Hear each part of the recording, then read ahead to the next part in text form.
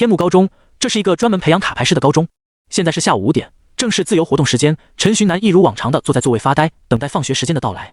这时，他的同桌向阳从门外跑进来，对他说：“陈寻南，听说隔壁2班的王东开出了一张 C 级卡牌，他现在正在显摆呢，咱们要不要一起去看看 ？”C 级卡牌，陈寻南心中一惊，当即决定跟着向阳一起去凑凑热闹。不只是陈寻南，班里的其他同学在听清向阳所说的内容后，纷纷露出震惊的表情，随后一起起身前往隔壁2班凑热闹。不过在走去隔壁2班的路上，班里的同学宁愿挤在一起走，也不愿意靠近陈寻南。好在陈寻南对此毫不在意。一群人来到2班教室，教室里面已经围满了人，他们连教室都进不去。无奈之下，1班的众人只好站在窗户边看着教室里发生的事情。教室里，那个叫王东的幸运儿站在课桌上，手里高举着一张绿色的卡牌，嘴里在大声地说着什么，脸上满是得意。看着那张绿色的卡牌，陈寻南陷入了沉思。卡牌的等级大致可以分为 D、C、B、A、S、SR、SSR 这7个等级， D 当然是最低级别的，而 SSR 是最高级别。想要获取卡牌，只能靠抽卡。有抽卡资质的人，在每天凌晨12点的时候，都会受到大道法则的眷顾。受到眷顾后，他们的脑海里会形成一张封印卡牌，而抽卡就是将封印卡牌具现化到现实中的一个过程。抽到什么等级、什么类型的卡全靠运气。像是王东的 C 级卡牌，在学校里好几个月才能有人抽出来一张。陈寻南目前高3，在天幕高中就读3年了，在他的印象里，这3年期间抽到 C 级卡牌的人数不超过20个，在网上的 B 级就更不用说了。就在所有人都围观着王东以及王东手里的卡牌的时候，2班的一个人突然发现了站在窗边的陈寻南，他讥笑地看了陈寻南一眼，随后故意大声地叫喊道：“哟，这不是隔壁1班鼎鼎大名的陈寻南吗？怎么，你也来膜拜王东哥的 C 级卡呀？你今天抽到什么强力的卡了呀？说出来让小弟我开开眼呀！”这个人阴阳怪气地说着，面带着嘲讽地看着陈寻南。他的话也让所有人注意到了站在窗边的陈寻南。本来就离陈寻南有些距离的1班众人，在听到教室里那人的嘲讽后，纷纷后退，一脸嫌弃地看着他。陈寻南对此责倒是丝毫没放在心上，他淡淡的回答和往常一样：“D 级能量卡。”陈寻南的回答让前来围观 C 级卡的众人哄堂大笑，连和陈寻南一个班的同学们也都笑得前仰后合。不愧是废物陈寻南，你果然没让我们失望。D 级能量卡之王果然名不虚传。从进入学校到现在快3年了，每天抽到的都是最低等级、最廉价的 D 级能量卡，就这样还想当卡牌师？赶紧回家卖能量卡去吧你！我们天幕高中怎么会收这么一个废物？光是看着他，我都觉得晦气。呸！众人开始肆无忌惮地嘲讽陈寻南，各种污言秽语在陈寻南的耳边飘荡。在他们眼里，陈寻南就是个废物，入学2年多一直没抽到好卡。没抽到好卡就算了，他天天抽能量卡，有那么多能量卡供他修行，他竟然连 C 级卡牌师的门槛都没摸到。抽卡不行，修炼不行，这不是废物是什么？让他留在学校里，也只是给学校徒增污名罢了。陈寻南握了握拳，什么都没有说。从刚入学到现在高3，他几乎每天都会受到这样的嘲讽。陈寻南早就习惯了，虽说是习惯了，但是这并不代表着他不难受，他只是将这一切暗暗记在了心里。你们等着吧，今天过后，我陈寻南要狠狠地把你们的臭脸抽烂。寻南，咱们不用管他们，不就运气好点吗？咱们也能抽出好卡的。这时候，站在陈寻南旁边的同桌向阳开口安慰着陈寻南，同时拉着陈寻南走回教室。看到陈寻南离开，走廊里的人纷纷躲闪到两边，一脸嫌弃的给陈寻南让出道来，生怕自己沾上了陈寻南的霉气。待陈寻南走远后，走廊上又传来了震耳欲聋的讥笑声。回到教室，班里所剩无几的同学们也面带讥讽的看着陈寻南，若不是班长顾又晴现在就在教室里，他们早就出言嘲讽了。回到座位后，陈寻南查看着自己的识海，999张封印卡牌正安安静静的漂浮在他的识海里。所有人都觉得他是废物，但是陈寻南自己知道自己不是废物，识海里面那999张封印卡牌就是最好的证明。他高中近3年的时间，每天抽到的真的就是最低级的地级能量卡。不，事情的真相是在高中近3年的时间里，他一张卡都没有抽。在一次机缘巧合之下，陈寻南发现自己和别人不太一样，别人的识海里只能存在一张封印卡牌，而他识海中的封印卡牌可以无限制储存，并且在存够10连、100连，甚至是1000连的时候就会有保底。只要等到了今天晚上12点，等到大道法则降下，他就能攒够1000张封印卡牌，届时他就能抽一波大的了。嘲笑我吧，尽情的嘲笑我吧，过了今天你们就再也没有嘲笑我的机会了。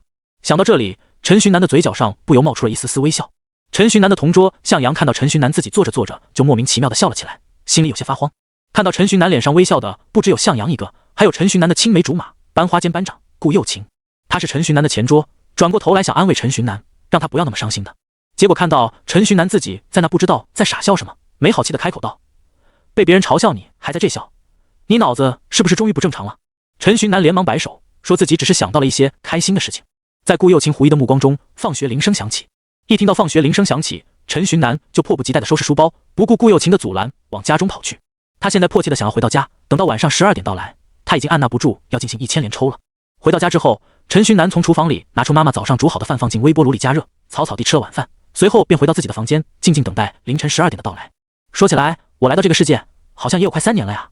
陈寻南坐在床上喃喃自语，陷入了回忆之中。这个世界是有着卡牌这种非凡力量的世界，在这个世界里，卡牌的力量是无所不能的，前提是能抽到厉害的卡。据说100个人里只有1个人有着抽卡资质，而他就是那1%的有抽卡资质的人。陈寻南本是地球上一个普普通通的高中生，那天晚上他一如往常地早早就进入了梦乡，结果第二天醒来时，他就稀里糊涂地穿越到了这个世界。巧的是，他穿越到这个世界的那一天，刚好是天幕城举办觉醒仪式的日子。有点搞不清楚状况的他，被自己的矿工父母拉着来到了会场，稀里糊涂的成功吸收了工作人员递过来的一张地级能量卡，稀里糊涂的成为了一名入门卡牌师。想到这里，陈寻南哑然失笑，自己在前世虽然是飞球，玩各种游戏抽卡都不出货，但是在这个世界里运气似乎挺好的，不明情况的成为了这个世界最有前途的一批人，不明情况的得到了无限攒卡的金手指。虽然攒卡的过程很艰辛，但是只要到了凌晨12点，这999天以来吃过的苦就都能过去了。陈寻南手里握着自己唯一的一张 C 级卡，念念有词。虽然说旋不改飞，但是人嘛，梦想总是要有的，对不对？这张卡是他父亲花光了家里的所有积蓄给他买来的。修炼卡，这是这张卡的名字。这张卡的功效也很简单，就和卡牌名字一样，是用来修炼的功法类卡牌。只要用了这张卡，使用者就能慢慢修炼到 C 级卡牌师的境界，因此这也是这张卡卖这么贵的原因。陈寻南一直舍不得用这张卡，他坚信自己可以抽到更好的修炼卡，所以他一直将这张卡留到了现在。时间一点一滴的流逝，陈寻南盯着墙上的时钟，他总觉得今天的时间似乎过得特别慢。在陈寻南燃完第5支香，进行了第 N 次祈祷后，终于12点到了。指针一到12点，陈寻南便感觉到了自己的识海里多出了一张封印卡牌。他盘膝而坐，静下心来内视识海。在识海的正中间，有一张带着问号的褐色卡牌漂浮在半空中。这一张褐色卡牌与识海里的其他999张褐色卡牌遥相呼应，闪闪发光。这是陈寻南等了足足1000天的第1000张卡牌。第1000张卡牌降临，这1000张卡牌互相连接，遥相辉映，陈寻南的整个识海里都充斥着褐色的光芒。陈寻南强行按捺住自己激动的内心，喃喃自语道：10连抽保底1张 B 卡，100连抽保底1张 A 卡，1000连抽保底1张 S 卡。那我光是保底就能有90张 B 卡，9张 A 卡和1张 S 卡。这波就算我飞到了极点，脸黑成非洲酋长，我都能直接起飞。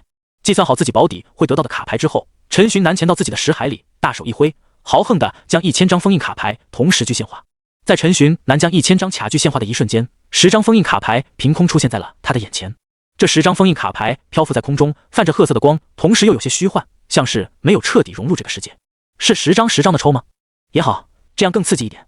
陈寻南嘿嘿一笑，心里默唱着好运来，伸出自己因为激动而显得微微颤抖的右手，抓住其中一张封印卡片，用力一抽。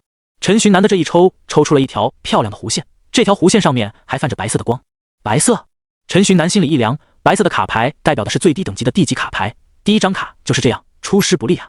陈寻南将这张地级卡拿到自己的眼前，这张卡整体是白色的，中间有着一个蓝色的水晶球，卡牌的上方写着这一张卡牌的名字：能量卡。地级能量卡，这张卡在地级卡牌之中也是最低等级的卡，这张卡蕴含了一个能量点，而地级卡牌的使用条件也正好是一个能量点。这张卡除了用来修炼和给一些诸如手机、空调之外的设备提供能量之外，没有任何用处。在一些卡牌商店里，只需要花上340块左右就能买来一张地级能量卡。虽然第1张卡是这种垃圾卡，但是我慌吗？我完全不慌的好吗？有保底在，我陈寻南完全不知道慌这个字该怎么写。陈寻南安慰着自己，随后将目光看向剩余的9张封印卡牌。抽卡，抽卡，抽卡，白色，白色，白色，连着3次抽卡，3次白色，3张地级能量卡。陈寻南的心态发生了一些变化，想想自己在学校天天骗别人说自己每天抽到的都是能量卡，这波是言出法随了。之后，陈寻南的手轻轻点过眼前6张封印卡牌中的5张牌，除了必定是 B 级卡的保底卡牌之外，陈寻南算是把第1发10连的卡都抽出来了。那5张被陈寻南轻点过的卡在空中高速旋转几圈后，化为了实体卡片，落在了陈寻南的手上。在这5张卡在空中旋转的时候，陈寻南就看到了这5张卡全是白卡。5张白卡里边有3张能量卡，2张小火球。小火球是消耗攻击类卡牌，指定一个目标使用这张卡，这张卡便会产生一个小火球攻击目标，卡牌一使用就会消失。将手里的5张卡放在桌上，陈寻南看着那被他摆得整整齐齐的9张白卡，心里的期待更加强烈了起来。我都飞了9次了，最后1张保底给我1张极品 B 级卡不过分吧？某个不愿意透露姓名的法老王曾经说过，真正的决斗者是连抽卡都能决定的。看我的，注定一抽卡。陈寻南像是某部打牌动画里的主角一般，用极为夸张的姿势将这最后1张保底卡牌从虚幻中抽取出来。这张卡牌一被抽出，便通体冒着刺目的蓝光，不过这象征着 B 级卡牌的蓝光并没有给陈寻南带来兴奋，反倒是让他更加难受了。B 级卡牌能量卡，这一张卡依然是能量卡，是一张蕴含了1000个能量点的能量卡，所以就算是保底也救不了飞球吗？我今天就跟能量卡过不去了是吧？陈寻南整个人都麻了，10连抽卡8张都是能量卡，其中就连保底的 B 级卡都是能量卡，这要是说出去，不只是全校，全世界的人都得笑死他。在抽完那10张封印卡牌之后，又有10张封印卡牌浮现在陈寻南的身前。你有种再给保底出能量卡！陈寻南一声怒吼，一下子将眼前的10张封印卡牌都给抽出。哇，蓝色稀有，10张卡里有2张卡都泛着蓝色的光，双蛋黄，好运来了！看到这一幕的陈寻南心头一震，心中想着不能断了运势，新抽出来的10张卡他看都不看，埋头抽卡去了。半个小时后，陈寻南疲惫地坐在床边，揉了揉自己酸涩的右手，随后他朝床上看去，床上此刻早就摆满了卡片，那是他花了整整半个小时抽出来的1000张卡片。砰砰砰砰，安静的房间里此刻充斥着陈寻南的心跳声。比起先前，现如今所有卡牌都抽出来了，一切已经尘埃落定，但是陈寻南却更加紧张与兴奋了。他站在床边，一张一张地查看卡牌，然后按照等级将卡牌分类。白色的 D 级卡牌小火球，绿色的 C 级卡牌闪电光束，瞬间召唤出一道光束状的闪电攻击目标。蓝色的 B 级卡牌空间收纳，可以无限次使用的特殊卡牌，使用后会产生一个特殊的异空间，其中有着10平米的大空间，除了活物之外可以储存任何物品。紫色的 A 级卡牌雨势令，使用者如同雨势清零，在能量点未消耗完前将持续拥有航云不语的能力。金色的 S 级卡牌雷云，选择一个目标，在目标头上制造出一片雷云，雷云存在时间1分钟，雷云存在期间目标会一直受到天雷的攻击，雷云持续期间目标无法摆脱雷云。除了这些卡片之外，还有不少强力的稀奇古怪的卡牌。将卡牌按照等级分好类后，陈寻南拿出5张空间收纳，将所有卡牌按照等级给装了进去。整理完所有的卡牌时，天已经开始蒙蒙亮了，不过就算此刻还是半夜，陈寻南也会因为激动而无法入眠。999张卡牌，其中 D 级卡有462张， C 级卡牌有281张， B 级卡牌有160张， A 级卡牌有69张， S 级卡牌更是有高达27张。实际抽到的卡片比保底要高出很多，陈寻南气大爆发。有了这些卡牌，如今的陈寻南绝对是整个天幕城最有潜力、最富有的存在。清点前面那999张卡牌时，陈寻南一度差点激动到背过气去，不过好在他意志坚定，挺了过来。当然，这些都不是最重要的，最重要的是剩下的这一张未清点的卡。这张卡和其他卡一样，都是背面朝上放在床上，但是这张卡背面有着许多裂纹，看起来像是镜子开裂一般。陈寻南从未见过，也从未听说过这样式的卡牌，不会是抽卡过程中太激动给抽坏了吧？如果真是，那算不算是世界上独一无二的卡牌？卖给那些卡片收藏家们，应该能赚到不少钱。抱着忐忑又松的心，陈寻南轻轻地翻开了眼前的这张卡。这张卡一经翻开，耀眼的红光瞬间填满了整个房间。红色 S2 级传奇卡牌的标志，在红色的光芒冒出来的一瞬间，陈寻南突然间失去了思考能力。如今全世界有记录在案的 S2 级卡牌只有不到20张，自己竟然抽到了1张。这张卡牌只要加以利用。陈寻南喘着粗气将卡牌藏好，随后去到床边，确保自己的窗帘全部拉上，外界无法看到自己之后，才回到床上将那张 S2 级卡牌给拿出来。看到 S2 级卡牌详细介绍的第1秒，陈寻南忍不住惊呼出声：世界之书破损！世界之书是世界意志的化身，原本是 SSR 等级的神话中的卡牌，但是由于某种不知名的原因发生了破损，等级降为 S2 级。由于这是 S2 级别的修炼卡牌，使用这张卡牌修炼就可以修炼到 S2 级卡牌师。特殊被动效果：一世界之书记载着世界上所有的知识，使用者从中获取经验，修炼速度提升 50%。二世界之书是世界意志的产物，使用者受到世界的祝福，获得 20% 的全属性抗性。三世界之书是世界意志的产物，使用者受到世界的青睐，所有卡牌的威力增加 20%。唯一特殊主动效果：献祭。世界之书是所有卡牌的集合体，书中记载着存在于世的所有卡牌，因此使用者可以通过消耗自身所有能量点，献祭10张自己可以使用的同阶级同属性的卡牌，以此获得1张比献祭卡牌高1阶级的卡牌使用权。这个特殊效果有冷却时间。WC， 这是什么东西？陈寻南的内心受到了极大的震撼。这一张 S2 卡是最珍贵的修炼卡也就算了，效果竟然还这么变态，都这么变态了，竟然还是破损状态。除了 WC 之外，陈寻南一时之间无法形容自己此刻的心情。捏着这张卡的陈寻南越看越激动，越想心跳越快，加上之前整理卡牌带来的刺激，他终于是撑不住晕了过去。在陈寻南晕过去之后，他手里的卡牌慢慢消失，化为了红色的光点涌向陈寻南的脑海。修炼卡世界之书破损使用成功。第二天一大早被闹钟叫醒的陈寻南急急忙忙赶去学校，因为踩点进教室还被老师骂了一顿。不过陈寻南心情极好，因此老师的教训并没能让他感觉到难受。来到座位坐好，陈寻南开始盘算着自己今后的计划以及对于一众卡牌的安排。首先是已经被吸收了的 S2 级卡牌，因为是修炼卡牌，一经吸收就会化为光点与使用者绑定，因此可以不用顾虑，专心修行。其次是剩余的999张卡牌，这些卡牌中 SA 级是绝对不能暴露出来的。匹夫无罪，怀璧其罪。要是让别人知道自己有这么多 S 卡和 A 卡，那保不准哪一天就死在某个角落了。C 和 D 级卡牌暴露多一点也没事，不过也不能一下子太多，不然无法解释卡的来源。至于 B 级卡牌，回头挑几张强力的拿出来用就行，其余的还是和 S 以及 A 级卡一起先藏着吧。不过说起来，那个修炼卡牌真强啊，不愧是 S2 级的卡牌，而且世界之书这个名字逼格好高，之后要好好修炼了。陈寻南过于沉浸在自己的世界里，因此最后一句话他是小声念出来的。坐他周围的同学听到他这一句话，扑哧一声就笑了出来。陈寻南，你刚刚说什么？要好好修行？你个天天抽能量卡的废物还用修行吗？你境界高了也没卡给你用啊！这一句话引爆了整个教室。安静的校园里，3年一般的笑声传遍了整个学校。钟俊，你不说话，没人当你是哑巴。同桌向阳气愤地站起来，看着钟俊，大声骂道：“陈寻南跟你无冤无仇，你至于吗？从高一开始一直针对他，咱们可是同班同学。”这时，坐陈寻南前面的顾又晴也一拍桌子，站起来，伸来大声斥责。全校实力排名前10的班长顾又晴在班里还是很有话语权的。顾又晴一发话，教室里顿时安静了下来。一开始挑刺的钟俊也讪讪地坐下。等到一切都解决完毕后，坐在讲台上打瞌睡的老师才微微睁开眼睛，示意大家继续自习。经过这一段小插曲之后，一整个上午都显得异常平静。午休时间，陈寻南独自一人来到了学校的阳台上。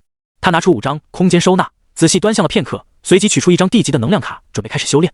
修炼前，他内视了自身识海，看着在识海中孤零零的7个能量点，脸上不由露出了苦笑。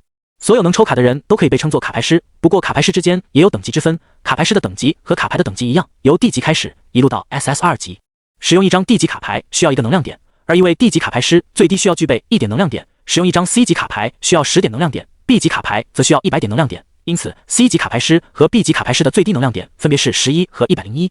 同理 A 级卡需要消耗1000个能量点， A 级卡牌师的最低能量点便是1001，每一次都是10的倍数，以此类推。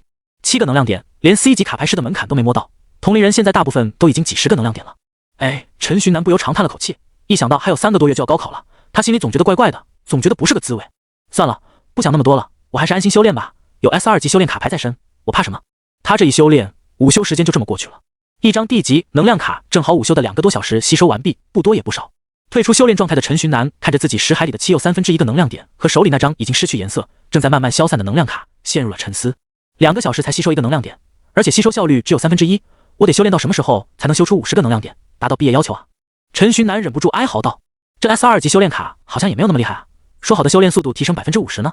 还好天台上现在只有陈寻南自己在，但凡是个人听到陈寻南的话，肯定都忍不住想要上去打他。大部分人的吸收1张能量卡都需要花费4个小时甚至更长时间，而且吸收效率只有1/10。说人话就是，别人想要增加1颗能量点，最少需要花费40个小时吸收10张 D 级能量卡才行，而他陈寻南只需要花4个小时吸收2张能量卡就可以了，这已经是比较快的速度了。实际上有很大一部分人的修炼速度都没有这个快，就这他还嫌慢，那其他人干脆别修炼了。这何止是提升了50%啊，这明明都提升好几倍了。身在福中不知福的陈寻南唉声叹气的来到天台栏杆边，看着操场。操场上，顾又晴一如往常的正在跳绳。每天午休结束，上课前的半个小时，他都要去操场跳绳，这已经是他每天的必修课程了。用他的话来说，跳绳可以在减肥维持身材的同时增加修炼速度。一开始，陈寻南还傻乎乎的跟着跳过一段时间，不过坚持不到1个星期，他就放弃了。他用事实证明了跳绳并不能增长修为。不过放弃归放弃，每天顾又晴跳绳的时候，他总是会远远的看着顾又晴。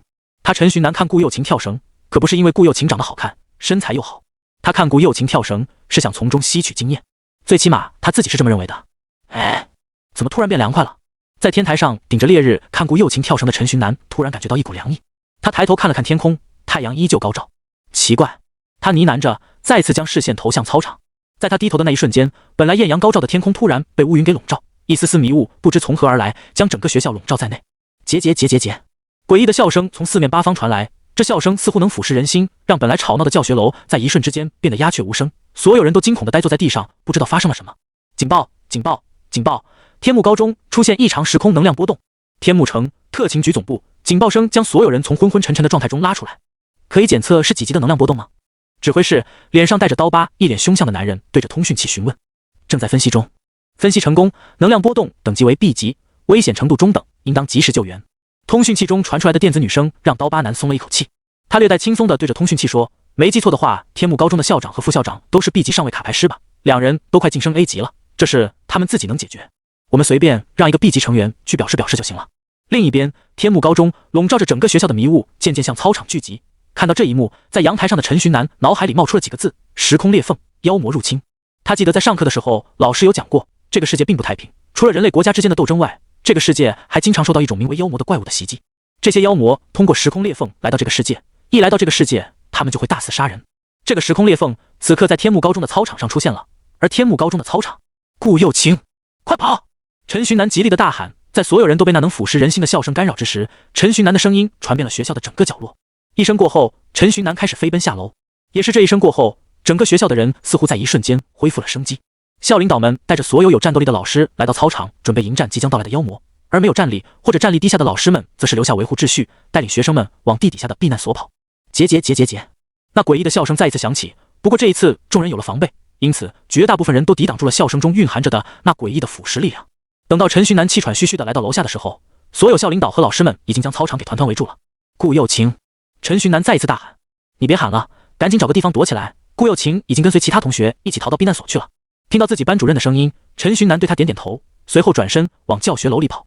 在陈寻南转身的那一刻，凝聚在一起的迷雾突然一震，随后一个类似黑洞的时空裂缝出现在操场的正中央。一只脚从时空裂缝中伸出来，这只脚一伸出来，整个天幕高中的迷雾都为之一震。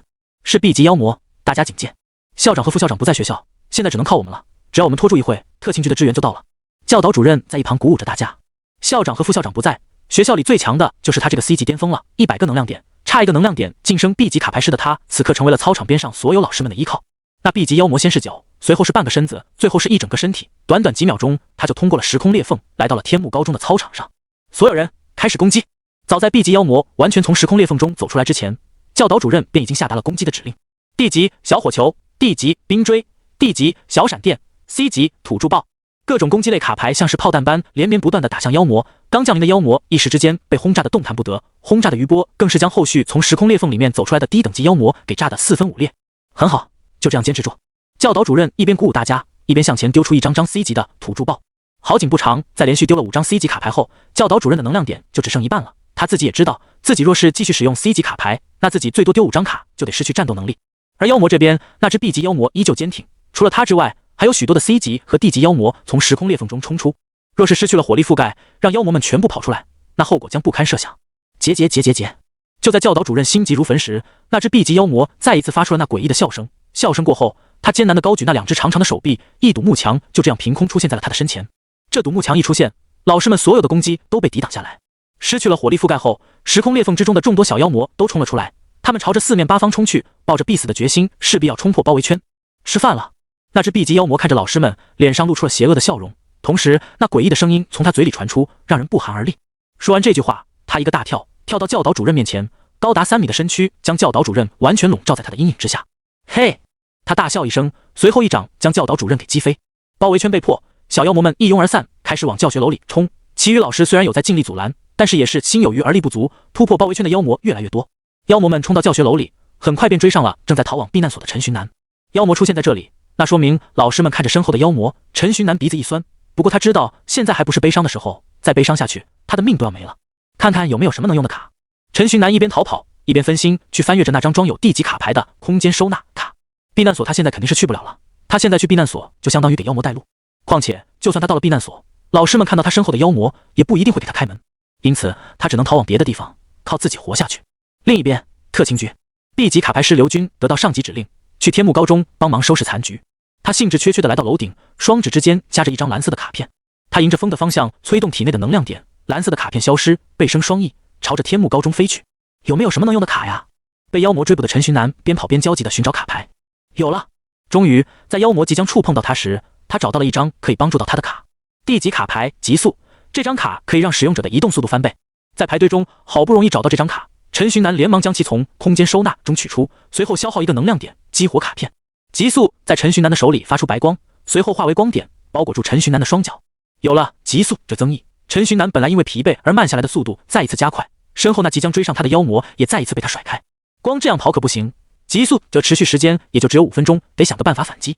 逃跑过程中，陈寻南思考着接下来的计划。他从空间收纳中找到了许多张地级的攻击卡牌，不过在他看到自己识海里仅剩的6又1/3个能量点时，微微感觉有点蛋疼。早知道之前就该用了买的那张 C 级修炼卡。陈寻南后悔的嘀咕一声，随后从空间收纳中拿出2张他刚发现的地级卡龟息和伪装。龟息这张卡片可以掩盖使用者的气息，让使用者不容易被发现，持续时间10分钟。伪装，这张卡可以让使用者进入伪装状态，让别人无法用肉眼看到使用者，持续时间10分钟。两张卡的效果刚好相辅相成，伪装让妖魔看不到他，归西让妖魔感应不到他，真绝了，不愧是我。陈寻南在心里夸赞了自己一番，然后趁着急速的效果还在，跑到教学楼楼顶上的一个角落处，使用了归西和伪装2张卡片。在陈寻南伪装完毕后，那些被他甩在身后的低级妖魔姗姗来迟，不过他们看到空荡荡的楼顶，一时之间有点摸不着头脑。没有精神探查能力的他们在楼顶搜查了几分钟，实在找不到陈寻南，无奈之下只好下楼去寻找其他猎物。在所有妖魔都离开楼顶后，陈寻南紧绷着的那颗心总算是放了下来。随后他立马解除伪装和归西状态，拿出奈良卡，盘膝而坐，回复能量点。操场上，全场最强的教导主任被 B 级妖魔一击打晕，剩下的老师们也先后步入教导主任的后尘。他们应该是这里最强的一批人类了，给我把他们捆起来，带回去再慢慢享用。那位 B 级妖魔在解决掉所有老师后，对着其余低等级妖魔下令，之后他自己走进教学楼，跟随其他低等级妖魔一起搜寻剩余的人群。避难所内，众人感觉着周围的妖魔气息，面沉如水。每一刻都有数只妖魔从避难所的门口走过。避难所虽然有隐匿行踪的阵法在，但是保不准阵法什么时候就会失效。大家请做好战斗准备，我们随时都有可能会被这群妖魔发现。站在避难所入口处观察着外界情况的老师低声向众人诉说着。B 级妖魔来到教学楼，里里外外搜查了好几圈，一直找不到人。他愤怒地开口：够了，不要再找了，给我轰，把这栋楼给轰掉。 B 级妖魔一声令下，所有低等级妖魔纷纷退出教学楼，随后一个个开始朝教学楼丢火球、水球、雷球，各种各样的攻击顷刻间淹没了教学楼。教学楼在无数的攻击下不堪重负，终于是倒塌了。在楼顶的陈寻南在教学楼倒塌的一瞬间就跑到了楼顶的蓄水池之中，同时激活了地级防护卡牌护盾，因此教学楼的倒塌只让他受了点震荡伤害。不过他也因此被埋在了一片废墟当中。好在蓄水池本身空间也不算小，所有他在废墟之中也可以自由活动，只不过一时之间肯定出不去就是了。找到你们了。另一边，因为教学楼的倒塌，避难所的隐匿阵法失去了效果， B 级妖魔也因此发现了藏于避难所之中的众人。在被 B 级妖魔发现的一瞬间，避难所内所有的老师还有大部分学生都冲了出来，激活自己手中的卡牌，向 B 级妖魔发起了攻击。成百上千位卡牌师同时发起攻击，天空顿时被炫目的七彩光芒所笼罩，轰鸣声成为了天幕高中里的主旋律。轰鸣声过后，是许多低级妖魔的惨叫声。那么多人的同时攻击，再加上是突然间的偷袭，许多低级妖魔在没反应过来时便失去了性命，就连 B 级妖魔都受了不少的伤。你们惹怒我了！ B 级妖魔吃痛的大喊。在众人的第二波攻击到来之前，一个箭步冲到人群之中，靠着强横的肉身横冲直撞。 B 级妖魔的攻势让冲散了众人的阵型，再加上这一次不再是偷袭，妖魔们有了准备，众人很快便败下阵来。全部给我活捉，之后将他们全部血祭。 B 级妖魔在冲阵的时候不忘对自己的手下说着。在有 B 级妖魔强力的攻击下，天幕高中的众人很快便溃不成军，开始陆续有学生被妖魔打晕抓走，胆小一点的学生更是直接放弃了抵抗，开始如同无头苍蝇般在废墟里乱跑。陈寻南、顾又晴一边抵抗着妖魔，一边寻找着自己的青梅竹马陈寻南。顾又晴的叫声非但没有得到陈寻南的回应，还让许多妖魔注意到了他。4只地级妖魔将他围成一个圈，随后一起向他发起攻势。顾又晴冷笑一声，从卡包中抽出4张卡，4道雷光瞬间轰出，围着他的地级妖魔在一瞬之间化为了飞灰。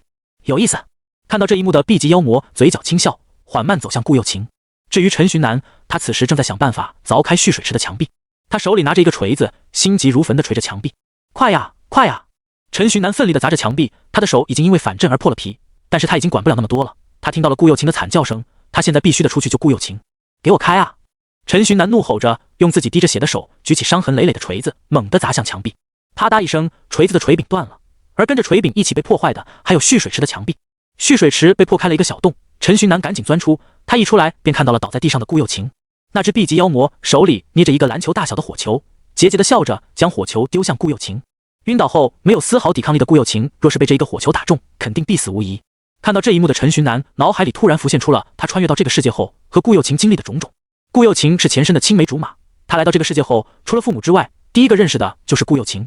在所有都排斥他的时候，是顾又晴在陪着他。在所有人都嘲讽他的时候，是顾又晴帮他说话，让所有人闭嘴。每一次放学回家路上的陪伴，与每一次难过时暖心的问候，顾又晴的好在陈寻南的脑海里高速划过，犹如有天人感应一般。陈寻南看也不看，直接从收纳空间中拿出一张卡牌，随后催动体内的能量点，激活卡牌。卡牌被激活后，一个盾牌屹立在顾又晴的面前。地级卡牌守护，火球最终砸在了护盾之上。虽然护盾最终也逃不过被击碎的命运，但是最起码护盾给陈寻南争取到了一点时间。护盾破碎，破碎的护盾后面，陈寻南的站在顾又晴的前面，打算用肉身硬抗这个火球。魏巍，就算你救人心切，也别拿自己的性命开玩笑啊！这时，一个声音从陈寻南背后传来，那是他的同桌向阳的声音。向阳拿出一张绿色的卡片，激活，随后轻轻丢到陈寻南的脚下。这张卡片在落地的刹那，猛地形成一股强力的飓风，飓风将陈寻南和顾又晴给吹开，借此躲过了火球的攻击。这是 C 级卡牌大风波。向阳的走到狼狈的陈寻南身边，骄傲地说着。陈寻南看着向阳，一股暖流流向他的心田。学校里除了顾又晴之外，他就只有向阳这一个好朋友了。感谢的话就别多说了，抱着顾又晴，我们准备跑吧。我的能量点已经消耗光了。向阳的话硬生生将陈寻南心里的暖流给止住。他抱起一旁的顾又晴，当场就开始了100米冲刺。B 级妖魔站在不远处看着三人，冷笑一声。又一个火球从他的手里凝聚，他将这个火球丢出。那一个火球在飞行途中突然分裂，化为了数十个火球，将陈寻南三人的所有逃跑路线都给封住。眼看着火球越来越近，陈寻南和向阳却没有任何抵抗的方法。陈寻南疯狂地在空间收纳中寻找能用的卡，但是时间已经不允许他再找了，火球已经来到他们的眼前了。英雄登场！一个充满磁性的声音从陈寻南三人的背后响起，随后陈寻南和向阳只看到一抹强光，强光过后，漫天火球都消失得无影无踪，取而代之的是一个穿着风衣的瘦弱男子站在他们的面前。司令的情报有误啊，还以为真就只是过来摸鱼的呢，真是麻烦。男人环视周围，无奈地叹了口气。他转过头来，冲着陈寻南和向阳笑着说道：“好了，你们已经安全了，接下来就好好看着我的表演吧。”说完，男人揉了揉手，从风衣的兜里拿出了一个奇奇怪怪的仪器，挂在腰上，随后朝着 B 级妖魔走去。B 级妖魔看见这个突然出现的男人，如临大敌，他叫来众多低级妖魔，将这个男人里3层外3层的团团围住。人多可没用，男人笑道，随后从卡包里摸出一张卡牌，塞进他腰间那个奇怪的仪器里。卡牌一插入仪器，仪器中便射出许许多多光线，那些光线在触碰到低等级妖魔时，纷纷爆发出刺眼的强光，强光过后，只剩下一地烧焦的痕迹。人类，虽然你有一点实力，但是你最好别来碍事。B 级妖魔低声警告着那个男人，但是男人对他的警告视若无睹。这是你自找的。B 级妖魔怒吼着向男人发起了攻击。男人一个侧身躲过 B 级妖魔的拳击，然后随手从卡包里抽出一张卡，一连串的冰柱就这样从地面冒出，刺穿 B 级妖魔的双脚。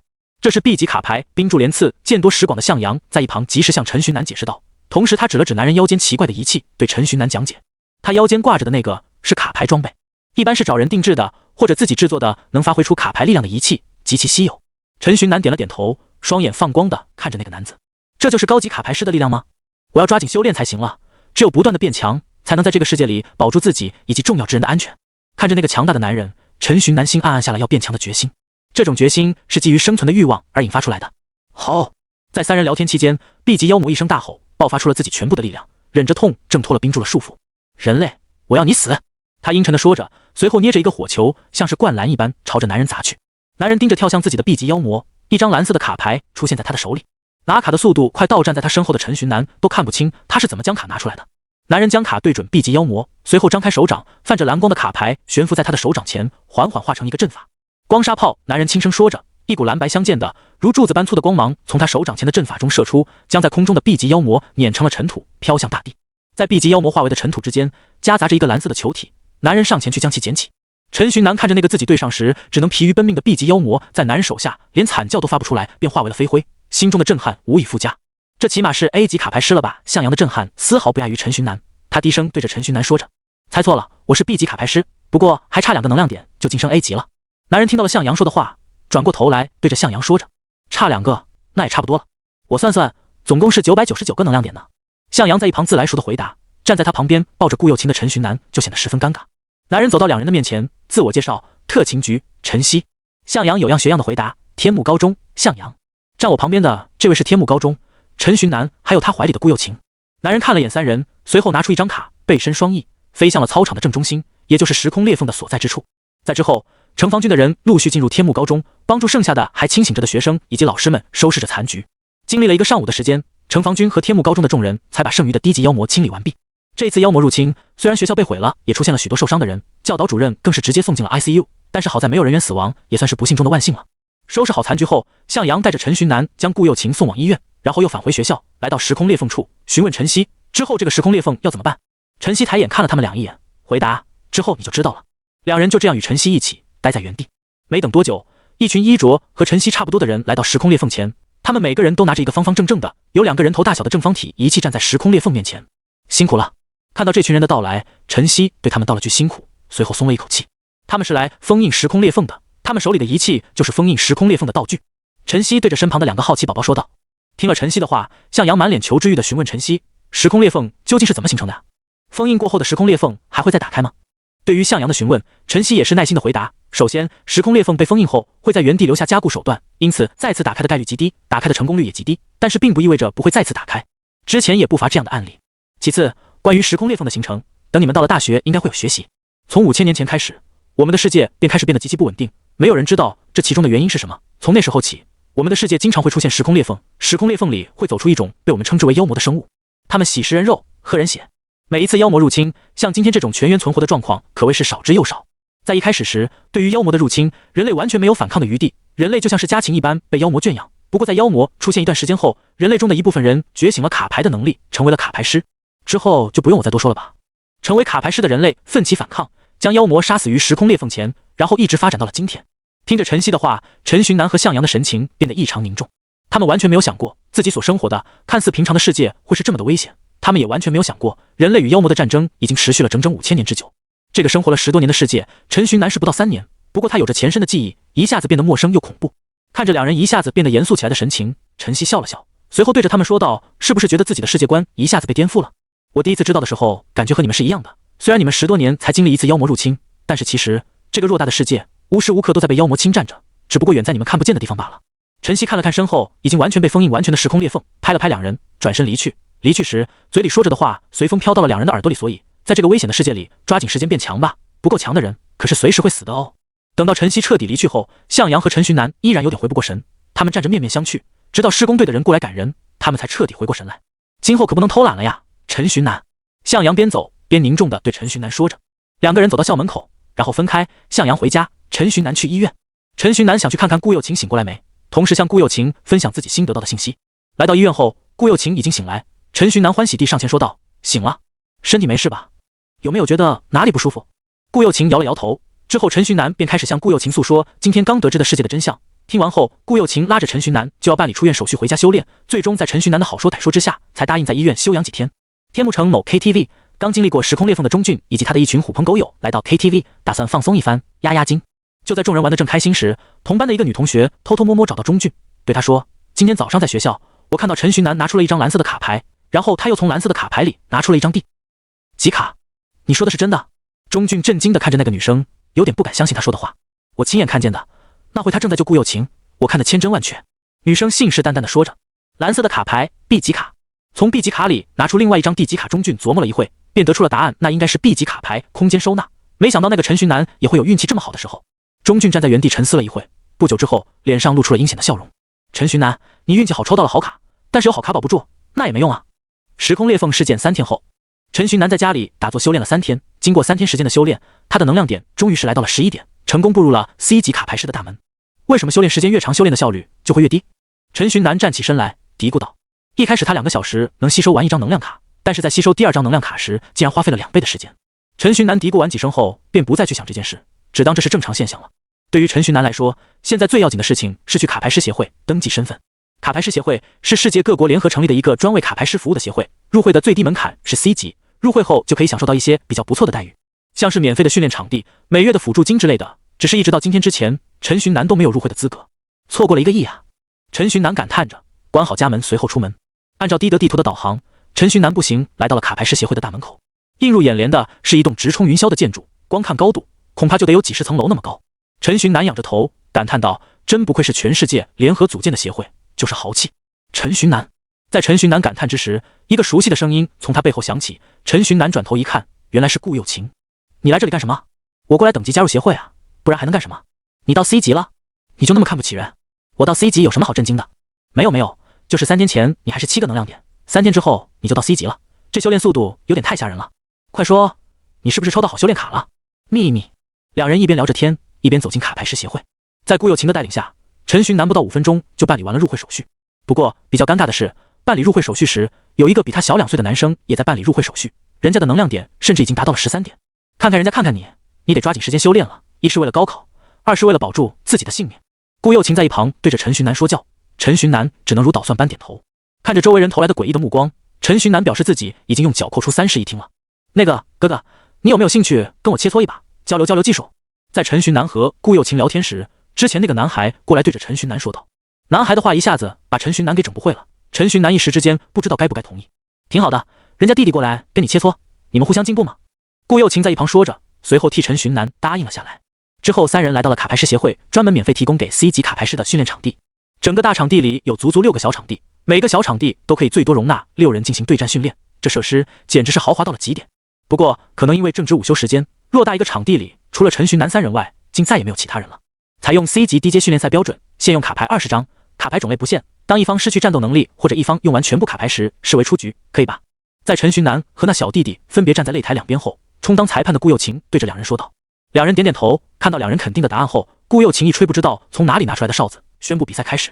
顾又晴一宣布比赛开始，陈寻南便从空间收纳中拿出护盾，龟缩起来，先观察对面战术，之后再随机应变。看着自己牌库里的几百张卡，陈寻南自信心空前的爆棚。哥哥，一昧的防守可赢不了比赛哦。小男孩说着，从卡包里掏出一张小闪电，小闪电一经激活，便化为了一道电光，朝陈寻南劈去。电光没能在护盾上留下一丝痕迹，这让小男孩有点诧异。照理来说，护盾应该承受不住一发小闪电才对。哥哥，看来你的修炼卡很强力嘛。小男孩说着，随后再次抽出2张卡，分别是大风和小火球。火箭风是2张D级卡牌的组合，爆发出来的威力足以媲美 C 级卡牌大火球。看着小男孩的操作，顾又晴在一边直点头。而陈寻南当然也不会就呆呆站着挨打，他几个翻滚躲开男孩的攻击，随后使用一张空气弹朝着男孩打去。空气弹，这正好是我的强项呢。男孩看到陈寻南的攻击，不躲反笑，自己也是一张同样的卡牌打了过去。2个空气弹以极快的速度在空中相撞，在相遇的一瞬间，小男孩的空气弹就被击碎，小男孩随之也被击中。不过空气弹的威力经过消磨，也所剩无几，因此没对小男孩造成多大伤害。看来你的修炼卡真的非常强力，不然没理由用同样的卡我会输给你。我有点嫉妒你了，哥哥。男孩说着，抽出充能卡给自己充能，将自己的能量点恢复到满状态。陈寻南笑了笑，没有反驳，正要趁男孩恢复状态时搞偷袭的他，突然看见男孩一下子丢出了4张卡牌。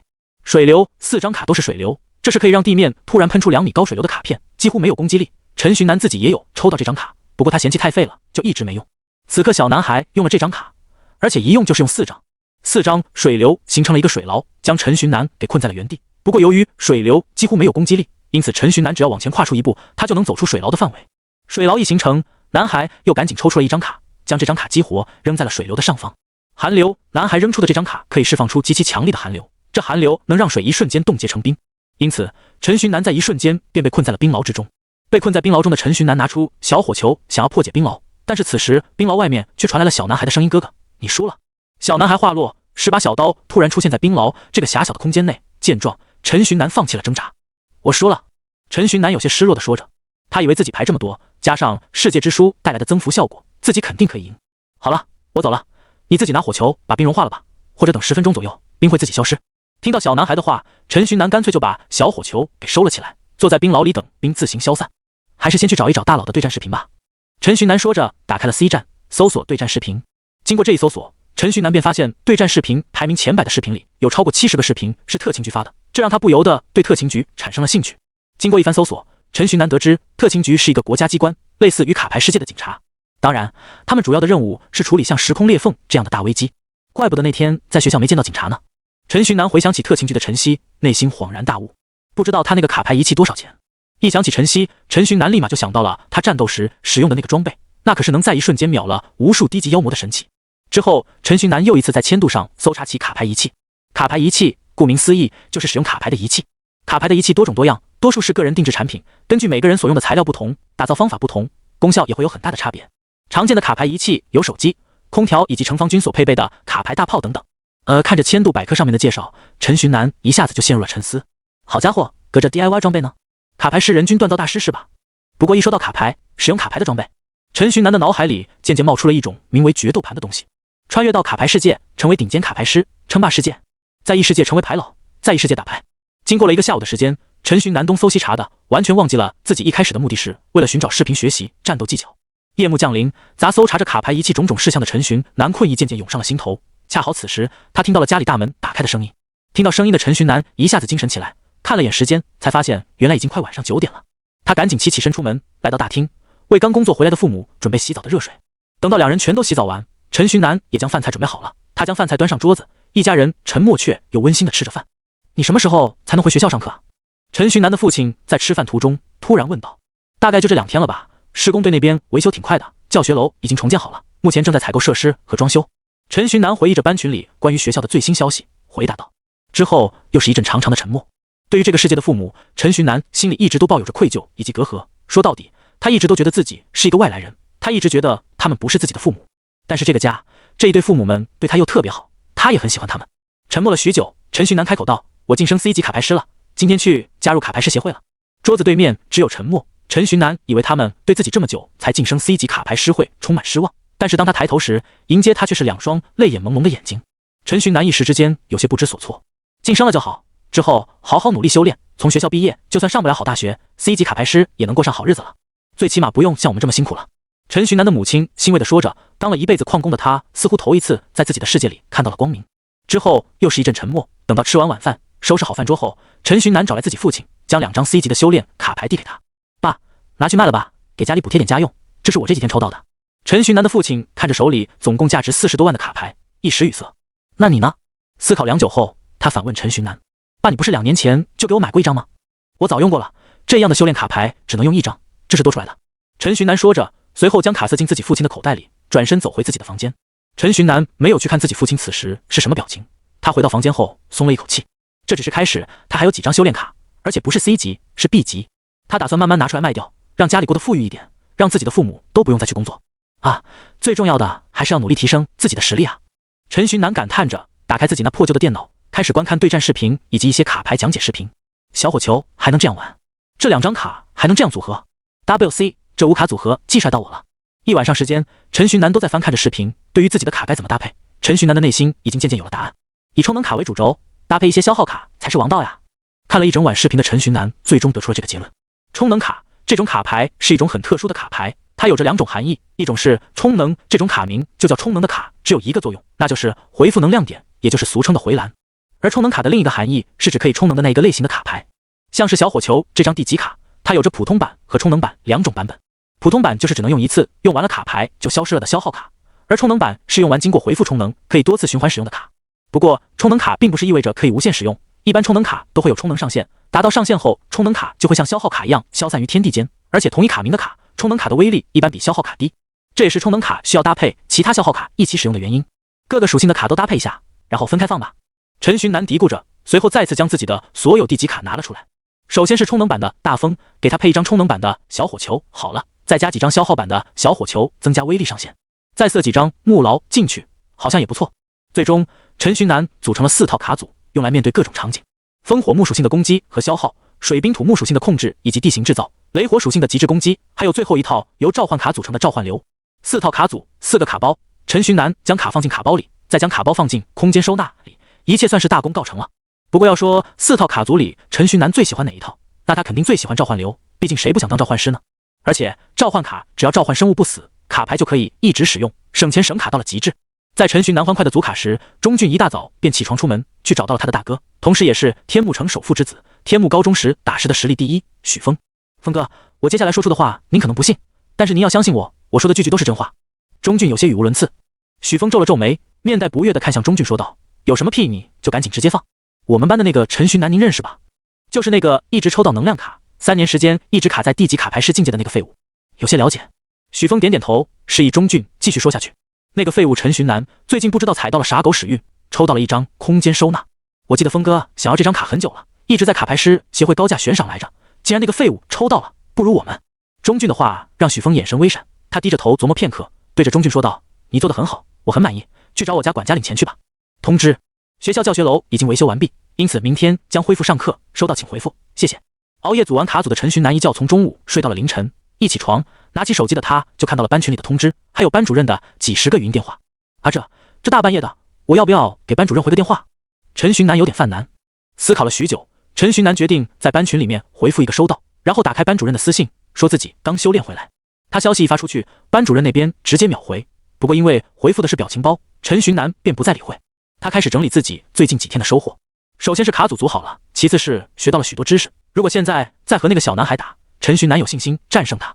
当然还有最重要的一点，那就是识海里的封印卡牌又存了4张了。陈寻南打算之后10连一抽或者100连一抽，1000连一抽太久了，他可没有那么多的1000天等着卡牌生成，什么也不干。这个点也睡不着了，还是修炼去吧，定个闹钟，直接修炼到明天早上得了。做好决定之后，陈寻南当场盘膝而坐，进入了修炼状态。早上闹钟声响起，陈寻南从修炼状态中退出，他看着识海里那11个半能量点，心里越发无语。这修炼速度真的是越来越慢了。简单吃了个早餐之后，陈寻南来到了教室。来到教室时，陈寻南发觉钟俊看他的眼神有点奇怪。陈寻南只当他是又抽风了。不过在他刚坐下，屁股都没坐热，门口便来了一个人，扬言要找他。同学你好，请问你找我有什么事情吗？我们应该不认识吧？陈寻南坐在座位上，疑惑地高声问道。那人看到陈寻南没有要出来的意思，只能大声喊道：我们峰哥之前看到你似乎有一张空间收纳，想要从你手里收购这张卡，你开个价吧。听了门口那人的话，陈寻南恍然大悟，原来是来收卡的。看来时空裂缝一战我拿出空间收纳，被不少人看见了呀。看见也好，免得以后麻烦。陈寻南暗自嘀咕。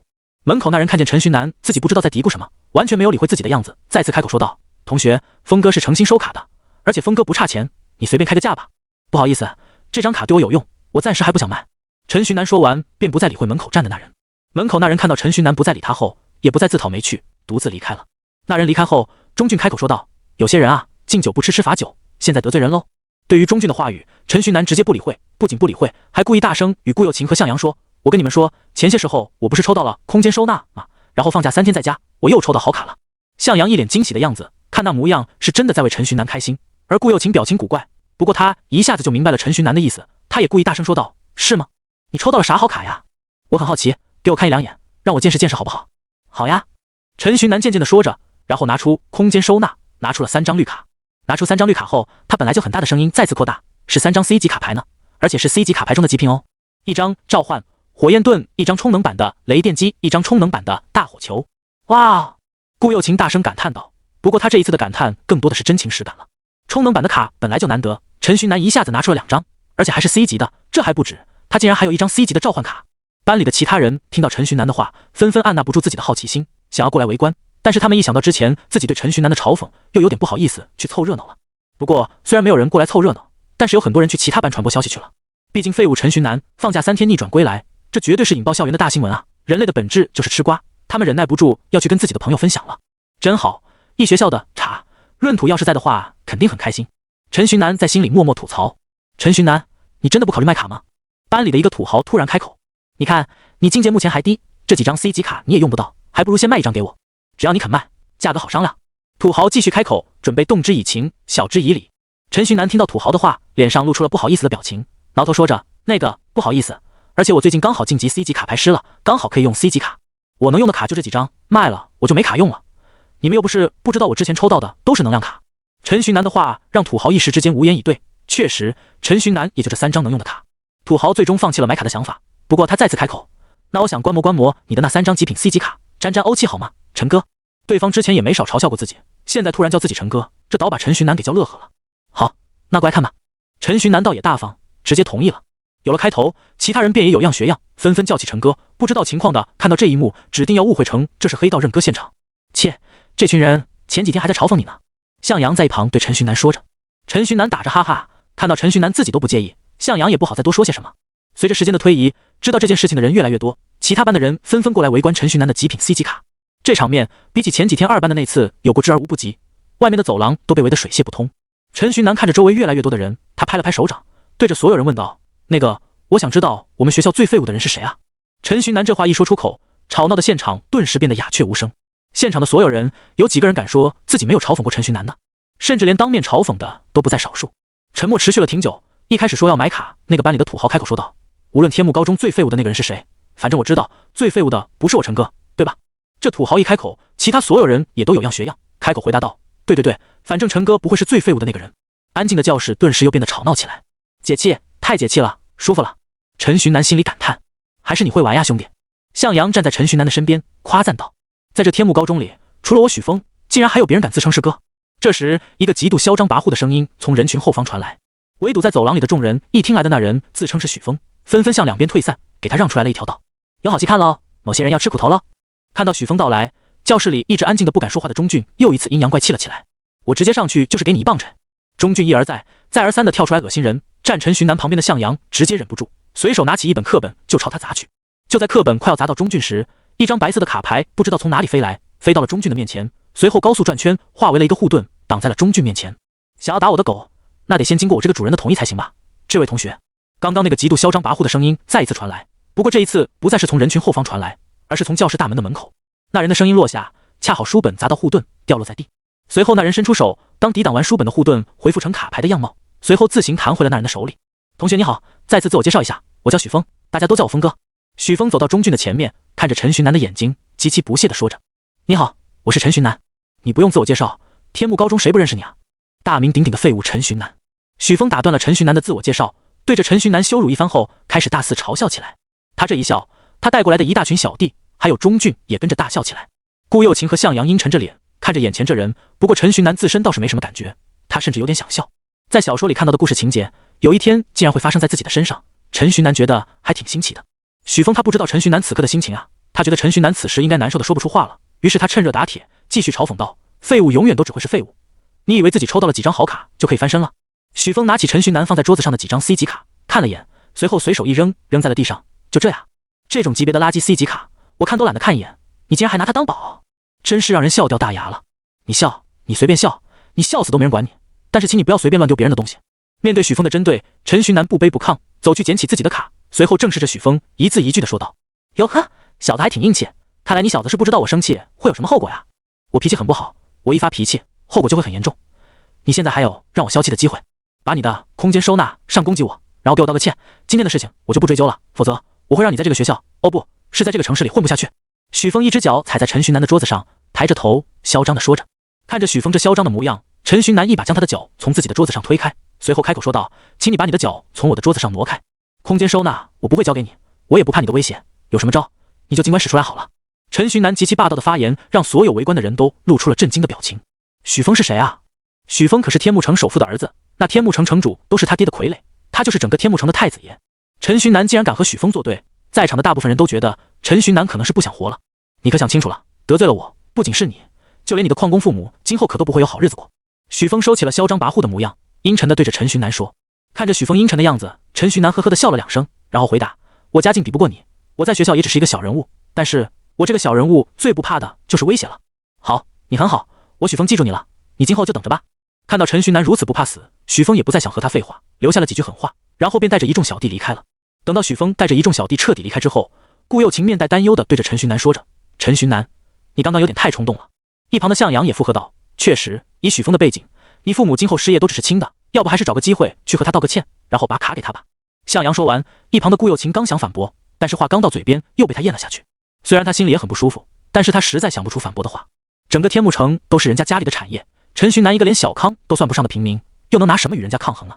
看着自己的2个好友劝说自己，为自己担心的模样，陈寻南打从心底的高兴。他微笑地对2人说道：没事的，我有办法应付。经过许峰一事，刚刚来围观陈寻南的众人纷纷低语着离开了。他得罪了许峰，而且还得罪的不轻，看来过几天一般就要少一个人喽。少一个人都是轻的，就怕乱葬岗过几天又得多几具尸体。离开的众人嘀咕着，他们的嘀咕倒是一下子提醒了陈寻南。以许峰那种富家纨绔的性子，找人在角落里把他做了也不是不可能，今后得更加抓紧时间变强了呀，不然哪天死在哪个角落里都不知道。陈寻南盘算着自己今后该怎么办，当然更重要的是盘算着自己父母今后该怎么办。得罪了许峰，自己父母什么时候失业都不奇怪。看来拿 B 级修炼卡去卖的事情不能拖了，得抓紧提上日程了。不过今天早上刚把2张 C 级的修炼卡给出去，卖掉之后的40多万，最起码许多年内的生活都不用愁了。但是该卖还得卖，反正那些卡又用不上，卖了让生活过得更好，何乐而不为？一整个上午的时间，陈寻南都在计划着该怎么合理的解释自己多出了1张 B 级修炼卡的事情。在他的计划初具雏形之时，放学时间也就到了。走吧，陈寻南。收拾好东西的顾又晴在前面对着陈寻南招呼着。2个人是青梅竹马，家一直住得不远，因此回家一般都是2人结伴行。陈寻南在学校里得到那么多人谩骂，少说的有顾又晴一半的原因。什么叫红颜祸水啊？在校门口与向阳告别，陈寻南和顾又晴并肩走着。许峰那件事情，虽然陈寻南说自己会解决，但是对于陈寻南的情况，顾又晴自认为是知根知底的，因此他不免担心的询问：放心，我肯定有办法解决，过段时间我就让我爸妈辞职，带他们享福去。陈寻南拍着胸脯保证道。听了陈寻南的话，顾又晴脸上露出了微怒的表情。这就是你的办法？带着享福？你什么情况我不知道？你带着叔叔阿姨能去哪？流浪街头吗？看着顾又晴可爱的模样，陈寻南一时之间有点看呆了。自己和这位青梅竹马度过3年了，怎么就没发现她这么好看呢？我跟你说话呢。顾又晴捏着陈寻南的手臂斥责道。陈寻南哎呀哎呀的叫着，随后从空间收纳之中拿出了2张卡。你看，这就是我的办法。看着陈寻南突然拿出来的2张卡，顾又晴震惊的说道： B 级的修炼卡，还是2张？你哪里来的？也难怪顾有情会震惊。B 级的修炼卡一般只有在拍卖会上才见得到，每一次 B 级的修炼卡出现都能引起众人的哄抢，拍卖个几百万的价格，简直不要太简单。我抽到的呀，我老早抽到了，一直不舍得用而已。陈寻南得意地说着，自己的家底可不只有这些，要是让顾有情知道自己还有几十张 A 级和 S 级卡牌，他不得吓死。2张 B 级的修炼卡，我打算一张给自己用，另外一张拿出去卖。那张 B 级修炼卡卖出去的钱，够我父母好好生活好多年了。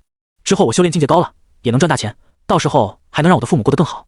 陈寻南骄傲地说着，说着说着，突然有点心酸，自己穿越前也出生在一个普通家庭里，自己消失之后，自己的农民父母过得怎么样了呢？顾有情看着眼前这个意气风发，然后又突然有些伤感的陈寻南，他第一次发现这个自己从小玩到大的青梅竹马似乎有些变得不一样了。之后两人都一言不发，沉默地往家里的方向走。走着走着，陈寻南突然感觉到有点奇怪，自己身后似乎有个人一直在跟踪自己。陈寻南有这个感觉，但是又不能确定是不是。他没有直接停下来寻找或者确认，而是装作没发的样子，放慢脚步继续向前走着。不过在行走的过程中，他一直通过周边的镜子观察着自己的身后，周围店铺的玻璃，路边路过的悬浮汽车的镜子，这些都成为了陈寻南的工具。在快走到家时，陈寻南通过镜子看着自己身后那人，终于是确定了那人确实在跟踪自己。我突然想起来，我妈让我回家之前去菜市场帮她买点菜，你先回去吧。陈寻南对顾有情说着。顾有情也没有丝毫怀疑陈寻南回家之前带颗菜回去，这种事情也经常发生，因此他也没有多想，点了点头之后就自己走回家去了。接下来就好好跟你玩一玩吧。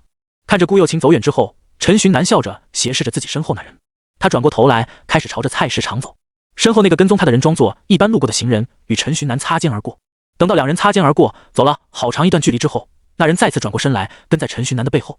而一直暗中注视着这一幕，陈寻南心里冷笑着，随后加快了自己的脚步，开始朝着角落里跑去。那人看到陈寻南突然跑起来，一下子也反应了过来。陈寻南这时发现自己了，既然已经被发现了，那也没必要再伪装了。那人拿出一张卡片，那张卡片陈寻南很熟悉，那是极速。许峰的动作真快，不过只派出这种虾兵蟹将，可抓不到我。逃跑途中的陈寻南看着身后那人用出了极速，他也拿出了2张卡。他跑到一个小巷子处时，直接钻进了小巷子里，在一个垃圾桶旁边激活了手里的2张卡。归西与伪装，这就是陈寻南激活的卡片。老乡好了属于是。在陈寻南伪装好后，追踪陈寻南的那人也来到了这个小巷子里。奇怪，人呢？这里明明是个死胡同啊！那人暗自嘀咕，随后开始对着小巷子检查，不肯放过一个角落。很快，他就检查到了陈寻南藏身的地方——垃圾桶。陈寻南用伪装成被人丢在垃圾桶旁边的一袋垃圾的模样，袋子就是日常可见的手提袋子的样式，肯定藏不了一个人。因此，那人只翻看了垃圾桶，完全无视了陈寻南伪装而成的小垃圾袋。之后，那人在巷子里来来回回又找了好多遍，实在找不到陈寻南后，他便离开了。奇怪，那么大一个人怎么说不见就不见了？这是用了什么逃命的卡了？这是。等到那人离开后，怕那人杀他一个回马枪的陈寻南硬生生呆着不动，直到卡牌效果持续时间用完，才自行解开了伪装和归西的效果，使用了1张地级卡牌，轻身2-3下跳上楼顶，从楼顶偷偷跑回了家里。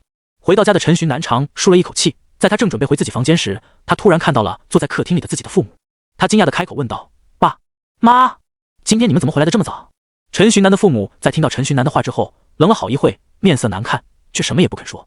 看到自己的父母这个模样，陈寻南哪里还不知道，肯定是出事了，多半是许峰开始动手了。爸妈，发生什么事了？怎么脸色那么难看？陈寻南将自己的书包放在桌子上，随后走到客厅的沙发处，轻声说道：“无论发生了什么事，我们一家都可以一起扛过去的，所以不要瞒着我，有什么事为我们一起度过，好吗？”听到自己的儿子这么说，陈寻南的妈妈一下子忍不住哭了出来，而陈寻南的父亲在一旁一边安慰着，一边向陈寻南解释说道：“你妈妈她失业了，具体怎么回事？”陈寻南开口问道。矿洞里面最新发现了一种很值钱的矿，叫蓝金矿。陈寻南的父亲缓缓对着陈寻南说着：“有了蓝金矿，我们一开始开采的矿洞就先被搁置了，所有工人都被带到了蓝金矿里优先开采蓝金。然后今天有个管理层过来，突然说你妈妈私藏了一颗蓝金，但是你妈妈是那种人吗？不是呀。然后妈就被开除了。对，不仅如此，他还让你妈妈赔钱，最终你妈3个月的工资都被扣走了。”陈寻南的父亲无奈地说着，一旁的陈寻南捏了捏拳头：“许峰是吧？你等着，你可千万别落在我陈寻南手里了。”虽然陈寻南很生气，不过他并没有表现出来，他轻拍着自己母亲的后背说：“妈，没关系，不就3个月工资吗？咱们不要了，这工作也垃圾，我们不做了。我前几天抽到了2张 C 级的修炼卡，已经给爸爸让他拿去卖了，我们家现在有40多万的存款呢，怕啥？还有爸，我现在已经是 C 级卡牌师了，我能赚钱了，所以你也把你的工作给辞了吧，我能养得起你们的。”安慰了好几个小时，总算是把自己的母亲安慰好了。之后一家人算得上是其乐融融的吃完了饭，在之后陈寻南便回到了自己的房间里，还是得抓紧时间修炼啊，没有实力什么都是假的。陈寻南感叹着，随后直接盘膝而坐，修炼去了。第二天，陈寻南看着自己识海里第12个能量点终于修炼出来后，心里暗自兴奋。只要有15个能量点，我就算是有了一张可以保命的底牌了。陈寻南看着自己某个卡包里放着的6张卡，心里暗自给自己打气。一张 C 级卡牌加上5张 D 级卡牌组合而成的组合技，我就不信在 C 级卡牌室里有人能无伤的抵挡住我这一招。许峰，你给我等着吧。陈寻南嘀咕着，然后往学校走去。在走进校园的一瞬间，陈寻南突然发现有几个人在盯着自己看，那几个人一直跟着自己，直到自己进入了教室，那几个人才离去。进了教室，以为可以消停一会的陈寻南看着盯着自己的钟俊，一下子无语住了。这是时刻都有人盯梢着的意思了呗？许峰，你可真行。之后，不管是下课出去走走散步，还是去小卖部买东西，就连上厕所都有人盯梢着陈寻南。这样的情况整整持续了3天。你真的没有感觉吗？这几天我都快疯了。正在上着课，看着一直盯着陈寻南的钟俊，向阳有些崩溃地说道。陈寻南不以为意，摆摆手，他们爱看就看呗，反正没有影响到我，给他们看一下也不会少块肉。向阳一下子被陈寻南的回答给堵住了，最终在快下课时，他对陈寻南说，我家里好歹也算是有点权势，虽然没有他许峰那么手眼通天，但是还是能说上那么1、2句话的。放学后我去找他说一说，大不了我赔几张卡给他。听见向阳说他要插手，陈寻南连忙开口阻止，你可别，这件事让我自己处理就好，你别插手，毕竟这是自己的事情，陈寻南可不想因为自己连累了自己的好朋友。好好，知道了，那我不插手好了。向阳嘴里这样说着，但是他心底到底是怎么想的，没人知道。之后，陈寻南便开始做着修炼，比起老师在课上讲解的一些知识，他觉得还是实际的修为对自己更加有帮助一点。一天的课程就这样在修炼中结束了。放学后，陈寻南拉着顾又晴特意把向阳送到车上之后才回的家，他实在是怕向阳会因为冲动去找许峰。送走向阳，陈寻南与顾又晴2人有一句没一句地边走路回家边聊天。陈寻南，你等等，我有个东西要给你看。就在2人快到家时，钟俊突然追了上来，对陈寻南说着。陈寻南看了眼钟俊，随后扭头就要走，是你主子叫你过来的吧？对不起，我没兴趣。你确定你不看？钟俊看着陈寻南，阴笑着。陈寻南转头对着顾又晴说，我好像听到狗叫了，你有没有听到？听到陈寻南如此羞辱自己，钟俊直接怒火中烧。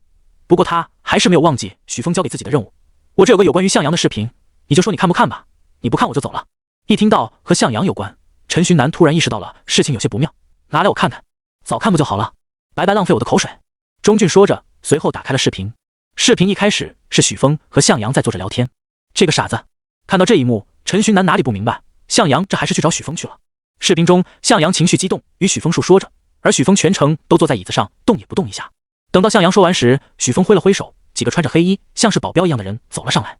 他们仗着人多势众，将向阳围在了墙角里。向阳奋起反抗，但是双拳难敌4手，最终向阳败下阵来，惨遭一众黑衣人的殴打。向阳顾又晴看着视频，不忍地叫出了声。黑衣人将向阳堵在墙角，足足殴打了快5分钟，才放向阳离开。向阳最终离开时一瘸一拐的，看起来是受伤不轻。等到向阳离开后，许峰的脸出现在了画面的中央。看到了吧，陈寻南，这就是与我作对的下场。他向阳，一个卡牌贩子的儿子，敢过来跟我叫板，这就是他的下场。而你将会更惨，等着吧，过不了多久，下一个就是你了。最终画面变成全黑，手机里传出了许峰嚣张的笑声。就是这样，你等着吧，峰哥会收拾你的。钟俊说着，收起了手机，随后坐上悬浮汽车扬长而去。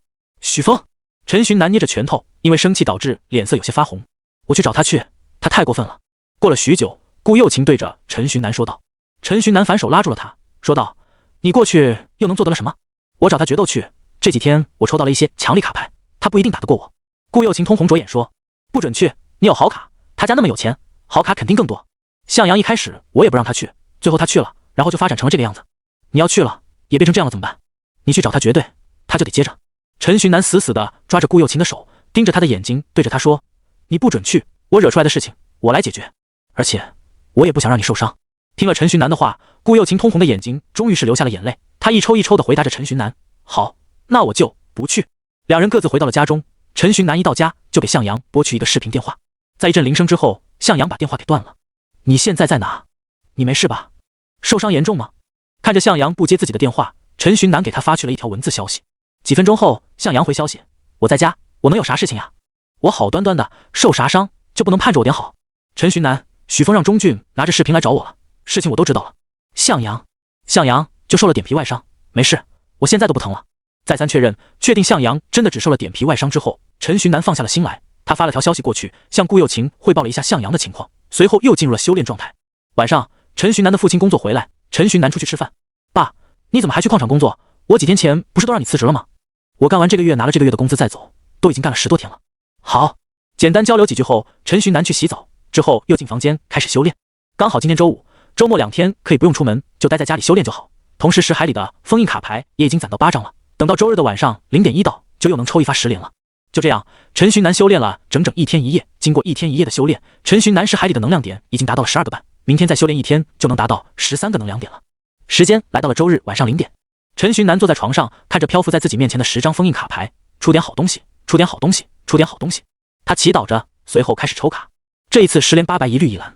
陈寻南首先看向了绿卡，那是绯红梦境，一张十分强力的幻术卡。虽然十分强力，但是对陈寻南的帮助其实不大，毕竟陈寻南现在不缺强力的卡，他缺的是能量点。他放好绿卡，再次将视线投向蓝卡。我就是传说中的欧皇。看了一眼蓝卡，陈寻南激动地叫了起来：许峰，等着吧，你可千万别被我逮着了呀！陈寻南恶狠狠地想。陈寻南这一次抽到的 B 级卡是充能。充能和空间收纳一样，都是极其特殊的卡片，两者使用起来都不需要消耗能量点，是普通人也能使用的卡。不过充能给普通人使用也没有任何效果就是了。B 级的充能里面蕴含了100个能量点，使用者使用了这张卡片之后，会在一瞬间恢复到满状态，直到这张卡片里的100个能量点全部消耗完。有了这张卡，陈寻南能量点不足这个目前最大的短板，对他来说就不再是短板，反而是强势点了。试想一下，许峰的能量点只有40多个，而加上充能卡的陈寻南能量点总共有112个，就算是拿 B 级卡轰，他都能轰死许峰。陈寻南为充能拍了张照，随后小心翼翼地将充能放回卡包。另一边，刚抽完卡，正坐在床上的顾佑琴手机屏幕突然间亮了起来，随后传出了一个铃声。这个铃声是他专门为陈寻南设置的特殊铃声，一听到这个铃声他就知道是陈寻南在找自己了。这个点了，他来找我干嘛？难道是抽到好卡了？顾佑琴嘀咕着，随后拿起放在床头柜上的手机，一打开手机，几十条未读消息充斥了整个手机屏幕。他皱着眉，将其他人的所有消息都给划掉，最后就剩下了2条未读消息，那是陈寻南给他发的2条消息。陈寻南图片，陈寻南，我有办法对付许峰了。看了陈寻南发来了的消息，顾佑琴不自觉笑出了声。顾佑琴运气真好，刚好抽到了充能，这一下和许峰在境界上的差距就可以弥补过来了。顾佑琴思考了一会，又发了一条信息过去。顾佑琴，虽然在境界上可以暂时不用愁，但是你和许峰在战斗经验上还是有着差距的，而且他的好卡片那么多，再说了，他不一定会自己动手，他完全直接出钱找高手来对付你。看着手机上顾佑琴刚发过来的消息，陈寻南陷入了深深的思考。虽然自己的战斗经验不足，而且许峰确实也可以派人来对付自己，但是要说自己的好卡片没有许峰多，陈寻南表示就笑笑不说话。不过他肯定不能说自己有许多好卡片，不然到时候顾佑琴问起卡片的来源可不好解释。要是自己抽卡有保底这件事情传出去了，那还不得被抓去切片？就算没有被抓去切片，被一些大佬抓去当抽卡工具人，那自己的人生也就相当于完了。陈寻南就算打不过，最起码打个4-6开，甚至5-5开应该没有什么问题。就算他找高手来对付我，我也有办法可以安然脱身。最终陈寻南发了这样一条消息过去。等了片刻，顾佑琴那边一直没有回消息，陈寻南便放下手机修行去了。时间又过去了1天，周一一大早，刚结束修炼的陈寻南在床上伸了个懒腰，随后神清气爽的洗漱、吃早餐、去学校。一路上，陈寻南都在看着自己的识海，那13个闪着亮光的能量点让他心情十分愉悦。对付许峰的办法有了，然后自己的修为也有了精进，美的很啊，美的很。心情愉悦的陈寻南在进入校园时，甚至还主动跟许峰叫来盯梢他的人打起了招呼：早上好啊，替我向许峰问好。学校里知道陈寻南和许峰有矛盾的人看到这一幕，心里满满的不解。陈寻南这是被许峰教训怕了，但是许峰竟然还派人继续监视着他，那矛盾应该是没解决啊。而且陈寻南那一脸开心的样子，看起来不像是被教训怕了的样子。之后校园里开始流传出陈寻南被许峰逼疯了的传言。陈寻南怎么了？没事。这是陈寻南和向阳一整个早上的对话，而且这样的对话重复了不知道多少次。陈寻南看着还是有点鼻青脸肿的向阳，笑道：你不会真信他们说的我被逼疯了吧？这向阳尴尬的挠了挠头。向阳，你放心吧，陈寻南现在保证自己的安全是肯定没有问题的。坐2人前面的顾佑琴回过头来，笑着对向阳说着：搞不清楚你们小两口在搞什么，不过既然顾佑琴也这么说了，那应该问题不大。我看你是在找抽。向阳和顾佑琴又开始了围绕着陈寻南的争吵。班里的其他人看着顾佑琴因为陈寻南而又羞又怒的模样，心里很不是滋味。这一刻，班里的大部分男同学恨不得许峰早点动手，将陈寻南给解决掉。很快，放学时间来临，一整天的上课时间都风平浪静的，这让陈寻南很是疑惑。不过他预感许峰今天肯定会对他动手，因此他将顾佑琴给支了回去。在顾佑琴回去有一段时间后，陈寻南走上了天台，开始主动寻找许峰的身影。这许峰到底在干什么？都这么久了，怎么还没有动手？我已经迫不及待要打他的脸了。许峰呢？许峰此时带着一帮人站在学校门口的树荫下，等待着陈寻南走出学校。这陈寻南今天怎么还不出来？家里穷得吃不起饭了，哥在学校厕所里吃饭呢，这是？许峰对着一帮属下骂道。这一群属下也很无奈，陈寻南在学校里不出来，又不是他们的错。许峰看了看时间，对着一众手下开口说：“算了，不等了，既然他不出来的话，那我们就进去找他吧。”说完，带着一众手下浩浩荡荡地往学校之中走去。来了！天台上一直在寻找许峰踪迹的陈寻南看到一大群人走进学校，心里明白这应该就是许峰和他的手下了。兴奋的他不顾消耗，使用一张轻身，直接从6楼的楼顶跳了下来。许峰远远的就看到从天台上缓缓飘下来的陈寻南，他乐呵地对着自己身边的小弟说：“这陈寻南这么迫不及待，怕不是要找我认错来了？”他身边的一群小弟也纷纷附和。在陈寻南如羽毛般落下，还未落地时，许峰的一众小弟便找准了陈寻南的落点，提前将他给包围了起来。哟，这是过来认错来了？看着飘落的陈寻南，许峰抱胸嘲讽道。陈寻南落地，拍了拍身上那不存在的尘土，回答：“有什么招？你尽管使出来，我陈寻南接着便是。”陈寻南的回答把许峰给整乐了。哟呵，挺硬气啊！我许峰就喜欢你这种愣头。这样吧，我给你一个机会，你打赢我3个手下，这件事我就当没发生过，怎么样？包围圈中有3个人走上前来，这3个人许峰都认识，一个是钟俊，剩下2个都是天幕高中实力排名前10的高手。钟俊，这3人里好像就你最拉胯。陈寻南看着走上来的钟俊，不忘嘲讽。行，那你们上吧。看到陈寻南答应的如此之快，许峰也不再废话，一挥手示意钟俊上前。钟俊一边走一边说：“陈寻南，我老早就想教训你了。说实话，你个废物，连我都过不去。”回应钟俊的是陈寻南虎脸而来的木牢。陈寻南拿出木牢，直接将其激活。只见陈寻南手里的卡片化为绿色的光点，缓缓消失。在卡片未完全消失时，一个方方正正的木牢直接从钟俊脚底下钻出，随后将其锁在其中。在木牢成功捕捉到钟俊后，陈寻南又抽出了一张卡，那是金属膜。这张卡能在任何物体上覆盖一层金属膜，让其变得更加坚固，更加不容易打破。金属膜覆盖住了木牢的外层，将木牢完全给密封起来。金属膜的加固让钟俊使用出的小火球只是令木牢燃烧，而未能打破木牢。看到钟俊反抗时使用出的卡是小火球，陈寻南一下子忍不住笑出了声来。这还给他的组合技省了一张卡。在木牢里的火燃烧了一阵子后，陈寻南紧接着使用了充能版的大风。大风引起的风将木牢中的火势变得更加猛烈，同时陈寻南还控制着大风呈漩涡状疯狂旋转，风带起了火，直接形成了一个火焰漩涡。木牢将钟俊锁在原地，动弹不得。金属膜的存在更是让木牢变成了一个密闭空间。钟俊想要反抗，但是缺氧带来的眩晕感让他无法集中精神使用卡片。不过5分钟，钟俊便因为缺氧而失去了意识。看到钟俊昏倒，陈寻南停止了大风的使用，同时解除金属膜，将钟俊给放了出来。大火的燃烧让钟俊衣衫不整，而且多处烧伤。这样就解决掉一个了，下一个。陈寻南看着许峰，得意地说着。许峰看着钟俊在陈寻南手底下连5分钟都坚持不住，忍不住骂道：“这废物！来人，给他用一张治疗卡，然后把他给拖下去。接下来，曹旺，你上。曹旺可是排名第7的高手，能量点有27个，加上有我给的雷电击，我看你陈寻南怎么对付他。氛围火再加上一个金属性的攻击与消耗卡组已经用过一次了，再用一次，他们可能就会有所防备了，换个卡组好了。”看着朝自己走过来的曹旺，陈寻南暗中将消耗卡组放好，随后从空间收纳中拿出了水冰土木属性的地形控制卡组。这个卡组的组成灵感来自之前那个打败了他的小男生。曹旺与陈寻南并不认识，因此没有像钟俊一样的放骚话环节，再加上钟俊的翻车，因此他也收起了自己心中的那一份轻视。他一上来就使用了一张攻击力极强的雷属性卡牌小闪电，卡牌化为了一道电光，以肉眼不可见的速度劈向陈寻南。好在陈寻南在曹旺掏出卡牌的一瞬间便使用了极速，在极速的加持下，而且陈寻南还有意预判，他轻轻松松就躲过了小闪电的攻击。看来有关于你的传言真的就只是传言。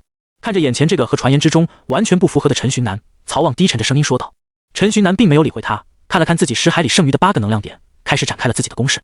他一下子拿出了3张卡，先是流沙，他将卡片激活，随后丢在曹旺的脚下，卡牌一落地便散发出了土黄色的光芒，光芒一出现，曹旺脚底下的土地就变成了流沙。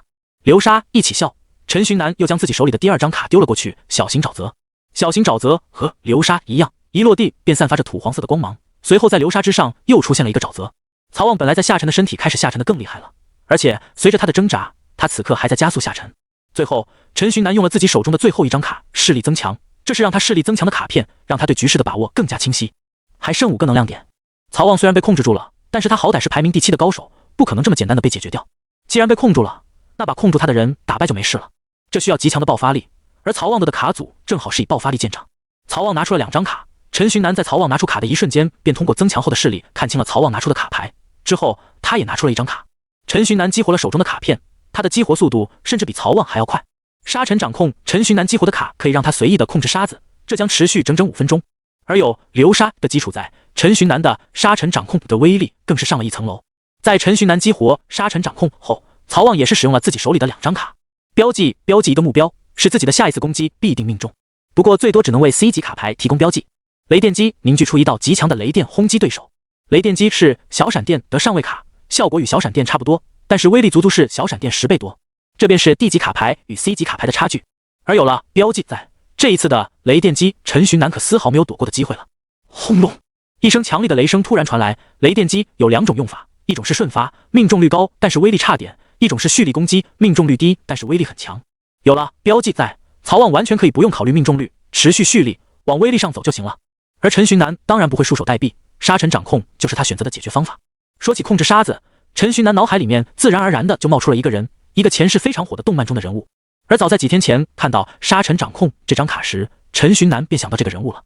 我爱罗，他的控沙让陈寻南印象特别深刻。如今陈寻南自己得到控沙的能力了，那肯定得各方面致敬一下我爱罗啊。况且他的招数如果在这个世界里还原出来，那肯定都是非常强力的招数。首先是绝对防御，陈寻南在曹旺蓄力的时候，控制着沙子将自己包成了一个球，这个球一层又一层的将陈寻南严严实实的保护在了里面。在绝对防御形成之后，陈寻南又在外围的沙子上覆盖了一层金属膜。轰隆！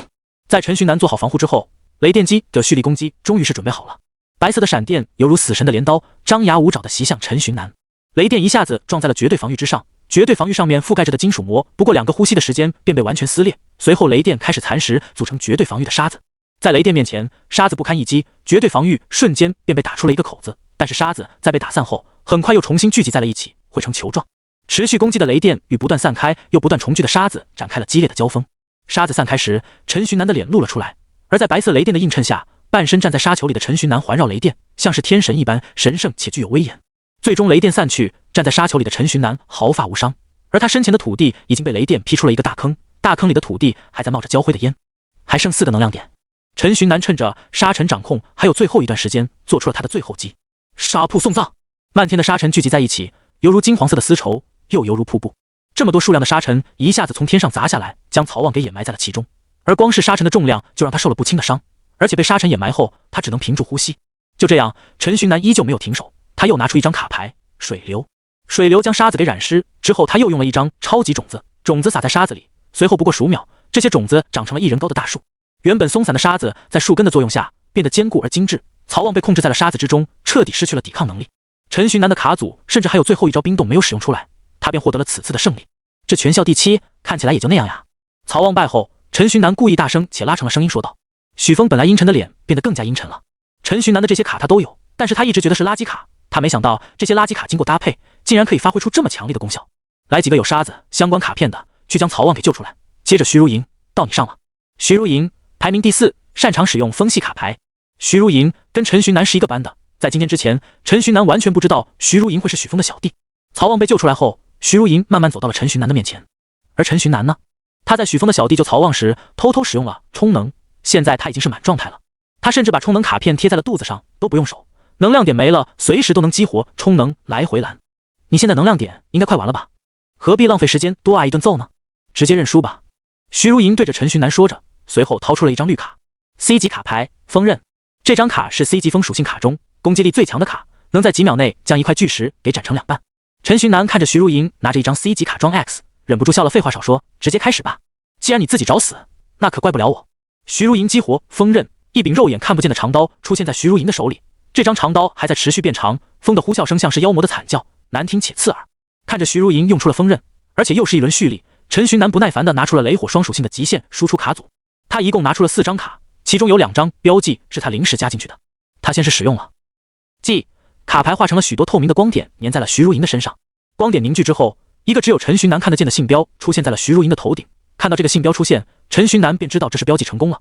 标记成功之后，陈寻南又使用了一张标记，随后甩出了一张大火球。大火球就是威力增强版的小火球，相当于小火球的上位替代。大火球使用之后，陈寻南激活充能，一下子又恢复到了满状态。在大火球快打到徐如莹身上时，另一张标记也已经标记完成。标记完成的瞬间，陈寻南又从手里甩出了一张 C 级卡雷电击。受标记的影响，根本不用瞄准，雷电击便自动打向徐如莹。雷电击的速度比大火球快很多，后发先至，先是击碎了锋刃，随后打到了徐如莹的身上，而大火球也紧随其后打在了徐如莹的身上。雷火元素超载反应，两个攻击一下子在徐如莹身上发生了一次大爆炸。这一次爆炸的威力甚至强过了两张卡牌本身威力的总和。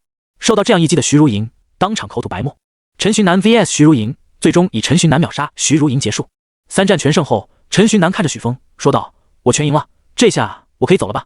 许峰的脸阴沉的像是快滴出水来，他拍了拍手掌，说道：“你得罪我的事情确实一笔勾销了。”说完之后，他打了个响指，得到他指令的一众小弟们瞬间做出了战斗准备。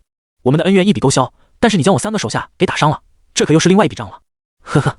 对于许峰的话，陈寻南就呵呵了2声。打从一开始，他就不相信许峰能言而有信。我说了，有什么尽管使出来，我接着便是。许峰拍拍手掌，还挺狂。你先打过我再说吧。他让自己的手下们将包围圈扩大，然后退后，在之后，他慢悠悠地走到陈寻南面前，一副要与陈寻南单挑的架势。我和之前那几个废物可不一样，我这第一可不是白当的。你先出手吧，省得别人说我欺负你。你这还不算欺负我呢。4个人轮流打我一个，要不是之前运气好抽到了充能，我今天肯定就记了。陈寻南心里吐槽着，但是他手里的动作可没有停，他拿出了自己早就准备好专门用来对付许峰的6张卡，朝着许峰冲过去。卡牌师可不会肉身接近敌人，怎么没能量了？只能靠肉搏了。看着陈寻南朝自己冲过来，许峰出言嘲讽。陈寻南不去理会许峰，他在跑动过程中直接激活了自己的第1张卡牌充盈。这张卡牌一经激活，便化成了漫天的微光，这些微光就像是夜晚的星空一般，闪闪发光，动人心弦。陈寻南控制着微光，微光很快就将许峰给包裹起来。这种废物卡能做什么？许峰再次嘲讽。充盈这张卡片很常见，一般都是高档饭店用来烘托氛围的。许峰可从没听说过这张卡还能有其他作用。虽然他打从心眼的看不起陈寻南还有充盈，但是之前陈寻南拿着废物卡连败3人，所以他还是留了个心眼，悄悄激活了护体。护体的效果和护盾差不多，都是防护型卡牌，不过护体是在皮肤上形成一层看不见的防护层，因此相比于护盾，护体更加灵活与多变，而且还不易察觉。微光彻底包裹住了许峰，而陈寻南来到许峰的身后，再次使用了1张卡白昼。白昼效果是制造出强烈的光球，同时还会加强光球周围光源的亮度。在白昼的加持下，充盈制造出来的微光也变得熠熠生辉。白昼生效后，陈寻南再次奔跑起来，这一次他跑到了许峰的左边。来到许峰左边后，他再次拿出1张卡激活。他这一次激活的卡是光之护封，这张卡的效果很简单，就是护封，可以是保护，也可以是封印，而且效果会随着周围使用者自身制造出来光源的增强而增强。陈寻南激活这张卡后，这张卡自动飞到许峰的头顶，随后变成了3个大型的白色护封阵，3个阵法接连降落，随后将许峰困于其中。在周围强光的作用下，3个护封阵也散发着耀眼的白光。至此，陈寻南准备的6张卡牌已经使用了3张。在夕阳的衬托下，这3张卡片散发出来的光变得格外亮堂，亮到周围人们都睁不开眼睛。有点意思，许峰评价着。不管你要搞什么，我直接把这些小把戏给破掉你就没有办法了。许峰不再站着任由陈寻南出招，他从腰间的卡包中抽出了1张卡，这是他今天用的第1张卡，这是1张绿卡。突破！许峰激活拿出的卡，随后他手里的那张卡开始蓄力，吸收着周围的自然能量。蓄力时间只有短短3秒，陈寻南刚从许峰的左边跑到许峰的正前方，许峰便已经蓄力完成了。砰！强大的冲击波从3重护封阵法中传出，阵法丝毫未动，倒是阵法里的许峰被冲击波给震得受了点轻伤。陈寻南看着许峰那震惊的模样，心里笑出了声。光之护封本身的护封效果在世界之书的加持下已经强化了 20% 了。不仅如此，他的身边还有加强了 20% 的充盈和白昼作为他的强化源。在这么多种的强化下， C 级的光之护封其护封能力已经完全强过一大堆的 C 级卡牌了。怎么会？我竟然破不了这个该死的罩子！许峰不信邪的再次拿出1张突破，在拿出突破时，为了防止突破再次伤害到自己，他对着自己刷了1张 C 级的吸收盾。陈寻南可不给他再次使用突破的机会。圣光十字架！陈寻南激活自己手中的卡，在卡牌的作用下，一个由光芒组成的十字架拔地而起，而悬浮在许峰周身的微光在十字架出现的一瞬间，从不可接触的微光变成了可以触到碰的微光。这些微光化为了一根根绳索，这些绳索像是有智慧般，不过几个呼吸的时间便将许峰绑在了十字架上。胜利的方程式已经集齐，要上了！陈寻南模仿着自己喜欢的动漫人物的话大喊，随后的2张牌被他一同丢出。先是光能增幅，这张卡被激活的瞬间，白昼、充盈等等卡牌制造出来的光源变得更加亮堂，已经亮到了无法看清人影的地步。光能增幅的效果触发后，陈寻南再一次吸了一口充能，将自己的状态回满，随后激活了空中飞着的那张卡牌。那张卡牌是陈寻南准备的6张卡牌里唯一的1张 C 级卡牌，也是这一次组合技的关键。光能浮游炮，这张卡可以让使用者制造出的所有光源都变成浮游炮，浮游炮的攻击力随光的亮度而变化。陈寻南之前的几张卡牌制造出来的光源，其亮度已经足以在小范围内媲美阳光了，因此光能浮游炮的攻击力已经远远的超越 C 级卡牌能达到的程度。就算是 B 级卡牌来与此时的光能浮游炮对轰，恐怕也取不到什么优势。光之护风制造出来的阵法化为了3个无死角的浮游炮，充盈制造出来的微光形成了光绳，这些光之绳也一样化为了零距离亲密接触浮游炮。当然，还有圣光十字架制造出来的十字架，这个十字架此时正贴在许峰的背后呢。白昼制造出来的光球则是成为了主炮。此刻，陈寻南制造出来的所有光源都变成了浮游炮，在一瞬间同时攻击许峰。陈寻南的攻击像是鞭炮一般，噼里啪啦，没有个间断。而被绑在十字架上的许峰则是完全没有抵抗的机会，只能疯狂地激活着自己正在使用着的充能版的吸收盾。吸收盾可以吸收即将到来的攻击，然后将攻击反弹，在 C 级卡里的效果完全可以算得上是数一数二的了。但是即便如此，吸收盾也没能在浮游炮的面前坚持3秒。第1秒几乎是浮游炮刚开始攻击的时候，吸收盾制造出来的护盾便达到了吸收的上限，盾上面充满了裂纹。达到上限后，第2秒他将吸收的攻击反弹出去，但是反弹出去的攻击在一瞬间便被吞噬，然后在不到1秒的时间内，吸收盾制造出来的护盾破裂。破裂一次后，许峰再一次激活吸收盾，但是这一次也只坚持不到3秒便破碎。然后许峰第3次激活吸收盾。C 级的充能版卡牌一般一次性只能充能3次，3次用完之后，卡牌需要再一次充能才能使用。因此，在第3次吸收盾破碎后，许峰彻底失去了反抗的手段。他的卡包里可能会有反抗的方法，但是奈何此时的他双手双脚都被绑在了十字架上，无法从卡包中取出卡牌，他只能用肉体来承受住陈寻南的攻击。啊！许峰的惨叫声传遍了整个校园。放学后人烟稀少的校园因为许峰的叫声变得异常诡异。虽然陈寻南的攻击强力，但是续航不够，在吸收盾消耗了近9秒的攻击时间后，光能浮游炮几乎是刚碰到许峰便消耗光了能量，彻底消散于天地之间。不过对许峰来说，仅仅是这一瞬间的接触就已经要了他半条命了。陈寻南制造出来的所有物品消失后，许峰啪的一声从1人高的空中摔到了地面上，陷入了昏厥。此时的他后背已经残破不堪，后背的所有肌肤几乎都受到浮游炮灼烧，血淋淋的肉就这样直接暴露在空气之中。不只是后背，手腕与脚腕处也是如此，那惨状让人触目惊心。包围住陈寻南的许峰的一众小弟看到许峰的这般模样，心生怯意。他们想要逃跑，但是一想到逃跑之后他们将受到许峰的报复，他们更加害怕了。在众人陷入两难之境时，本来昏厥在一旁中途回复过来苏醒了的钟俊开口说道：愣着干嘛？上呀！医疗人员上去救人，其他人一起上。他只有一个人，用了这么多卡，他的能量点早消耗完了。钟俊的话让一众小弟提起了胆子。对啊，他的能量点此时早就该消耗完了，就算没消耗完，肯定也所剩无几。他虽然强，但是蓝都没了，他凭什么打败这么多人？关键是现在上了，最多就是受一顿打，顶多重伤。现在跑了，那以后可会是受到无尽的折磨的。取舍之后，许峰的一众小弟鼓起了勇气，朝着陈寻南逼迫而来。同时，4、5个女生小心翼翼地将许峰搬出人群，随后对他使用了 C 级的治疗卡。连续10多张治疗卡用下去，许峰身上的伤慢慢愈合。伤口愈合，许峰也随之而醒。醒来的他看到自己衣服变得破破烂烂，还有身边的几个治疗人员，他慢慢回想起了刚刚的事。他明白自己这是输了，而且输得很彻底。陈寻南用6张他看不起的卡牌打出的组合技，让他毫无还手之力。陈寻南用他的行为让许峰对卡牌师的看法发生了转变。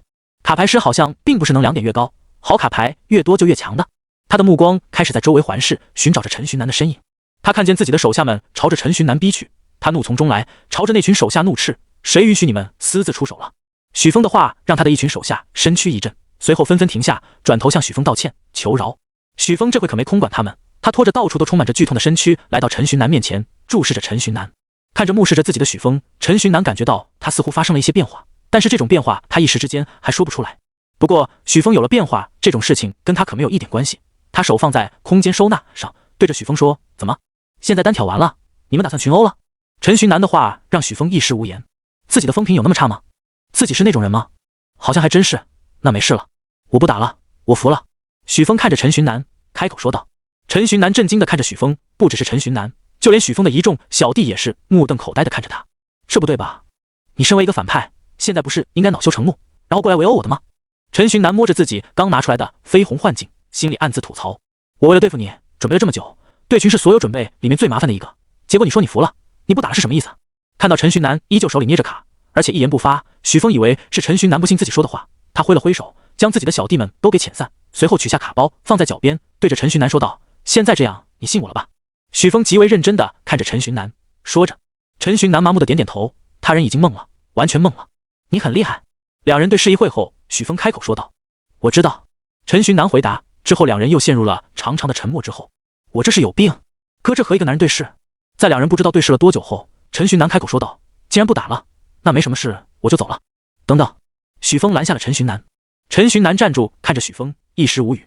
你好好一个纨绔少爷，打人不打人，在这支支吾吾的，像是要表白，是怎么回事？陈寻南的脸上开始露出了不耐烦的表情。许峰也是看到了陈寻南的不耐烦，他赶紧开口：你很强，你对卡牌的理解组合能力也很强，所以我想向你学习卡牌知识。许峰开口对着陈寻南说。这时学校里掀起了一股不合时宜的风，风吹落了树上的叶子，落叶飘飘围绕着两人，而许峰扭扭捏捏的模样让人不得不想歪。不过陈寻南倒也没有注意到这些，他算是明白了，这许峰是被他打服了，合着想来自己这偷技术呢。这陈寻南有些迟疑，一是帮助许峰变强这件事对他好像百害而无一利，二是他自己其实也是个半吊子，除了自己的卡之外，他对其他的卡大部分都是一知半解，甚至都完全不了解。这样的自己能教许峰什么啊？许峰看见陈寻南又一次陷入了沉默，他还以为陈寻南是在担心自己会对他不利。许峰弯下腰捡起自己的卡包，从中拿出了一张蓝色的卡片递给陈寻南。这算是我的一点学费了，放心，从现在开始我不会再对你不利了，也不会对和你有关的人不利了。陈寻南接过许峰递过来的卡，看一眼，竟然是 B 级卡牌中的极品卡召唤火焰铠甲。这张卡会在使用者身上召唤出一身火焰铠甲，这铠甲防御力惊人的同时还有极强的攻击力，是一张又帅又强力的卡，没有男生会不喜欢这张卡应该。陈寻南有些心动了。许峰捕捉到了陈寻南脸上那一瞬间的动摇，他趁热打铁接着说，之前是我不对，但是你真的对我的观念产生了很大的冲击。他用手画出了一个大圆，有这么大，所以我是真的佩服你了。现在明天我就让你妈恢复职位，让他们一起升职加薪。许峰眼巴巴地看着陈寻南，陈寻南实在是受不了一个大男生如此作态，况且许峰给的确实太多了，他最终点头答应了许峰的要求。那我们现在赶紧去训练场吧，不用去卡牌师协会，我在卡牌俱乐部有会员，那里的场地比卡牌师协会提供的免费场地好很多。之后许峰的一众手下看到许峰像是狗腿子一般跟在陈寻南的身后，纷纷露出了震惊的表情，其中几个腐女当场脑内高潮，这是什么神仙转变，磕到了磕到了。要是陈寻南知道那几个腐女的想法，他肯定会当场冲上去给他们帮来两拳，自己可是纯正的钢铁直男，特别直的那种。许峰带着陈寻南坐上了自己的豪车，往卡牌俱乐部开去。上车的过程给一些在校门口看到了，他们纷纷表示这是什么情况。等到陈寻南和许峰走远之后，有几个拿着照相机穿着校服的人才慢慢从学校里走出来，这下拍到大新闻，震惊全校的大新闻。陈寻南此时完全不知道，等他明天来学校自己会面临着什么，他也不屑于知道。现在的他坐在许峰家的豪车上，像个刚从山里走出来的土娃子一般，看到什么都好奇。不过他也确实和土娃子差不多，两辈子都是，对此他倒没觉得有什么不妥。这车要是在前世地球，那不得好几个亿啊。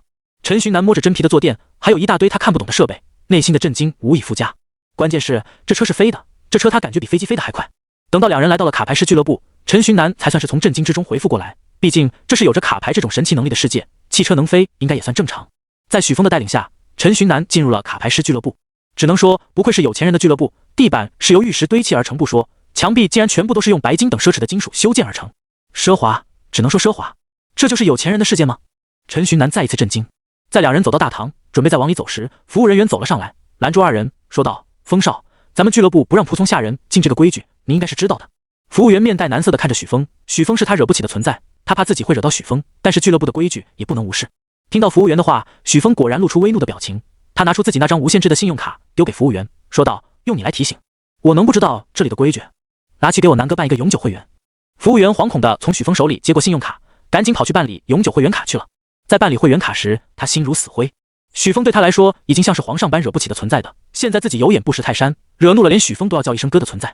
前后不过3分钟，服务员便拿着激活的卡走过来，弯着腰恭敬地呈给陈寻南，南少，这是您的会员卡，一会进去的时候刷一下身份信息和人脸，您就是卡牌师俱乐部的永久会员了。好。陈寻南从服务员手里拿走会员卡，然后转身便跟着许峰走了。看到陈寻南似乎很不爽自己的样子，服务员走到椅子边瘫坐了下来。完了，这下真完了。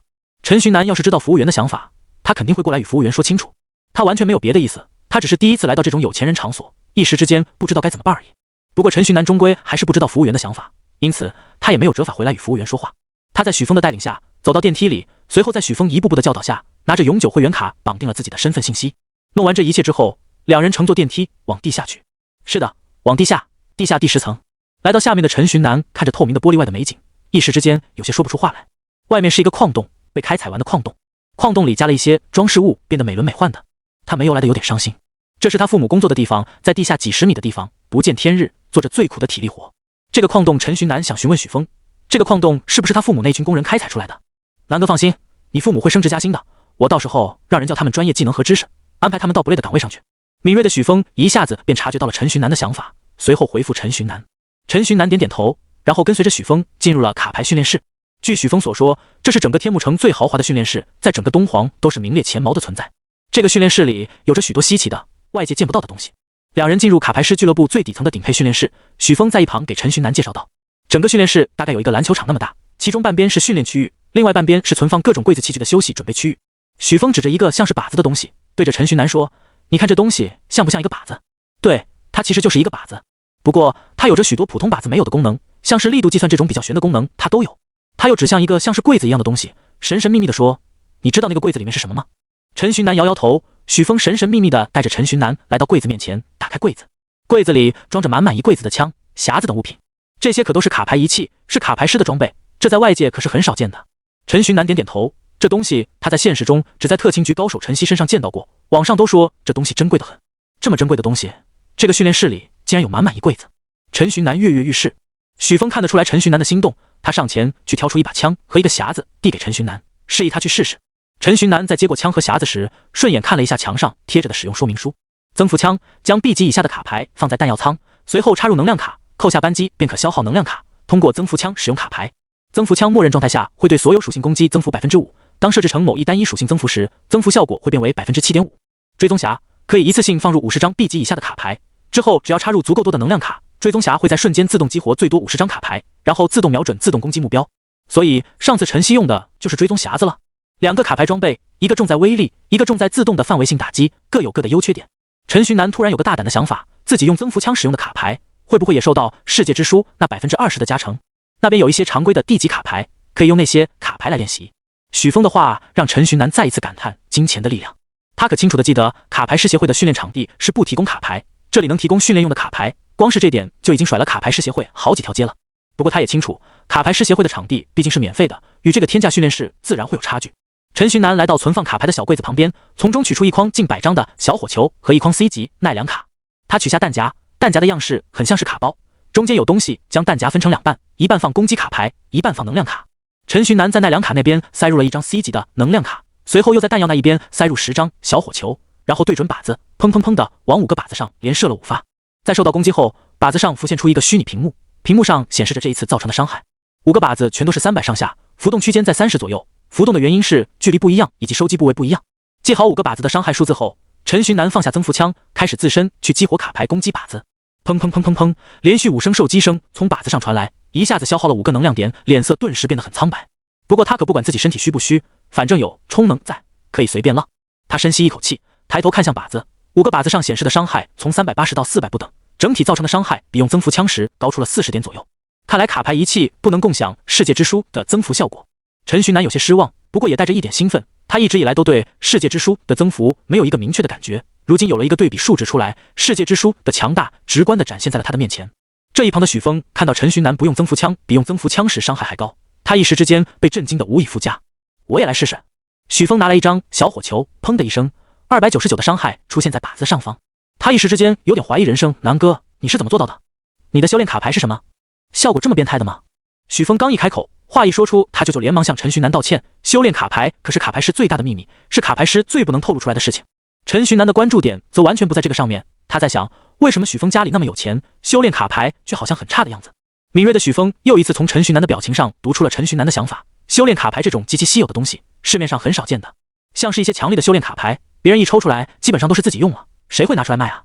听了许峰的话，陈寻南频频点头，确实，谁会放弃无限的前途不要，去选择一笔有限的钱啊？市面上能买到的修炼卡基本上都是抽卡人不需要了拿出来卖，可是又有谁会有那么好的运气抽到2张极品修炼卡呢？这便是修炼卡珍贵以及有价无市的原因。我的修炼卡就比较一般了，说出来也没啥，就是一张 A 级的普通修炼卡，没有任何特殊效果。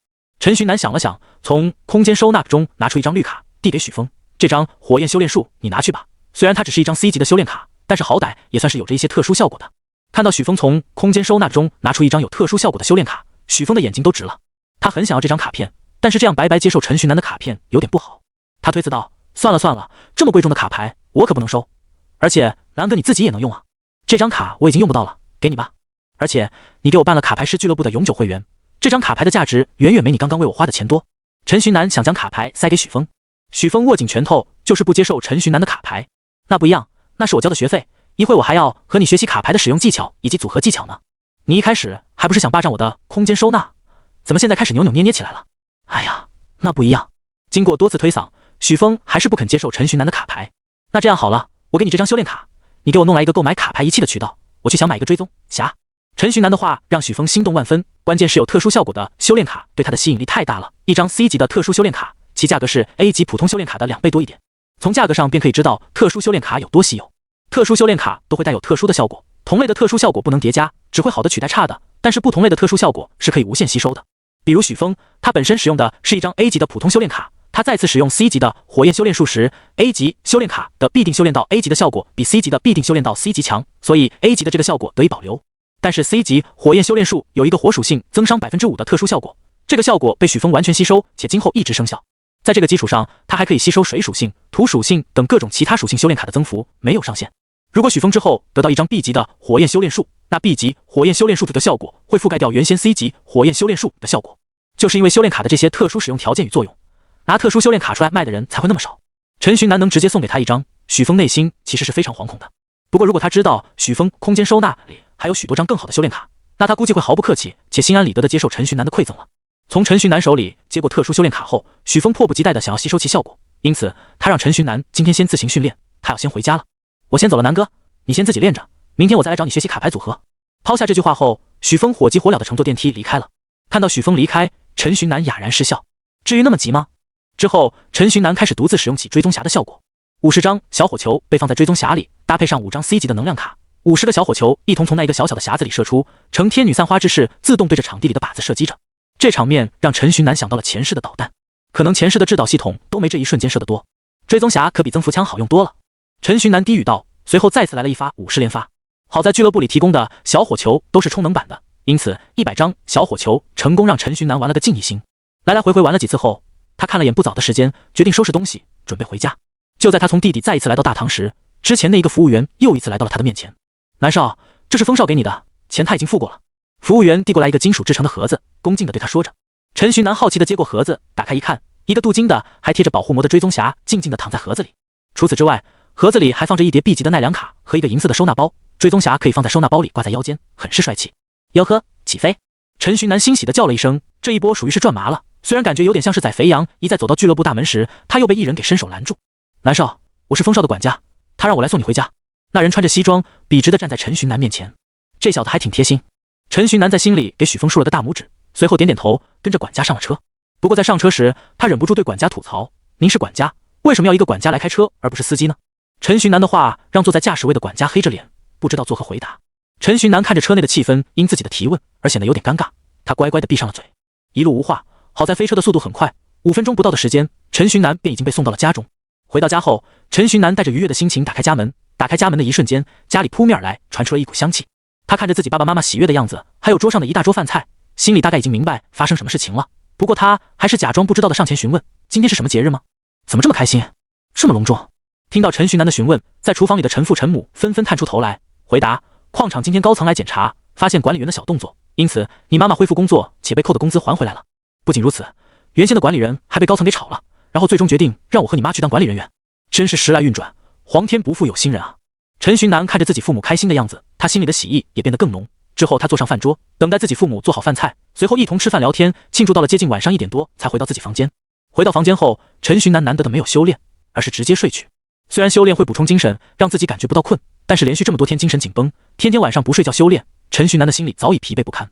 现在自己最大的危机来源许峰已经变成自己人了，他终于可以稍微放松一下紧绷的精神，好好的睡一觉了。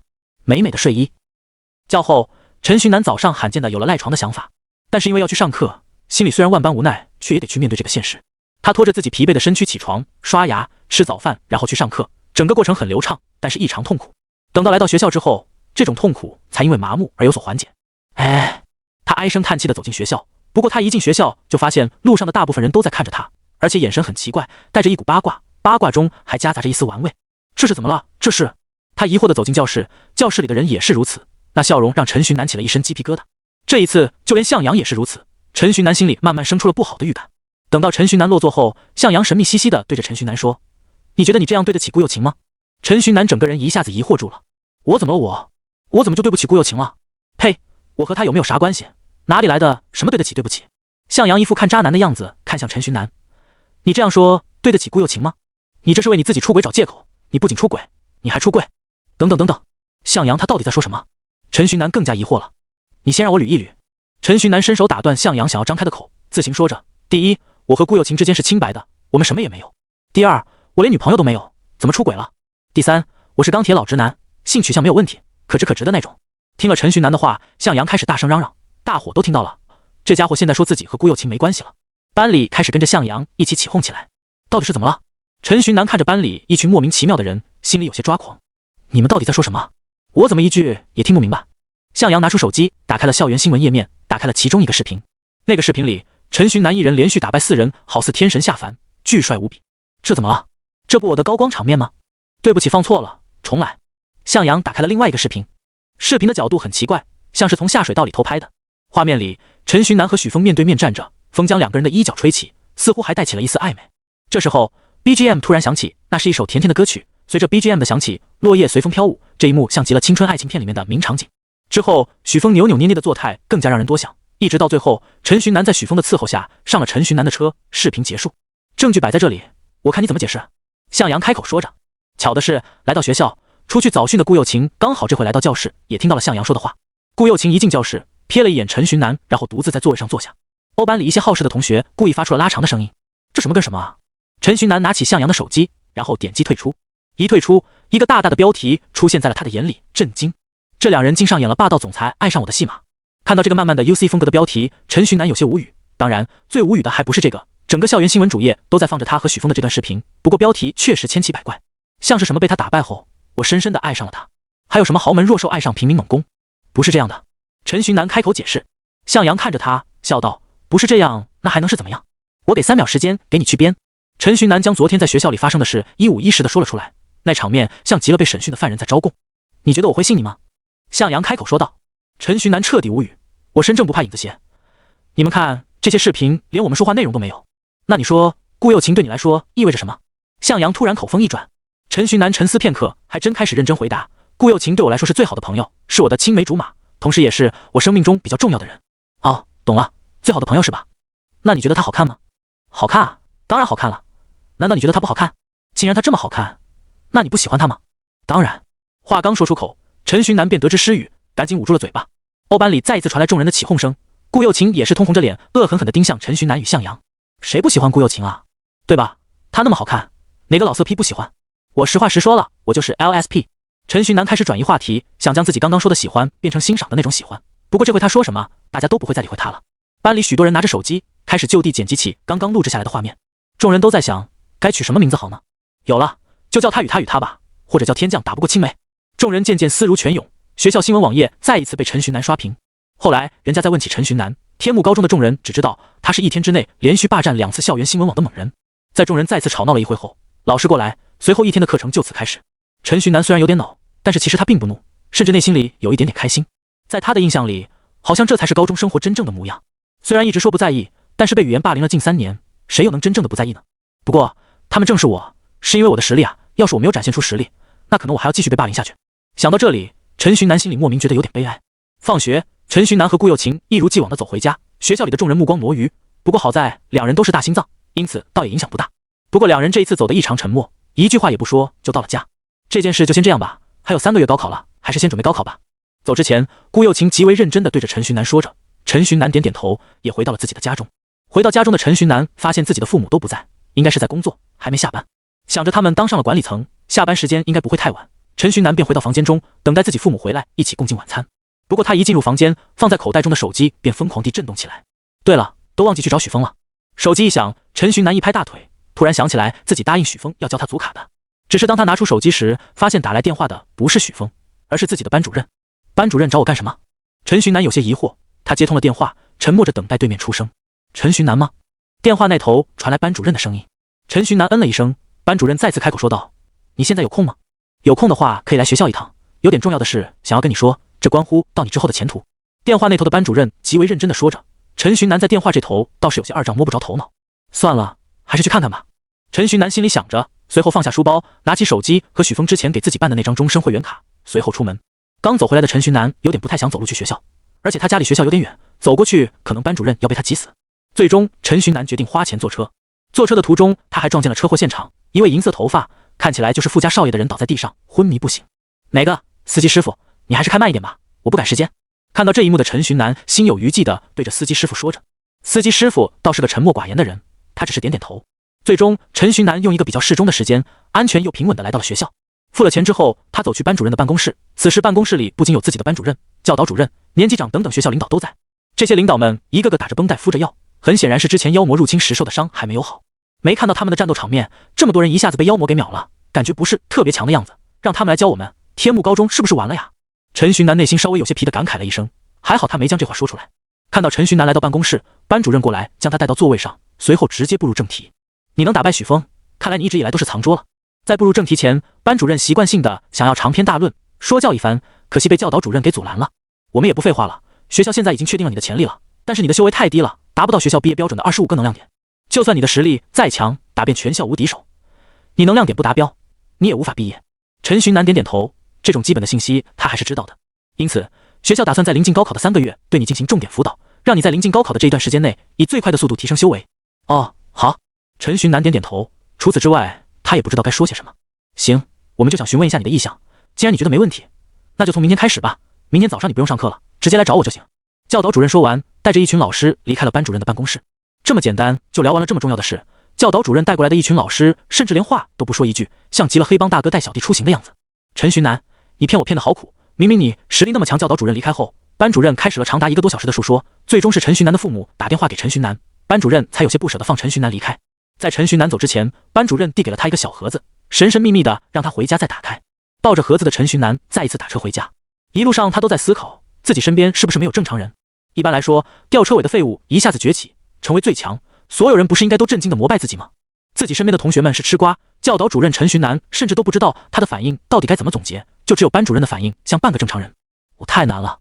回到家处理后日常的一切事情之后，陈寻南抱着班主任给自己的盒子进入了自己的房间，神神秘秘的，里面到底装了些什么啊？陈寻南带着好奇打开了盒子，盒子里面是一本书，更为准确的说是一本笔记本，笔记本的下面还有这个盒子。这个盒子是透明的，里面放着10个绿色的球体。这个球体一下子让陈寻南想到了之前特勤局陈曦打败地级妖魔后掉落的蓝色球体，这两者除了颜色不一样外，其他的基本上一模一样。这是什么？陈寻南带着问题翻开了笔记本，笔记本一打开，映入眼帘的便是灵魂球3个大字。陈寻南如饥似渴的阅读完笔记后，目光炽热的看着盒子里面的那10个球体。好东西啊，这是。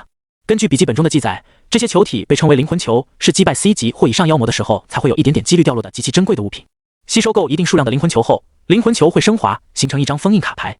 打败的妖魔是什么等级的，掉落的灵魂球会显示相应的颜色。而在灵魂球升华成封印卡牌后，封印卡牌必定会开出与灵魂球一样等级的卡牌。就拿陈寻南手里绿色的灵魂球来说，吸收这些灵魂球后，他的识海里会生出一张绿色的封印卡牌，这张绿色的封印卡牌必定会抽出绿色的 C 级卡牌。灵魂球的功效也不只有这一个，如果卡牌数量够多的人，可以用灵魂球来增加修为。吸收灵魂球的速度是吸收能量卡速度的好几倍。这些灵魂球是妖魔入侵时班主任自己击杀的妖魔掉落的灵魂球。据笔记本里所说，这些灵魂球够凝聚出一张 C 卡了，搞不好还会剩下几个可以提供修炼。班主任这是下血本了呀！陈寻南嘀咕着，要是我考了好成绩，他没有任何奖励的话，他这波直接血亏。说是这样说，陈寻南知道班主任带出来的学生考取了好大学，班主任肯定会有奖励，这只是班主任的一场投资而已。陈寻南表班主任是真有眼光，投资自己准没错，建议再多来一点。当晚，陈寻南当场就把10个灵魂球给吸收完毕，这10个灵魂球中有7个化为了一张 C 级的封印卡牌，还有3个被陈寻南用来增加修为了。3个 C 级妖魔产出的灵魂球让陈寻南一晚上就增加了3个能量点，一个球一个点。这个修炼速度可谓神速，一晚上的时间，陈寻南的能量点就从13个增加到了16个，距离毕业标准仅剩9个了。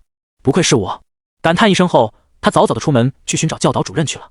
班主任自己都能提供给自己这么好的资源，学校方面的资源应该会更好吧。抱着满怀的期待，陈寻南敲响了教导主任办公室的大门。办公室里传来一声稍等。片刻，教导主任精神抖擞地打开了门，看见是陈寻南，教导主任有些吃惊。陈寻南同学，你竟然来得这么早。陈寻南有些不好意思，自己总不能说是太馋学校的资源了，所以来得早吧。也好，来得早，那我们直接出发吧。在教导主任的带领下，陈寻南坐上了教导主任的车，往天幕城城外飞去。咱们这是要去哪？等你到了你就知道了。毫无营养的对话之后，车里一阵沉默。在飞了近2个小时后，教导主任终于停下了车。此时他们在一片树林之中，这里距离天幕城已经非常远了。到地方了，跟我来吧。教导主任停好车，随后带着陈寻南在森林里七拐八拐地向前走。陈寻南好奇地打量着四周，这个世界的森林与地球的森林差不多，不过树比地球的稍微大一点点。在拐了不知道多少个弯后，教导主任突然停了下来。他的前方有一棵巨树，他伸手按压在了巨树上方。掌纹认证成功，欢迎你，李勇。在一阵机械声中，教导主任身前的巨树慢慢露出了真相。那哪是一棵巨树？那明明是一个充满科技感的基地。基地现出原形，大门随之打开，教导主任迈开脚步走进其中，陈寻南紧跟其后。这里是我们天幕高中的怪兽饲养实验基地，是众多国家2级研究基地之一。一边走，教导主任一边向陈寻南介绍，怪兽是妖魔入侵这个世界后与普通动物杂交形成的新物种。怪兽肉体很强，非常强，有着强大肉体的它们，特殊能力却很少，甚至大部分怪兽都是没有特殊能力的。怪兽的有着极其强大的破坏力，而且性情比妖魔更加凶暴，大部分野外地区都是怪兽的地盘。随着教导主任的讲解，陈寻南感觉自己仿佛打开了新世界的大门。虽说怪兽是妖魔和动物们的后代，但是从人类的角度来说，怪兽的长相真的比妖魔好太多了。陈寻南甚至还看见一些长得像哥斯拉的怪兽，不过他们都是迷你形态的哥斯拉。我带你来这里，目的是为了让你与这些怪兽战斗。在讲解到一半时，教导主任突然开口，陈寻南一整个给吓到了，自己要和这些东西战斗。整个基地像是一个过道扣在地上，基地内之后一条从中间横穿的过道是人类行动的地方，其余地方全都是怪兽。陈寻南觉得要真将自己丢进去，那么多怪兽怕不是一瞬间就将自己给完全撕烂。看出了陈寻南的担忧，教导主任开口说道，我会在一旁看着，保护你的安全的，而且只会让你去低风险区域，你只用一次性对付多只地级怪兽就行了。这还差不多。陈寻南点点头。之后在一番准备后，陈寻南进入了怪兽活动区域。陈寻南一进入怪兽活动区域，刚刚的电子机械声再次响起，确认试炼者天幕高中陈寻南，试炼等级 C， 试炼开始。在电子机械声响起时，5堵光墙突燃，这些光墙组成了一个房间，将陈寻南扣在其中。在一阵倒计时的声音过后，光墙突然开了一个小门，一大群蜥蜴模样的怪兽从门口冲进来，9只都是地级怪兽，简单。陈寻南稍微感应一下，便轻易判断出了怪兽们的等级以及这一次试炼的难度。9只怪兽身上都有着厚厚的皮，而且身上散发着土黄色的光芒，一看就知道是土属性怪兽。在稍微衡量之后，陈寻南便找到了解决这次战斗的办法。他从空间收纳中拿出9张超级种子，在怪兽们扑向自己时，瞧准时机，将这些种子种在了怪兽们的背上。种子一经洒落，便与怪兽后背的土属性能量发生了强烈的反应，粗壮的植物一瞬间从蜥蜴们的背上生长出来。怪兽们先是行为受阻，最后彻底动弹不得，有几只扑向陈寻南的怪兽更是被树枝缠在了空中。这还没有结束，超级种子化成的树还在生长，树根在怪兽的背上缠绕得越来越深，最后慢慢的，这些树根穿了怪兽们的身体，将怪兽们就此击杀。试炼者陈寻南通过试炼评分 S2。电子机械声响起，光墙慢慢散去。当光墙彻底散去时，陈寻南震惊地发现自己已经站在了教导主任的旁边。陈寻南一脸震惊地看着教导主任，教导主任则是一脸震惊地看着陈寻南。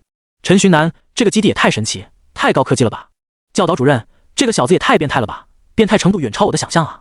教导主任回想起自己在50多能量点的时候参加试炼，成绩也不过是而已，这小子就10多个能量点，成绩却是 S2，这已经和全国的一些顶尖天才同成绩了吧？天幕高中这是捡到宝了，刚消耗了能量点，现在掏出能量卡来吸收，会加快吸收速度，赶紧去打坐修炼去吧。教导主任带陈寻南来到了休息室，让陈寻南自行修炼后，他独自来到了基地的控制中心。调出试炼者陈寻南的试炼视频。教导主任可太好奇了，陈寻南总共就10多个能量点，教导主任想了大半天也想不出来他是怎么打败9个以防御力见长的岩石蜥蜴的。声线确认，李勇，允许访问。控制中心的屏幕上开始自动播放着陈寻南与岩石蜥蜴对战的视频。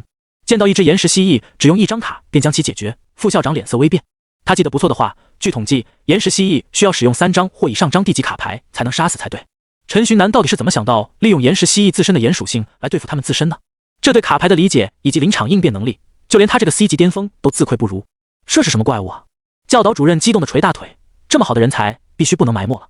看完视频，他把视频打包发送给校长和副校长，并附言学校捡到宝了，可能需要您2位回来才能不埋没他的天分。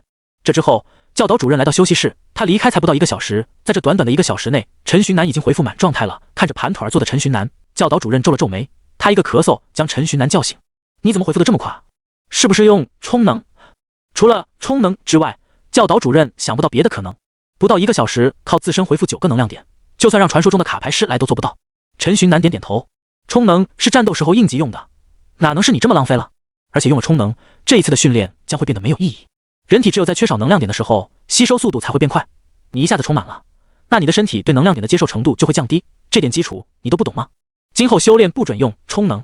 教导主任的话让陈寻南恍然大悟，怪不得他的修炼速度会越来越慢，原来是这个原因。你先修炼吧，前几天我们在森林里发现了地级怪兽森然的巢穴，一会你跟我去把那个巢穴给端了。好。修炼了1个上午的时间，陈寻南的修炼进度没有什么明显的变化。等到下午快2点时，教导主任终于带着盒饭来找陈寻南了。你先把盒饭给吃了，吃完我们就出发。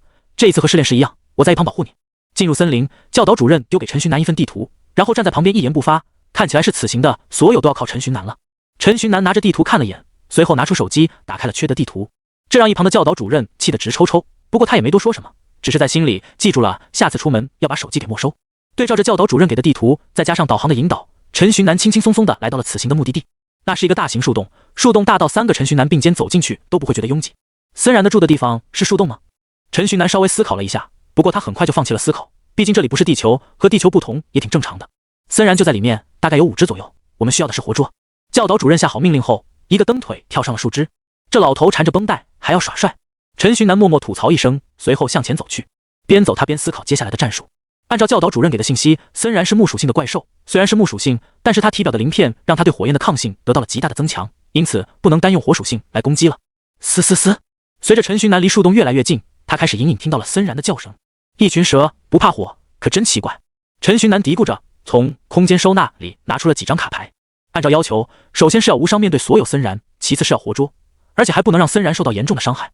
陈寻南心里已经有了解决方法，终究是一群没有智慧的畜生而已。陈寻南心里冷笑，随后一脚踏入了森然的巢穴之中。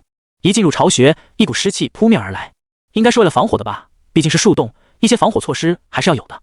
想了一会，陈寻南便不再在意这股湿气，他先是使用一张视力增强来增加自己的洞察力，随后目光在树洞中巡视，寻找森然的身影。浑身颜色与树根颜色差不多的森然趴在树根旁边，保护色让他毫不费力地躲藏起来。不过保护色虽强，在使用了视力增强的陈寻南面前，终究是无所遁形。看到分散在自己周围伺机而动的5只森然，陈寻南偷偷摸出了2张卡，香气、诱饵。这2张卡都是地级卡牌中比较常见的卡牌，诱饵会自动幻化成目标最喜欢吃的食物，而香气会让诱饵的诱惑力翻倍。在这2张卡的组合之下，森然们纷纷把持不住，往2张卡牌所在的位置爬过去。在森然们接近诱饵时，陈寻南使用出了木牢，一个硕大的木牢将5只森然关在其中。密封，这是一张食品店经常用来密封食品的卡，陈寻南用这张卡将木牢密封住，森然们就此被关在其中。搞定了！在密封完毕后，陈寻南朝树洞外大喊。树枝上的教导主任一脸惊讶，他怎么又这么快啊？最好的办法应该是用昏睡，但是昏睡的生效时间应该很慢，他弟需要一场苦斗才是，怎么连战斗波动都没传出来？教导主任疑惑着跳下了树，开始往树洞中走去。而此时树洞内，陈寻南突然感觉浑身有点发燃，困意开始席卷上了心头。这是毒，是那湿气。陈寻南意识到自己已经中毒，但是此时的他已经倒在了地上，失去了抵抗的能力。在陈寻南倒在地上之后，一只体型巨大的森然从树洞内部爬了出来。这个森然的颜色大小与树根一模一样，他甚至还收敛了自己的气息。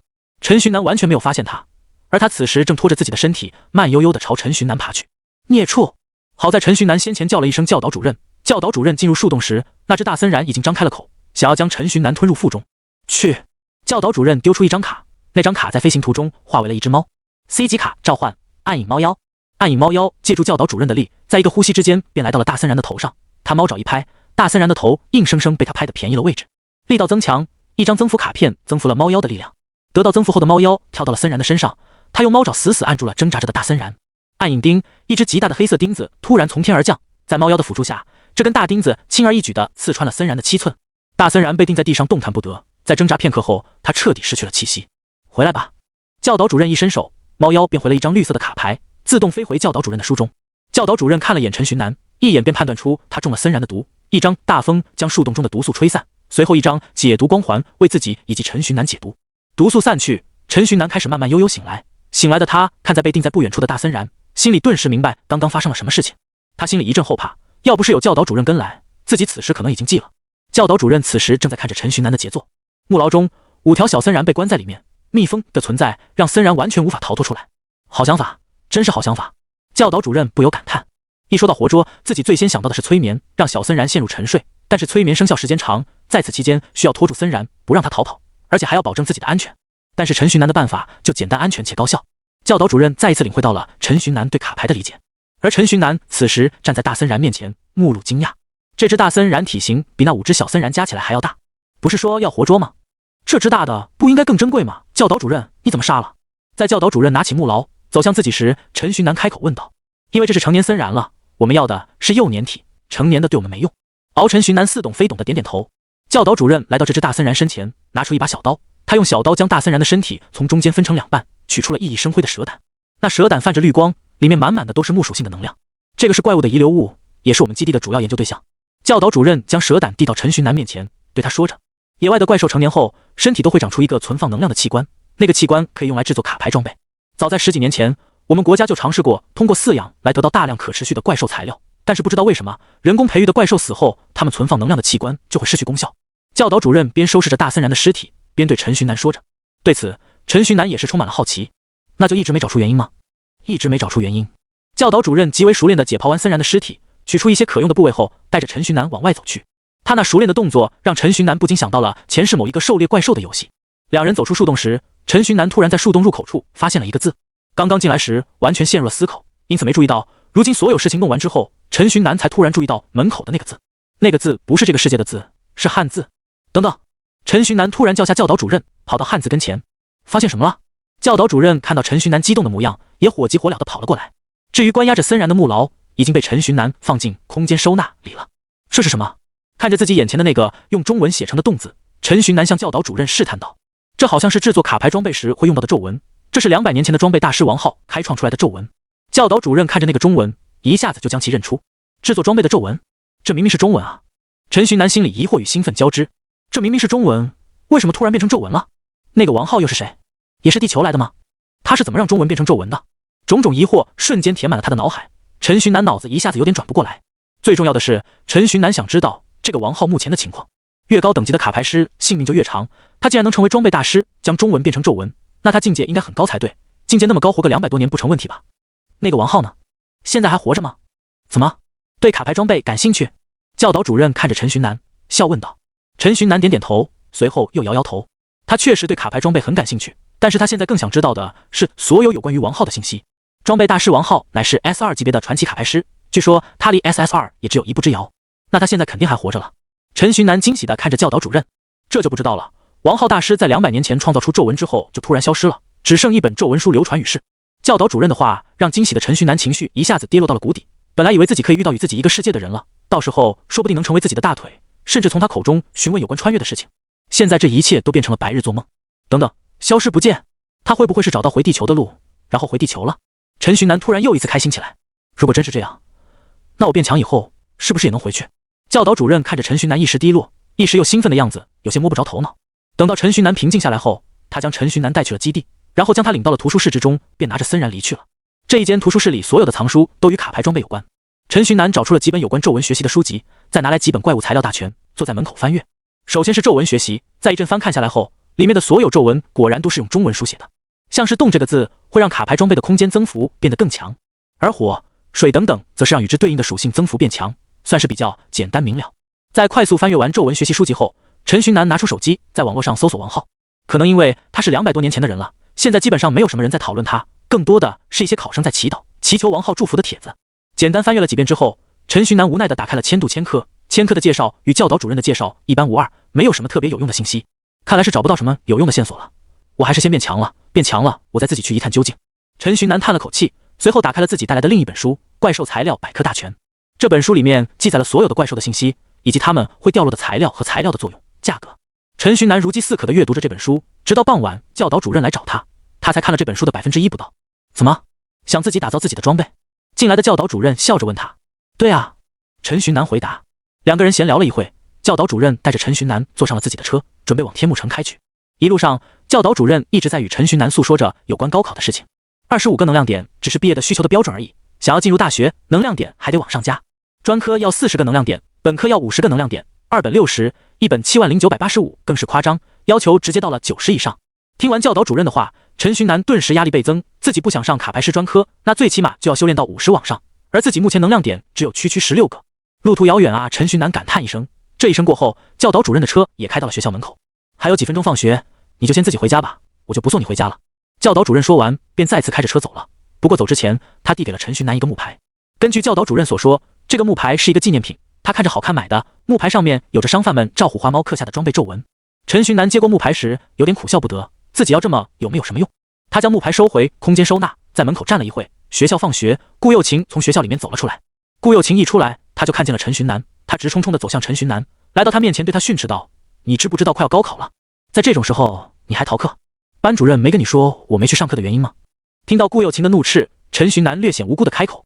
之后在陈寻南的解释下，顾又琴才知道陈寻那是跟教导主任特训去了。他连忙与陈寻南道歉，说自己误会了陈寻南。之后在两人回家的路上，陈寻南一直在给顾又琴述说着自己今天遇到的事情，顾又琴在一旁听得惊呼连连。辛苦了，之后要小心点。顾又琴不知道说些什么，只能这样安慰陈寻南。到家之后，陈寻南将木牌拿出来挂在了自己的书桌上，当时求一个好寓意了。不过在他拿出木牌，眼神一瞥时，他整个人呆住了。这根本就不是什么纪念品，这是王浩留下来的真迹。木牌上面用极小的字刻着“后来者”，你能看懂这个木牌上的字的话，那你肯定是我的同胞吧？我给你留了一个宝藏，只要你到了10点能量点，你就可以去取了。地点在天幕森林中，去到那里，你的一些疑问应该会得以解答。木牌上密密麻麻的一行字，都在诉说着一件事：宝藏在天幕森林。天幕森林，一听这名字就知道是在天幕城附近的森林。天幕城附近的森林，那应该是自己今天去的那个森林没跑了。而今天自己刚好在那个森林里发现了一个刻有动字的树洞，这不会这样巧吧？陈寻南心里虽然想着事情不会这样巧，但是其实他知道这应该就是事实没跑了。看来明天或者什么时候我得找个机会去那边探查一番了。既然王浩让我去探查，那他应该不会坑我吧？毕竟是同胞。陈寻南坐在椅子上开始思考自己之后的行动。首先不能让教导主任跟着一起去，毕竟是关重大，还是我自己去比较保险一点。关键是怎么让教导主任放自己出来，且让他不跟着自己。其次还要保证自己的安全，森林里的怪兽还是挺多的，自己目前实力不够强，独自一人在森林里探索还是有着一些危险性的。这件事急不得，还是需要从长计议。陈寻南将自己脑海里瞬间冒出来的2个问题写在了纸上，沉思一会，发现自己目前都无法解决后，他决定这件事先放一边，慢慢来。决定好了之后，陈寻南将木牌收入了空间收纳。这个木牌现在可不再是什么不值钱的纪念品了。然后他拿出追踪匣，再仔细翻看几遍之后，他终于在匣子里面发现了亮光小字锁语术，锁有着自动瞄准的功效，而鼠就是让追踪匣一次性发射50张卡牌的根本所在。将追踪匣放下后，陈寻南拿起纸笔，开始用中文随便写一些东西。穿越到这个世界后，他以为中文没有用了，就一直不管了。但是今天发现的事情让他突然觉得中文在这个世界好像也是有着重要作用的。这是陈寻南和教导主任去特训的第5天，在教导主任庞大理论知识的支撑下，陈寻南的修炼算是畅通无阻，迅速无比。短短5天时间，他的能量点已经来到了20点。在训练的这几天，陈寻南经常看见一个银色头发的富家子弟来基地与教导主任商讨事情。陈寻南不止一次想去吐槽，这个基地除了教导主任就没其他人了吗？他来这5天，除了教导主任外，硬是连一个活人都没看到。这5天的时间里，陈寻南不只是修为有了进步，有关于卡牌装备的知识也在稳步增加着。那一本怪物材料百科大全，他看了近5%了。照这个速度，高考前他就能看完这本书。除了这本书之外，他还了解了一些卡牌装备的事情，像是自己打造装备的需要装备师的评级证书 ，C 级以上才能打造装备。还有关于高考这件事，他也基本上确认了自己要读的学校了。陈寻南心目中的学校就是天幕大学。天幕大学的好处有3点，首先是离家近，其次这学校也算是一个一本学校，第3，这学校是专门培养卡牌装备师的学校，第4个是这个学校的录取平均能量点只有55个，比一般的2本学校还要低5个。就目前而言，这简直是最适合陈寻南的学校了。不过如果能冲击一下的话，陈寻南心里还有一个更加想要去的学校，那也是个培养装备师的学校，不过人家那是 Top 2大学，对于能量点的要求在95点往上，这录取的最低标准让陈寻南有点望尘莫及。今天的修行到中午就结束了，陈寻南申请了今天下午的见习装备师考试。对于陈寻南的想法，教导主任肯定是支持的，在他看来，会制作卡牌装备，那也是在增强自己的实力，因此他特意放陈寻南1天假。不仅如此，他还亲自将陈寻南送来考场。你就看了5天的书，而且看的还是基础的怪物材料百科大全，你确定你能通过考试吗？考场门口，教导主任颇为担心地询问着陈寻南。虽说这是见习考试，只需要背熟部分地级区域的知识，但是只有5天时间，陈寻南能背多少？更何况陈寻南这5天也不只是在背书，他大部分时间都是在修炼中度过的。对于教导主任的担忧，陈寻南表示没必要。他自认为自己的背书速度很快了。他来考试之前，他还特意去网上查了一下，网上的人说只考地级区域3%的知识，简单的很。何况就算不过，先来体验一番，为下次做准备也好。面对陈寻南的大心脏，教导主任一阵无言。陈寻南拿着路上买的纸笔走进考场，在考官验证完自己的身份之后，百无聊赖地坐在桌上，等待考试时间开始。无聊期间，他开始环视着考场。这里的考场和记忆里地球的考场并无差别，他一时之间还以为自己回到了地球。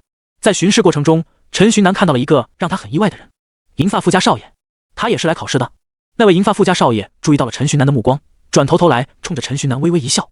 两个人这几天几乎天天在基地相见，虽然互相不认识，也没说过话，但是每一次两人一见面，对方都会冲着陈寻南露出和善的微笑。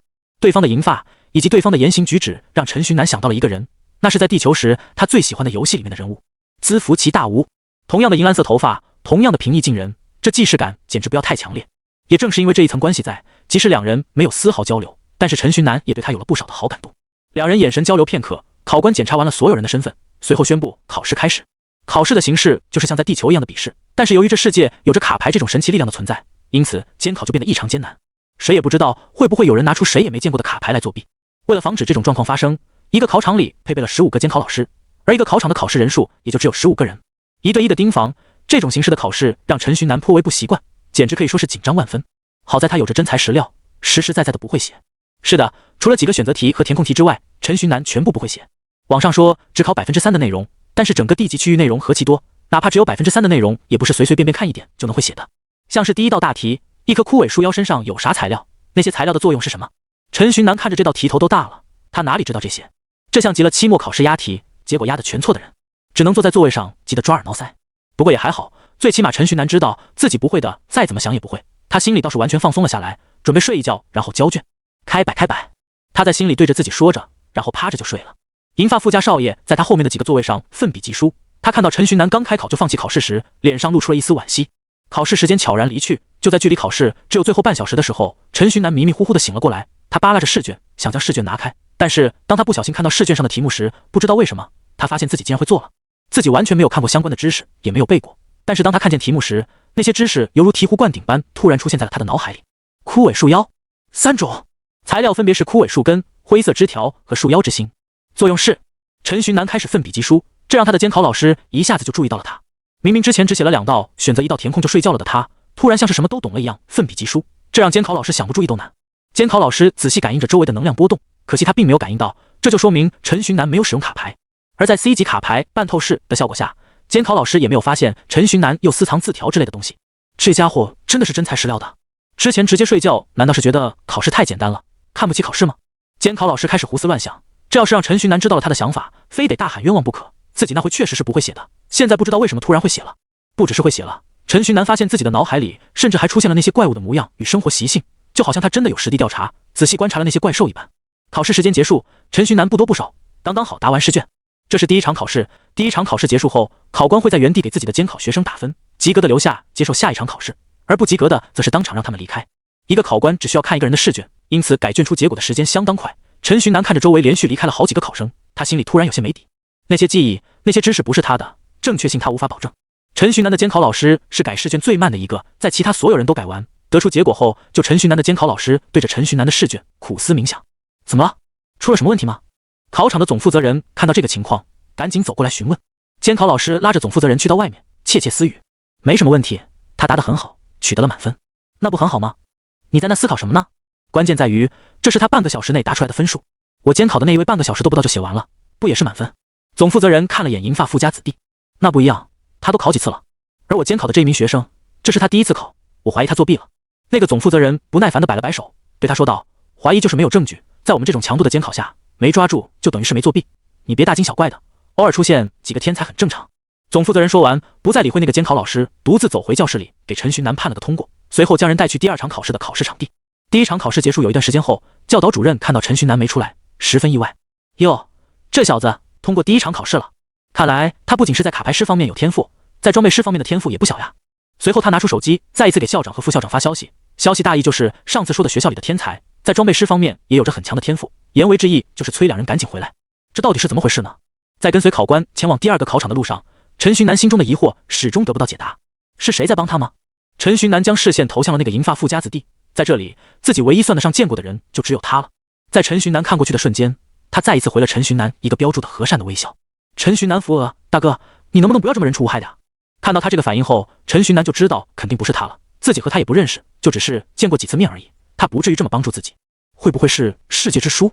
陈寻南的脑海里突然冒出世界之书的描述，世界之书是世界意志的化身，世界之书记载着世界上所有的知识，但是自己使用这张修炼卡这么久了，一直没有相关作用体现出来，为什么这一次突然就发挥作用了呢？对此，陈寻南保持着疑问，只能期待以后能解开这个谜题了。现在最重要的事情是装备师考试。前往考试现场的路上，负责人向陈寻南介绍着下一场考试的形式以及规则。首先就是考试形式，第2场考试是解剖考试，目的是考察考生们的实际动手能力。考试的内容是在一定时间内成功解剖出一定数量的怪兽材料。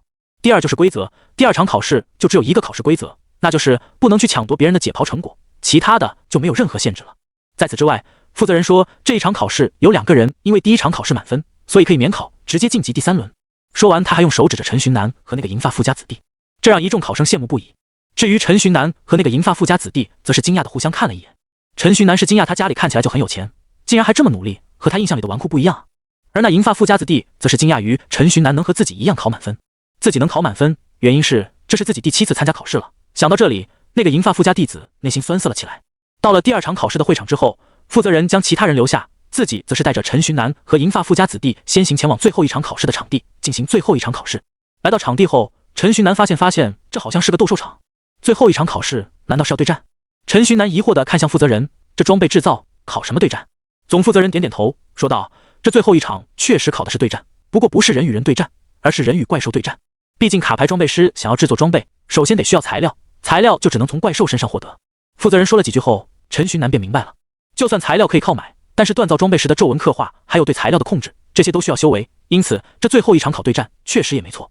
你们2个抽签决定先后顺序吧。最终的抽签结果是陈寻南后出场，富家子弟先去参加试炼，他一脸凝重地取下身上的卡牌装备，前后后总共6件卡牌装备，这让陈寻南看地势目瞪口呆，只能说不愧是富家子弟，真想去看一看啊。陈寻南在场地外无聊地等着，负责人似乎是看出了陈寻南的无聊，笑着说，你先做好准备吧，他一会就出来了，很快就轮到你了。负责人的话引起了陈寻南的兴趣，他就那么强？负责人摇了摇头回答，不是，他很弱，这是他第7次参加考试了，每一次第1轮都是满分，然后倒在最后一轮。陈寻南有些想不明白，怎么会？只能说是命运吧，他没有抽卡天赋，家里很有钱，父亲也很强，本来起步很高的他却被拦在了起跑线之外。说到这里，负责人也不免唉声叹息一般，那他不是卡牌师，他怎么能战胜怪兽呢？别说战胜了，能不能赢下来都是问题吧。陈寻南担忧地说着，没事，里面有人负责保护考生安全呢。负责人说完，有些疑惑地看向门口，按照惯例，这回他应该已经失败被送出来了，不会出什么意外吧。他心里有点担心，这一位要是在这里出了意外，那整个天幕城甚至整个装备师考核部门都得遭殃。负责人调出了监控画面，开始查看。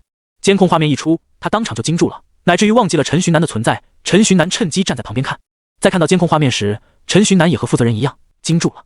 画面中，银发少年挥舞着双拳和岩石蜥蜴肉搏，他宛如不怕疼一般，捏紧拳头，一拳一拳地砸在了岩石蜥蜴的背上，砸到自己的双拳血肉模糊。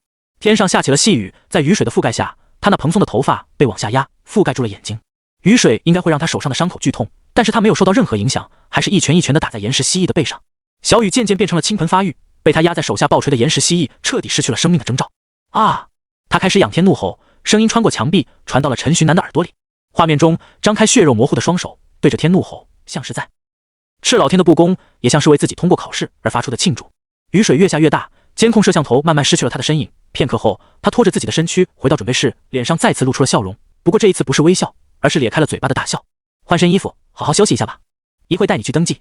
回过神来的负责人嘶哑着声音对着他说着，他点点头，随后一下子坐在了陈寻南的旁边。陈寻南一直在注视着他，在他落座的一瞬间，陈寻南发现他的手臂似乎都已经断了。到底是什么时候断的呢？陈寻南不知道他是以什么力量抬起断掉的手臂砸向岩石蜥蜴的呢？陈寻南也不知道。下一个是我了。陈寻南低沉地对着负责人说着，负责人点点头，然后让陈寻南进室内考场。进入考场后，陈寻南发现这个室内考场有点像是道场。考场的正中间有一个屏幕，屏幕上正在闪着倒计时。休息室，负责人将监控画面调到陈寻南的考场。富家子弟已经通过考试了，因此也没有必要对他隐藏。监控画面调出来的时候，刚好是倒计时结束的时候，画面中中间的地板突然分成2块，一个笼子从地下被送了上来，笼子里刚好关的是岩石蜥蜴。笼子打开，蜥蜴冲出，陈寻南掏出了超级种子。对付这类怪兽，陈寻南已经很有经验了，不过突然间刚好激活卡牌的他突然有了一些迟疑，他是怎么做到不用卡片徒手将岩石蜥蜴按在地上的呢？陈寻南内心突然冒出了这个想法，然后他就呆呆看着怪兽冲向自己。在怪兽即将撞到自己时，陈寻南挥出拳头想要制止，但是在两者碰撞的一瞬间，陈寻南的身体就飞了出去。陈寻南飞出去极远，直到撞在了墙壁上才停下来，一缕鲜血从他的嘴角流下。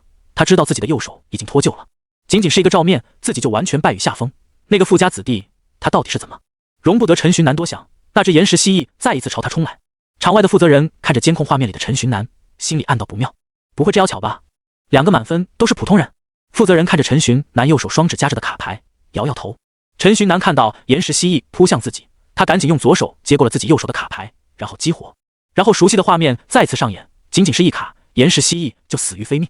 正在看着监控画面的富家子弟看到陈寻南一卡解决了自己好几年就解决不了的岩石蜥蜴，眼神渐渐的暗淡了下来。之后，陈寻南从考场走出，一样拖着受伤的身躯，坐在富家子弟的旁边。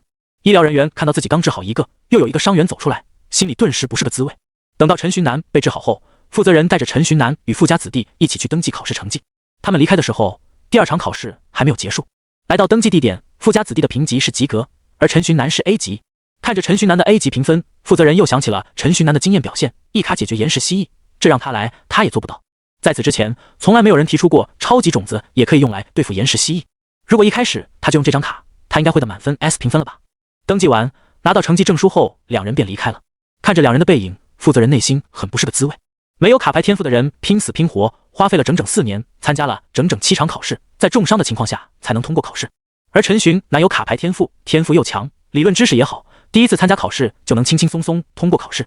负责人想到了陈寻南的天赋，想到了富家子弟的家底，最终想到了自己。他叹了口气，感叹道：得到老天爷厚爱的人就是不一样，世界可真是不公啊。第二天，陈寻南早早就起了床，起床后他联系了许峰、向阳、顾又晴3人，与他们约定在卡牌师协会免费的训练场集合。陈寻南本来是想去卡牌师俱乐部的，毕竟那边的条件更好，但是由于向阳和顾又晴2人没有会员，就只能前往免费的会场。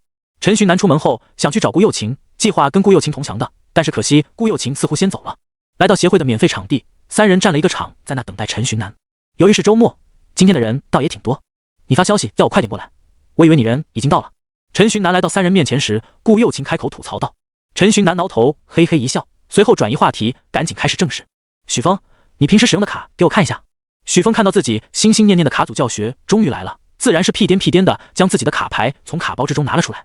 一旁的向阳和顾又晴看着一向我就是天的许峰像狗腿子一样，顿时说不出话来。顾又晴见此倒是来了兴趣，许峰虽然有靠着好卡牌的因素，但最起码也是全校第一，是比自己还强的存在，陈寻南凭什么教导人家？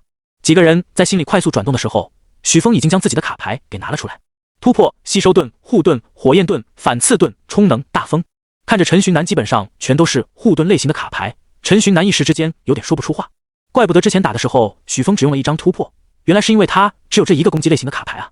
护盾卡牌因为能保命，价格都比较高，而许峰这个币所有的卡牌竟然都是充能版本的，果然是毫无人性。卡是好卡，都是好卡。陈寻南看了许峰的卡牌之后，开口说道。顾又晴这时候开口说，那能不好呢？他那吸收盾同级之内基本上没人能打破，就算好不容易打破了，马上又会有许多盾出来，这种情况下，这个人先天就立于不败之地。一旁的许峰被说的有些不好意思，卡虽然都是好卡，但是这样的搭配显然极其不合理。陈寻南的一句话马上勾起了3人的兴趣，见3人眼睛直勾勾的看着自己，陈寻南满意的点点头，开口说道，盾类卡牌确实能让你在一定程度上立于不败之地，但是你自己也很难赢啊。你就突破这种攻击卡牌，别人很容易就针对你了，你的突破被针对之后，你就只能等死。陈寻南拿出2张卡，对着许峰说，你试着攻击我一下。许峰有些不确定的问，你认真的？也不怪许峰有些不确定，陈寻南拿出的2张卡都是白色的，2张都是 D 级卡牌，而自己的突破可是 C 级卡牌。陈寻南示意许峰攻击，看到陈寻南执意如此，许峰也只好对着陈寻南发起了攻击。突破一经使用，一道强力的冲击波朝着陈寻南攻去，陈寻南不紧不慢地用了一张护盾，之后又在护盾上使用了一张防震，冲击波打在了陈寻南的护盾上。不过让许峰3人震惊的是，突破的攻击竟然无法打破2张 D 级卡的防护。你这是怎么做到的？你用的2张卡是什么卡？还不等许峰询问，顾又晴便先行询问了。很简单啊，一张是护盾，还有一张是防震。陈寻南不紧不慢地说着。突破的原理是利用震动产生的冲击波攻击敌人，在得知这个信息的前提下，用防震在根源上把震动消除，冲击波自然也就没了。得到陈寻南的解释后，3人恍然大悟。不过顾又晴突然发现了一点不对劲，突破的卡上没写利用震动啊，我背的卡牌大全上面也没有说，你是怎么知道的？顾又晴的话一下子将陈寻南给问住了，自己又是怎么知道的呢？如果没猜错，应该是世界之书的功劳，真不愧是从 2 降到 S2 级别的卡牌，这些仔细找的话，在网上是可以找到的。陈寻南思考一番后，给出了一个蹩脚的借口。不过他相信肯定有人知道这个消息，只是不公布或者是自己的级别看不到这张消息而已。哦，看起来你一直藏拙，藏的不是一丁半点啊！有兴趣跟我打一场吗？顾又晴跃跃欲试。来呗！陈寻南也有点兴趣。每个人对卡的理解、对卡的组合都不一样。许峰是狗命流，陈寻南很想知道记住所有记录在案卡牌的顾又晴会怎么组卡。2个人一拍即合，许峰和向阳让出场地给2人比试。陈寻南伸手让顾又晴先出手。顾又晴也不客气，直接拿出了2张卡。而在顾又晴拿出卡牌的瞬间，陈寻南先行使用了视力增强。有了视力增强，陈寻南很容易就能看到顾又晴手里拿的是什么卡。陈寻南的主要目的是指导，因此他拿出了和顾又琴一样的卡牌，水流以及小闪电。顾又琴拿出这2张卡，明显是想要利用导电来做文章。顾又琴先使用了水流，顾又琴使用的水流与一般人使用的不一样，一般人是丢在地上沟通地下水，以此来引出更多的水，而顾又琴是直接在天上使用。这水流是无根之水，就只制造了大概一个水盆数量的水便没有后续了。不过这一盆水在顾又琴的控制下化成了细雨，这细雨覆盖在陈寻南的上空，往他头顶砸去。在细雨落下的时候，顾又琴用出了手中的小闪电，这小闪电不是打向陈寻南，而是打向陈寻南头顶的细雨。在碰到细雨的瞬间，小闪电滋滋作响，随后闪电的力量遍布了整个雨幕。单体的小闪电经过顾又琴的组合，马上就变成了群体技能，而且因为范围过大，陈寻南避无可避。看着落向自己的雨幕，陈寻南的嘴角稍微往上咧了一下。顾又琴的卡片的使用和理解确实很好，不过还不是完美。水流是这样用的，陈寻南高声说着，随后使用了手中的水流，一股水柱从地下喷涌而出。陈寻南操控着这一股水柱开始急速旋转，慢慢的水柱变成了一个大漩涡，大漩涡将陈寻南覆盖在内，天下落下的雨幕化为了大漩涡的一部分，连带着小闪电一起成为了大漩涡的养分。你要怎么解呢？陈寻南说着，操控着大漩涡将顾又琴倒扣在内，不过也仅仅是倒扣在内而已。带着雷电的水流在陈寻南的控制下，没有碰到顾又琴一丝一毫。小闪电的威力很强，但是经过大漩涡的分摊，威力大大减少，现在就只有一个让人麻痹的效果了。但是麻痹可是顶级的控制。场地里训练的人看到陈寻南与顾又琴的对决，纷纷过来围观。他们一开始惊叹于顾又琴的奇思妙想，然后马上就被陈寻南绝妙的控制力与理解力征服。围观的人越来越多，陈寻南他们的场地很快就被围得水泄不通，这让协会监控室里的负责人也注意到了陈寻南他们这一个训练场。电用木荡，水用土烟。身处漩涡中心的顾又琴回答着陈寻南的话，随后再一次使用了2张卡，超级种子和土块。超级种子一触碰到训练场的土地便疯狂吸收营养，片刻后便长成了1人高的树，这些树在顾又琴的有意控制下还在不断长高。树木一触碰到漩涡，漩涡里的电便随着树木传到了土地里，不过即便如此，漩涡里面依然残留着不少的电量，而且因为树木的干扰，漩涡正处于崩溃边缘，水即将从顾又琴的头顶砸下。这时顾又琴使用了土块，一个土块拔地而起，这个不规则的土块在顾又琴的控制下很快便成为了一个半球体，将顾又琴保护在其中。围观群众看到顾又琴的解决方法，纷纷发出喝彩，连绵不绝的掌声让在土块里的顾又琴骄傲地抬起头来。还不错，陈寻南点评，随后也拿出了土块和超级种子。超级种子陈寻南可太熟悉了，他计算着时间，嘴里开始倒计时。当倒计时到0时，场上顾又琴制造出来的树木顿石化，为了飞灰消散于天地之间。树木消失的瞬间，也就是陈寻南发难的瞬间，他直接激活超级种子，种子在顾又琴的土块上生根发芽。不过几个呼吸的时间，顾又琴那看起来坚如磐石的防御就变得支离破碎。这还不算完，树木长大后，枝条开始往顾又琴身上蔓延。随后陈寻南激活了手中的另一张卡牌土块，土块形成的不规则土块出现在顾又琴的四周，有了这些土作为跳板，树木们开始在里面生根发芽，而土块正在慢慢变小，最后只剩下一层薄薄的土覆盖在顾又琴的身上。而土消失后，顾又琴已经被树枝给捆绑起来了。被绑住的顾又琴动弹不得，连拿出卡牌的能力都没有，他已经彻底失去抵抗的能力了。呜呼！围观人群的掌声与欢呼再一次给到了陈寻南。陈寻南对着围观的人笑了笑，随后走向顾又琴，解开树枝的捆绑。你说了，知道树在哪里吗？陈寻南边解绑边说。顾又琴也不生气，他现在还在消化这一场战斗，等到陈寻南解绑快完成的时候，他回答大概懂了，但是不清晰，我们再来一场，这次你先手。好。之后又是一场战斗，这一次指导战顾又琴展现出了他惊人的一面，虽然无法击败陈寻南，但是陈寻南的前6次攻击都一一被他破解，巧妙的攻防战让围观群众看的是眼花缭乱，应接不暇。最终在陈寻南第7次攻击的时候，顾又琴败下阵来。最后一次是2个小火球的对轰，顾又琴的小火球被陈寻南的小火球无情击碎，最后小火球在顾又琴的脸前转弯，硬生生朝上攻击。这一次比试一结束，顾又琴站在原地开始沉思，他此次的收获看起来不小。一旁观战的向阳也是目有所思，只有站在向阳身旁的许峰。许峰此时正跟着所有围观群众一样欢呼叫好，叫了一阵后，他发现与自己一起来的2个人都陷入了沉思，都好像是有了收获，就自己单纯成为了围观群众，他也差点陷入了沉思，陷入怀疑人生的沉思。在2个人思考的时候，陈寻南趁机给许峰讲一些基本的卡牌克制或者互补关系，因为讲的极其浅显易懂，许峰全都能听懂。托许峰的福，围观群众们也在一旁听得津津有味，有些甚至还拿手机录音合记笔记。这个世界的人到底是怎么回事啊？陈寻南一时之间有点搞不懂了，他讲的都是一些属性的相生与相克，这要是到地球，随便张个人基本都能说出个123来，这个世界的人竟然连这些都不懂，而且看着这么多围观的人，不懂的人看起来还不在少数。讲了许久之后，顾雨晴和向阳前后从沉思状态退出，顾又琴跑到陈寻南面前，询问陈寻南：“你最后那个小火球为什么能够打碎我的小火球，而且还能在最后转弯？”听了顾又琴的问题，陈寻南脸上露出一副早有预料的表情，他开口回答：首先是你的第一个问题，小火球是一个火球，它的力量基本集中在前面撞向敌人那一面，除此之外，其余所有地方都是弱点。我那会就是控制着我的火球打中了你的火球的弱点，才一举将你的火球击碎的。陈寻南还有一个原因没说，那就是自己有20%的威力加成，如果是一般的小火球对轰，就算是击中弱点也做不到瞬间击破。至于第二个问题，小火球也好，小闪电也罢，任何卡牌在使用时，我们都能控制卡牌制造出来的攻击，直到攻击消失。意思是，顾又晴有些听不懂。陈寻南也明白自己似乎讲的有点太麻烦了，他直接给顾又晴举例，就比如小火球，使用卡牌后会出现一个火球打向你使用时的目标点，但是在这其中，那个制造出来的火球是可以人为操作的。你们一直将小火球当成是脱手技，但是其实不是，卡牌就没有脱手技，所有卡牌都能对攻击进行精细的控制，不过需要集中注意力而已。陈寻南说完，在场所有人都露出还有这种事情的说法。这种事也是你从网上查的？顾又晴有些不可置信地看向陈寻南，陈寻南点点头。我发现我越来越看不懂你了。顾又晴说完，自己拿出一张小火球在那试验起来。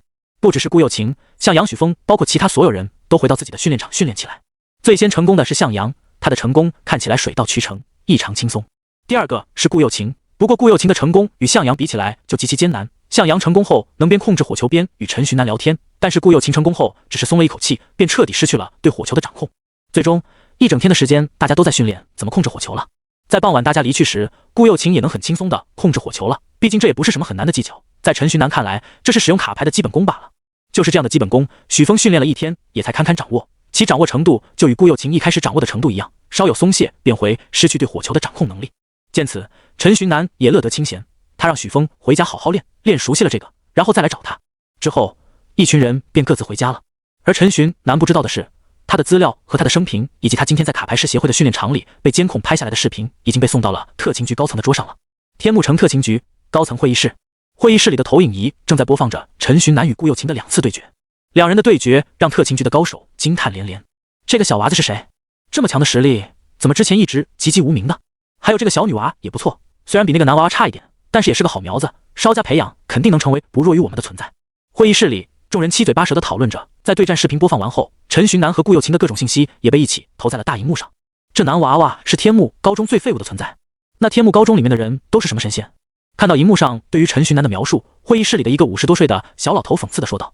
他身旁的人按住他，不让他继续说下去。很显然，他之前一直在藏桌，虽然不知道是什么原因，但是现在他决定不再藏桌了。会议室里的会议还在持续的开着，而此时的陈寻南才刚起床。今天是他的最后一天假期了，他今天需要抓紧时间去查看王浩留下来的宝藏。稍微检查了一下装备，确认没问题后，他开始踏上路途。宝藏在天幕森林，而天幕森林与天幕城之间的距离还是有一点远的，因此他租了一辆电动车。这电动车是飞在天上飞的，速度很快，而且在驾驶方面与普通电动车没有区别。陈寻南拿起来就能骑，因此省去了陈寻南大把的学习时间。按照记忆中的路线，陈寻南轻车熟路的出了城。因为是电动车，行驶速度会比教导主任的车慢一点，单单是去的时间就花了陈寻南3个多小时，同时还耗费了他张3D级能量卡。到达地点后，陈寻南将车给停在了森林外，选择徒步进去，毕竟森林之中树枝林立，车在其中的速度可比步行慢多了。王浩留下来的宝藏，不出意外的话，应该是放在了之前森然居住的那个树洞里。巧的是自己手里刚好有着前往那个树洞的地图，那是之前教导主任给陈寻南的地图。在抓完森然后，兴许是教导主任觉得地图没有用了，所以地图一直没被要回，就一直放在了陈寻南的身上。这恰好方便了陈寻南作案。在地图的指引下，陈寻南慢慢朝着树洞走去。一路上虽然偶尔会遇到怪兽，但是这些怪兽都只是一些地级的怪兽，对陈寻南构不成威胁。最终陈寻南无惊也无险地来到了树洞这。照着记忆，陈寻南走到了那个汉字洞字的面前。陈寻南认为这里应该就是入口，这里就算不是入口，那肯定也与入口有关。他拿出教导主任给自己的木牌，木牌一拿出来，木牌上的字果然就有了反应，那些字冒出了淡淡的红光，一闪一闪的，很是好看。既然有反应，那就证明我的猜想不错。那我到底该怎么做才能进入藏宝地呢？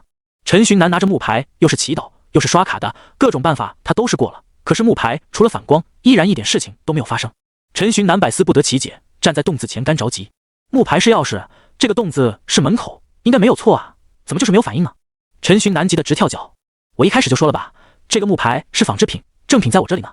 这时，一个熟悉的声音突然从背后响起，这个声音所说的语言是陈寻南再熟悉不过的汉语。听到这个声音以及汉语，陈寻南猛地转过头，教导主任的身影出现在他的瞳孔之中。我就知道你小子不简单，果然我猜的没错。教导主任说着汉语，一步一步慢慢地走向陈寻南。教导主任你，看着离自己越来越近的教导主任，陈寻南如临大敌。不用紧张，再怎么说我们也是老乡了。教导主任用汉语说着，然后继续走进陈寻南。陈寻南可不会因为教导主任的2句话就放松戒备，他拿出卡牌夹在2指之间，警惕地盯着教导主任，同时身体也在慢慢往后退。好久没说汉语了，真是越来越生疏了。教导主任说着，停下了脚步。他在自己的腰间翻了翻，拿出一个木牌，丢到陈寻南的脚边。陈寻南先是激活了自己手中的护盾，随后用脚踢了踢木牌，确认这没有什么诈之后，才弯腰将木牌捡起。你是什么年份穿越的？教导主任突然开口问陈寻南。陈寻南内心的警惕依然没有放下，不过在这个世界生活了3年，突然遇到一个说汉语的人，内心还是生出了一些亲切感。我是2022年穿越的。陈寻南回答。22年？教导主任不敢相信地问向陈寻南。陈寻南点点头。你知道我在这个世界生活了多少年吗？教导主任再一次发起询问。这一次莫等陈寻南回答，他便自己给出了答案：142年。陈寻南一脸震惊，因为教导主任看起来也就40多岁的样子，而且教导主任境界也才 C 级卡牌师，理论上确实是能活到那么多岁数，但是面容上不可能这么年轻才对。很好奇吧？教导主任就地而坐，坐在了草地上，开始和陈寻南娓娓道来。教导主任来到这个世界的时候就已经20多岁了，因为穿越的晚，错过了觉醒卡牌师天赋的最佳时期，一辈子都庸庸碌碌，过着普通人的生活。作为普通人的他，最终活到了108岁的高龄。在最后他感觉自己即将离开这个世界的时候，他的后代给了他一个护身符，祈求好运。结果没想到的是，那个护身符就是王浩留下来的宝藏的钥匙。当时即将死亡的教导主任哪里还管得着什么境界什么的，他凭借着回光返照出现的力气，艰难地来到了藏宝地点，最终成功进入了藏宝地。进入藏宝地后，藏宝空间里王浩留下来的一缕魂魄说他不符合继承宝藏的条件，但是看在同乡一场，王浩的残魂赐予了他新生。他重生了，作为他孙子的儿子重新降临在了这个世界上。在王浩的通天手段之下，他保留了前世的所有记忆，但是即使在手眼通天，也无法将万事都做到完美。王浩在他的记忆里告诉他，他重生后可以成为卡牌师，但是最多只能晋升到 B 级，同时他要代替王浩的残魂，成为藏宝地的新守护者，等待下一位继承人的出现。教导主任的话让陈寻南深受震惊，首先是人竟然真的可以重生，再有一个是王浩的一缕魂魄都能做到这种地步，那王浩本人该有多强大？在陈寻南震惊的时候，教导主任再一次说出了一个让他震惊的消息：我是2019年穿越过来的。教导主任的话让陈寻南的大脑直接宕机。教导主任2019年穿越的，自己2021年穿越的，地球的2年时间，这边竟然已经过去了142年，地球1年等于这个世界的71年。虽然2个世界之间时间流速有差距，在陈寻南看来再正常不过，但是差这么多就有点不正常了。不过这边时间流速比地球快那么多，这对陈寻南来说也是一个好消息，最起码自己有时间变强，自己变得很强，强到可以打破空间回地球的时候，地球可能才过了几年，到时候自己的亲生应该还健在。我等了整整52年，从一出生就等到现在，终于等到一个宝藏继承人，也终于等到一个家乡人了。教导主任再一次接近陈寻南，这一次陈寻南没有再对他抱有警惕。教导主任冲上来抱住陈寻南，眼泪将陈寻南的后背全部打湿。在哭了许久之后，教导主任放开陈寻南。陈寻南趁机问道：您是早就发现我是地球人了？教导主任摇头没有，一开始我也不确定，所以之前带你来抓森然，给你木牌等等，其实都是我有意为之。那您为什么会怀疑我呢？我并没有露出一点端倪啊。这是陈寻南最疑惑的事情了。陈寻南觉得自己的生活习惯还有自己的各种日常应该都完美融合在这个世界里面了才对。因为你太变态了，本来籍籍无名，甚至是声名狼藉的你，在短短几天之内崭露头角，这不太正常。这个世界的人虽然不是没有天才，但是你这样的天才基本上没有，而且这个世界的人脑子比较不灵光，可能是还没进化到地球人那种程度吧。而且他们对卡牌根本就没有一丁点理解。教导主任说着，一股优越感油然而生。再加上你很有礼貌，所作所为很有中华礼仪之邦的特色，因此我就觉得你是地球中国人。你看我的猜测还是蛮准的吧？教导主任骄傲地说着。两人之后再聊了一会天，主要是陈寻南在说教导主任穿越后地球发生的大事。听到有疫情时，教导主任脸上的紧张感肉眼可见，说到国家的防控时，他脸上顿时又有骄傲感浮现出来。果然还是的我大中华。教导主任说着，然后突然想起来还有要紧事要办，他催促着陈寻南让他拿出木牌，他要教导陈寻南如何打开宝藏空间。在教导主任的教导下，再加上这次的木牌是真正的木牌，仅试验了一次，陈寻南便成功打开了宝藏空间，一个白色的空间之门出现在他的眼前。赶紧进去吧，去拿属于你的宝物。教导主任催促着陈寻南。陈寻南自己本身也是颇为好奇，于是他二话不说，直接大跨步一脚踏进了白色空间门之中。在陈寻南跨入空间门后，那位有着银蓝色头发、样貌和给人的第一印象都酷似大吴的富家子弟从森林的一棵树后走了出来。他是一问一答，两人的对话像是在说谜语，让人二丈摸不着头脑。沉吟片刻，那位蓝发富家子弟开口问道：他的存在不会对我们的计划产生影响吧？都是同乡，他应该会理解我们的，说不定还会帮我们呢。就算他不能帮我们，他做他的天才和我们的计划也是互不相关。教导主任回答：我们可以先解决掉他的。富家子弟沉声说道。教导主任也不说话，就静静地看着那个富家子弟。富家子弟最终叹了口气说：“那就这样吧，我先回基地了。”教导主任看着他离去的身影，神色复杂。而另一边，在宝藏空间之内，陈寻南此时正在经历着一场长途跋涉。跨入空间门的他，就像跨入了一个无尽的隧道，前路没有尽头，后路也不知归处。在他跋涉了许久之后，他突然听到了叮的一声，这一声叮让陈寻南吓一跳。叮声过后，白色光芒组合成的隧道似乎开始扭转、扩大，最终消散。不过眨眼的时间，本来无尽的隧道变成了一片广袤的天地，天地间洁白无瑕，一尘不染。陈寻南发现自己脚下竟然是清澈的水面，水面反射出了美丽的天空，纯净的让人窒息。终于有一个合格的继承者出现了。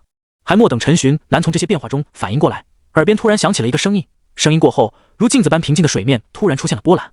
陈寻南周围的水面突然开始上涨，这些水面变成了十分人形的水。明明是水，陈寻南却从这些水上感觉到了人类的气息，而且是十分恐怖的人类的气息。过了100多年了，终于有人进来了。其中一个人形水发出了声音，他说的话竟然是汉语：“你们几个好久不见。”那一坨水开始朝着其他水打招呼：“好久不见。”其他谁也纷纷回应。从开始到现在，竟然都是汉语。自从遇到了教导主任后，陈寻南觉得这个世界的地球人好像如雨后春笋般冒了出来。这场景像极了分别多年的老朋友们的寒暄，陈寻南感觉自己像局外人。更重要的是，他们都是水，就自己一个人类在这里显得格格不入。好了，说正事。一开始说话的那坨水看到大家都寒暄的差不多了，他浮向陈寻南眼前，凝聚出了一个抽象的人脸，开始自我介绍：“我是王浩，你应该有听过我的传说，这9位前辈的年份的比较久远，而且都将自己存在的痕迹给永远抹去了，因此你应该认不得他们。你只要知道，他们都是地球人，都是中国人，实力都比我强大，都是老乡就行了。”陈寻南有些麻木的点点头，今天受到的震惊太多了，这一次的消息量虽然很大，但是陈寻南已经麻木，已经没有感觉了。这个世界以及地球等等，远没有你想象中的那么简单。王浩沉着声，一本正经地说着。陈寻南点点头，他今天已经太多次觉得世界不简单了。你或许觉得现在时不时出现的妖魔以及时空裂缝就是天大的麻烦了，但是这种事情连开胃菜都算不上。总之，现在和你说太多，你也无法理解。很多事情需要你境界高了才能跟你说。王浩的话让陈寻南一阵无语，这一股废话文学的样式让他颇为忐忑。总之，你现在要做的就是抓紧时间变强，等你到了我们这个境界，你就能明白一切了。这个宝藏秘境现在已经是属于你了。王浩说着，水深的手臂一动，作为钥匙的木牌突然发出了极为耀眼的光芒。光芒散去后，陈寻南感觉自己和木牌之间有了特殊的联系。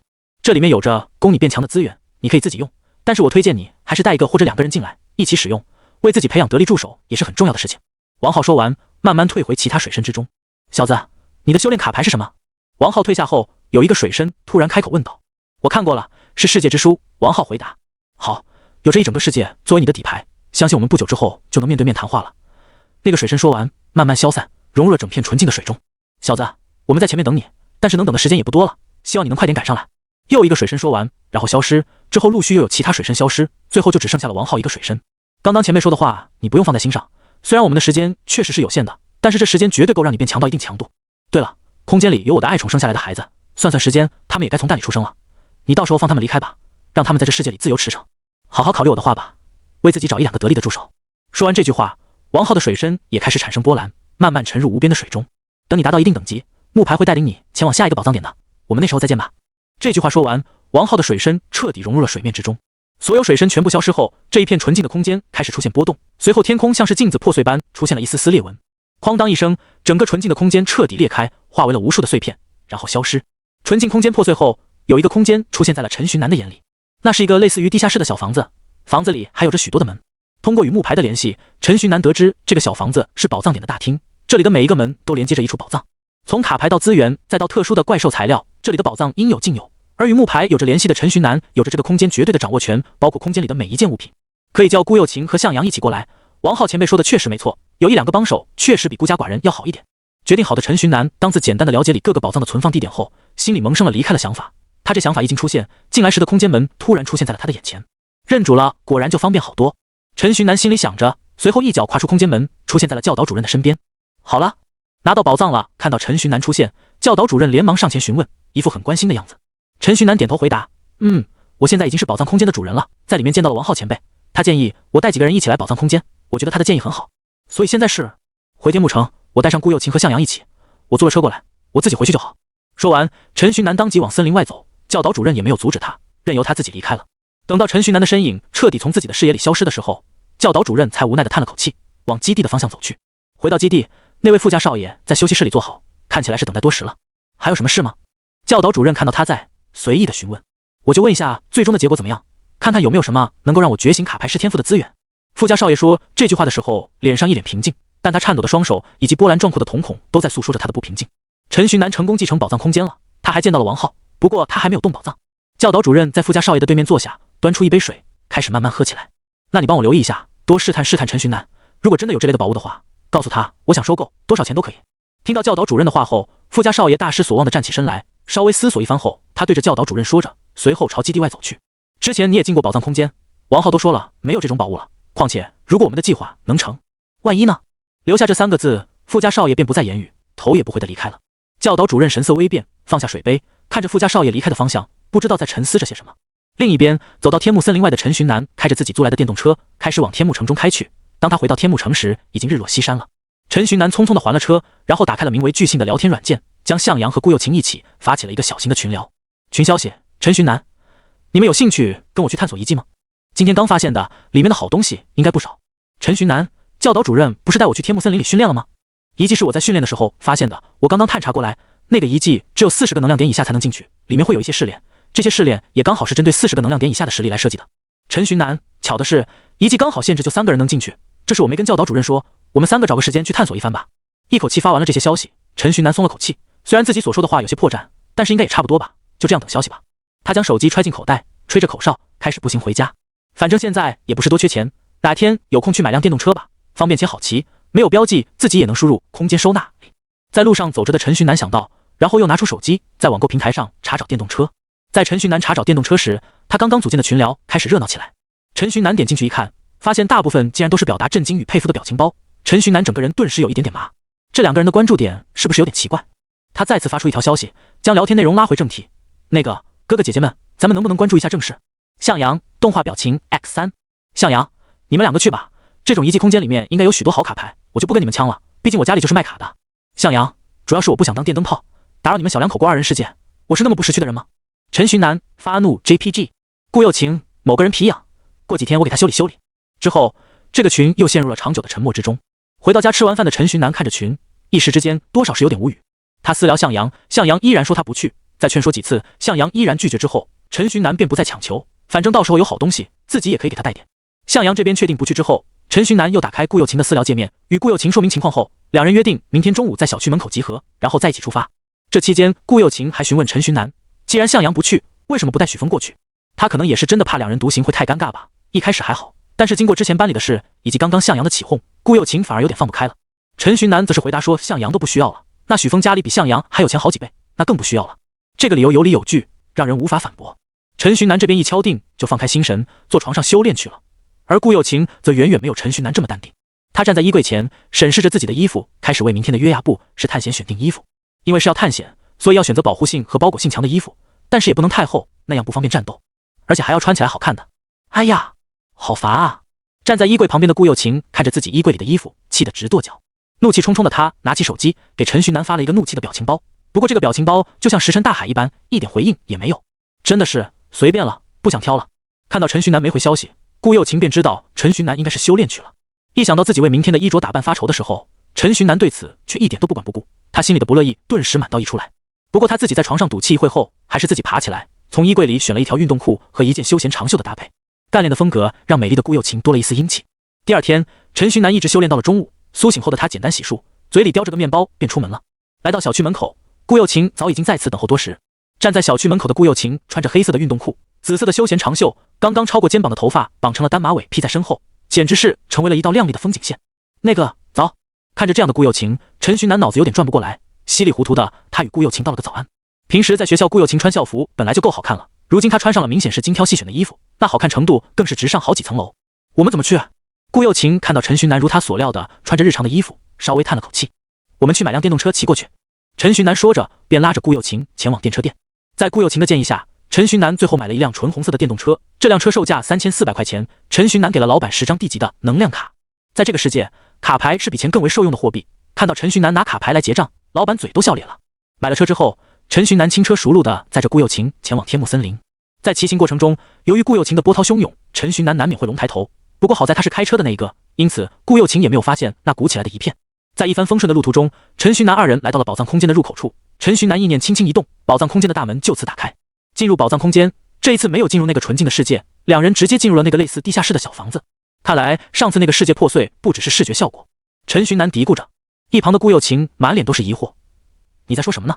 陈寻南打着哈哈，开始将话题转移到宝藏空间本身来。这个小房子总共有4个房门，成为整个宝藏空间主人的陈寻南很清楚这4个房门意味着什么。第一个房间里放的是怪兽材料，第二个房间里放的是卡牌，各种各样的卡牌，从D级开始一直到 B 级。第3个房间里放着3个箱子，3个箱子代表着3条修炼专精方向。至于第4个房间，里面是王浩爱宠留下来的蛋，那2个蛋如今早已孵化。这里这么多个房子，我们分开调查吧。陈寻南对着顾又晴提议道。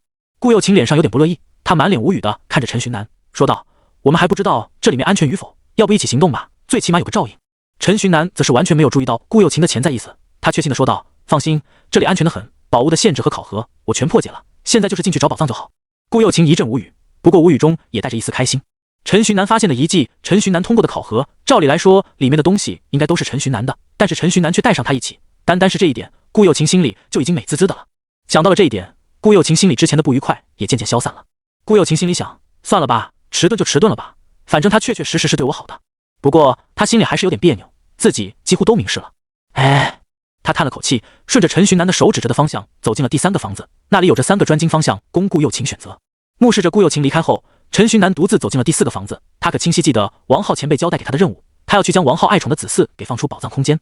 陈寻南打开房间门，一进入第4个房间，一股腥臭味扑面而来。陈寻南咳了好一会，才看见眼前怪兽的真实样貌。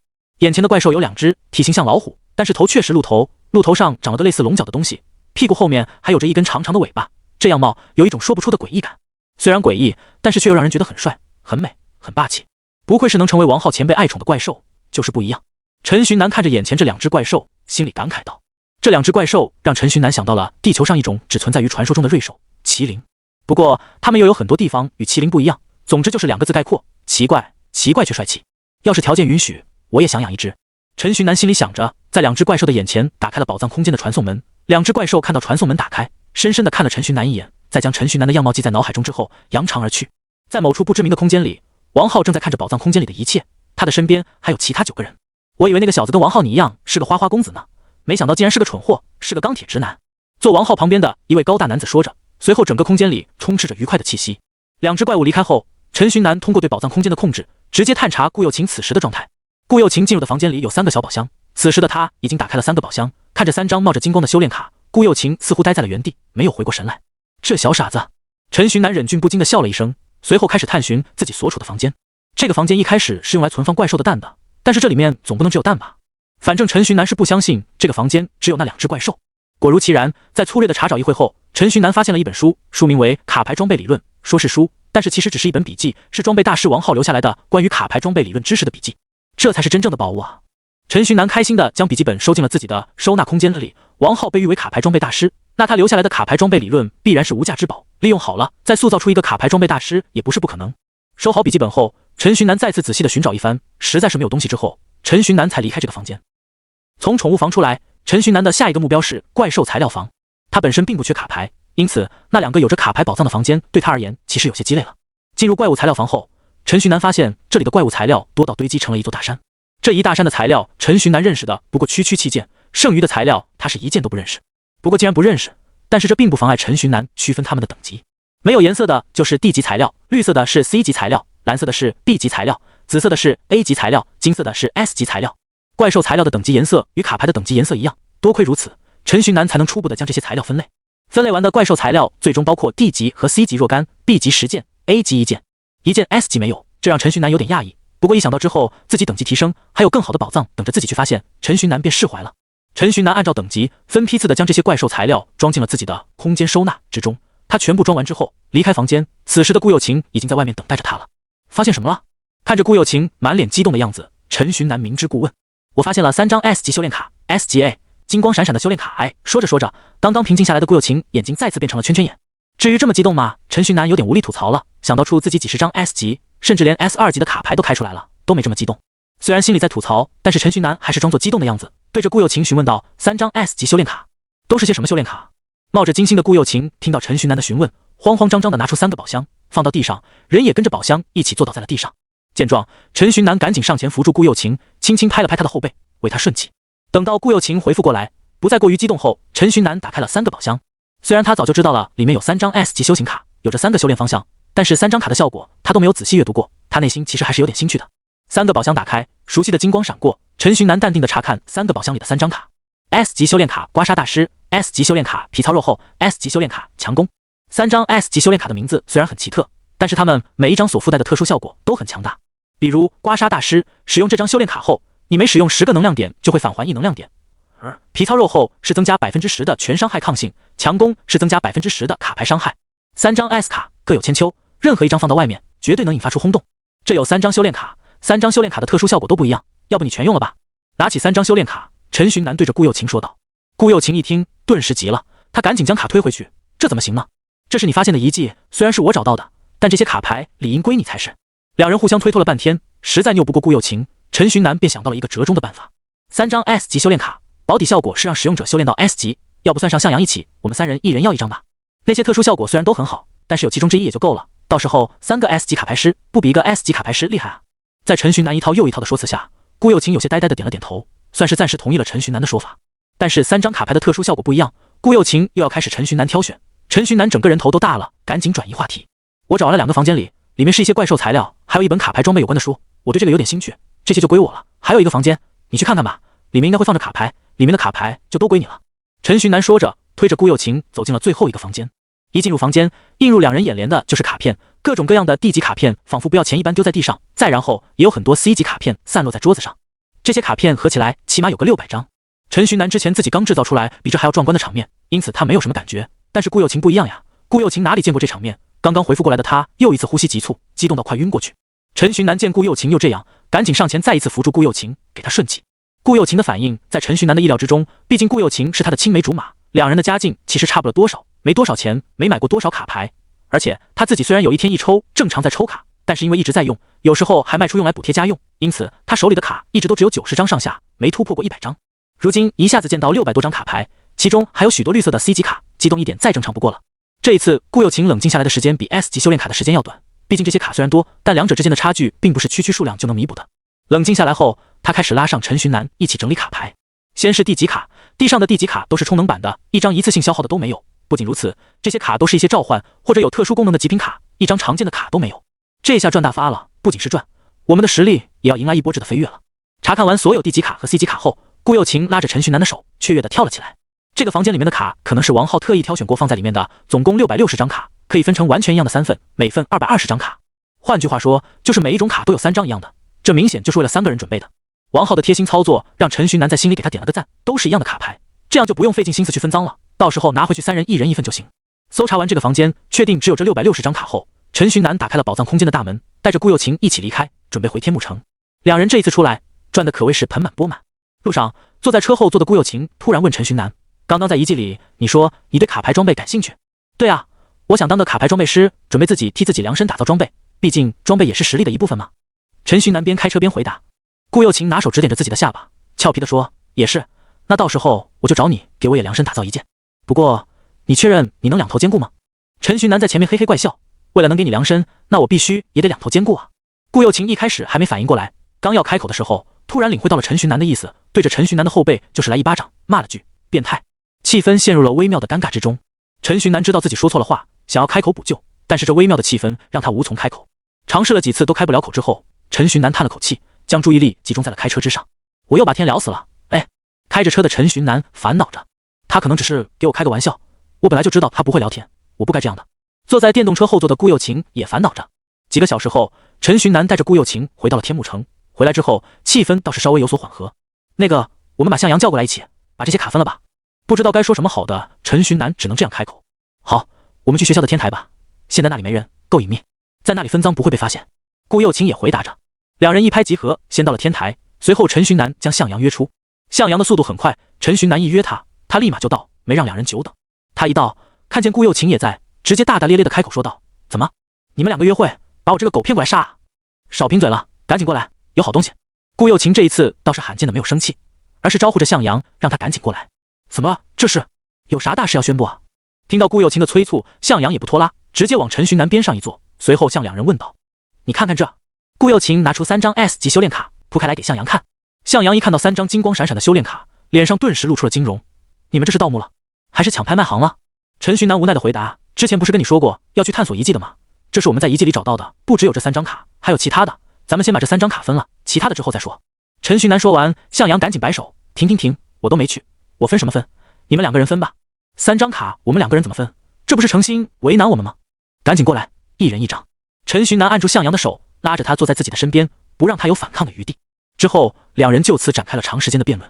向阳家自己就是卖卡的，别人不知道，他可是清楚得很。一张 S 级的修炼卡，其价值已经不是用数字可以估量的了。曾经有位矿老板拿10几条未开发的矿脉去交易一张没有特殊效果的 S 级修炼卡，人家都不卖。况且这还是带有特殊效果的 S 级修炼卡，这已经不是钱不钱的问题了。他向阳只是陈寻南的一个同桌，只是陈寻南比较好的朋友而已，凭此就想白拿一张 S 级的修炼卡，他自己都觉得自己太过分了。哎呀，不用跟我客气，等你到时候修炼到 S 级的时候，你再多多帮我就行了呀。我这是一笔投资，一张卡换一个未来的 S 级卡牌师。陈寻南一直说，加上顾又晴也在旁边帮衬，再加上向阳心里也很想得到这张卡，最终向阳答应了陈寻南。等以后我修炼有成之后，再好好感谢陈寻南吧。向阳心里如此想到。那3张卡效果不一样，该怎么选呢？陈寻南抛出了最主要的问题，虽然他是这么问，但是他内心对于自己的选卡已经有答案了。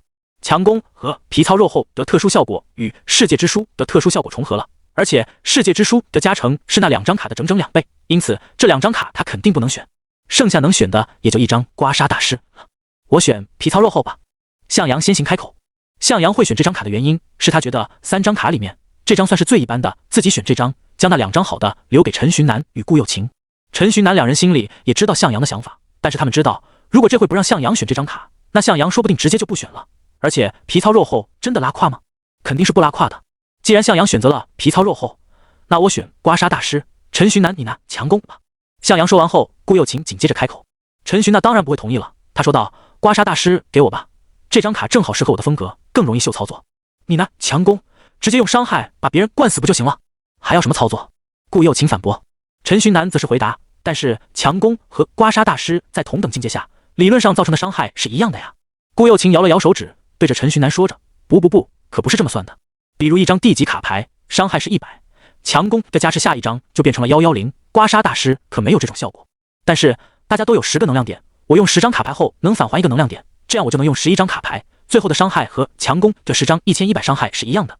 但是强攻打伤害速度快啊，你用刮痧大师还没到第10张卡牌，你可能就输了。陈寻南和顾又晴2人以此展开了激烈的争吵，向阳在一旁瑟瑟发抖，完全不敢动。最终的结果是陈寻南强行拿起刮痧大师，直接吸收，争吵就此结束。不过顾又晴看到陈寻南这般做法，直接气得不打一处来。他坐着看着陈寻南，也不用强攻，就是坐着生闷气。坐了一会，似乎是越想越觉得委屈，顾又晴开始抽泣起来。哎，这咋哭了呢？看到顾又晴开始流眼泪，陈寻南算是彻底慌了神，他赶紧上前去道歉。不过此时的顾又晴可不管陈寻南的道歉，情绪爆发起来，嘴巴如同机关枪一般噗噗噗的往外说，强攻明明就是比刮痧大师好，你干嘛就是不用？干嘛就非要让给我？你自己的东西你自己用不行？我又不是你什么人，不需要事事靠你。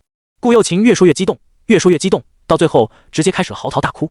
陈寻南在一旁急得抓耳挠腮的，他求助的看向向阳，向阳露出了一个爱莫能助的表情，让陈寻南自己解决。陈寻南因为着急，一下子不知道说些什么，就只能在顾又晴后面轻轻拍着他的后背。可是陈寻南越拍，顾又晴就哭得越大声，似乎完全没有上限一般。陈寻南感觉自己大脑似乎都短路了，完全不知道该怎么办的，他将顾又晴抱在了自己的怀里。顾又晴就这样在他怀里哭着，而向阳在一旁拿出了手机，将这一切都录了下来。哭了许久之后，顾又晴总算是释放完情绪了，他将头埋在陈寻南胸前，眼泪鼻涕擦陈寻南衣领。陈寻南对此也不介意，他只是轻轻抱着顾又晴。你太过分了，我讨厌你了，你就不能为自己着想一下吗？顾又晴趴在陈寻南的怀里，以极低的声音说着。强攻是张好卡，我确实有故意让给你的意思，但是还有一个方面是因为我的修炼卡在一定程度上和强攻冲突了。我的修炼卡是张 A 级的卡，自带攻击力加长 7.5%， 用了强攻也只不过是增加了 2.5% 的伤害而已，还不如刮痧大师呢，对吧？陈寻南说了一个小小的谎言。陈寻南的话让顾又晴点点头，见状，陈寻南趁热打铁，接着说道：所以你用强攻，我用刮痧大师，这样不是恰好能最大化的利用卡牌，不浪费吗？这是最好的方案了。顾又晴轻声回答了一声，接着他又开口，但是我还是生气，你之前怎么不说，非要采用那样的办法？对不起，我那回就是脑子一急就忘记说了，冲动了。顾又晴看着陈寻南，久久无言。他叹了口气，只此一次，我这次就不生气了，但是不能有下次了。陈寻南赶紧点头，虽然过程有些不愉快，但好在最后的结果算得上是皆大欢喜。这些是遗迹里面的一些卡牌，刚好能分成3份，我们3人1人1份。在向阳和顾又晴都将修炼卡牌吸收完毕后，陈寻南拿出了在宝藏空间中寻到的其他卡牌，分给向阳和顾又晴一人一份。顾又晴一早就知道有这些，因此他倒也没觉得有多吃惊，直接伸手将卡接了过去。至于向阳，他倒是震惊了许久，不过转念一想，反正 S 级的修炼卡都拿了，再拿一些 D 级 C 级卡也没啥大不了的了，反正债多不压身。分好卡片之后，三人就地解散。向阳叫来家里司机直接回家，陈寻南则是拿出电动车载着顾又晴一起回家。向阳在还好，如今向阳不在了，冷静过后，一想到刚才的举动，两人的脸不约而同的红了起来。那个顾又晴先行开口：“什么？”陈寻南回答：“没什么。”不。到从什么时候起，尴尬、暧昧成为了陈寻南与顾又晴两人独处时最为常见的状态。经过这些天的事情，两个人的关系算什么呢？顾又晴不知道，两人的行为早已越过了朋友的边界，但是两人却还不是恋人。顾又晴觉得自己有点讨厌这种关系，这种暧昧的关系。漫长的沉默，陈寻南终于是将车开到了小区。顾又晴在小区门口下车，随后草草跟陈寻南道了个别，然后就逃似的回家了。陈寻南讪讪的摸了摸鼻子，将车收回空间收纳后，也回到了自己的家中。这之后，一切就又回到了正常的生活轨道。陈寻南每天去基地训练，顾又晴他们则是照常上课。教导主任有问过宝藏空间里的东西，陈寻南只与他说了3张 S 级修炼卡以及其余600张卡牌的事情，关于怪兽以及怪兽材料的事情，他是一句话都没有说。他也不知道自己在提防什么，不过就算在地球，与人交往都得留一线，更何况在这个世界了。得知了答案的教导主任脸上充满了失望，陈寻南不知道他到底在希望些什么，不过他也没问，对于别人不愿意说的事情，他一向不感兴趣。在修炼途中，陈寻南也不忘研读王浩留下来的笔记，这导致他在基地的时间大大增加，每晚回家的时间也变得越来越晚。不过即使如此，顾又晴也是每天都在学校等陈寻南，等到陈寻南回到学校，然后两人一起回家。忙碌而充实的日子就这样过去了2个星期，陈寻南的能量点也从20个变成了25个，此时的他已经达到了先前的目标，已经达到了学校的毕业最低要求了。这其中少不了没日没夜的战斗和修炼，战斗的次数多了，陈寻南的战斗经验也因此疯长。现在的他对于战斗，对于卡牌的使用已经做到了可以如臂驱使的地步。这一天，陈寻南一如往常的骑着电动车带顾又晴回家，在路途中，顾又晴询问陈寻南，天幕城周边的怪兽最近不知道为什么出现了，有些怪兽甚至开始大规模的迁移，你在天幕城修炼有感觉到吗？顾又晴的疑惑让陈寻南一脸迷茫，他整天就光顾着看书、打架和修炼了，哪有时间去关注这些事情？虽然你是在学校的基地里修炼，但是基地毕竟是在天幕森林里的，那里怪兽繁多，所以训练的时候还是要注意一点好。要不你问问教导主任，能不能回来上课几天，等到怪兽过去后再回去修炼。陈寻南认真地思考着顾又晴的话，虽然境界修炼很重要，但是没有命，一切都是假的。等回到家，我问一下教导主任吧。到家后，陈寻南打开手机，刚要向教导主任询问这件事，没想到教导主任那边已经先他一步行动了。教导主任，最近森林里不太平，怪兽们都跟疯了一样，基地要遁入地底躲避几天风头。你最近就回学校正常上课吧，等到这件事结束后再过来训练。陈寻南将教导主任发来的信息截图发给顾又晴，顾又晴那边回了一个收到，便没了下文。这基地要遁入地底避难，看来这一次的事件很严重啊，希望它不会影响到天幕城吧。陈寻南通过窗户看向天边，心里隐隐露出了一丝担忧。带着担忧的心情，陈寻南修炼了一整晚，第二天早早在小区门口等待顾又晴一同去学校上课。来到学校后，班里的同学看到陈寻南回来上课了，纷纷过来巴结陈寻南，那一口一个陈哥、南哥，叫的是真的甜。现在全校都知道陈寻南是被教导主任看中的天才，现在不巴结，等以后就没机会了。而且所有人心里都害怕陈寻南的报复，因此巴结陈寻南也有求得陈寻南原谅的意思。值得一提的是，钟俊因为一直不爽陈寻南，被许峰开除了小弟级，之后不知道发生了什么，他就自己转学去一个称不上是卡牌师学校的卡牌师学校学习去了。所有人都说这是陈寻南的报复，但实际上对于这件事，陈寻南是完全不知情的。陈寻南在教室的消息越传越广，不过倒没有人过来围观他，当然那些人不来的主要原因是许峰。陈寻南刚踏入教室没多久，许峰便来到陈寻南的教室，对陈寻南嘘寒问暖起来。学校里的人见惯了许峰二世祖的模样，一下子看着仿佛成为了狗腿子的许峰，他们的世界观稍微崩塌了一点点。许峰，我们只是普通同学，我也不想当什么大哥，你不用这么低声下气的，卡牌知识我会教你的，教你的时候我自己也能巩固，也等于自己复习了。教室里，陈寻南看着许峰太过于小弟做派，他忍不住开口说道：“好嘞。”许峰回答。陈寻南感觉有点心累，不过他也不能强求一个人一下子就改变，只能慢慢来。那个最近的怪兽，你知道咋回事吗？陈寻南问向许峰，想着以许峰的渠道，可能会先得到一些消息，也说不定。听到陈寻南的询问，许峰将陈寻南拉到教室外，去到了一个四处无人的地方，低声说：“我这确实有一点消息，不过我跟你说，你可绝对不能跟别人说。”陈寻南点点头，示意许峰放心说：“怪兽的原因是因为地盘被抢了。”地盘被抢？集体地盘被抢？陈寻南有点搞不懂，天幕城周边那么多怪兽，那么宽的地域，是有多少怪兽来抢地盘才会造成怪兽们集体啊？是被2只怪兽抢的。2个星期前，天幕城周边的区域突然出现了2只很强大的怪兽，他们2个占据了整个天幕城周边的地区，将所有怪兽赶走，因此才导致了这场动乱。再这样下去，过不了几天可能要发生兽潮了。许峰颇为严肃地说着。听到许峰说的话，陈寻南一惊，他似乎想到了些什么。不过也不用担心，那2只怪兽确实很强，而且很稀有。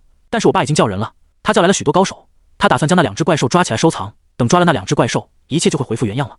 陈寻南内心突然一紧，按照许峰的说法，那怪兽有2只，很稀有，而且是2个星期前出现的，这不就是他放出来的王浩爱宠的后代吗？没想到将他们2个放出来会造成这样的影响，哎，我得先一步找到他们俩才行，不能让别人给抓到了。陈寻南想着，心里慢慢有了主意。陈寻南打算一放学就立马送顾幼晴回家，之后自己再骑电动车去野外寻那2只酷似麒麟的怪兽。不过就在最后一节课上课途中，陈寻南接到了他妈妈的电话，他借口要去上厕所，随后走到厕所边上接通了电话。电话那头的妈妈声音中带着哭腔，听完自己妈妈的述说，陈寻南的脸色慢慢的沉了下来。自己的爸爸遇到危险了，这是电话里妈妈对他说的话。有怪兽袭击了矿洞，他爸爸作为领导需要组织纪律，让矿工们有序撤离。因为站在矿洞之中，最后怪兽挖穿矿洞导致矿洞坍塌的时候，他的爸爸被困在了里面，无法出来，如今生死未卜。得知了这个消息的陈寻南直接开着车往矿洞跑。在这途中，他打了电话给教导主任，简单与他说明情况后，让他去叫人来帮忙。教导主任那边也不浪费时间，听完直接挂电话，联系了城防军以及特勤局。矿洞就在天幕城的里面，距离天幕高中也不算太远，因此陈寻南只用了近20分钟便到了矿洞。来到矿洞的陈寻南啥也没想，直接就要冲下去救人，可惜他被矿洞的工作人员给拦住了。矿洞重地，无关人员禁止入内，就算是有关人员，里面如今被怪兽袭击了，你也不能进去。门卫的话一下子让陈寻南的怒气升了上来，直接的爸爸如今正在矿洞里生死未卜，他们竟然阻止自己，不让自己进去。不过好在他最后控制住了自己的情绪，毕竟门卫做的也没错。陈寻南在身上搜了搜，拿出了自己的卡牌师证明以及徽章。我是由卡牌师协会认证过的 C 级卡牌师，我父亲是矿洞里的管理人员，他在里面很危险，请让我进去救他。这陈寻南的话让2位门卫面面相觑。他们的上级命令是在官方救援人员到达之前不允许任何人进去，但是面对一个卡牌师，他们也没有阻拦的底气。我没时间跟你们拖了，赶紧给我让开！看到2位门卫支支吾吾的，半天不放行，陈寻南直接拿出卡牌就要往里冲，放他进去吧。这时后面突然传来了一个熟悉的声音，陈寻南转头一看，是那位像极了大吴的富家少爷。2位门卫见到那位富家少爷，直接右手抱胸，恭敬的回答：是少爷。回答完，自觉的让开道路，走向两边。谢谢。陈寻南急冲冲的道了声谢，随后使用了一张急速便往矿洞之中跑去。进入矿洞的路上本来是有装有灯的，但是经过怪兽的入侵，路边的灯已经全部掉在了道路两侧，这就导致陈寻南越深入，亮光就越暗。好在陈寻南对此也早有准备，一张充盈使用出来，微光围绕着他，漂浮在他的身前，为他指引前路。在持续往矿洞深处走的途中，陈寻南发现道路开始越来越破，损毁的痕迹越来越严重。看来我开始接近那怪物了。陈寻南喃喃自语着，刚说完，前路上便出现了一堵石墙，由矿洞坍塌导致的石墙。石头，这好解决。陈寻南在空间收纳中翻找片刻，便找到了一张召唤卡。挖洞能手，鸡汤能手，高级双料特工，召唤穿山甲。这是张地级的召唤卡，这张卡片一经过激活，便化为了土黄色的光点，从陈寻南的手中飞出。那些光点在陈寻南的脚边凝聚，慢慢凝聚出了一只穿山甲。穿山甲一出现，陈寻那便感觉到自己与这只穿山甲之间隐约存在着的联系。他虽然有着自己的意识，但是他无论如何也无法摆脱自己的控制，甚至他潜意识里会将为陈寻南服务作为最首要的任务。这便是召唤卡牌。召唤卡牌还有一个比较 bug 的地方，那就是召唤卡牌召唤出来的生物或者物品只要不死或毁坏，那一张召唤卡牌就可以无限制的使用。穿山甲在陈寻南的命令下，开始在石墙上挖起了洞。这召唤出来的穿山甲与一般穿山甲不一样，召唤出来的穿山甲其挖洞能力被大大增强。不过眨眼的时间，他已经挖出了一个足以容纳两人的大洞穴。之后，陈寻南又拿出了2张召唤穿山甲，他只有3张穿山甲，如今一下子全用了上来。一只穿山甲的效率已经很高了，3只穿山甲一起挖洞，那速度让陈寻南穿越石墙的时候如履平地，他用跑的都跟不上穿山甲能挖的。穿山甲在前面挖，陈寻南紧跟其后，就这样，他们越过了大概100多米的石墙，达到了矿洞深处。爸爸！一进入矿洞深处，陈寻南开始大声呼喊。据自己妈妈所说，爸爸似乎并没有被石头砸到。在矿洞坍塌完毕后的一段时间内，自己的爸爸还打电话给妈妈，可惜没说上几句话，就因为信号不好断了联系。陈寻南让3只穿山甲变回卡牌，他将卡放回空间收纳之后，开始在矿洞深处寻找起自己的爸爸。陈寻南知道自己的爸爸现在要不在一个地方躲着，要么已经惨遭怪兽的毒手，因此他现在需要主动暴露位置，让自己的爸爸或者怪兽听到都。在喊叫的同时，陈寻南还使用了一张视力增强，增强后的视力配合上充盈所带来的微光，让陈寻南即使在黢黑的矿洞里也能看清周围的一切。爸爸！陈寻南一边走一边喊着，同时在心里估算着那一只怪兽的等级。如果是一只怪兽弄的，那按照这个破坏力来看，这只怪兽最起码也要 C 级往上。如果是一群怪兽，那多半就是 D 级怪兽。在走了片刻之后，陈寻南开始发现了一点蛛丝马迹。他在地上发现了几撮毛，那土黄色的毛一看就不是人类留下的。有了。陈寻南内心有点沉重，捡起这根毛，然后使用了召唤猎犬。猎犬一出现，稍微闻了一下这些毛发的气味，然后便有了发现，开始跑在前头为陈寻南带路。在猎犬的带领下，陈寻南很快就来到了一个类似怪兽巢穴的地方。到了，陈寻南轻声自言自语，事情似乎有点太简单了，简单到他有点不敢置信。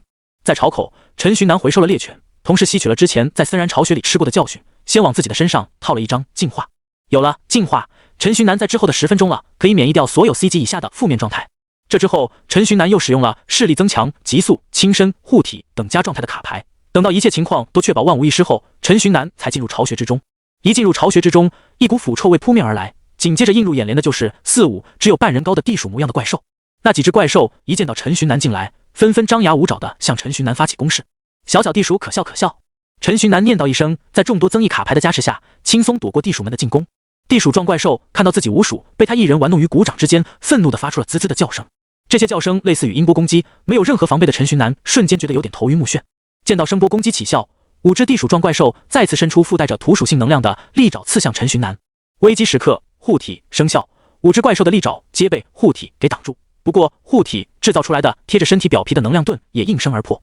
能量盾破碎的声音类似玻璃破碎的声音，这声音将陈寻南从头晕目眩的状态给出来。好险，还好之前留了个心眼。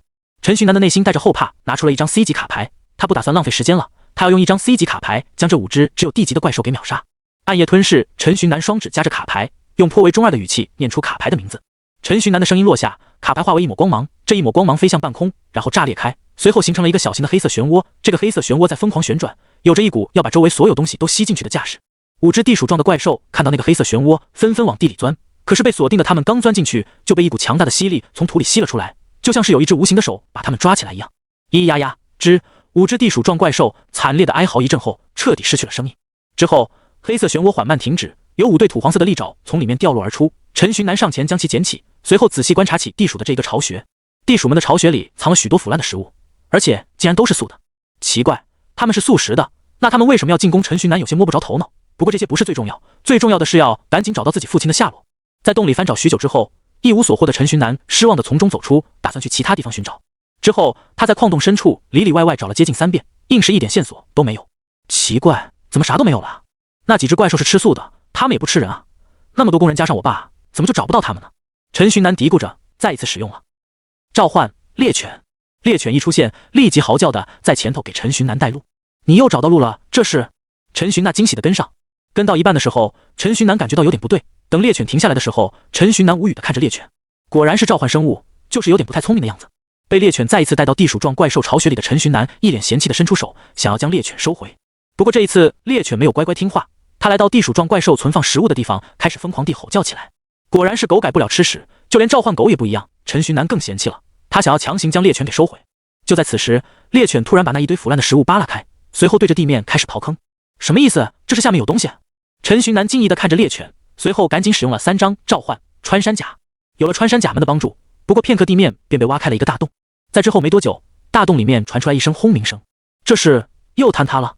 陈寻南走近一看，大洞底下别有洞天，里面有着一条通道，而且那条通道散发着微光。穿山甲与猎犬们此刻跌到了那一条通道之上，在通道上的他们脸上露出来享受的表情。别有洞天啊，里面。陈寻南一个翻身跳进了通道里，一进入这里，他就感觉到有一股温暖的能量在滋补着自己的身体。陈寻南上查看通道里的能量以及光的来源，那是一个个冒着蓝色光芒的矿石，这就是蓝晶石了吧？陈寻南一下子反应过来，这应该就是自己父亲之前说过的蓝晶矿。召唤兽们在享受一会后，又开始工作起来。猎犬在头带路，穿山甲们在前头为猎犬以及陈寻南开路，各司其职，互不影响。不愧是召唤生物，就是比普通生物强。陈寻南毫不吝啬地夸奖着自己的4只召唤生物，先前的嫌弃早被他一甩而空。在前进的途中，陈寻南不忘将穿山甲们挖出来的蓝晶石捡起，放回空间收纳之中。虽然此行收获颇丰，但是他却一点都开心不起来，因为随着路途的前进，他开始看见了怪兽留下来的痕迹。根据一些蛛丝马迹，陈寻南判断那大概是一只蛇类怪兽，是只体型巨大的蛇类怪兽才对。刚得出结论，一直前进着的召唤兽们突然停下了脚步。见状，陈寻南赶紧刹车，屏息凝神，站在4只召唤兽的身后。他探出头，小心翼翼地查看着前方。这一看，他就看到了个大东西。在通道的尽头有一个非常大的洞穴，洞穴里阴森森的，里面还伸出来了一根绿白色的蛇尾巴。果然是蛇。陈寻南将4只召唤兽收回，放回了空间收纳之中。随后自己小心翼翼地再次为自己叠加 buff， 极速、视力增强、护体、轻身、净化、吸收盾。陈徐南这一次连 C 级的吸收盾都给用上了，所谓是 buff 拉满。叠加完状态后，陈徐南再一次拿出 B 级的充能，自己先吸了一口，将状态吸满。再之后，他将充能贴在了自己的肚皮之上，以备不时之需。一切准备就绪后，陈徐南慢慢的接近那条蛇。在离那条蛇越来越近时，陈徐南看见了洞穴里的情况。洞穴之中有着许多昏迷的人，那些人都是矿场的工人，自己的父亲也赫然在列。那条蛇肚子大大的，躺在地上，应该是睡过去了，看情况应该是吃了不少人。这畜生！陈徐南在心里咒骂一声，慢慢走到自己的父亲身边。他要救人，但肯定是要先救自己的父亲，其他人要稍后。他又不是官方人员，也不是什么英雄，他就只是一个来救自己的父亲的普通人罢了。他背起自己的父亲，随后慢慢退回通道之后，再走了很长一段距离，确认自己的动静不会对那条蛇产生影响后，陈徐南对自己的父亲使用了一张疗愈，这是一张 C 级治疗卡。在这张卡的治愈下，陈徐南的父亲很快便醒了过来。嗨嗨醒来后的陈父先是咳了2声，随后一脸迷茫地看着周围的情况。爸！陈徐南的一声叫唤将陈父拉回了现实，他低声说道：爸，里面有一头很强大的怪兽，他抓了许多人，他现在睡着了，你自己先跑，我再进去看看能不能再救几个人。可是陈父刚要开口，便被陈徐南打住，别可是了，你先走，后面救援人员来了，帮忙给他们带一下路。陈徐南从空间收纳之中拿出召唤猎犬，将猎犬唤出，给他下达了保护自己父亲的指令。再然后自己的父亲，他应声倒在了猎犬的背上，猎犬驮着陈父开始往矿洞外跑。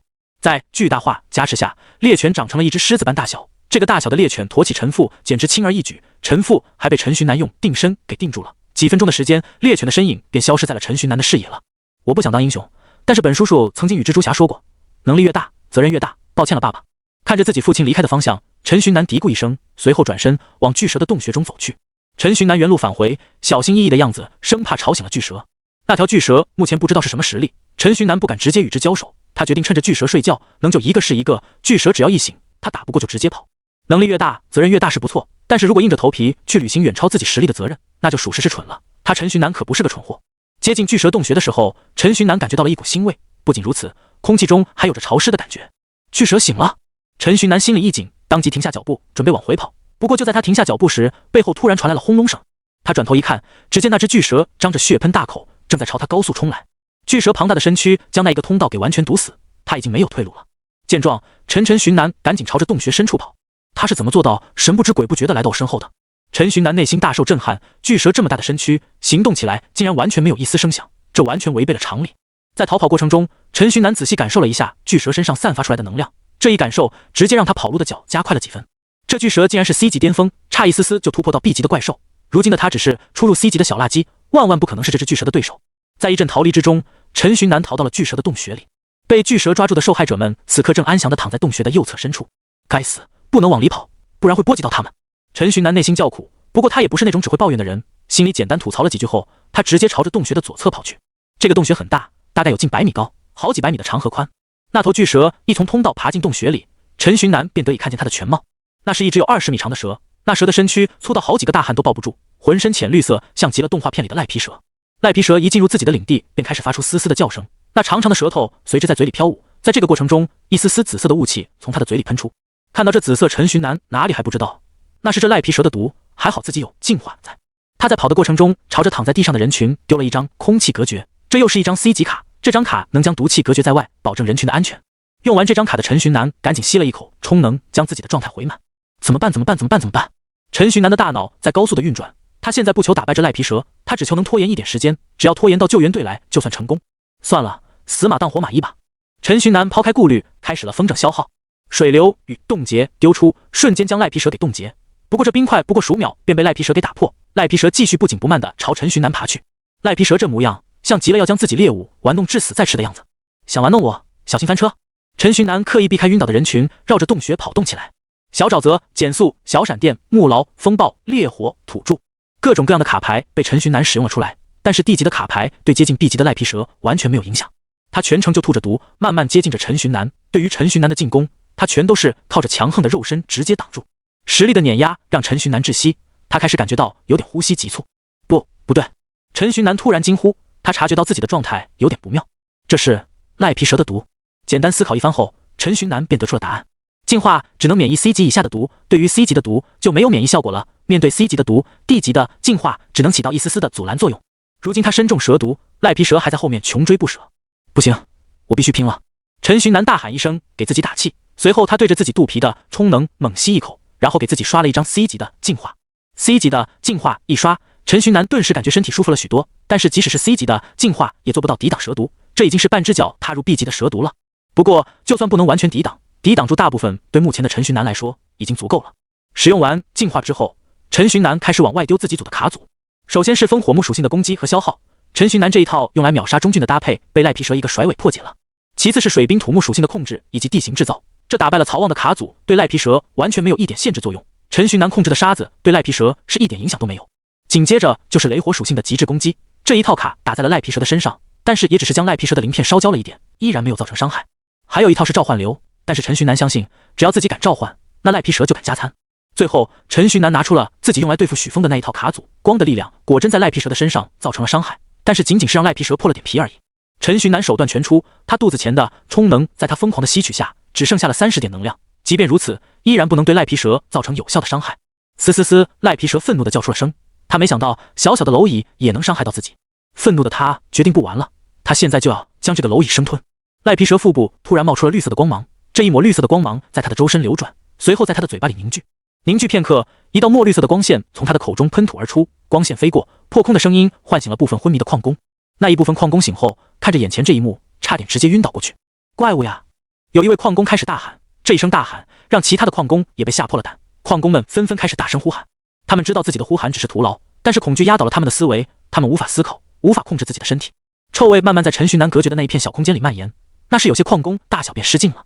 越来越多的矿工醒来，越来越多的矿工开始呼喊，有些矿工开始想着逃跑。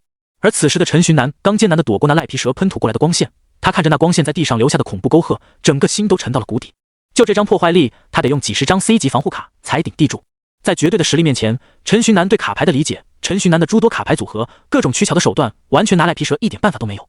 陈寻南脑子在急速的旋转，但是远处传来的哭喊又打乱了他的思绪。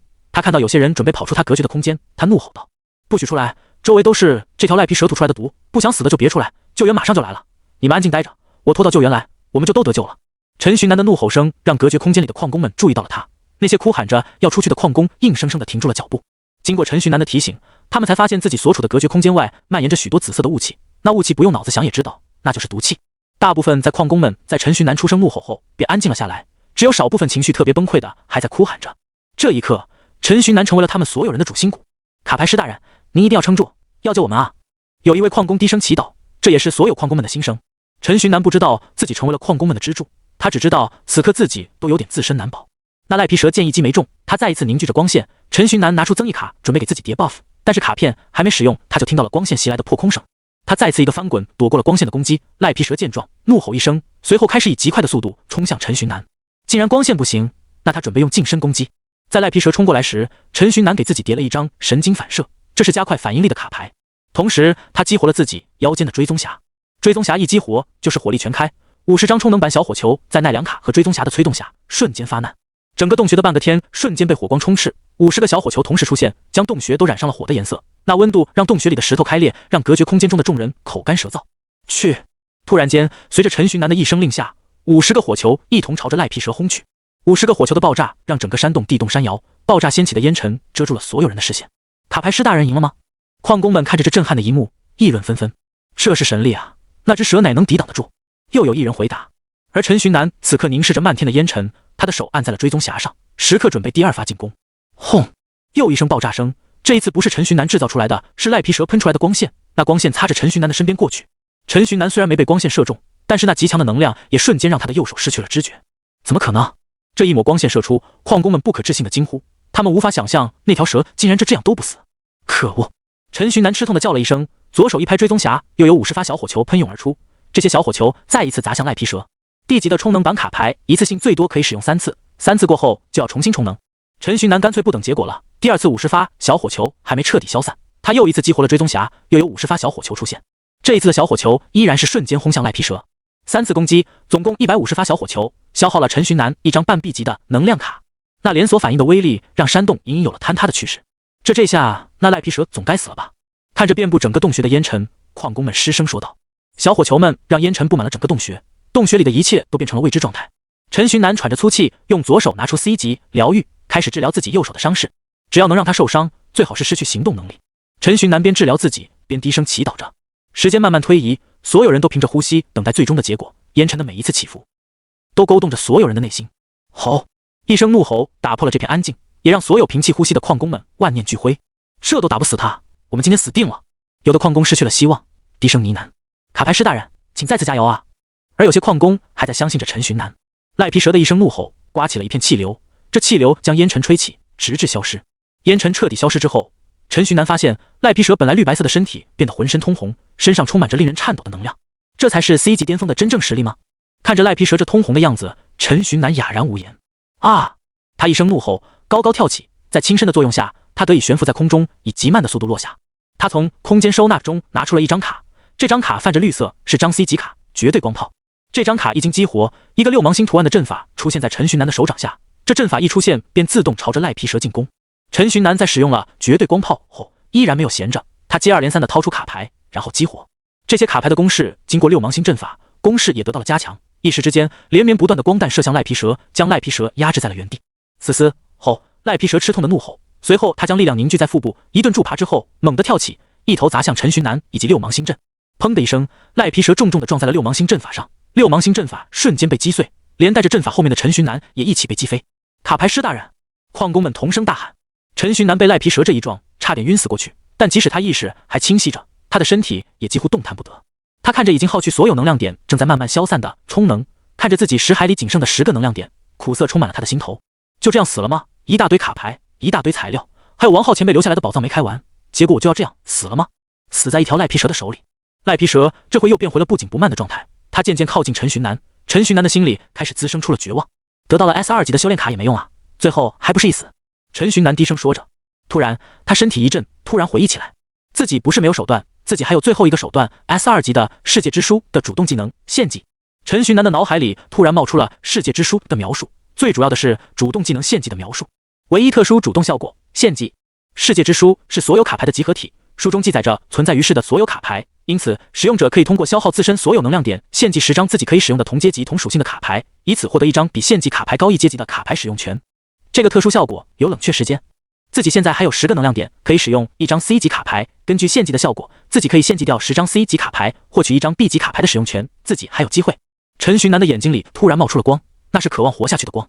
一张卡牌缓缓在他的识海里出现，那张卡牌上有着许多条裂痕，泛着红色光芒，这正是陈寻南的修炼卡牌世界之书。陈寻南在自己的识海里轻轻触碰着世界之书，叮的一声，像是水滴滴入水面，世界之书出现在了现实世界之中，出现在了他的眼前。泛着红色光芒的卡牌在陈寻南的眼前高速旋转，在欢呼，在雀跃，在等待着陈寻南的使用。平躺在地上的陈寻南看着那一张卡牌，笑了笑，随后用尽最后的力气伸手抓住了那一张卡牌。抓住卡牌的陈寻南保持住那个姿势许久，随后他突然大喊一声献祭。这一声喊完，彩色的能量突然笼罩陈寻南全身，他全身瞬间就充满了力量。不仅如此，在彩色能量的作用下，陈寻南慢慢漂浮在半空中。陈寻南感觉自己识海里的10个能量点瞬间消失了，但是已经无所谓了，浑身充满力量的他已经不需要能量点了。10个能量点消失之后，10张放大版的带着问号的卡牌出现在陈寻南的腰间，那些卡牌围成一个圈，绕着陈寻南转。陈寻南伸手去触摸那10张透明的卡牌，突然他的眼前一黑，片刻之后，空间收纳中所有的 C 级卡牌以 A2 投影的形式出现在了他的眼前。陈寻南首先选中了一张 C 级的大火球， C 级大火球被选中后，陈寻南周围那围绕着他的10张问号卡牌有一张变成了大火球的样式。之后其余 C 级卡牌全部消失，陈寻南眼前只剩下火属性的 C 级卡牌。召唤火焰菜刀、火焰盾、爆燃、小火球连发、火焰幻象、大火球、绝对火炮、闪耀火焰、火焰之星、猛火。陈寻南选中了10张 C 级的火属性卡牌，这10张卡牌从收纳空间中消失，随后那些卡牌的样式出现在陈寻南周边转动的问号卡牌上面。那10张卡牌转动的速度越来越快，随后边高速转动边从陈寻南的腰间升起，10张卡牌最终合二为一，在陈寻南的右手中凝聚成了一张冒着火光的卡牌。陈寻南感觉出现在自己身体里的力量完完全全被这张卡牌给吸收完毕，当所有力量都吸收完之后，这张卡牌展现出了它真正的面貌。 B 级卡牌召唤火焰大剑。陈寻南心念一动，这张卡牌便化为了火光，随后火光开始扩散，一柄接近2米长的大剑就此出现在陈寻南的手中。赖皮蛇忌惮地看着陈寻南手中的火焰大剑，他衡量片刻后想跑，但是此时的陈寻南哪能给他逃跑的机会。陈寻南感受着从大剑上传递到他身体里的力量，在这股力量的驱动下，陈寻南稍微一瞪，他的身影瞬间消失。下一刻，陈寻南消失的身影出现在了赖皮蛇的头顶之上。在赖皮蛇头顶上的陈寻南抡起火焰大剑，从上到下将赖皮蛇劈成了2半。就这他还不满足，在他的控制下，火焰大剑突然变得接近20米长， 20米长的大剑再次从上砍下，赖皮蛇的身体在这一次攻势下彻底变成了尘土，消散于天地之间。隔绝空间的矿工们呆呆地看着陈寻南，心里不由自主地冒出了一个字神。赖皮蛇消散后，陈寻南手中的火焰大剑渐渐消失，世界之书再一次出现在了他的识海里。不过此时的世界之书已经彻底暗淡下去，不再泛着红光。终于结束了，陈寻南仰头长舒了一口气，随后倒地晕死过去。这里是哪里？陈寻南睁开眼睛，看着周围一片纯白色，开口问道。没有人回答他的问题，周围似乎没有人，仪器里传出来的滴答滴答的声音衬托着周围环境的寂静。其实不用别人回答，陈寻南一睁开眼睛，看着周围的环境，再配合上自己脑海里的记忆，他也知道这里是医院。他问一句，只是想确认有没有人在而已。从最终的结果可以看出，周围没有人。躺在病床上的陈寻南感受着自己的身体状况，自己身上似乎连接了许多的针管，手臂、大腿、肚子等等地方全都连接着针管。有那么夸张吗？即使身处医院，陈寻南也不忘吐槽。主要是他真觉得没必要这样，虽然全身上下都有着刺痛感，但是他可以很清楚的知道自己的身体其实已经没事了。陈寻南叹了口气，思考着一个十分严肃的问题。自己救了那么多人，不应该要受到大肆表扬，不应该要有一大堆人关心他的吗？陈寻南长长的叹了口气，随后开始将自己身上的针管给拔掉。就在他拔到一半时，他的妈妈过来了。寻南，你干什么？陈母看到陈寻南醒了，心里先是大喜，仔细一看，看到陈寻南在那拔针管，大喜在一瞬间就变成了大惊。他也不管手里端着的鸡汤了，这喝鸡汤再是美事，也比不上自己儿子的性命啊！他直冲冲地冲向陈寻南，随后按住了陈寻南那正在拔针管的手。还不快住手！你不要命了！陈母说着，眼眶又红了起来。他又回想起救援队进去把自己儿子带出来时的场景了。这几天他每想起这个画面，他都胆颤惊心的。那会的陈寻南浑身像是没有骨头一般柔软，从七窍里流出来的血将他弄成了一个血人。哎呀，妈，我好了，我没事呢，这些针管可碍事呢。陈寻南看着自己母亲的眼眶红了，瞬间就慌了神，他赶紧停下自己手里的动作。你这孩子怎么那么不懂事呢？你的人生才刚开始呢，你要爱惜你的生命，你知不知道？陈母说着，让陈寻南躺回了床上，随后他去找来护士，让护士帮陈寻南把针管接上，顺便再做一下全身检查。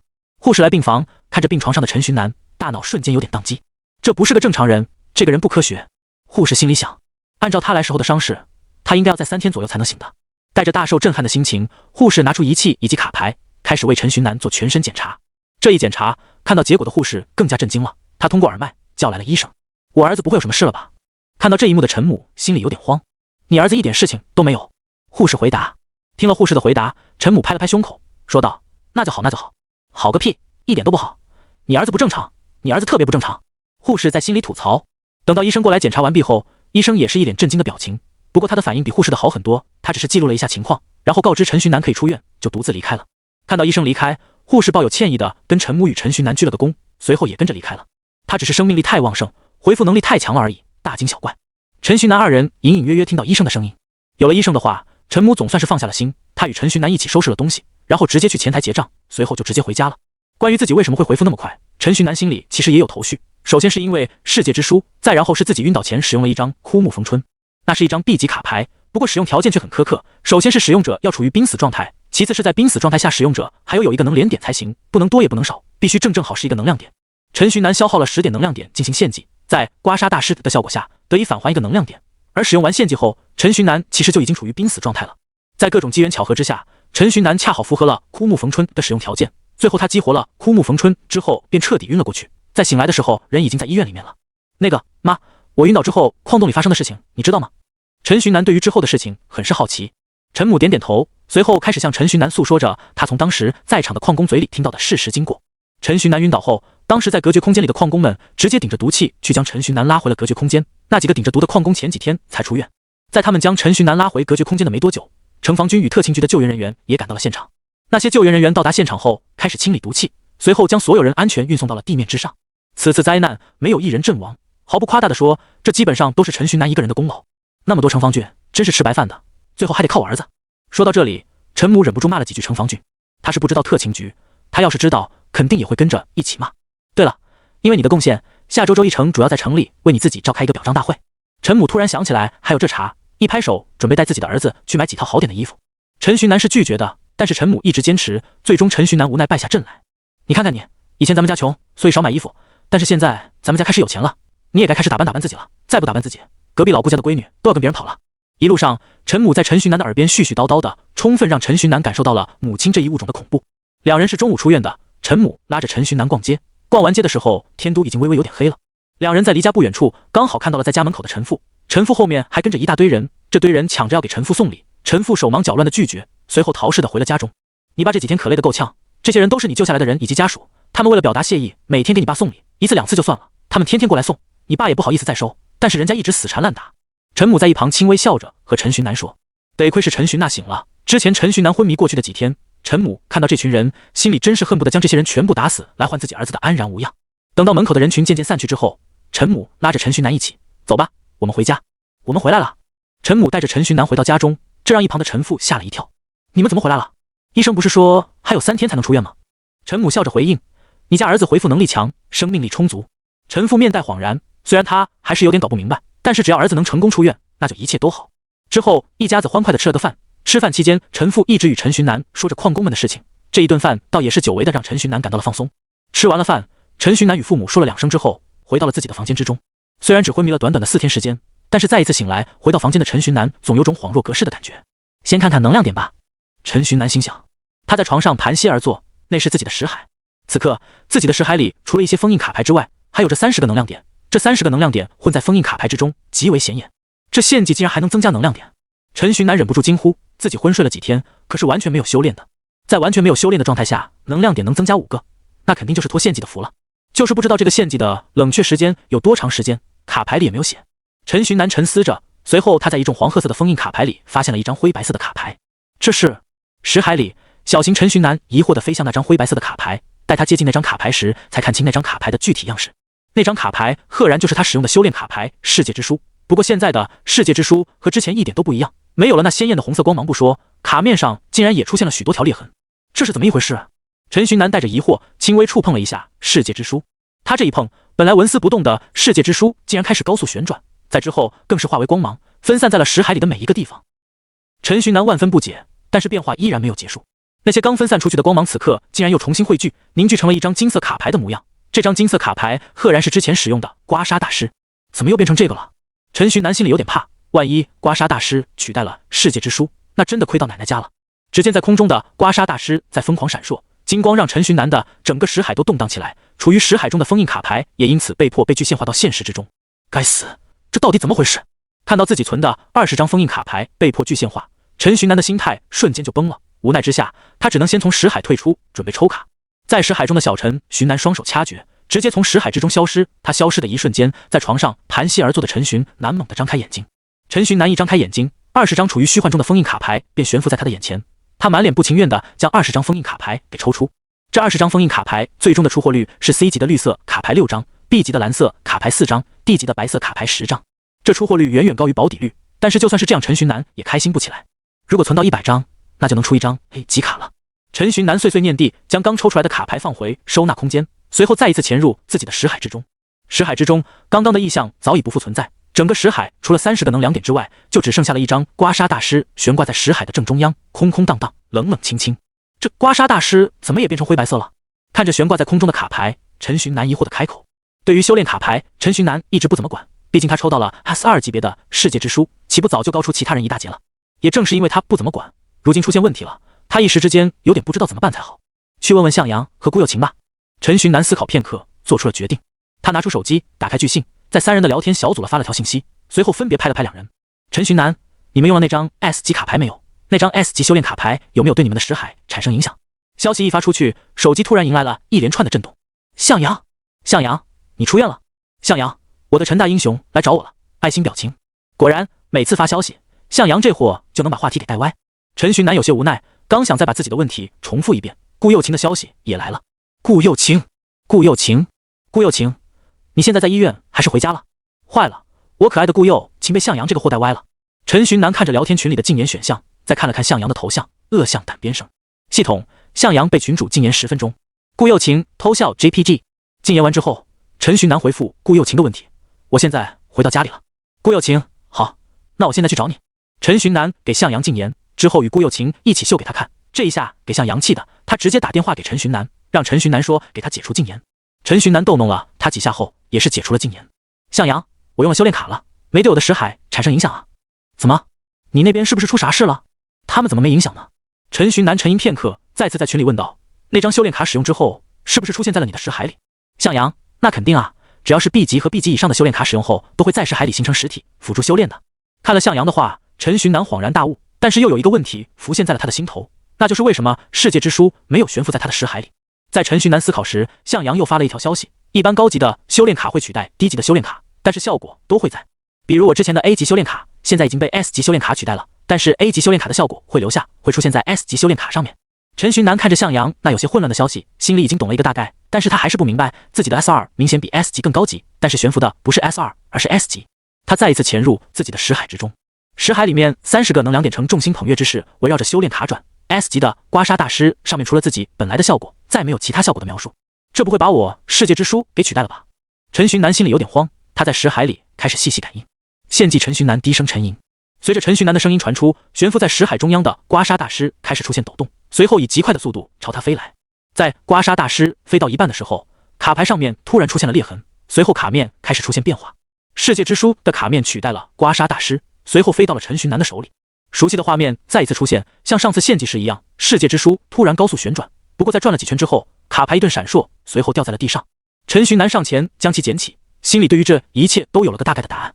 献祭还处于冷却时间，所以卡牌变成了灰白色。世界之书还在，并没有被刮痧大师取代。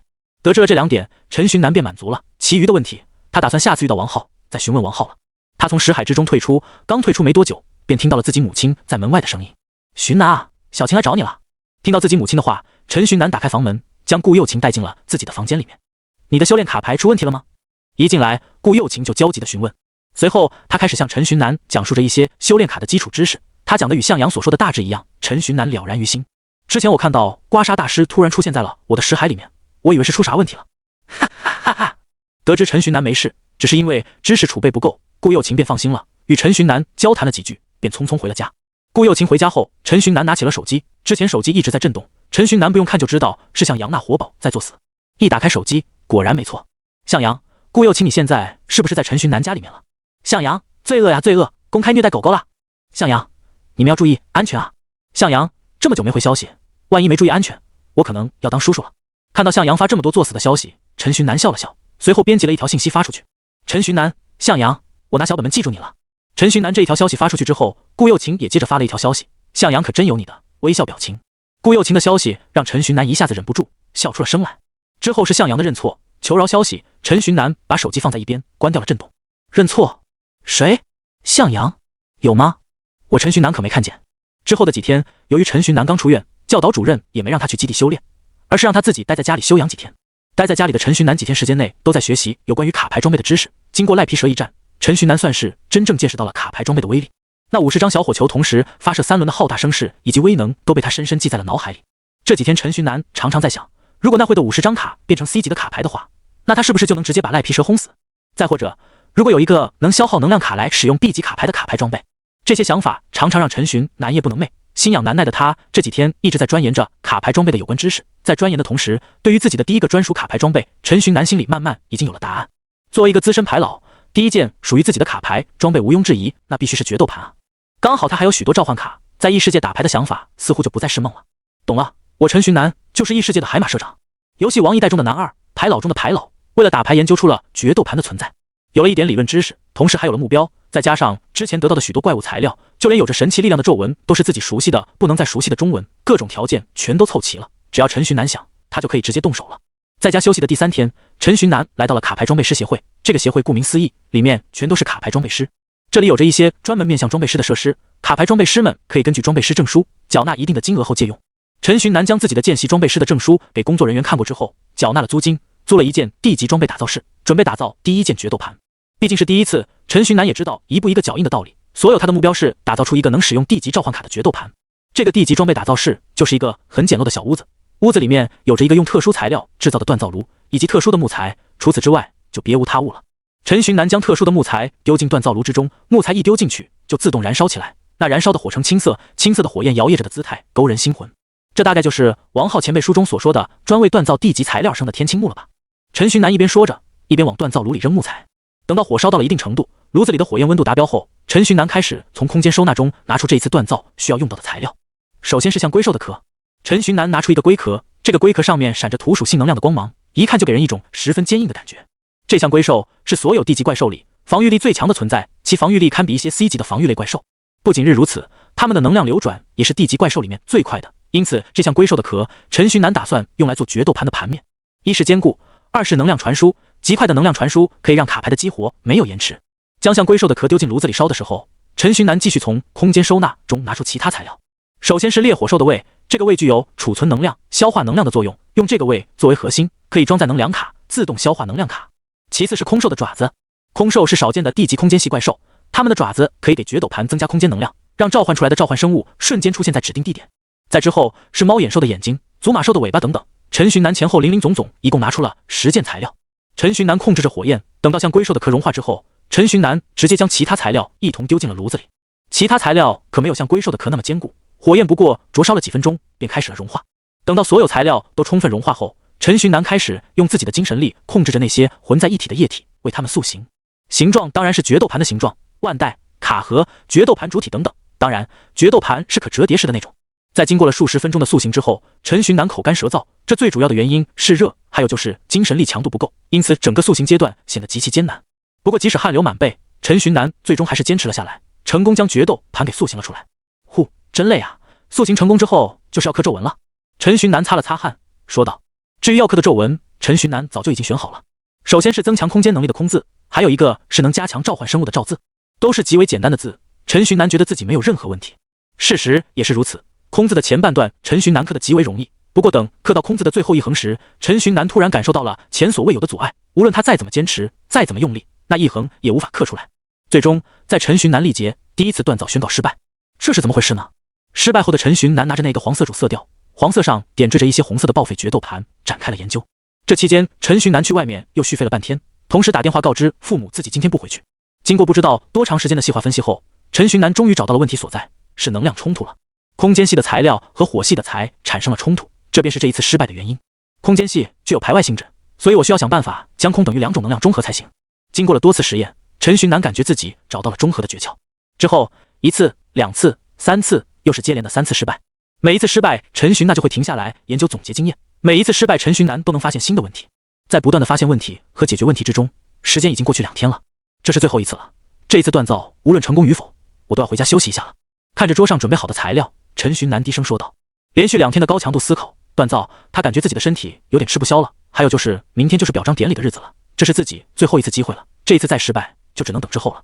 陈寻南喝了口水，拿出一张能量卡修炼。等到他恢复到最强状态后，他开始了最后一次的炼制。这最后一次的炼制和之前的炼制步骤都差不多，限时放入像龟兽的壳，等到像龟兽的壳融化之后，再一起加入其他的材料。不过这一次加入的材料足和30多件，材料数量是第一次锻造时的3倍之多。经过几次锻造之后，陈寻南的精神力也得到了充分的锻炼，有了肉眼可见的增长。最起码现在他30多件材料加在一起塑形，他也不会觉得举步维艰了。虽然还是很累，但一切都在可控之内。塑形好了之后，陈寻南开始刻字。首先是空字，这一次的刻字整体都很顺利，不只是开头顺利，结尾也是一样，2个字都刻得很顺利，没有任何阻碍，一次性刻成。刻完字后，陈寻南如释重负，现在就只剩最后一步了。最后一步是温养，温养可以让材料的特性充分展现出来，同时激活装备的各个机关。不过相较于之前的步骤，温养算是最简单的，一般只要刻字完成了，也就意味着卡牌装备制作成功了。决斗盘在锻造炉中温养了近3个小时，这3个小时之内，决斗盘的颜色越来越鲜艳，看着越来越亮，越来越光滑。最后叮的一声，决斗盘发出了一抹刺眼的白光。陈寻南知道这是温养完毕了。恭喜见习卡牌师陈寻南成功打造出地级卡牌装备。装备种类未知，装备作用未知，装备属性空间。锻造室的墙壁有着感应的功能，它一感应到卡牌装备成功时散发出来的光，便会自动播报自己感应到的信息。陈寻南完全不管这些，他一脸兴奋地拿起整体呈蓝白色的决斗盘，试戴几下觉得戴在手上的感觉刚刚好。太好了，终于成功了，不容易啊！陈寻南感叹着，开始收拾锻造室里的残局。而此刻，锻造室外已经炸开了锅。什么？又有人研究出新的卡牌装备了？研究出来的还是极其稀有的空间系装备？这是哪个大佬？不知道你们有没有注意听，研究出来新装备的好像是个见习卡牌师。这最后一人一开口，周围的惊呼声变得更大了。见习卡牌师？这是什么妖孽？难道又有一个卡牌装备大师要诞生了吗？前面的你可省省吧，这些年说谁有大师之资，最后到现在不还是只有王浩大师一位大师？锻造室外的情况，陈寻南一点都不清楚。他带着兴奋打开了锻造室的大门，一蹦一跳地走出锻造室。一出锻造室，他才发现自己的锻造室已经被里3圈外3圈地围住了。陈寻南有点蛋疼地挠挠头，这是什么情况？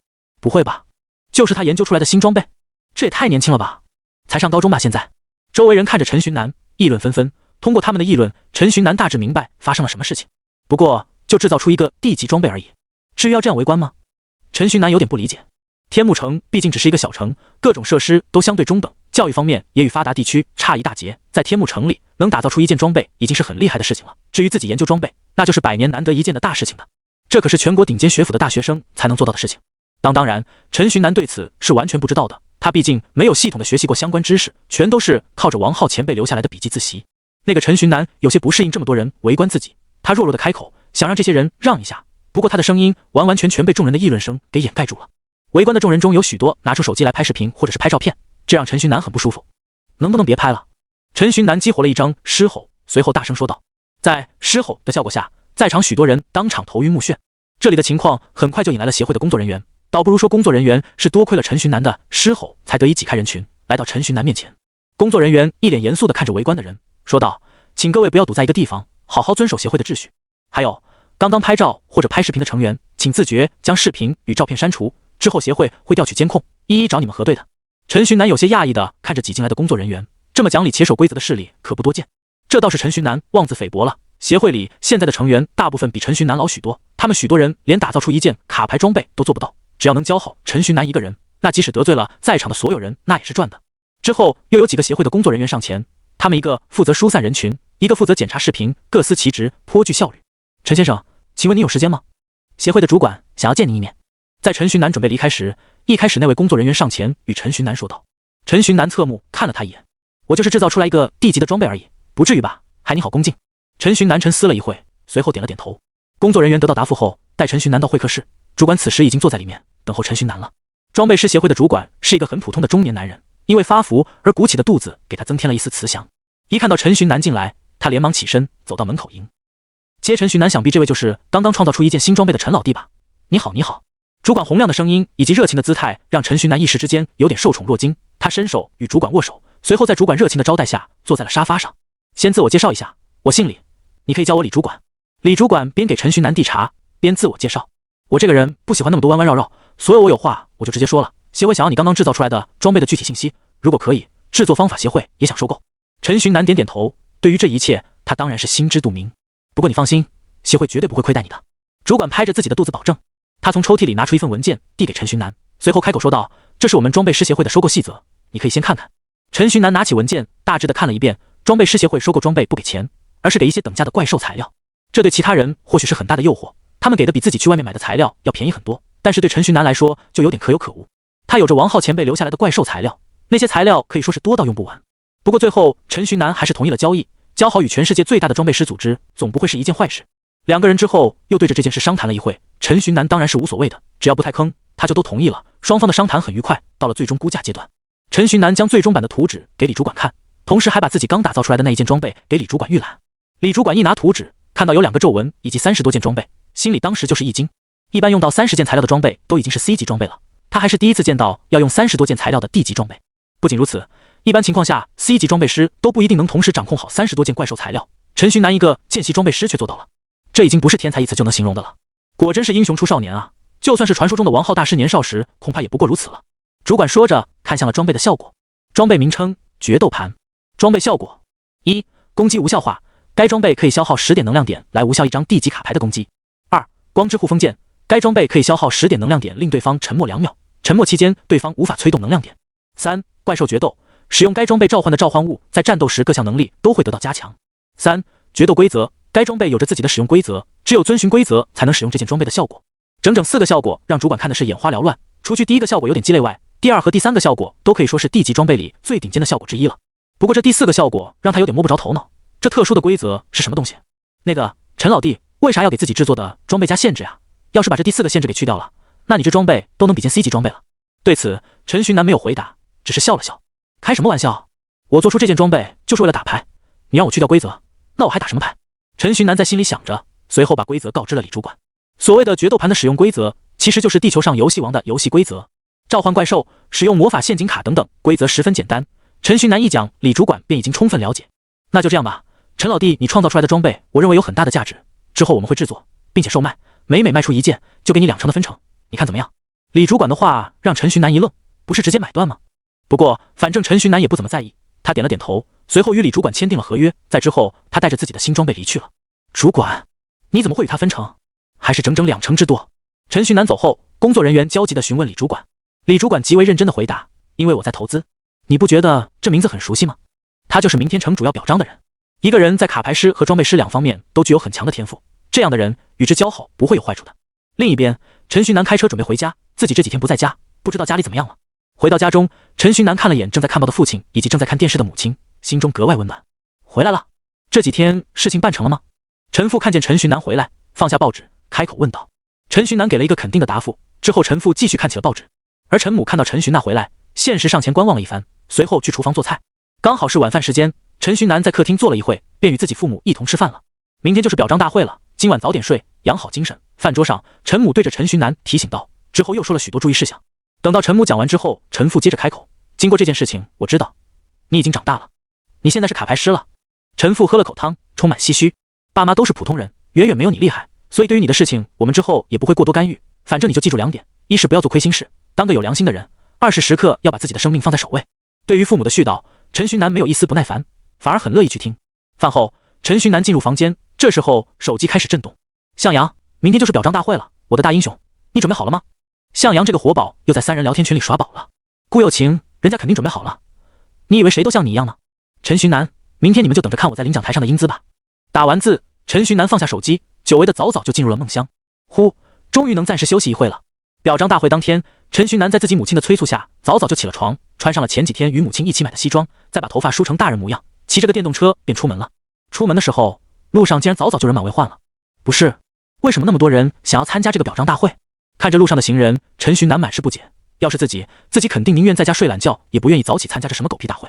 只能说，人类的本质是茶，都爱吃瓜。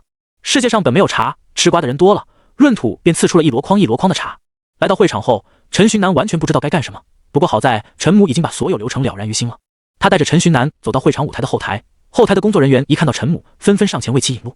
在众星捧月之下，陈寻南被带到了化妆室里。先是化妆师给他化妆，再是发型师将他的大人头发重梳，这一套服务下来，简直不要太贴心。这所有人都是为我自己一个人服务的地球上的大明星，不知道有没有我这待遇。坐在椅子上仍然摆布的陈寻南突发奇想。陈寻南发现自己的母亲将自己带来化妆间后就消失了，他向工作人员询问，工作人员只是让他等着。陈寻南长叹了一口气，无奈的任人宰割。在他无聊到拿手机出来玩后，他的母亲终于回来了。快，现在到你上台了，你上去就领奖就行，见到城主记得礼貌一点。陈母一回来就拉着陈寻南往舞台上走，一边走还一边叮嘱陈寻南。陈寻南则是一脸懵逼，自己的母亲这一副经纪人的既视感是认真的吗？不过事到如今也没有什么多想多说的了，只能硬着头皮上了。陈母带着陈寻南来舞台下边，指着前进的楼梯让他走上去。陈寻南粗略看了一眼，底下全是人，这一看就让他的心紧绷了起来。他低着头，带着快跳到嗓子眼的心走上了台，走到了同样一身西装的城主面前。城主见陈寻南上台，先是与陈寻南握了握手，随后拿着麦克风激昂地说道，有那么一个人，他为了救拯救遇害的矿工城主一开口，陈寻南就失去了倾听的欲望。他呆呆地站着，茫然地看着台下激动的众人，心中的不解多到可以倒出来当成饮料喝了。可能不同世界的人想法不一样吧。不知道过去了多久，城主终于讲完了，陈寻南如释重负。现在将由我来为陈寻南颁发城市英雄勋章。城主说着，从礼仪小姐手中接过勋章，将这个勋章戴在了陈寻南的胸前。陈寻南，我要给你生猴子！突然有一声欢呼从会场响起，这是向阳的欢呼声。陈寻南捏紧了拳头。佩戴完勋章之后，就在陈寻南以为一切都结束时，城主再一次拿起麦克风说道，我们的英雄陈寻南不仅是个强大的卡牌师，他还是个天才装备师。城主说着，随后开始公布陈寻南装备的具体信息。在之后，他还替装备师协会为陈寻南颁发了正式装备师证书。陈寻南不明不白地接过证书，看着城主开始大肆宣传推销自己的装备，他感觉这个表彰大会越来越奇怪了起来。等到城主又一次讲完之后，陈寻南再次长叹一口气，这下我终于可以走了吧。陈寻南看着城主，在心里碎碎念着。城主回看了陈寻南一眼，他显然不懂陈寻南眼神里蕴含的意思。他再次开口说道，你们想看我们的英雄陈寻南的对战场面吗？想。观众们纷纷高声回答。那我们有请城防军的卡牌师教官上来，接下来将由他与我们的英雄陈寻南一起为大家带来卡牌对决。城主说完，放下话筒，自己走下了舞台，只留陈寻南一人站在舞台上，风中凌乱。城主下去没多久，一位穿着军装的青年走了上来，解无命，城防军教官，请赐教。谢无命一上来便对着陈寻南实行了一个军礼，高声喊道，打完这场就能回去了吧？陈寻南有气无力地想，随后强打精神，高声回答，陈寻南，高中生，请赐教。说完，两人立马进入了战斗状态。陈寻南从空间收纳中取出自己的装备决斗盘，随后又拿出一叠卡放在决斗盘之中，正好试试决斗盘的威力。决斗开始！陈寻南在心里自己喊了一声，随后从卡组中抽出了5张卡。我的先攻！陈寻南看了自己手中的5张卡，抽出1张卡放在了决斗盘的5个怪兽区域中的一格里，之后在决斗盘的魔线区域覆盖2张卡。通常召唤1只怪兽，覆盖2张卡，回合结束。谢无命一脸不解地看着陈寻南，在他的视角里，陈寻南就是使用了1张召唤魅影猫，随后便停下了动作。既然你不动手，那我来！谢无命大喊，随后连续使用10张小火球，准备先试探一下陈寻南。看到对面的10个小火球，陈寻南将自己覆盖的1张卡打开，发动陷阱卡土墙。陈寻南话落，一个土墙凭空出现在了10个小火球的面前，10个小火球只能将10个小火球打得支离破碎，并没有对陈寻南以及魅影猫造成伤害。接下来是我的回合，我发动魔法卡光之护锋剑。陈寻南激活决斗盘的效果，谢无命突然感觉自己与自己的能量点失去了联系。魅影猫直接攻击，与能量点失去联系的解无命无法使用出卡牌，被魅影猫正面击中。随后陈寻南特殊召唤自己的右手，对自己的右手发动的装备魔法锋刃，然后又对解无命直接攻击，解无命就此败下阵来。过瘾！打完之后，陈寻南直呼过瘾，哪一个牌老会不希望自己能像动画里面一样打牌呢？其实决斗盘的使用规则远远没有那么麻烦，主要是陈寻南太搞了，强行打牌。这一场表演赛他能赢，完全是因为沉默打了对方一个措手不及而已。打完表演赛后，陈寻南终于如释重负地下了台。下了台之后，他逃似的离开会场。离开会场的陈寻南与向阳和顾又晴一起准备去吃午饭。可以啊，你都能自己的创造出装备了。一路上，向阳一直在旁边惊叹连连，顾又晴也是一脸惊叹。他虽然知道陈寻南对卡牌装备有些兴趣，但是他怎么也想不到陈寻南都已经可以自己创造出装备了。放心，我会为你们2个量身定做的。世界级装备师为你量身定做，你就自己偷着乐吧。陈寻南当然不是随口一说，顾又晴和向阳的装备他早就开始构思了，如今构思的差不多了，就剩找个时间制作了。3人痛痛快快的吃了顿饭，随后各回个家，各找个妈了。如今距离高考只剩下2个月左右的时间了，他们可不敢再悠哉悠哉的浪费时间了。陈寻南与自己的父母说了一声之后，骑着电动车自行去了基地。是时候继续修炼了，不过没跟教导主任说过，希望他在里面吧。他不在基地，我再去宝藏空间里修炼。陈寻南想着，来到了基地，在基地门口连着3次申请开门，没有得到答复后，陈寻南自行来到了修炼空间之中。他一进入修炼空间，看着王浩前辈爱宠后代生活过的屋子，心里突然一惊，坏了，我把这件事给忘了我。陈寻南一拍大腿，焦急地退了出去。之前许峰说过，他爸要带人围剿王浩前辈的爱宠来着。经过这一系列的事情，陈寻南完全忘记了这件事。希望他们还没动手吧。陈寻南哭丧着脸给许峰打了个电话。南哥，有什么事情吗？那个，你爸带人围剿怪兽，那事情怎么样了？这个呀，我爸请来了一位 A 级的卡牌师前来帮忙。那位大师刚刚到达天幕城，现在我爸和他已经一起去猎杀那2只怪兽了。听到陈许峰的话，陈寻南的内心直接凉了一大截。A 级卡牌师，他一个 C 级卡牌师，拿什么去跟人家打呀？就算是去碰瓷，都有点不够格。那个，你知道他们去哪里猎杀怪兽了吗？我现在刚好在天幕城外，想去凑凑热闹，远远观望一眼。那2只怪兽好像在天幕森林周边最高的山峰上，你要去看的话，小心一点。从许峰那里套到信息后，陈寻南到了声谢，随后直冲着目的地去。虽然知道自己有点自不量力，但是陈寻南肯定不能放任王浩前辈的爱宠被别人抓去充当藏品，就算不行，那也得强行去试一试再说。抱着这样的想法，陈寻南找到了最高的山峰，使用了轻身登上了山顶。看来他们还没到，一切都来得及。来到山顶的陈寻南看着周围一片风平浪静，庆幸地说道。在他话音一落，一声吼叫从他的身后传来。陈寻南转身，身后的那赫然是王浩前辈爱宠的2只后代。陈寻南刚想开口与他们说话，天边便传来了一声怒吼：大胆孽畜，竟敢对人类下手！听到天边传来的这一声怒吼，陈寻南心知不妙，这肯定是许峰的父亲带着 A 级卡牌师杀来了。在陈寻南的脑袋在高速运转，思考着怎么办的时候，2张怪兽已经站在了他的身前，对着天边的2个人发出了震慑人心的吼叫声。他们这是在保护我吗？看着2只怪兽的举动，陈寻南的内心有了一丝丝小感动，不愧是长得像麒麟的怪兽，以后就叫你们麒麟了。在面对2只怪兽的吼叫威胁， A 级卡牌师与许峰的父亲是丝毫不惧，他们手里捏着卡牌，以极快的速度飞到山顶上，随后立马展开了攻击。只见 A 级卡牌师掏出了一张紫色的卡片，这是巅峰 A 级卡牌师都只能使用10张的 A 级卡。看到他手里的卡，陈寻南脑海里只有一个想法，那就是快逃。强如赖皮蛇也抵挡不了 B 级卡牌，这2个可能刚出生的怪兽怎么可能挡得住 A 级卡牌呢？陈寻南想逃的心境可能传达给了2只麒麟，2只麒麟中个头稍微大点，那只转过身来，用头上的角轻轻触碰着陈寻南，随后一个金色透明的球状防护罩出现在他身侧。这个防护罩形成的一瞬间就开始缓缓升天。许天海大人，这个少年。那位 A 级卡牌师看着在防护罩里飘起来的陈寻南，有些奇怪的看向许峰的父亲许天海。许天海也是面带疑虑的注视着那金色的防护罩，注视着陈寻南。不过他很清楚自己的目标是什么，可能是怪兽在保护自己的食物，先不用管他了。不管这2只怪兽想干什么，只要打败了他们，把他们抓起来就行了。许天海的话让 A 级卡牌师收回了目光，他开始催动自己手里的卡牌。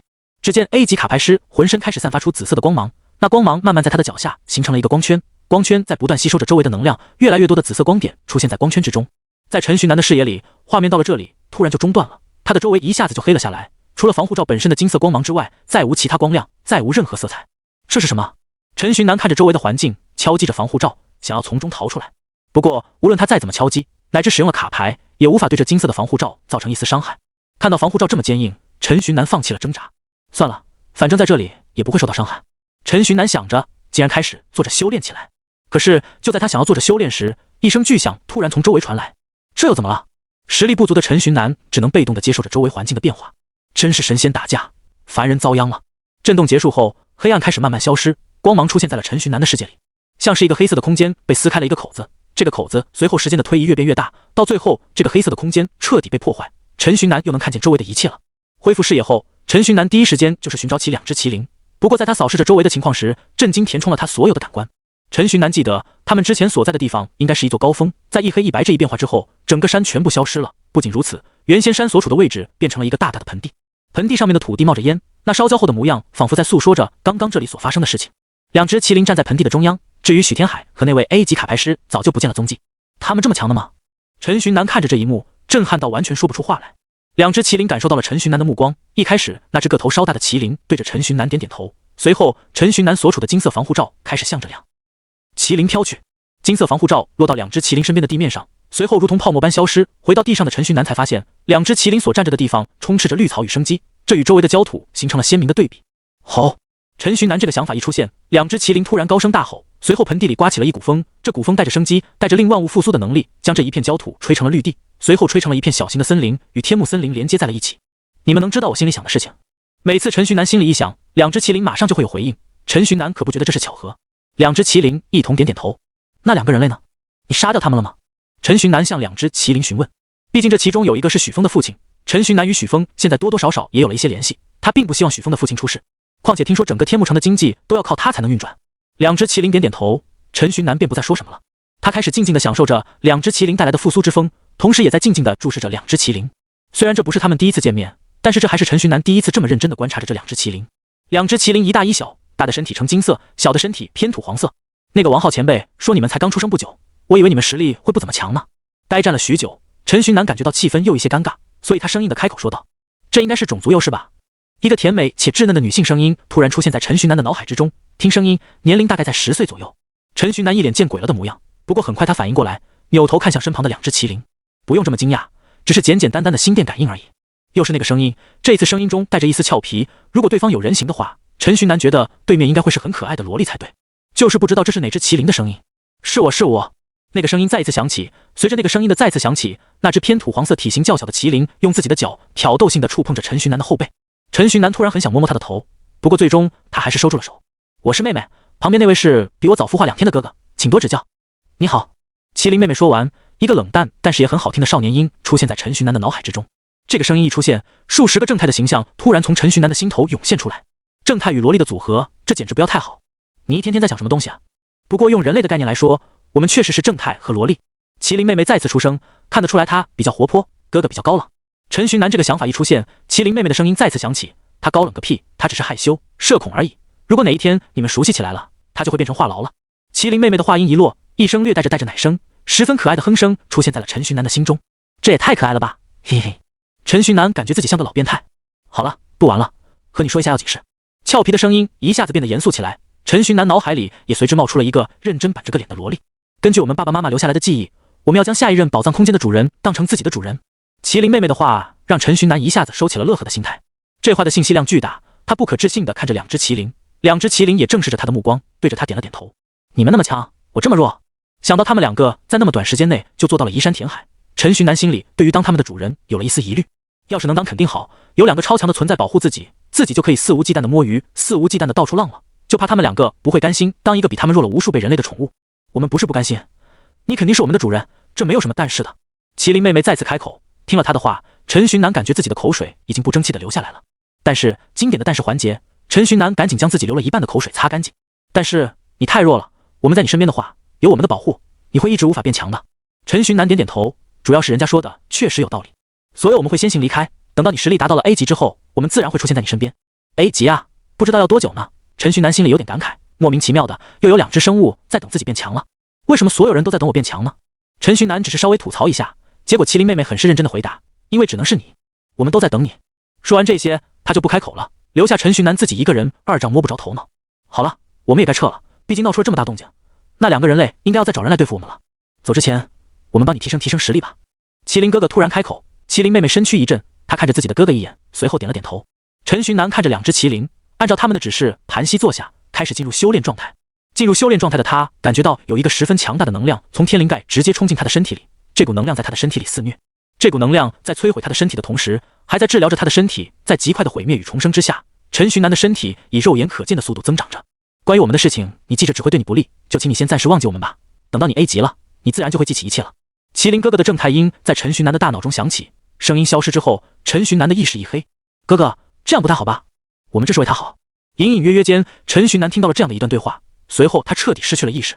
陈徐南失去意识后，麒麟哥哥与麒麟妹妹将自己头顶的角的尖端斩下，喂到了陈徐南的嘴里，随后他们脚踏虚空，消失在了天边。夜幕降临，猫头鹰们带着好奇飞到这个刚形成的盆地森林之中，一接近盆地，一股血腥味冲击着他们的嗅觉，与血腥味一起的还有一股恶臭味。猫头鹰们在闻到这股恶臭味之后，纷纷逃离这个刚形成的盆地森林。咕咕猫头鹰们的叫声为人们指引了前进的道路。许天海与那位 A 级卡牌师带着好几个 A 级与一大群 B 级卡牌师重返这里。来到这里的他们看着这个半天时间里出现的盆地森林，心中出现了一丝恐惧。不过在各种不知名的原因下，他们鼓起勇气往里走着。走了不久，他们也闻到了一股血腥味和一股恶臭味。他们戴上面具，朝着味道的源头慢慢靠近。来到味道的源头后，他们看到了一个人，那是个血人，他倒在了血泊之中，身上还有着许多巨大的牙印。在他的周边有着一些黑色与一些黄色的液体，恶臭主要是那些液体发散出来的。那些液体像极了某种生物的呕吐物。这是那2个怪兽呕吐出来了。那位一开始的 A 级卡牌师开口问道。许天海皱了皱眉头，回答：应该是这个少年就是那会在金色防护罩里的少年。说完，他拿出早就准备好的相机，对着躺在血泊中的少年进行了一个全方位的拍照记录。研究小组过来采样，不要破坏现场，然后把人抬回去抢救一下，他还活着。许天海下完命令，带着照相机自己离开了。倒在血泊中的少年很显然就是陈徐南，刚出院连1个星期都不到的他再一次住进了医院了。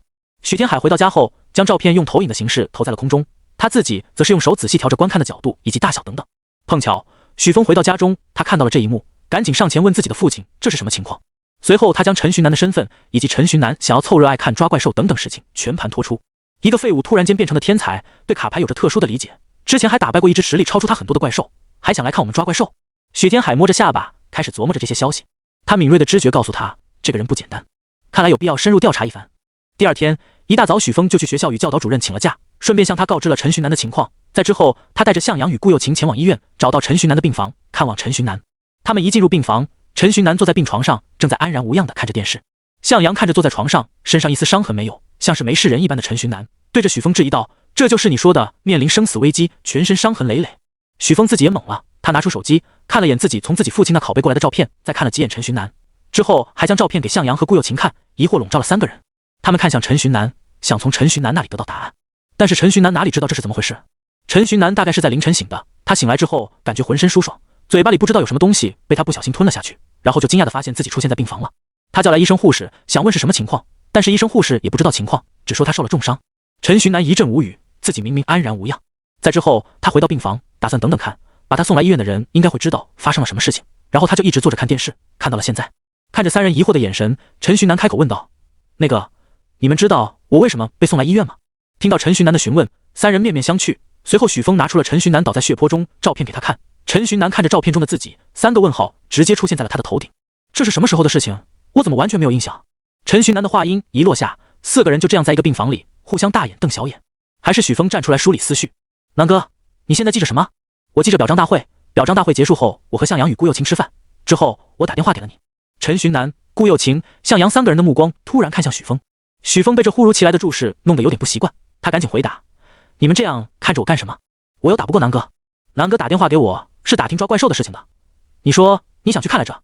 许峰的话让陈徐南一拍脑袋：“对，我想起来了，不过后面的事情我就都忘了。”陈徐南认真的试图想要回忆起些什么，但是记忆直接断在了他打完电话的那一幕。不管之后发生了什么，王浩前辈爱宠的后代应该不会伤害我才对。如果他们对我有敌意的话，一开始在宝藏空间里就该出手了，也不会留到现在。到底发生了什么事情啊？看着陈寻南抓耳挠腮的样子，许峰知道陈寻南应该是真不记得了。他将自己从自己父亲那里听到的话全盘托出。所以说，在许峰的父亲被王浩前辈的爱宠赶跑之后，到底发生了什么？总不会真是他们两个对我下的手吧？觉得我太难吃了，吐出来了。陈寻南思考了半天，也思考不出个所以然。在思考了许久之后，病房的大门被打开，许峰的父亲走了进来。爸，你怎么来了？许峰看到自己的父亲，惊讶的开口。至于陈寻南三人，则是恭敬的喊了一声叔叔好。传说中天幕城幕后真正的城主出现在自己面前，陈寻南三人难免有些拘谨。许天海看了看完好如初的陈寻南，虽然表面平静，但是内心的惊讶已经无法用语言来形容。他清楚的记得自己昨晚见到陈寻南的时候，他还奄奄一息的，只是过了一晚，所有的伤竟然都神奇的恢复过来了。这个人不简单，背后肯定有大秘密。他受的伤能这么快就好，那就有可能不是真受伤。有意思，真有意思。爸，许峰看着自己的父亲进来后，一言不发的看着陈寻南，感觉有点奇怪。在许峰的一声提醒下，许天海意识到自己的失态，他连忙伸手摸了摸自己的头，怀有歉意的说道：抱歉抱歉，刚刚走神了。说完，他看向陈寻南，陈小友现在没事了吧？年轻人回复能力就是强，身体就是硬朗，佩服佩服。许天海一副和蔼的样子，随后突然话锋一转：陈小友，你还记得发生了什么事情吗？许峰尴尬的挠挠头，回答：我对昨天发生的事完全没有印象，已经忘得一干二净了。啊！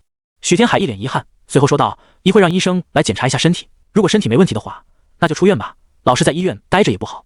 说完，他就离开了。出到门口时，他拿出自己口袋中的卡牌，看到上面的是字，皱了皱眉，嘀咕道：还真不记得了。许天海离开没多久，医生前来检查，还是上次那个医生。上次那个护士离开时，两个人都带着满脸的疑惑。正常正常，上次他来的时候，就向我们展示过他的生命力和回复能力了。楼道外传来医生的声音，陈寻南一下子忍不住笑出了声。之后四人一起吃了个饭，然后各回个家了。期间教导主任有问过陈寻南，陈寻南把自己知道的事情全盘托出，然后疑惑的人又多了一个。晚上进入修炼状态前，陈寻南一如既往的先查看自己的识海，这一查看，他的惊呼声瞬间传遍了整栋楼。住了一趟医院，晕了一晚上，能量点怎么莫名其妙的涨到50个了？不仅仅是一晚上，能量点变成了50个。陈寻南发现自己的识海竟然泛着一丝丝的金色光芒，而在50个能量点中间，除了变成灰白色的刮痧大师之外，竟然还有着两个像是脚一样的虚影。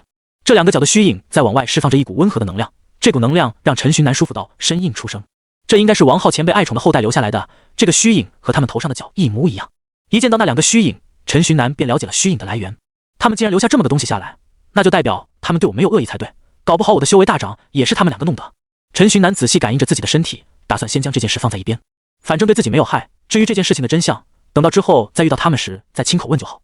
第二天，陈寻南一大早就接到教导主任的电话，电话里教导主任通知陈寻南这几天不要去基地了，说是基地最近正在搞一个研究，那个研究现在进行到了关键阶段，所以基地打算关闭一段时间。当然，教导主任让陈寻南不去基地还有一个原因，那就是校长和副校长快回来了。在教导主任每天辛辛苦苦勤勤恳恳的报告下，校长与副校长终于回消息了。消息中说他们在这周就会回到学校。两位校长这个时间点回来，应该就要准备给所有高3的学生开小灶，让他们准备冲刺了。陈寻南是肯定不能错过的。我去学校了。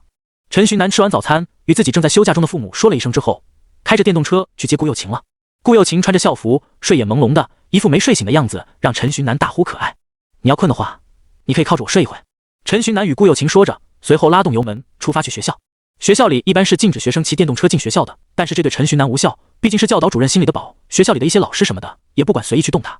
对于陈寻南这个关系户，学校里的众人早就习惯了。不过看到他不仅骑车过来，车后座上还带着美人，美人还趴在他的背上搂着他的腰，其他学生们就有点忍不住了。开车就算了，还谈恋爱，这么嚣张，没有人管的吗？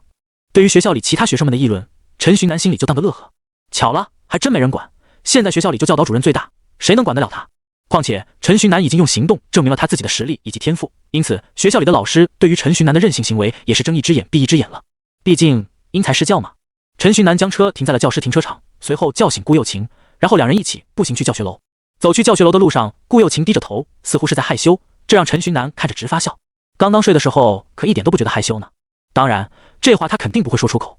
在路过操场的时候，陈寻南心里突然感觉到了一股异样。他看了看操场，看了看之前出现过时空裂缝的地方，那里的正上方漂浮着的封印印记还完好无损，应该不会这么倒霉再次降临吧？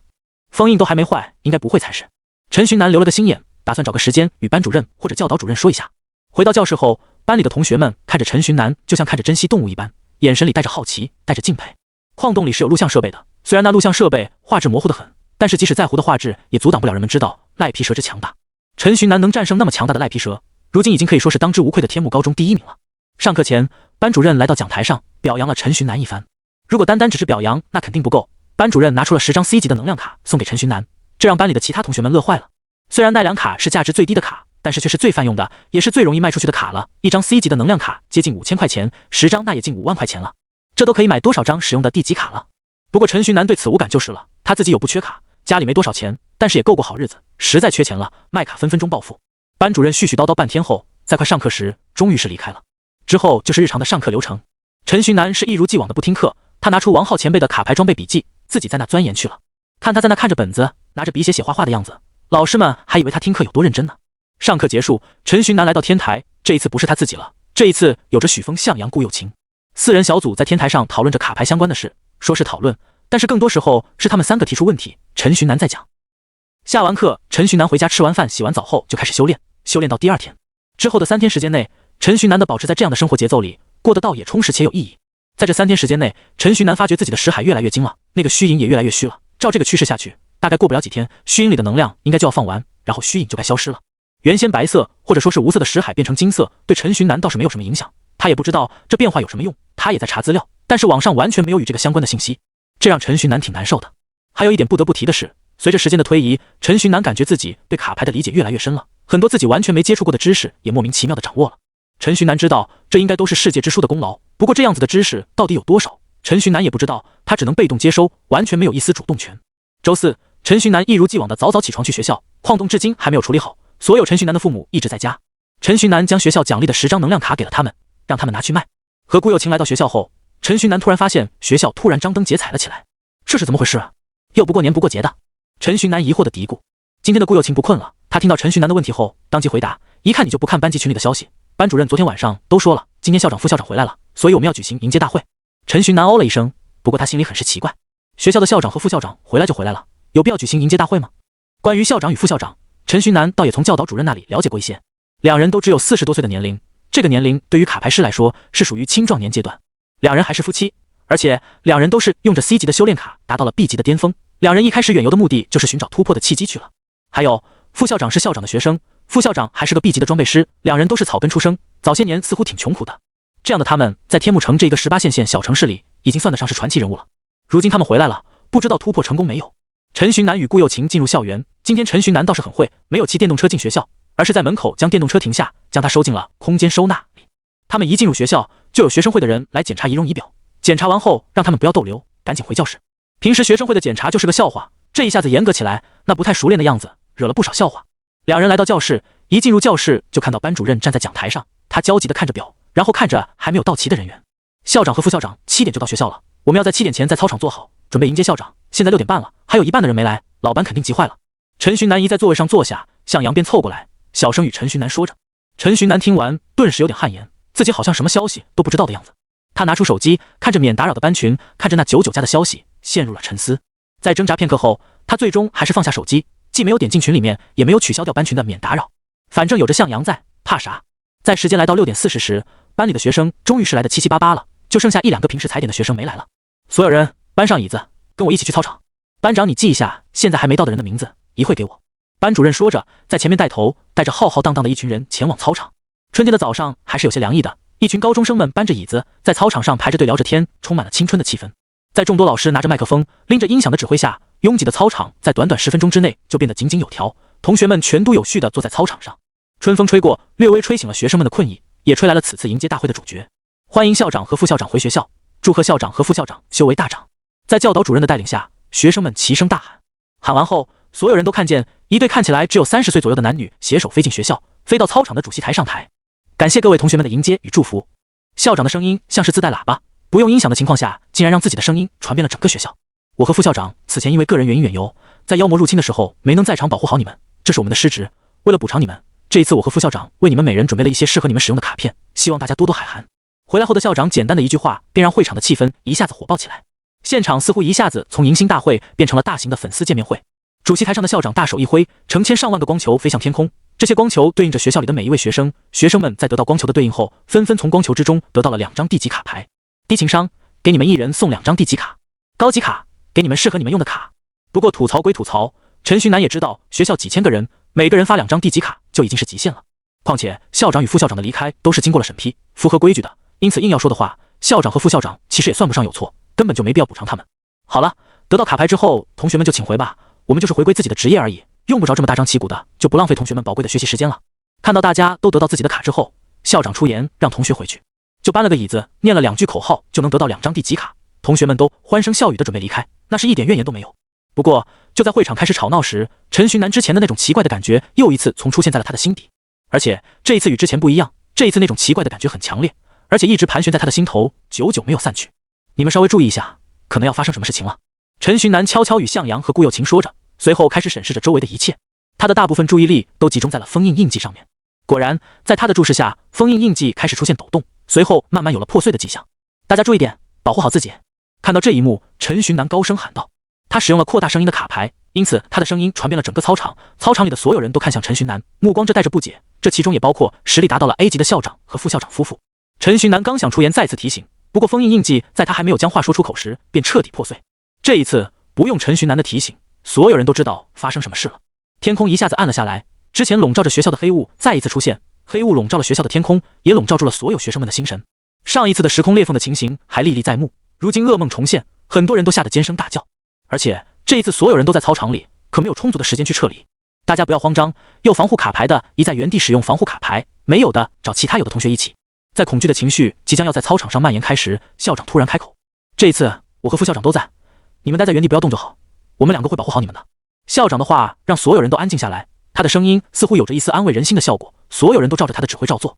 陈寻南也不例外，他在自己的周身使用了10张护盾，10张护盾在他的周围搭出了一个类似小房子的小空间，他周身许多没有防护型卡牌的同学都躲在里面。在学生们准备防护的同时，黑雾也越来越浓郁，然后熟悉的场景再现，黑雾在操场中央凝聚，随后缓缓形成了一个时空裂缝。那时空裂缝附近的同学一下子吓了破了胆，他们本能的想跑，不过却被校长制止住了。同学们不用拍，待着不要动就好，我会保护你们的安全的。校长的话让学生们感觉安全感十足。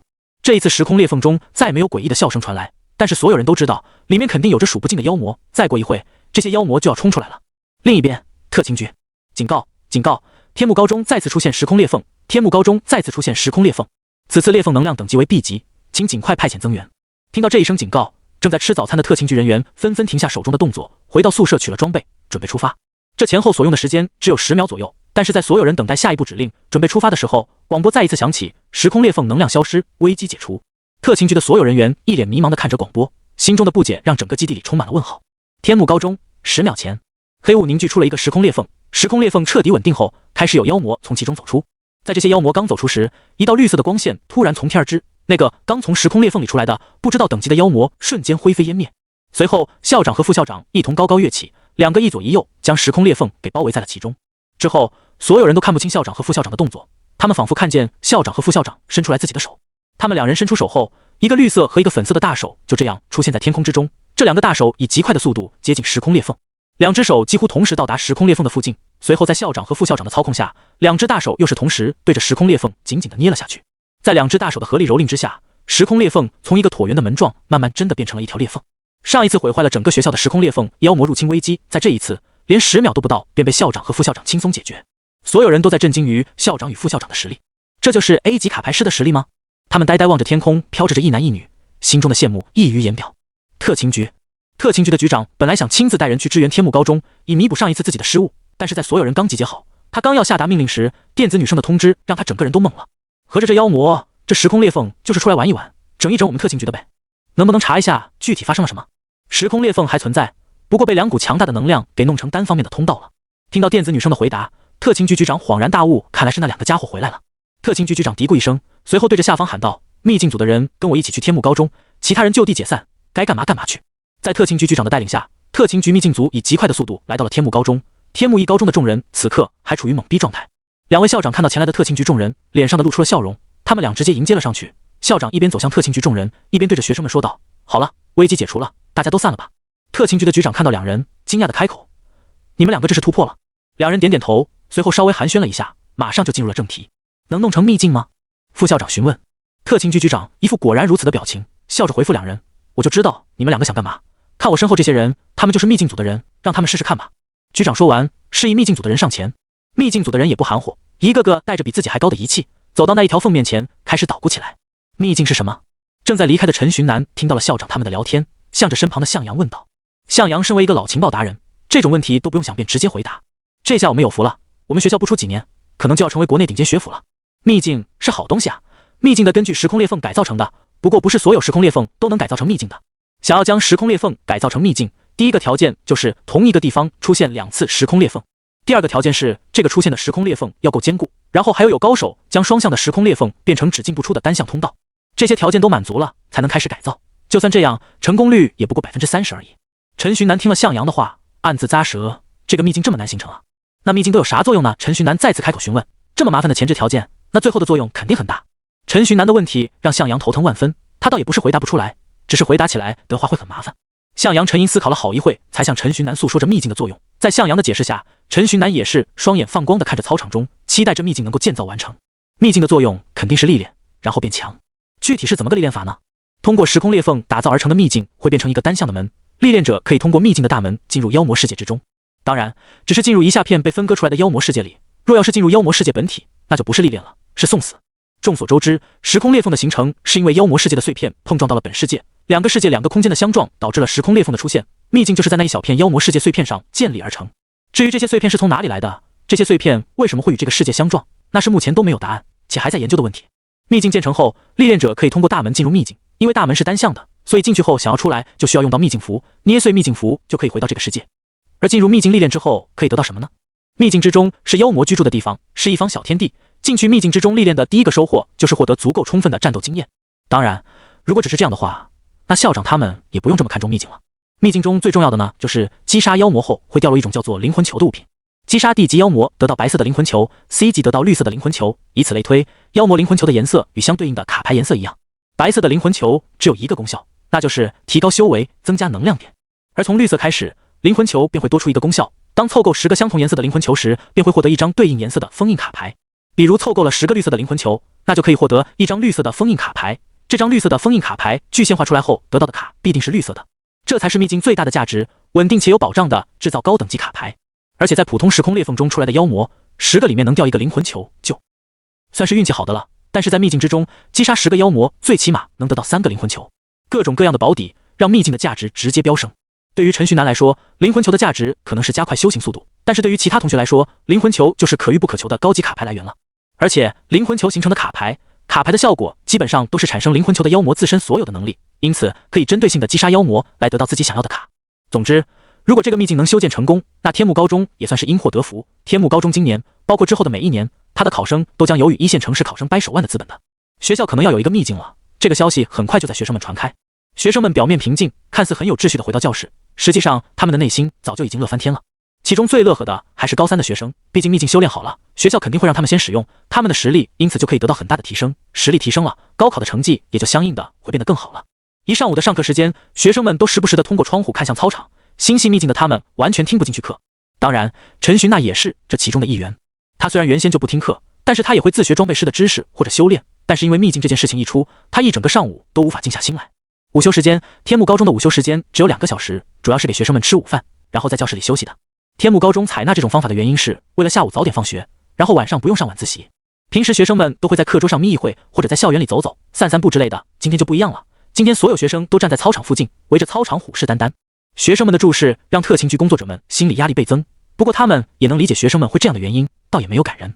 大概多久才能好啊？副校长打着哈欠向特勤局局长问道。虽然年龄已经有50，但是他的肌肤和身材却都保持得很好，看起来给人的感觉就像是刚20出头的姑娘一般。这虽然有卡牌师这一身份的原因在，但是也和保养方法脱不了关系。特勤局的局长看了一眼秘境组众人的工作进度，回答：工作进展顺利的话，可能今天半夜到明天凌晨这期间完工吧。要那么久啊？副校长有点懵，倒也不是他等不起这点时间，主要是他是个时间观念很强的人，干等着就是浪费时间，而一浪费时间就会让他浑身难受，浑身不舒服。不是一家人不进一家人，校长也有着这个习惯。特勤局局长明显是知道他们2个的习惯的，在站了一会后，他就与2人说道：好了，你们有事情要忙的话就去忙吧，我也要回去处理局里的事情了，这里就交给秘境组的人吧，他们会安排好一切的。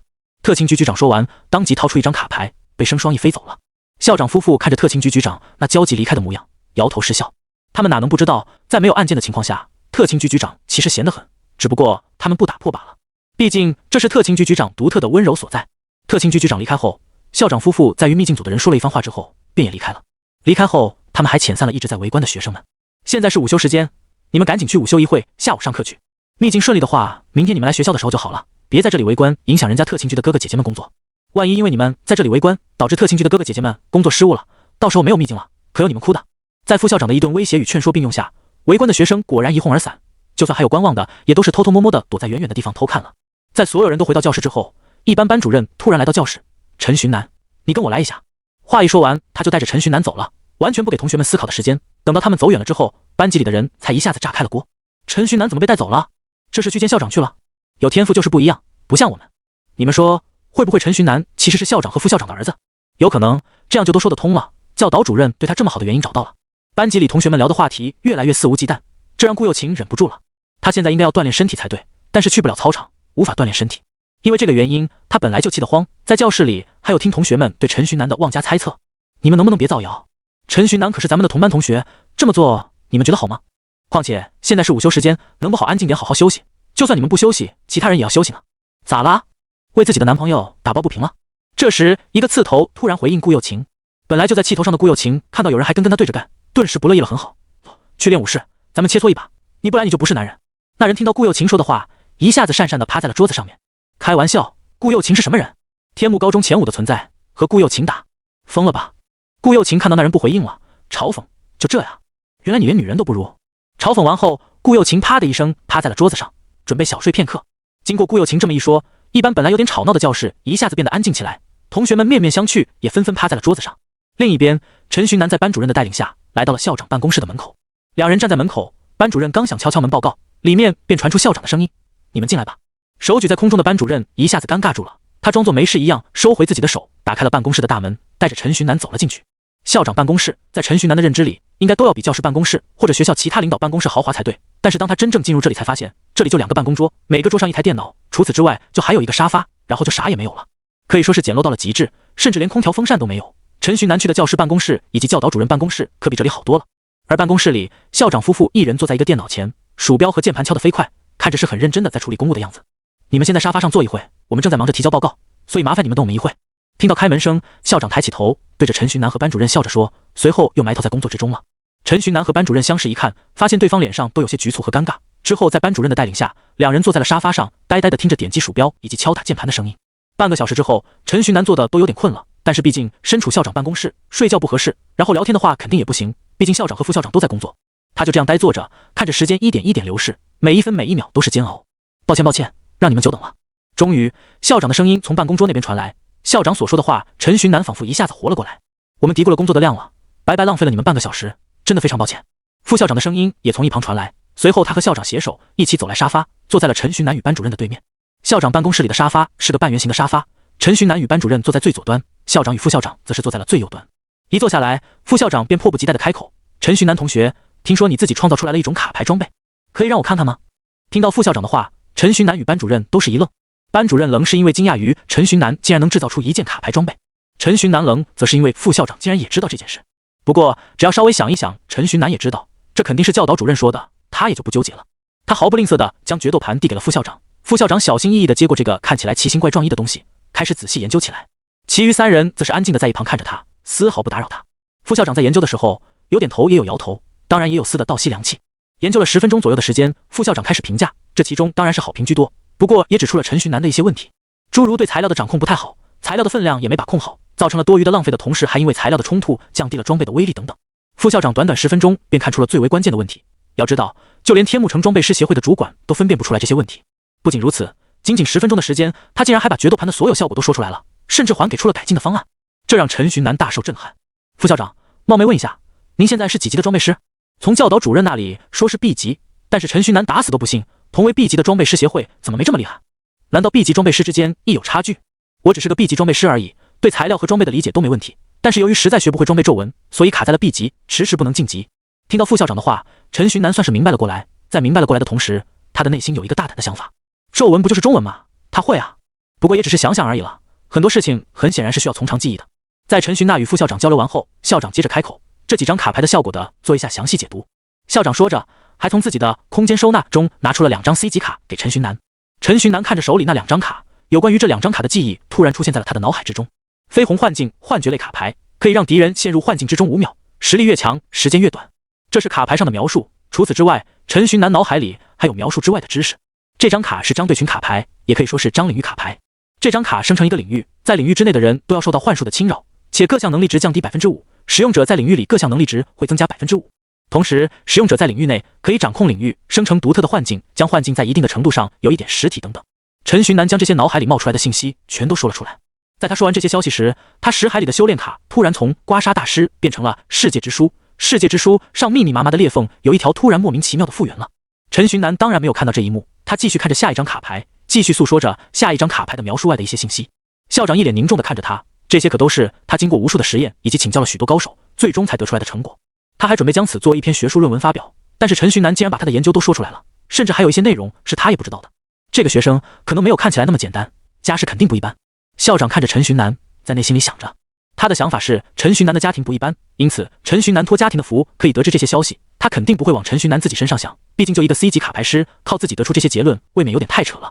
他看着陈寻南，面带苦色。既然陈寻南的家族已经将这2张卡牌给研究透了，那他的研究肯定就和别人撞了，要是发表了，在学术界可能就闹了个大笑话了。虽然有点难受，但是校长此刻也是有着一丝庆幸的，副校长和校长的想法几乎一致。陈寻南满脸疑惑地看着校长和副校长，他们这表情实在是过于精彩了，这让陈寻那有点不好猜他们的意思。至于班主任，他此刻人已经完全麻了，他甚至都开始怀疑陈寻南是不是那个大佬卡牌师使用了什么神奇的卡牌来装嫩了。你跟我来。在思考了片刻后，校长决定带陈寻南去练武室，看看他具体的实力。毕竟光有理论知识可不行，得实践，实践擦才是检验真理的唯一标准。在校长的带领下，一群人来到了上课专用的练武室里。此刻是午休，因此这里一个人也没有。校长用2张 C 级卡牌捏了一个木人出来，让陈寻南发起进攻。陈寻南完全没有注意到校长使用的卡牌是什么，不过对付木头，一个永远不会过时的处理方法，那就是火。陈寻南决定用火来烧木头，因此他掏出了大风以及大火球的组合。在风的加持下，火势暴涨，火球变成了一片小火海，看着火焰将木人吞没，陈寻南便站着等待火焰燃烧完毕。不过令他吃惊的事情发生了，在火焰的燃烧下，2张 C 级卡制造出来的木人竟然毫发无伤。木人成型与哪张卡片，陈寻南很清楚，木人是由木人召唤出来了，简易明了。但是另一张卡牌是什么？能让木头不怕火烧？陈寻南的大脑开始高速旋转，他的脑海里浮现出了用雷火的爆炸反应，一张小闪电甩出是效果，小闪电在木人的身上连一点痕迹都无法留下。这样看来，校长使用的另外一张卡不只是单纯的防火卡牌，毕竟如果只是防火卡牌，没有道理能防下小闪电。陈寻南思索着，脑海里虽然还是没有一个清晰的答案，但是他的心里已经有解决的方法了。冷风10连发。陈寻南拿出10张地级卡牌，冷风直接甩在了木人的脸上。冷风将木人的温度给降到了极低的地步，同时冷风还让木人的行动速度变得缓慢起来。木头里含的水分在冷风的作用下变成了一块块细小的冰沙。冷风之后，陈寻南又甩出了10张小火球，极冷的木人一下子碰到了极热的火球，身上顿时出现了细细的裂纹，最终因为裂纹过多而解体，彻底失去了行动的能力。里面的木人失去了能力，校长在外面给木人加的那一层防护依然没有破。看到陈寻南精妙的解决方案，校长副校长都不由得鼓起掌来。一旁的班主任看到2人鼓起了掌，他也跟着用皮拍打着自己的双手。我不知道发生了什么，但是大佬都觉得牛逼了，我也跟着鼓掌准没错。没想到你最终会选择这样的解方法，冷热交替，水分结冰再蒸发，这个思路真巧妙。李主任果然没看错人。校长毫不吝啬地夸赞着陈寻南，他是真的被陈寻南的这一波操作给惊艳到了，这是他都没想过的道路。他的另一张卡牌是张蓝色的 B 级卡牌，陈寻南会认为是 C 级卡牌，是因为他中了幻术而已。校长一开始就没想着让陈寻南解决掉木人，他只是想看看陈寻南有着什么手段而已。但是陈寻南直接给了他一个大惊喜。好了，午休结束了，快上课了，你先回去上课吧。校长看了眼时间，与陈寻那说着。陈寻南点点头，然后自己回到了教室之中。对于陈寻南，你有什么看法？陈寻南走远之后，副校长上前问道。家世不简单，但是一直很低调，同时也确实是个可造之材。天幕高中真的捡到宝了。妖魔再次入侵的第2天，一大早陈寻南就来到了学校。按照学校通知的，这回秘境应该是已经修建好了。进入学校后，他果不其然发现在操场上有了一个祭台之类的东西。那祭台一样的东西主体是一个正方体，正方体的上面有着一个法阵，法阵的中央飘着一颗水晶，那颗水晶散发出的蓝紫色光芒很是好看。不知道学校啥时候开放秘境，我已经迫不及待的想要进去探索了。路过祭台的同学们对这祭台指指点点，议论纷纷。当然，议论的人都是高3的学生，其他年纪的学生自己也知道第一次肯定轮不上自己，因此虽然有关心，但是却没有像高3学生这么上心，更不可能会出现像吼叫这种反祖行为。呼呼呼呼呼呼，起飞起飞起飞！向阳的声音传遍了整个操场。陈寻南远远的听到后，选择绕道行，他可不想和这个二货一起丢人。不过事与愿违，他小心翼翼地躲避着向阳，但是还是被向阳发现了。发现了陈寻南的向阳直接吼叫着跑到陈寻南身边，搂着陈寻南吼叫着，这让陈寻南头疼不已。一大早的，你吼叫什么？高兴吗？高兴。在众人的注视下，陈寻南感觉万分丢脸，他直接就是强行拉着向阳回到了教室。一进入教室，陈寻南发现班主任又在教室里面了。这2天班主任天天来那么早，陈寻南还颇不习惯。在他的印象中，班主任应该要下了第1节课来到教室才是正常的。看到陈寻南和向阳过来，班主任眼神一示意两人坐好。不过向阳可不管什么眼神示意，他松开了搂着陈寻南的手，冲到班主任面前问：老班，秘境啥时候开啊？我已经1刻都等不了了。向阳问出了班里所有人都想问的问题，他们抬起头，竖起耳朵，注视着班主任，等待班主任说出答案。该开的时候，学校会通知的，你急什么？反正肯定是会让你们先用的。班主任回答了，但是却又好像没回答。向阳叹了口气，回到了自己的座位之上。之后就是普通的上课时间。另一边，校长和副校长两人在秘境之中探索着。他们当然不是来抢夺学生们的资源的，这只是个 B 级秘境。B 级秘境对他们的帮助可以说是微乎其微的。他们进来只是为了排除危机而已。B 级秘境就意味着里面有 B 级的妖魔存在，而天幕高中高3的学生们实力普遍在 C 级30个能量点左右，让他们对付 B 级妖魔简直就是过来送人头。我这边解决了5个了，你呢？校长看着自己的妻子，也就是副校长正在向自己走来，询问道。我这边也解决了5个。副校长的回答让校长眉头一皱，刚好10个。一般 B 级秘境有5个 B 级妖魔就已经算多的了，这个秘境怎么会有10个？副校长倒是没有觉得奇怪，他回答应该是这个秘境比较大的原因吧。这个秘境的大小都有天幕城那么大了，里面的妖魔多点也挺正常的。希望如此吧。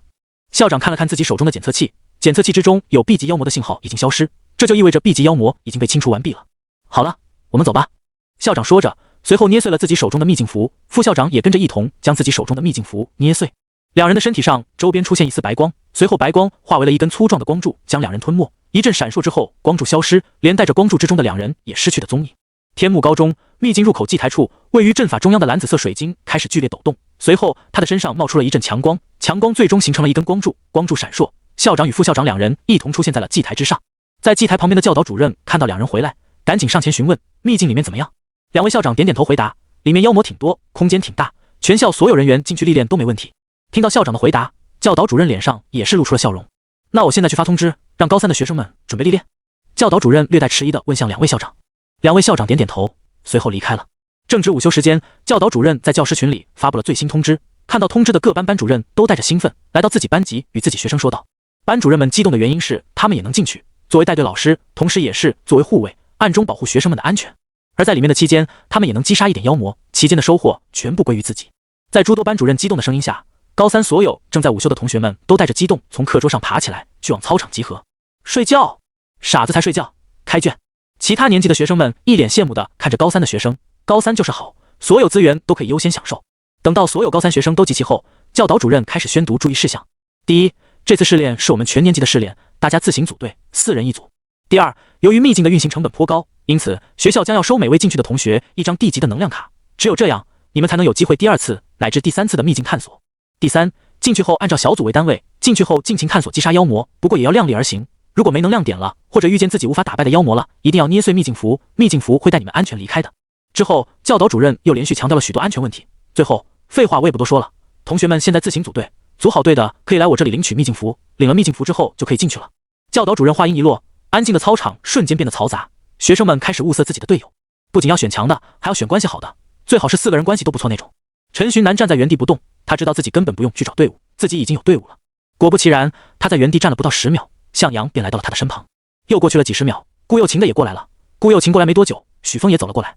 就我们4个人吧。等到人齐之后，陈寻南开口说道。向阳翻了个白眼，你这不废话呢吗？4人确定好之后，开始前往教导主任处领取秘境符。陈寻南以为自己小组已经够快的了，但是让他意外的是，当他找教导主任时，发现前面已经有4队人了。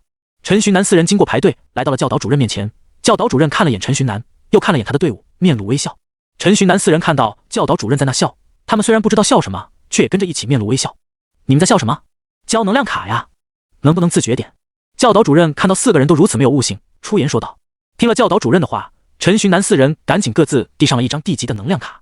教导主任接过4人的能量卡，随后将卡一起插入一个奇怪的仪器了。这个仪器在吸收了能量卡之后，吐出了4个秘境符。这是个什么原理？陈寻南想要凑去前面看，不过直接被教导主任给赶了回来。看什么看？哪那么多好奇心？这个机器贵得很，不小心弄坏了你可赔不起。陈寻南讪讪地笑了笑，随后从教导主任手中接过秘境符，拿着符走上秘境祭台，祭台会自动把你们送到秘境里面去的。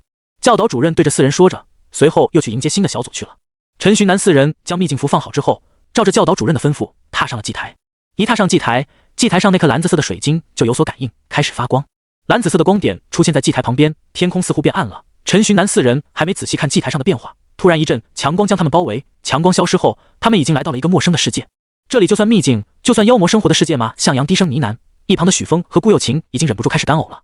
这个世界里到处都漂浮着令人作呕的气味，那是腐烂的肉味。在这个世界里，放眼望去，几乎全都是荒漠，荒凉的一点生机都没有。荒漠上游荡着许多像是孤魂野鬼的妖魔，荒漠上还有着许多池子，这些池子里的液体不是水，是紫色的莫名液体，这些液体在翻滚，在流动，有时还冒出一点泡泡。而这里面有许多似乎已经死亡了的妖魔，俨然一副炼狱的模样。向阳是大心脏，加上与自己的商人父亲见过许多场面，因此对此没啥大感觉。一旁经历较少的许峰以及顾又晴就一直在干呕，他们的样式像是要把胆汁都给呕出来。至于陈寻南，他单纯就是习惯了，在基地训练的时候天天击杀妖怪，他已经有点习惯杀戮，习惯死亡了，因此对于这种场面倒也算是可以接受。阴沉沉的天上有着一些诡异的红光，整个世界都显得十分不正常。这里看来是个丧尸相关的秘境，这个秘境里妖魔的能力也多半是这样，大家注意点。在顾又晴与许峰吐的差不多的时候，向阳开口提醒。向阳虽然平时是个二货，不着调，但是在正经事面前他还是非常可靠的。四人休整了一番之后开始往前走，而秘境外面教导主任还在一批一批的往里送人，没送4个小队，他就要一脸肉疼的将一小袋子的怪兽材料倒进制造秘境符的设备里，每一次把材料倒进去，教导主任脸上的肉疼就多一分。秘境之中，陈寻南4人小组正在坐着休息，他们走了差不多1000米的距离，这1000米里他们遇到了足足8只地级妖魔，这些妖魔全都样貌恶心，因此众人也是适应了好一会才习惯。不过一习惯后，他们便开始展现了自己不凡的实力。不过10分钟，4个人就已经是人均杀了2只地级妖魔了，而且4个人运气不错，击杀的8只妖魔都爆出了灵魂球，因此每个人手里现在都握着2个灵魂球。如果没有专门保存灵魂球的装备的话，那我们还是赶紧将灵魂球吸收掉吧，不然过一段时间灵魂球就会自行消失了。向阳开口提醒，于是4人决定先停下来吸收灵魂球。陈寻南从空间收纳中拿出木盒，这是之前班主任用来装绿色灵魂球的木盒，是个装灵魂球的装备。陈寻南将自己的2颗灵魂球放在里面，对着3人说：“你们先吸收吧，我在一旁给你们看着，我有保存装备，晚一点吸收没事。”3人也没有客气，找了个相对干净点的地方，当场坐下，随后开始吸收灵魂球。3人的吸收速度都很快，不过还是向阳与顾又晴的速度快一点，2人几乎是同一时间吸收完毕，而许峰则是慢了2人一截。陈寻南知道其中原因，向阳和顾又晴使用的修炼卡可都是 S 级的，那速度要是没有许峰快，那这 S 级修炼卡也白用了。许峰醒来之后，他看到向阳和顾又晴都已经醒了，不由看了2人一眼，他不傻，他一下就反应过来2人的修炼卡都比他好。3人吸收完毕后，轮到陈寻南开始吸收，在 S2 级别的世界之书的加持下，陈寻南的速度更快，明显超出了3人一大截，不过由于没有对比，3人对此倒也没有一个很明确的概念。全部吸收完毕，4人再次前进。前进中的陈寻南不知道自己吸收了灵魂球之后，不仅修为增加了，最主要的是他识海里灰白的修炼卡开始有一角出现了色彩。4人继续深入秘境，随着众人的深入，路上的妖魔开始越来越多。一开始众人还互相谦让妖魔，现在4个人都陷入了战斗之中。面对地级妖魔，4人自然是一路横扫。陈寻南一张 C 级的召唤卡，召唤蜥蜴战士，召唤出了一位带着长枪的蜥蜴战士为他战斗，一劳永逸。许峰也挺轻松，直接用反伤盾将攻击他的妖魔都给反死了。顾又晴和向阳虽然没有陈寻南和许峰这么清闲，但是也算是轻松，基本上都是一张卡牌一只妖魔，方便得很。陈寻南4人杀得多，聚集过来的妖魔也越来越多，地级妖魔将4人围在圈里。4人对此不仅没有惧怕，甚至还有一丝丝喜悦。对于地级妖魔，基本上就是来多少杀多少。不过随着时间的推移，4人开始有点觉得不对劲了。首先是气味，击杀了地级妖魔后，他们会留下一股尸臭味，这股味会吸引其他妖魔前来包围，因此4人的大开杀戒反倒是让妖魔越来越多了。妖魔越来越多，向阳和顾又晴的消耗也越来越多。当然，陈寻南也差不多，他已经叫了4只蜥蜴战士出来了，如今的能量点仅剩14个。许峰的反伤盾一样吃不消如此多的攻击，他现在已经是盾上加盾的状态了。不行，这样耗下去，我们的能量点迟早会消耗没的。许峰开口对着其余3人说道。其余3人纷纷点头表示赞同。虽然到目前为止收获已经多到数不清了，但是他们可不是一点白色灵魂球就能打发的，他们的目标是绿色的灵魂球，每个人最少10颗绿色灵魂球，最少要凑齐1张卡牌，这才是4人的目标。我一会使用卡牌装备为你们开出一条路来，你们趁机赶紧逃。陈寻南对着其他3人说着，同时手放在了追踪匣上面。一旁的许峰看见陈寻南的动作，也是拿出一个追踪匣。向阳和顾又晴见此，也是点了点头。追踪匣的效果，早在陈寻南大战赖皮蛇的视频里，他们就看到了，因此他们倒也相信这个小匣子能为他们开出一条路来。在顾又晴和向阳准备好后，陈寻那与许峰对视一眼，然后同时激活自己的追踪匣。100颗火球几乎是在同一个瞬间就出现在了4人的头顶，这100颗火球成为了秘境世界中的太阳，本来阴森的秘境世界瞬间明亮了许多。秘境世界中许多其他小队都看到了这一幕，都震惊于这一幕。3、2、1，冲！在陈寻南的一声令下，100颗火球同时朝着一个方向涌去。火球路过之地，妖魔瞬间蒸发，一条火焰之路就这样被陈寻南与许峰给开了出来。4人在后面追着火球跑，跑动的时候，陈寻南与许峰再一次激活追踪匣，这100颗火球往后射去，用来断后。整整200颗小火球的攻势，哪怕是再多的地级妖魔也抵挡不住。陈寻那4人也因此逃到了一个相对安全、妖魔相对较少的地方。4人来到安全的地后，纷纷盘膝而坐，回复能量点。就在回复能量点的时候，铺天盖地的灵魂球飞向陈寻南与许峰，这让一旁的顾又晴和向阳羡慕的直流口水。白色的灵魂球多到将两人淹没，同时这中间还有着一些绿色的灵魂球。我们把这些分了吧，这么多我的盒子也装不下，不赶紧用了一会可就浪费了。陈寻南说完，拿出一批灵魂球给向阳和顾又晴。许峰见状也给了一些给两人，两人也没推辞，毕竟陈寻南说的也没错，他们用了总比白白浪费好。之后4人一起开始了吸收之路，4个人每个人几乎都有着200多个白色灵魂球，纵然4人吸收的速度再快，那也花费了近2个小时。当然，这是陈寻南花费的时间。吸收完200多个灵魂球之后，他的能量点从50个涨到了53个，速度可以说是快到了极点。要是按照一般的修炼时间来说的话，现在的他想要修炼3个能量点出来，那得需要1个多星期。而在那时石海查看能量点的时候，陈寻南发现了自己修炼卡牌的异常。本来悬浮在石海中央的修炼卡牌是灰白色的刮痧大师，在洗完灵魂球之后，已经有1/10恢复了色彩。这灵魂球看来可以加快献祭的冷却时间，这倒是一个好事，多杀点，多吸收点灵魂球，把献祭的冷却时间归零，这样我也能多出一张底牌。弄好自身所有事情之后，陈寻南开始将绿色的能量球收好，放进专门存放灵魂球的装备木盒之中。这绿色的灵魂球要凑够10个一起吸收才行，一起吸收了才能形成对应颜色的封印卡牌。不过之前陈寻南吸收过灵魂球，好像不用10个球就形成了卡牌，到底是怎么回事？陈寻南自己也不知道。不过他打算凑齐10个灵魂球试一试，具体到底怎么回事，具体试一试便能知道个七七八八了。第3个半小时，顾又晴和向阳同时将灵魂球给吸收完毕，醒来他们都一脸惊喜，能量点的大幅度增长让他们万分喜悦，因此没注意到陈寻南是早就醒了的。顾又晴和向阳各自兴奋了一会，各自开心了一会，纷纷来到陈寻南身前与陈寻南交流收获。我增加了整整6个能量点，向阳开心地说着。我才4个。顾又晴有不可思议地接着说。陈寻南看着2个人，扶额说道，我才3个。2人都是一惊，不知道为什么3个人增加的能量点竟然都不一样。思考了一会，向阳对陈寻南问道，你现在几个能连点？陈寻南无所谓的回答，53个。顾又晴、向阳、顾又晴我才48个。向阳听到顾又晴和陈寻南的能量点个数后，夸这个屁脸说道，我刚好40个。3人了然，这能量点的增加个数与自己本身的能量点个数有关，这倒也是非常之合理。之后3人又等了接近1个小时，许峰才将所有灵魂球给吸收完毕。就在许峰将灵魂球吸收完毕时，2股股很强大的气息突然从4人不远处的池子里出现，4人如临大敌。就在那妖魔的攻击落到陈寻南的眼前时，一个身影也出现在了陈寻南的面前。在解决完骷髅头妖魔之后，顾又晴3人连忙看向陈寻南，这一看就发现陈寻南面临着生死危机。看到这一幕的3人当场不再理会那只骷髅头，直奔陈寻南而去。而许峰更是如此，他仗着自己身上有着3个盾，直接对着自己使用了一发突破。在突破的冲击波下，许峰直接就是化为了一道残影，瞬间出现在了陈寻南的面前。扛着3个盾的许峰犹如磐石般可靠，他站立在陈寻南的面前，将人形妖魔的攻击全部都抵挡在了他的盾牌之外。因为许峰3个盾里有2个盾是反伤盾，因此那人形妖魔身上又有2个眼睛啪地一声破掉，妖魔身上的射线变成了12道，他身上的眼睛也因此只剩下了38个。在许峰化解了妖魔的这一波攻势之后，陈寻南发觉自己变得沉重不堪的身体恢复了原状。我们先跑，那个妖魔有点诡异，等顾又晴和向阳过来会合了再商量后续。看着许峰化解了妖魔一波攻势后安然不动的样子，陈寻南赶紧开口提醒。有了陈寻南的提醒，许峰也不再呆站着，而是转头就跑，跑向顾又晴与向阳的方向。在远处的向阳看见许峰扛着盾牌的模样，眼神微闪。4个人是互相朝对方跑，因此在躲过人形妖魔2波攻击后，4人终于是汇合在了一起。汇合一起后，4人还是一同逃跑，这让向阳与顾又晴心里不是个滋味。他们2个刚刚为啥要过来呢？4人边跑边打，通过消耗风筝的方法，倒也打掉了那只妖魔6只眼睛。不过在打掉眼睛之后，他们发现妖魔变得更难对付了。足足18道带着剧毒的射线，妖魔简简单单一个转体，带动着那些射线转动，4人都有点躲不过来。打了眼睛的人形妖魔变得难以对付了，但是不打眼睛，等那人形妖魔激活眼睛里的能力的时候，那也一样难以招架。陈寻南4人陷入了两难的境地。好了，这下子你们要怎么办呢？王毅然检查着自己的牌组，饶有兴趣地看着陈寻南4人，他已经做好了随时出手救人的准备了。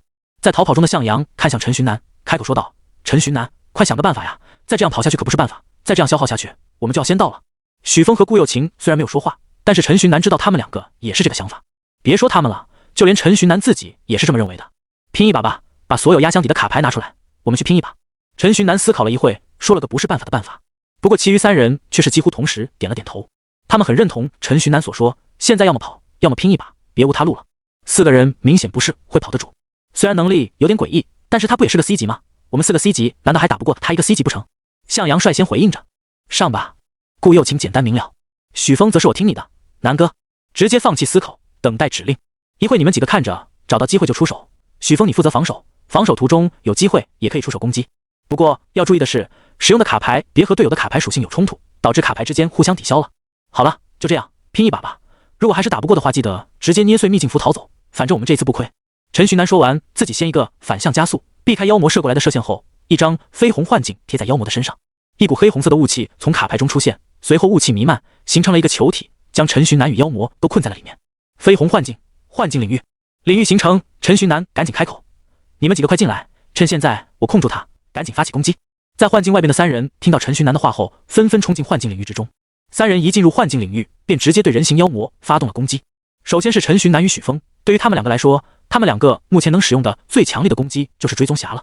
两人伸手一拍追踪匣，黑红色的幻境逐渐被红色这一单一颜色所掩盖，百分火焰球让幻境领域都是出现了一丝波动。许峰这是第3次使用追踪匣，下次想再使用只能等小火球充能完毕了。而陈徐南是第2次使用，他还能再用一次，不过他没有用，打算留着以备不时之需。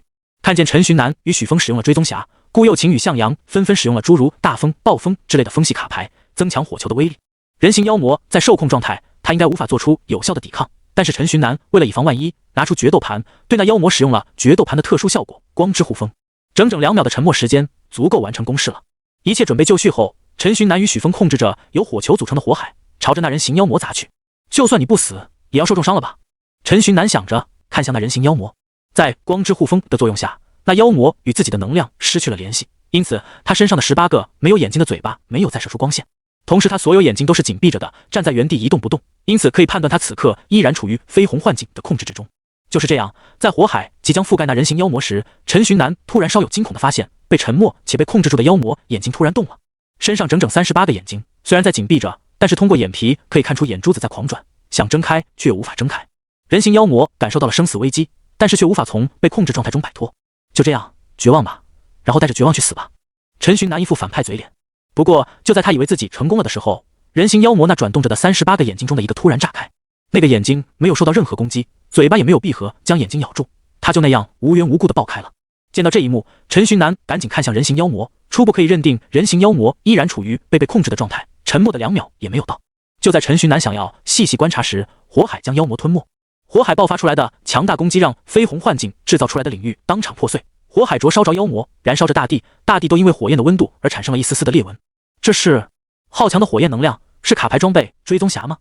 时刻关注战况的王毅然看到突然出现的火焰阵惊到，他不确定这是不是追踪匣的攻击，因为许峰刚才使用了追踪匣，其威力显然没有这么强。除了许峰外，其余3人似乎不像是会有追踪匣的样子。虽然有些纠结，不过王毅然也没有过分在意，毕竟关乎学生实力的东西，他也不好去一一细查。火焰持续燃烧着，那声音就像是在燃烧大型的竹林，一声声爆炸的声音从火海之中传来，随之一起的还有冲天起的火星。陈徐南4人再加上一个王毅然，他们所有人都在关注着那片火焰，关注着火焰之中的人形妖魔。随着时间的推移，火势慢慢减小，众人看着越来越小的火势，脸色慢慢变得难看起来。火焰之中，一个散发着光的护盾倒扣在地上，将妖魔给完全保护在其中。此时的妖魔浑身的眼睛已经睁开，那些眼睛全都冷冷地注视着陈徐南4人，而那些失去眼睛的嘴巴里，射线又开始持续不断地射出来。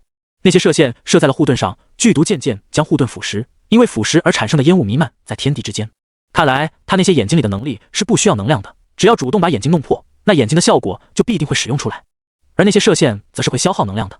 陈徐南开始根据目前已知的信息分析着人形妖魔的能力，这可真是有点过于 bug 了呀。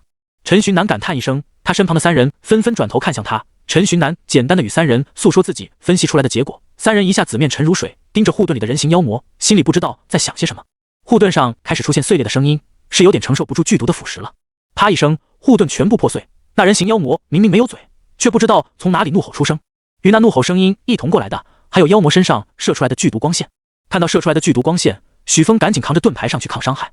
许峰总共也就50个能量点，之前的2个反伤盾还有1个吸收盾已经消耗了他30个能量点，现在的他只剩下了刚好20个能量点，因此他只能花光自己的所有能量点，使用出了2张吸收盾。2个盾牌立在许峰面前，许峰带着盾牌立在了陈寻南3人的面前。不过几秒，盾牌上竟然就开始出现了裂痕。南哥，赶紧想想办法，如果没有办法了，就赶紧跑吧，我已经撑不了多久了。在前头扛着盾牌的许峰对着身后的陈寻南说着。听了许峰的话，陈寻南叹了口气，他拿出了一张卡牌，那是一张蓝色的卡牌，蓝色意味着 B 级。站在陈寻南旁边的顾又晴与向阳看到许峰拿出一张 B 级卡，有点诧异的看着他。这张卡是陈寻南之前被迫抽出来的卡，是张 B 级卡，但是却不是一般的 B 级卡。百文阵，这是这张卡的名字。这张 B 级卡不像其他 B 级卡一样，使用了就要消耗100点能量。这张卡可以在1到100个能量点之间随意选择要消耗的能量，随着使用能量点的不一样，其效果也会有所增加或者减少。首先是1到10点能量，使用1到10点能量可以生成一个母纹，被母纹标记的目标受到的攻击会增加1%到10%，具体增强量与消耗能量点的数量一样。其次是10到20点能量，使用10到20点能量可以形成阵法的主轴，形成阵纹，将敌人扣于阵中，并且持续打击敌人。具体生成阵纹数量与消耗能量点成正比，一个能量点10纹。最后是20到100点能量点，使用20到100点能量可以激活阵纹，阵纹会持续攻击敌人，并且留下标记，攻击完毕后阵纹会引爆标记，造成大量伤害。具体攻击次数与消耗能量成正比，一个能量点攻击1次，最终引爆标记越多，造成的伤害越高。这一张卡牌是陈寻南目前最强的杀招之一了。陈寻南原先是想留着这张卡牌来保命的，但是现在他也狠下心，打算直接使用这张卡牌。麻烦给我拖住几分钟时间。陈寻南与其余3人说道。因为这张百文阵是阵法类卡牌，虽然阵法类卡牌威力都极大，但是他们有着一个致命的缺点，那就是使用需要消耗时间。其余3人听到陈寻南这么说，也没有多说，纷纷上前顶住人形妖魔的攻击。许峰扛着支离破碎的盾牌顶在前头，在光线的射击下，盾牌上一直在产生裂纹，而许峰本人自己也是被射线的力道给往后推，地面都因此而留下了一道长长的划痕。顾又晴和向阳看到这般情况，纷纷上前帮忙，他们2个在侧翼进攻，分散着人形妖魔的注意力。即便如此，许峰那边也是显得有点独木难支，盾牌上的裂纹越来越大，第1个吸收盾应声破碎，而剩下的最后1个吸收盾上也布满了裂纹，眼看就又要马上破碎了。向阳见此，也不再想什么侧翼进攻分散注意力了，他自己掏出了一张火焰盾，站在了许峰的面前。你还有吸收盾没？给2张给我，我来顶。向阳朝着许峰喊道。许峰见状，松了一口气的同时，也是面色凝重。他从自己的卡包里面拿出了2张卡递给向阳，那2张卡赫然是吸收盾，这还不算充能版的吸收盾，是消耗版的，用完就消失的那种。消耗版的威力会比充能版的强，刚刚许峰自己用的就是充能版的，他自己都有点不舍得用的卡，事到如今也不得不拿出来了。接过许峰递过来的卡，向阳一手一张，勾动自己体内的能量点，注入卡牌之中，随着能量点的注入，卡牌也在慢慢变大，最后2张卡变成了吸收盾的模样。向阳扛着2张吸收盾砸在自己的面前，站在一旁的许峰只感觉一股强烈的震动传来，他惊讶地看着向阳，向阳使用出来的盾牌光泽比他的好，大小比他的大，看起来更强力的样子。他虽然有点疑惑，但是知道现在不是多想的时候，向阳现在顶在了前面，但是保不准什么时候就需要他了，因此他抓紧时间打做回复能量点。向阳顶着盾牌，射线一射到盾牌上，盾牌便光芒大放，开始吸收光线里蕴含的能量。2个吸收盾吸收了不过1分钟左右，能量便被充满了。吸收满能量之后，吸收盾开始往外释放能量，而释放出来的能量与光线撞到一起的时候，一股强大的推力将向阳猛地往后推了一大段距离。向阳吃力地挡着，脚步死死撑着不动，但是那强大的力道带着他连同盾牌一起往后推，这一次后退的速度比许峰还要快上许多，但是盾牌上裂痕产生的速度却比许峰慢。侧翼的顾又晴也是在吃力地与那人形妖魔周旋着，这短短的几分钟内，那要人形妖魔直接咬2掉了自己6颗眼睛，6种强力且怪异的攻击让顾又晴苦不堪言，连衣服出现了破损他也无暇顾及了。而在众人后方的陈寻南此刻还在往百文阵之中注入能量点，能量点艰难地涌入卡牌之中，越级使用卡牌虽然可以使用，但是卡牌对于陈寻南一个 C 级卡牌师还是有着一丝丝排斥，加上百文阵本身激活需要的时间就久，这一排斥陈寻南花费的时间就更长了。陈寻南心急如焚，但是百文阵像是只有一个小洞口的容器一般，一次只能通过1个能量点，陈寻南目前剩余37个能量点，他一个一个的往里注入。随着能量点的注入，陈寻南身边开始浮现出了蓝色的能量粒子，那些粒子从他手中的那张卡牌中散发出来，而且还有越散发越多的趋势。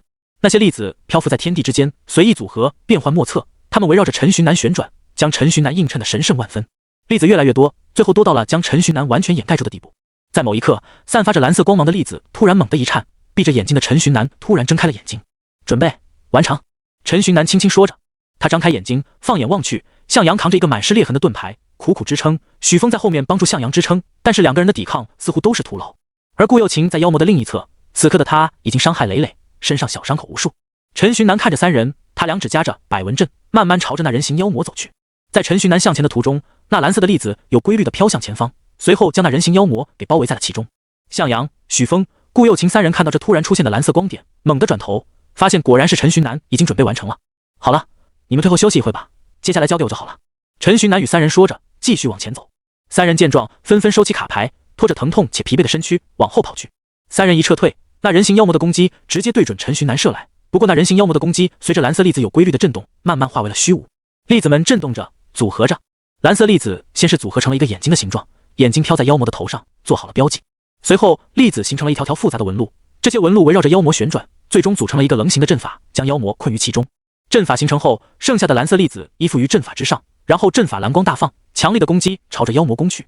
光芒一闪，妖魔惨烈的叫声从阵法之中传来。这还不算完，随后阵法一闪一灭，总共亮了足足17次。17次攻击完，人形妖魔已经倒在了地上。他奄奄一息，身上射出射线的嘴巴此刻流出了紫色的血液。在这期间，他一直在抵抗，身上的眼睛一个接一个被咬碎。可惜他的抵抗在百文阵面前显得那么的微不足道，所有的手段都被百文阵给轻松破解。看着奄奄一息，以为一切终于结束了的妖魔，陈寻南脸上露出了笑容。百文阵这攻击可还没有结束，17次的攻击在人形妖魔的身上留下了17个印记，这些印记在人形妖魔的身上流转，随后汇聚在一起，然后砰的一声，引发出了一场大爆炸。爆炸造成的余波将陈寻南四人都给掀飞。在爆炸结束了有一段时间之后，在余波全部消失之后，陈寻南走到爆炸的地点。爆炸的地点此刻已经形成了一个大坑，焦土以及尘埃成为了坑里唯一的主题。在坑的最深处有着2个灵魂球，一个绿色，一个蓝色。陈寻南上前捡起2个灵魂球，心里有点惊讶。绿色灵魂球他知道，那人形妖魔是 C 级，不过这蓝色灵魂球是哪来的？他可没有对付 B 级妖魔的实力。在陈寻南疑惑时，王依然跳到了坑里。陈寻南当然认识这位学校里最有人气的女老师。老师好。陈寻南与之打了个招呼。王依然点点头，随后看着陈寻南手里的灵魂球，向陈寻南解释道：你手里那蓝色的灵魂球就是你打败的那只妖魔掉下的，他在面临死亡的时候突破了，虽然这个临场突破没有任何的作用。陈寻南点点头，不过他还是有些地方不理解，既然这个蓝色灵魂球是那个妖魔留下的，那这个绿色的灵魂球是？妖魔晋级之后，灵魂会迎来升华，新灵魂会从旧灵魂中破茧重生，你手里的那个绿色灵魂球应该就是茧，茧还没消散的时候，妖魔死亡，那茧也会被视为另一个灵魂。陈寻南恍然大悟，这下子他是真的懂了。这一次有一个蓝色的灵魂球就已经赚爆了。陈寻南心满意足地离开自己炸出来的大坑，朝着其余3人的方向走去。而王依然紧跟在陈寻南的后面。依然老师，您跟着我干什么？怎么？难道依然老师是对我的灵魂球有想法？陈寻南停下脚步，看向跟在自己身后的王依然。王依然露出了一个白眼，他无语地看着陈寻南，回答：陈寻南同学，有防人之心是好事，但是太重了就不好了。你的1/10张 B 级卡确实很诱人，但是说到底也只是1/10张罢了，我还不至于贪婪到这个地步。你们小队的人受伤都不轻吧？我跟过去给你们治疗一番。听了王依然的话，陈寻南有点尴尬的挠挠头，嘿嘿笑了2声，随后在前头带路，将王依然带向顾又晴3人所在的地方。王依然来到这边之后，直接就是3张治愈波动刷在3人的身上。治愈波动作为 C 级卡，治疗效果非常好，何况顾又晴3人基本上都不是啥太重的伤，因此3人的伤势以肉眼可见的速度痊愈。好了，你们回复一下能量点，然后接着历练去吧。一个小队只有1次治疗的机会，下次再这样，你们记得赶紧捏碎秘境符离开。王依然看着痊愈的3人，对着他们说道，随后几个跳跃离开了3人的视野之中。王依然离开后，陈寻南将此行的收获拿了出来，一个蓝色灵魂球，一个绿色灵魂球。3人看到蓝色灵魂球，纷纷倒吸一口凉气地问陈寻南这个灵魂球是哪来的。陈寻南将王依然刚刚对他讲的话原封不动地说给3人听。3人表示没用的知识又增加了。片刻，众人恢复至最佳状态。南哥，这次都是你的功劳，这2个灵魂球你就收下吧。许峰在一旁劝说着陈寻南，向阳与顾又晴也是纷纷附和。这一战收获是2个绿色灵魂球和一个蓝色灵魂球，这样显然是不够分的，因此其余3人劝说着陈寻南收下。他们可清楚地记得，陈寻南是拿出了1张 B 级卡才赢了那妖魔的，1张 B 级卡换1/10张 C 级卡，简直亏到爆炸。陈寻南看众人如此，他也没有过多推脱，直接就将灵魂球收入囊中。不过4人的历练显然不会就此结束，4人的历练此时才刚刚开始。陈寻南带着他们3个在秘境中到处寻找着落单的或者是实力较弱的 C 级妖魔猎杀。在这个 B 级秘境里， B 级妖魔全死光之后，每一只 C 级妖魔都是一方山大王。不过就在这一天，这群山大王遭到了陈寻南4人的猎杀洗劫。一直到了晚上，陈寻南4人总共猎杀了22个 C 级妖魔，其中有2个 C 级妖魔没掉落灵魂球，所以4人总共有着20个绿色灵魂球。4围着篝火，看着一天的收获，心里别提多高兴了。也不知道我们一天不回去，家人会不会担心我们？哎呀，学校应该会在家长群里发通知的，放心好了。不知道其他小组还有多少人没有离开，应该有不少。你看附近都是篝火，好不容易进来一次，不知道还有没有下次机会，所以大家都很珍惜这次机会吧。4人坐在篝火旁，愉快地聊了会天。没过多久，他们将火焰熄灭，使用了一张空间隔绝，将自己几人隔绝起来之后，准备进入修炼状态。修炼愉快，明天再一起加油！加油！秘境外，此时已经是大半夜了，但是学校的操场里却人满为患。这些人大部分都是学校的老师以及领导，他们守在秘境的门口，等待学生们回来。当然，还有一些是得到了消息的学生家长。除此之外，操场秘境祭坛之上还有着一些工人，这些工人是特勤局派来的，他们奉特勤局的命令过来修建一个检测设备。这个检测设备的作用就是检测出来的学生们的收获。这个检测设备可以精准无误地检测出来的学生得到了多少灵魂球，这些灵魂球分别是什么等级等等。不过因为秘境之中最高等级的只有 C 级的妖魔，因此在建设的时候，检测的上限就设置在了 C 级，这也是为了省钱省资源。第二天，天蒙蒙亮，工人们连夜完工，早早离开了。而秘境之中，这回各个小队的学生们纷纷收拾着东西，准备新一天的历练之旅。退出修炼状态的陈寻南4人收起空间隔绝，使用了水流稍微洗漱之后，坐在地上啃起了干粮。我们能在里面待几天？啃干粮时，向阳开口问道。不知道，先尽量猎杀妖魔吧，争取早点每人一张 C 级卡。顾又晴回答。许峰则是啃着干粮，呜呜的点头表示同意顾又晴的说法。在啃完塞满一嘴的干粮后，许峰转头问向阳：你使用的吸收盾效果似乎比我好，你是怎么做到的？听到许峰的话，向阳回答：因为修炼功法，我的功法卡有着增加抗性的效果。向阳的修炼卡是 S 级的皮糙肉厚，有着增强10%全伤害抗性的特殊效果，任何盾牌卡、防御卡在他手里都能用得比别人强，简直就是天生的肉盾料子。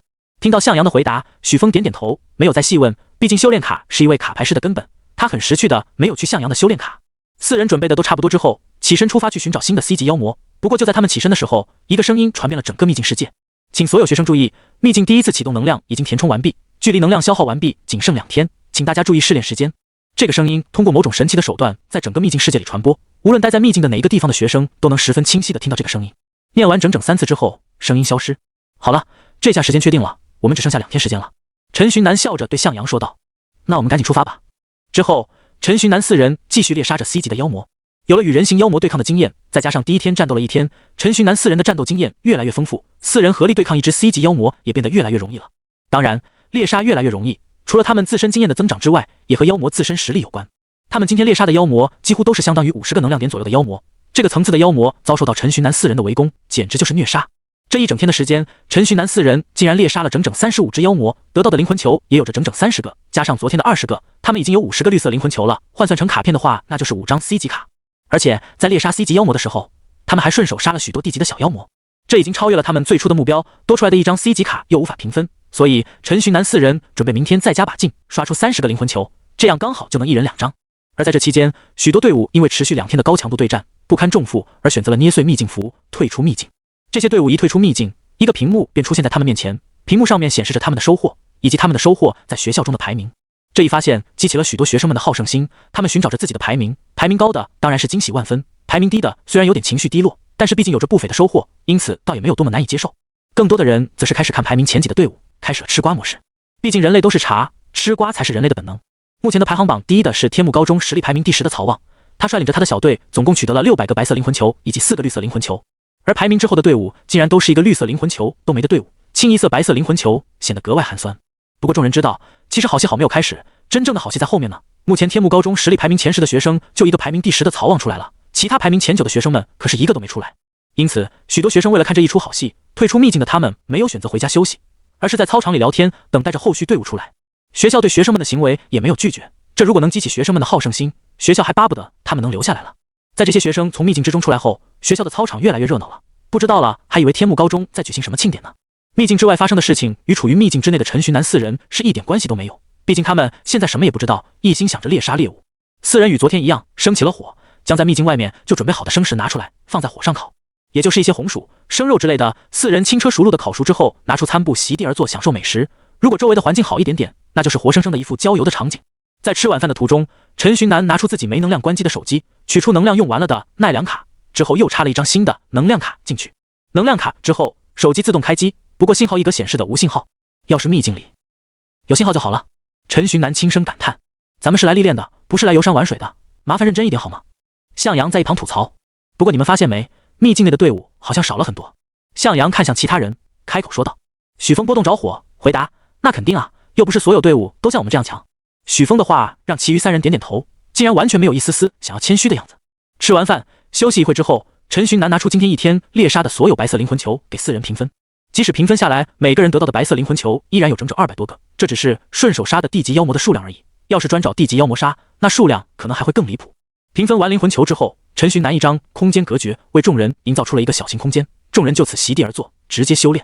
还是之前的顺序，陈寻南最先吸收完毕，其次是向阳和顾又晴，最后是许峰，4人的实力再一次得到了肉眼可见的加强。首先是陈寻南，他的能量点直接到了56个，是4人之中能量点最多的人了。曾几何时，他只是一个能量点10几个的渣渣，通过1个月的修炼与机缘，终于是弯道超车，成为第一了。排名第2的是许峰，他的能量点有54个，接着是顾又晴53个，最后是向阳48个。要是天天都能在这里修炼就好了，这修炼速度简直就是起飞。向阳感叹道：“可算了吧，还不到早上呢，就做白日梦了你。”许峰回答，随后他再次开口：“就算天天这样，你的能量点依然是我们4人里最低的。”许峰的话让向阳一下子差点噎住，向阳想反驳，但是还真没有什么好反驳的。别看向阳的实力在这4人里排最低，那只是这4人太强而已。向阳如今这实力绝对可以排进天幕高中前10了。虽然还没有到早上，但是我们出发吧，早猎杀早结束。陈寻南向3人提议，3人当然是没有什么异议的。于是一行人在半夜4点多这个时间点连夜猎杀妖魔。妖魔，我信你信。而在陈寻南小队找着 C 级妖魔猎杀的时候，开始有越来越多的小队退出秘境。不过这些大部分都进不了前排，众人的目光都关注着前10的小队，当然前20也是受到着关注。在众人讨论着下一个会出来的天幕高中前10高手是谁时，榜单第一发生了变化。众人望去，这个小队的领头人是排名第8的宋向山，战绩是绿色灵魂球8个，白色灵魂球800多个。众人看到宋向山小队的战绩，议论纷纷，整整8个绿色灵魂球是曹望小队的2倍，这意味着他们小队最少猎杀了8个 C 级妖魔。而有些时候妖魔不掉落灵魂球，因此可能不止猎杀了8个。众人回忆着秘境中 C 级妖魔的实力，纷纷侧目。当然也有很多人在羡慕宋向山的3个队员抱到了一个好大腿。而此时的陈寻南4人正在已经获得了第5个绿色灵魂球，距离今天的目标30个还差了25个。在宋向山小队出来后，又一个小队出来，这个小队没有刷新第1的名次，反倒是把第2的曹望小队挤到了第3。这出来的是林叶白小队，林叶白的实力在天幕高中排第9，比不上第8的宋向山也很正常。但是众人看到林叶白小队有7个绿色灵魂球时，震惊也是不少。而此时的陈寻南4人已经收集了今天的第8个绿色灵魂球了。在林叶白小队出来后，马上又有一个小队出来，这个小队又一次刷新了第1的成绩。这次出来的小队是排名第7的白马仆与排名第6的方梦松2人组合而成的小队，因为有着2个排名前10的高手在，这个小队的成绩也十分惹眼。首先是白色灵魂球达到了整整1500个，绿色灵魂球更离谱，竟然有整整22个。操场一下子沸腾了起来，众人惊叹于他们成绩的优秀，同时也在期待着真正好戏的来临。排名前5的高手可是一个都没出现过，现在就已经这么刺激，这么离谱了，那后面排名前5的高手出来，那不是神仙打架？众人的期待值直接拉满。此时的陈寻南4人可不管这些，他们已经得到了今天的第20个绿色灵魂球了，目前就剩下最后10个，他们就大功告成了。此刻时间才刚刚到了上午10点而已。下午2点又有一个小队出来，这个小队的出现彻底引爆了学校的操场。操场里各种我草的声音此起彼伏，众人吃惊地望着这个不敢想象的成绩，这个成绩甚至连一些老师都惊动了。出来的这一小队是排名第5的郑听南与排名第3的徐如银组合而成的小队，有2个前5存在，所以成绩好到吓人。首先是白色灵魂球，这一小队的白色灵魂球竟然达到了惊人的2300多个，最惊人的还是绿色灵魂球，这个小队的绿色灵魂球竟然有整个40个，整整40个绿色灵魂球意味着什么？意味着这个小队每个人都能得到一张 C 级卡。围观的众人羡慕嫉妒地看着另外2个人，觉得另外2个人会抱大腿，靠抱大腿得到了 C 级卡。众人议论纷纷，甚至开始出现了谩骂的声音。而外面发生的事情，在秘境里面的陈寻南4人依然不知道，他们刚打败了自己今天打败的第36只 C 级妖魔，他们得到的灵魂球已经有29个了，这只妖魔如果出货，那他们的目标就算完成了。在妖魔尸体消散的时候，陈寻南拿出3个袋子，这可不是普通的袋子，是陈寻南拿 C 级怪兽火焰袋鼠的袋子制作成的。这个袋子可以起到短时间储存灵魂球的作用。陈寻南将地级灵魂球平分，随后递给了顾又晴3人。今天每人又能分到400左右的白色灵魂球，比昨天还多了100个。在3人收下袋子之后，那只妖魔的尸体也消散完毕，在尸体原先的位置有着一个绿色的灵魂球在发着光。陈寻南欢快地上前捡起那灵魂球，收进自己那储放灵魂球的盒子里，随后4人一起捏碎了秘境符。外界看到祭台又闪着光，众人下意识地先去看排行榜，第1名不出所料的又发生了变化。不过在有人看到具体成绩时，脑子突然有点转不过来。80个绿色灵魂球，这怎么可能？一声不可置信的尖叫传遍了整个操场。这一声尖叫声让操场其余人反应了过来，他们赶紧将目光放到了这新出队伍的成绩之上。这新出的队伍白色灵魂球有整整3000多个，而绿色灵魂球竟然有80个，是前一个队伍的2倍之多。80个绿色灵魂球意味着什么？意味着小队4个人每个人都有2张 C 级卡牌。这个成绩是现场所有学生想都不敢想的。操场所有人员看着那恐怖的数据，纷纷倒吸着凉气。这成绩简直封神了！我操，这是拿的大佬带的队伍啊！2个前5的带队都才40个绿色灵魂球，这个队伍80，就算是前5剩下的3个大佬一起来也做不到吧？学生们对此议论纷纷，期待着祭台光芒散去，露出里面人员的真容。我操，这是那个打败了许峰，代替了许峰第1位的大佬陈寻南。有一位眼尖的学生看到了陈寻南，开口说道：“我操，我好像看见许峰了。TND， 顾又晴也在，我就说顾又晴肯定和陈寻南绑定在一起。”很快，小队内成员的面容慢慢暴露在了所有人的视线之内。看着这小队里有3个前5的存在，虽然还是觉得有点离谱，但是好像也不是那么不可置信了。大佬们为什么要扎堆啊？分散开来带我们有多好？不过那个能和其他3个大佬一起组队的人是谁啊？这也太幸运了吧，直接抱了3条金大腿啊！这是操场里的人在羡慕着陈寻南小队的收获，同时也在嫉妒着向阳。毕竟向阳又不在实力前10，也名不经传的，在其他人看来就纯粹是会抱大腿罢了。那是我们班的向阳，人家可是陈寻南的同桌。你们想抱大腿，关系可没有人家硬。这时，一班的一位学生开口说道：“切，靠着入学座位近水楼台先得月了是吗？不过他看起来也没什么天赋的样子，和陈寻南大佬同桌了这么久，还是寥寥无名。”操场里对向阳酸溜溜的声音越来越大，越来越多的人因为嫉妒或者是因为喜欢拱火带节奏，他们开始了对向阳的口诛笔伐。他们似乎忘记了，陈寻南在崛起之前一直受到他们的语言暴力，是向阳一直站在陈寻南那边，与陈寻南一起对抗着他们。祭台上的4人本来因为颇丰的收获还是有点高兴的，但是听到了操场上众人所谈论的内容，心情一下子变得奇差无比，脸色也因此而沉了下来。这时，曹旺仗着自己是许峰小弟的身份，远远的大声对着许峰喊道：“峰哥，你们组队干嘛不带上我一起啊？有我在这一次的收获肯定会更好，带上这个废物，帮不上什么忙不说，还有白拿2张 C 级卡，你不觉得恶心的慌吗？”操场里大部分人都听到了曹旺的喊声，他们纷纷表示赞同，随便找一个有实力的人不比那个向阳好。曹旺自认为自己说得很对，看着其余学生都赞同的模样，他满脸得意。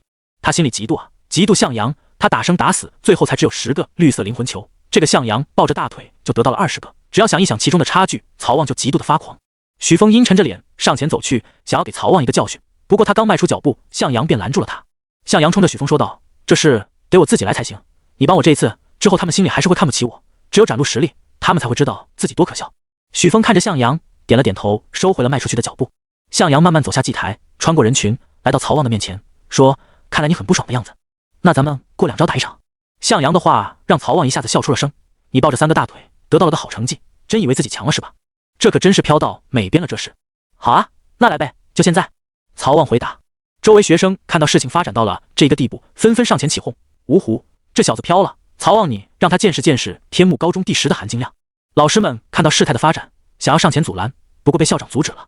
校长一个跳跃来到了2人的头顶，说道：“好，我就喜欢这种有血性的学生，靠实力得到自己该得的，靠实力让所有人闭嘴，才是我天幕高中学生该有的样子。”校长说着，指挥学生们让出场地。接下来我来当这一场对决的裁判，这场对决是正式对决，因此胜负决定着学员排名，你们没异议吧？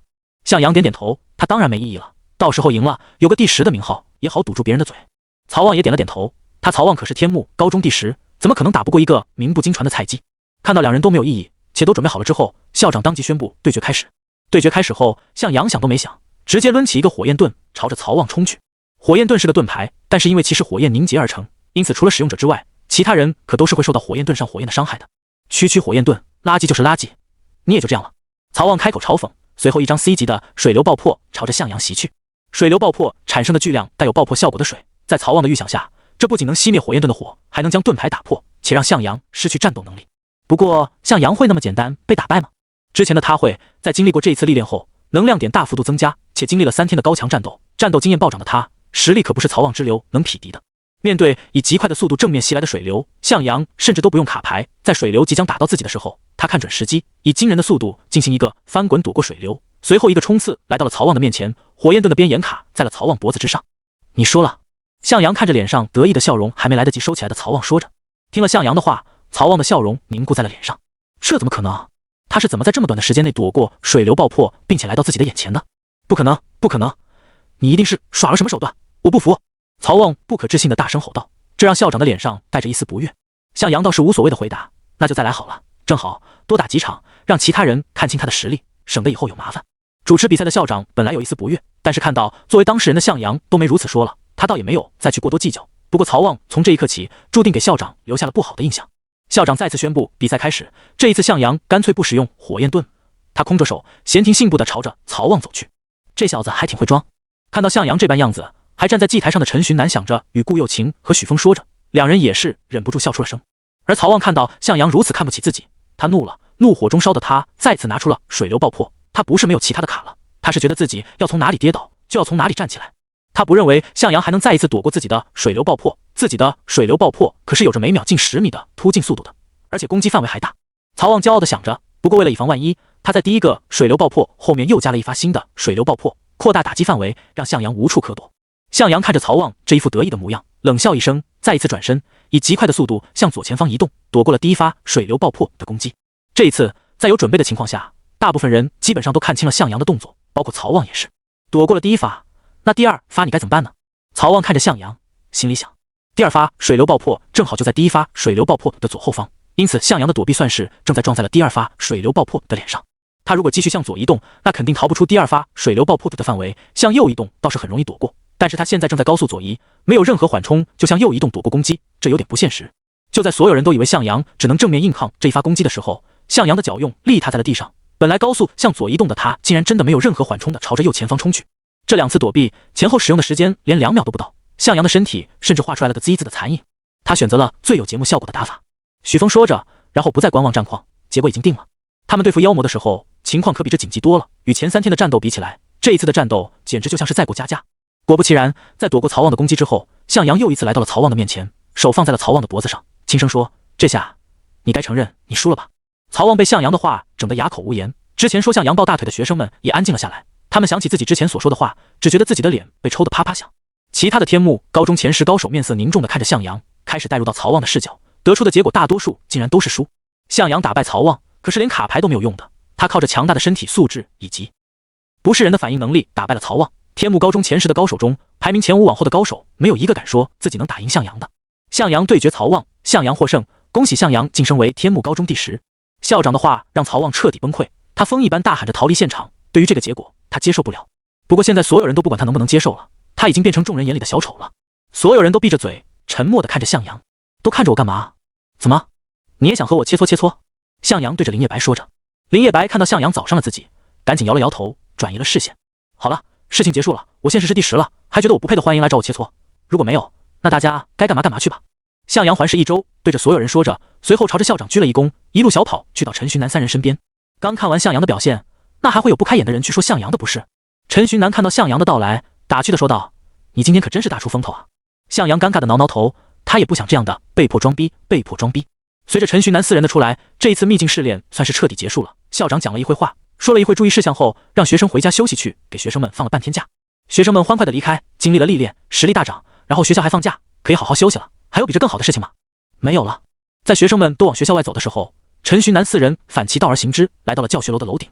陈寻南嘿嘿笑2声，随后拿出了一个木盒。看到陈寻南拿出木盒，其他人也跟着一起嘿嘿笑着。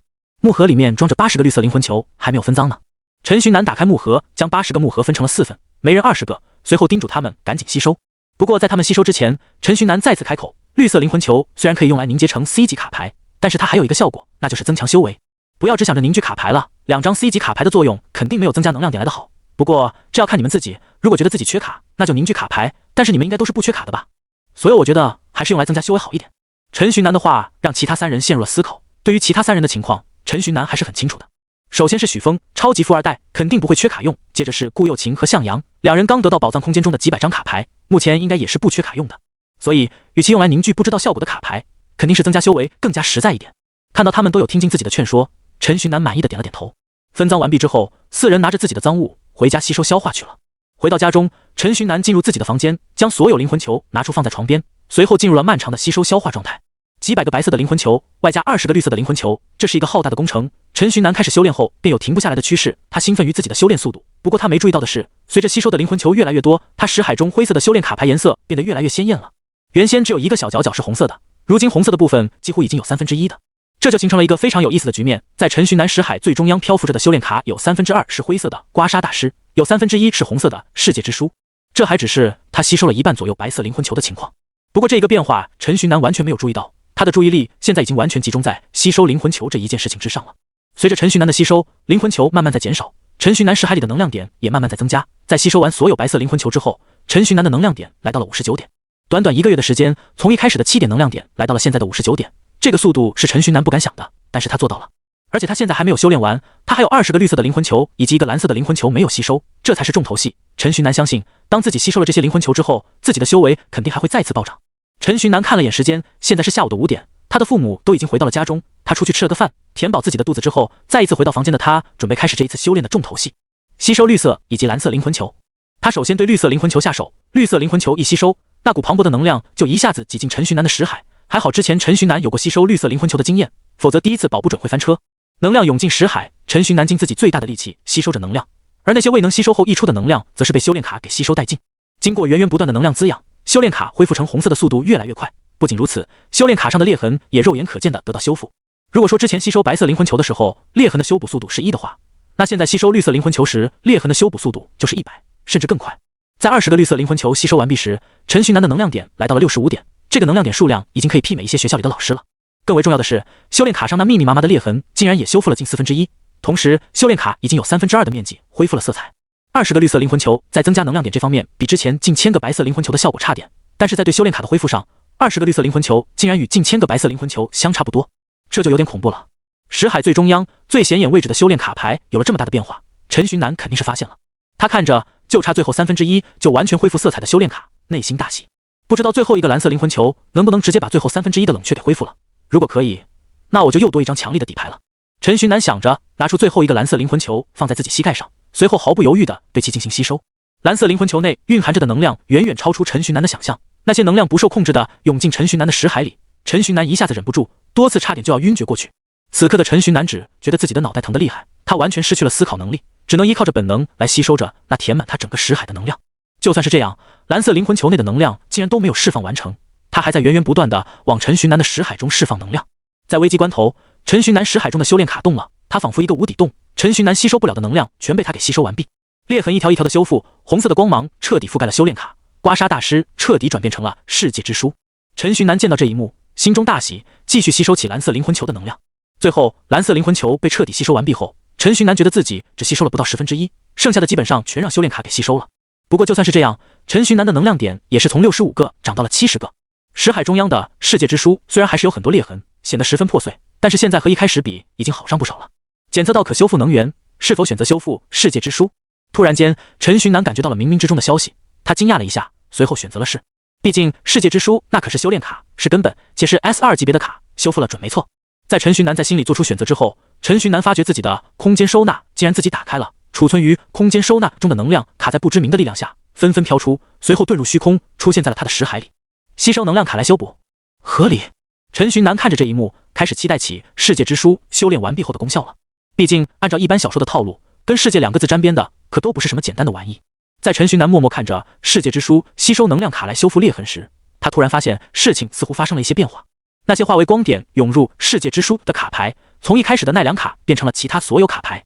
首先是地级卡牌，陈寻南看着一张一张白色的卡牌涌入世界之书，填补着裂缝时，他心里慢慢觉得不太妙。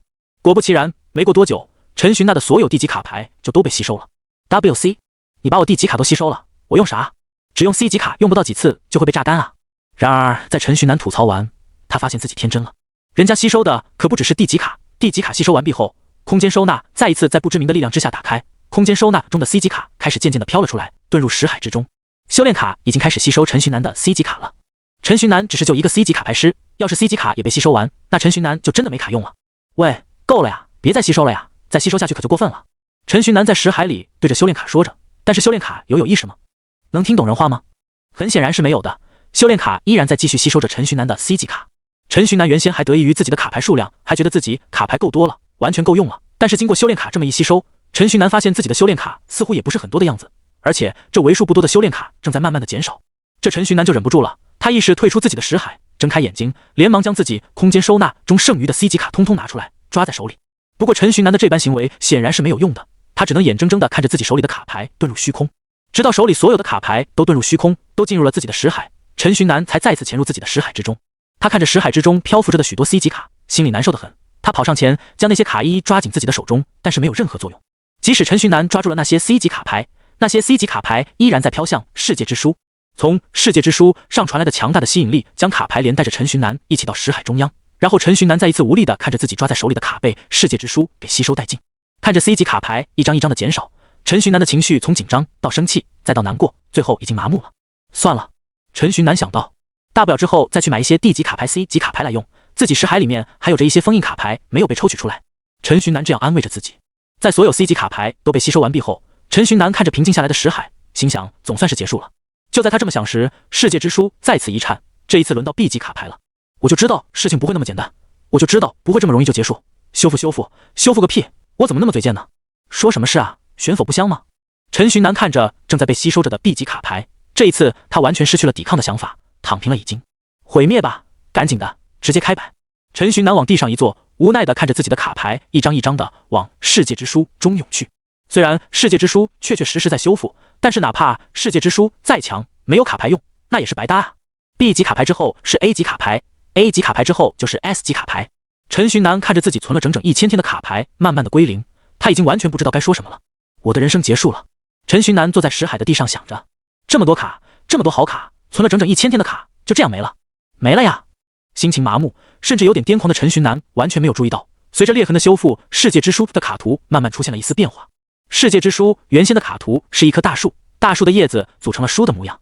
在裂痕渐渐修复之后，叶子组成的书上面慢慢浮现出一个人的头，那个头现在只是初具雏形，除了白毛且似乎年纪不大之外，看不出任何其他的特征。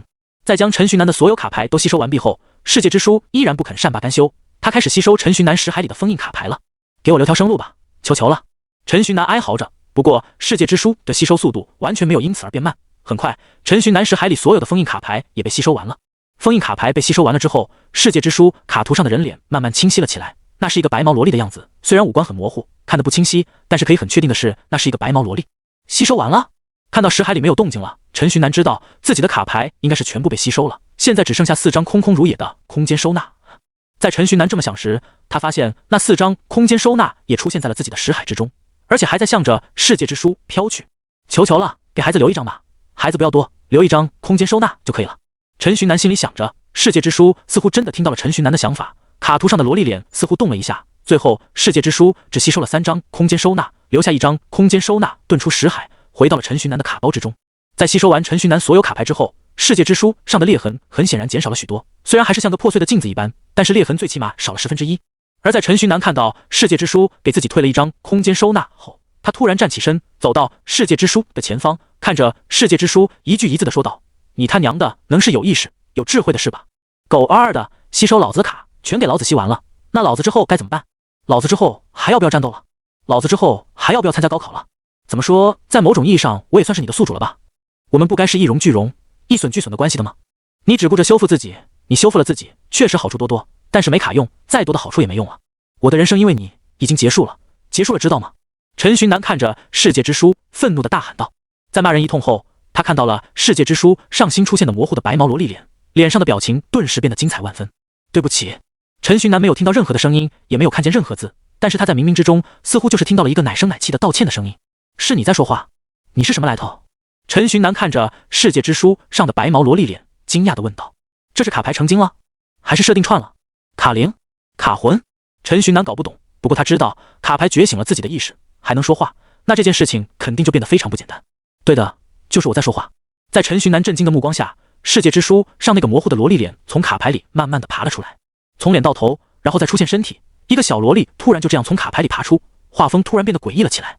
白毛萝莉的大小像极了陈寻南前世玩的游戏里的一个 NPC， 好像是叫什么蒙的。时间过得太久，陈寻南都已经忘了。那个小萝莉出来后，在陈寻南的识海里飞了几圈，随后委屈巴巴的飞到陈寻南的面前，低着头奶声奶气的对陈寻南道歉：“对不起，我一下子控制不住，我不是故意的。”那小萝莉低着头，可怜又委屈，似乎马上就要哭出来了。陈寻南一下子给整得不会了，他实在理解不来到底发生了什么事情。他将自己的疑问一股脑的说了出来，比如问那个小萝莉她是什么东西，是怎么出现的等等。那个小萝莉一一给陈寻南解答。小萝莉是世界之书的意志，通俗点可以说是世界的意志，不过由于种种原因，记忆不全，能力缺失，它能出现是因为世界之书得到修补之后，它恢复了意识。陈寻南目瞪口呆地看着小萝莉，这信息量太大，他一下子有点接受不了。所以说世界之书真的就是世界之书？我也不能一直叫你白毛小萝莉，给你取个名字吧，今后你就叫牙，怎么样？牙？小萝莉复述了一下，然后满心欢喜地围着陈寻南转。看到这一幕，陈寻南一开始难受的心情似乎也变好了许多。虽然说卡牌没了，但是得到了牙这个小萝莉，那以后他打牌也是有卡牌精灵，有背后灵帮助的存在了。陈寻南感觉自己可以去前世某部著名的卡牌动画里当主角了。不对，你不是没有卡牌用哦。牙似乎能知道陈寻南心里在想什么，他摇着自己的小脑袋来到陈寻南的正前方，看到牙这般模样，陈寻南内心一阵激动，毕竟是世界的意志，肯定不简单吧？要来了吗？我的金手指，建立卡池吧！牙突然开口说道。陈寻南莫名其妙地看着牙，虽然牙所说的每一个字他都能听懂，但是连成一句话之后，他就有点不明白了。要建立卡池吗？牙将陈述句变成了疑问句。陈寻南虽然不懂，但是这毕竟是世界的意志要整的东西，虽然不知道具体是什么，有什么作用，但是他还是点点头，决定建立那什么卡池。得到陈寻南肯定的答复之后，牙直接升天，漂浮在石海的上方，那白色短发无风自舞。石海中的能量开始疯狂地涌向牙，不仅如此，陈寻南感觉天地间的能量也在疯狂地涌入自己的身体。开始建立卡池，正在连接，创建成功，开始读入数据，读入数据成功，开始写入卡牌效果，开始适应世界规则。卡池建立成功，等待时装，时装完成，卡池建立完毕。随着牙的声音落下，一个淡蓝色的光球出现在了他的面前，因为是在陈寻南的识海里，陈寻南轻松一看便看到了卡池里面的详细情况。卡池里面有着许多自己熟悉的卡片，大多数是由机王里的，像是什么黑魔岛、青眼白龙、元素英雄这些应有尽有。在查看卡池的时候，陈寻南突然就明白了卡池的作用以及由来。卡池是由牙读取陈寻南记忆中的卡，然后沟通世界规则后建立而成的，这就意味着这个卡池里面的卡基本上都是陈寻南在地球上看过的卡牌，比如有某王，比如卢某时钟的卡等等。开始建立牌库，目前拥有卡牌数量为0，牌库建立完成。开始自动搭配最优牌组，目前可用卡牌数量为0，牌组搭配失败。陈寻南，牌库和牌组，这又是什么东西啊？陈寻南现在满脸的问号，他发现自己已经完全不知道这是什么东西了，他感觉自己已经和其他卡牌师不在一个修炼体系里面了。冥冥之中有一批信息传入陈寻南的脑海之中，在粗略阅读之后，陈寻南总算是彻底理解了自己目前的体系。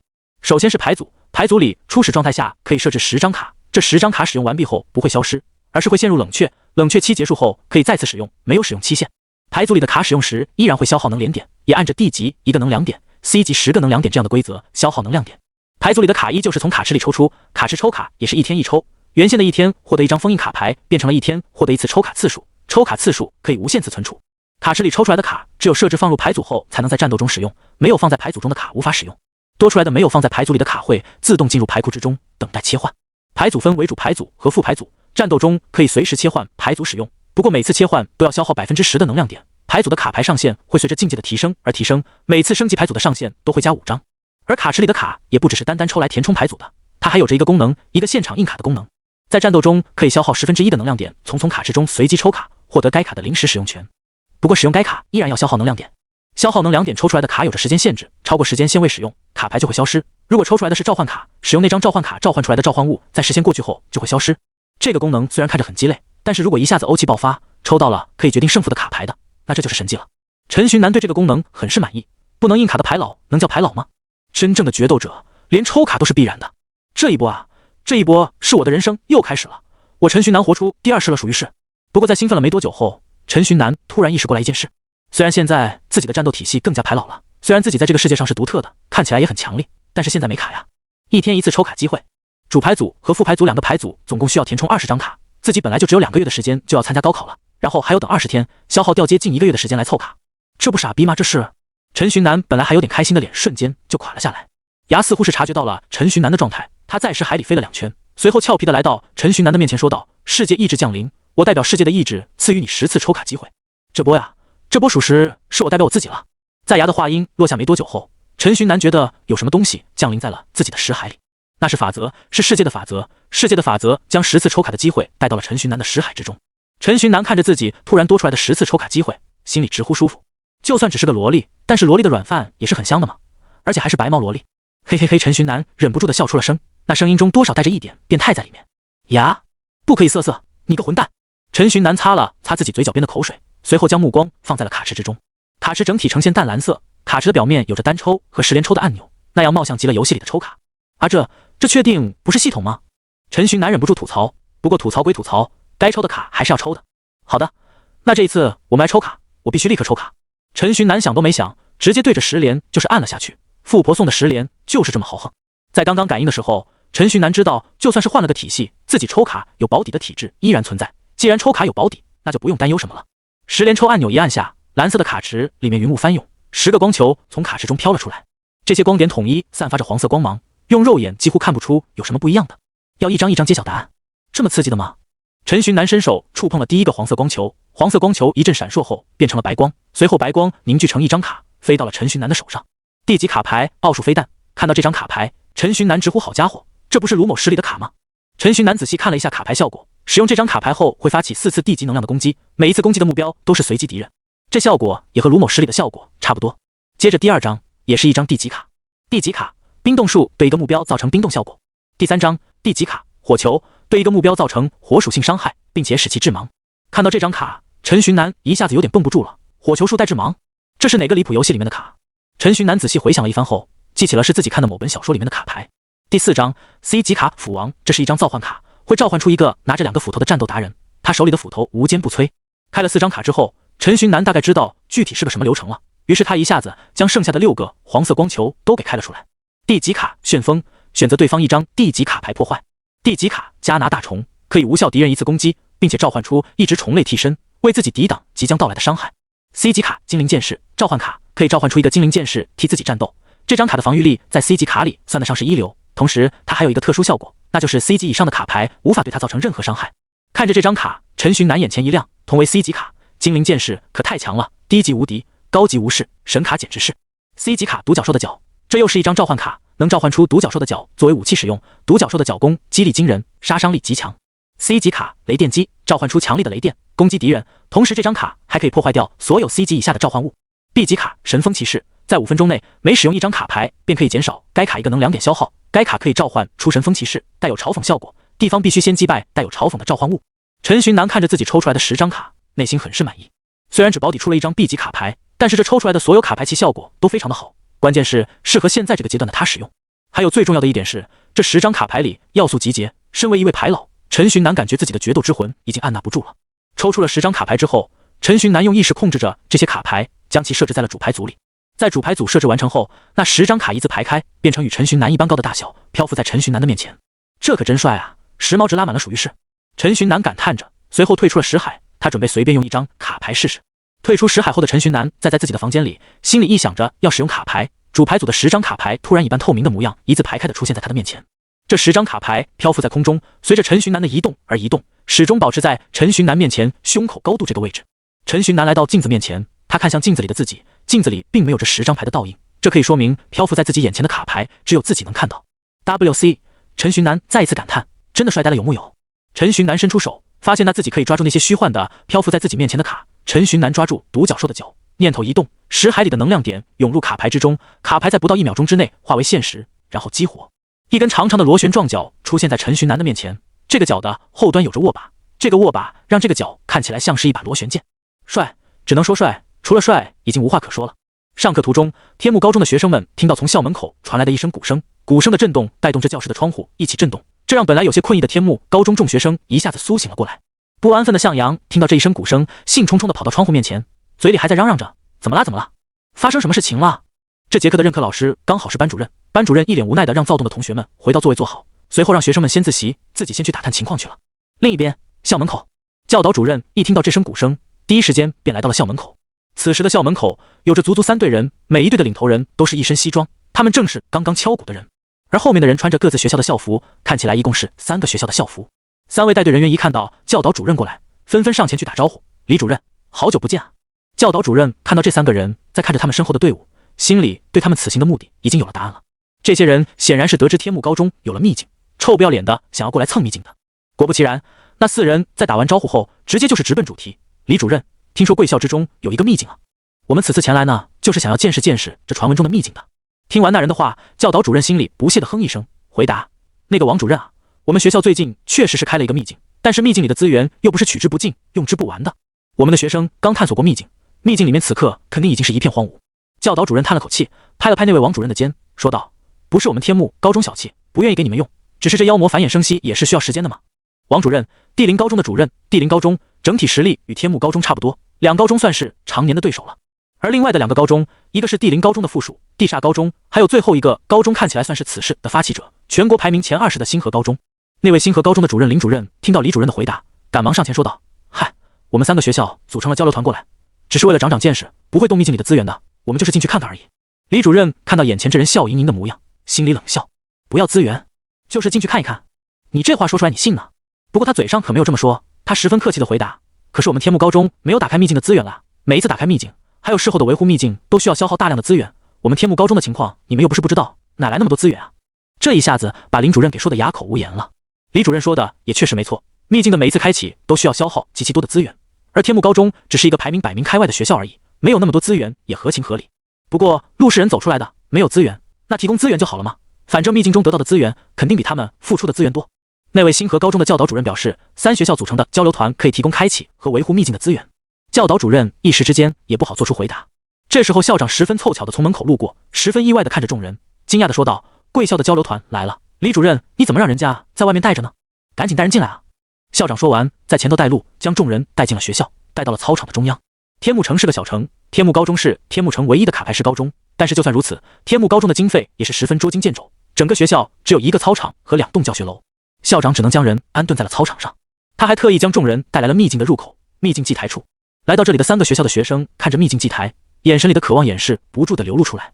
而身为交流团领队人员的3个学校的教导主任也没有好到哪里去，他们带着贪婪的神色看着秘境祭台，恨不得将其收入自己的囊中。校长看到了这些人的表情与眼神，不过他还是装作没看到，上前去3人打招呼。先自我介绍一下，我是天幕高中的校长张一柳， A 级卡牌师。其他3位教导主任听到校长的自我介绍后突然一愣，这天幕高中的校长怎么突然 A 级了？到了 A 级，那后续的计划可能就不太好展开了呀。3位教导主任瞬间担忧重重，内心担忧归担忧，该做的表面功夫还是需要做足。您好，我是叶林高中的教导主任王烨。我是叶煞高中的教导主任王辉。我是星河高中的教导主任林一。自我介绍完，4人互相握手，然后开始寒暄。寒暄的差不多之后，校长问道，你们带着学生组成交流团来我天幕高中是有什么事情吗？其他3人一下子顿住了，按照计划，这次前来应该是要逼迫天幕高中让出秘境的最起码白嫖1次使用机会，但是所有的计划在 A 级的校长面前就显得异常可笑。3个高中里面也只有排名前20的星河高中校长是 A 级，其他2个学校可都没有 A 级坐镇。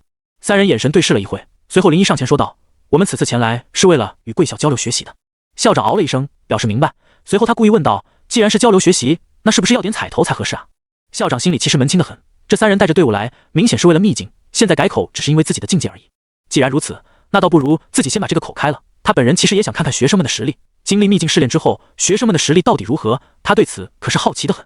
而且到时候就算自己输了，副校长一出来，又一位 A 级卡牌师，在2位 A 级卡牌师的压力下，就算让他们使用秘境，他们也不一定敢用。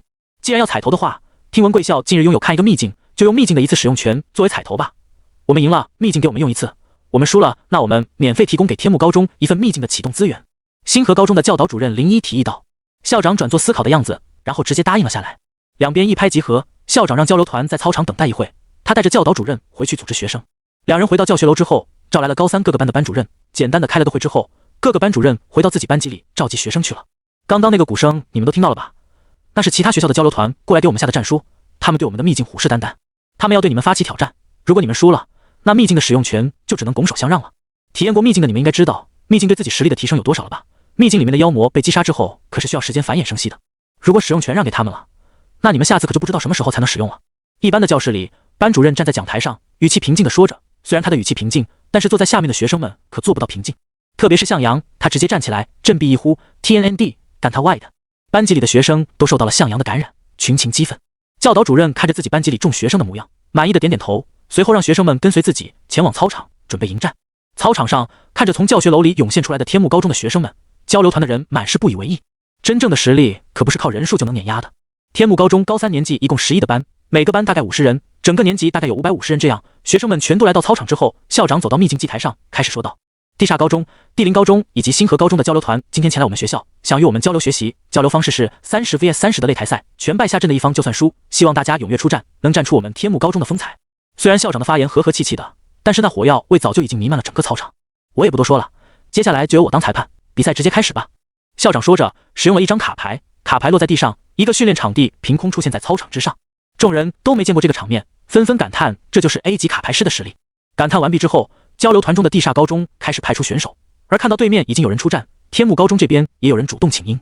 说是主动请缨，但是其实真正的出场顺序早在来操场之前就已经被安排好了，就是按照着天幕高中实力排行榜出战，从第30名开始到第1名结束。交流团中的3个学校，每个学校都带来了10名学生，这些学生肯定是学校里排名前10的存在。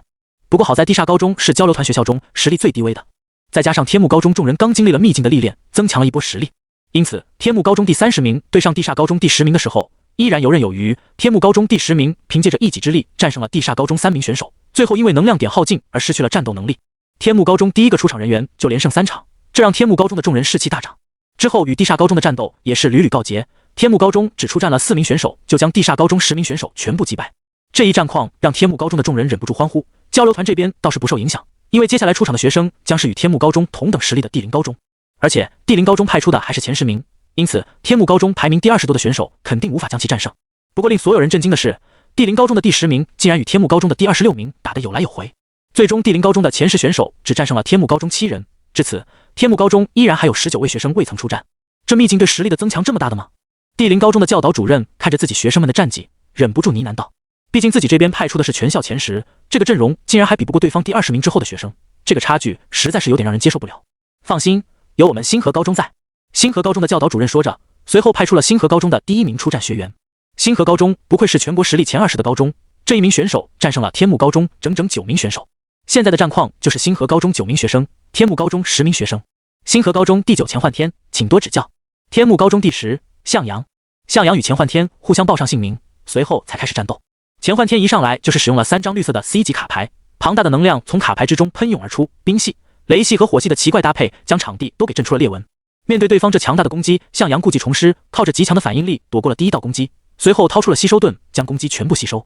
吸收完对方的攻势后，向阳在钱焕天还没反应过来的时候，冲到钱焕天的面前，将吸收盾里面的能量一下子都给反射了出去。钱焕天最终被自己的攻击打败。这天幕高中看到自家第9名的学生面对天幕高中第10名的学生就这么败下阵来，星河高中的教导主任脸色铁青的看着天幕高中的众人，这排名100名开外的学校怎么会有这么强的实力？那秘境的效果真的有那么好？贪婪从心中升起，星河高中的第9名出场。第9名走的是召唤流，他一出场就召唤出了一只风后，风后带领着几百只小风围绕着向阳旋转。而向阳早就把自己的卡牌大部分都换成了防御类卡牌，攻击类的卡牌他只带了一些攻击力强的，基本上没有对群卡牌，因此他只能疲于防守。在将对方几百只小风消耗到只剩下30只左右时，向阳败下阵来。对方每一只小风的攻击力都不强，基本上10只可能都没有一张小火球造成的伤害高，但是耐不住数量多啊，加上向阳主攻防御方向没有群攻的卡牌，最终被围殴到能量点归零。不过看着布满整个擂台的蜜蜂尸体，向阳心里还是有着一丝丝成就感的。向阳下台了，天幕高中第9的林叶白上台，林叶白比向阳惨多了，30只的小风加上风后，不到10分钟就将他击败。怎么感觉对排名第9的学生的实力没有排名第10的学生的实力强？交流团观战的众人一脸迷惑。林叶白输后，紧紧接着上场的是排名第8的宋向山。宋向山不出所料，坚持不到10分钟就被风后带领着小风击下擂台。天幕高中第8再一次输在了星河高中第9的手里。一直到了这一刻，天幕高中的众人才明白，向阳远比他们想象的还要强大。向阳在打败了星河高中第10的情况下，依然能够再次击杀掉100来只小风，而排名第9、第8的林叶白以及宋向山却连区30只左右的小风都无法抵抗。这实力差距大到观战的众人无法用语言来形容。就连在一旁的星河高中的教导主任都忍不住开口说道：“张校长，你们天幕高中这第10排名是不是低了点？虽然他此行的目的是为了秘境，但是也就仅此而已了。他与天幕高中无冤无仇的，再加上自己本身也是个教育工作的从事者，他看到向阳实力那么强，排名却那么低，以为是向阳受到不公平对待了，因此出言问道。”校长张一柳回有些意外的看了星河高中的教导主任一眼，随后回答：“我这学生比较低调，他自己只挑战到第10名就不往上挑战了，我们也不能违背人家学生的意愿是吧？”星河高中的教导主任听到天幕高中的校长这么回答，也就不再过问。而第8的宋向山失败后，排名第7的白马仆上场。白马仆刚好也是专精召唤卡牌的卡牌师，一上场他便召唤出了自己的王牌咆哮虎。咆哮虎一口火焰便烧死了7、8只小风。见状，星河高中的第9名脸色一变，意识到事情的不简单，随后他开始往风后体内输送能量点。他这张卡牌是召唤魔风潮，初始效果是召唤一只风后，不过这个风后自身有着特殊的效果，那就是每输送一个能量点给他，他就能产出10只小风。这些小风受到风后的统一指挥，小风还有着类似自爆的特殊效果，虽然爆炸的威力小，但是耐不住数量多呀。星河高中一次性往风后体内输送了10个能量点，100只小风就这样被风后产出。天幕高中众人看到刚被解决了差不多的小风，突然又增加了100只，顿时替白马仆担忧起来。不过白马仆的咆哮虎也不是简单的召唤物，虎可是百兽之王，一群魔风而已，咆哮虎一口火就能喷死好几只。咆哮虎使用金钩臂，说是咆哮虎使用，其实是白马仆自己使用了卡牌铁臂。卡牌师可以将卡牌使用在自己的召唤物身上，卡牌的属性如果与召唤物契合，那卡牌的能力就能够与召唤相辅相成，爆发出更强的威力。而恰好咆哮虎是金火双属性的召唤物，金属性的铁壁刚好与咆哮虎的属性契合，加上老虎的四肢本来就强力，在铁壁的加持下更加强力了。铁壁状态附加，咆哮虎的两只前爪顿时变成了金属的颜色。它高高跳起，在铁壁状态下狠狠地朝着小风挥出了自己的爪子，数十只小风丧命于咆哮虎的爪下。星河高中的第9名看着这一幕，深知眼前这个对手和之前的2个对手不一样，他不再像之前一样轻敌，将自己的所有能量点都输送进风后的体内后，开始自己控制着小风朝着对方的召唤物攻去。几百只小风在他的控制下井井有条，在咆哮虎攻击时，他精准地算到了哪些小风会受到攻击，他操纵着那些小风躲避攻击，实在躲不过的就启动自爆模式，朝着咆哮虎撞击而去。这一来二去之下，虽然小风也损失了不少，但是咆哮虎也受伤不轻。你们这学生的精神力以及对大局的把控能力真是恐怖。校长看着这个星河高中第9名的表现，不由赞叹道。星河高中的教导主任收到赞叹，很是受用，眯着眼回答：我这学生他自从抽到了这张召唤魔风潮之后，他就将所有的精力都放在这张卡上了，练习了好几年才练习到这个层次。怪不得，不过这也算很厉害了。视线回到擂台，两边依然在打着消耗战，你来我往的，精彩万分。小风只剩下了最后20多只，而咆哮虎此刻也已经奄奄一息。最后的一刻，星河高中的第9名打算孤注一掷了，他操纵着最后的20多只小风，瞄准了咆哮虎的一个点，启动了自爆。而白马普此刻也只剩下了最后的10个能量点，他看到对方这明显是孤注一掷的攻击，他对咆哮虎使用了一张火焰盾，只要当下这次攻击，白马普带着一股信念，消掉了耗自己体内最后的10个能量点。火焰盾在寻常卡牌师手里就是一个普普通通的盾牌，盾牌上面附带了火焰能量而已，而在咆哮虎身上可不一样。在火焰盾激活后，咆哮虎感受到一股磅礴的火属性能量在自己的身体里流动，随后迸发出来，那些火焰能量形成了一个茧的模样，火红的茧将咆哮虎包裹在其中。小风的自爆最终被茧给全部打败，星河高中第9名伸手一招，风后化为一道光点飞回他的手里，最终变回了卡牌的模样。而另一边，白马普也收回了自己咆哮虎，示意自己也失去了战斗能力，毕竟自己没有能量点了，咆哮虎也受伤很严重了，确实不能再战斗下去了。根据召唤卡的特殊性，如果召唤物死亡，那卡牌也就无法使用了，相反，召唤物没有死亡，那卡牌就能无限使用下去。校长宣布了结果之后，星河高中第8上场，天幕高中第6的方梦松也紧随其后上场。方梦松人如其名，擅长使用幻境类卡牌，最擅长的战术就是催眠对手，随后在梦里将其打败。这是一个真正诠释了什么叫防不胜防、兵不血刃的卡牌师。方梦松一上场便对着对面的星河高中第8名开口说道：天幕高中第6，方梦松请多指教。而对面的星河高中第8听到方梦松的自我介绍，也是很自然的回答：星河高中第8，卢冠请多指教。卢冠一回答，方梦松温和的脸上突然流露出了一丝诡异的笑意。方梦松看到卢冠果然毫无防备地回应着自己的自我介绍，脸上满意着笑容，打了一个响指。响指过后，本来精神抖擞的卢冠一下子像是睡着一般，站立着，闭着眼睛低下了头。方梦松早在上台的时候便使用了一张 C 级卡牌语言催眠，这张卡会让所有与卡牌的使用者对话过的陷入睡眠状态，因此在卢冠自我介绍的时候便已经算是中了方梦松的圈套了。看着进入催眠状态的卢冠，方梦松走到他的面前，拿出梦魇。梦魇会对进入睡眠状态的敌人造成极大的精神伤害，因此如果方梦松的这一张牌使用成功，那他就已经可以宣告胜利了。站在卢冠面前的方梦松举起梦魇，放在与卢冠的头持平的高度，随后注入能量点，激活梦魇。在受到激活后，卡牌梦魇慢慢化为了黑色的雾气，这些雾气在卢冠的头顶上盘旋着，随后沉入卢冠的脑海之后。等到梦魇从自己的手里消失，且黑色雾气也全部钻进卢冠的脑海里之后，方梦松如释重负地松了口气。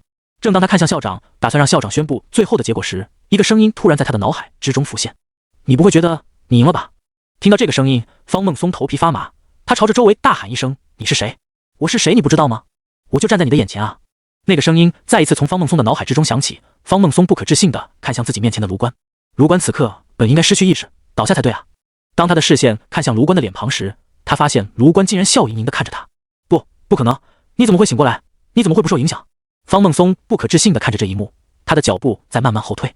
自己的梦境组合只要一中，那应该是无法被破解的才对，为什么他能不受影响？对面的卢冠慢慢靠近方梦松，边靠近他还边说：你不会以为就你自己是梦境卡牌师吧？哈哈哈哈，你自己再仔细看看周围。卢冠的话音一落，方梦松果然下意识地看向了周围。他一转头看向周围的时候，突然意识到不妙，但是已经晚了。现在本来是白天，可是在方梦松的眼里，周围却变得黑漆漆的，擂台变成了一个小小的池子，擂台外边的同学们和老师们都变成一个个张牙舞爪的妖魔。这些妖魔看着他，耻笑着，咆哮着，在这各种各样的声音下，方梦松感觉自己的脑袋几乎都快爆了。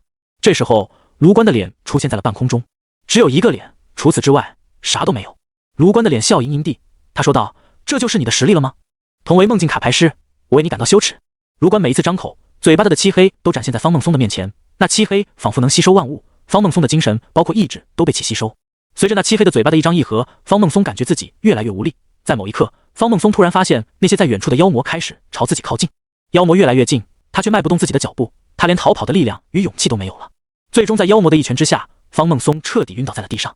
观战的众人看着莫名其妙就晕倒的方梦松，脸上满是不解，就连陈寻南也是不明不白地看着擂台，不知道发生了什么事情。卡牌师，你遇到困难了吗？牙来替你解惑哦。在陈寻南还在困惑时，在石海里睡觉的牙突然清醒，随后对着陈寻南说道。之后牙调动陈寻南的记忆，在陈寻南的识海里将刚刚的一幕重新重现出来。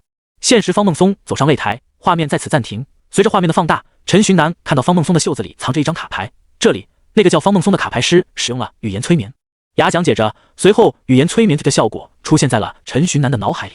画面开始继续播放，方梦松开始故意让卢关回答自己的问题。就在卢关要开口时，画面再次一停。这里那个叫卢关的卡牌师以极快的速度使用了净化，因此他不受语言催眠的影响。在慢看几遍后，陈寻南终于看到了那一张一闪而过的净化。画面继续播放，对后面的战况，陈寻南大致上也明白了。梦魇生效的前提是对方陷入催眠状态，而卢关是装的，其实本身没被催眠，所以梦魇对他毫无效果。到这里，陈寻南觉得自己全都看得懂，不过这时牙又将画面给暂停了。这里那位叫卢关的卡牌师使用了2张卡牌，一张是意念传音，另外一张是魔音蛊惑。意念传音与魔音蛊惑的效果出现在陈寻南的脑海之中。意念传音在方圆5米之内可以用意念将自己想说的话输送到对方的脑海之中。魔音蛊惑持续用魔音蛊惑目标，蛊惑持续一定时间后将会剥夺对方的战斗意志。看完卡牌的效果，牙再次开始讲解。卢关用这2张卡牌，一边在蛊惑着方梦松的同时，一边也在故意给方梦松营造一股恐惧感。画面继续播放，你看方梦松因为恐惧而后退，也因为恐惧和蛊惑的双重作用下，陷入了卢关的最后一个陷阱之中。牙说着，把卢关使用的最后一张卡牌给呈现出来，幻境。这是一张地级卡牌，将对方困于使用者事先设置好的幻境之中，中幻术者可轻易摆脱幻术的影响。看着这一张卡牌，陈寻南算是彻底懂了。虽然幻境可以轻易摆脱，但是在之前卢关营造的气氛之中，方梦松已经失去了抵抗的意志，再加上在幻境之中魔音蛊惑依然在生效着，所以方梦松最终是失去了战斗意志，也失去了自己的意识。得到牙的分析，将一切从头到尾理了一遍之后，陈寻南暗自咂舌。这短短的5分钟里面，既然发生了这么多事情，而作为观众的他竟然完全不知道，只能说梦境卡牌师真是一群恐怖的人啊！玩战术的心都脏。在陈寻南听完牙的讲解，搞清楚一切后，擂台上的方梦松已经清醒过来了。同为梦境卡牌师的他，在仔细思考了一番之后，便彻底明白了之前到底发生了什么。他自愧不如的向卢关抱了抱拳，随后走下台。方梦松走下台之后，天幕高中排名第5的郑听南走了上来。一直到走上台之后，他一直都不明白到底发生了什么事情，因此在卢关的故技重施之下，郑听南也毫无悬念地败在了卢关的手中。下一个要上场迎战卢关的就是顾又晴了。在顾又晴上场之前，陈寻南上前提醒顾又晴，对方说什么都不用相信，战斗之前先偷偷给自己刷一张净化，然后只管进攻就行。虽然顾又晴对此有点不明不白，但是出于对陈寻南的绝对信任，顾又晴也没多问，直接在卡包里掏出净化放在袖子里。上台之后，在校长比赛开始的声音中，顾又晴给自己刷了一张净化，而对面卢关对此自然是丝毫不知的。他秉承着一贯的战斗风格，先用魔音蛊惑以及语言催眠向顾又晴打着招呼。好漂亮的小姐姐啊，小姐姐你叫什么名字啊？我们认识认识。对于此人的话语，顾又晴有点反感，不过有陈寻南的提醒在先，顾又晴按捺住自己想要回一嘴的冲动，直接一发水流爆破朝着卢关攻去。卢关可没有向阳那么快的反应力，能够躲过水流爆破的攻击，不过还在他也不算迟钝，一个木人召唤出来顶在他的前面，替他挡住了伤害。受到水流爆破的一击，木人虽然对水属性攻击有抗性，但是爆炸产生的破坏力依旧是让木人支离破碎。一击未成，顾又晴再次发动攻击，雷光闪，强烈的雷光凝聚成波，从顾又晴的手里射向卢关。卢关再次召唤出木人，同时他的嘴里也在喋喋不休地说着：小姐姐怎么这么凶啊？我只是想认识认识而已，小姐姐该不会是有男朋友了吧？有男朋友也没事，我可以当小，而且你男朋友不一定有我优秀呢。雷光闪击中木人，强烈的雷光让卢关有点睁不开眼睛。虽然失去了视线，但是卢关并不在意，这时候对手应该已经中了魔音蛊惑。就在卢关这么想时，他感觉腹部传来一记强力的重击，那是顾又晴在铁壁以及力量增强的增幅下打出了致命一拳。卢关就此口吐着白沫飞出了擂台。卢关与顾又晴的对决以卢关飞出擂台而结束，顾又晴漂亮的结束了比赛。在地上叫了一会之后，卢关艰难的从地上爬起来，他看着顾又晴对他说道：小姐姐看来是个明白人啊，那我输的不冤。说这一句话的时候，他将魔音蛊惑剩余的所有能量都激发了出来。不过看到顾又晴依然不受影响之后，他叹了一口气，随后回到了自己的队伍之中。接下来出场的是星河高中排名第7的学生。顾又晴盘算着自己体内的能量点，自己总共有57个能量点。进化力量增强2张 D 级卡消耗了2个，水流爆破、雷光闪、铁臂3张 C 级卡消耗了30个能量点。如今他只剩下25个能量点了。他叹了口气，对于胜利不抱希望了。不过即使无法取得胜利，也一定要尽可能多地消耗完对面的能量点。带着这样的想法，顾又晴与星河高中第7名展开了战斗。星河高中第7名首先使用了一发小火球，打算先探探顾又晴的虚实。而顾又晴看到对方竟然使用了一张小火球来试探自己，他忍不住笑了一声，也回了一发小火球。星河高中第7名的小火球在碰到顾又晴的小火球时轰然破碎，顾又晴的小火球一直往前，直到击中那星河高中第7名。顾又晴的修炼卡可是强攻，增加10%的攻击力，看着少，但是实际战斗中这小小的10%往往能起到决定性的作用。之后无论对方用什么卡，顾又晴都使用与之一模一样的卡牌，每一次顾又晴都能稳胜对面一筹。对面被顾又晴的打法恶心的不行，被顾又晴搞得烦不胜烦。不过好在顾又晴的能量点不多，在使用了2张 C 级卡、5张 D 级卡之后，顾又晴能2点耗尽，败下阵来。看到顾又晴终于下台了，对面那星河高中第名总算是松了一口气。顾又晴下场之后，接下来上场的就是天幕高中排名第3的徐如莹了。徐如莹一直在看着比试，他知道对面已经消耗了整整25个能量点了，因此优势在他。这么想着，徐如莹一开始就使用了自己的风系卡牌，展开了连绵不断的攻击。而对面的星河高中第7名面对着徐如莹的攻击，一张反卷空洞就将攻击给全部吸收。他疑惑地看着徐如莹，这天幕高中的第3名实力明显没有刚刚的第4名强啊！雷霆！星河高中第7名想着，冷不丁地发起了猛攻。C 级卡牌雷霆，强烈的雷电从卡牌中倾泻而出，徐如莹抵挡不住，直接被打飞，击下擂台。这天幕高中真有意思，前有第10强过7、8、9，后有第3比不过第4。星河高中第7名想着，许峰慢慢走了上来。看到许峰上来，他脸上浮现了认真的表情。许峰的还是很有名气的，虽然实力还好，但是关键是人家有钱呀。他一直以为许峰应该是天幕高中第1来着，没想到许峰竟然是天幕高中第2。许峰一上场，先是给自己套了2个吸收盾，2个反伤盾。看到许峰与传言中一样的战斗方式，星河高中第7名一下子忍不住笑出了声。许峰扛着4面盾的模样，像极了扛着自己龟壳的王八。水幕。面对许峰那看似坚不可破的护盾，星河高中第7名先是使用了一张 C 级卡水幕，一个2人高的水幕从天而降，将许峰围在了一个圈中。许峰虽然不知道对方想干嘛，但是他知道自己肯定不能就这样任人宰割。他开始移动，想要逃出水幕的范围，不过水幕竟然在跟着他移动，他走到哪，水幕就移动到哪。放弃吧，你的结局注定是输。星河高中第7名说着，随后再一次使用了雷霆，强大的雷电能量涌入了水幕之中，水幕开始变得极其不稳定。在某一个瞬间，水幕达到了临界点，直接崩溃，水幕变成了一坨一坨的水，朝着许峰淹去。许峰当然不会看着自己受到攻击，空间隔绝将带着雷电能量的水隔绝开来，不过仅仅撑住了几秒，那隔绝的空间破碎，水继续向许峰淹去。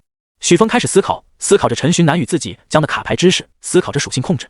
克制水的属性是木，而木好像也克制雷。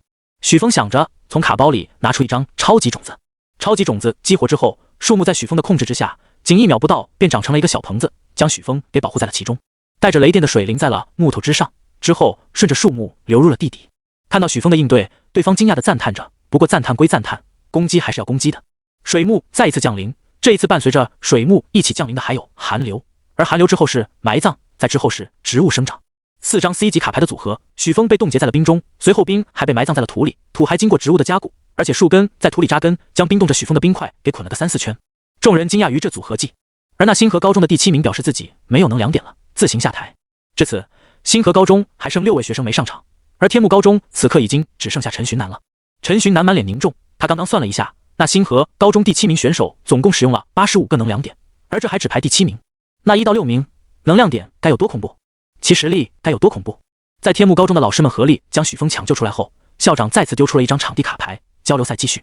天幕高中这边仅剩下了最后1名选手，天幕高中第1陈寻南，而星河高中还剩下整整6名未上场的选手。关键在于那6名未上场的选手其能量点可能都在80或者90左右，光靠拖都能拖死陈寻南。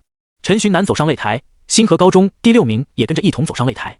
你好，天幕高中第1陈寻南，请多指教。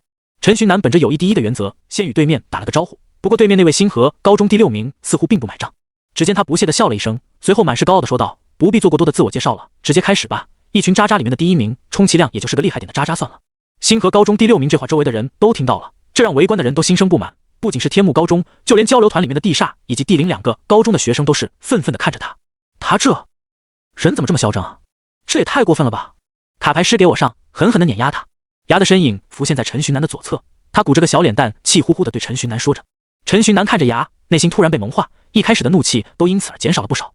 卡牌师，你能不能有点出息？感知到陈寻南情绪的变化，牙怒视陈寻南。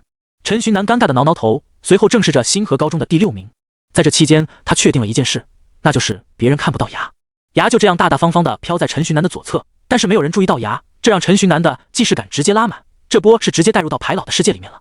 战斗一开始，星河高中第6名直接一张爆裂飓风向陈寻南袭来，陈寻南刚想躲，牙突然开口，爆裂飓风的攻击很强力，但是中心的风眼处是受不到任何攻击的，而风眼的位置，卡牌师往左走3步。在牙的指挥下，陈寻南往左走了3步，爆裂飓风就这样从他的周身吹过，虽然发型被吹乱了，但是却并没有对陈寻南造成丝毫伤害。这星河高中第6名不敢置信地看着这一幕，而台下的观众也是满脸的不可思议，能这么精准地找到风眼。校长知道原因，但是他依然满脸的不可置信，因为如果换他来对面爆裂飓风，他也做不到如此精准地找到风眼。你们天幕高中似乎出了一个好苗子啊！星河高中的林主任羡慕地对着校长说着。能量点的数量可以慢慢修炼，但是战斗意识以及观察力，这种可不是光靠修炼就能增加的。在所有人都惊讶的时候，其实陈寻南自己也满脸惊讶，只能说不愧是世界的意志了，属于是。陈寻南感叹一声，随后开始发起攻势。10张卡牌浮现在他的面前，他伸手将精灵剑士一卡抓住，10海中的精灵剑士开始旋转，10个能量点涌入卡牌之中，飘在陈寻南眼前的虚幻的卡牌瞬间化为了实体，随后激活。一个绿色的召唤阵出现在陈寻南面前，召唤阵从下往上飘动，在飘到陈寻南一般高的时候，光点飘散，一个身穿绿色铠甲，拿着铁剑，耳朵细长的精灵出现在了陈寻南的面前。精灵剑士参上！精灵剑士一出现，直接摆了个防御的架势，观战的众人从他的动作中一下就能得知，这是个以防御见长的召唤物。想着防守，你的召唤物再怎么会防守，面对我连绵不绝的强力攻击，最终的结果也只能是败下阵来。星河高中的第6名叫嚣着，而观战的顾又晴一脸疑惑地看着精灵剑士，没见过的卡。天幕高中的校长也是疑惑地拿出手机查阅，但是很可惜，没有查阅到任何有关于精灵剑士这一张卡牌的任何资料。这果然是一张新卡，校长激动地说着，每出现一张新卡牌，那可都是卡牌界的大事，毕竟卡牌师已经发展了几百几千年了，这么多年下来，该出的卡都出了，这时候再突然冒出了一张新的卡，虽然只是 B 级卡，但也足够引起轰动了。而星河高中的第6名显然就没有这么多的知识储备，他也不管什么新卡不新卡的，他想要的只有胜利。卡牌像是不要钱一般从他的手中丢出，从最常见的 D 级小火球到极其强力的 C 级雷电击，各种各样的卡牌攻击朝着精灵剑士覆盖而来。面对众多的攻击，精灵剑士古井无波的脸上没有任何变化，他甚至闭上了眼睛。闭上眼睛的他在攻击来到他的眼前时，一剑挥下，那些攻击纷纷被精灵剑士手中的剑给斩成2半，最后消散于天地之间。精灵剑士在精灵世界苦练了数百年的剑士，其剑士早就达到了出神入化的境地，他的剑可是带有法则力量的。区区这种攻击怎么可能会对精灵剑士造成伤害？牙在旁边叉着腰骄傲地说着。陈寻南则是一脸诧异地看着精灵剑士，按照牙所说的话，真的有一个精灵世界，而且精灵剑士也不是简单的召唤物，而是真实存在的生命。想什么呢？胜利的方程式已经集齐，赶紧结束战斗吧！牙捏着陈寻南的耳朵大喊。陈寻南收回心思，意识到了自己的失态，在战斗中分神可不是什么好习惯。精灵剑士直接攻击！陈寻南对着精灵剑士下达指令，而身为召唤物的精灵剑士在收到指示后，一个瞬身出现在星河高中第6名的身后，他一剑对着星河高中第6名的后背砍去。星河高中第6名反应也很迅速，一张护体及时附在自己的身上，抵挡住了精灵剑士这必胜的一击。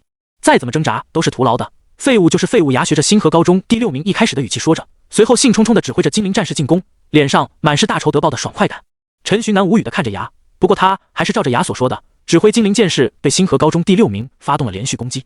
最终，星河高中第6名不敌精灵剑士，败下阵来。这一场战斗，他使用了许多卡牌，自己的87个能量点也是消耗殆尽。而反观陈寻南，他从头到尾只用了一张精灵剑士便碾压着他暴打，差距很明显的就显露了出来。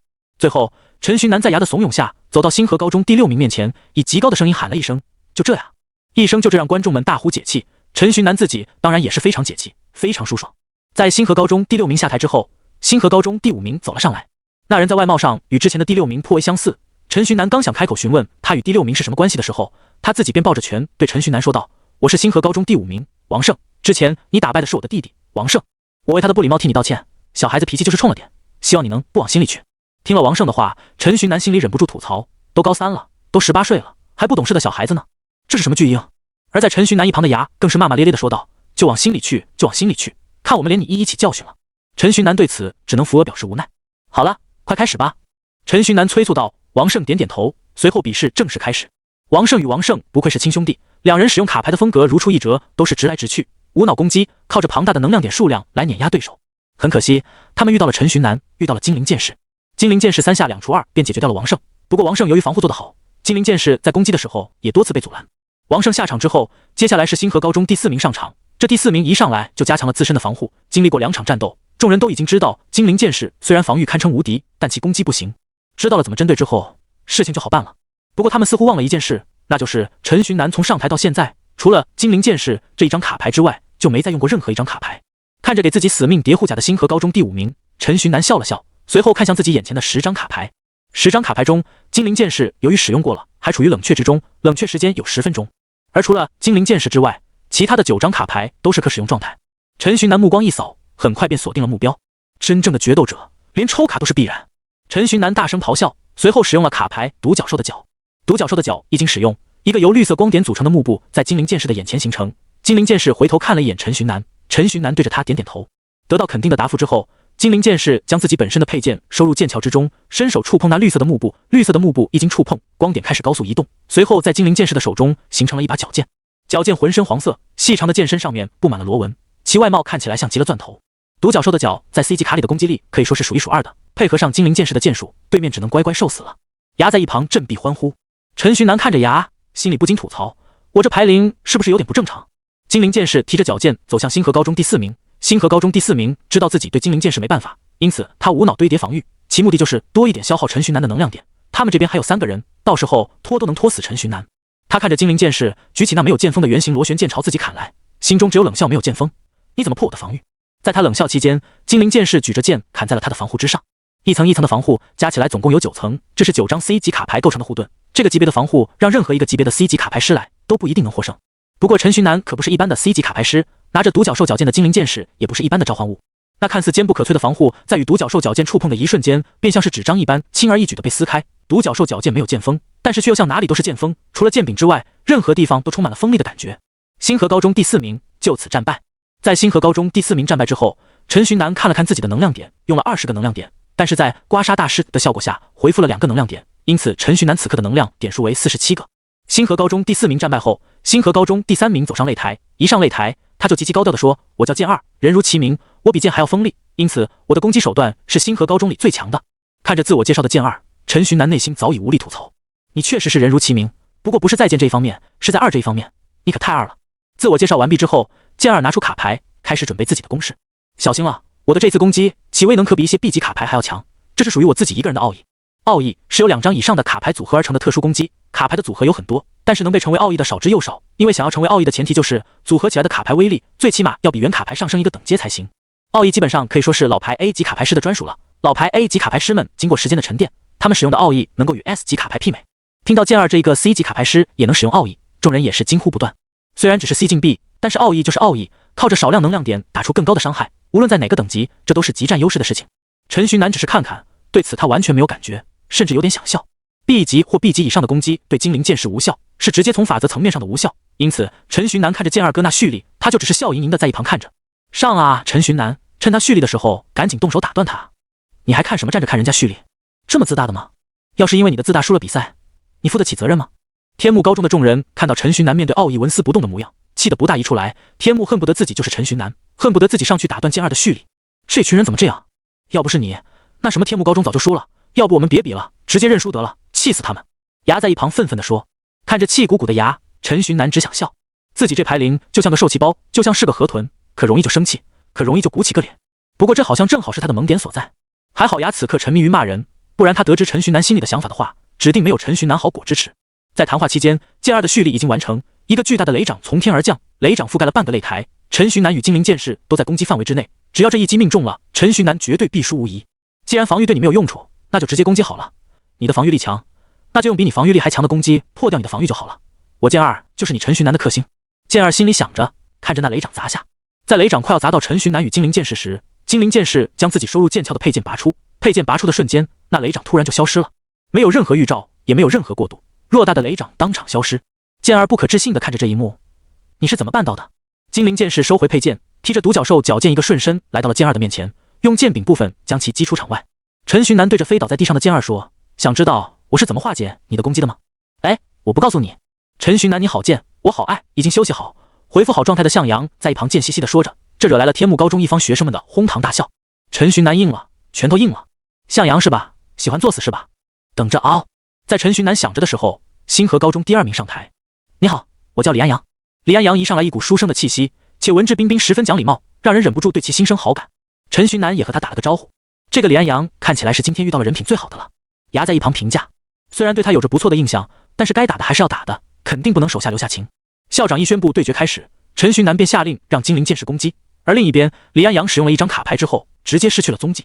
这是此刻留的吗？和外表看起来真不搭呀。陈寻南说着，随后开始警戒四周。对于这种隐身的卡牌，目前的他没有任何的解决方法。看着挺礼貌的，原来也只是个小人，真是知人知面不知心啊。牙在一旁感叹，随后他脸色一变，小心，他在你后面。牙的一声惊呼，让早就准备好的陈寻南直接激活了第几卡加拿大虫。加拿大虫一经激活，李安阳的身影也出现在了陈寻南的身后，他手里捏着一个黑色的光球往陈寻南身上按。不过好在有加拿大虫的存在，李安阳手里的黑色光球在加拿大虫的无效一次攻击的效果之下直接消失，就像是之前那巨大雷掌的复刻。看到自己的攻击无效，李安阳顿时后撤。他后撤没多久，一只巨大的红色的虫子从召唤阵中出现，这个虫子围绕在陈寻南的周围，保护着陈寻南的安全。你可真是难缠啊，直接攻击你不行，攻击你的召唤物又打不过。李安阳说着，再次拿出那张隐身的卡，准备再次隐身。不能给他机会，赶紧打断他。牙在一旁大声说着。不用牙提醒，陈寻南自己自然也知道不能给他隐身的机会。在李安阳掏出卡牌前，陈寻南就已经激活了自己的另外一张地级卡旋风，选择对方一张地级卡破坏。陈寻南的选择当然是对方手里的藏匿。李安阳拿出藏匿，刚要激活，可是他手里的藏匿突然化为了碎片，从他的手中掉落。李安阳看着这一幕，开始哈哈大笑。看来你真的很不一般，我算是认输了。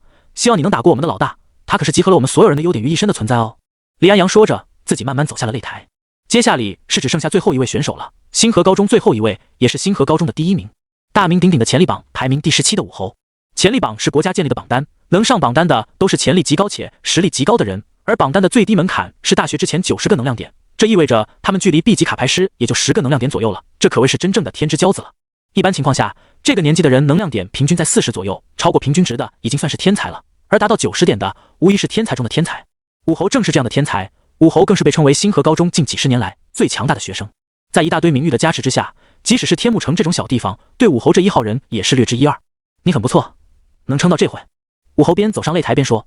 武侯的外貌远没有其名声那么显眼，看起来就是一个平平凡凡的人。他走上来之后，陈寻南甚至都不能从他的身上感受到一丝力量感。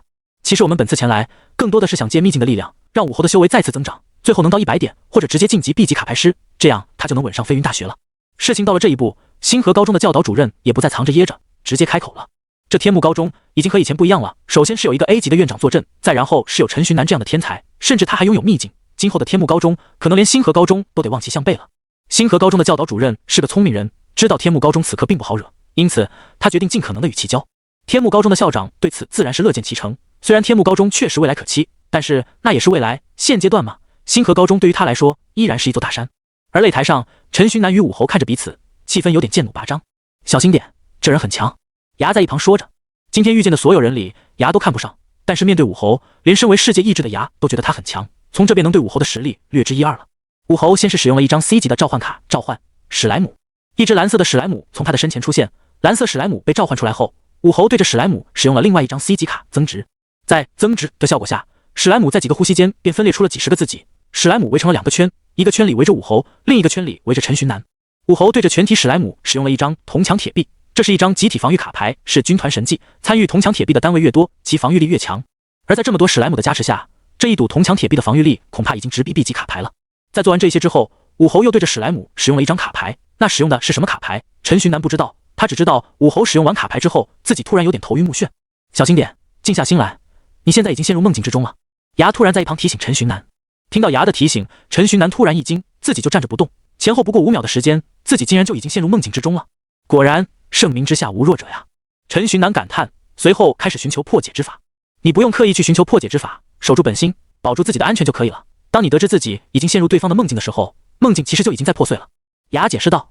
还好我打牌有牌灵，不然现在我可能已经输了。陈寻南后怕的拍了拍自己的胸口。牙再次开口提醒，你不觉得自己身边少了点什么吗？经过牙的这一提醒，陈寻南才猛地发现，围绕在自己身边保护自己安全的那只巨大的虫子已经消失了。这意味着在自己不知不觉的情况下，自己已经收到了1次甚至多次攻击了。陈寻南将精灵剑士召回自己的身边，同时召唤出了斧王、让2只召唤物一起保护自己。同时，他还对着自己再来了一发加拿大虫。地级卡牌的冷却时间是10秒，经过这么久，加拿大虫早就已经冷却完毕了。陈寻南看着虫子出现在自己的身边，然后没过2秒，虫子便再次消失。他知道现实世界中的自己的身体肯定正在受到攻击。刚召唤出来的斧王也没过多久便失去了踪影，看起来像是阵亡了。陈寻南不知道在现实世界中发生了什么，在梦境空间的他完全没有任何感觉。不过好在随着时间的推移，梦境开始慢慢破碎，最终陈寻南回到了现实之中。回到现实之中的陈寻南感觉到了自己的身体传来的刺痛，他定睛一看才发现，围绕着自己的史莱姆有些在口吐闪电，有些在口吐水弹。虽然精灵剑士抵挡住了大部分的伤害，但是还是有许多漏网之鱼打在了陈寻南的身上，真是麻烦啊！陈寻南呢喃着，随后从自己眼前的卡片中选择了雷电击。雷电击召唤出强力的雷电攻击敌人，同时这张卡还可以破坏掉所有 C 级以下的召唤物。这张卡绝对是解决目前状况的最好选择。能量点汇聚在卡牌中，卡牌化为实体。陈寻南双指夹住雷电击，随后将其丢到空中。刹那间，雷动9天，滚滚天雷从天而降，所有史莱姆全部被雷电给劈碎。就算那些史莱姆防御力再强也没有用，只要他还处于 C 级或者 C 级往下的等阶，那他必定会迎来死亡，这是法则的力量。一场地的史莱姆在雷电击的威能下全部消失，天空再次放晴，没有那碍事的史莱姆，陈寻南终于再一次成功与武侯对视。你很强，你的卡牌很奇特，不过我可不会认输。武侯开口说道。随后武侯拿出了一张蓝色的卡牌，蓝色卡牌 B 级卡，是特殊类型的 B 级卡吗？陈寻南问向一旁的牙，牙点点头，随后将武侯手里那张卡的信息传到了陈寻南的识海里。B 级卡虚假骑士，虚假骑士只是一道弱小的残魂，但是他占据了一套具有身体力量的铠甲，当他穿着铠甲降临世间时，他将会得到无与伦比的力量。特殊效果，附近没有一个召唤物死亡，虚假骑士的能量点消耗就会减少一点。看到最后那一栏特殊能力，陈寻南心中一凛，所有武侯一开始就是打算献祭掉史莱姆是吗？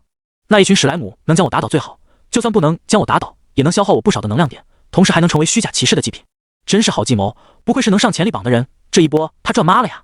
武侯举起手里的虚假骑士，擂台上突然出现了许多史莱姆的残魂，这些残魂像是归巢的蜜蜂般拥进虚假骑士之中。整整68个残魂 ，B 级的虚假骑士最终只消耗了32个能量点，便成功召唤了出来。武侯手中的卡牌蓝光大炸，一套巨大的铠甲凭空出现，那套铠甲头上有着2个巨大的角，庞大的身躯彰显着其强大的力量，而他手里的武器是一个比陈寻南还要大锤子。这个大盔甲，它属于我，我比你们都强大，我现在已经拥有了能够保护他人的力量了。从虚假骑士的盔甲之中传来的吼叫声，即使语言不通，但是陈寻南也知道他想表达的是什么意思。这是盔甲的哭喊，还是盔甲中亡魂刻在了灵魂中的怒吼？陈寻南不知道。有那么一瞬间，陈寻南很想知道关于虚假骑士这张卡牌背后的故事。世界上是不是真的存在过这么一个盔甲？是不是真的存在过这么一道残魂呢？容不得陈寻南多想，虚假骑士挥舞着重锤朝着陈寻南砸来。站在陈寻南一旁的精灵剑士举起手中的独角兽角剑，艰难地抵挡着虚假骑士的攻击。他从剑鞘里拔出自己的佩剑，2把剑一同勉强与虚假骑士的攻势持平。但是从慢慢凹陷下去的地面可以看出，精灵剑士正在慢慢处于劣势。精灵剑士的特殊效果是免疫 C 级以上的攻击，但是免疫的是能量类攻击，而虚假骑士的攻击没有任何能量，就是靠着力气硬砸。随着时间的推移，虚假骑士的攻击越发频繁，精灵剑士开始慢慢力不从心。现在还有什么能使用的卡？陈寻南看着自己眼前的10张卡，能解决虚假骑士的可能只有同为 B 级的神风骑士了，但是自己的能量点完全不够激活一张神风骑士。自己此前已经使用了3张 C 级卡和3张 D 级卡了，总共消耗33个能量点，在刮痧大师的效果之下恢复了3点，自己目前剩余的能量点只有区35个。看着渐渐落入下风，已经快要输掉的精灵剑士，陈寻南心急如焚。已经没有办法了吗？陈寻南问着自己。去抽卡吧。牙在一旁替陈寻南回答他自己的问题。去抽卡吧，相信自己，一发入魂，抽出能够解决这个场面的卡。听了牙的话，陈寻南闭上眼睛，进入了自己的识海里。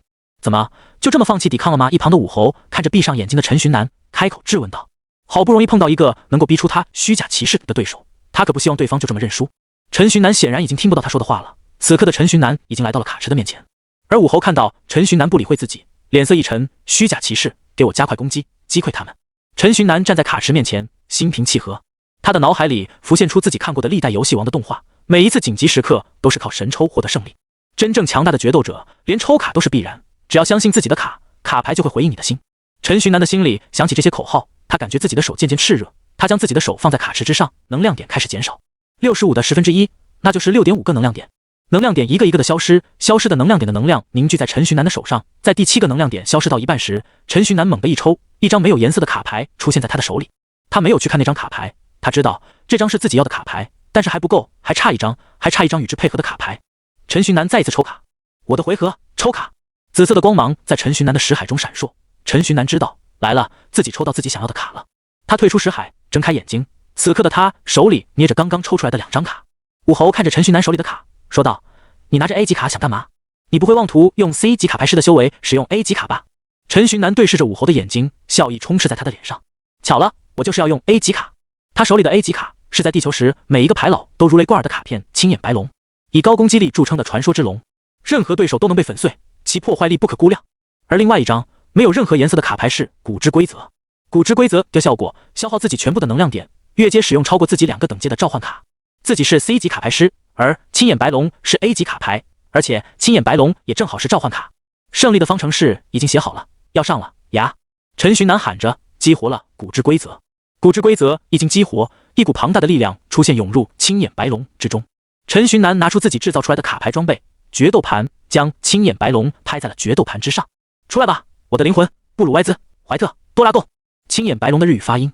一道光柱从青眼白龙中射出，一只浑身白色带着青色眼睛的巨龙从天而降，它每一次扇动翅膀，其强大的气浪都将观战的众人给吹出好长一段距离。这是什么？好帅啊！你告诉我，这是2个 C 级卡牌师之间的战斗？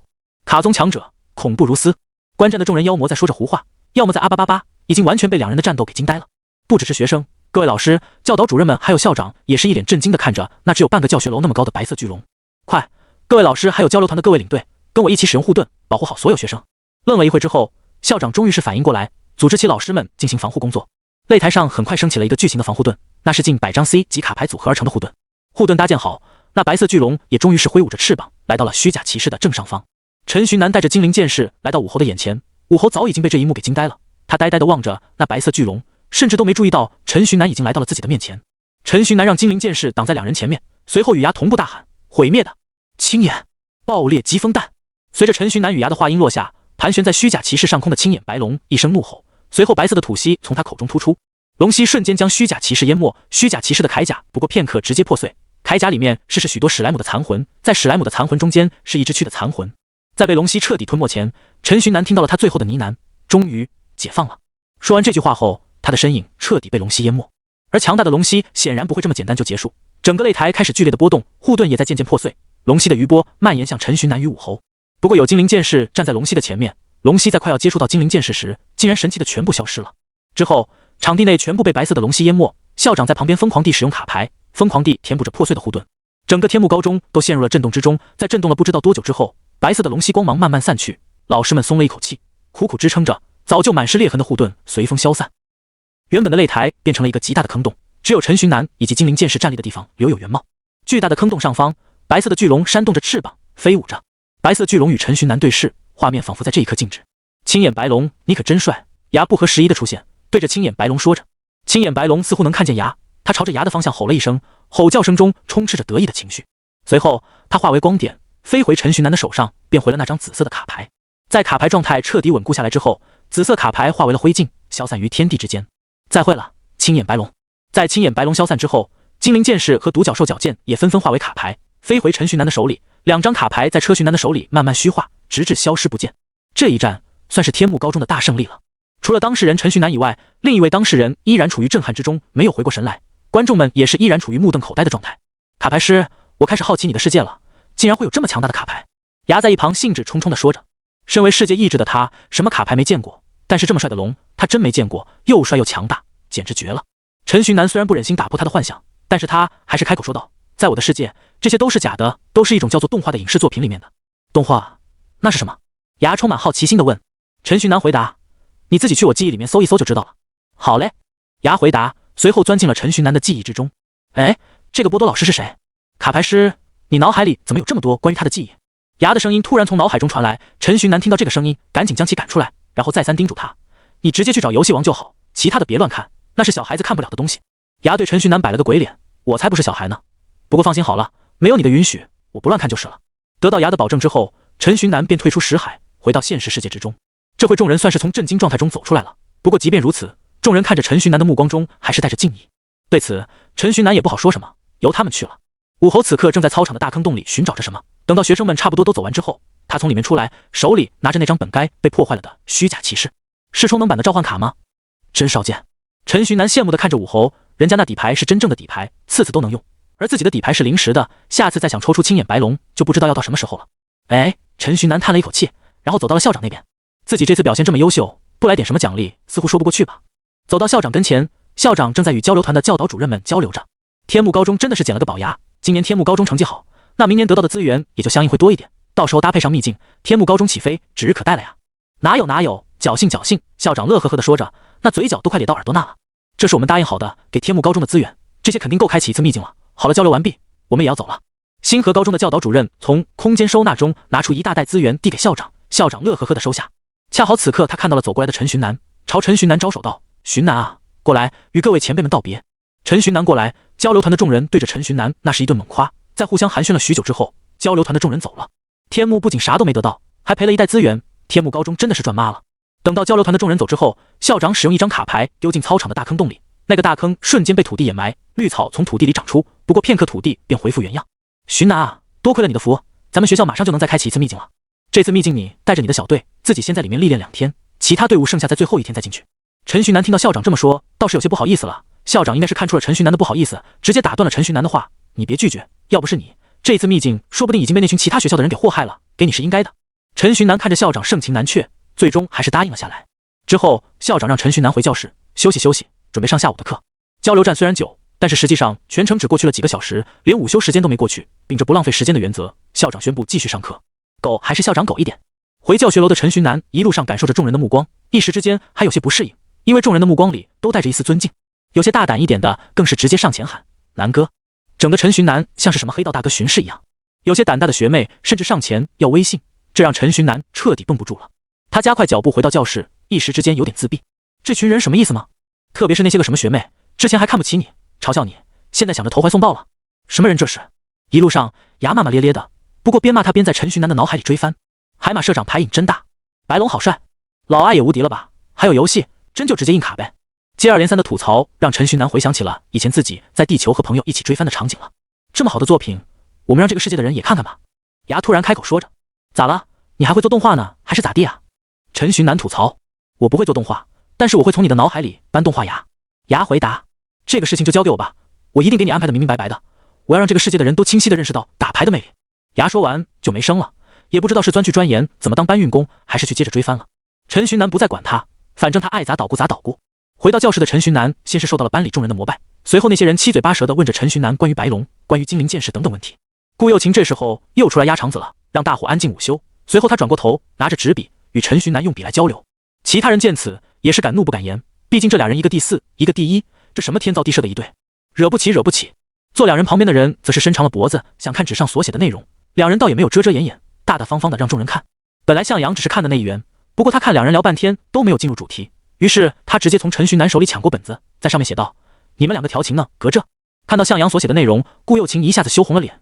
这次他倒是少见的没有反驳，连陈寻南都意外的看着顾又琴。不过好在这件事情很快就过去，顾又琴将聊天拉到了所有人都想知道的话题上面。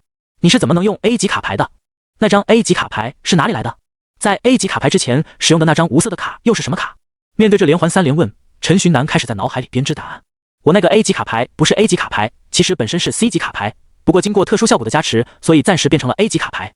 陈寻南开始了瞎掰。你们难道没发现我之前使用的卡那么都没见过，都是从未出现过的卡吗？那些卡是之前击杀妖魔的灵魂球凝聚的，我本来想吸收的，但是我修炼速度太快，一下子接收不了，所以只能凝聚成卡牌。谁知道凝聚出来的卡牌这么强？在陈寻南的胡乱掰扯之下，向阳和顾又琴相信了，两个人现在只剩下了后悔，那是无尽的后悔啊！早知道就凝聚成卡牌了。陈寻南看出了两个人脸上的后悔，偷偷对两人说着：“我们今天不是迎来了一波开启秘境的资源吗？校长说那批资源很快就会用上，我们很快就能再次去秘境历练了，而且这一次我们有优先历练权哦！”哇！得知了这个消息，两人顿时喜笑颜开。在午休快结束时，许峰过来找陈寻南，陈寻南把这一消息告诉许峰，许峰最终也是带着笑意回到了自己的教室。就在快上课时，教导主任将陈寻南叫走，说是校长叫他。在去校长办公室的路上，教导主任边走边问陈寻南：“你最后的那张卡牌是青眼白龙？”看着教导主任的疑问，陈寻南点点头。果然，地球山的人不知道青眼白龙应该还是极少数的。为啥青眼白龙能成为这个世界的卡牌？教导主任一下子把陈寻南给问住了，自己肯定不能暴露卡池这些事情的，哪怕对方与自己一样是地球人，是华夏人，但是也不能糊弄对方说是妖魔灵魂球凝聚成的，毕竟大家都是地球人，这种一看就是假的借口还是别说了。是王浩前辈留下来的？教导主任再次试探性的问道。陈寻南一听，对啊，还有王浩前辈的宝藏这一个借口呢。反正教导主任也不知道自己在宝藏空间里面得到了啥。陈寻南顺着教导主任的话回答，是王浩前辈留给我的，可惜是一次性的，再用完一次后就没了。教导主任听着，在一旁点点头。他也看到了，陈寻南在将青眼白龙收回的时候，青眼白龙的卡牌直接化成了飞灰。哎，这保命的底牌就这么用了，以后遇到危险可就难办了。不过还好你那张召唤卡足够强力。教导主任说着，将陈寻南带到了校长办公室里面。陈寻南暗自庆幸，幸好教导主任不是牌老，但凡他是牌老，他就直接认出精灵剑士、加拿大虫、旋风这些游戏王里面的卡了。来到校长办公室，教导主任与陈寻南再次坐在了办公室唯一的沙发上。这次校长和副校长倒是没让两人等多久，不过5分钟便放下了手中的工作，来面对陈寻南与教导主任了。陈寻南，你把你的卡牌装备，就是那个叫决斗盘的给我看看，我给你优化优化。现在的他和你的实力已经不符了吧？副校长一来，直接是开口对着陈寻南说着。陈寻南哦哦2声，人家毕竟是 B 级装备师，陈寻南还是很有自知之明的。他知道自己目前的卡牌装备造诣肯定比不上副校长，因此他也没有矫情，赶紧将自己的决斗盘递给副校长。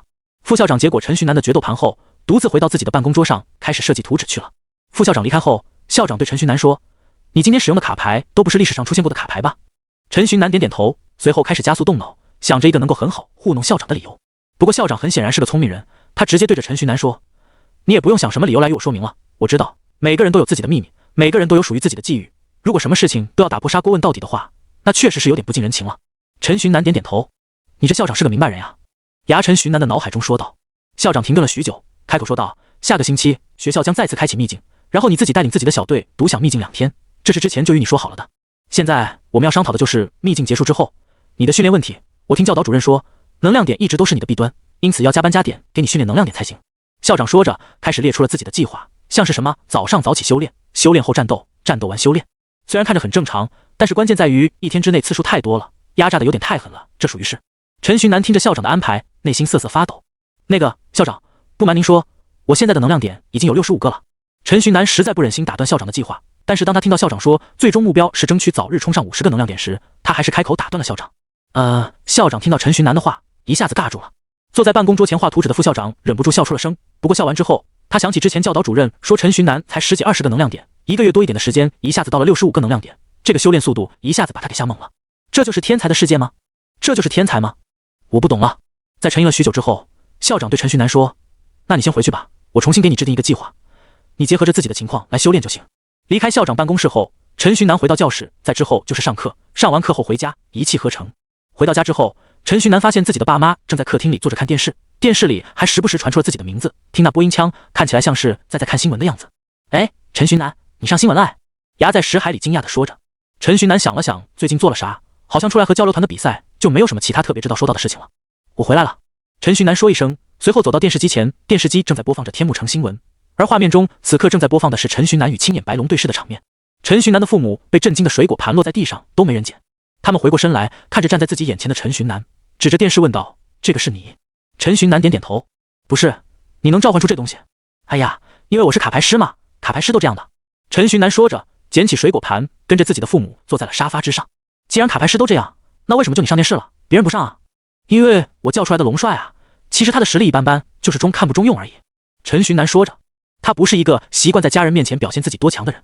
陈寻南父母将信将疑地点点头，随后还是夸赞道：“就算是这样，那我的儿子还是很厉害，毕竟这么帅气的龙，实力差点也没事。”看着自己父母尬吹自己的模样，陈寻南尴尬的想找个地缝钻进去。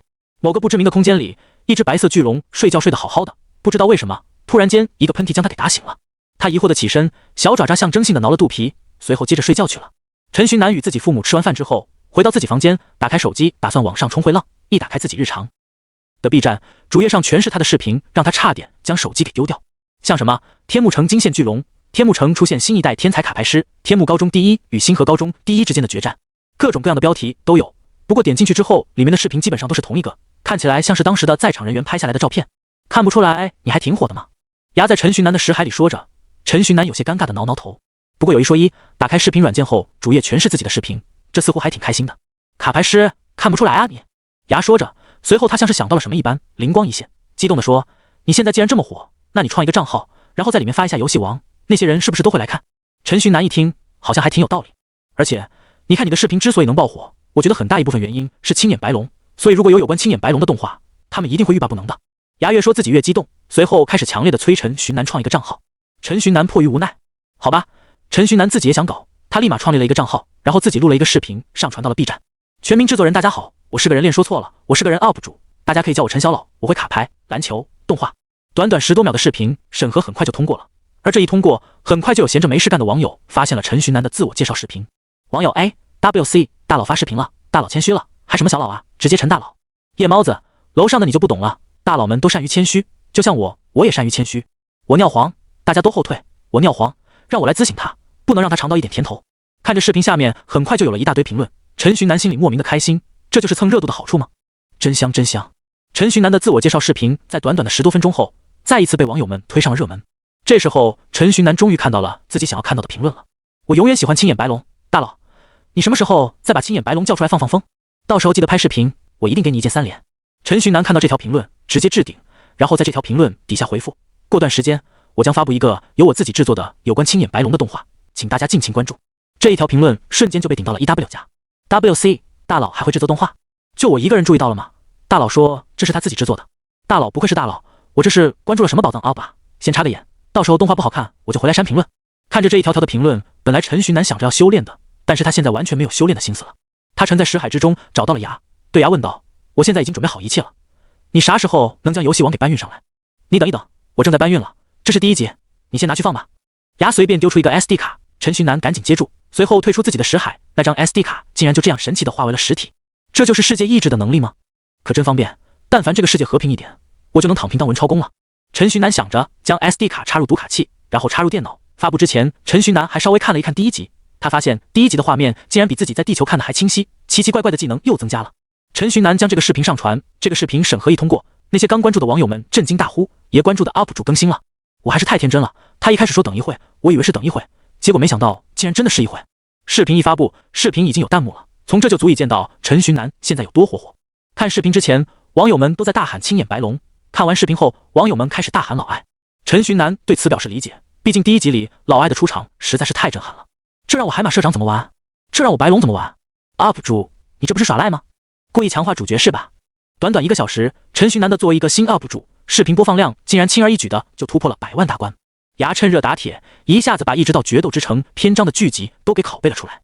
陈寻南几乎是隔1分钟就上传一个新视频，这腹泻式更新让粉丝们直呼长见识了。在 B 站见识多了鸽子之后，还是第一次见到这么勤快的 UP 主，生产队的驴都没有这么辛勤的。陈寻南自身也和广大网友一起重温了一遍游戏王，在看到昆虫羽蛾丢老艾时，弹幕一群老艾，还有一群昆虫羽蛾干得好呀。看着这多彩多姿的弹幕，陈寻南顿时回忆万分。自己在前世也是这样和一群网友一起看游戏王的，但是很可惜牌并没能在华夏彻底火起来。如今让牌老成为全国主流的机会摆在了陈寻南的面前，陈寻南必须要考虑这是不是他此生仅有的机会，重现牌老荣光，我辈义不容辞。陈寻南心里默念了一下圣经，随后继续看游戏王去了。看到海马社长要输牌然后跳楼威胁时，弹幕一群在刷海马社长你在干什么呀，海马社长。这一夜注定是一个不眠夜，全国大部分的网民都在通宵看着游戏王，都沉迷在了打牌的世界之中。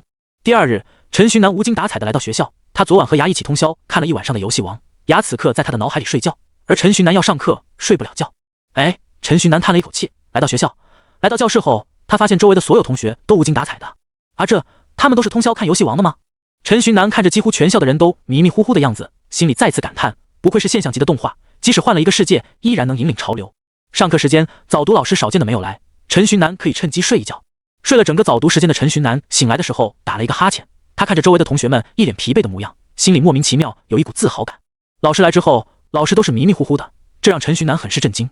在时间到了中午之后，大家上课一直睡，睡到这会已经差不多睡饱了。睡饱之后，大家再看陈寻南，眼神都变了，那叫一个崇拜的。不过因为大家都是同学，而且3年以来大家都不熟悉，因此一下子他们也不好意思表现得太激动的样子。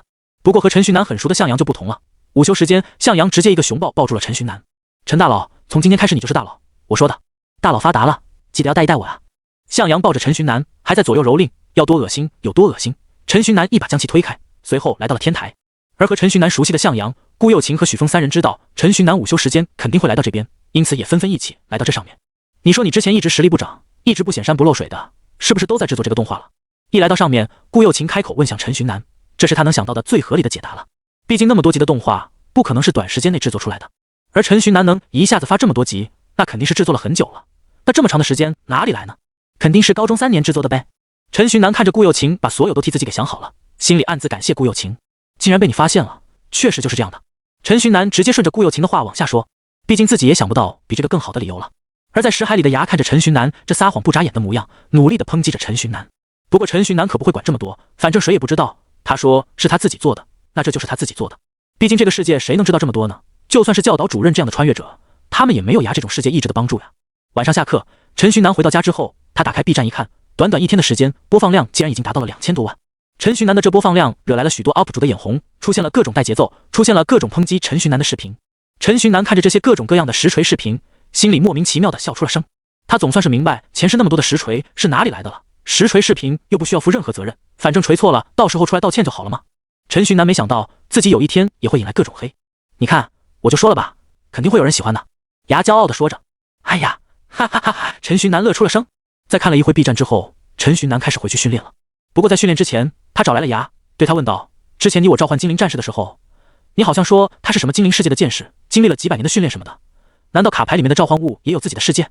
卡牌里的召唤物也是活生生的生命？陈寻南疑惑地问道。嗨呀，被你发现了。牙一敲脑袋回答道。对的，卡牌里的召唤物都有着自己生活的世界，卡牌里的召唤物都是真实存在过的。陈寻南抓住了重点，真实存在过的，意思是成为召唤物后就失去生命了，就不复存在了。陈寻南就像那盲生，一下子就抓住了滑点。也不是这个意思，我的意思是，召唤卡牌是某一生物在某一时刻的状态，比如你召唤卡牌把20岁的你记录下来后，之后别人使用那张卡牌就能召唤20岁的你。牙解释着。不过陈寻南依然是一脸迷惑的状态，看着陈寻南依然不懂，牙再次说道，就是召唤卡牌记录下了20岁的你，然后那张卡牌就一直存在了，里面的召唤物与你就没有任何关系了。等你30岁的时候，你用召唤卡牌召唤出来的20岁的你依然没有问题，不过那不是你。哦，陈寻南觉得自己大概听懂了，他恍然大悟地点点头。看到陈寻南终于明白了，牙松了一口气，总算给他忽悠过去了。牙在心里想到。而陈寻南可不知道牙的想法，他听了牙的说法之后，内心突然激动起来。既然游戏王都能有召唤卡，按照你刚才的理论，那些生物像是精灵剑士、青眼白龙这些都是存在的喽。牙点点头，随后他再次摇摇头。应该说是曾经真实存在过，如今到底存在不存在还是个未知数，因为你不知道这召唤卡是什么时候记录的，记录的是什么时候的这些召唤生物的状态。哎，陈寻南叹了口气，虽然召唤出来的青眼白龙很帅气，但是如果哪一天能见到真正的有生命的、有自己想法的青眼白龙，那就好了。牙当然知道陈寻南在想什么，他拍了拍陈寻南的头，对他说：你现在实力还很弱小，现在去想这些也没有什么用，所有你应该要做的是增强自己的实力，你应该要做的是早日变强，做到能靠自己打破世界的壁垒，这样你就能回家，就能去寻找这些你所期望的东西了。听了牙的话，陈寻南点点头，随后表示自己一定会努力的变强。之后，陈寻南一如往常的上学、修炼。青眼白龙以及游戏王的事情过后，陈寻南感觉自己的生活发生了一点变化，但是其实也没有什么特别大的变化。几天下来，陈寻南倒也恢复了正常的生活，每天就是上课看看卡牌装备知识，然后回家就是修炼以及和牙一起打理 B 站账号的事宜等等。虽然平常，却也紧密而充实。一周5天的工作日时间就这么过去了，时间很快就来到了周末。周五晚上，陈寻南正和牙一起在石海里看游戏王在这个世界的风评，结果顾又晴突然发来了一条消息：顾又晴，明天有一场演唱会，要一起去看看吗？顾又晴其实压根不知道开演唱会的人是谁，他就是睡前无聊刷刷手机，看到了消息而已，心血来潮之下就问了陈寻南。当他反应过来这似乎是约会的时候，消息已经发出去了。而陈寻南看到这条消息的时候，顿时浮想联翩。这要是放在以前，他肯定拒绝，但是最近嘛，他看顾又晴总觉得她怪好看的。陈寻南感觉自己的心在砰砰直跳，一下子莫名其妙的就紧张起来了。哟，这还不赶紧回消息，人家小姑娘找你约会呢。牙在一旁打趣道。牙的打趣让陈寻南的心跳得更快了。你一个小萝莉都没人家大，你叫什么小姑娘？对于陈寻南的话，牙全当是害羞中的人的正常表现，不与他计较。顾又晴看到陈寻南这么久不回消息，心里更加忐忑了。他看了一眼时间，晚上10点左右，这没理由睡觉或者修炼啊。他会不会没看到？还是说他觉得我太轻浮了？之前我还说大学之前不打算思考这种事来着。顾又晴在床上翻滚蠕动，尴尬的他感觉已经用脚在床上扣出一个3室1厅了。不过好在陈寻南最终还是回消息了。陈寻南，好呀，正好最近修炼学习也累了，休息休息，劳逸结合。顾又晴看到陈寻南的回信，心里一下子变得美滋滋的。好耶，他答应了。陈寻南，是谁的演唱会？我去把票给买了。陈寻南在手机上删删改改，最终就发出了这么一条消息。他感觉自己的脸在发烫，耳朵甚至都热得很。而顾又晴呢，自然和陈寻南差不多，也是尴尬得很。而且到底是谁的演唱会呢？顾又晴其实也不知道，他刚刚都没注意看。他赶紧翻看自己手机的历史记录，最终在磕磕绊绊之中给陈寻南发出了张雅2个字。我推测，你小女友这么久才回消息，肯定是去找人家明星的名字了，他的目的才不是看演唱会呢，他的目的是你。牙在一旁分析的头头是道的，老情圣了。陈寻南不理会牙的话，在小麦 APP 上搜索了一下，果然发现了张雅明天的演唱会。这个张雅似乎只是一个小明星，因此都这会了，演唱会的门票竟然还有不少。陈寻南点进去，看到剩下的20多张票，有些意味。他本来都做好从黄牛手里收购的准备了。不过当他看到价格时，他突然明白为什么这20张票没人买了。这是 VIP 坐席的票，这 VIP 票的价格竟然来到了整整3000块钱。不是真爱粉，一般人不会买这种票的吧？从这可以看出来，买票看演唱会的人可能没有一个是真爱粉。陈寻南忍痛花了6000块钱买了2张，这6000块都可以买10多张能量卡了。买完票后，陈寻南给顾又晴发去这2张票的截图。陈寻南，明天演唱会下午4点钟开始，我们3点小区门口集合吧。顾又晴，好，那我们到时候不见不散。看着顾又晴回复的消息，陈寻南感觉自己的心都跳到嗓子眼了，咚咚咚咚的声音极为刺耳。哎，恋爱中的少男少女啊！牙摇着头说着，随后跑回世界之书里面去了。反正接着看番是不可能了，某人现在正在激动中，与其浪费时间，不如回去睡觉。牙回去后，陈寻南也想着睡觉，不过几个小时过去了，可能是由于太过于激动的原因，陈寻南竟然一丝困意都没有。本着既然睡不着，那不如直接修炼的心思，陈寻南盘膝而坐，打算修炼。但是即使是修炼，陈寻南发现自己也无法静下心。最后陈寻南去客厅里面找了一些褪黑素，吃下后总算是艰难的睡着了。当然顾又晴那边也没有好到哪里去，不过顾又晴那边是睡不着就开始琢磨着打扮自己，琢磨着明天的穿搭，因此他倒也不觉得时间过得很漫长。顾又晴最后是晚上4点钟，实在是身体受不住了，才自行睡着了。好在演唱会的开始时间较晚，因此顾又晴可以放心的睡。第二天下午2点多，陈寻南开始洗澡理发，他甚至穿上了新衣服，这让一旁不上班的陈母颇是意外。小南，你这是要干嘛去啊？和顾又晴一起去看一场演唱会。陈寻南的回答让陈母脸上笑意横生，他看着陈寻南，脸上那打趣的表情让陈寻南尴尬万分。去吧，今天别回家吃完饭了，和人家小姑一起在外面吃吧，吃不够找我或者你爸拿。陈母比陈寻南还上心，拿了些钱给陈寻南之后，催着陈寻南出门。陈寻南在自己妈妈的催促下出了家门，他看着时间，距离约定的碰头时间还有大概20分钟左右。陈寻南无奈的叹口气，哎，去小区门口等着吧。在走去小区门口的途中，陈寻南浮想联翩，他感觉自己刚平静下来的心情又开始翻滚了。走到小区门口之后，陈寻南发现原来顾又晴已经在门口站着等他了。此时的顾又晴身穿一条米黄色的长裙，长裙之下的细腿上穿着白色的丝袜，脸上还化了淡淡的妆。这样的顾又晴，陈寻南还是第一次见，与平时性感美丽的顾又晴不同，这样的她有着一丝的清纯可爱。啧，这你能忍？要我直接冲上去抱住她了。牙如恶魔般的声音从耳边传来，陈寻南害羞的嘘嘘一拍，将牙拍回了自己的识海。哎呀，姐姐，我的好姐姐，我的姑奶奶，今天安静点吧，求求你了。陈寻南在识海里对着牙祈求道。啧，那我接着当搬运工去了，你好好玩吧。牙说着开始了拷贝游戏王的庞大工程。陈寻南来到顾又晴的面前，与顾又晴打了个招呼，嗨，那拘谨的模样倒也是可爱的很。顾又晴也好不到哪里去，拘谨的回应一声，随后两人就陷入了沉默。那个，你吃饭了吗？要是没吃，我们去吃点东西去吧，不然一会看演唱会可能会饿。陈寻南从空间收纳中取出自己的电动车，开始找话题。我吃了，不过吃的比较早，这回去吃点东西也挺好。顾又晴说着，顺势坐上了电动车。坐上电动车后，陈寻南启动，随后车咻的一下就飞上了天空。顾又晴一时之间没准备好，身体直接往后仰，情急之下，他抱住了陈寻南的腰。顾又晴的小手一环上来，陈寻南感觉自己的身体就像是触电一般，整个都酥麻酥麻的。你车开得慢一点。顾又晴的声音从后面响起，陈寻南赶紧放慢速度，然后不好意思地说道，抱歉，一时激动。之后两人一路上都只有沉默，不过顾又晴放在陈寻南腰上的双手却没有收回来。陈寻南头一次觉得这个电动车10马赫的速度会如此之快。来到演唱会的场地，演唱会是在运动场内举行，因为有演唱会的缘故，运动场周边此刻到处都是卖各种吃的或者玩具周边的小贩。平时冷清的运动场好不热闹。陈寻南与顾又晴一路上逛吃，两人也慢慢的褪去了原先的拘谨。不过陈寻南总感觉有人在偷拍自己，自信点，把感觉去掉，就是有人在偷拍你。这时牙的声音从脑海中传来，你自己去 B 站搜一下自己。在牙的提醒之下，陈寻南打开了 B 站，看到正在与自己一起吃东西的陈寻南突然掏出手机打开 B 站，顾又晴有一点不乐意，不过他没有说啥，而是把头凑了过去，看看陈寻南在看什么。他看到陈寻南打开 B 站后，竟然在搜他自己，顿时有点绷不住了。不过之后顾又晴更加绷不住了，他看到有许多视频，其中很多像是什么偶遇陈大佬与他的女朋友这样的视频。陈寻南点进去之后，里面赫然就是自己刚刚与顾又晴一起逛吃聊天的场景。视频搭配了粉色的滤镜，然后加上了甜甜的 BGM。视频中的两人从一开始的稍有拘谨，到后面的相谈甚欢，整个就是一个羡煞旁人的恋爱视频。底下的评论更是有着什么陈大佬的女朋友真是萌萌哒，陈大佬与他的女朋友看起来好般配的样子，这就是成功人士吗？我好酸，这个婚事我不同意，陈大佬是我的，不行的话，萌萌哒是我的也行。视频的内容加上底下的评论，让顾又晴变成了一个蒸汽机。当然，陈寻南也差不多。看完视频后，陈寻南咳了一声，装作什么都没发生。本来有些放开了的两人，因为这个视频变得比一开始还要拘谨了。不过好在时间来到了3点40，此时距离演唱会的开始只剩下20分钟了，大部分人都已经开始入场了。我们去准备进场吧。陈寻南与顾又晴说着，顾又晴点着头，与陈寻南一起来到了运动场的入口处。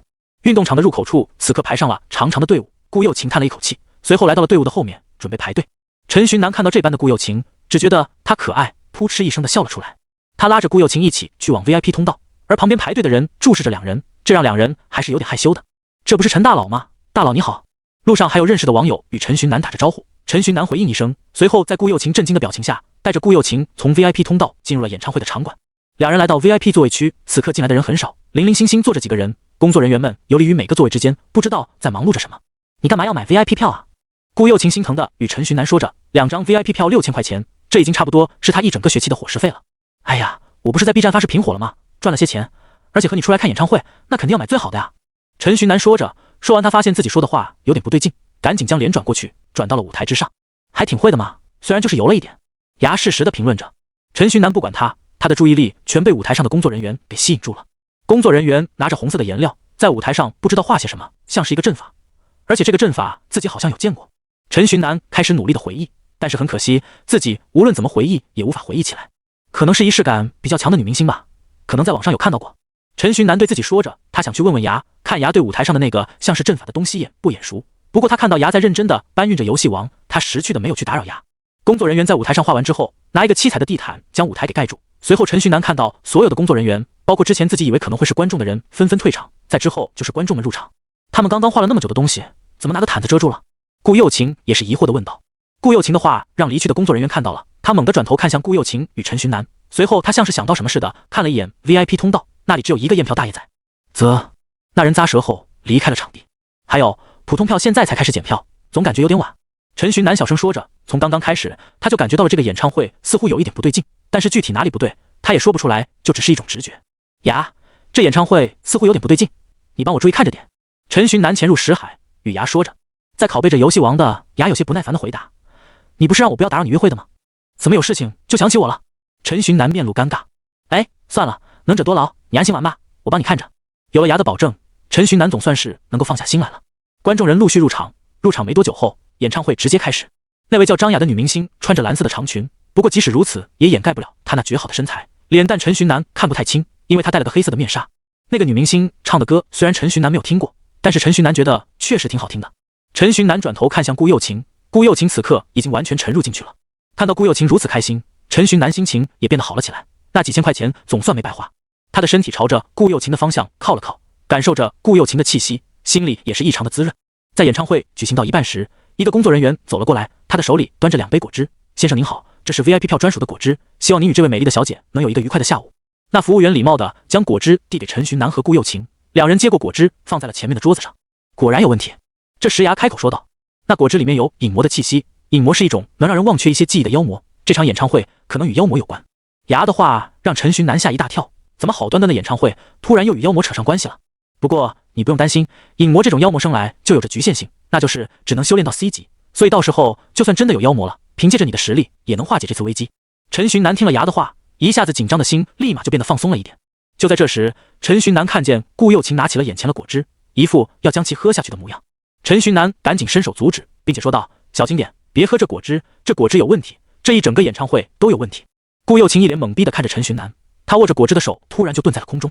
这里不知道接下来要发生什么，我们赶紧走吧，这件事情涉及到这么多普通人，我们还是去找特勤局或者城防军来最好。顾又晴慢慢将果汁放在了桌子上，随后他拍了拍陈寻南，这个演唱会不对劲。他疑惑地问道，随后低下了头。正在陈寻南刚想询问顾又晴怎么了的时候，顾又晴猛地将头抬起，他面目狰狞，眼睛被血色给填充，他用着有些嘶哑以及疯狂的声音说，像这样不对劲是吗？顾又晴面容狰狞，双眼略微突出地看着陈寻南。陈寻南心里一惊，刚想进行战斗准备，顾又晴便直接晕了过去。顾又晴！演唱会途中，陈寻南大声呼喊着顾又晴的名字，这一声大声呼喊理应让观众们不满，让那个演唱的小明星不满，但是所有人都当陈寻南不存在，该演唱的继续演唱，该听的继续坐着听。陈寻南站起身来，目光巡视着周围，周围人的眼神空洞，就像是一个个傀儡一般，就连在台上演唱的张雅也是如此。呀，这场面我该怎么办？陈寻南问起识海中的牙，毕竟牙是世界意志的化身，懂得肯定比他多。牙的身影在陈寻南的左侧出现，他先是去到顾又晴的身边检查顾又晴的状态，之后又去了张雅身边，以及在观众群中掠过。我知道了，这是阴魔。牙对着陈寻南说着，随后他开始向陈寻南简述阴魔的信息。阴魔与影魔一样，都是只能修炼到 C 级巅峰的妖魔。阴魔的特殊能力是可以通过声音夺取别人的意识，让听到他声音的一切生命变成他自己的傀儡，而阴魔可以随时占据这些傀儡的身体。那在台上唱着歌叫张雅的小明星，此刻恐怕就是被阴魔占据了身体。这也能解释了观众们为什么会被集体控制，以及顾又晴刚刚的异常状态了。顾又晴明显也是被阴魔控制了。唯一的好消息就是阴魔只是让人短时间内失去意识，并不会对身体产生任何的危害。那现在我们该怎么办？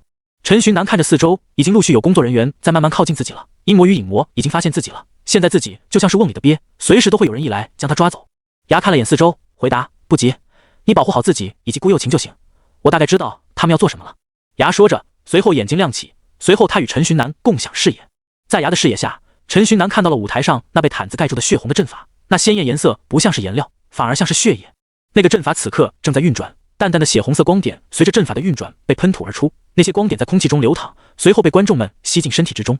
这是血祭大阵，那些光点是影子，当观众们吸收了足够的影子之后，他们就该被拿来血祭了。血祭？陈寻南皱着眉头，自己好像之前在哪里听过这个词。哦，他突然想起来，之前妖魔第一次入侵天幕高中的时候，那 B 级妖魔好像也说过要血祭来着。怎么最近的妖魔都喜欢血祭？按照特勤局的情报来看，妖魔不应该把人生吃吗？这个我也不知道，可能是阴魔和影魔想通过血祭来强行突破自身的修为上限吧。牙回答着陈寻南内心的疑问。这个问题陈寻南很想知道答案，但是现在很显然不是讨论这个的时候。陈寻南进入战斗状态，10张卡牌一字排开，浮现在他的面前，覆盖一张陷阱卡。陈寻南抽出加拿大虫，将其作为陷阱卡的方式覆盖在了顾又晴的身边。当顾又晴受到攻击时，加拿大虫会自动激活，保护顾又晴的安全。载体更新后，除了召唤卡牌之外，陈寻南的其他卡牌都可以有2种用法，一种是主动释放，一种是作为陷阱覆盖。当达到释放条件时，覆盖的卡牌会自动释放。此刻陈寻南就是用的陷阱覆盖使用方法。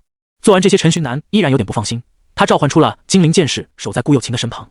而在陈寻南布置好防守力量时，本来隐藏在毯子底下的血祭阵法突然穿过毯子，浮现在了半空之中，那些本来看不见的光点也变得清晰可见了起来。在陈寻南自己的视野里，整个演唱会现场除了自己以外的所有人身体里都充满了红色的光点。看来他们已经准备完第一步了，上吧，先把那些喽啰解决掉。牙开始在陈寻南的耳边催促陈寻南。不用牙的指挥，此刻的陈寻南自己也知道自己该干什么。那些双眼失神的工作人员已经慢慢摸了上来。去吧，斧王。陈寻南激活斧王召唤阵，发凭空出现，带着2把斧子的牛头人从中走出。经过陈寻南的命令后，斧王用极快的速度将所有工作人员全部击倒在地。因为工作人员就只是被控制了的普通人，因此所有工作人员都不是斧王的一掌之敌。斧王、掌王。在所有工作人员晕倒后，现场开始涌现出一些地级的妖魔。这些妖魔的主要目标不是陈寻南，而是被控住了的观众。他们要将观众搬到血祭大阵之中进行血祭。陈寻南当然不会让他们得逞。刚刚对上普通人时，陈寻南让斧王留了一手。如今对上妖魔，斧王直接从虚空中抓出自己的2把斧头，抡起斧头就是朝妖魔砍去。别看斧王和精灵战士比起来啦，斧王毕竟还是个 C 级的召唤物，地级妖魔不过斧王一斧子之就解决的渣渣罢了。在 C 级妖魔都解决的差不多之后，陈寻南命令斧王去破坏阵法。得到命令的斧王扛着一对斧子朝着阵法前行。休想得逞！一声尖锐的声音响起，一个黑色的影子从张雅的身上飘出，挡在了斧王的面前。人类，我劝你不要不知好歹，虽然你很强，但是真要打起来，只会得到个2败俱伤的局面。那影子渐渐形成了一个类人形的模样，拦在斧王面前，对着陈寻南说道：你现在可以离开，带着你的同伴一起，我们互不干扰，否则……在影魔还在威胁着陈寻南的时候，陈寻南直接激活奥数飞弹，4个飞弹从陈寻南的手掌心发出，因为只有一个目标，4个飞弹全部命中影魔。影魔被飞弹命中的地方燃烧起了火焰，奥数属于神圣系的能量，这种能量对妖魔都有着特殊伤害。那影魔吃痛的叫出了声，陈寻南看着进入10秒冷却时间的奥数飞弹，开口说道：没有什么否则的，你似乎有点太高估自己了，就算再加上你的伙伴阴魔一起，你们也不打不过我。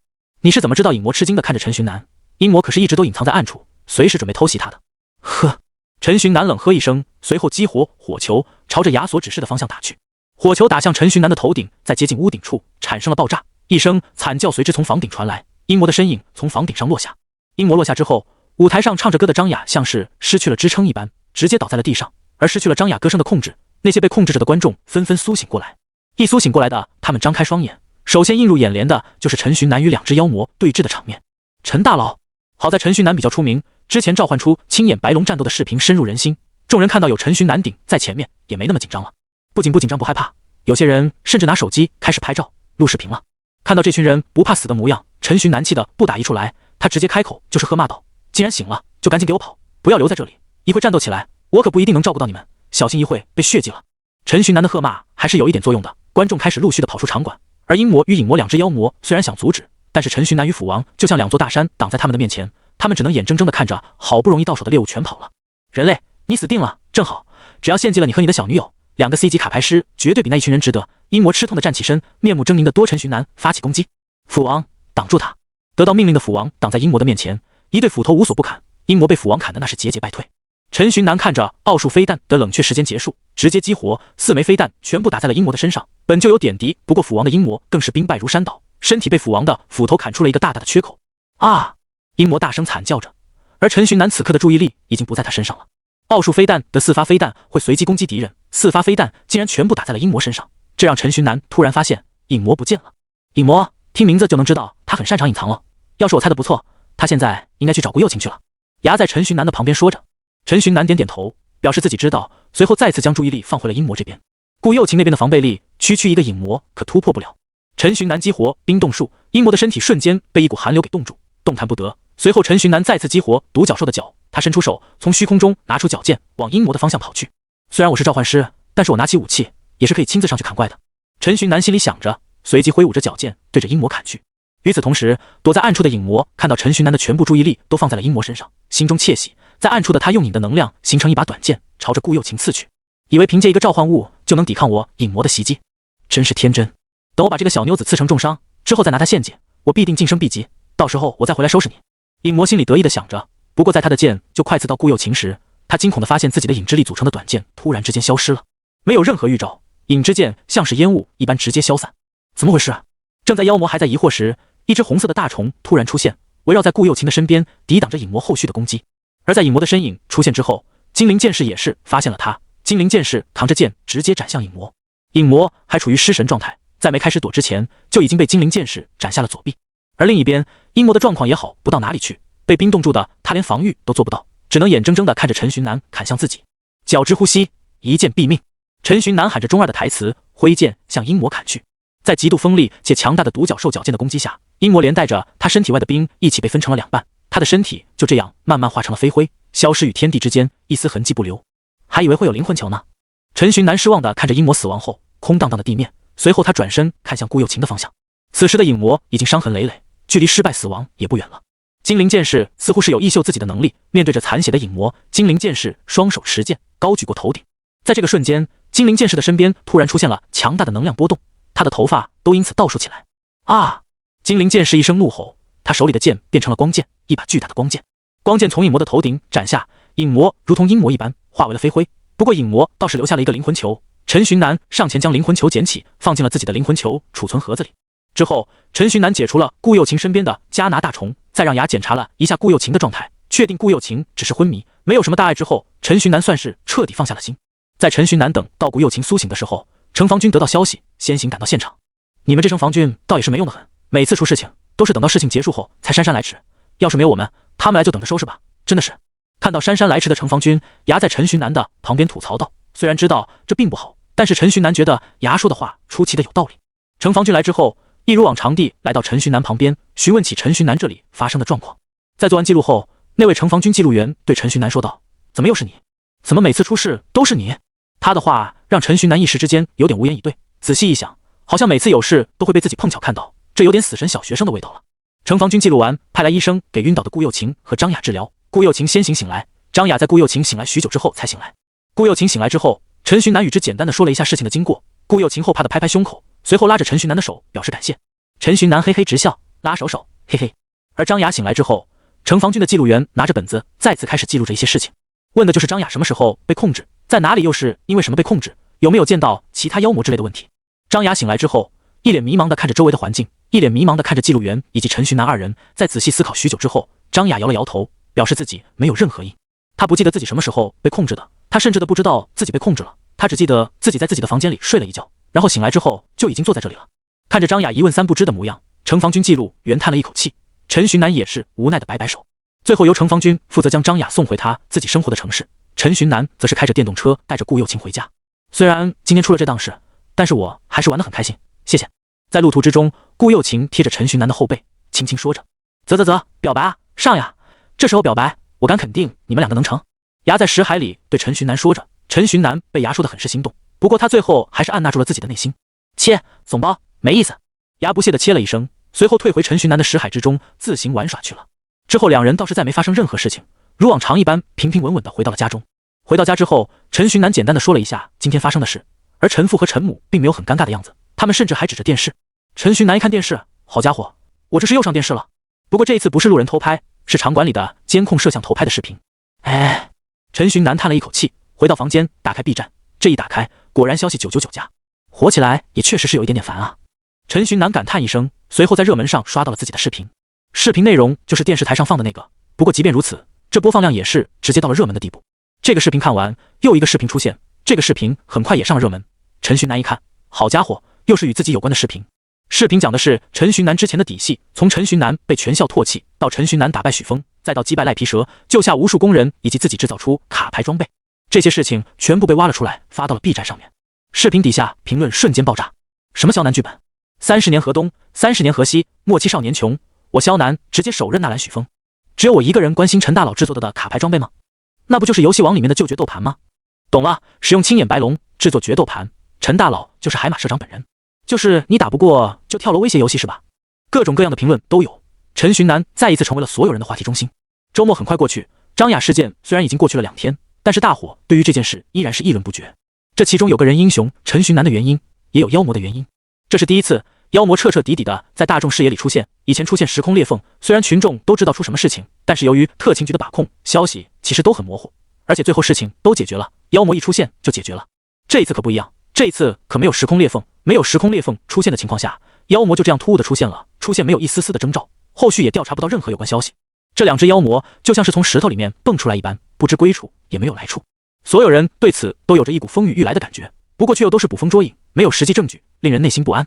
周一上课的时候，老师竟然破天荒的在课堂上讲了与妖魔有关的事情。要知道，按照特勤局的规定，没有一定资格的人是不能知道这种事情的，而这一定的资格的门票就是顺利从高中毕业进入大学，只有进入大学才算是得到了一个机会，一个了解这个世界的机会。那一张录取通知书，从某种意义上来说，是彻底成为这个世界一员的传票。而此刻的天幕高中学生们显然还没有取得这一张传票，但是就算如此，天幕高中的老师们在上课都将这些事情给说了出来，有关于妖魔，有关于时空裂缝，上至高3，下至高1，全都给说了个遍。得知消息后的众人当然是紧张万分，面色凝重，大家似乎都比以前修炼的更加认真了。以前学生们虽然也会修炼，但是其实是抱着3天打鱼2天晒网的态度，毕竟成为卡牌师，每天抽一张卡，就算什么都不做也可以衣食无忧了，还用努力学习干什么？但是如今得知随时随地都有可能面临妖魔袭击之后，大家的紧张感一下子就提了上来，那吊儿郎当摆烂的心态不能说完全没有，但是最起码也收得七七八八了。中午午休的时候，校长来找陈寻南，询问陈寻南之前的2天独享能不能变成1天独享，为此他还愿意给陈寻南赔偿3张 C 级卡。陈寻南同意了，他拿着校长给的卡牌，心里总觉得很奇怪，总觉得不是个滋味。这一股突然冒出来的压抑的气氛，让他似乎有点喘不过气来。在校长离开后，陈寻南拿着卡牌走回教室，而这时牙突然开口，检测到3张 C 级卡牌可以吸收补充能量，是否准许吸收？听着牙开口说的话，陈寻南脸色一变，我就知道你这家伙肯定不会放过我的卡牌。在仔细思考之后，陈寻南最终决定给牙吸收，毕竟这3张卡虽然是 C 级卡牌，但是效果着实一般，完全没有自己从卡池里抽出来的卡厉害，与其收着，还不如给牙吸收，回复世界之书呢。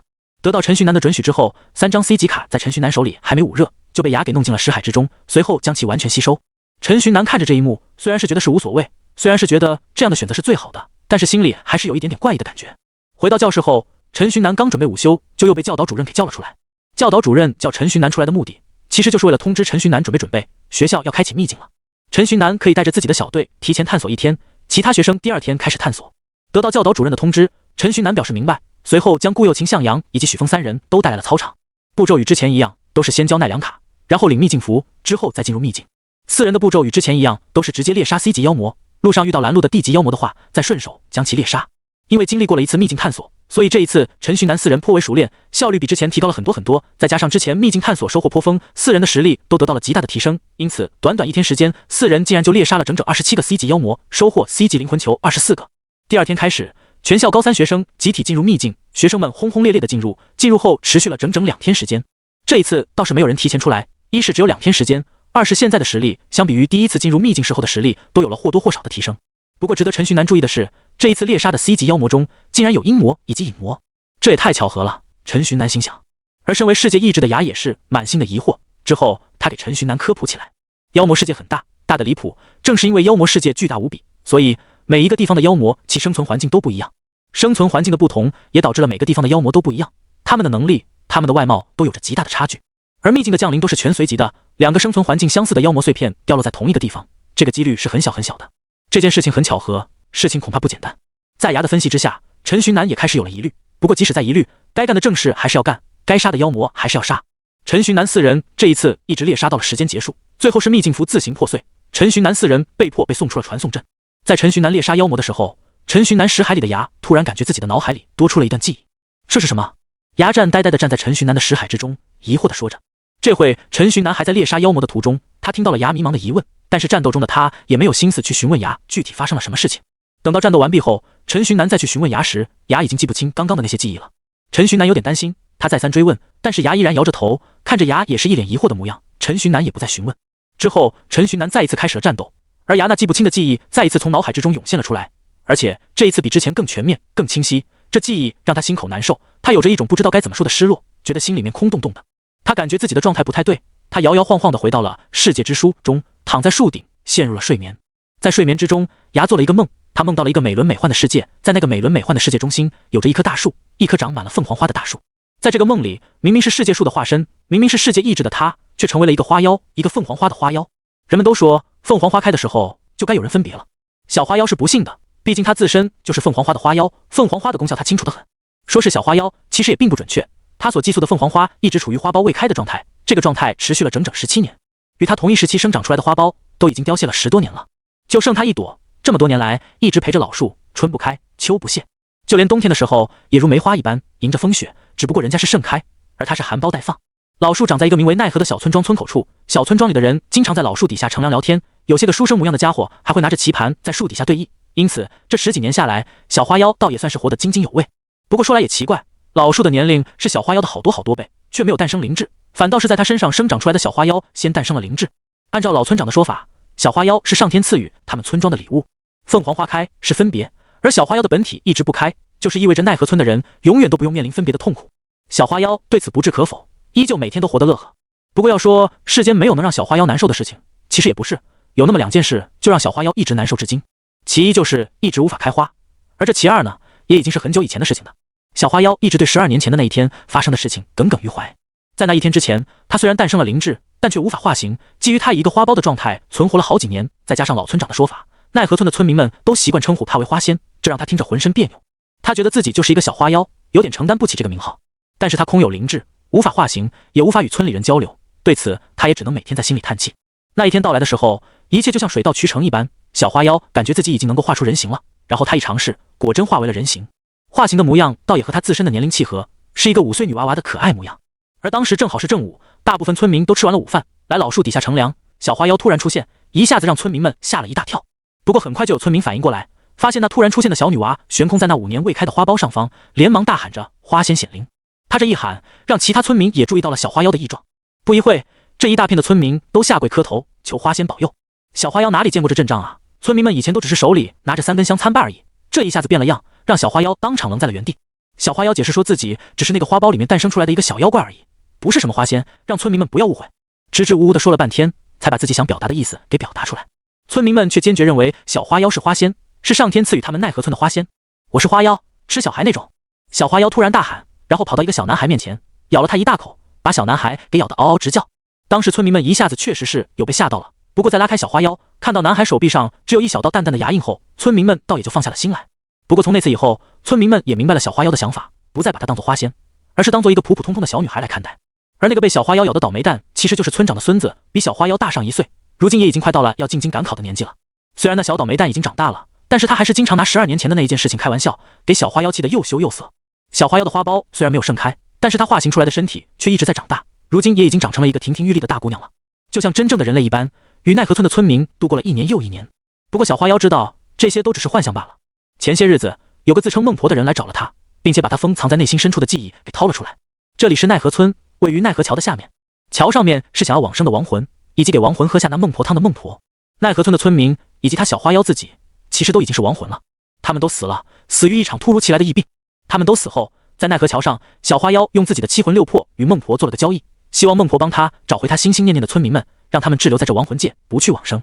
孟婆答应了，也不能说是孟婆答应了，更合适的说法是这个世界答应了。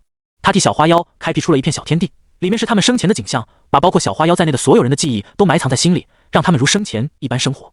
不过代价就是亡魂界会缓慢地将他们所有人的七魂六魄给吸收，变成这个天地的养料，令他们再也不能去往生。于是他们这一生活就是生活了10几年。小花妖的花苞10几年如初般鲜艳，不肯盛开，其实就代表着他们一直不会分别。不过这种日子不会太长了。小花妖能感觉出来，大部分村民的魂魄都要撑不住了，都要消失了。孟婆也是因为这个而来找的小花妖，问小花妖是否愿意前去往生，带上村民们一起。小花妖答应了，她不能因为自己的自私而让她最爱的村民永世不得超生。10多年未开的花苞微微有些松动了。这一天，小花妖召集村民们集体来到凤凰树前，她要告诉村民们真相，让村民们去往生。不过她没想到的是，村民们其实早都知道了。他们是正常人类，魂魄没有小花妖强大，随着七魂六魄的流失，压着的记忆也早就涌入脑海，涌入心头。小花妖，我们知道你想说什么，算了吧，就这样吧。在这里生活挺好的，不能往生也挺好的，不用再去体验一遍人世间的苦痛，真正的一了百了。在小花妖还没开口之前，老村长就走出来与小花妖诉说。小花妖最后还是没有坚持，她决定尊重大家的选择，好好珍惜一起生活的最后一段时光。这天之后，大家都心照不宣的不再谈论这件事，大家的笑声似乎比往常更大声了些，大家聚在一起的时间似乎也比往常更多了一些。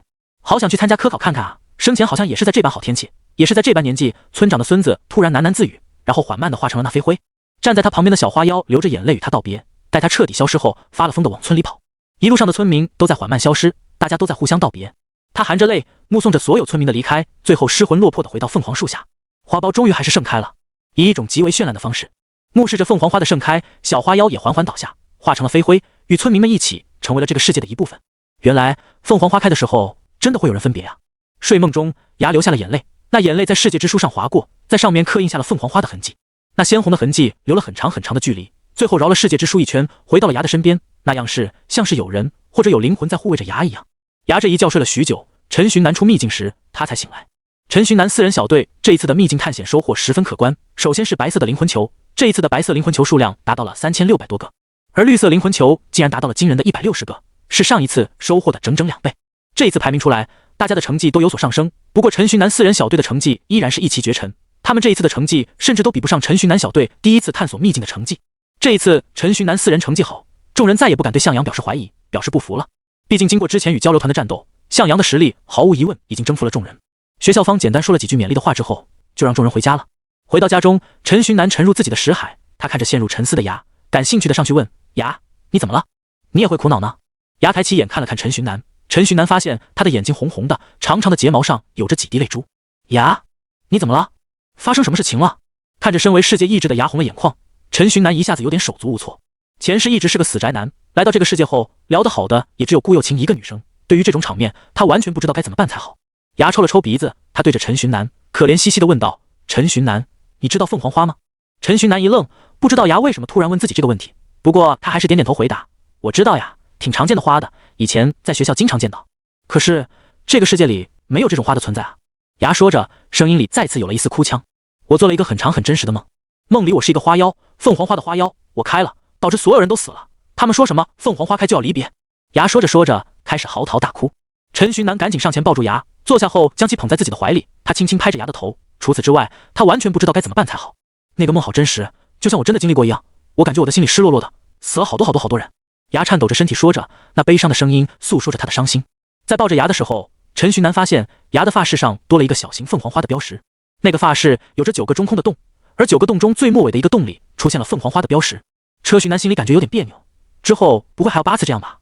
陈寻南边想边安慰着牙，最终牙恢复了情绪，他像是没事发生一般，开始与陈寻南一起观看游戏王，一起看 B 站的评论。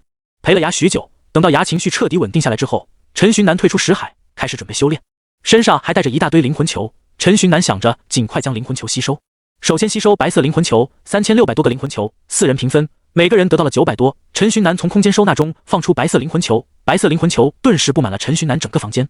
陈寻南坐在床上，开始无脑吸收白色灵魂球。在陈寻南吸收白色灵魂球的时候，世界之书也在与陈寻南一起吸收。陈寻南与世界之书双方基本上平分了900多个白色灵魂球。陈寻南的能量点在疯长，世界之书上的裂痕在修复。在这期间，可能由于牙与世界之书是一体的，牙一脸享受的表情，脸颊红的厉害，那模样就像是刚为爱鼓掌完一般。好在陈寻南在沉迷修炼，没有看见牙，不然他肯定直呼3年起步。在吸收完白色灵魂球之后，陈寻南的灵魂球再一次迎来了疯长，其能量点竟然来到了71个之多。吸收完白色能量点之后，陈寻南拿出绿色的能量点，这一次他依然是直接吸收，毕竟就算将10个能量球凝聚成卡牌，那也是被世界之书吸收。不过就在陈寻南想要吸收绿色灵魂球来增长修为的时候，牙的声音从识海中传来，检测到特殊卡池能源。陈寻南，好家伙，现在拿来增加修为也不给了呗？你到底还有什么功能没有说的？陈寻南非常想吐槽牙，不给他最终还是没有吐槽出口。他潜入自己的识海，看着牙，询问他特殊卡池是什么情况。特殊卡池就是你得到绿色等级或以上的灵魂球之后，我可以用10个灵魂球凝聚成一个卡池，卡池里的卡必定是10个灵魂球中某一只妖魔的主要能力。卡池存在时间为24小时，凝聚成卡池之后可以无代价抽一次，而之后再想抽取卡池就需要消耗你本身的抽卡次数了。在牙的讲解之下，陈寻南大概是懂了，他仔细思考一番，自己现在有40个绿色灵魂球，相当于4个特殊卡池，自己可以在4个特殊卡池之中各抽一张卡。陈寻南看了看自己抽出来的10张卡的强度，他感觉能形成卡池的应该不会有什么拉胯的卡，毕竟是以世界意志的能力凝聚出来的卡池。这么一想，陈寻南直接让牙凝聚卡池，搏一搏，单车变摩托，还有什么比当一个赌狗更开心更刺激的呢？在得到陈寻南的准许之后，牙直接将40个绿色灵魂吸收进了陈寻南的识海里。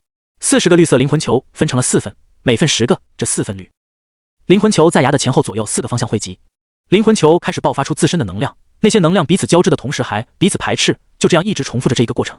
这个过程重复了几十次，这4份灵魂球渐渐形成了4个大型的绿色光球，这4个光球围绕着牙旋转。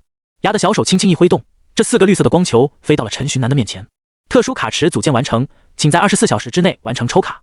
牙轻声说着，随后一脸疲惫地落在了世界之书上面。他发饰上的凤凰花在散发着微光，不知道有啥作用。春风喊来了春雨。少年坐在屋里，望着外边的大雨，想着外边的江湖。少年名叫淫荡，是秦惠文王之子。宫里的公公们总是说他是95之尊，是要继承整座大秦天下之人。只是少年志不在此，当然也不愿做那万人之上的王。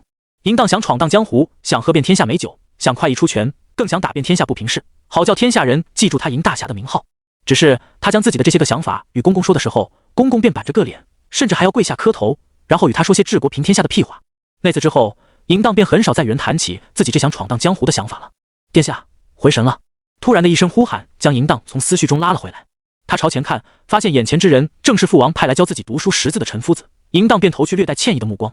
淫荡对于这位陈夫子还是称得上敬重的，因为这位陈夫子与其他夫子不同，在教于他那知乎者也的闲暇之余，愿意为他讲那座令他向往的江湖和那些书上没有，听着却非常有道理的道理。想必夫子的学问应当如同敲在他淫荡头上的板栗那般是极大的。夫子，为什么父王非要我来当这王呢？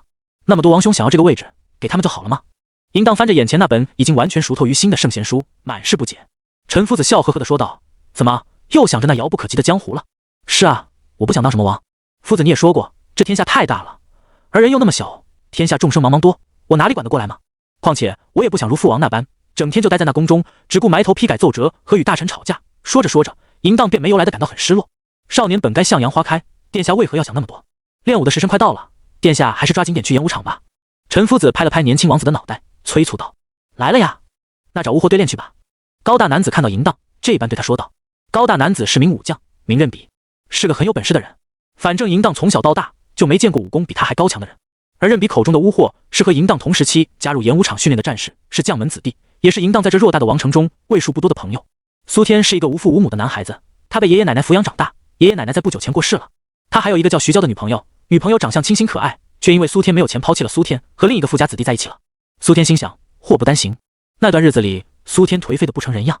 苏天挣扎着从沙发上爬起，环顾四周，家里乱七八糟，像是被小偷洗劫一番的样子。他下定决心不能再这样下去了。这时门被敲响了，是政府的人。苏天被告知自己的房屋要被拆迁，他会得到一笔不菲的拆迁款。他知道自己的好日子即将来临。苏天用这些钱先是在离市区比较远的地方富豪区买了一套别墅，又买一辆豪车。那天阳光正好，一切都是那么的安静祥和。苏天开着新车去往别墅区，车上放着聒噪的音乐，苏天戴着墨镜，还时不时哼几句。厄运突然降临了，一切发生的都太快了。因为车速太快，苏天在面对前面突如其来的路障来不及反应，电光火石之间，苏天濒临死亡。时间1分1秒的过去了，一个男人路过了车祸现场。这个男人看着面前的苏天，若有所思。紧接着，他将苏天拖下了车，放在了后备箱中。他坐在驾驶座上，尝试着将车重新启动。轰鸣声重新响起，他看了一眼车上定位的地方，然后熟练地绕过了路障，开着惨不忍睹的豪车驶向了别墅区。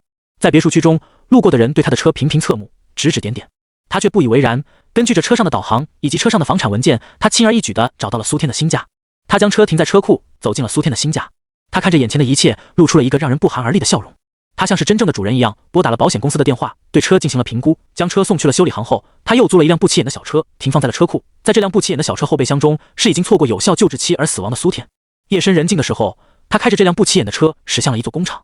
工厂因为工人的下班离开变得格森恐怖，钢筋等各个建筑犹如长满獠牙的魔鬼，张牙舞爪，默默地注视着接下来的一切。他将苏天的尸体抛入干锅，启动了机器，滚烫炙热的钢水瞬间淹没融化了尸体。他看着钢水没过尸体后，关闭了机器，心满意足地离开了。从此他就是苏天了，他将会拥有苏天得到的一切。苏天并不像真正的苏天一样毫无头脑，他是高校毕业的研究生，他本以为自己会成为朝九晚五的成员之一，可当他看到导航自动定位的时候，他放弃自己原本的想法，他要代替苏天生活下去，拥有他拥有的一切。他从自己的老本行全息设计入手，他利用苏天的财产创建了全息游戏设计。全息游戏是当代游戏潮流，利用全息头盔创建属于自己的游戏世界。从创建公司到游戏发布，短短1年的时间，全息游戏成功进入人们的视线，并开启了新的游戏世界。苏天并不满足现状，他想要的更多，但现实似乎并不如意。这时徐娇回来了，徐娇想回到苏天的身边，他在那位少爷的身边没有任何的陪伴，带给他的只有数不尽的孤单。当他见到苏天的第一眼，他并没有感到这个人的陌生，他向苏天解释，而苏天也不疑有他，他只是简单以为徐娇在和苏天耍小性子。为了不让徐娇怀疑，他最终还是与徐娇和好。徐娇开始只是以为苏天还是在生气，可几周后，徐娇发现苏天的性格从阳光帅气突然成为阴魂不定。他不相信苏天会在短短1年的时间里成为这样，但他并没有怀疑苏天的身份。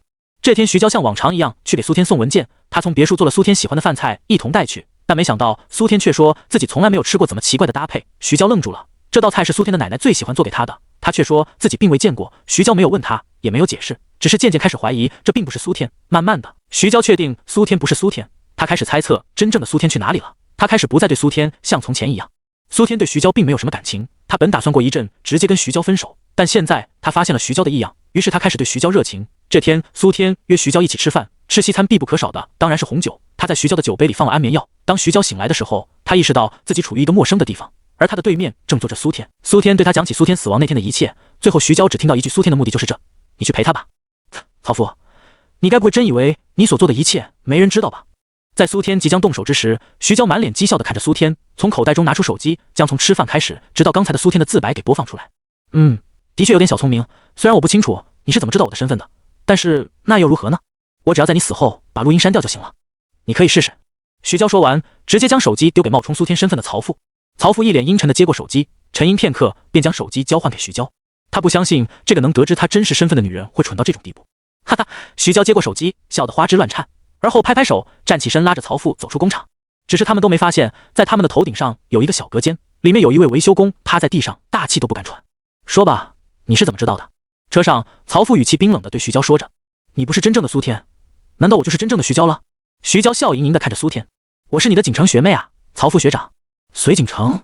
曹父声音突然变大，也怪不得曹父如此震惊。当初在学校时，这个小他一届的锦城学妹可谓是清纯动人，且不论在容貌上巨大的变化，单是行事风格都与他印象中的学妹大相庭径。你不会真以为我在学校里展示给别人看的，那就是真正的我了吧？那你可太令人失望了啊，学长。隋锦城笑容玩味。其实那天我一直偷偷跟在你身后，你也知道，我对你有想法不是1天2天了。然后我就撞见了那令人震惊的一幕。之后，在那徐娇开始对你产生怀疑的时候，我就帮你解决掉他了。事情就是这么简单。不过，你和那苏天的长相竟然如此相似，可真是令人嫉妒啊！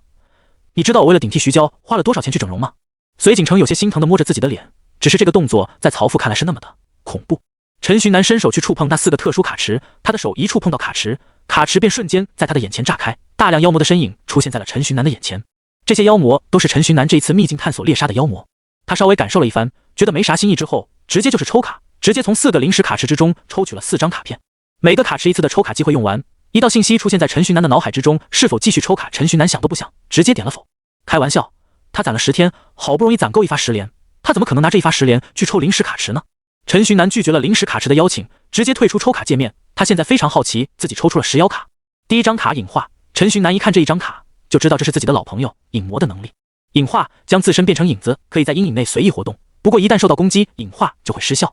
第二张卡陈寻南也老熟悉了，这第二张卡是阴控，是阴魔的能力。影魔和阴魔必定是有着什么特殊羁绊在的，不然为啥每一次影魔与阴魔都同时出现？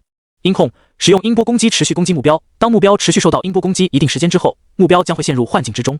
第三张卡是刻印召唤，使用这张卡后，可以通过将2只 C 级召唤物作为祭品制作刻印，用刻印连接虚空，以1半的能量点去召唤一只 B 级的召唤物。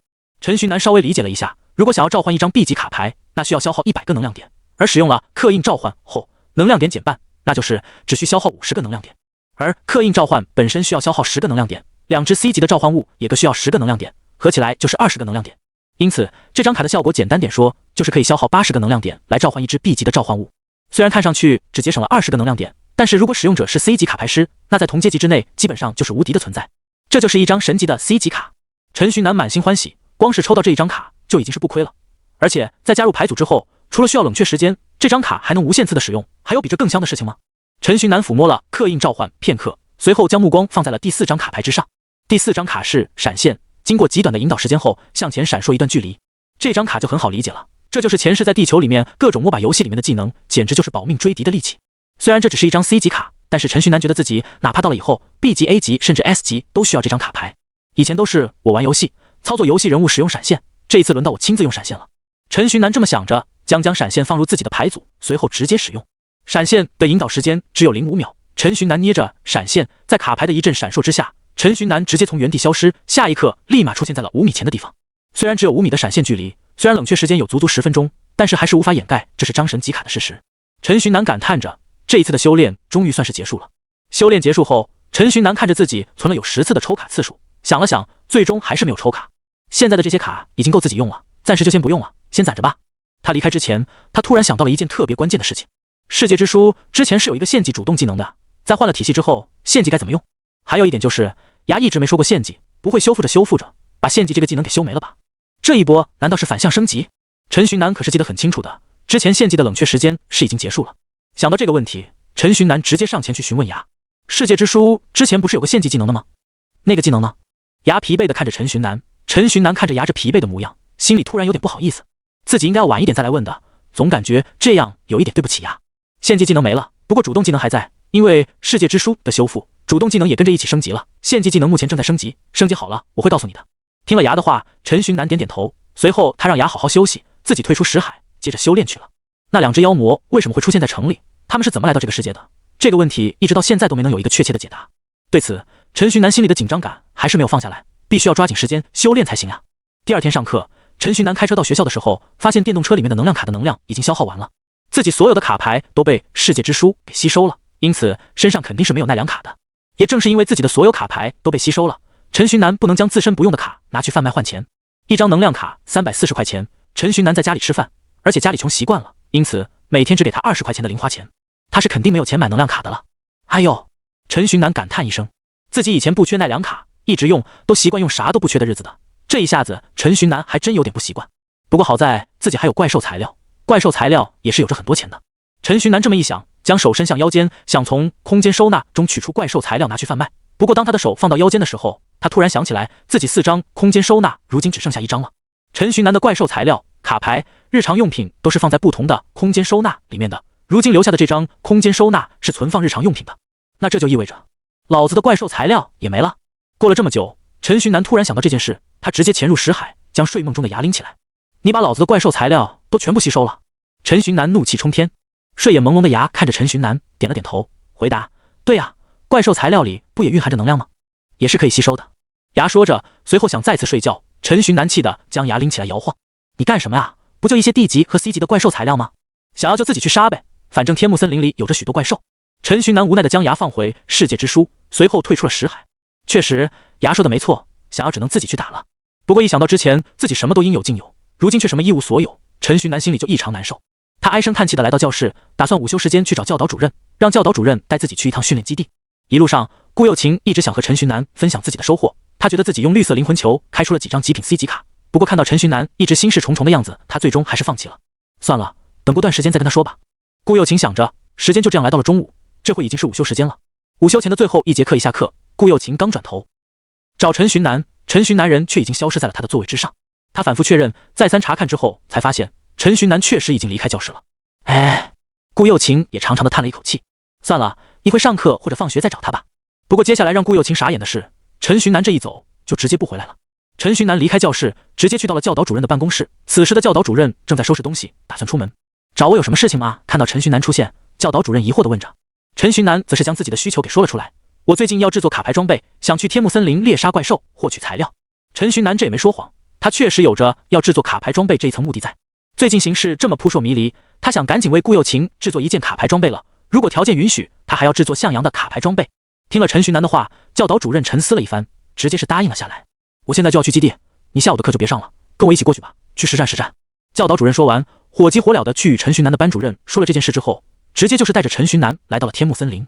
在天幕森林之外，教导主任将陈寻南给放下车，对陈寻南说：“你在这里就下车吧，自己从入口一路杀进去，得到材料的同时还能多战斗几场。”陈寻南点点头，随后当场下车，打算从森林入口处一直杀进深处。在放下陈寻南之后，教导主任开着车往基地赶。进入基地后，那位银蓝发富家少爷已经在里面等待着他了。没有暴露什么吧？富家少爷开口问道。教导主任摇摇头，表示没有。那我们继续实验吧。富家少爷说着，带着教导主任直接往基地深处走去。而陈寻南此刻在森林的入口处遇到了自己的第一个对手，这个对手是他的老朋友岩石蜥蜴。看着岩石蜥蜴，陈寻南无奈地叹了口气：“我怎么就跟你这么有缘呢？”岩石蜥蜴的材料刚好是给向阳制作的装备需要用到的材料，现在没有了超级种子这张天刻岩石蜥蜴的卡牌。不过陈寻南也不是纠结这种事情的人，他直接召唤出了斧王和精灵剑士，两个 C 级召唤物就像是陈寻南的护法一般，一左一右的将陈寻南保护在中间。而那只岩石蜥蜴连斧王的一击都承受不住，岩石蜥蜴直接被斧王一斧子给劈成了两半。一般来说，野生的怪兽死亡后是必定掉落怪兽材料的，而这只岩石蜥蜴竟然没有掉落材料，这是怎么回事啊？陈寻南疑惑地上前查看岩石蜥蜴的身体，那就是一具普普通通的身体，没有任何特殊之处。岩石蜥蜴能量集中处的背甲也没有任何能量的流动，这是怎么回事啊？陈寻南疑惑地说着。难道是基地里面培育的怪兽跑出来了？陈寻南想着，除了这个想法之外，陈寻南找不出任何合理的理由来解释这个情况。一会离基地近的时候，我去提醒一下教导主任吧，基地的防护栏以及安保措施可能都出现问题了。陈寻南想着，接着往森林深处走去。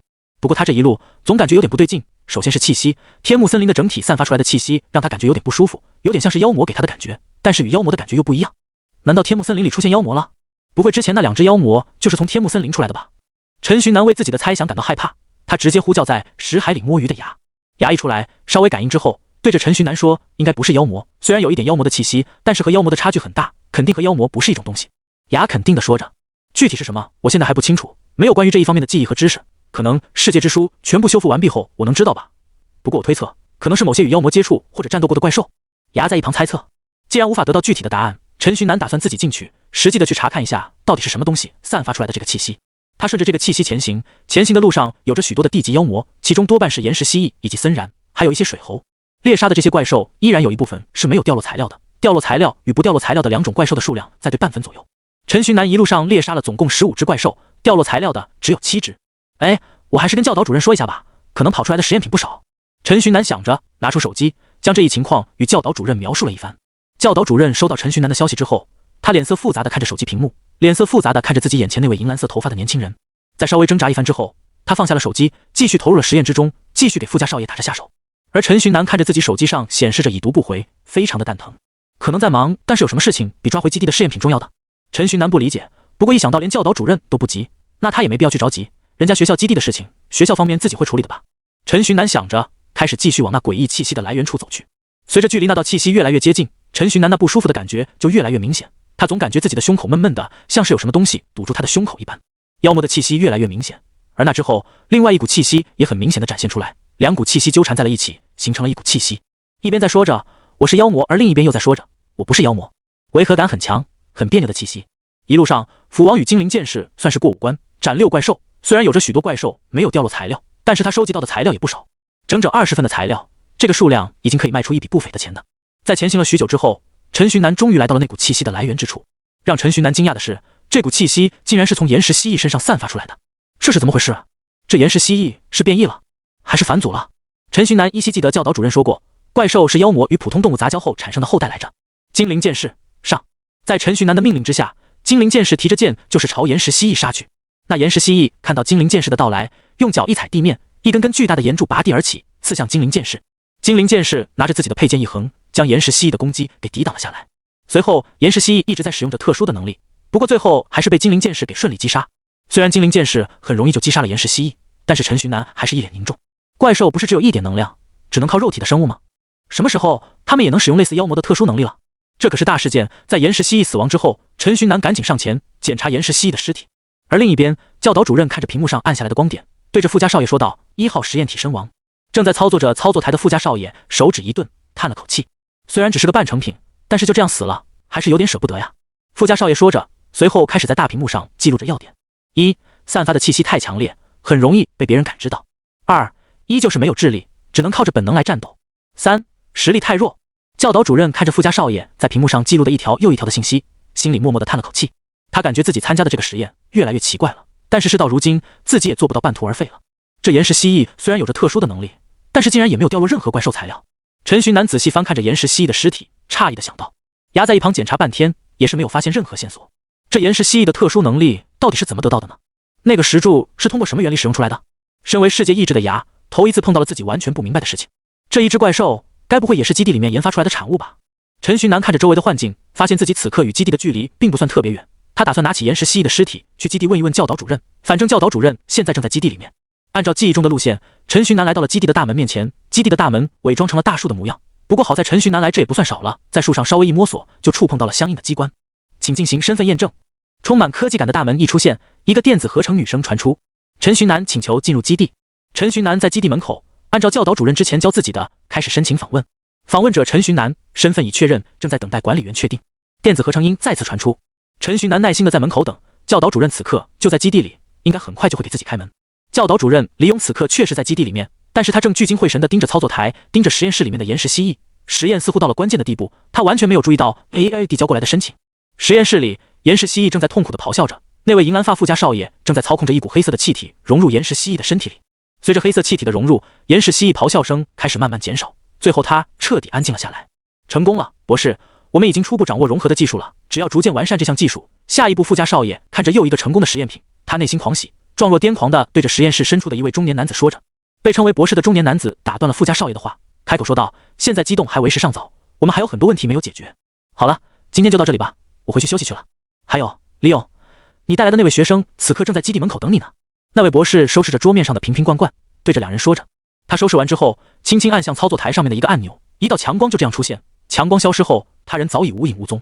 教导主任得到博士的提醒，赶紧看向自己的手机，发现果然有一条陈寻南的申请。他看向了富家少爷，富家少爷点了点头，说道：“放他进来吧，我也该认识认识他了。”得到准许之后，教导主任点击了确认申请。在门口等了许久，百无聊赖的陈寻南本来打算就此离开，再去猎杀一点怪兽。不过就在他刚转身时，基地的门突然就打开了。你这教导主任可真够忙的，这么久才给你开门。牙开口吐槽，陈寻南只能尴尬的笑笑。进入基地后，陈寻南轻车熟路的来到了休息室，在里面等待着教导主任过来找他。毕竟这里是搞高端实验的基地，陈寻南可不敢随便乱走，到时候万一不小心碰到什么不该碰的，可就不好了。在等到了许久之后，教导主任进入了休息室。陈寻南注意到教导主任灰头土脸的，很是疲惫的样子，刚想询问，教导主任便开口说道：“刚从实验室出来，还没来得及收拾。寻南，你突然来找我干什么？”陈寻南将自己此行遇到的怪兽一一告知教导主任，询问是不是基地的怪兽跑出去了。在之后，他拿出了那只有特殊能力的岩石蜥蜴的尸体，询问这岩石蜥蜴是不是基地的产物。基地的怪兽并没有走丢，是我们主动放出去的。因为此前的怪兽动乱，许多怪兽已经离开了天幕森林，不知行踪。为了维持森林的生态平衡，所以基地主动释放出了一批怪兽。教导主任开始对车寻南解释，不过当他看到那个尸体时，迟疑了一下，随后开口：“不过你说的那个有特殊能力又有妖魔气息的岩石蜥蜴，这我就不知道了。他的确是基地放出去的怪兽没错，但是基地没有这种实验啊。”教导主任的话让陈寻南满是不解，既然不是基地做的，那这只岩石蜥蜴的能力是从哪里来的呢？在陈寻南思考的过程中，那位之前在装备师考核中遇到的贼，像大武且不是卡牌师的富家少爷走了出来。他看了看岩石蜥蜴的尸体，开始开口说道：“之前天幕城不是爆发了2次时空裂缝吗？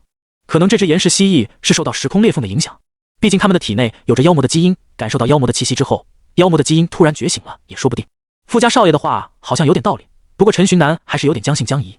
那个家伙在胡扯，天幕城离天幕森林这么远，时空裂缝的影响肯定波及不到这里。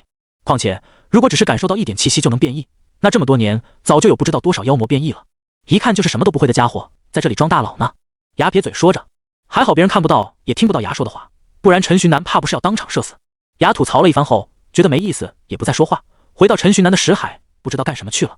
而那位富家少爷看着陈寻南思考的模样，主动伸出了手，对陈寻南说道：“你好，我叫林安阳，是李勇主任的研究助手。”林安阳一开口，陈寻南感觉自己如沐春风，温和的人，温和的声音，温和的笑脸，就连名字都那么的温和。你好，我叫陈寻南，很高兴与你再一次见面。陈寻南伸出自己的手，握住林安阳的手，他总有一种对方二话不说会送自己石头的既视感。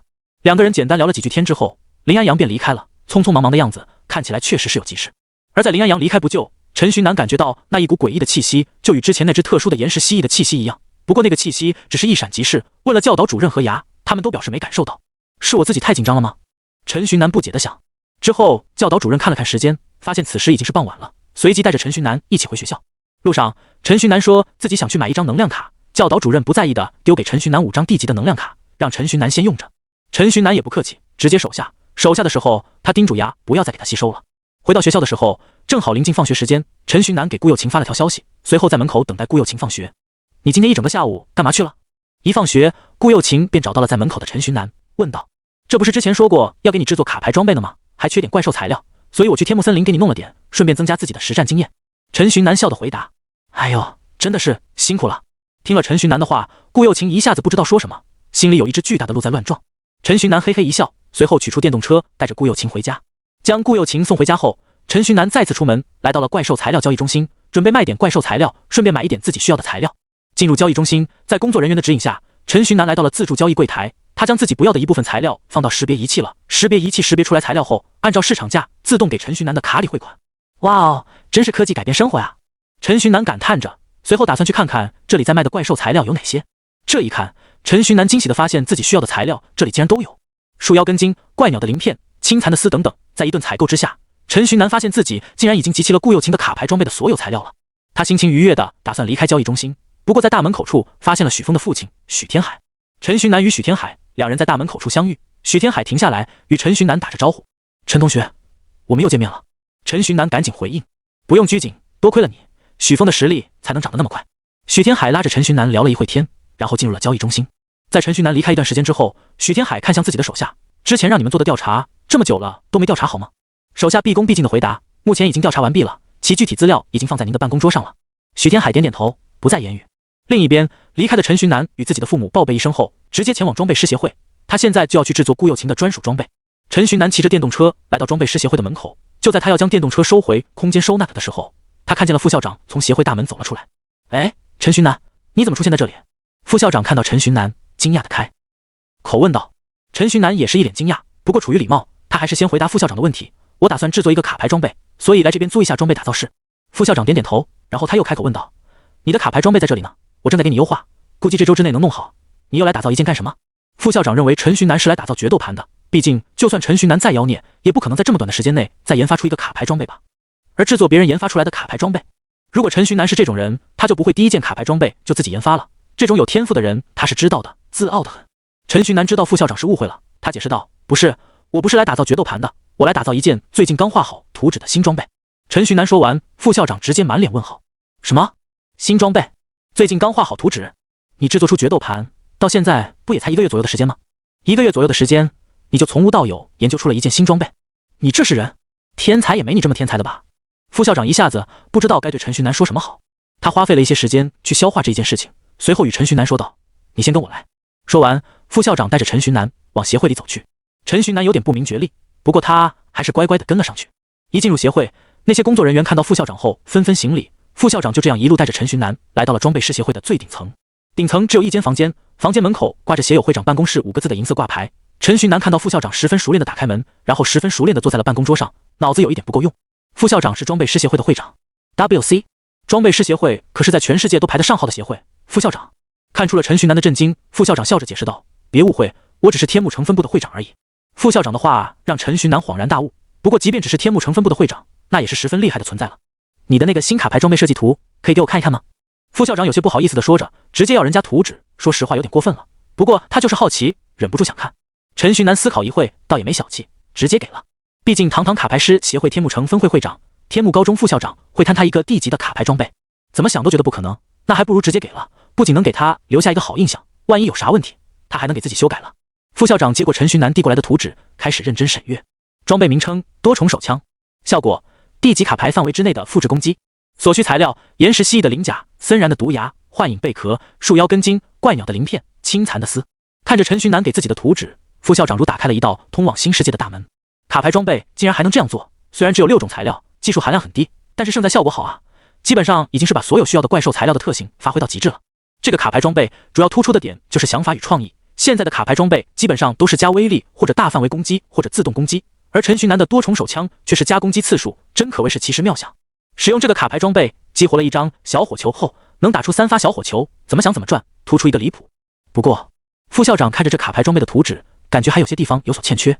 稍微思考一番，副校长就明白了欠缺在哪里。如果再加上攻击增强呢？3个小火球都有增强后的威力，那不是更强？副校长将自己的想法与陈寻南说，不过陈寻南苦涩地表示做不到。陈寻南一开始就是这么想的，不过光从设计层面就能看到复制和威力增强之间存在着冲突。副校长微微一笑，陈寻南感觉自己顿时生死难料。他拿起笔，拿起一摞设计图纸，开始在纸上写画画。一张一张的设计图纸被他丢出，不过1个小时，副校长就宣布完工。他将新的图纸给陈寻南看，首先新的图纸和旧的图纸相比多了3件材料，其次是整体设计布局发生了变化。陈寻南接过设计图纸，惊为天人，不愧是 B 级装备师，不愧是理论知识达到 A 级装备师的存在。但是我材料不够啊！这新增的3件材料，陈寻南泪目，看来今天这装备是制作不成了。就在他要离开时，副校长叫住了他：“等等，你之前不是和主管签了合约吗？我们还没大钱给你吧？前段时间因为你制作的动画游戏王的大火，决斗盘也跟着一起火了起来，许多不是卡牌师的人都买了。”副校长说着，看着陈寻南的眼里满是欣赏，真是一个商业鬼才，装备师协会捡到宝了。听了副校长说的话，陈寻南才恍然大悟，之前不差材料和卡牌这件事没放在心上，他都忘了。现在一说，陈寻南直接狂喜。他在识海无视牙那无语的表情，对着牙大喊：“我又富起来了！”副校长递给了陈寻南一张银行卡，里面就是你的报酬，现在大概有个几百万，我没仔细算，密码就是6个6。陈寻南接过银行卡，手都微微颤抖，一时之间话都说不出来了。回来了，一切都回来了。在陈寻南与副校长道谢，准备去买材料的时候，副校长再一次叫住了他，给了他一张清单，多重手枪需要的材料，装备师协会给你包了，你拿着这张清单，直接去前台领材料就好，算是报答你给我看设计图纸的。好，谢谢副校长。陈寻南笑的嘴巴都咧开了，这就是富婆的魅力吗？富婆真香。从副校长的办公室出来后，陈寻南直接来到了柜台，他将副校长给自己的清单递给柜台的小姐姐。柜台的小姐姐一脸怪异的看了一眼陈寻南，随后急匆匆的拿着清单离去。柜台小姐姐离去没多久就回来了，不过回来的时候带了2位工作人员，他们每人手里都拿着一大箱的材料。看到这一大箱的材料，陈寻南直接懵了，这得有个10多20份材料了吧？这是要我做出10多20把抢？在陈寻南一脸迷茫之下，柜台小姐姐将2位工作人员带到他面前，将2大箱材料交给他。陈寻南将材料收进空间收纳之中，随后他拿着自己的装备师证件开了一个装备打造室。陈寻南进去后，副校长的身影出现在柜台，他与柜台小姐姐说道：“刚刚那位装备师，他炼制成功的，啥时候你通知我一下。”柜台小姐姐连忙应下。第一次炼制新装备，虽然图纸已经可以说是完美了，但是炼制时候的细微操作经常会影响到卡牌装备的炼制。副校长给陈寻南准备了15份材料，不多也不少。卡牌装备的炼制，图纸很重要，但是实际炼制的时候会出现什么情况，谁也说不准，只能靠着炼制次数堆经验，以此来追求成功。如果能在15次炼制之内成功制作出卡牌装备，那陈寻南将会是名副其实的天才。陈寻南完全不知道副校长的想法，他只觉得副校长可能想让他多炼制几件而已。在进入装备打造室的时候，陈寻南熟练的生火，然后加入材料。首先是岩石蜥蜴的鳞甲，鳞甲在陈寻南的控制下融化成液体，随后又被陈寻南捏成了一把手枪的外壳。在外壳即将成型的时候，牙突然出口，枪口那里精神力加强输出，压制材料的能量，材料本身的能量溢出的话，你就要失败了。经过牙的提醒，陈寻南算是有惊无险地完成了第一步的炼制。之后，森然的毒牙、幻影贝壳、树妖根茎、怪鸟的鳞片、青蚕的丝等等，这些材料也被陈寻南逐个加入打造炉之中。每一件怪兽材料的加入，都让手枪的细节更加丰满，更加接近成功。在这期间，陈寻南有不下于10次与失败擦肩而过，但是每次都得益于牙的提醒，将即将失败的锻造给拉了回来。枪的外表定型之后，枪身一闪，示意着打造完成。陈寻南将枪放在一旁，等它自行冷却觉醒。多重手枪经过副校长的改造之后，锻造的步骤已经和一般的卡牌装备不一样了。一般的卡牌装备都是在锻造这一步完成之后，直接附加皱纹，以此将装备能力彻底激活。但是多重手枪不一样，多重手枪在锻造成功后，需要将枪体冷却，在冷却了一定时间之后，多重手枪就会自己进入觉醒状态，在觉醒完毕后再添加皱纹。这样子的好处就是让多重手枪的效果更强，让复制与增强2个皱纹不再产生冲突。不过唯一的弊端就是皱纹的刻印会变得更加艰难。陈寻南将多重手枪放好之后，打算继续炼制。反正闲着也是闲着，有着那么多份材料，还不如继续炼制呢。陈寻南接着炼制去了。而在陈寻南炼制的时候，牙一个人呆得无聊，跑了出来。他围绕着多重手枪飞来飞去，随后用小手轻轻触碰多重手枪。虽然他碰不到，但是这样子也能满足他心里的欲望。在牙触碰到多重手枪时，预想中的一穿而过的画面没有出现，他竟然精准地将自己的手按在了多重手枪的上方。这是怎么回事啊？牙突然的一声大把正在炼制中的陈寻南吓了一大跳，手一抖，岩石蜥蜴的鳞甲化为的液体直接落在了地面上。你在干什么呢？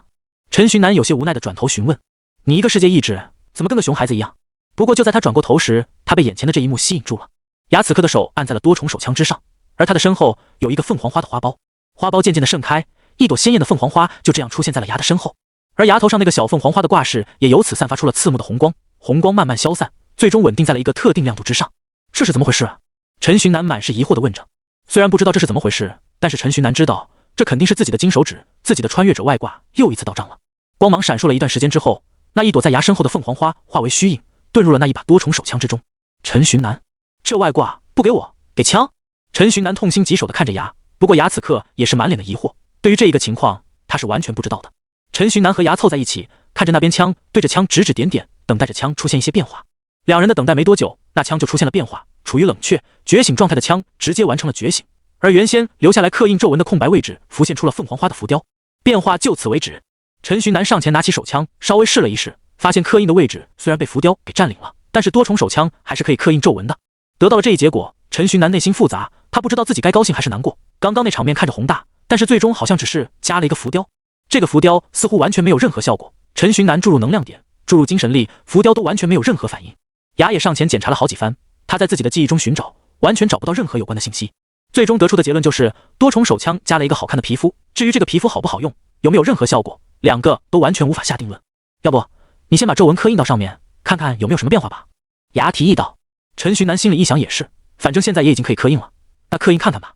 随后陈寻南用自己的精神力在空中刻画出了引合力两个字，两个字慢慢覆盖在了凤凰花之上。陈寻南原以为自己会遇到阻碍，自己的刻印会异常艰难，但是两个字一触碰到凤凰花，凤凰花竟然发出红光，直接将两个字给吸纳了进去。吸纳了两个字之后，凤凰花的颜色更加鲜艳了。这是成功了还是失败了？陈寻南有些不确定地说着。想知道成没成功，直接试一试不就知道了。在牙的建议下，陈寻南拿起自己眼前的多重手枪，准备试一试。他将自己的能量点注入火球之中，因为卡牌本来就已经被奈良充满，可以直接激活，因此陈寻南没往枪里放能量卡，他直接将火球塞入手枪之中，随后对着墙壁扣下了扳机。卡牌装备打造师的搭建是为了应付制作装备时遇到的各种事情，比如装备爆炸等等，因此装备打造师的墙壁还是很耐打的。陈寻南完全不怕自己的火球将墙给打破。陈寻南扣下扳机的那一瞬间，一个火球从手枪的枪口射出，火球以极快的速度朝着墙壁射去。由于陈寻南的火球的致盲效果，火球上的强光让陈寻南完全无法睁开眼睛。在一声砰之后，陈寻南张开了自己稍微有些刺痛的眼睛。这个致盲效果本来是针对敌人的，但是由于装备打造师范围实在有限，陈寻南自己也受到了影响。睁开眼睛的陈寻南看着墙壁，自己预想中的3个火球痕迹并不存在，墙上有的是5个印记。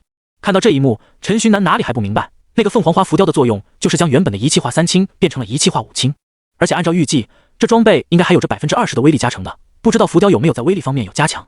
就算没有在威力方面有加强，但是一个变5个，然后增加20%的伤害，这个效果就已经比一大堆 C 级的卡牌装备都要强了。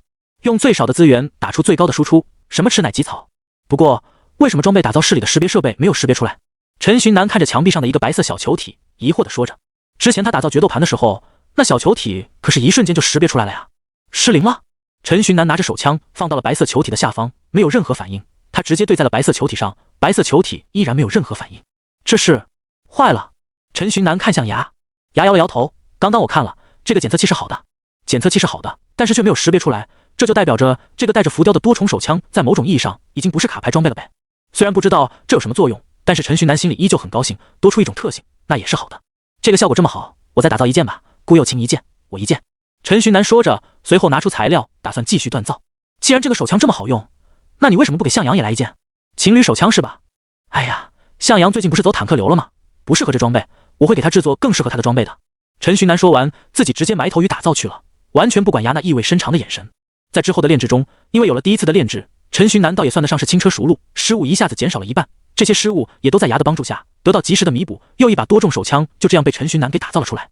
这一次一打造完成，牙直接伸手触碰枪身，因为从一开始就聚精会神地注视着牙与多重手枪，因此这一次陈寻南很清楚地看到了发生了什么。首先是牙的手在快碰到多重手枪时，他头上的挂饰突然发出了微弱的白色光芒，白色光芒之后，牙的手按在了多重手枪之上。这之后，一丝红线从凤凰花挂饰上飞出，那一丝红线变成了一个凤凰花苞，之后的情况就与之前一模一样了，又一把带着凤凰花浮雕的多重手枪出现在了陈寻南的面前。陈寻南依然是畅通无阻的就完成了皱纹的刻印。在这一件装备制作完成之后，陈寻南发现牙头顶那个凤凰花小挂饰竟然变得虚幻了起来。果然，这个 buff 应该是有叠加次数限制的，要是可以无限贴 buff， 那还得了。陈寻南将2把浮雕多重手枪收到空间收纳之中，随后开始制作第3把枪。这第3把枪他打算按照正常流程制作一把，毕竟这2把强化的不好拿去给副校长看，那自己就制作一把普通的好了，到时候也好交代。这第3次的炼制，陈寻南一点失误都没有，完全靠自己一个人完美制作出了多重手枪。制作完成之后，陈寻南将手枪放在了桌子上，等待手枪冷却觉醒。按照图纸上的步骤来说，这多重手枪的冷却时间是6个小时，慢慢等吧。陈寻南看了看时间，刚好晚上12点，他直接坐着修炼。一晚上的修炼，陈寻南最终被一股能量波动给惊动。他退出修炼状态，多重手枪目前已经自行冷却觉醒完成了。看着冷却觉醒完成的多重手枪，陈寻南跃跃欲试。前2次的皱纹刻印都太过简单了，陈寻南觉得没意思，金手指一点意思都没有。他陈寻南最喜欢的还是有挑战难度的事情。虽然我是这么想的，但是麻烦以后金手指也别给我少。陈寻南嘴里突然念叨着一句没头没脑的话，随后开始了皱纹刻印。皱纹刻印的时候，陈寻南在第一步就受到了阻碍，不过这些阻碍在陈寻南是在牙面前，完全就不是阻碍。牙的小手在空中虚一握，2个皱纹直接就突破了所有阻碍，强行刻印在了多重手枪上面。我也想自己努力啊，奈何金手指太过于强大。陈寻南凡尔赛地说了一声，随后那个检测卡牌装备的白色球体立马开始闪烁。恭喜正式卡牌师陈寻南成功打造出地级卡牌装备，装备种类攻击强化，装备作用未知，装备属性无。早上6点多接近7点的时间，装备师协会里的人寥寥无几，这些人都还睡眼朦胧的，不过一声播报让他们一下子就精神了起来。又有人打造出新装备了，我们天幕城什么时候有这么多天才了？你仔细回想一下，那个刚刚播报的名字 WC 陈大佬，陈大佬又打造出新装备了，1个月一件新装备，这也太逆天了吧！众人议论纷纷。陈寻南从装备打造室里出来，预想之中的众人围堵的场面并没有发现，不过还是有很多人在围观。大家都知道现在不能拍摄，就算拍了也会被强制删除，因此众人只是围观。倒是有几个社牛过来与陈寻南打招呼，陈大佬你好，我是你的粉丝啊，我天天给你视频3连的，能让我看看你的新卡牌装备吗？那人话一说完，还没等陈寻南回答，副校长就直接过来将陈寻南给拉走。1天时间就制作完成了。副校长惊讶地对着陈寻南说着，按照他的预想，陈寻南最起码需要3、4天才能出来的。陈寻南点点头回答，试了3次，第3次成功了。陈寻南本来不想说这个的，但是万一副校长要收回材料，发现少了3份，到时候不好解释，因此他直接就说自己前2次失败了。而陈寻南说完之后，副校长直接是呆在了原地。他刚刚说什么来着？他第3次就成功了？这是人能做出来的事？这个人这么离谱？副校长脑海里各种想法涌向，最后千言万语凝聚成了一句话：你把装备给我看看。陈寻南拿出没有浮雕的多重手枪，将手枪递给副校长，副校长端详了一番，随后还插入卡牌试了几下，发现确实没问题后，将枪还给了陈寻南。那些剩下的材料你自己收着吧，可以继续拿来打造这枪，也可以拿去卖钱，怎么处置随你，我忙去了。副校长匆匆说完，直接回到了自己的办公室。当他坐到自己的办公桌上时，凌乱的心更加凌乱了。陈寻南当然不管这些，自己又富有起来了，简直是美滋滋，反正也不累，回去接顾幼晴上课去。陈寻南骑着车来到自己小区门口，首先回家洗漱了一番，同时也与自己父母汇报一番自己忙完了，随后出门，在小区门口等待顾幼晴。顾幼晴出来，陈寻南直接把一把浮雕多重手枪递给了他。我昨晚做出来的，属于你的卡牌装备。顾幼晴惊呼一声，脸上满是感动，她甚至眼眶都有些红了，激动地从陈寻南的手里接过浮雕多重手枪，双手摩擦着手枪，爱不释手。不至于，就是一个地级卡牌装备而已，我打造了2件，咱俩一人1件。陈寻南说着，自己拿出另一把浮雕多重手枪，对着顾幼晴说着。之后他对着天空扣动扳机，向顾幼晴讲述了浮雕多重手枪的效果，然后演示了几遍，才开车带自己和顾幼晴来到学校。而顾幼晴被手枪的效果震惊得说不出话来，这震惊状态一整天都没恢复过来。王哥，那个陈寻南真的很厉害，不打败他，你就永远无法成为天幕城第一。钟俊对着自己眼前的人说道。钟俊转学后，他加入了军校，这里培育出来的卡牌师一般都是直接加入军队，成为军人。而钟俊嘴中的王哥，就是这一所卡牌师军校最强的存在，同时也是天幕城城防军副守备长的儿子。王哥全名王林，是一位彻头彻尾的武痴。自从他成为卡牌师开始，他就到处挑战别人口中的强者，最终的结局都是以王林的胜利收尾。王林是卡牌师军校的第1名，同时也是大部分人公认的天幕城年轻一代第一。任何人只要一崛起，王林就会上门挑战，以此证明自己的实力。钟俊之前一直在王林耳边念叨着陈寻南的名字，但是因为陈寻南一直声名不显，因此他一直都不想理会钟俊。不过如今可不一样，陈寻南打败了星河高中的第1名，那可是在全国都排得上号的强人。如今的陈寻南，其实力已经是毋庸置疑的了。再有就是陈寻南的种种事迹，陈寻南这3个字对于王林来说简直就是如雷贯耳。正在训练中的王林稍微思量一番后，便转头对着钟俊说：去找好车，下午我去会一会这个陈寻南。听到了王林的回答，钟俊喜出望外的被撤去了。陈寻南，王林和许峰可不一样，许峰那个废物富二代收拾不了你，王林会把你打的你妈都不认识你。在离去前，钟俊心里恶狠狠地想着。陈寻南此时正在教室里，对这一切全然不知。午休时间，陈寻南一如既往的在学校教学楼的天台上坐着，他正在和许峰、向阳、顾有情三人一起吃午饭。吃饭的途中，突然看见一辆车从远处飞来，直接飞到了学校里。WC， 这是什么人？这么豪横的吗？向阳大为吃惊的看着那辆车。学校明文规定不准在学校里开车，平时开个电动车就算了，体积还算比较小，不怎么惹眼。现在竟然连4轮的轿车都开进来了。果不其然，在轿车落地的一瞬间，学校保卫处的保安们纷纷向前，想要将轿车里的人驱赶出去。不过等到轿车一开，从车里面走出几个穿着城防军装备的军人时，保安们顿时顿住了。上去阻拦？开什么玩笑？那可是城防军啊！就这样，2个城防军一左一右保护住轿车，保安们不好上前，但是如果直接不管也不行，因此只能与他们远远对峙。这群城防军平时出事的时候不见人影，现在倒是挺会耀武扬威的。压在陈寻南的耳边说着，陈寻南自身也对城防军满是厌恶。果然，权势与派系这种肤浅的事情，无论到哪个世界都无法避免。在城防军与保安们对峙了几分钟后，得到消息的校长直接从天而降。城防军来我天幕高中干嘛？我天幕高中应该没有人犯罪吧？校长放出自己的气势 ，A 级卡牌师的气势将只有 C 级的城防军压得喘不过气来。不愧是我天幕城本地诞生的唯二的 A 级卡牌师，派头就是不一样。在校长落地后，王林的声音从轿车里传出，他打开车门，缓缓从车里走出，胸前的装备散发着微光，保护他不受校长气势的压制。校长看着王林，有些讥讽地说：“原来是王父守备的儿子，关于你这位天幕城年轻一代第一人的名号，我可是不少听见啊。怎么，年轻一代第一人满足不了你，现在要来挑战我这老一代人了？”王林不敢。王林近日听闻贵校的陈寻南实力很强，因此想过来与之切磋一番。王林对着校长抱拳说道：“来挑战你的呢？”牙在一拍点了点陈寻南，话音中带着一丝兴奋：“这人谁啊？”陈寻南问道。陈寻南话音落下，许峰和向阳交替为陈寻南解释。听了2人的解释之后，陈寻南大致明白了，就一个自我感觉的良好的富二代呗。陈寻南心里有点无奈，人怕出名猪怕壮，这个道理他如今算是稍微有一点明白了。王小守备长请回吧，我们这里是学校，你来这找一个学生就要打，把我们学校的规矩放在哪里？校长说完，气势一放，庞大的能量形成威压，在校长有意的控制下，朝着王林压制而去。王林一开始还仗着护体法宝有恃无恐，但是不过几个呼吸之间，王林的护体法宝轰然破碎。法宝一破碎，王林感受到校长威压，直接单膝跪倒在地。校长看到这一幕，将自己的散发出去的威压一收，淡淡的说道：“你们走吧，我今天不为难你们。你们来我天幕高中胡闹的事情，我就不讲究了。”王林从地上站起，恨恨的走进车里，开车离开了。校长这个逼装的好啊，这就是顶级高手的逼格吗？陈寻南感叹。看到王林等人走之后，校长看向陈寻南的方向，朝他眨了眨眼，俏皮得很。这一幕很快就出现在了 B 站之上，一个名为“震惊天幕高中的校长竟然对他干了这种事”的视频很快就爬到了 B 站的第一，大家对此议论纷纷。什么叫决定高手啊？楼上的天幕高中校长还没绝顶了，要绝顶也是几十年后吧。那个王林知道陈大佬最近风头正盛，坐不住了吧？网友们的议论让王林看的差点把手机给丢掉。混蛋！最终他还是怒摔手机，再次出门。你不让我在学校里挑战，那我在校门口堵人，这可不是在学校里，这样你就阻止不了我了吧？王林心里想着，再次出门。看到王林并没有因为天幕高中校长的威慑而放弃对付陈寻南，钟俊心里满意的点点头。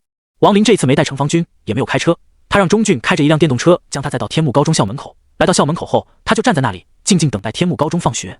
王林站在校门口堵人的事情很快就被学生们传遍了整个学校，学生们愤愤不平的同时，也在期待陈寻南与王林之间的战斗。放学时间很快到来，陈寻南慢慢悠悠地收拾着东西，随后来到了学校的门口。学校门口此刻早就已经密密麻麻地围满了人，这些人全都是来凑热闹的，主要是想知道一天幕城第一到底是谁。围观的可不只是天幕高中的学生，在不远处，王林的父亲城防军的副守备长王震也在默默注视着天幕高中的门口。他不相信自己的儿子会输，他这次前来就是为了看自己儿子的精彩表现而已。当然，如果自己儿子输了，自己在场可以及时止损。在观望的就只有一个王震吗？当然不是。在王震身后的不远处，许峰的父亲许天海也在默默注视着校门口。他本来在办公室里翻阅着属下调查的陈寻南的资料，就在他翻阅的途中，属下突然过来说了王林的事。好奇心的驱使之下，他来到了这里观望这场对决。两边都是打败了他儿子的好手，他很好奇到底谁会赢。就这样，在万众期待之下，陈寻南来到了学校的门口，来到了王林的面前。陈寻南是吧？敢接受我的挑战吗？看到陈寻南一出来，王林直接开口说道。陈寻南头也不回的答复，没兴趣。之后便越过众人，准备回家。王林哪能让陈寻南这么简单就走？他也越过众人，追上陈寻南，阻拦在陈寻南的面前。陈寻南看着王林，表情认真的对着王说着：“我对天幕城第一这个名号不感兴趣，如果你非要决出高下，那我认输，你赢了，我打不过你。”说完，陈寻南又想走。怎么，废物一招崛起了，就狂得美编了？真把自己当个人物了？敢不把我王哥放在眼里？你以为你是谁啊？在陈寻南想走时，一个渐渐的声音从后方传来。陈寻南笑了，这个熟悉的声音他可没忘记。他转过身看向身后，钟俊，我哪里招你惹你了？看我这么不爽，你要不爽你自己来干我呀！此次给别人当狗，叫主人来打我。人家都说打狗要看主人，我今天连带你的主人一起打好了。陈寻南说的话让钟俊愤怒无比，他想冲上去暴打陈寻南，但他知道自己肯定不是陈寻南的对手，因此最终他就只是站在王林的背后叫嚣着，你也就能得意这一会了。看到陈寻南肯与自己打了，王林可不管陈寻南说了什么，心里对此满是欢喜。和强者对战一直是他最大的爱好，两人的气氛剑弩拔张，战斗一触即发。王林使用卡牌，他使用的应该是增幅卡牌，在这个卡牌的作用下，王林的体型大了一整圈，大了一圈的王林唰的一声就冲向陈寻南。陈寻南完全不在意王林使用的是什么卡，在王林即将来到自己面前时，陈寻南从空间收纳里拔出手枪，激活火球，右手虚空一捏，火球的卡牌出现在他的手里。随后他直接将火球塞进弹夹里，对着王林扣动了扳机。虽然你用了卡牌装备，但是就一个小火球就想要击败我，那未免有一点太看不起人了。王林说着也不闪避，直接朝着迎面来的火球撞了过去。在即将撞到火球时，那一刻火球突然一分为五个火球犹如5个大太阳，强烈的光源让王林短暂的失去了视野。而5个火球在发出强光的同时击打在了王林的身上，经过世界之书和浮雕多重手枪的双层威力增幅下，火球的威力早就非同小卡。5个小火球在王林的身上留下了5道印记，火球的威力让王林发出了一声惨叫。而在王林暂时失去战斗力的时候，陈寻南没有乘胜追击，他直接越过王林来到了钟俊的面前，对着钟俊的肚子就是来了一拳。我不知道你为什么那么讨厌我，为什么那么针对我，反正你惹怒我了。陈寻南说着，丝毫不给钟俊开口的机会，又一拳打在了钟俊的肚子上。这回王林已经恢复了视野，火球带来的痛苦非但没有让王林害怕，反而让王林更加兴奋了。他再次使用了一张卡牌，又是一张增幅身体的卡牌。音控，陈寻南轻声说着，一张卡牌浮现在他的身后，那张卡牌化为了一道道音波攻击，阻拦着王林进攻的步伐。在王林即将到达陈寻南身前时，音控的特殊效果触发，王林被短暂的控制住了。又是一拳打在了钟俊的肚子上，陈寻南将钟俊拉在自己的身前，轻声说着，不管你叫谁都对付不了我，同班2年多，我可没惹过你，是你自己一次又一次来找死，这可怪不得我。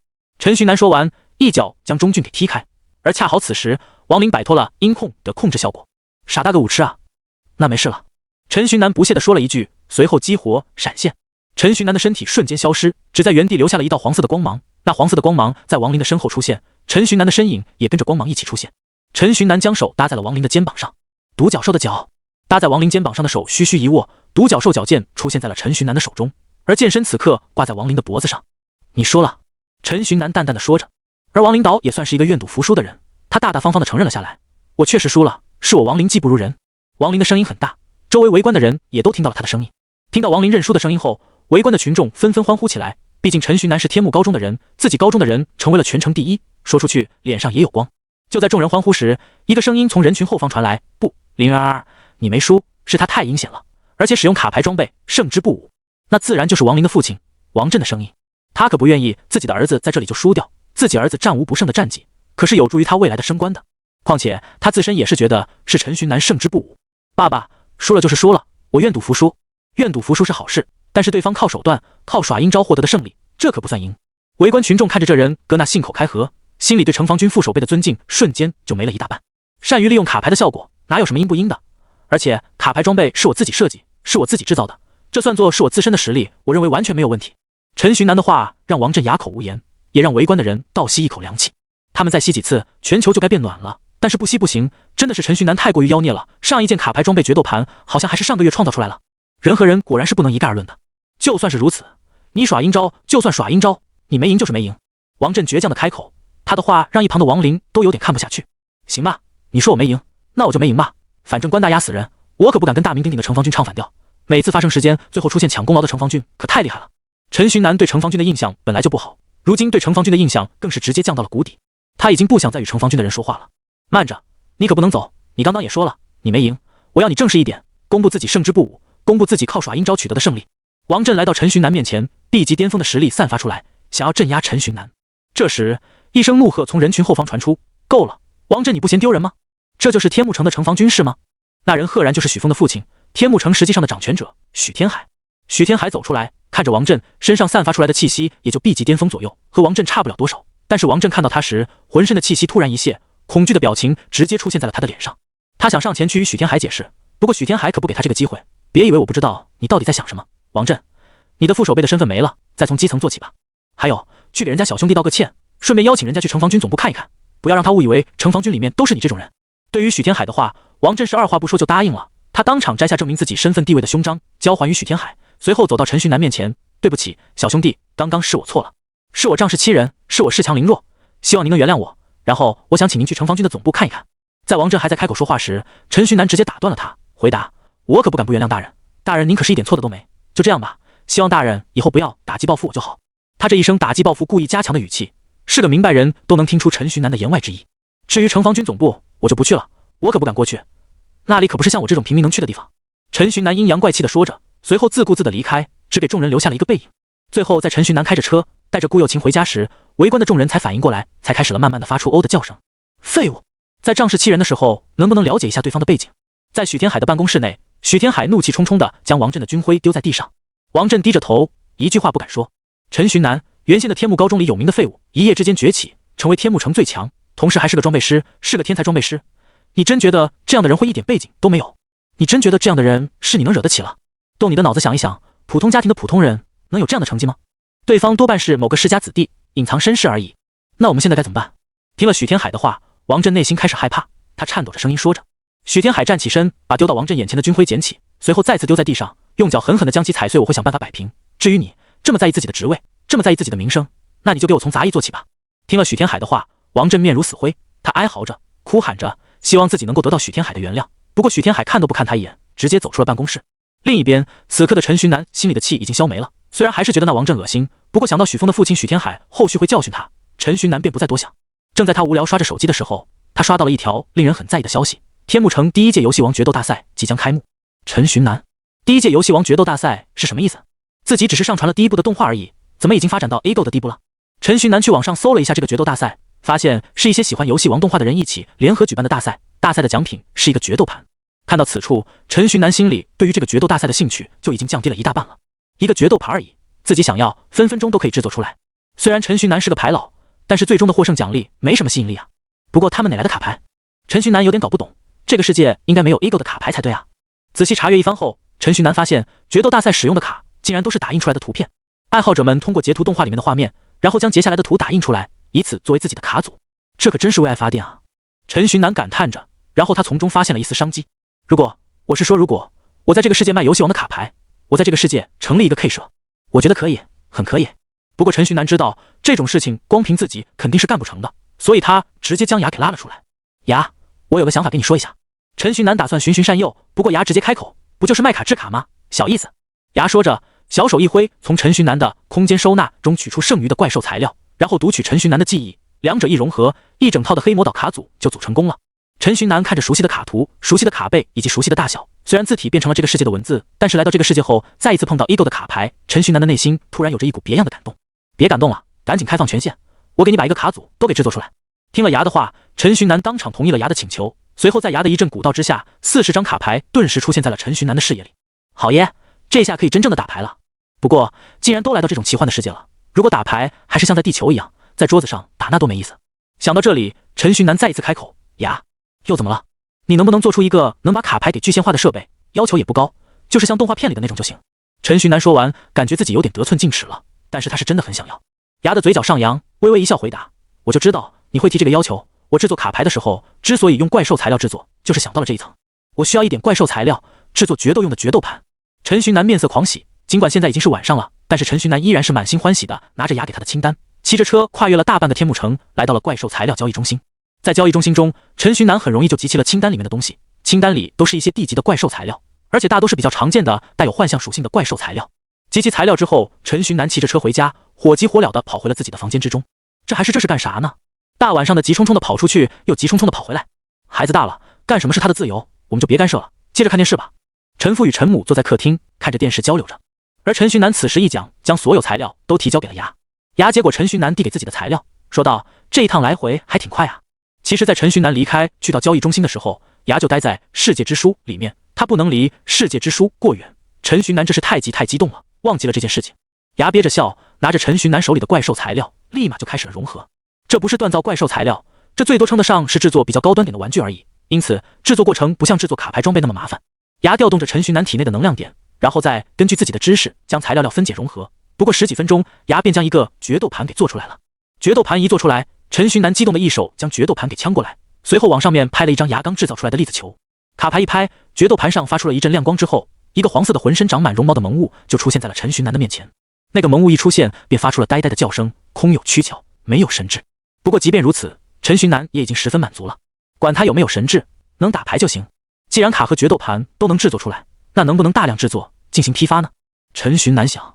而牙的声音在他的脑海之中给予回答，我可以将制作方法弄出来，你找1-2个工厂就绝对可以量产。牙的回答让陈寻南大呼牛皮，不愧是世界意志的化身，轻而易举就做到了我陈寻南做不到的事情。这个世界上推行打牌，推行 ego 指日可待，天幕城就是这个世界里的决斗之城。不过现在产品的问题解决了，该怎么宣传呢？要有一个十分具有逼格的，十分让人感觉到震撼的宣传才行。陈寻南正在想着，突然一拍脑袋，天幕城第1届游戏王决斗大赛，自己只要参赛，然后在比赛上将这些给展示出来，那自己必定就能让这个世界大部分喜欢打牌的人了解到自己的产品。打定了主意之后，陈寻南开始去制作计划书，而牙则是将卡牌以及决斗盘量产化的方法写了下来。第2天，陈寻南在将顾又琴送到学校后，直接找班主任请假，说自己家里有事情。班主任虽然满心疑惑，但是最终还是答应了，毕竟是全校最优秀的学生，这点特权还是应该要有的。从学校离开后，陈寻南直接来到了交易中心，经过打听，他知道这里有着许多开不下去的工厂低价出手。副校长给的卡里面有400多万，买一个半废弃的工厂，陈寻南觉得还是绰绰有余的。陈寻南本以为符合条件的工厂会很少，但是他看到了第1个工厂，直接就让他心动不已。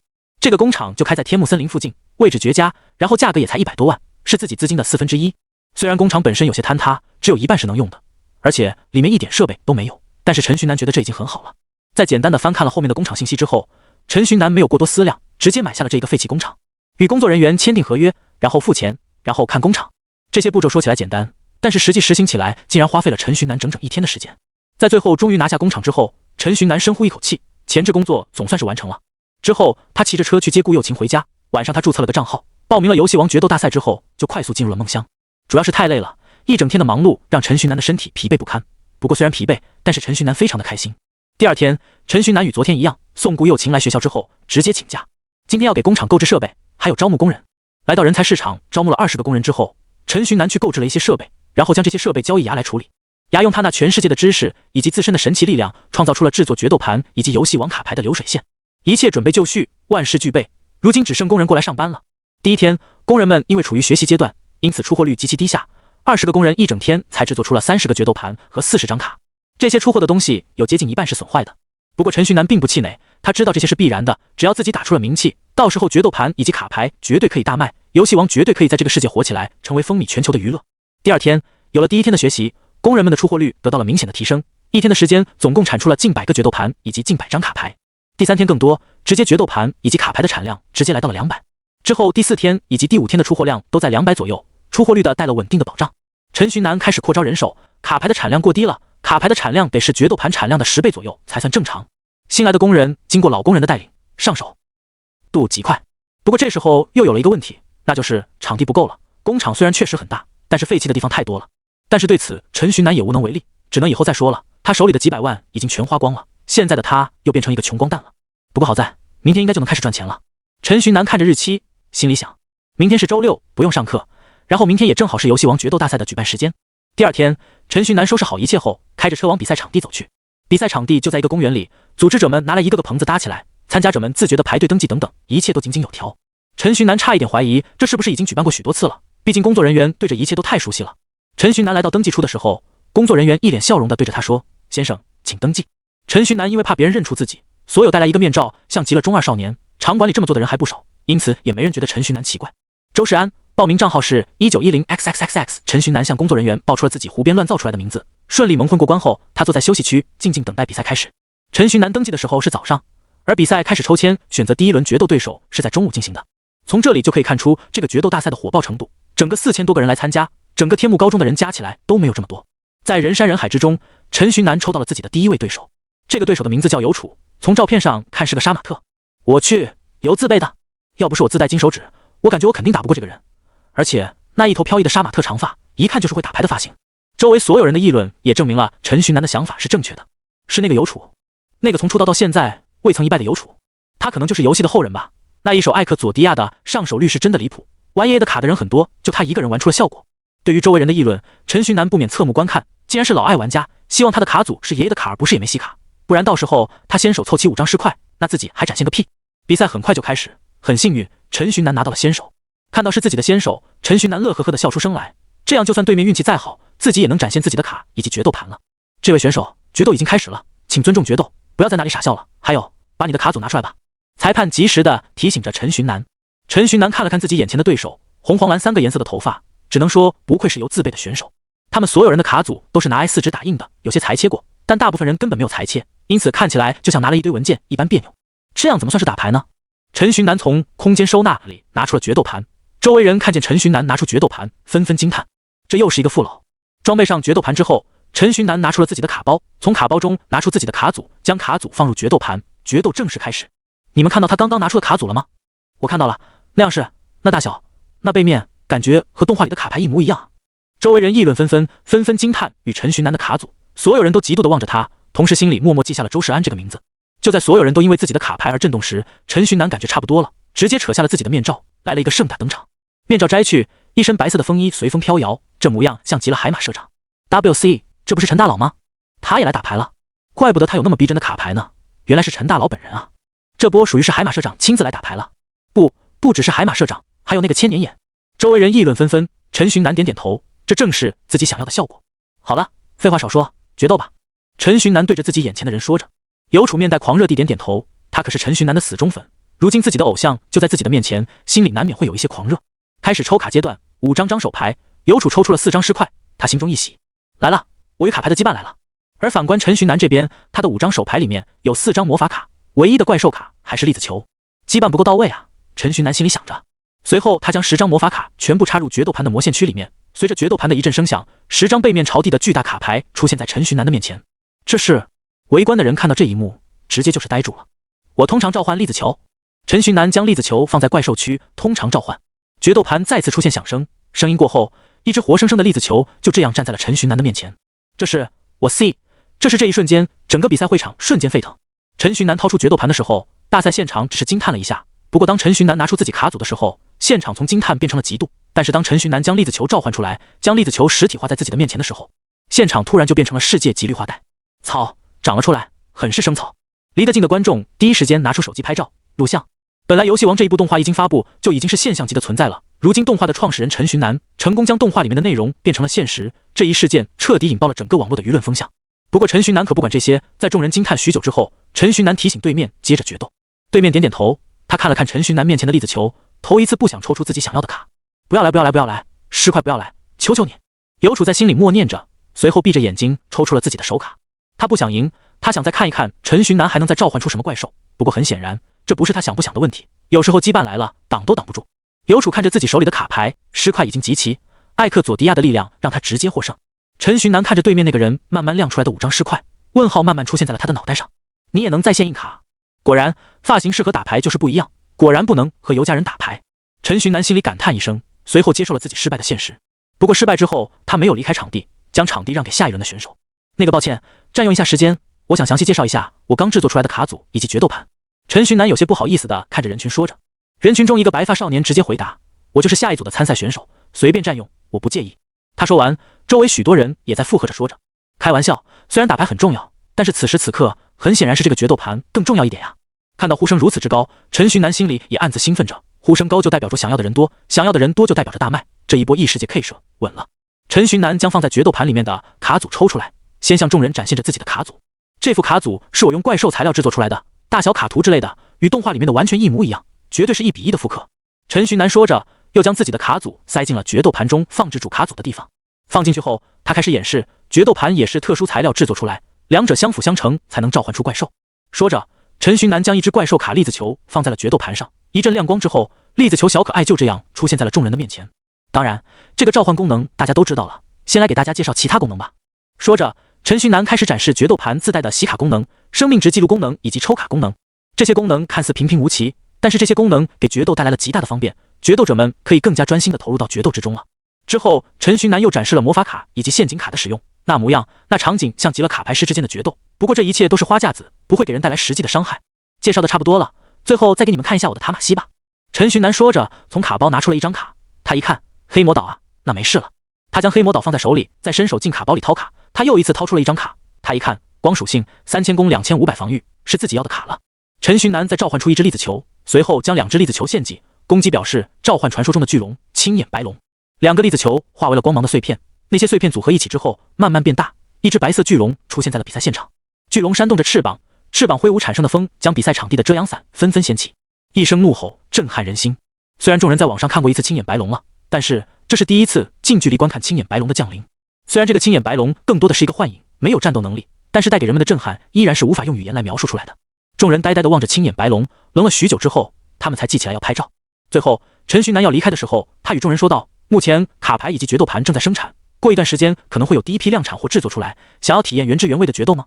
关注我的账号获取第一手消息哦。陈寻南说完，将决斗盘和卡牌都收起，骑着自行车走了。他完全不用担心宣传的问题，现场那么多热爱决斗、热爱游戏王的人，这些人就是最好的自来水，这些人会自发的去帮他宣传的。离去的陈寻南去工厂看了一下，工人们正在按部就班地完成着自己的工作。看到这一幕，陈寻南很是欣慰，欣慰的他决定工作量再加一点。当然，身为社会主义忠实拥护者的他，肯定不会这么压榨工人。工作量增加的同时，工资也增加了。在涨薪的诱惑下，工人们的工作热情也格外的高涨。巡视了一会之后，陈寻南开着车回家了。让子弹飞一会，子弹现在应该已经飞得差不多了。回到家后的陈寻南打开手机，自己的关注量来到了5000多万，而且这个增长还没有减少，关注数量依然在用肉眼可见的速度增加着。陈寻南很是欣慰地点点头，随后他看了一看各大网络平台的主页，各大网络平台果然都被决斗盘给霸榜，其火热程度远远超出了那些什么明星、爱豆一大截。看到自己取得的反响如此激烈，陈寻南满意地点点头。什么叫文超公啊？战术后仰。不过考虑到自己之后肯定要修炼，肯定没有时间管理这些，所有肯定还是要有人来管理发售，有人来记账的。陈寻南目前没有什么好人手，他将目光放在了自己的父母身上。他们去矿场工作，虽然工作轻松了很多，但是毕竟是矿场，肯定还是比一般工作累的，倒不如让他们辞去工作，自己开家公司，然后交给他们来打理得了。说干就干，陈寻南先是去办理了自己的公司，因为有许天海这一层关系存在，陈寻南在半天时间内就已经办完了全部的手续。可乐美公司正式成立，拿着办理下来的一大堆证书，陈寻南回到了自己的家中，他将自己的想法与自己的父母说了一下，陈父陈母也没有拒绝，直接就答应了。他们也不是什么隔离网络的人，陈寻南搞出来的这个事情他们早就知道了，自己儿子有能力了，他们肯定是很高兴的，而且自己去帮儿子打理产业，到时候干起来也有劲。陈寻南没想到这么容易就谈妥，他还准备了一大堆说辞来着。一家人其乐融融地吃着晚饭，聊着未来。就在这时，陈寻南家的大门传来的敲门声，陈寻南前去开门。他打开大门一看，发现敲门的竟然是之前认识的特勤局高手陈曦。陈寻南是吧？好久不见。陈曦满脸笑容的与陈寻南打着招呼，陈寻南也是笑着回应。好久不见，陈曦大哥，你突然过来找我是有什么事情吗？陈寻南询问道，自己应该没犯什么事吧？特勤局没理由找自己的啊。陈曦将一张名片递给陈寻南，随后解释，我就是来通知你一声，经过上级审批，你已经取得了加入特勤局的资格，加不加入完全看你自己。你有一晚上的时间思考，明天早上9点之前拨打名片上的电话，给出自己的答复。陈寻南接过陈曦递过来的名片，呆呆地看着陈曦，他此刻直接处于状况外。陈寻南记得自己之前没有说过要加入特勤局什么的吧？他们突然就来找自己了。果然人不能太优秀，人一旦优秀起来，那想要低调都无法低调啊。在陈寻南自恋期间，陈曦与屋子里的陈父陈母打了个招呼，随后对着陈寻南说道，你自己慢慢思考吧，加入特勤局的好处肯定是少不了的，不过人各有志，最终选择权还是在你手里的，我先回去复命了。陈曦说完，直接激活了一张飞行卡牌，被生双翼飞走了。陈寻南看着许峰后背的黄色的翅膀，虽然很帅气，但是他只觉得骚气，还不如他的电动车吸引人。切，不过加入特勤局自己似乎确实没有考虑过这件事情呢。陈寻南吃完饭之后，回到自己的房间，开始搜索和特勤局相关的信息，不过很可惜，在网上完全找不到。不过陈寻南也不意外，毕竟是国家组织，说不上是什么秘密组织，但是肯定也不是那种把所有信息都往外公开的组织。没有得到一点信息的陈寻南陷入了犹豫，完全不知道自己是该加入还是不加入。加入吧，我记忆中有一点特勤局的消息，那里确实挺不错的，反正加入对你来说只有好处没有坏处。牙在一旁对着陈寻南建议道。身为世界意志的牙都给出了自己的建议了，陈寻南很快就做出了决定，他决定加入特勤局，跟着世界的意志走，肯定没错。在决定好之后，陈寻南拨通了明信片上的电话，接电话的人声音很熟悉，不是陈曦那又是谁？这么快就做好决定了？陈曦的声音中充满了惊讶，这不过才短短几个小时，陈寻南就已经做好决定了。毕竟是国家官方的组织嘛，加入了肯定不会害我是吧？所以我决定入了。陈寻南回答。陈寻南的回答让电话那头的陈曦喜出望外，他满怀兴奋的回答，好，那明天我去接你。说完之后，陈曦那边就挂断了电话，而陈寻南也不再多想，进入了梦乡。第二天，陈寻南被陈母叫醒，醒来的陈寻南从自己的妈妈嘴里得知了门外有人找自己。陈寻南简单洗漱片刻，拿了个面包，直接往门外走去。门外的陈曦看见陈寻南出来，直接示意他上车。因为要在陈寻南的缘故，陈曦此行不再利用飞行卡牌，而是开了一辆汽车。虽然陈寻南不认识这个世界的车，但是从外表他就知道这肯定是辆豪车。坐上车之后，陈寻南略显拘谨，不过陈曦倒是在一旁很是健谈。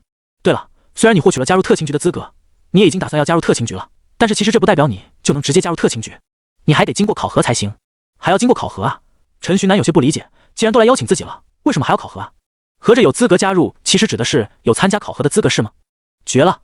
陈寻南心里在不断吐槽，不过吐槽归吐槽，他人如今都已经在车上了，想要反悔已经来不及了。不就是一个考核吗？我陈寻南破给你看。来到场地之后，陈寻南发现来参加考核的人还挺多，不过大多数是中年男人或者壮年了。除了自己之外，最年轻的考核者其年龄都已经来到了26岁左右。听陈曦讲，这里面许多人都是2战3战的人，这不就是考研现状吗？陈寻南心里想。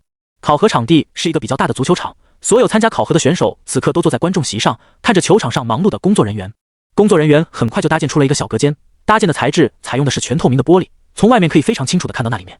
陈寻南一脸好奇，周围的人都一脸习以为常的样子，看样子应该都是老手了。就在陈寻南犹豫不决，在考虑是否要问考核规则时，工作人员拿着一个喇叭走了上来。我就不废话了，这次的考核规则和以前一样，很简单，在这个玻璃小隔间里站着，什么都不用干，撑过5分钟就算成功。这主持人的话让陈寻南一愣，这是什么意思？那个玻璃隔间有什么不一样的吗？由不得陈寻南多想，考核就这样在陈寻南没有做好一丝准备时就开始了。考核的顺序好像是按照区域来的，陈寻南看了看自己坐的位置，似乎就是 A 区，然后接着就是区域里面的座位，自己面前似乎只有2个人。看到自己这么快就要去参加考核，陈寻南心里慌得很，自己什么都不知道，就要稀里糊涂地上考场了。第一位选手上场，周围人看到这个人议论纷纷，是他啊，我记得上一次他也来了，成绩还挺好，挺了4分钟左右呢。是啊，经过半年的准备，他这一次应该过了吧，这已经是他第4次考核了呢。周围人的议论让陈寻南不由侧目，4战的大佬啊。在陈寻南以及一众考生的注视下，那个人走进了玻璃房，他就往那一站，在他站好与工作人员示意之后，工作人员关闭了玻璃房的门。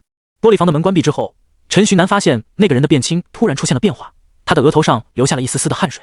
1分钟，他的脸不知道为什么已经完全红透了。在第2分钟的时候，大量的汗水从他的身体里流出。第3分钟，他的身体开始颤抖。第4分钟，众人觉得稳过的选手倒在了玻璃室里。工作人员打开了玻璃门，玻璃门一打开没多久，那人便恢复了状态。他站起身，落魄地离开了考场。陈寻南一脸凝重，他完全不知道发生了什么事情，在他的视野里，就是那个人进去，他站了一会后就直接倒下了。这期间似乎什么事情都没有发生，这是怎么回事？应该是威压或者幻境类卡牌，除此之外，我给不出任何解释。牙在一旁说着，陈寻南点点头。之后，第2名选手入场，有了第1位选手的前车之鉴，众人不再说话，生怕自己是毒奶，将人家给奶没。那个人的情况与第1位选手差不多，进去4分钟左右便倒了下去。接着就是陈寻南了。陈寻南站起身走去玻璃房的时候，其余考生都吓了一跳，特勤局的考核竟然会有这么年轻的考生。不过这种人只是少数，大部分人都是认识陈寻南的，就因为认识，所以他们更加震惊了。他的时间是用不完的吗？又是制作卡牌装备，又是修炼，又是做动画的，这可太离谱了。陈寻南不理会这些人的议论，他迈着沉重的步伐走进了玻璃房，等待着即将迎来的暴风雨。在他示意准备完成之后，工作人员将大门给关住，随后陈寻南感觉一股强大的力量朝着自己的身体压来。陈寻南刚察觉到这股力量的气息，这股力量瞬间就消失得无影无踪。区区威压还不足挂齿。牙站在陈寻南的肩上，骄傲地说着。1分钟、2分钟，一直到第4分钟的时候，陈寻南都像是一个没事人一般站在原地，什么事情都没发生。这让周围的人深感震惊，不过又不是那么震惊了，毕竟是陈大佬，搞出什么东西来都是正常的。不过就在这时，陈寻南突然开口：“你先撤开保护吧，牙，我体会这威压，顺便锻炼锻炼自己，我撑不住的时候，你再来保护我。”牙当然不会拒绝陈寻南自身的意愿，他小手轻轻往上一挥，陈寻南顿时失去了保护。失去牙保护的一瞬间，陈寻南感觉到了一股强大的力朝自己压来，这股强大的力让陈寻南一下子有点撑不住，直接单膝跪地。就在牙刚想要再次给陈寻南施加保护时，陈寻南突然开口：“先不要保护我，这股威压里似乎有着什么东西，我从这个威压里感受到了一点信息。”陈寻南说完，牙半信半疑地停下自己的动作，不过他还是紧绷着自己的神经，做好了随时都可以救助陈寻南的准备。外面的人看到陈寻南突然单膝跪地，一脸不解。明明前1秒他还像个没事人一样，没有任何反应，后1秒他就直接顶不住了。至于陈寻南，他此刻正在费尽心思地解析着自己从威压之中获取的信息，不过威压的力道实在是过于强大，因此陈寻南解析起来非常困难。他连保持着自己不倒下这一最简单的事情都已经有快要撑不住的架势了。牙，你能不能感应到威压里蕴含的那丝信息？陈寻南咬紧牙关，对着牙询问道。牙摇摇头，他从刚刚开始一直在尝试着感应陈寻南说的信息，但是他一直都是什么都没有感应到。你先给我保护，我休息一番，然后再试一试。陈寻南话落，牙很快就在陈寻南身上覆盖了一层反威压的保护膜。陈寻南抓紧时间休息，同时也在思考着该如何在威压的影响下正常接收信息。短短几秒时间，陈寻南感觉自己已经完全恢复过来了。那个威压对人的影响似乎只能保持很短时间。牙知道陈寻南的意思，直接撤掉保护膜。陈寻南再一次暴露在威压之下，众人看着缓缓站起来的陈寻南，更加不解了。不过看了一下时间，已经在里面撑了5分钟多了，果真是个大佬啊！那没事了，通过5分钟就能成为特勤局普通成员。而只要通过20分钟就能成为一个小分队的队长，其待遇会更上一层楼。不过陈寻南很显然并不知道这些，他现在只想知道威压里的信息到底是什么。那股信息不知道为什么似乎勾起了他自身最深处的愿望，他渴望得到那信息来自灵魂的渴望。再一次的尝试，陈寻南很快就又失败了。他感应到了那股信息，但是就是无法捕捉住，他的意识被威压给压得动弹不得。你试试通过我的记忆或者我的感知，看看能不能感应到那股信息。陈寻南再一次开口说道。如果这一次只有自己，陈寻南可能就放弃了，但是还有牙在啊！世界意志的化身怎么可能会受到威压的影响？只要牙能感应到那股信息，那他就肯定能将其捕捉，随后解析。在陈寻南的提议下，牙点点头，随后一个加速钻进了陈寻南的身体里面。钻进陈寻南的身体之中后，靠着陈寻南的感应，牙果然也感应到了那一股信息。威压遍布在玻璃房间里，而威压中蕴含的信息像是碎片，散落在威压中的每一个角落。陈寻南的意识被威压压制的动弹不得，因此无法将这些信息有效的收集起来。陈寻南做不到，不代表牙也做不到。在感应到这些信息的碎片之后，牙就像是一只灵活的鱼，威压就像是水，牙的意识在威压之中遨游，畅通无阻。前后不过几十秒的时间，牙便将所有信息碎片给收集完毕。完成，好了，现在我要退出你的身体了，之后我们再一起来解析吧。牙对着陈寻南说着，随后从陈寻南的身体中钻出。在附身陈寻南的状态下，牙感受到了陈寻南对于那信息的渴望。牙比较好奇，陈寻南为什么会对这些信息那么渴望呢？是陈寻南本身的原因，还是这信息有问题？还有一点就是他都感受不到，陈寻南却感受得到。抱着一堆想法，牙看向陈寻南，而此时的陈寻南感觉自己的大脑似乎都快爆炸了一样。牙一退出他的身体，那些信息碎片像是炸弹一般，直接在他的脑海之中引爆。陈寻南的大脑一时之间有点无法完全接受这些信息，他满脸痛苦，痛苦很快就来到了临界点，陈寻南直接晕了下去。看到陈寻南晕倒，牙感觉再次进入附体陈寻南的状态，帮他处理着他脑海中那乱七八糟的信息流。而在玻璃房外面的考生们看到陈寻南倒下，终于是呼出了一口气。陈寻南坚持的时间最终定格在了19分钟，差最后1分钟就能通过2阶段的考试了。考生们满脸可惜的同时，心中带着一股庆幸，他们是不太希望陈寻南能通过2阶段的，毕竟他们一个个都是参加了好几次的老手了，第1阶段都没过，陈寻南这第1次参加就过了2阶段，那人与人之间的差距也太大了。陈寻南晕倒后，考官后打开了玻璃门，等到陈寻南自己苏醒。按照一般情况来说，被威压压制晕倒，用不了10多秒就会自行醒来，人与人之间有差别，但是也不会晕倒超过1分钟的时间。可是时间已经过去近3分钟了，陈寻南依然没有苏醒的迹象，这让考官有点心慌，周围的考生也在议论纷纷。而在考官报告上去后，陈曦带着医疗队的人来到会场，准备进去查看情况。就在医疗队刚要踏进医疗房时，本来晕倒在地的陈曦突然坐起，坐起后拍了拍手，再慢慢站起。他看着一群穿着白色衣服的人站在门口，一脸迷茫。我是谁？我在哪？这是怎么回事？医护人员们看着站起来的陈寻南，心里一阵无语。随后领头的人朝身后摆了摆手，然后哪里来便回到了哪里去。一群医护人员来到现场想要救人，但是当他们来到现场之后，患者自己毫发无伤的醒了过来。周围的考生们想到这一点，纷纷憋着笑。陈寻南有些尴尬的看着众人，最后在考官的示意下离开了玻璃房，离开了考场。他一走出考场，便看到站在门口的陈曦。你小子还挺厉害啊，通过考试后你就先回家吧，虽然结果已经有了，但是还有一些手续要办理，你先回家吧，过段时间手续办理完毕了，特勤局会通知你的。陈寻南点点头，随后取出电动车，自己开车回家了。他现在还巴不得回家呢，自己收集到了威压里面的信息，需要赶紧回家解析信息才是。回到家之后，陈寻南开始解读威压里的信息。说是陈寻南解读，其实实际上解读的还是牙。牙在陈寻南的识海里，所有信息碎片也在陈寻南的识海里，这些信息碎片在四处乱飞，牙掌控着所有乱飞的信息，将其排序然后解析。最后牙解析出来的是一张地图，更准确的说是一张藏宝图。地图的正中央有着一个红叉的标志，而地图的左上角是天幕城。为什么那个威压里会蕴含信息呢？那个威压里蕴含的这个地图到底是什么意思呢？藏宝图？还有特勤局的人是否知道威压里面蕴含着这个信息？如果知道，我得到了信息，他们应该来找我才对啊。如果不知道，那这个威压又是从哪里来的？解答出这诡异的地图之后，一大堆问题也伴随着地图一起喷涌而来。之后陈寻南找到了陈曦的联系方式，他打算试探试探，看看陈曦对这件事情有多少了解。陈寻南编辑了一条信息给陈曦发送了过去。陈曦大哥，今天考核的那个是威压吧？那威压是不是局里某个大佬释放出来的？陈曦，无辜猫猫头 JPG。陈曦，没有啊，听局长说好像是卡牌装备散发出来的威压，这个卡牌装备是装备宗师王浩设计的，从多年前一直沿用至今。陈寻南，原来如此，谢谢晨曦大哥。从晨曦哪里套出自己想要的画后，陈寻南再一次陷入了沉思。这是王浩前辈设计的卡牌装备，所以这个地图的信息可能就是他故意加在里面的喽。这样就解释了为什么身为世界意志的牙无法感应到那些信息了，因为王浩前辈和自己都不是这个世界的嘛。不过既然是王浩前辈特意用这种方法留下来的，那是不是意味着那里有着他留下来的宝藏？陈寻南一经分析，发现好像真的有这个可能。不过他们看了一眼地图之后，火热的心一下子冰冷了下来。根据地图上显示，标记着的地方离天幕城很远，反正不可能是陈寻南目前可用接触到的地方。这就意味着，哪怕陈寻南与雅两人手握着藏宝图，也无法去将宝藏拿到手。陈寻南和雅两人面面相觑，最后不再思考这件事。比起这个，还是马上就要发布的决斗盘和游戏王卡牌更重要一些。陈寻南想着，随后拿出手机，打开了 B 站，在 B 站上编辑了自己的一条动态：决斗盘和游戏王卡牌具体发售日期以及发售价格，还有发售详情将会在明天晚上公布，请大家敬请期待。编辑完后，陈寻南放下了手机，完全不顾自己几秒钟就999加评论的动态。现在主要关心的是发售的方式，还有价格等等。不过明天还要去拿货，去看看他们制作出多少了。明天还要上课，算了，还是先请假吧。哎，真是忙碌的一天啊。陈寻南想着，随后进入了梦乡。第二天一大早，陈寻南起床，带着顾又晴去学校。去学校的路上，顾又晴询问陈寻南：“那个发售事宜都准备好了吗？你也关注这个呀？”陈寻南颇为意外地看着顾又晴。顾又晴点点头，回答：“当然啊，现在谁不喜欢游戏王，谁不喜欢打牌呢？”陈寻南开着车，单手挠挠头，嘿嘿笑两声：“放心，我都做好计划了，一切会很顺利地进行着。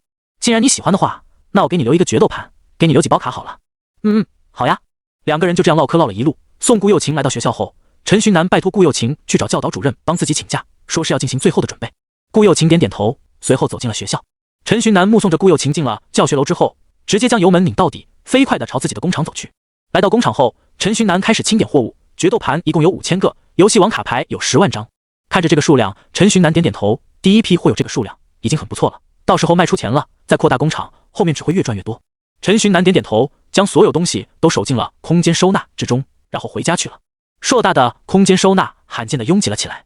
回到家后，陈寻南开始与牙一起商讨贩卖的方法以及最终的零售价格。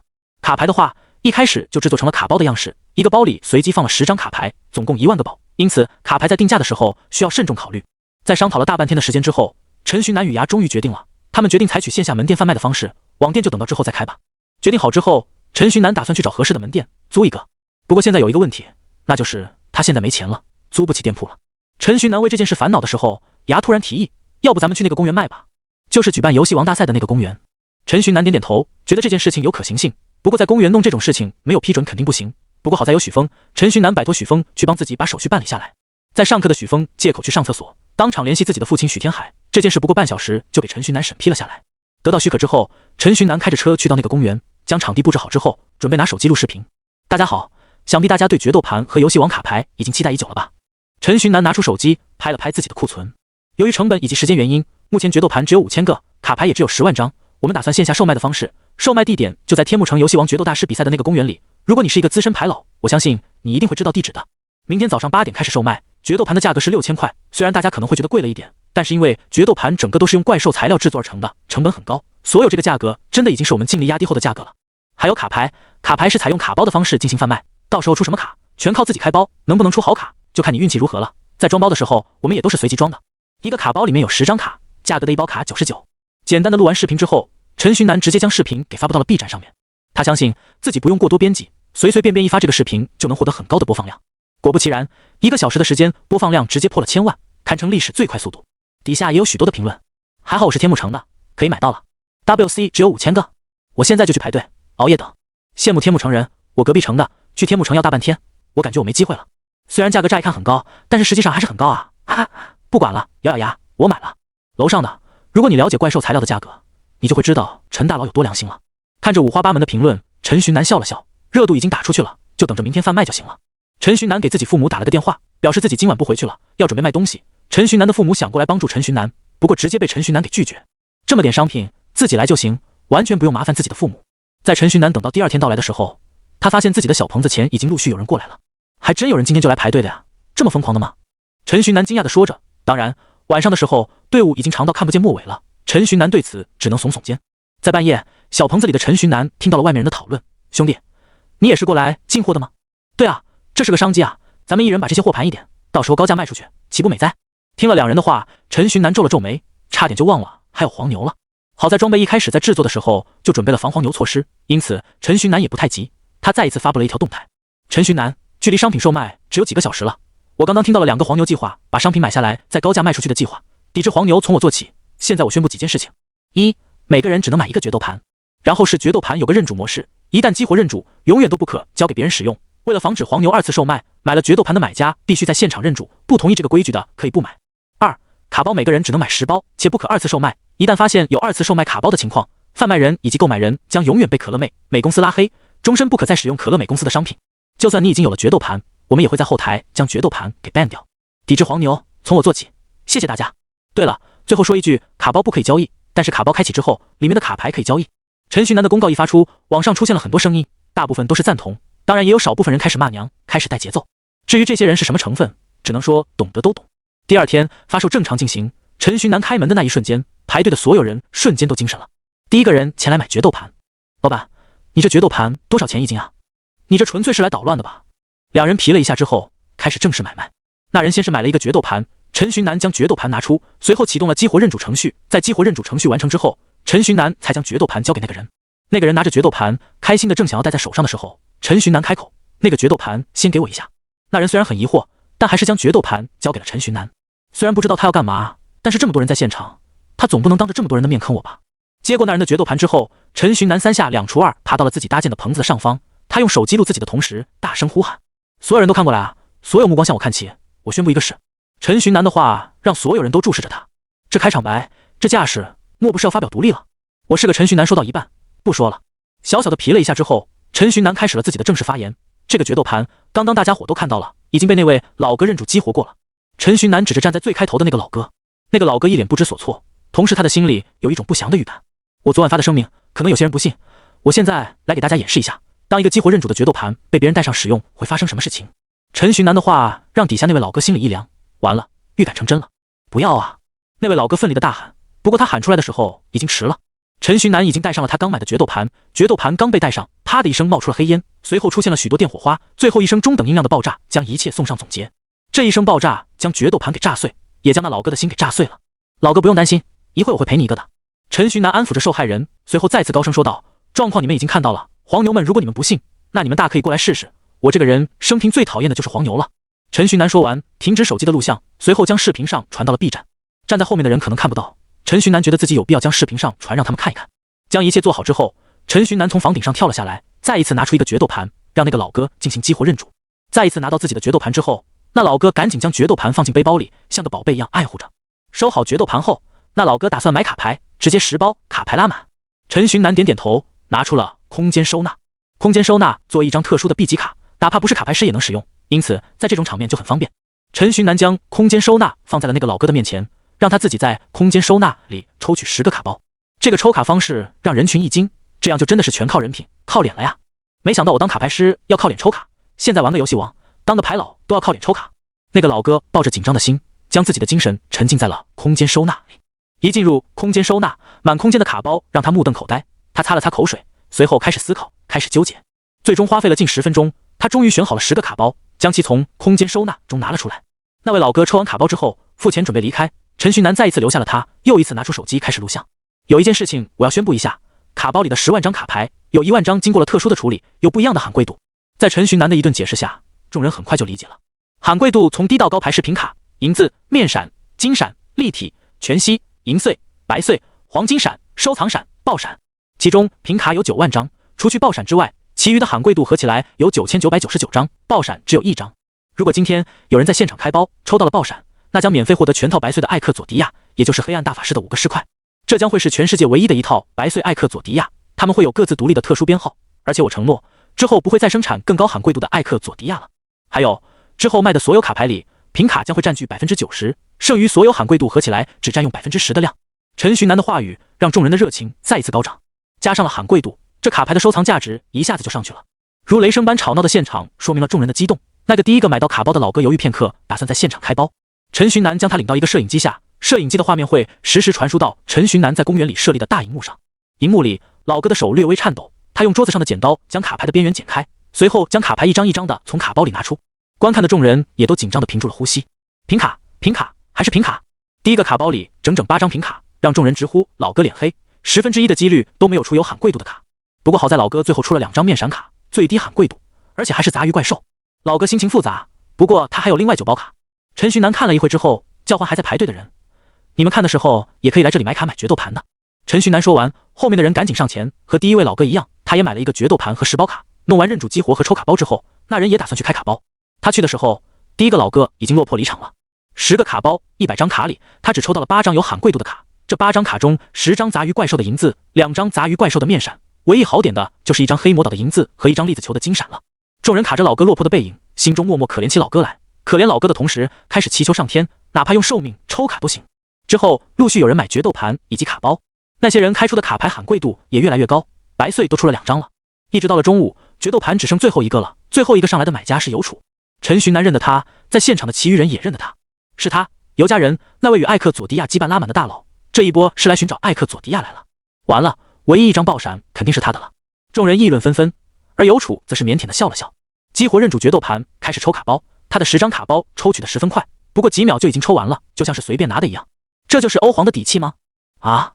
尤楚拿着卡包来到拆包台，所有人都在注视着他。下一位买家也不动了，注视着大荧幕，想要看看这个男人，这个羁绊伊拉满的男人到底会抽到什么好卡。第一个卡包脚一露出来，卡面一闪，好家伙，直接面闪，开了个好头啊！之后他开出的卡让所有人直接妈了，白碎增值的 G 全息魔术师双魂、银碎黄金闪也都被他开出来了。关键是他闪的卡都是好卡，都是艾克佐迪亚卡组用得到的卡，不像其他人闪的都是大多数杂鱼卡组。这就是羁绊吗？这就是卡牌的回应吗？原先我不相信玄学的，但是现在我信了。观看的众人直接妈了，真的妈了。就法老王亲自下场打牌呗？不，法老王都没你胡。开着开着，最后1包卡，最后1张牌。当尤楚拿出最后1张牌的时候，全场寂静。他抽出来的最后1张卡万宝锤，这张卡的效果是选择任意数量的自己手卡，加入卡组喜切，之后抽出和加入卡组的卡数量相同的卡。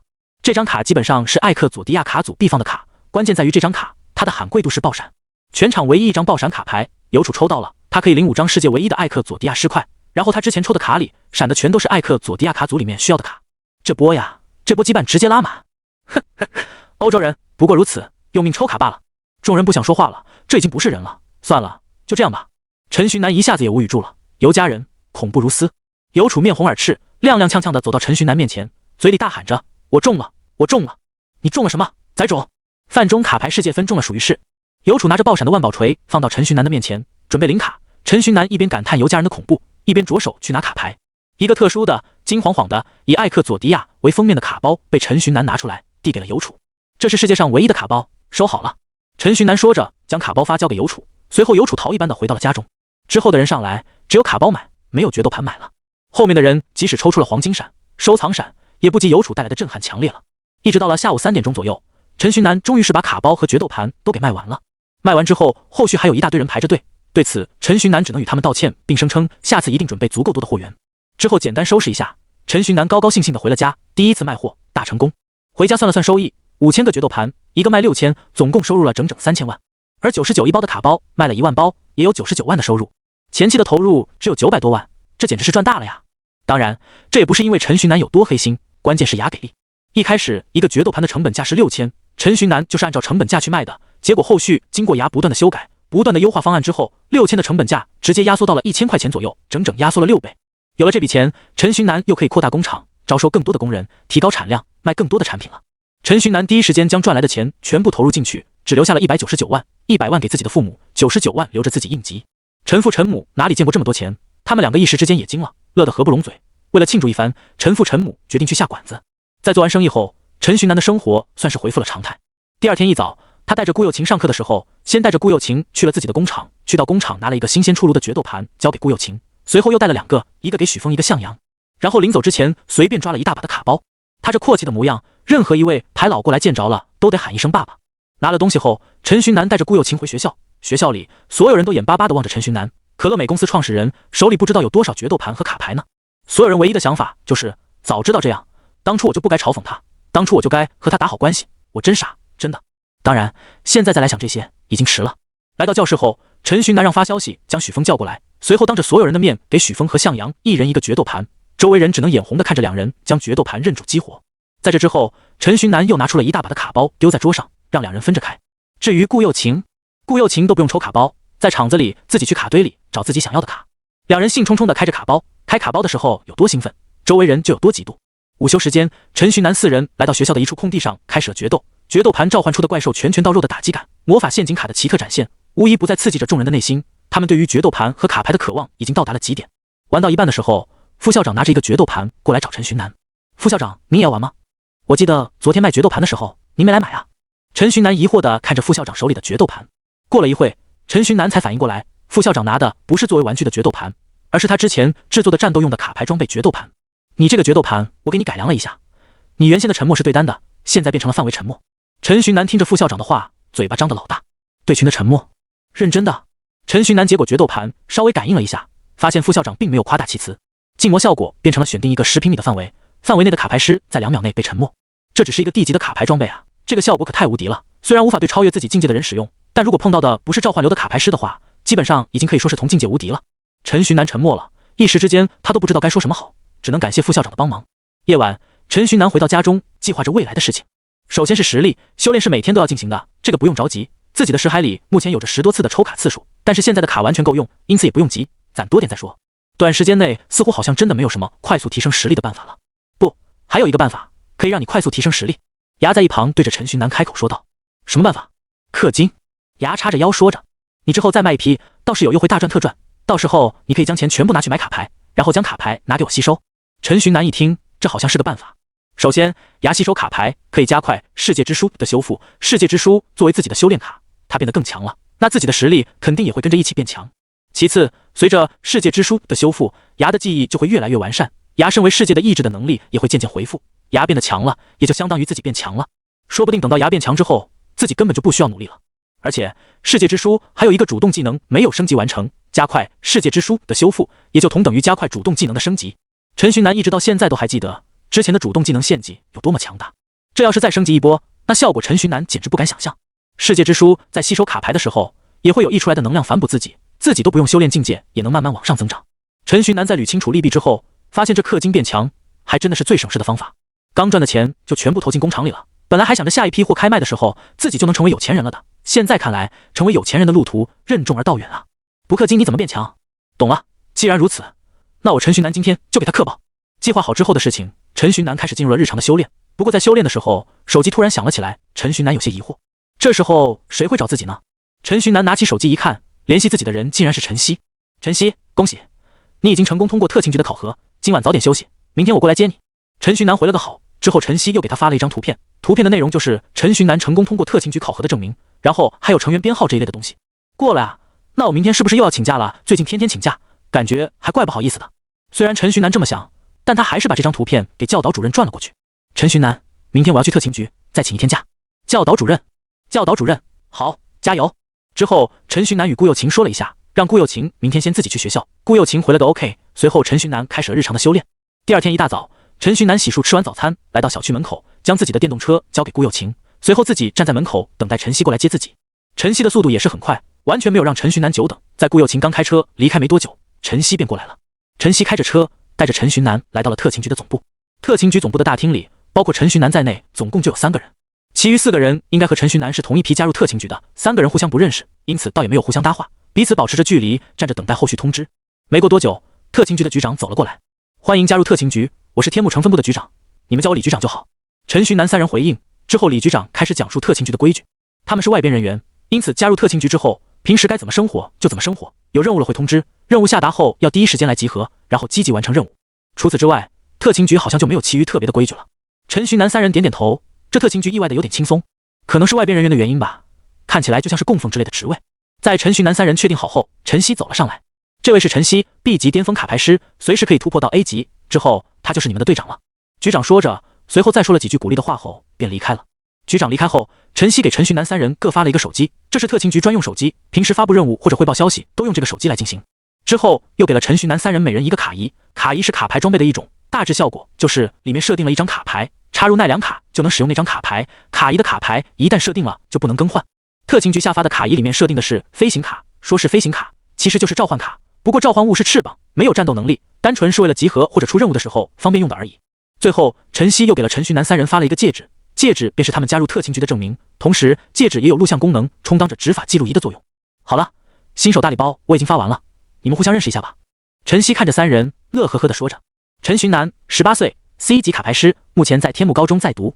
陈大佬，幸会，我是你的粉丝啊，你的所有视频我都给你3连的。现在我们还是一个小队的队友了，下次决斗盘开卖的时候，提前说一下时间地点呗，我第一个去排队。陈寻南看着眼前这个有些微胖的中年大叔，一副狂热粉的模样，被吓了一跳。他点点头，算是答应了中年大叔的请求。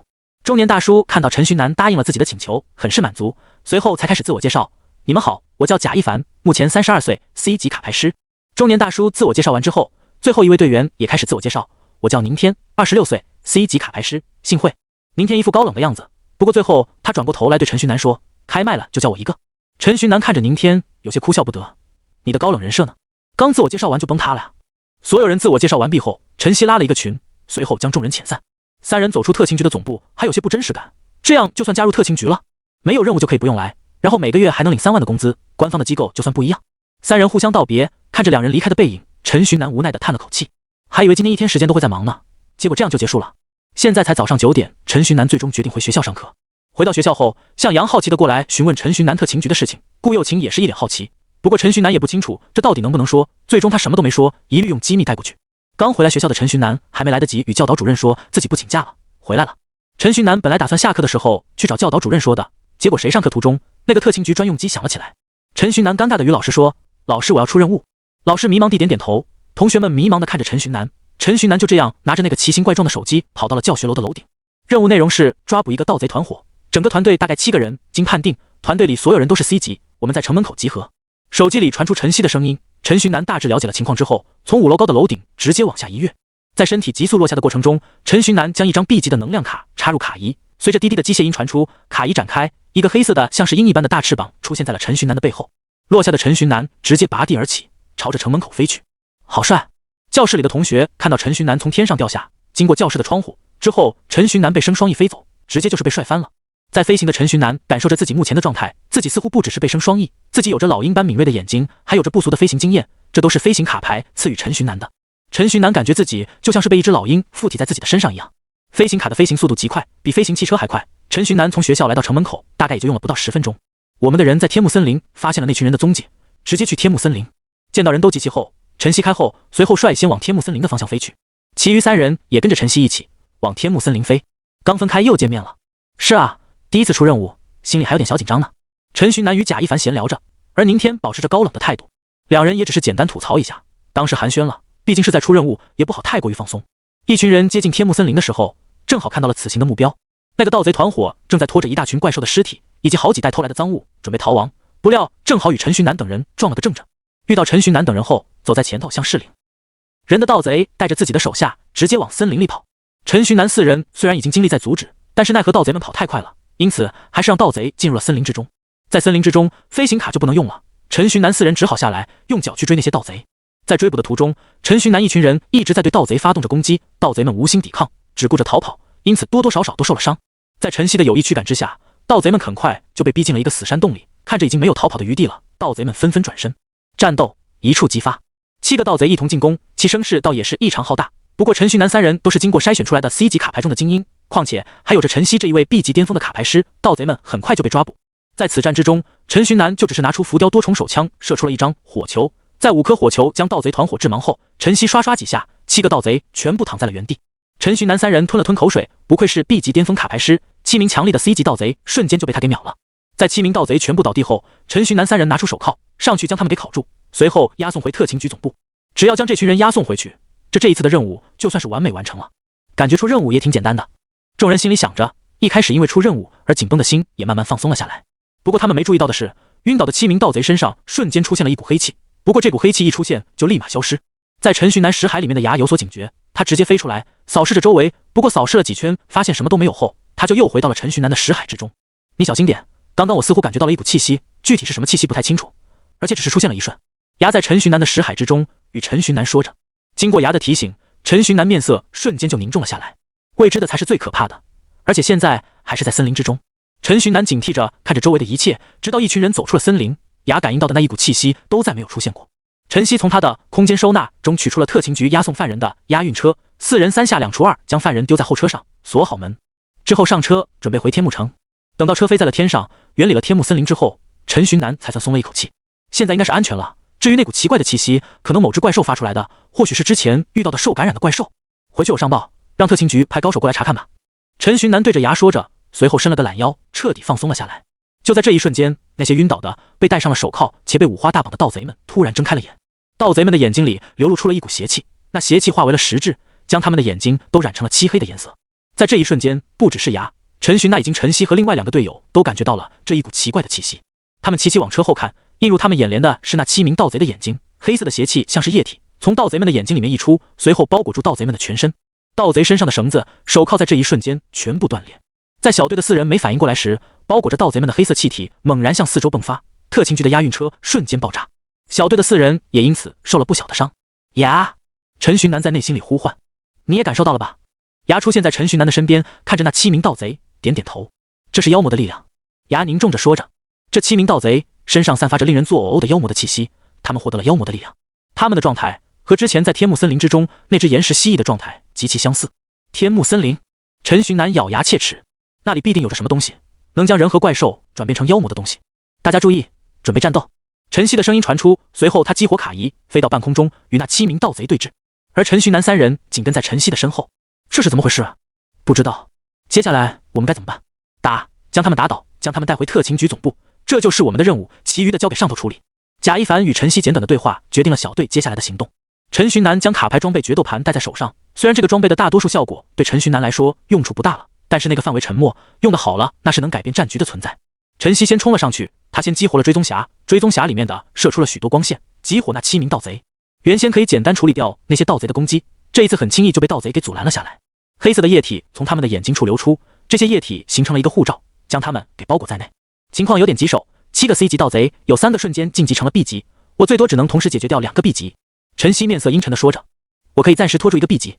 陈寻南开口说着，那好，我对付2个 B 级，陈寻南拖着1个 B 级，你们2个抓紧时间将那4个 C 级的解决掉，然后过去支援陈寻南。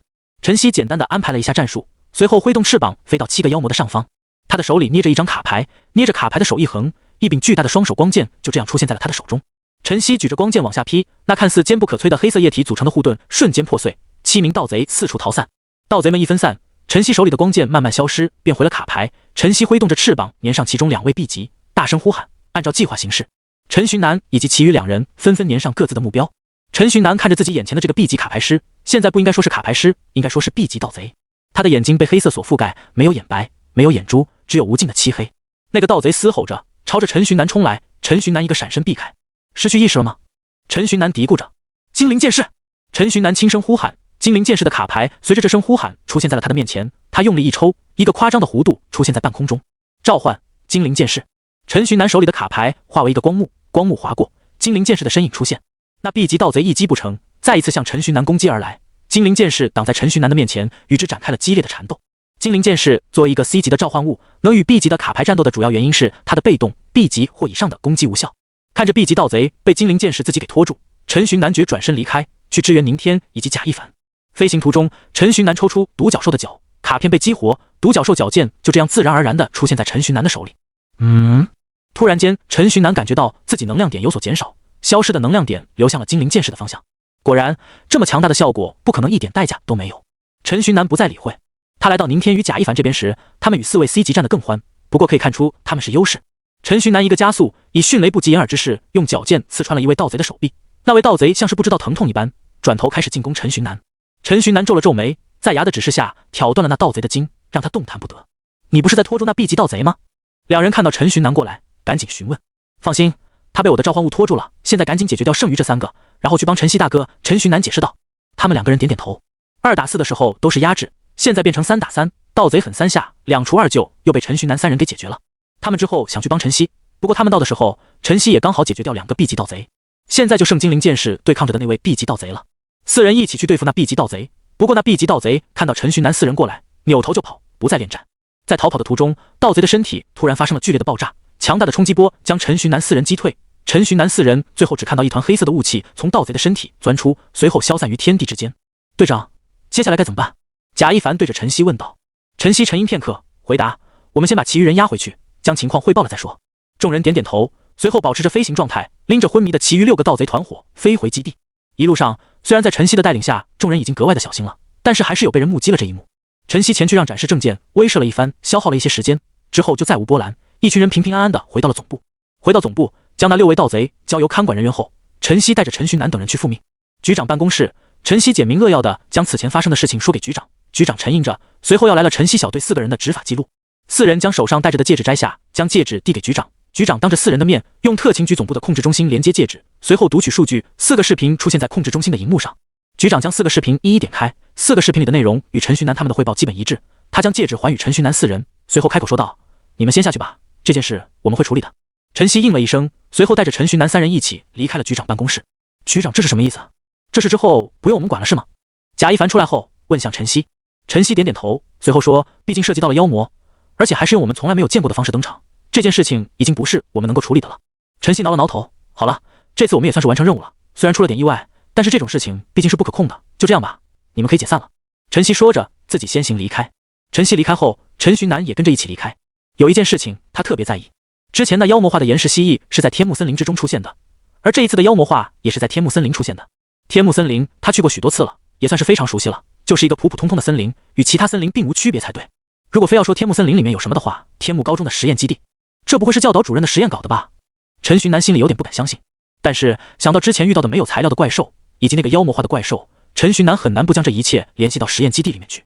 算了，想再多也没用，还是先去基地那边看一看吧。陈寻南来到基地，基地外面土地上有着出入的痕迹，想必教导主任此刻应该在里面才对。陈寻南一如往常的触发大门的机关，想要以此进入基地之中，可是这一次大门的机关竟然没有触发出来。陈寻南带着疑惑拨通了教导主任的电话，想询问他目前在哪，可惜教导主任没有接电话，一直拨打了近10通电话后，教导主任的电话终于接通了。教导主任，你在学校办公室吗？你在的话，我现在过去找你。陈寻南觉得现在还没到放学时间，教导主任不在基地，应该就会在学校里才是。教导主任沉吟一声，说道：“我现在在基地搞实验呢，有点忙，你有事就直接说，或者我回去了再找你吧。”教导主任一听陈寻南说的去办公室，他就以为陈寻南是在学校现在，可惜陈寻南下一句话一开口，让教导主任一下子无言住了。陈寻南对教导主任说：“既然教导主任您正在基地进行实验的话，那过来给我开个门吧，我现在就在门口呢，有件事想找你确认一下。”陈寻南话说完，教导主任那边直接安静了下来，过了片刻之后，他才回答：“好，那你等我一会，我把手里的事情忙完。”陈寻南在大门口等待了大概1个小时左右，教导主任才姗姗来迟的把大门给打开。有什么事情这么紧急吗？你可以等我之后忙完再说的。教导主任边开门边在一旁念叨着。在走进休息室的时候，林安阳也在。陈寻南发现林安阳和教导主任的黑眼圈都特别重，就像是好几天没睡觉了一样。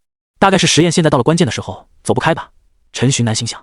随后，陈寻南与教导主任简单的描述了一下自己在出任务中发现的事情，就是之前的岩石蜥蜴，还有这次的盗贼，他们都不是妖魔，却又像是变成了妖魔一般，而且这2个事件都与天幕森林有关。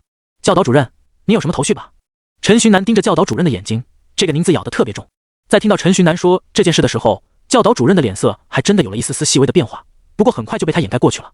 这个掩盖的速度快到陈寻南都没发现，还是牙发现了，在一旁提醒着陈寻南的。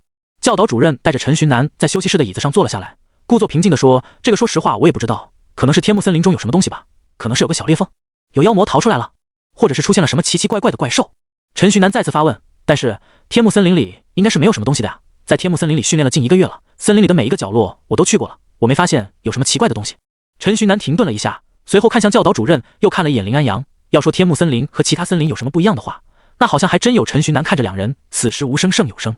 教导主任脸色比较难看的说：“寻南，你不会怀疑这是我们搞的吧？怎么可能？妖魔可是我们人类整个族群的敌人，与我们有着血海深仇，我们怎么会搞这种实验了？你想多了，我们的实验就是研究人工培养怪兽材料而已，我们这可是造福所有卡牌师，甚至可以说是造福全人类的实验，还是个官方的实验基地，怎么可能搞这种实验？”教导主任解释着，他的解释其实完全没有一丁点的问题，但是陈寻南总感觉他像是在欲盖弥彰。不过说到底，他也没有什么实质性的证据，人家的实验他也没有。隔去看，只是怀疑的话也做不了什么。想到这里，陈寻南便打消了继续询问下去的想法，还是先回去修炼吧，啥都没有增加实力来的重要。陈寻南站起身，与教导主任还有林安阳道别，随后他转身离开基地。就在他转身的那一刹那，一股黑色的气息突然蔓延在了整个休息室里，这股气息就像是要将陈寻南吞噬一般。陈寻南突然转过头：“那个教导主任，你能借我一张奈良卡吗？我好像没能量卡启动我的车了。”陈寻南一转头，那些黑色的气息突然间就缩了回去，就像是凭空消失了一般，完全没有一丝踪迹。教导主任在口袋里掏了一张 B 级能量卡递给了陈寻南。陈寻南接过奈良卡，以更快的速度离开了基地。离开基地后，他直接将 B 级能量卡插进卡椅里，被生双翼，以极快的速度飞走了。黑色的气息一出现，陈寻南就感应到了，这已经是他第3次感受到这股气息了，这可太熟悉了。这就是那种诡异的妖魔的气息，像是妖魔，却又不完全是妖魔，就感觉像是掺杂了些什么东西进去。陈寻南感应着那股气息离自己越来越近，他直接灵机一动，转头去借了张奈良卡。好在陈寻南一转头，那股气息就直接消失得无影无踪。陈寻南的计谋算是取得了成功。之后有惊无险地逃离了实验基地这个是非之地。教导主任和林安阳看着陈寻南逃命般离开，互相说道：“你觉得他发现了吗？”“他肯定发现了呀。”逃离基地的陈寻南越想越不对劲，如果实验基地是罪魁祸首的话，那自己现在就应该回去，应该去阻止他们，让他们没有再祸害别人的机会。但是自己目前的实力还比较地位，基地里面不可能只有陈寻南和林安阳2个人，除了这2人外，还有多少人？这些人都是些什么境界？陈寻南是完全不知的。因此，为了保险起见，陈寻南最终还是决定先跑再说。跑路的过程中，他提醒吊胆的，在之前他慌了，因此很多事情处理得很不好。基地里那2个人肯定已经知道陈寻南发现端倪了。陈寻南一直就害怕他们2个会派人过来将自己抓回去，不过最终还好，一路上没有人上前来阻拦自己，因此陈寻南平安地回到了天幕城。天幕森林中的基地真的是天幕高中的基地吗？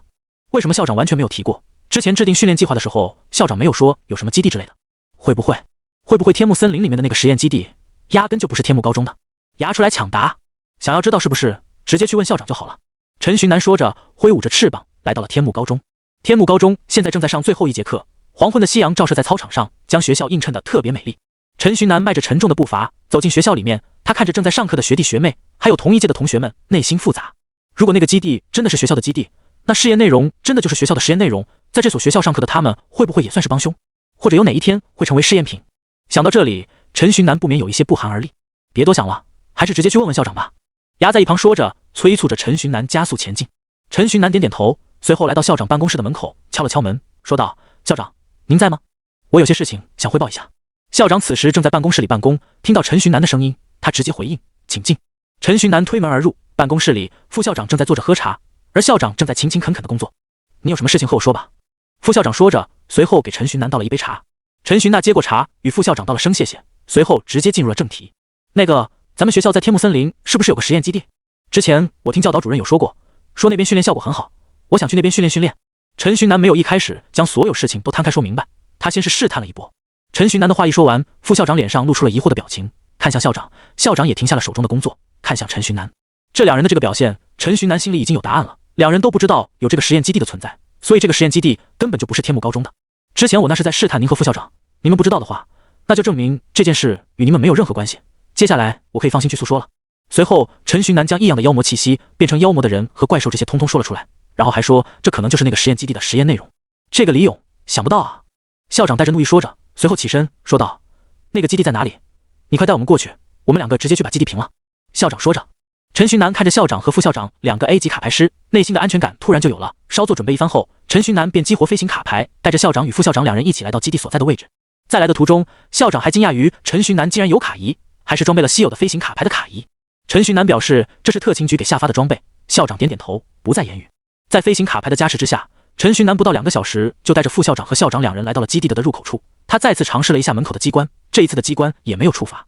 关键是这一次连之前的阻隔感都没了，像是阻隔的东西消失了一样。陈寻南心里有一种不妙的感觉，他高高飞起，朝着基地的方向使用了一张火球。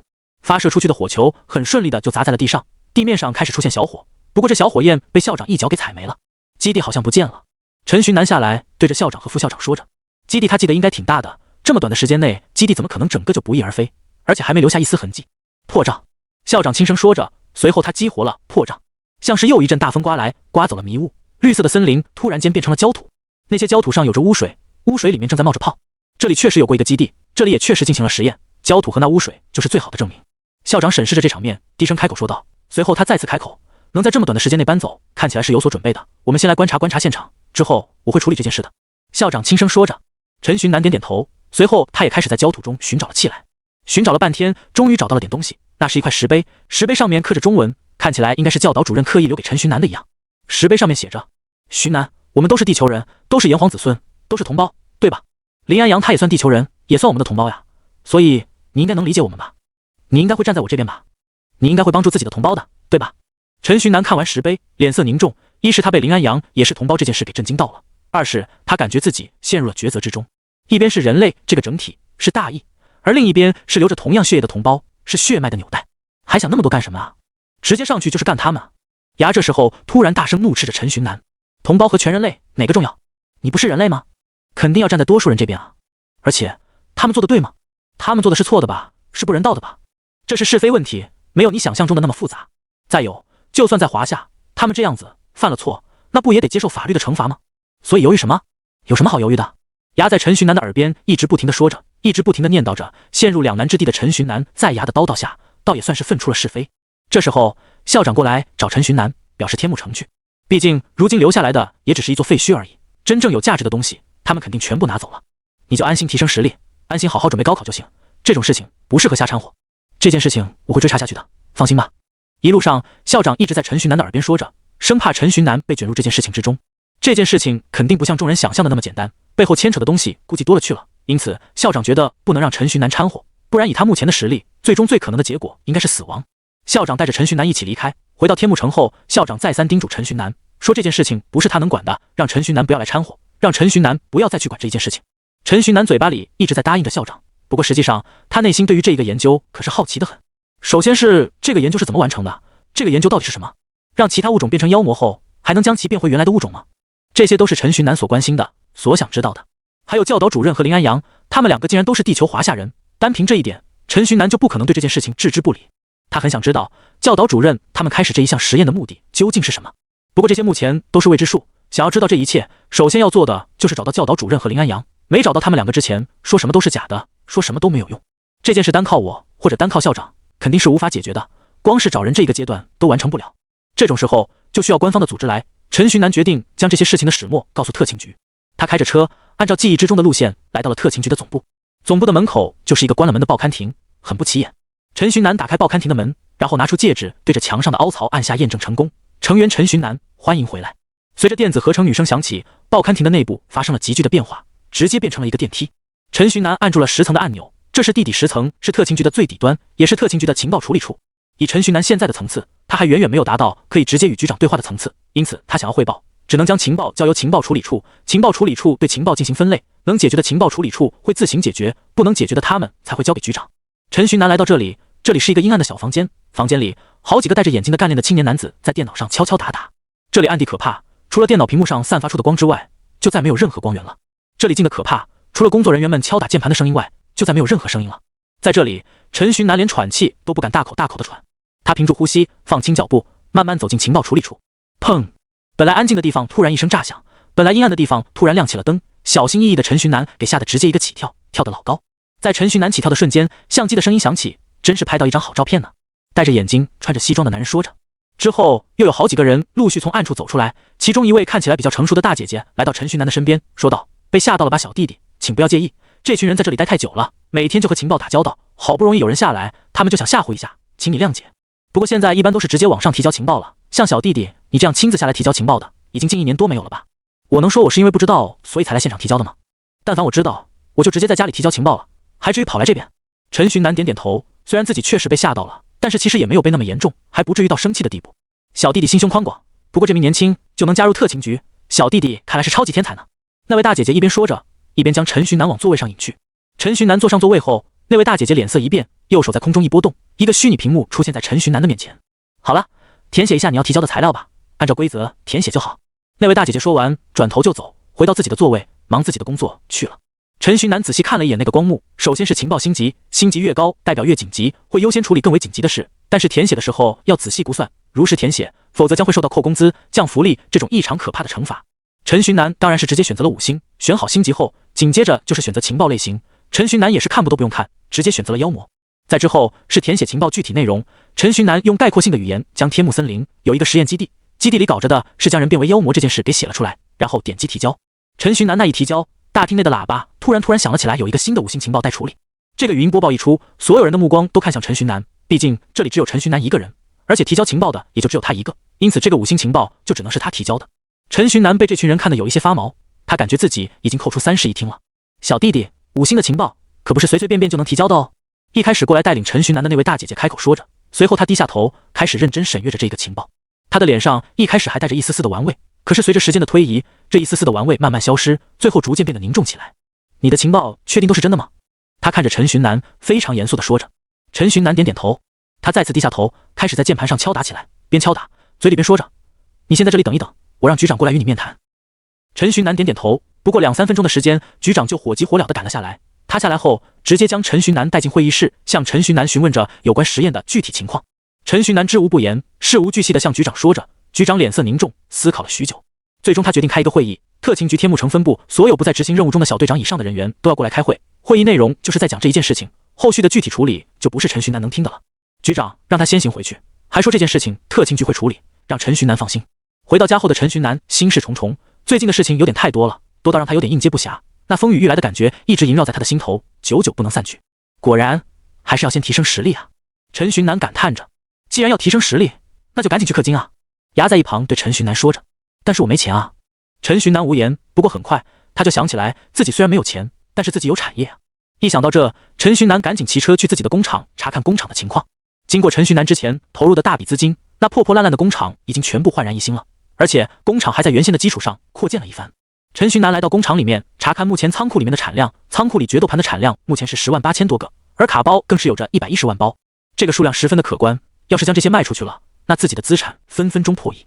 简单计划一遍后，陈寻南又一次在网上发起了预告，这次没有发视频，只是简单的发了个动态。过段时间，第2批决斗盘和卡包即将出售，这一次的量十分充足，决斗盘有足足10万个，而卡包也有着100万包。具体售卖方式和地点之后会随时公布，请大家多多关注。陈寻南发完动态，没过多久，很快就引爆了整个网络，大家都在讨论着这一件事。爷青回，爷青回，这次10万个决斗盘，我总该能抢到了吧？楼上的你想什么呢？你怎么呛得过脚本哥？网上议论归议论，陈寻南丝毫不理会。他现在需要面对的主要问题，其实怎么卖这个问题。毕竟之前量少，在公园里随便摆个地摊卖卖就得了。如今10万决斗盘加100万的卡包，再摆地摊就有点不现实了，这能给人累死。首先得找个地方租个店，还好之前陈寻南给自己留了几10万，所以他现在可以租一个大型的店铺。不过就算是有了大店铺，还是不够的。首先人手方面就有着很大的问题。不过就在陈寻南烦恼的时候，许峰的电话打了过来。南哥，你这一次要卖这么多东西，店找好了吗？工人找好了吗？这些不找好，想要顺利的卖东西可不容易啊。哎，我现在才刚开始找呢，反正具体发售时间也还没定下来，我可以慢慢找。陈寻南叹了口气，对着许峰说着。而在陈寻南一说完，许峰就直接开口：南哥，你还没找好的话，我爸这边可以提供给你场地和给你提供一批工人。陈寻南心里一喜，但是他想了一想，人家这么帮自己，不可能是免费的吧，肯定会有所图。于是他小心翼翼地问道：那我需要支付多少报酬才合适呢？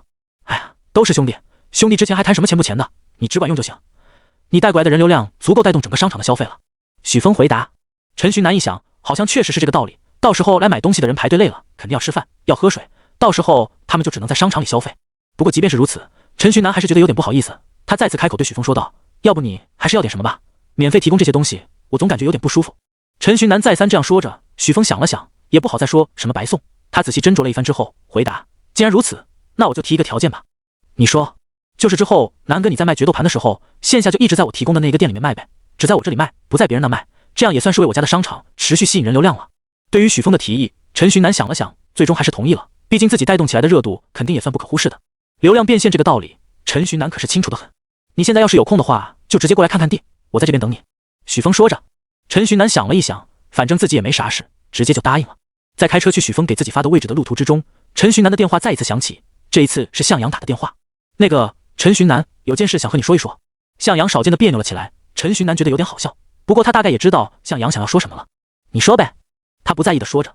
就是你最近不是要卖那个决斗盘和卡包吗？那么多量，应该不会都在线下卖吧？线上卖的话，能不能在我家平台上卖？我爹逼着我来找你的，还说会给你支付报酬。嗨，多大点事，我正愁没地方卖呢，你爸能给我提供平台，那正好是帮了我一个大忙啊，我感谢你们还来不及，怎么会要你的钱呢？陈寻南说着开始推脱，他向来就是这样的人，有好处了，能和身边的人一起拿，那就一起拿，绝对不吝啬，该收的钱还是要收的。你在我家平台上卖，会给我家平台带来许多新用户的，新用户会带动平台发展，这钱你必须收。而且我家的平台是刚开的，正好处于起步阶段，有你这么一帮，起步阶段都可以直接跨过去了。向阳滔滔不绝地说着，最后陈寻南只能答应他，不过具体情况还是要等到时候细谈，毕竟这也不是什么小事情。陈寻南干脆直接把位置发给向阳，让他过来与自己还有许峰一起商讨。向阳收到消息后表示立马就去，可能是他家离那个商场近的原因，陈寻南到达地点的时候，向阳和许峰已经在坐着喝茶聊天了。陈寻南到来之后，许峰先是带着陈寻南参观了一下他给陈寻南留的店铺，说是店铺，其实用来开一个小超市都完全够了。整个店铺有着一整个操场那么大，这么大的店铺里面空空如也，什么都没有，而且还非常干净，没有一丝灰尘。陈寻南转了一圈之后，很是满意，心里的不好意思更加浓烈了。再仔细规划了一圈下来，陈寻南对于线下门店的售卖大概有了初步的想法。首先是那么大的店铺，完全可以设立多窗口同时贩卖。陈寻南打算开6个窗口，一个窗口给1万个决斗盘和10万包卡，线下店卖6万的这样就差不多了。至于剩下的4万留给线上去卖，试试线上的销量再说。毕竟之后如果想要卖出更多，卖得更好，只能走线上这一条路。开实体店分店的话，首先是需要时间成本和金钱成本，陈寻南还有许多事情要忙，他可没有精力去管这些事情。陈寻南将自己的计划说出来后，许峰当场就找人来对店铺进行改造。据许峰所说，大概1个小时左右就可以全部弄好。在此期间，陈寻南与向阳开始商讨起到底该给多少报酬的事情。陈寻南本来就不怎么想收，因此他的想法是随便收取一点，意思意思就可以了。但是向阳不肯，他决定这样子就是自己在占陈寻南的便宜。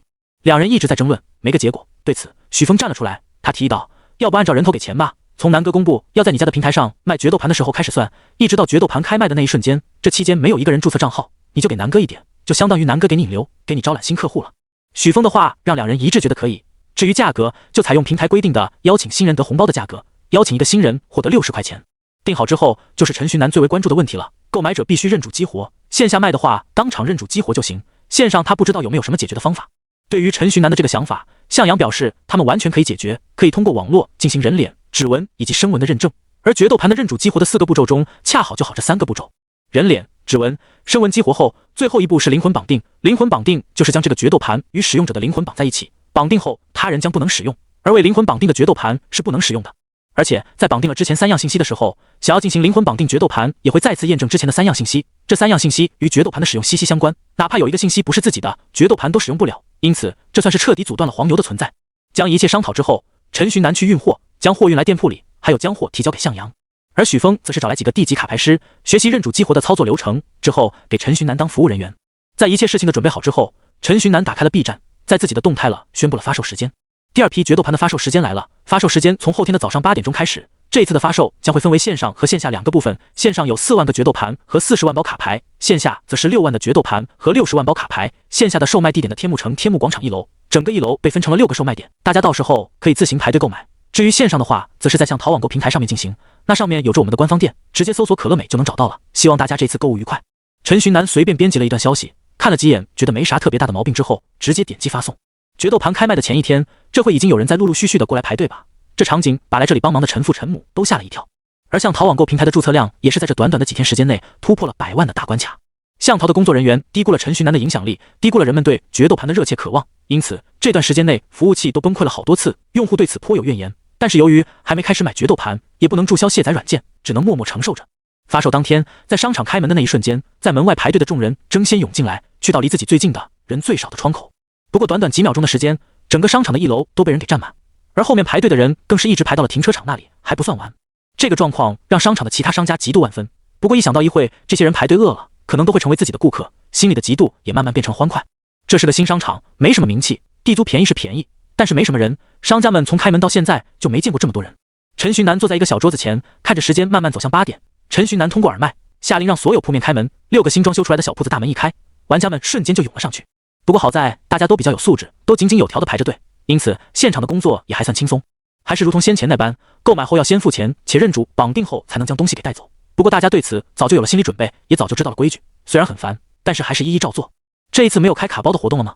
第一个卖完决斗盘和卡包的买家想着服务员问道。服务员指了指坐在左侧的陈寻南和坐在右侧的陈寻南父母说道，左侧的是陈寻南先生，右侧的是陈寻南先生的父母，您可以随便找一边去开卡包，开出喊贵卡会有积分，积分积攒到一定程度之后，后续可以来我店铺兑一包全新的普通卡包哦。服务员对着那人解释道，而后面的人也是跟着一起听到了服务员小姐姐的解释，而后面的人听到后互相之间开始议论，一路传下去，所有来排队的人基本上都了解这个活动了。看着这一幕，陈寻南心里很是满意，有员工帮忙工作，而自己在一旁看着确实是舒服的很啊。呀，我开始体会到当万恶的资本家的快乐了。陈寻南心里想着，而牙坐在桌子的左下角，陈寻南的手边一脸鄙夷的看着陈寻南。很快，陈寻南发现有6个人过来找自己开卡包了，这6个人应该就是第一批买到的那6位买家了。他们怎么都冲着我来啊？陈寻南有些无奈的说着。管那么多呢，干活接客，别想当甩手掌柜。那6人过来后，开始默契的在陈寻南后面排起了队。陈寻南开始讲解规则，他一下子将6个人在一起招呼了过来，同时还拿出手机录像，准备发视频。这样做的目的当然就是因为懒了，不然来一个人他讲解一次规则麻烦得很。总之就是1000张银子可以免费兑换1包未拆封过的卡包， 100张面闪可以免费兑换1包未拆封过的卡包，50张金闪可以免费兑换1包未拆封过的卡包，25张立体可以免费兑换1包未拆封过的卡包，10张全息可以免费兑换1包未拆封过的卡包，5张银碎可以免费兑换1包未拆封过的卡包，1张白碎可以免费兑换1包未拆封过的卡包。陈寻南口若悬河地说着，虽然已经不是 UP 主了，但是他还是习惯性的水着视频的时长。本来他可以用更加简短的话语来描述规则的。他喝了口水，休息了一下，接着说道：1张黄金闪可以兑换5包，而1张收藏闪可以兑换10包，1张爆闪则是可以兑换50包。陈寻南说着，那6人开始咽了咽口水。这一次的爆闪是得50包卡，虽然收藏价值没有之前的特殊卡包强，但是实用价值也拉满了。6人看了看自己手里的10包卡包，心里顿时感觉到压力拉满。这下必须要消耗寿命进行开包了。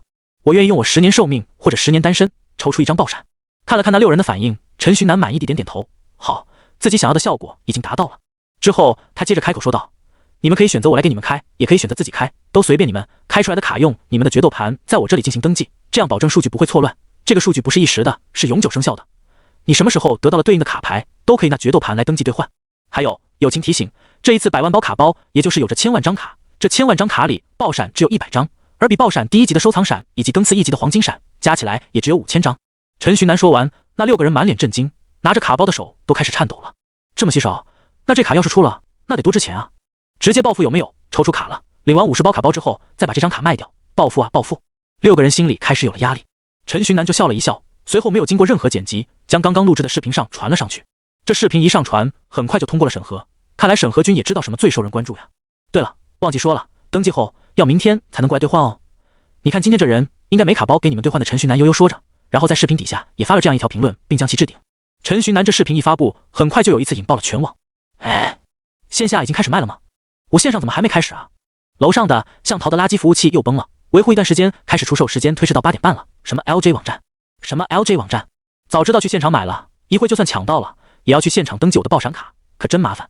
各种各样的评论层出不穷。不过陈寻南此刻已经无心管这些了，他用手机开始了直播开包。首先是第一位受害者，在陈寻南的蛊惑下，他将卡包全部交给了陈寻南。陈寻南很是认真的一点点打开卡包，充满仪式感的抽出卡牌，10个卡包100张卡牌，最终的开包结果是只有6张面闪，其余的都是平卡。23333，主播是从非洲来的吧？脸这么黑，大家信任我，我对不起大家，这就是可乐美陈寻南。一条条弹幕从手机屏幕上滚过，现场很快就响起了欢快的笑声。那第一个受害者脸色难看的走了，他那离去的背影十分落寞。我真傻，我真的是太傻了，竟然让他帮我开包。接下来是第2人，陈寻南为了证明自己，从第2位受害者手中拿了6包卡包，受害者自己开4包卡。陈寻南将60张卡一一抽出，平卡平卡平卡平卡，这一次全都是平卡，连面闪都没有了。直播间里的气氛更加欢快了。第2个人手上拿着自己最后剩下的4包卡包，内心真的是后悔极了。不过最后他什么也没说，自己将4包卡包给打开。随着第2位受害者慢慢的抽出卡片，众人都惊呆了。面闪好几张不说，还有立体衫、全息闪银碎白碎，各种各样的喊贵卡，最后甚至出了1张黄金闪，节目效果直接拉满。第2位受害者直接脱飞入欧，23333，没有对比就没有伤害。楼上的你不懂不要乱说，这大哥是个明白人，他这是在让陈大佬给他垫刀呢。陈大佬这波血亏，坐实了自己飞球的身份了。陈寻南面露尴尬的给第2位受害者登记着，内心郁闷的很，老子平时运气挺好的呀，怎么这会这么拉胯呢？之后越来越多的人来陈寻南这边开卡包，陈寻南开的卡包越来越多，被当做垫刀人的次数也越来越多。不过即便如此，他还是满心欢喜的，毕竟没有任何一个牌老能抵挡得住开卡包的诱惑，如果有，那就再加1包卡包。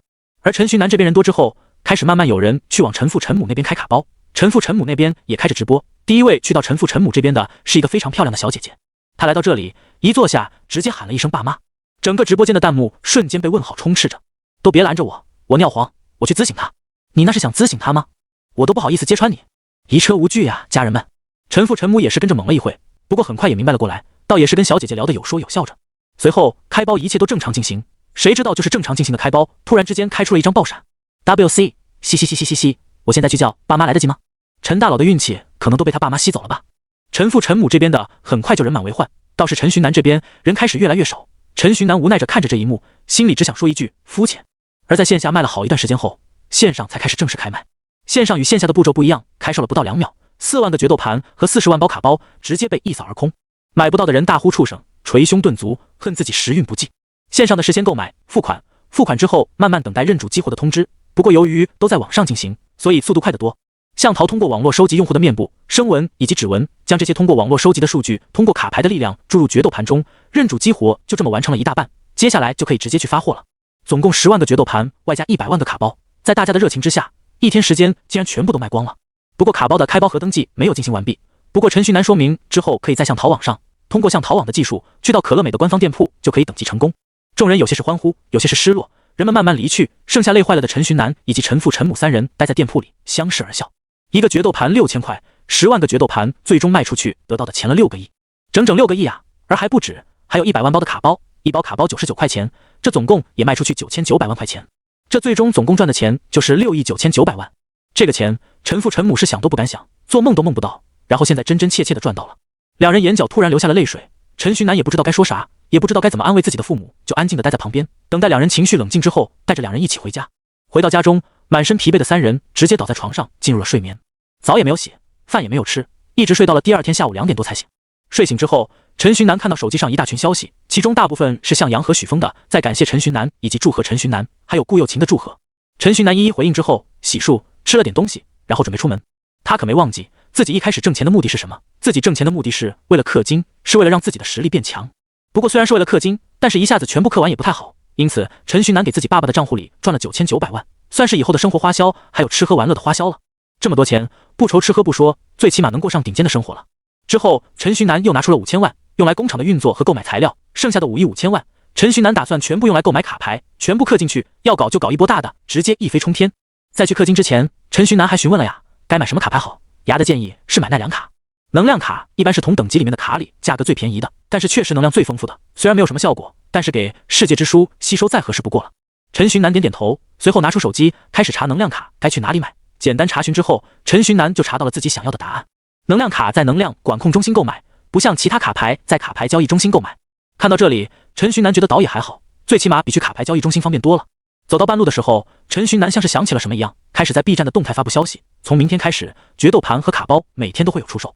线下每天售卖3600个决斗盘和5万个卡包，线上则是每天售卖2400个决斗盘和5万个卡包。陈旭南的公告让许多游戏王的粉丝惊喜万分，这下产能这么足，自己再也不用担心抢不到了。而发布了这样一条震撼人心的消息的陈旭南，此刻已经来到了能量管控中心。前台的小姐姐很显然也是认识陈旭南的，现在找一个不认识陈旭南的人反倒是有点难。陈旭南先生，请问有什么需要帮助的吗？前台小姐姐礼貌地过来询问。陈旭南简单明了，我想要能量卡，价值5亿5000万的能量卡。陈旭南说的极其简单明了，像是说了55块钱一般，丝毫不在意。好，您稍等，5亿。等一下，多少？你再说一遍。5亿5000万，确定没说错？管控局所有人都用震惊的眼光看着陈旭南。奈良卡的用途一般就是修炼和给电器提供能量，一下子买这么多，是疯了还是怎么了？前台服务员小姐姐让陈旭南稍微等待一下，她去找来总经理。陈旭南点点头，很快又有一位看起来很干练的小姐姐走了过来，这位就是管控局的总经理了。她过来与陈旭南再三确认后，让陈旭南跟着她一起去了库房。这里是 A 级能量卡的库房，这一整个库房的价格是4个亿，现在全都是你的了。陈旭南看着库房里那一堆 A 级能量卡，不由得咽了咽口水。这一堆 A 级能量卡大概有400多张左右，基本上算是100万一张，甚至90多万一张的价格，这个价格绝对是陈旭南知道的最公道的价格了。400多张 A 级能量卡，这庞大的能量都可以供应一个国家1年的能量消耗了。还有1亿5000万，我们这边直接给您换算成一张 S 级的能量卡，好吧？那位总经理说着，陈旭南点了点头。一张 S 级能量卡的价格，市面上大概1亿4000万到1亿6000万左右的价格，取个居中的价格也算合适。陈旭南付了钱，拿走了所有能量卡，回到了自己的家中。他感觉自己的手在颤抖，他感觉自己的灵魂在颤抖，他呼吸困难，激动的要背过气去了。冷静冷静，之后我们肯定还会氪更多的金，实力增强会更快。你不用现在就这么激动，将激动留给以后。随便安慰了一下陈旭南之后，牙开始了自己的吸收大业。这一次他定要吸个爽。检测到可吸收能量，是否允许吸收？虽然牙知道这些能量卡都是陈旭南给自己准备的，但是在真正开始吸收之前，牙还是装模作样的询问着。吸吧吸吧，今天买来的这些能量卡全部都是你的，你随便吸。陈旭南话落，牙的脸上露出来满意的表情。只见他小手一招，陈旭南的那张别在腰间的空间收纳突然出现了急剧的震动，这震动让空间收纳直接飘了起来。在他飘到陈旭南的眼前的时候，直接一闪，空间收纳这一张卡就这样直接消失不见。陈旭南看着消失不见的空间收纳，心里饱含期待，当然更多的可能是心疼。在牙吸收的时候，他可不会干坐着。陈旭南念头一起，遁入了自己的识海，他要看牙是怎么霍霍自己的钱的。他不干坐着，他是干看着。在陈旭南进入自己的识海之后，空间收纳也跟着一起出现在了陈旭南的识海了。确认到吸收目标，开始吸收。牙伸出自己的小手，摇指着空间收纳，牙这一指，直接让空间收纳自己打开了。打开的空间收纳开始往外吐卡，400多张紫色的能量卡和一张金色的能量卡飘在陈旭南的识海里。这些能量卡中蕴含的庞大能量，即便没有爆发出来，也让陈寻南的识海感受到了一丝不适。那庞大的能量似乎是要将他的识海撑爆一般。在牙的操控下，这些奈良卡开始组成了好多个圈，这些圈在高速旋转着，随后一圈一圈一圈地将牙给围绕在中心。陈寻南看着这一幕，眼神微闪，这可太他恩的帅了。陈寻南忍不住爆了一句粗口。而此刻的牙很显然已经无暇去顾及陈寻南到底说什么了，现在的他所有心神已经全部沉浸在了吸收能量卡这一件事情之上。那些围绕着他转圈圈的奈良卡开始分流，随后有一张能量卡从圈子中脱离了出来，漂浮在牙的胸前。牙张开自己的双手，挺起自己的铁板胸膛，迎接着这一张能量卡。奈良卡显然是受到了牙的呼唤，直接对着牙的胸膛冲去，在触碰到牙的胸膛时，能量卡上绽放出了耀眼的光辉。随后在陈寻南的注视下，这一张 A 级紫色的奈良卡开始慢慢没入牙的胸膛。而在牙身后的世界之书开始慢慢的有了动静，世界之书上出现了一抹亮光，亮光所过之处，世界之书的裂痕皆被修复。不过亮光的移动速度太慢了，在一整张 A 级的紫色能量卡全部没入牙的身体后，那亮光的移动距离可能就只有1毫米，甚至都没有1毫米。这个效率只能说是非常的低下了。不过毕竟是在修复一张 SSR 级别的卡牌，虽然破损后降级到了 S2， 但是本质上依旧是一张 SSR 卡，因此一张 A 级的能量卡就想有卓越的修复效果，很显然是有点太过于异想天开了。在第一张奈良卡被吸收完毕之后，第二张能量卡以一样的步骤飞出来，随后没入牙的身体。不知道是不是陈寻南的错觉，他总感觉着第二张能量卡没入牙身体里面的速度变快了许多。对此，陈寻南没有多想，反正快慢与否都没关系，最终总该会是吸收完的，而且用的时间也不会特别长。他现在唯一关心的事情是，牙之前明明说过吸收能量卡的时候会溢出能量，再增加他的修为的，但是这一整张能量卡被吸收完了之后，陈寻南连一个能量点点都没看到。我真傻，又被骗了。但凡那个主动技能不够强力，或者但否主动技能不升级完成，我陈寻南今天就把牙给吃了，表演一个大口啃萝莉。在陈寻南这么想的时候，牙已经开始在吸收第三张卡了，而这第三张卡的吸收速度确确实实是比第一张卡快出了很多。看来这吸收速度果然会越来越快啊，这样也挺好，越早完成越好吧。陈寻南就这样坐在自己的识海空间里，坐在牙的对面，默默注视着牙，看着他一张一张的将能量卡吸收殆尽，看着自己的钱正在以无法计量的速度蒸发。他叹了一口气，为了增强实力，我陈寻南忍了，这就是变强的代价吧。就在陈寻南胡思乱想之时，他突然感觉到自己的内心有了一些触动，脑海里似乎浮现出了一点画面。那个画面是一个大山，大山上面有着许多怪兽，这些怪兽的习性、爱好等等，他竟然全部了然于心。陈寻南知道，这就是世界之书给自己的反馈，牙对世界之书的修复开始出现效果了。之后，越来越多的画面开始在陈寻南的脑海中出现，天上的、地上的、海里的，还有地里的各种各样的气候地貌怪兽都出现在了他的脑海之中，也不只是怪兽，像是一些植物的信息也出现在了陈寻南的识海里，就连人的信息都有，像什么许峰、向阳的信息，他竟然都有看到。看到这一幕，陈寻南心里突然震动，竟然许峰和向阳的信息都有，那会不会说明这个世界上所有人的信息都能看到？那是不是意味着自己可以靠这个找出林安阳与教导主任？陈寻南想着，开始特别留意起在自己识海之中出现的信息。不过最终的结果让他很是失望，看了半天，所有人的信息都略过，开始出现风景的信息的时候，陈寻南也没有找到关于这两人的信息。世界之书可能只能记载这个世界的人的信息，教导主任和林安阳是穿越过来的，没有他们的信息好像也是合情合理。在出现的风景里，陈寻南看见了一个无底的大坑，这个大坑里面什么都没有，这是一个将虚无给演绎到极致的大坑。若是黑洞在地球上出现，那也莫过于是这个模样了。陈寻南嘀咕着，而在他接收自己脑海里能量的时候，他突然感觉到了一股能量波动出现在了自己的识海里。陈寻南朝着感应的方向看去，那是世界之书的下方，那里此刻正有着一股十分精纯的能量，是世界之书溢出来的。终于有能量溢出来了，合着一开始说的一点真的就只有一点呗？你吸收不了了的能量才给我吸收是吧？陈寻南吐槽着，屁颠屁颠的跑到这一丝能量面前，将其吸收。吸收这一丝能量，陈寻南感觉自己的能量点似乎都在发生震动，这一股能量的精纯远远超出了他的想象，这股能量竟然钻入了他第一个能量点之中。这一股能量压缩着第一个能量点的能量，压缩的极致后，自身才钻了进去，一直到了第8个能量点，这看着只有一丝的能量才被彻底消耗完毕。陈寻南朝着自己的前8个能量点释放出感应，这一感应直接给他吓住了，这一个能量点被压缩到了极限，如今一个能量点里面的能量可能可以和原先2个能量点里面蕴含的能量比肩，这就是那一丝能量的功劳。精纯的能量点，蕴含能量多的能量点在使用卡牌时不会减少消耗，卡牌该消耗多少能量点就消耗多少能量点，不会因为你精纯一点就消耗少一点。只不过消耗了能量更多更精纯的能量点，使用出的卡牌会让其威能更上一层楼，其威力甚至堪比原先的2倍，甚至是3倍。之前20%的增幅算得上什么吗？压缩能量点，这才是 SSR 卡该有的强度啊！陈寻南感叹着，随后又有一丝能量出现在了陈寻南的眼前。陈寻南看到这一丝能量，像是单身了几百年的单身汉见到美女一般，直接扑上去将其给吸收。这种吸收还没有结束，越来越多的能量溢出来，陈寻南吸收的能量也越来越多。最后，陈寻南的70个能量点全部变成了压缩的能量点，而陈寻南看了看能量卡，那能量卡的消耗可能只有一半左右。看到这一幕，陈寻南内心大震，接下来就该轮到能量点数量上的增长了。陈寻南话落，一个新的能量点在他的识海里出现了雏形，而这个新的能量点在一开始出现的时候就是压缩后的状态。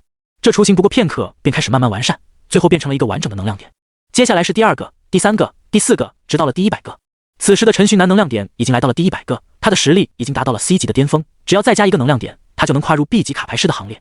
陈寻南看了一眼牙身前的能量卡，那张 S 级的金色能量卡还在，除了这一张卡之外，还有接近100张的 A 级紫色能量卡。这一波我有望直接冲击到150个能量点了吧？陈寻南观察了片刻之后，开始沉下心来吸收那些能量。不过在他吸收那些能量时，并没有一个新的能量点出现，这些吸收的能量又开始从第一个能量点开始压缩。又一次过了许久，陈寻南识海里的100个能量点全部被压缩了2遍之后，陈寻南发现牙身前的紫色能量卡已经消耗光了，牙的身前就剩下了最后一张 S 级的金色能量卡了。而那世界之书的修复大概有了 20% 了，虽然没到一半，但是这修复程度也算是很多了。这样就意味着自己再卖几次决斗盘，再氪5次金，自己就能将一张 SSR 卡给修复完成了。在陈寻南异想天开时，牙开始吸收他身前的最后一张卡，这最后一张 S 级的能量卡。金色的卡片在牙的胸前停滞不前，在试探了多次之后，才慢慢顺着牙胸前的光幕进入牙的身体。在金色的能量卡一进入牙的身体，牙就舒服的呻吟出了声。他这一叫让陈寻南吓了一跳，不过好找，最后也是无事发生。之前吸收 A 级能量卡的时候都能能量溢出来，如今吸收这一张 S 级能量卡时，竟然没有能量点再次溢出来，这让陈寻南啧啧称奇。不过这也不是什么坏事，最起码陈寻南看到世界之书上的光点的移动速度开始肉眼可见的加快了起来，世界之书的修复速度也因此而水涨船高。陈寻南满意地点点头，对这次的氪金结果算是非常的满意了。世界之书修复让他脑海里多了许多的知识不说，光是能量点能一下子飙升到100个，就已经彻底超出了陈寻南的意料。而且这100个能量点每一个都经过了数次的极限压缩，每一个能量点里面蕴含的能量都可以算是别人5、6个能量点了。这就意味着哪怕是一张 D 级的卡牌，经过陈寻南的使用后，都能不输给 C 级的卡牌，甚至强于 C 级卡牌。这是最让陈寻南惊喜的。虽然自己没有因此一步跨入 B 级卡牌师的行列，但是自己此时的实力无疑已经可以比肩大部分实力中下游的 B 级卡牌师了。就在陈寻南高兴时，自己的脑海突然开始出现了剧痛，这是一下子出现的记忆太多，数据太多，自己的脑容量一时之间不足以消化的证明。不过之前也出现过这种事，牙也留下过解决方法，因此对此陈寻南自己也能应付得来。陈寻南将脑海里的记忆进行初步筛选后，将一些压缩封印在了自己的脑海里，毕竟那么多知识，那么多记忆，一时之间自己肯定无法完全用上，既然用不上，那就给封印住，日后再慢慢将这些记忆分批次的慢慢释放出来，这样有了一个缓冲时间后，陈寻南消化起这些能量点也不会那么费劲。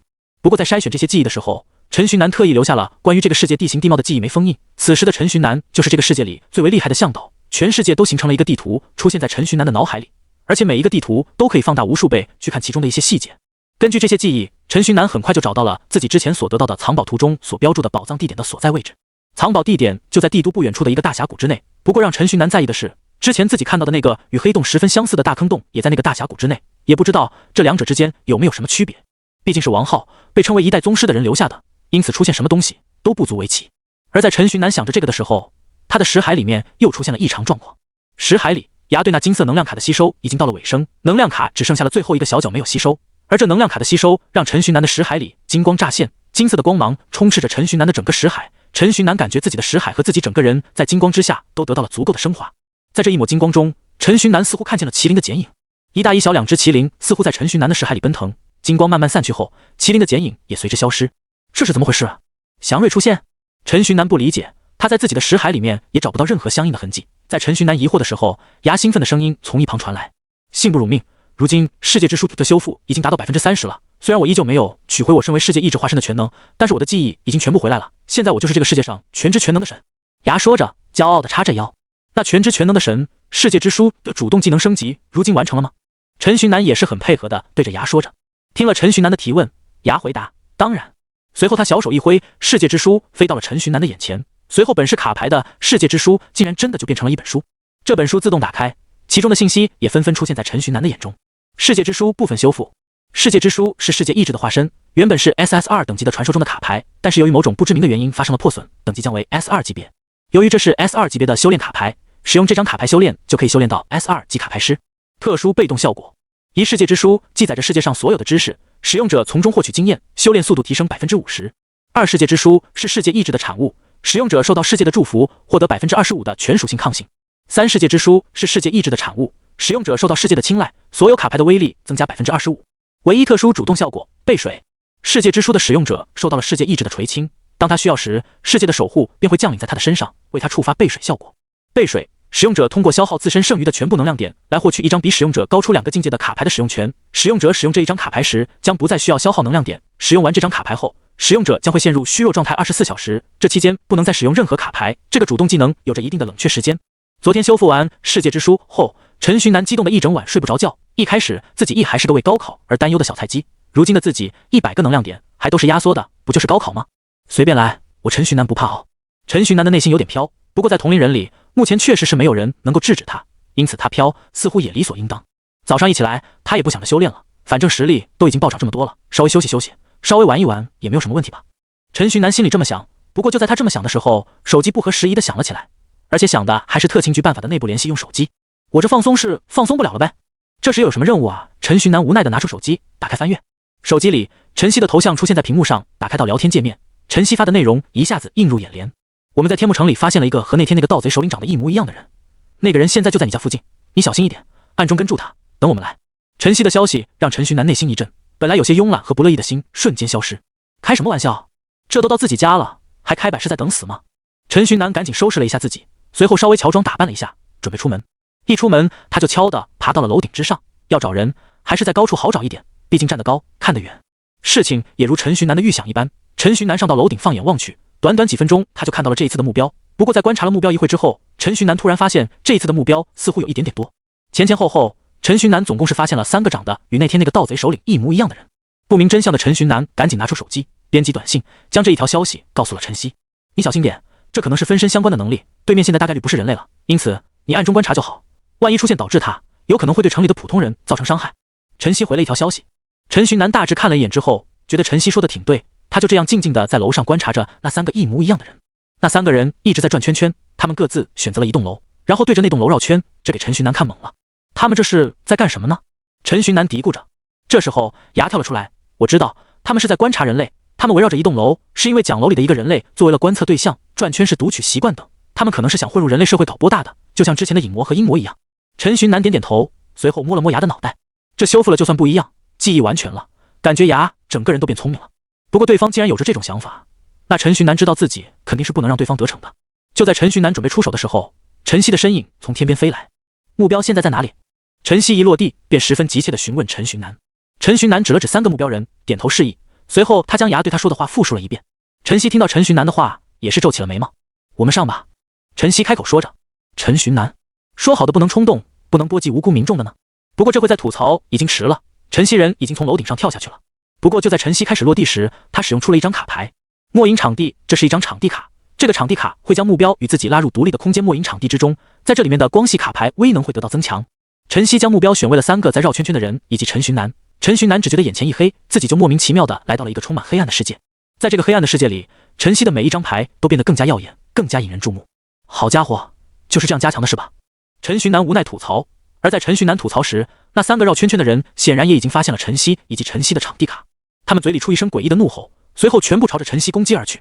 这倒不是他们有多聪明，主要是末影场地里太暗了，他们观测不到陈寻南，只观测到了异常显眼的陈曦，因此他们直接将攻击目标放在了陈曦的身上。陈曦对3人的进攻不以为意，他手里只捏着一张卡牌，他甚至不愿意再多拿一张卡牌来对付这3人，这简直就是将傲气给直接拉满了。而陈曦的傲气并不是源自于他的自大，他的傲气源自他自身的实力。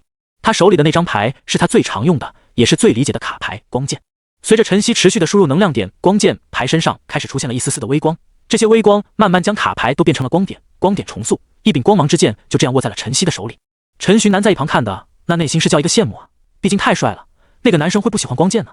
陈曦举起自己的光剑，对着冲过来的3人一剑劈了下，这一剑直接将3人劈晕在地。而在撞击到地面的时候，左右两侧的分身化成了一股青烟，消散于天地之间，就留着中间的那一位大哥倒在了地面上。简简单单解决掉这个人之后，陈曦解除了自己的场地卡，场地卡一解除，陈寻南便感觉到了一股强烈的光线刺痛着他的眼睛。等到稍微适应这光线之后，陈寻南张开了双眼。张开双眼的陈寻南发现自己和陈曦竟然出现在了自家的楼顶。陈寻南记得自己之前是已经跟着陈曦一起跳下去了来着，不过现在的他也已经顾不得这些了。陈曦已经带上人往特勤局飞去了，因此陈寻南只能激活卡仪，跟着陈曦一起前往特勤局。来到特勤局后，在陈曦的带领下，陈寻南来到了审问室，两人将人丢在审问室里面，朝着他泼了一桶凉水，随后就坐着等他醒来。两人没等待多久，那人很快就清醒了过来。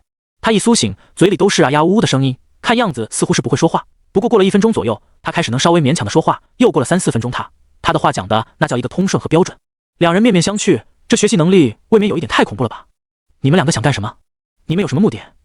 你们要对我做什么？那人惊恐地说着，要是不知道的，肯定会觉得陈寻南和陈曦在拿人在搞什么稀奇古怪的实验呢。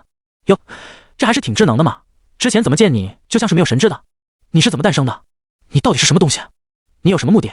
陈曦的3连问一下，让对面那人安静了下来。陈曦笑了笑，开始拿出刑具，不说是吧？硬气是吧？好，那我要开始准备用刑了。陈曦可不是说说就了事了，他是真的用刑。他将一块铁烧到通红，随后一点一点地按在那个人的身上，那个人身上直接是冒出了烧焦的味道。但是即便如此，那人也一声不吭，就像是没有痛感、没有知觉一般。陈曦不信邪，之后又试了大概5、6种刑具之后，发现确实不管用，他也不再用刑了。放弃抵抗吧，今天你说出来，我们会知道；不说出来，我们也会知道。陈寻南开始循循善诱，那你们就自己知道去啊。那人则是直接回怼。陈曦脸上露出了莫名的笑容，他对着那个人竖起大拇指，感叹道：“你还是牛的啊！不过我现在就去找脑读取专家，你不开口，我直接去你脑海里面找不就可以了吗？”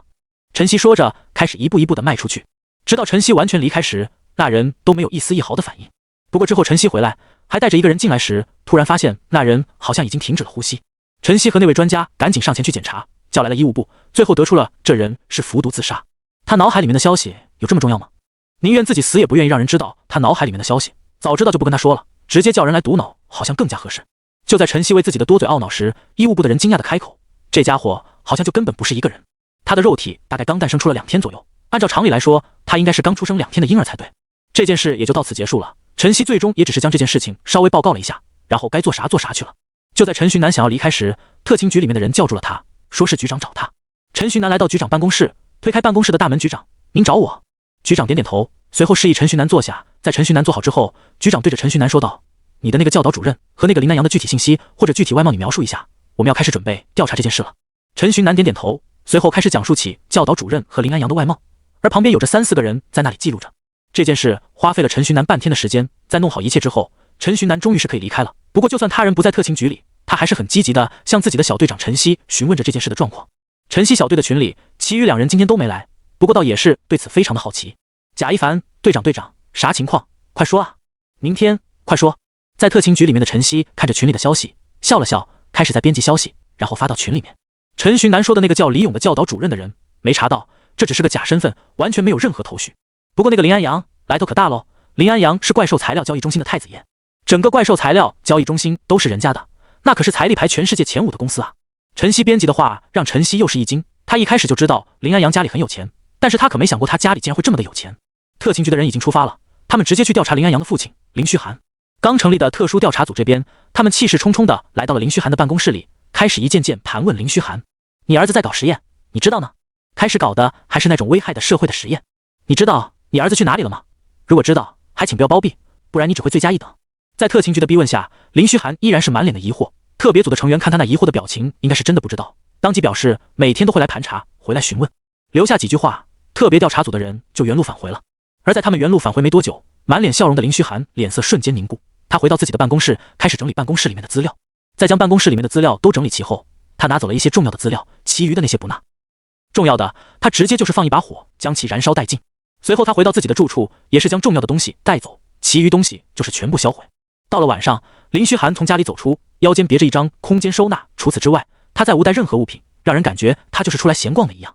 他这闲逛到了自己家公司的总仓库里，他将仓库里面比较重要的、比较值钱的东西全部搬走。离开的时候，他自带的3张空间收纳已经全部装满了怪兽材料，而这些怪兽材料全都是他从库房里面拿的，库房里只要是 B 级包括 B 级以上的材料都被他给统统收走。就这样，他神不知鬼不觉地离开了天幕城，离开了人类的城市。第二天，特勤局的人再次过来的时候，一切都已经迟了，早就已经人去楼空了。最终在查了监控，特勤局的众人才发现他是半夜直接连夜出城了。该死，我就知道他有问题，就不该相信他，昨天应该暗中紧盯着他，这样就不至于让他跑了。这时候有人开始后悔地说着：“你现在说有什么用？你不早点提出来？”那人旁边的搭档出口反问，那人一下子安静了下来。这之后就是很常见的封锁场地、收集线索之类的了。在收集了一整天之后，竟然什么发现都没有。之后，陈寻南回到了自己的家中，万分疲惫的他洗完澡吃完饭后，本来打算就这样直接入睡，但是谁知道这时候副校长竟然给陈寻南发了一条短信：“明天就是卡牌装备师的等级考核了，我已经给你报了 C 级卡牌师资格考试了，考试地点就在上次的那个地方，你记得要过来。”看着副校长给自己发的消息，陈寻南捂住了头。副校长，我可谢谢你了啊。陈寻南头疼了一会，给副校长回了个 OK， 然后了无音讯了。不过如今的他对于考试算是彻底没有什么好害怕的了，毕竟他有着牙的帮助，而牙掌握了全世界的所有知识，通过一个考试岂不是简简单单轻轻松松。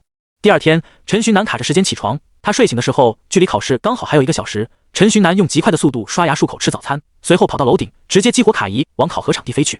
自己之前第一次考核还是教导主任带着自己来的，如今教导主任却……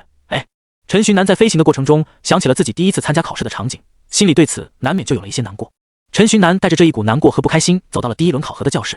陈寻南进入教室的时候，教室里所有做着临时抱佛脚的人纷纷放下手中的书，开始与陈寻南打招呼。陈寻南也是十分应付的，一一回应了所有人。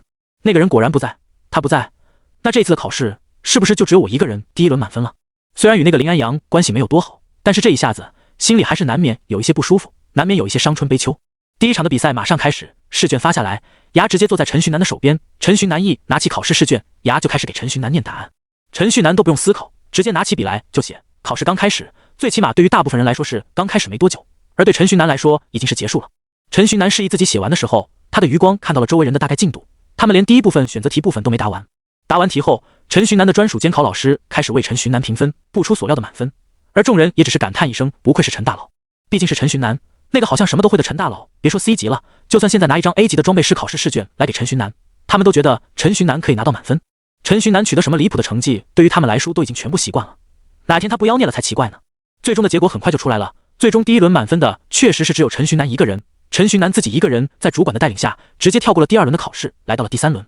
这一次的第3轮依然是战斗，此时的陈寻南最不怕的就是战斗了。面对 C 级怪兽寒冰孤鹰，陈寻南直接使用一张 D 级的火球，便将其给解决掉了。这张火球的威力，你说是张 C 级顶级卡，那个主管都相信，火球爆炸产生的火花竟然形成了一个烟花，说这是最低等级的卡，谁信啊？就连陈寻南自己也呆了，他自己知道自己的能量点确实是压缩过的，他自己也知道自己目前的卡牌威力已经超出正常人一大截了，但是当他使用出来时，他才发现原来他还是天真了，这可不是一大截就能彻底解释的了。不过陈寻南也没有深究，反正增强的是自己的实力，增强的越多，那也不过是对自己越有利罢了。陈寻南走出竞技场的时候，主管还在懵逼的状态，直到陈寻南开口提醒，主管才反应过来。之后，主管带着陈寻南去参加最后1轮的考试。最后1轮是装备皱纹的考试，因为从 C 级装备师开始，装备皱纹就是不可或缺的东西了。这个考试，陈寻南占据了天然的优势，毕竟装备皱纹就只是普普通通的中文而已。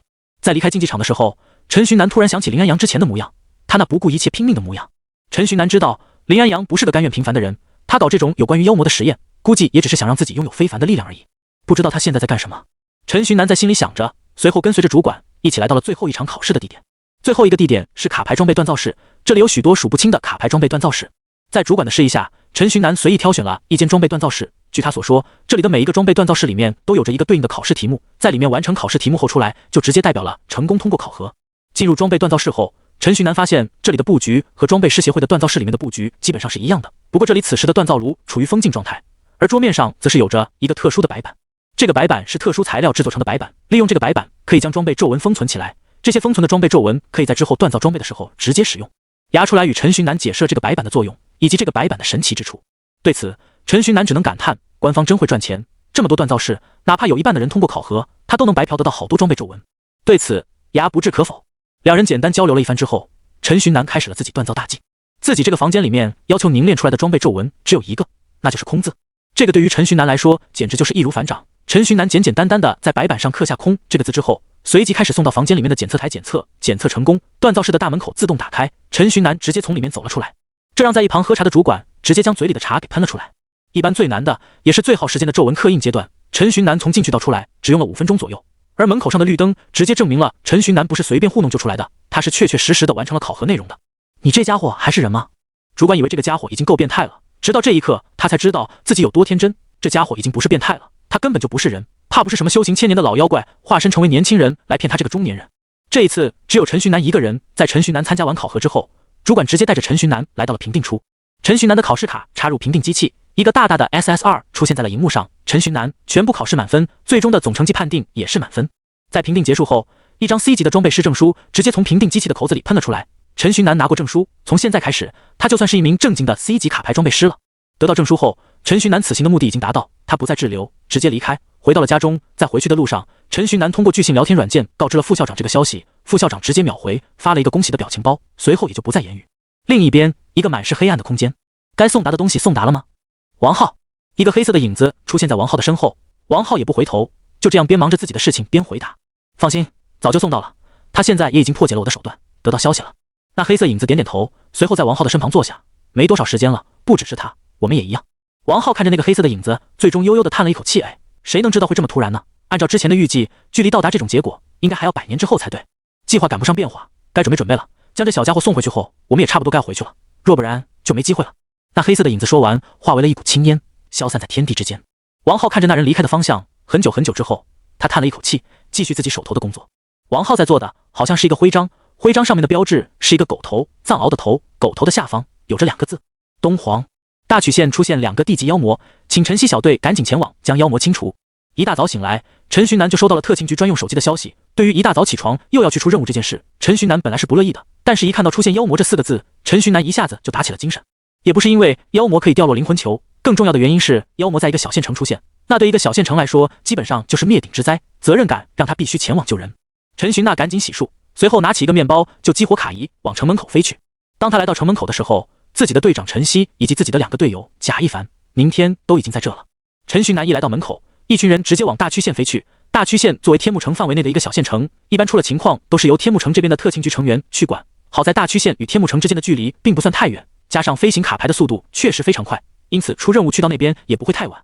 不过每次都这样还是会很麻烦，不仅是对于出任务的特勤局成员，对大曲县自身也是麻烦。毕竟哪怕速度再快，从天幕城来到大曲县，怎么说都是需要一定的时间的。因此天幕城特勤局正计划在大曲县再次建立一个分局，不过由于种种原因，大曲县的分局目前还在建设当中，因此这一次还是需要陈寻南等人前往解决事件。大曲县距离天幕城的距离比天幕森林距离天幕城的距离还要短，因此陈寻南4人只花了20分钟左右便已经到达了大曲县。来到大曲县，远远的陈寻南4人便感受到了妖魔的气息。这2只妖魔虽然只是最为弱小的地级妖魔，但是他们的气息却格外的浓郁。2只地级妖魔正在与护卫队进行着火拼，虽然护卫队无法解决掉地级妖魔，但是护卫队很好的将 C 级妖魔给拖延住了。陈寻南4人飞到护卫队之中，护卫队的领导人员赶紧过来。护卫队的领导者是个有点白发的老人，他看到陈寻南等人从天而降，直接就明白这是特勤局的支援来了。他刚想上前行礼致谢，便被陈曦给阻拦住了。不必如此大礼，有时间行礼，还不如给我们讲讲战况。那位领导者点点头，随后用他那低沉的声音开口说道：目前就发现了这2只地级妖魔，没有发现时空裂缝，他们就像凭空出现的一样。他们出现的时候，我们没来得及反应，被吃掉了4个人，后续我们就一直在拖着他们，没让他们再造成一丝一毫的伤亡。陈曦点了点头，虽然还是有4个人失去了性命，但是对于一个没有卡牌师，只有普通的枪支弹药的护卫队来说，这已经是不错的战果了。陈曦点点头，随后对着陈寻南3人说道：2只地级的妖魔而已，你们3上前去将其解决吧。陈寻南等人点了点头，随后一跃向前。护卫队的众人看到那3个手无寸铁的人直接跑到妖魔的面前，刚想要开口阻拦，但是一想想人家是强大的卡牌师，也就将自己内心的想法给收了起来。陈寻南等人上前各自抽出一张卡牌，宁天和贾一凡抽出的是 C 级的卡牌，而陈寻南抽出的是 D 级的卡牌。陈寻南将自己手中的火球丢出，一个硕大的火球出现，朝着那妖魔飞去，而贾一凡与宁天也各自展开了自己的攻击。他们看到陈寻南使用的只是一张 D 级卡，眉头一皱，这陈寻南是不是有一点太拖大了一点？不过就在陈寻南的火球攻击到那妖魔时，2人的这个想法直接消失。火球爆炸，强大的气浪让贾一凡与宁天险些有点站不稳，而和火球正面撞击且处于爆炸最中心的妖魔，此刻早就已经连灰都不剩了。而另一只妖魔在承受了2张 C 级卡之后，也是变得奄奄一息。虽然奄奄一息，但是他并没有失去反抗能力，他一个大跳，朝着陈寻南3人跳过来。这一次陈寻南没有丢卡，贾一凡和宁天再次各自丢出一张 C 级卡，那地级妖魔终于是失去了生命，落在地面上化成了一个怪兽材料。陈寻南化成了什么？他定睛一看，果然那妖魔不是变成了灵魂球，而是变成了怪兽材料。妖魔怎么会掉落怪兽材料呢？除非这不是妖魔，这是怪兽。但是刚刚那显然就是妖魔，无论是外貌还是气息，以及他们的特殊诡异的能力，都在述说着他们是妖魔。陈曦4人捡起那怪兽材料，围着那怪兽材料开始了激烈的辩论。这究竟是怎么一回事呢？陈寻南感觉到最近离奇的事情越来越多了，而且如果不出所料的话，这一件事情的始作俑者依然是林安阳以及李勇。陈寻南内心沉重，自己熟悉的人竟然变成了这个样子，这让他一时之间有些无法接受。别顾着伤心了，你细细感应，这怪兽材料上是不是有着一丝丝人类的气息？牙的声音在陈寻南的耳边响起。陈寻南顺着牙的指引，开始了对怪兽材料的仔细感应。在感应到怪兽材料上面的那一抹人类气息时，陈寻南吓得直接将手里的材料给丢了下去。其余3人看到陈寻南一副被吓到的模样，赶紧上前询问陈寻南发生什么事了。陈寻南将怪兽材料上有人类气息这一件事与3人说了之后，3人开始感应，随后这怪兽材料就这样被丢在了地上。本来以为这次出任务还能赚一点外快，但是这外快他们也不好拿啊，拿着犯恶心，主要是。所以这是什么意思啊？这两个妖魔不妖魔，怪兽不怪兽的东西是人变的？陈曦开口问道。三人没有回答，但是他们都知道事实大概率应该就是这样了。而就在此时，一旁护卫队的众人一脸崇拜地看着陈寻南四人，他们全队人消耗了多少子弹都才只能阻挡那妖魔的离开，他们三个人看起来轻轻松松就将妖魔解决掉了。这就是卡牌师和普通人的差距吗？护卫队的领导人看到陈寻南四人似乎有事，他便上前询问有没有什么需要帮忙的。陈曦想了想，对着护卫队的领导人说道：你去调查一下刚刚那失去性命的4个人的身份，然后顺便调查一下最近你们县里面有没有失踪的人，如果有的话记录一下他们失踪的时间。护卫队领导人有些狐疑，调查死亡的人就算了，特勤局的人为什么要关心有没有人失踪呢？不过这本来就算是他们护卫队的工作，因此他也没推辞，而是直接走到队伍里收队，随后去调查详情去了。陈寻南4人就站在原地等着。过了不过半个小时，护卫队的领导便走了过来。大区县的人口基数比较少，我们已经调查完毕了，这是那4个遇害人的具体信息。陈曦从护卫队领导人的手里接过文件夹，示意他接着说下去。然后就是失踪的人，我们县里刚好就有2个失踪的人，2人基本上都是在昨天晚上失踪的，年龄在17岁左右，都是男性。听了护卫队领导者的话语，陈曦4人的脸色一下子就沉了下来。而作为一个普通人的护卫队领导人，看到4位卡牌师突然面沉如水，一下子也变得有点不知所措。不过毕竟是能当上领导的人，因此他倒也不傻，他立马就反应了过来，该不会那2个失踪的人就是今天那2个妖魔吧？护卫队领导人震惊地说着，妖魔一直都是天外来物，一直都是异世界来的大敌，他可从来没听说过人也能变成妖魔呀。陈曦缓慢地点了点头，恐怕事实就是这样的，那2人的信息一一并给我吧，我回去复命。护卫队领导人失神地离开，回来的时候手里又拿着一个文件夹，陈曦接过他手里的文件夹之后对他叮嘱道，最近这段时间你们小心点，不要随便走动，最好是直接锋线，现在外面有一些丧心病狂的人，他拿人类来做实验，你们县里那2个大概率就是被抓去做实验了。叮嘱完之后，陈曦带头飞走。这2人真不是东西，一开始他们拿怪兽做实验，我感觉还是情有可原的，可以说他们是被力量蒙蔽了心，但是现在他们竟然拿人类来做实验，真是丧失人性，丧尽天良。牙气愤地在陈寻南的耳边说着，而对此陈寻南只能保持沉默。路上，宁天和贾一凡都在怒斥着林安阳和李勇，就连陈曦也跟着一起骂，这让陈寻南更加沉默了。说到底，这终归是自己的家乡人，来自血液里的归属感让他感到安心，但是现在却让他有点喘不过气来。别想那么多了，他们必定会受到制裁。牙知道陈寻南在想什么，他在一旁对着陈寻南说着。陈寻南点点头，表示自己明白。就在众人怀揣着沉重的内心在回天幕城的路上时，4人的手机同时响起，特勤局又发任务了。咸乡、白村、太和村、丰白庄4个地区皆出现地级妖魔，请在附近执行任务的小队赶紧去消除妖魔。通知后面还带着一个地图，地图上有显示着附近执行任务的小队，而地图上目前有的小队只有陈寻南所在的小队一个队伍。陈曦看了看，随后决定道，咱们一人去一个地点，兵分4路吧，反正是地级妖魔，你们应该都能独自解决。陈寻南去丰白庄，宁天去咸乡，贾一凡去太和村，陈曦去白村。在简单分配好工作后，4人便兵分4路前往解决那些刚出现的妖魔。这4个地点基本上都在大区县的4周，而且距离非常近，因此陈寻南4人很快就来到了指定的地点。丰白庄，陈寻南到达这里的时候，一只白色的妖魔正在身后，这只妖魔在追赶着家禽撕咬，全村的家禽有大部分都惨遭祸害。这个妖魔应该不会是人类变的，不然他不会直接撕咬家禽。牙开口说着。牙这样一说，陈寻南顿时没有了心理负担，既然不是人类变成的，那击杀起来就不会太有罪恶感了。陈寻南这么想着，在一众村民的注视下，拿出浮雕多重手枪，他将火球激活塞进手枪的弹夹里，随后射出5个威力巨大的火球从枪口喷吐而出，这5个火球将妖魔吞噬，最后只有一个像是牙齿的怪兽材料从火球堆中掉落出来。陈寻南上前捡起这个怪兽材料，交由牙去检测，这个应该是普通的狼或者狗变成的，不是人类，也不是怪兽。陈寻南点点头，随后向丰白庄的村民询问是不是有谁的狗不见了。陈寻南这么一问，村民们竟然都统一的给出了肯定的回答。村民们说，经常守在村口保护村民的那条大黑狗不见了，不知道是跑了还是咋了。陈寻南看着村民们眼中担忧的模样，闭着嘴巴不再言语。他心里对于同乡人的同情，还有对于同乡人的不忍心，正在慢慢减少。可能再来几次这样，陈寻南就可以毫不犹豫的对李勇和林安阳下手了。陈寻南留下了一些钱补偿村民们的损失，之后他就带着怪兽材料离开了。而其他3人所去的地方就陈寻南这么和谐了。贾一凡来到了太和村，当他来到村庄的时候，妖魔嘴里正有着一个人，由于距离不够，贾一凡只能远远地看着那人被妖魔吞下肚子。而在那妖魔的脚边还有着许多残肢断臂，死于这妖魔口中的村民已经有不少了。村民们都是一些普通人，也没有什么强力的武器，对于妖魔的进攻完全就是手无缚鸡之力，只能白白被吃。贾一凡飞到妖魔面前的时候，看着眼前这惨烈的一幕，气愤的他直接是一股脑丢出了3、4张 C 级卡，强烈的爆炸将妖魔连同妖魔附近的残肢断臂全都一同炸成了灰烬。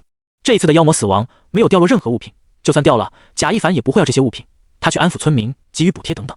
而而宁天这里的情况与贾一凡的情况如出一辙，他也算满怀着愤怒解决掉了妖魔。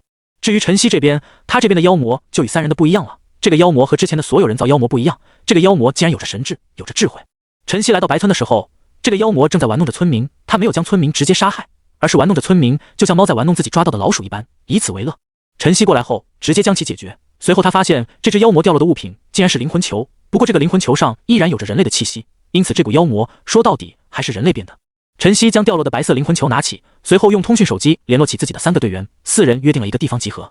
在联系的时候，陈曦发现陈寻南似乎没什么事，但是贾一凡的宁天的状态都有点不对。他加快了赶路的速度，他是第一个到的，接着第二个是陈寻南，最后是宁天和贾一凡，2人几乎是同时到达的集合地点。集合之后，在陈曦的示意之下，3人开始汇报自己负责村庄的情况。陈寻南这边没有什么，简简单单便汇报完毕了，顶多就是死了点家禽而已。而贾一凡和宁天那边就不一样了，贾一凡和宁天有点说不出话，不知道该怎么用语言去描述自己遇到的事情，因此他们打开了自己的执法记录仪，直接将视频给播放了出来。视频一开始，陈寻南和陈曦的表情便发生了变化，之后在视角拉近，看到了满地的残肢断臂之后，陈寻南更是直接吐了出来。这2个混蛋！陈寻南怒发冲冠，他在说那2个妖魔，也是在说李勇和林安阳。如果不是他们2个人搞的实验，那怎么可能会有这么多人死于非命？如果说之前的陈寻南在与2人见面时还有想着进行嘴遁的话，那现在的陈寻南见到2人后就只有一个反应，那就是冲上去看。对于那2个人，陈寻南现在心里只有一个想法，那就是杀了他们。为什么不在农村地区设立保护力量？陈寻南有些不理解地看着陈曦，农村地区基本上都是普通人，一个卡牌师都没有，这样的地区为什么不设立保护力量，不设立一个分局？陈曦苦笑着回答，我们也想啊，可是我们的国家那么大，各个地方都有农村，而卡牌师的数量就那么多，哪有那么多卡牌师支持保护好每一个农村呢？以前唯一的危险就是怪兽和时空裂缝，怪兽方面特勤局会定期清理，而时空裂缝在出现前，特勤局会提前预知3小时得到提醒。农村的感应设备已经比天幕城里的感应设备还要好了。陈曦说着，他的话语里面有无奈，也有苦涩。毕竟自己身为警察之类的职业，在看到这么多人死去时，他的内心不可能还能活跃起来。这也怪不了特勤局的那些人，按照他们的体系，防护怪兽和防护时空裂缝是完全没问题的。如今会发生这种情况，完全是因为李勇和林安阳的实验。雅也在一旁对着陈寻南说着。几人情绪低落，过来许久，4人才将自己的情绪给整理好。整理好情绪后，陈曦讲了讲自己遇到的妖魔，得知陈曦那边的妖魔掉落的是灵魂球以及拥有神智之后，陈寻南等人满脸惊讶。这听着怎么那么像是真正的妖魔呢？之前遇到的所有实验妖魔都有着一个特点，那就是疯狂，没有意识。如今这个既然有了意识，陈寻南开口询问：陈曦大哥，你有没有将那灵魂球带过来？我检查看看。陈曦听了陈寻南的话，也是没有任何犹豫，直接将灵魂球给了陈寻南。毕竟之前在大区县最先发现怪兽材料里面有人类气息的就是陈寻南，想必陈寻南的感知能力应该是很强烈的。而陈寻南在接着陈曦递过来的灵魂球之后，他直接闭上了眼睛，装作自己在细细感应的样子，其实他就只是单纯的闭上了眼睛而已。一切交给牙，他在一旁演一演就完事了。牙仔一查看之后，给出的回答肯定的，这个妖魔依然是由人类演变而成。陈寻南在牙的指引下，感应到了灵魂球之中的那一股气息。一感应到这股气息，陈寻南直接睁开了自己的眼睛。他对着3人说着最终的结果，顺便还教3人怎么感应那股属于人类的气息。在陈寻南的带领下，3人果然顺利地感应到了灵魂球中那浓厚的人类的气息。这不是妖魔的灵魂球，这是人类的。在想通这一点后，陈曦差一点就将这灵魂球给直接丢掉了。不过这个要作为之后回去复命的证据，因此陈曦只能将其收着。一行4人总算是完成了自己的任务，开始往特勤局总部去。回到天幕城后，陈寻南3人在陈曦的带领下，直接来到了局长的办公室。局长此时正在忙于调查李勇与林安阳，看到陈寻南4人进来，直接开口：解决地级妖魔这种任务，去任务大厅汇报就好，之后不用来找我了。陈曦低着头回复到：局长，我们这一次任务过程中有重大发现，这发现可能与李勇和林安阳的实验有关。听到陈曦的汇报，局长直接转过头来看着陈曦。关于李勇和林安阳，这几天他一直在调查这2个人以及这2个人进行的实验，但是这2个人仿佛人间蒸发了一般，没有任何消息，也没有留下任何痕迹。唯一能证明林安阳的实验不合法的，可能就是他的父亲连夜逃跑这一件事了。如今陈曦说有了与实验有关的情报，局长沉闷的心一下子就活跃了起来。行，那你们汇报吧。局长作证，看着陈寻南4人。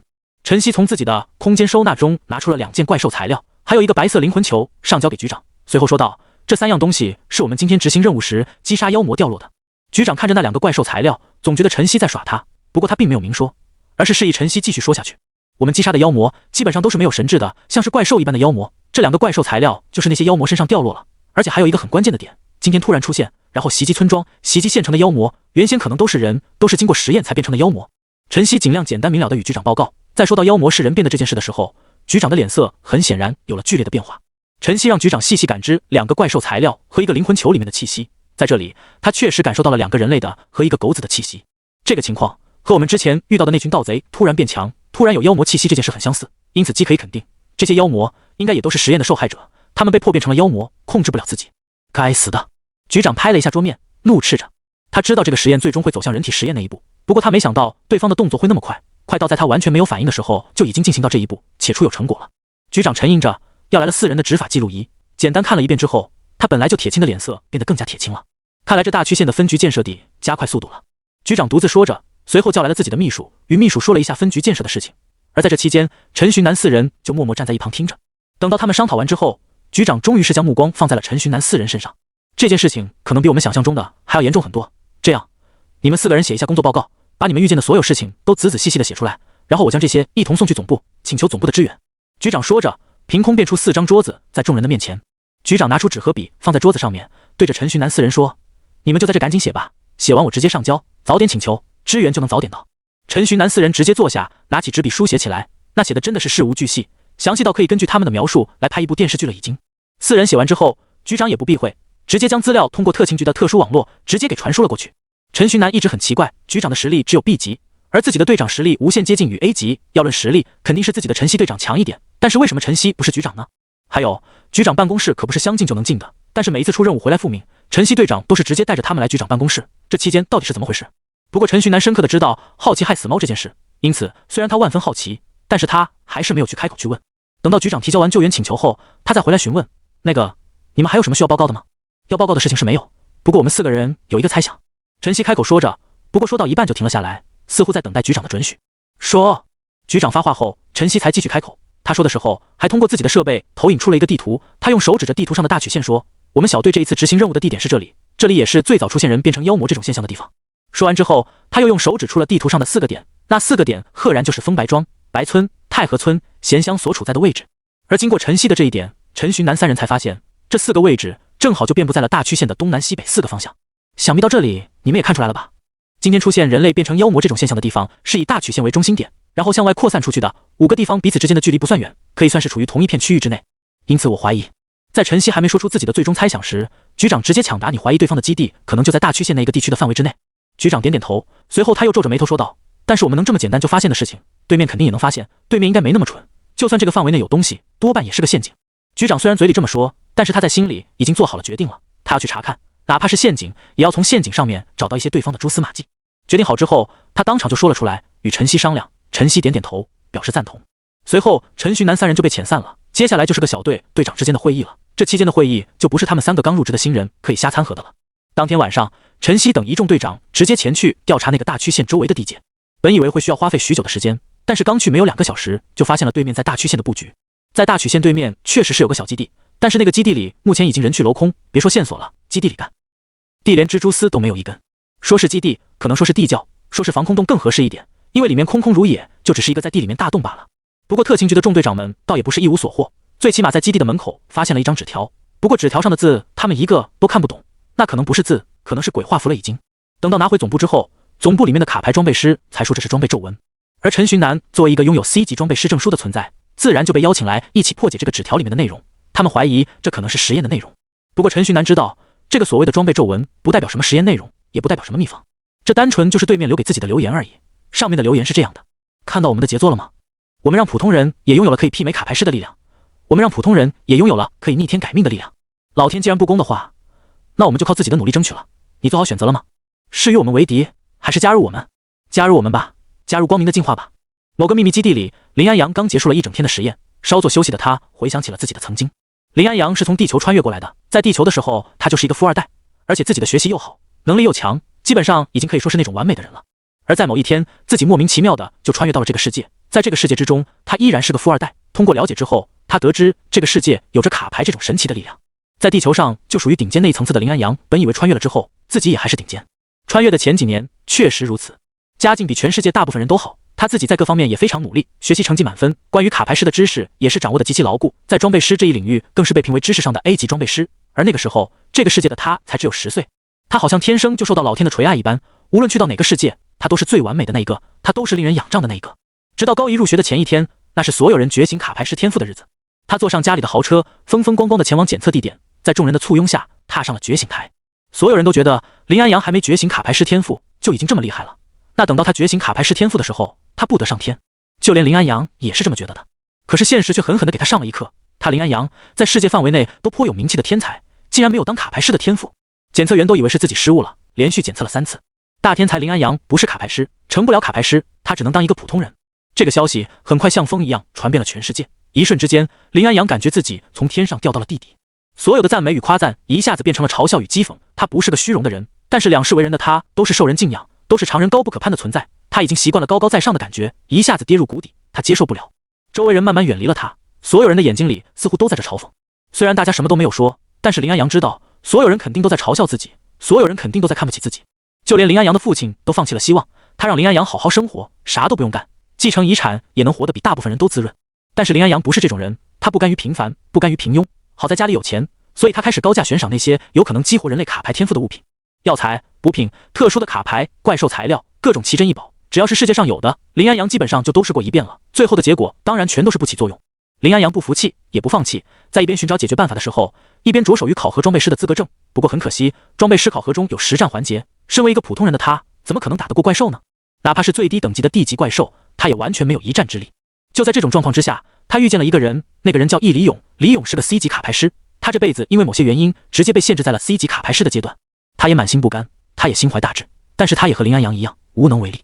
就这样，两个人很快就走到了一起，两个人很快就熟络了起来。林安阳发现对方竟然跟自己一样是从地球穿越过来的，这一发现让他心里很是高兴。在异世界遇到同胞的兴奋，很长一段时间冲散了他内心的痛苦。两人一起寻找变强的契机，两人一起寻找成为卡牌师的方法。在寻找的途中，他们又发现了一个人，那个人叫夏安。夏安是个很温柔的人，穷苦家庭出生，从小都很努力，一直都是老师口中的好老师，邻居口中的别人家的孩子。他一直相信自己只要努力就能赚大钱，就能让自己和父母过上好日子。在觉醒日，他没有觉醒自己的卡牌师天赋，但是夏安并没有因此觉得有什么不妥的，反正自己本来就没有，自己只要照常努力就好了。夏安就这样默默无闻地努力了20多年，这期间从未回头，从未后悔。大学毕业的夏安出来找工作，身为高材生的他认为到了自己大显身手的时候了。学历近20年的知识，夏安感觉自己终于可以好好用了。但是当他面试的时候，他落选了。被公司选中的是一位卡牌师，哪怕那个卡牌师什么都不懂，哪怕那个卡牌师一点能力都没有，哪怕他的专业知识甩了那个卡牌师好几条街，公司还是选择了录用卡牌师。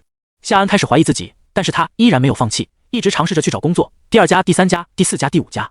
夏安不知道自己试了几家公司，所有的公司都没有录取他，所有的公司比起专业知识，比起能力，更加看重的竟然是卡牌师，这让夏安一直以来的信仰开始有了稍微的崩塌。就算是如此，夏安还是不气馁，他找了一个小厂子上班，每个月赚取着7000块左右的工资，在小镇子和自己的父母一起，他也觉得很满足了。7000块钱，最起码比以前的生活好了很多了。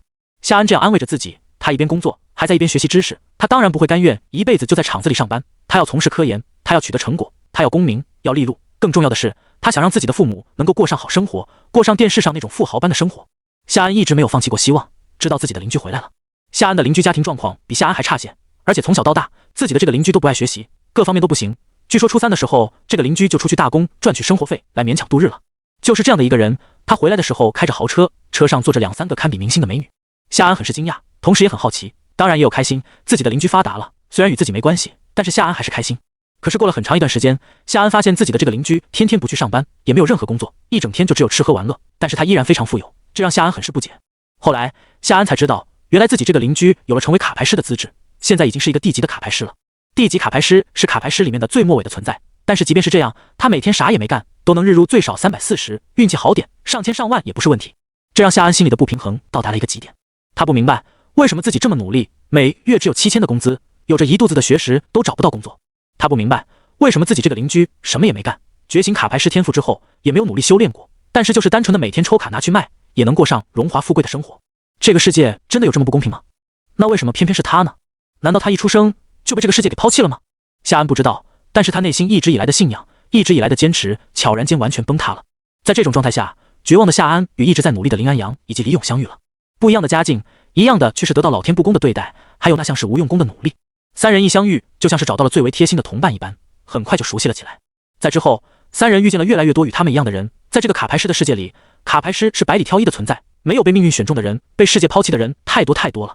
林安阳、李勇、夏安3人遇见了很多，他们找来了一批和他们一样努力，和他们一样有着自己内心的坚守，渴望变强，渴望得到公平对待的人，一起成立了一个组织。他们立下誓言，要找到即使不能成为卡牌师也要变强的办法。他们要强到让所有人都不敢区别对待他们，甚至高看他们。于是他们的实验就正式开始了。努力的夏安成为了博士，而林安阳也不遑多让。组织里还有许许多多优秀的人，他们只是没有卡牌师能力而已。在其他方面，他们可都是顶尖的存在，都是可以被称之为天才的存在。就是在这样的情况下，林安阳出资的实验室开始在全国各地实施了起来。当然，这一切都只是偷偷摸摸的进行着，没有让任何组织外的人知道。在这期间，他们查阅了大量的文献，也查看了大量的资料。在进行了无数次的实验之后，他们终于找到了一条看似可行的道路。卡牌师的能力很像是妖魔的能力，唯一的区别就是一个是自身拥有的能量，一个是卡牌的能力。而妖魔掉落的灵魂球可以凝聚成卡牌，凝聚出来的这些卡牌必定会是妖魔本身拥有的能力。怪兽是由妖魔和普通动物交配后产生的全新物种，怪兽身上也有着神奇的力量，虽然它们自身无法主动释放出来。这些事情给了林安阳与夏安等人灵感。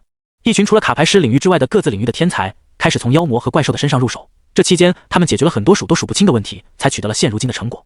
陈寻南击杀的那些无法掉落怪兽材料的怪兽，不是实验的失败品，恰恰相反，那是实验的成功品。他们成功将野外的怪兽的能量给抽取了出来，收纳在了自己制造的设备之中。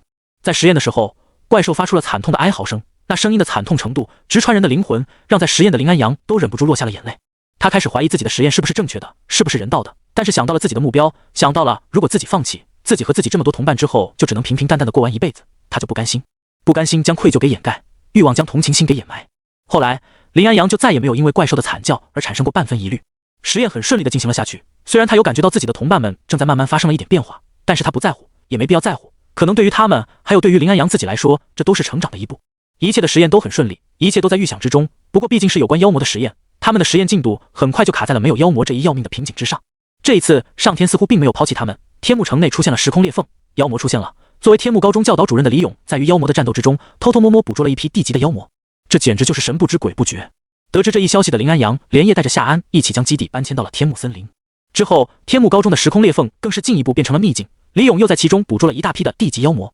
有了充足的实验体之后，林安阳带着自己的手下开始在实验进度上突飞猛进，提取妖魔的特殊性质，将这些性质注入到怪兽体内，将这些性质注入到普通动物的身体之内，一直到最后的将这些性质注入到人类的身体之内。每一步，他们都面临着成百上千个问题，但是这么多的问题全都被他们给一一破解，直到实验成功。在将怪兽变成妖魔时，林安阳心里动摇过；在将普通动物变成妖魔时，林安阳心里也动摇过。不过在最后将人类变成妖魔时，林安阳的内心已经没有丝毫的动摇了，因为那回他自身已经算是半只脚踏入妖魔的行列了。在实验过程中，林安阳很明显的就能发现自己的伙伴慢慢发生了改变，许多人变得古怪，变得冷漠无情，变得残忍，特别是夏安，因为林安阳与他接触最多，因此林安阳对于他的变化感知得更加明显。一开始那个温柔的夏安，那个温暖如玉的夏安不见了，如今有的只有博士，一个有着自己崇高理想的疯狂的博士。就算如此，那又怎么样呢？林安阳后悔吗？不，他不后悔，整个组织的人都不觉自己有一分一毫的后悔。林安阳稍微叹了一口气，伸了个懒腰，随后趴在桌子上打算眯一会。虽然自己正在逐步获得那神奇的力量，但是随着实验越来越多，自己越来越忙，林安阳开始有了心力交瘁的感觉。真累呢，他想着，随后闭上了自己的眼睛。闭上眼睛之后，脑海里不再是如往常一般的一片空白，那些怪兽的惨叫，那些人类的叫骂，还有妖魔的诡异声音充斥着他整个脑海。这就是力量的代价吧，人总不可能没有任何代价给得到某样东西。林安阳想着，马上又否定了自己的想法。不，还是有的，没有代价的力量，没有代价的卡牌。一想到这里，林安阳心中又开始不好受起来。自己耗尽心血研究，将自己都变得不正常了，才得到了力量。那些卡牌师凭什么？他们为什么什么事情都没干，就能抽卡，就能使用卡牌，就能获得力量？林安阳越来越难受，思维渐渐疯狂。夏安这时候出现，他按住了狂躁的林安阳。你最近的后遗症越来越明显了，你马上就要变成我这个样子了。夏安开口说着。不是夏安，是博士。夏安已经不在了。又要开始新一轮实验了吗？博士？林安阳开口询问。博士摇摇头，回答，最近我们太急了，我们的进度很快了，是时候该休息一下了。林安阳刚想反驳，不过立马就停下了。他呆坐在桌子前，眼神空洞，不知道在想着什么。夏安去哪里了呢？林安阳开口询问。博士带着微笑的脸突然凝噎，他没有回答，而是学着林安阳的样子趴在了桌上。林安阳再次开口，夏安早就没了，现在只有博士了，再过一小段时间，可能林安阳也要没了吧。博士，你后悔了吗？我怎么可能会后悔呢？怎么？你这么问，你是后悔了？林安阳摇了摇头，随后不再言语。歇一会吧，我们太久没休息了，哪怕得到了再强的力量，继续这样下去，身体也支撑不住。博士说完，闭上了自己眼睛。他一闭上眼睛，脑海里各种各样的声音就都冒了出来。不过这些东西对博士已经完全没有影响了，他现在已经可以完全无视这些嘈嘈嚷嚷的声音了。可能是亡魂，也可能是自己的良心。博士心里想着，不过不管是什么东西，反正如今也已经不重要。没过多久，两人的呼吸慢慢平稳且均匀。而教导主任李勇站在门口，呆呆地看着两个人。他在门口待挺久了，听了两人说的内容，他心里很不是个滋味。徐南啊，高考是不是只有3天就要开始了？夜晚，陈徐南久违的在家与自己的父母一起吃晚饭，在饭桌上，陈母突然开口询问道。陈徐南一愣，拿出手机看了一眼日期，还真是只剩下最后3天了。最近一直在忙，也好久没有去学校了，他都完全不知道。是啊，只剩下最后的3天了。陈徐南回答。妈妈知道你很忙，事情很多，但是临近高考了，你能不能好好复习一下，考上一个好的大学，可比什么事情都重要。陈母苦口婆心地说着。陈徐南点点头，连忙答应陈母，说自己这3天不忙了，好好去学校复习，准备迎接高考。吃完饭后，回到自己房间的陈徐南看了看自己那100点的能量点，还有基本上可以说是全知全能的牙。陈徐南一时之间不知道该从哪里复习好。比能量点吧，自己已经 C 级巅峰了，自己这能量点已经可以过全国所有院校的初步考核了。比知识吧，有牙在，不管考什么，陈徐南都有拿满分的信心。要说比战斗吧，这一直以来可都是陈徐南的强项。高考稳得很，稳得很，全国所有学校想进哪个进哪个而已。稍微计算了一下自己的实力之后，陈徐南决定睡觉。第二天，陈徐南还真来到了学校，教室里老师也不讲课了，该复习的复习，该修炼的修炼，反正这个阶段了，只能靠自己了。不过陈徐南发现校长和副校长都不在，包括一些实力比较强的老师都不在，其他同学都很奇怪，这些人都去哪里了呢？只有陈徐南心里知道，他们应该都是去调查林安阳和李勇去了。自从那天汇报完毕之后，特勤局似乎就再也没有动静了。最起码在这3天之内，陈徐南没有收到任何特勤局的消息。陈徐南跑去询问陈曦，陈曦说知道陈徐南要高考了，特勤局当然不会只派陈徐南去做任务了。陈徐南心气地点点头，内心只觉得这系统还挺人性化。3天时间平淡且悠闲，在这3天的时间里，他除了指导顾又琴3人之外，就一直在闲着，无事可做。3天时间很快就结束了。高考考试的那一天早上，陈徐南在陈父陈母的注视下，带上背包，走上了通往考场的路。等我回来，我们一起去我考上的学校所在的省份住吧。反正我们现在有钱了，完全可以去大城市买一个好房子住。陈徐南像是个戏台上的老将军，身上插满了旗子。不过他插旗子完全不带犹豫的，这是一种处于对自己实力的自信。陈徐南自认为同龄人里，目前应该没有人能够打败自己了。陈徐南和顾又琴来到学校的时候，大部分高3的考生此时都已经集合在了操场之上。这个世界的高考和地球的高考不太不一样，这个世界的高考是先选自己心目中的学校，选好学校后去那个学校那边参加考试。早在昨天，天目高中的所有考生都已经选好学校了，现在要做的就是按照学校所处的地区组队，随后由多位老师带队前往参加考试。陈徐南选择的学校是位于帝都的帝都科技大学，这是全国排名第2的大学，排名第1的是帝都大学。陈徐南选这个学校的时候，全校的人都震惊了。不过震惊过后，众人仔细想了一下，这是陈徐南啊，那没事了。帝都大学的录取条件都困难，除了陈徐南之外，天目高中再也没有任何一个人敢去报名帝都范围内的学校，因此陈徐南可以说是享受专车服务，一辆车就自己一个人，而开车的人赫然就是陈徐南的班主任。与顾又琴几人互相加油打气之后，陈徐南坐上了班主任的车，独自踏上了考试的道路。因为只有陈徐南一个人要去帝都考试，因此他不用等任何人，他可以直接出发。在车上，班主任满脸奇怪地问着陈徐南：“你怎么突然想着去考地科大？帝都大不是更好的选择吗？因为地科大是全国最好的卡牌装备师学校啊，同时还是全国第2的卡牌师学校。”听了陈徐南这么说，班主任哪里不知道陈徐南这是对装备师有兴趣，不过想到陈徐南在这方面确实有天赋，于是他便不再说话，安安静静地开车了。我要去高考了，这段时间不能跟你们一起去执行任务了。陈徐南在特勤局小队的群里和自己的队友们说着，算是一种简单的汇报。年轻真好啊，放心吧，有我们3个在，也完全没问题。贾一凡最先回复，明天回复了一个奋斗猫猫头的表情包，紧接着就是陈曦的恢复。特勤局总部得知了我们这边事情的严重性，特意派来了5位 A 级卡牌师来帮我们，接下来就是 A 级卡牌师们的舞台了，我们都不需要上场了。看着陈曦发的内容，陈徐南心里一惊，什么时候 A 级卡牌师这么不值钱了？一派遣就是派遣5个，只能说不愧是国家官方组织了。在群里聊天水群，时间就这样慢慢的流逝。当陈徐南抬起头来看看窗外时，他已经可以远远的看到帝都的轮廓了。不愧是最新型的车，速度果然就是不一样啊！陈徐南感叹着摇头。不过就在他摇头的时候，他眼睛的余光突然看见了一个不得了的东西。在帝都的旁边有着一个特别大的大峡谷，那个峡谷里面有着一个特别巨大的坑洞，虽然间隔很远，但是只是稍微看上一眼，陈徐南就感觉到心悸。这个洞口，陈徐南总感觉自己好像在哪里见过，不过一时之间他还想不起来。就这样，陈徐南带着心悸，带着疑惑，进入了帝都科技大学的考核现场，入住了选手村。选手村和考核现场只有考核人员、考官以及特邀媒体能进去，因此接下来所有事情都得靠你自己了，要加油啊！班主任对陈徐南说着。陈徐南点点头，表示自己没问题。住进地科大给自己安排的酒店后，陈徐南感慨着这里的条件之好，和天目城只能说是一个是天一个是地，就连给考生们安排的酒店都是一室一厅一卫的。就在陈徐南感慨的时候，牙揉着眼睛出现在陈徐南的身边，对着他开口说道：“到了，真快。对了，你刚刚觉得什么东西熟悉来着？”牙边揉着眼睛，边飘到陈寻南的床上。陈寻南没有回答他的问题，因为陈寻南知道牙会自己读取自己脑海里面的信息。果不其然，没过几秒牙就给出了答案。那个大坑洞就是之前你得到的藏宝图所指示的地点啊。牙的话语让陈寻南脸色变得精彩万分。我怎么将这个给忘了？哎呦，那只能等到考试结束后才能过去领取了。考试期间，考生好像不能出考核区。陈寻南心里难受，突然间他不那么想参加高考了，好奇心像是蚂蚁般在他的身体里面爬，踏遍了他身体的每一个角落。好了，别闹了，看看什么时候开始考试吧，还是正事要紧。就在牙说完的那一瞬间，陈寻南的床头突然传来了声音。陈寻南等人过去看，发现这是一个音响，音响的下方还有着一行小字：考核期间通知专用，请勿触摸，若是失灵，后果自负。看着这个字条，陈寻南讪讪地收回自己伸出去的手，还好收回来的早，差点就酿成大错了。哎，不能手贱，不能手贱，不能手贱。陈寻南提醒着自己，随后倒在了床上。没意思，躺着休息一会，等后续通知吧。陈寻南说着，随后就要躺下。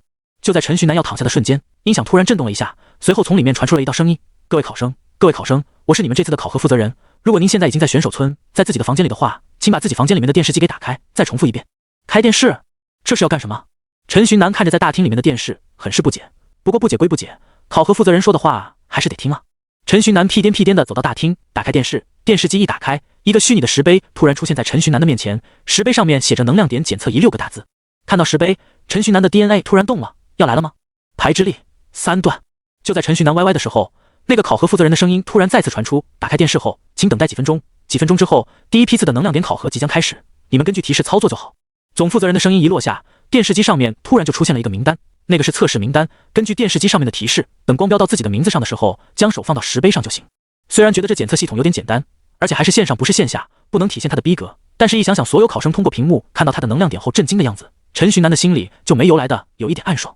陈寻南大致看了一眼，自己前面有9个人，自己是第10个测试的，这个位置不多不少，对陈寻南来说正好。陈寻南心里狂喜。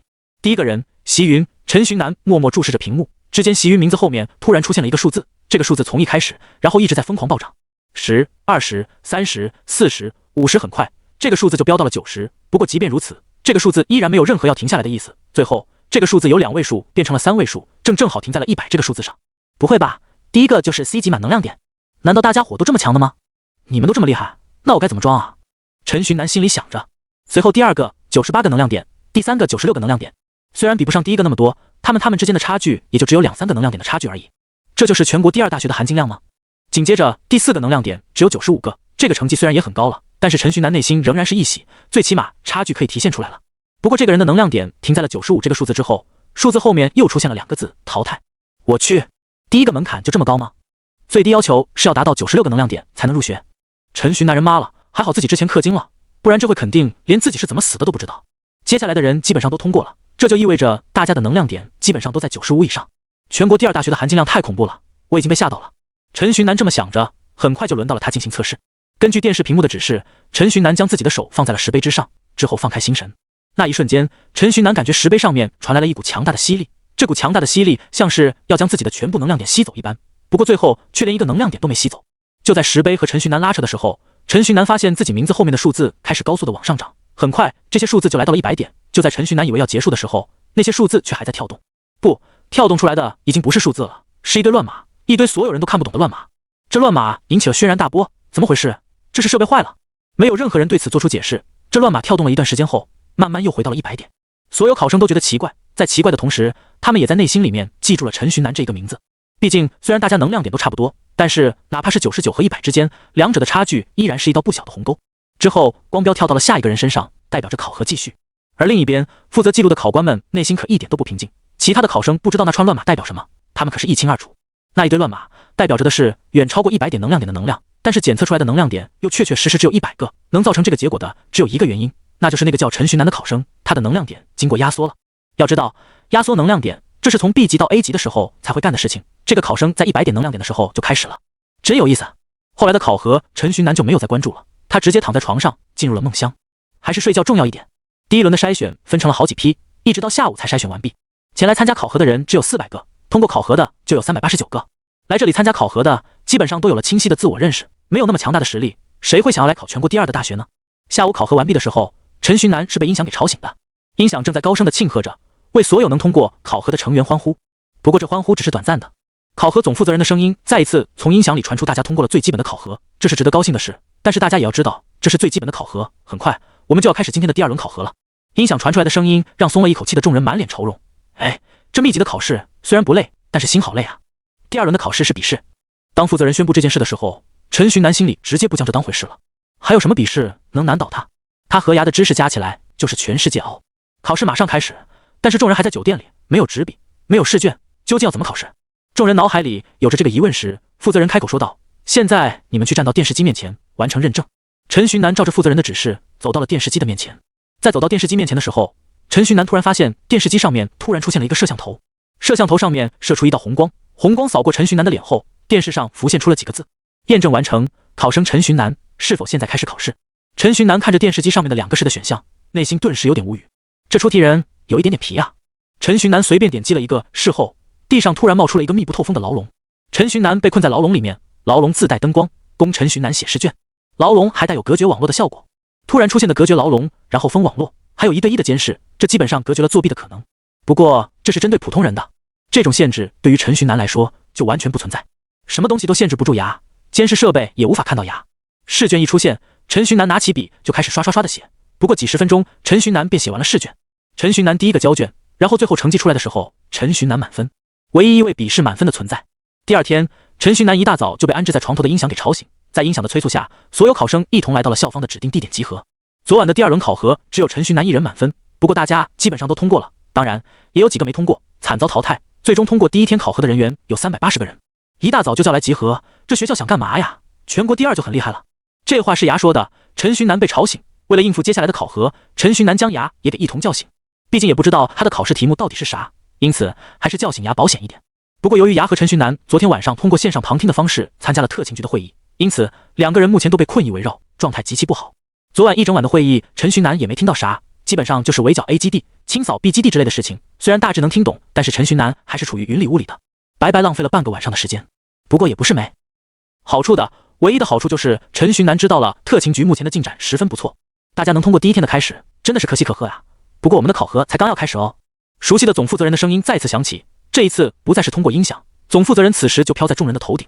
众人目前集合的地点大概是一个广场，一个空荡荡的广场。偌大的场地里，除了来参加考核的学生之外，竟然一个人都没有。大家都很好奇这一次我们要考核什么吧？现在我来给大家揭晓答案。总负责人拍拍手，随着他的拍手，广场的地面开始出现了震动，地面上的砖块竟然开始自己动了起来。砖块的移动带动着考核者们移动，380位考核者在砖块的带动下排成了一个整整齐齐的方阵。在排好队列，众人以为一切都结束的时候，地面开始了更加剧烈的震动。这一次的震动不再是砖块的运动，而是地底下开始出现了东西。一个个装备锻造炉出现在了每一个人的面前，锻造炉的地方还放着一张图纸和5份材料。看到这一幕，众考生哪里还能不明白？这一轮考试明显考的是卡牌装备的制作了，毕竟是在卡牌装备领域排全国第1的学校，考这个也是合情合理。而在场的人们看到考核内容是装备制作后，脸上纷纷露出了笑容。我强项，这次稳了呀！这大概是众人心里的想法了。陈寻南也是这么想的，虽然顶着黑眼圈打着哈欠的他看起来完全没有威胁的样子。那位总负责人看到一切准备就绪后再次开口，这个东西大家应该都不陌生了吧？这是装备锻造炉，专门用来锻造装备的。如果有人不认识这个东西的话，那么很抱歉，我们的学校可能不适合你。总负责人说完，引起了全场的哄堂大笑。开玩笑，来地科大的不就是冲着第1卡牌装备学院的名头去的吗？有着这方面想法的，基本上在装备制造方面都不会弱才对。在众人的笑声渐渐减缓下去的时候，负责人再次开口，这一次的考核很简单，就是考你们的装备制作能力。我们给你们提供了锻造炉、材料以及图纸，这些东西经过严格把控，每个人得到的都是一样的，规则不限，按照你自己喜欢的方法锻造出图纸里的装备，锻造成功的前150名通过考核，而其余考生将全部被淘汰。负责人说完，不顾底下传来的轩然大波，直接离开。底下的众人听完负责人所说的内容，几乎炸开了锅。在场的人数是380名，而最后只要前150名学生，这代表着这一轮要淘汰掉1半多的学生。开什么玩笑？建议你们不要浪费时间，考核已经开始了哦。对了，忘了说了，我们设置了一个时间，超过那个时间为锻造出装备者也全部淘汰。如果时间到了，你们没有任何人锻造成功，我们宁愿今年不招生，也不愿意妥协哦。总负责人的声音再一次传出，这一声让众考生们纷纷震惊，开始专心在自己眼前的装备制作上。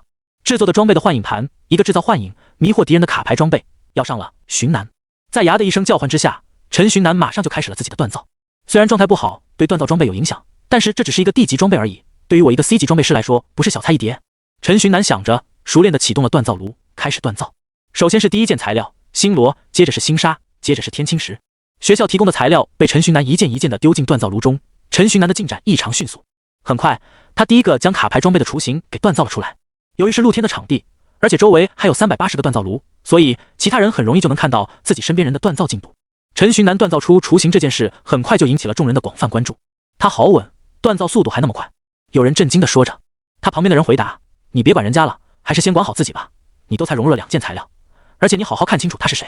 那位只融入了2件材料并且丝毫不急的小伙子看了看陈寻南，恍然大悟：哦，陈大佬啊，那没事了，人家都已经 C 级卡牌师了，锻造个 D 级卡牌装备确实简简单单。不过没过多久，那人再次开口说道：不过陈大佬的精神状态好像非常不好啊，你看他顶着个黑眼圈，然后看起来很困的样子，感觉可能锻造要失败。周围人刚想嘲笑他，结果陈寻南那边似乎真的是太困了，直接打起了瞌睡。而在打瞌睡分神的这一瞬间，因为控制不稳，整个卡牌装备的雏形直接垮掉。陈寻南这一次的锻造宣告失败。不会吧？那学生都要成功了，结果因为一个瞌睡失败了吗？要是因为这个而导致他被淘汰，那可太可惜了。没有什么好可惜的，不能好好安排自己时间的学生，即使再有天赋，也不会成大器的。学校的监考老师们议论纷纷，想着要开始爆杀的陈寻南兴致冲冲地来到集合地点。来到集合地点的时候，陈寻南发现竟然有人在卖荒岛上面怪兽的信息。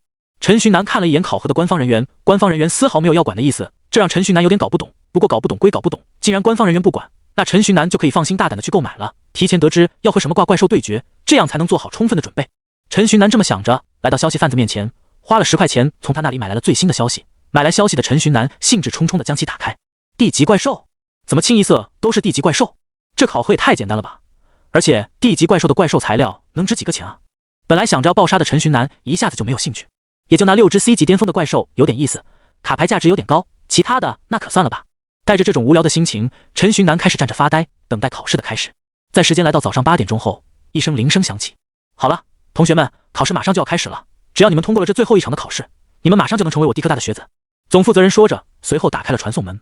他指着传送门说道：一会你们都将会被传送到一个荒岛上面作战，你们只有3个小时的时间，在这3个小时之内尽力的猎杀怪兽吧。只有猎杀足够多的凶兽，你们才能成功晋级，而且只有猎杀足够多的怪兽，你们才能获取更多学院积分。不用担心自身的安危，拼尽全力出击吧。这护符会在你们出现危险的时候自动激活，将你们传送回这里的。总负责人说完，开始将护符分发给所有要去荒岛参加考核的学生。陈寻南从他的手里接过护符后，跟随着大部队一起跳入了传送门之中。哎，又是没有任何意思的一天。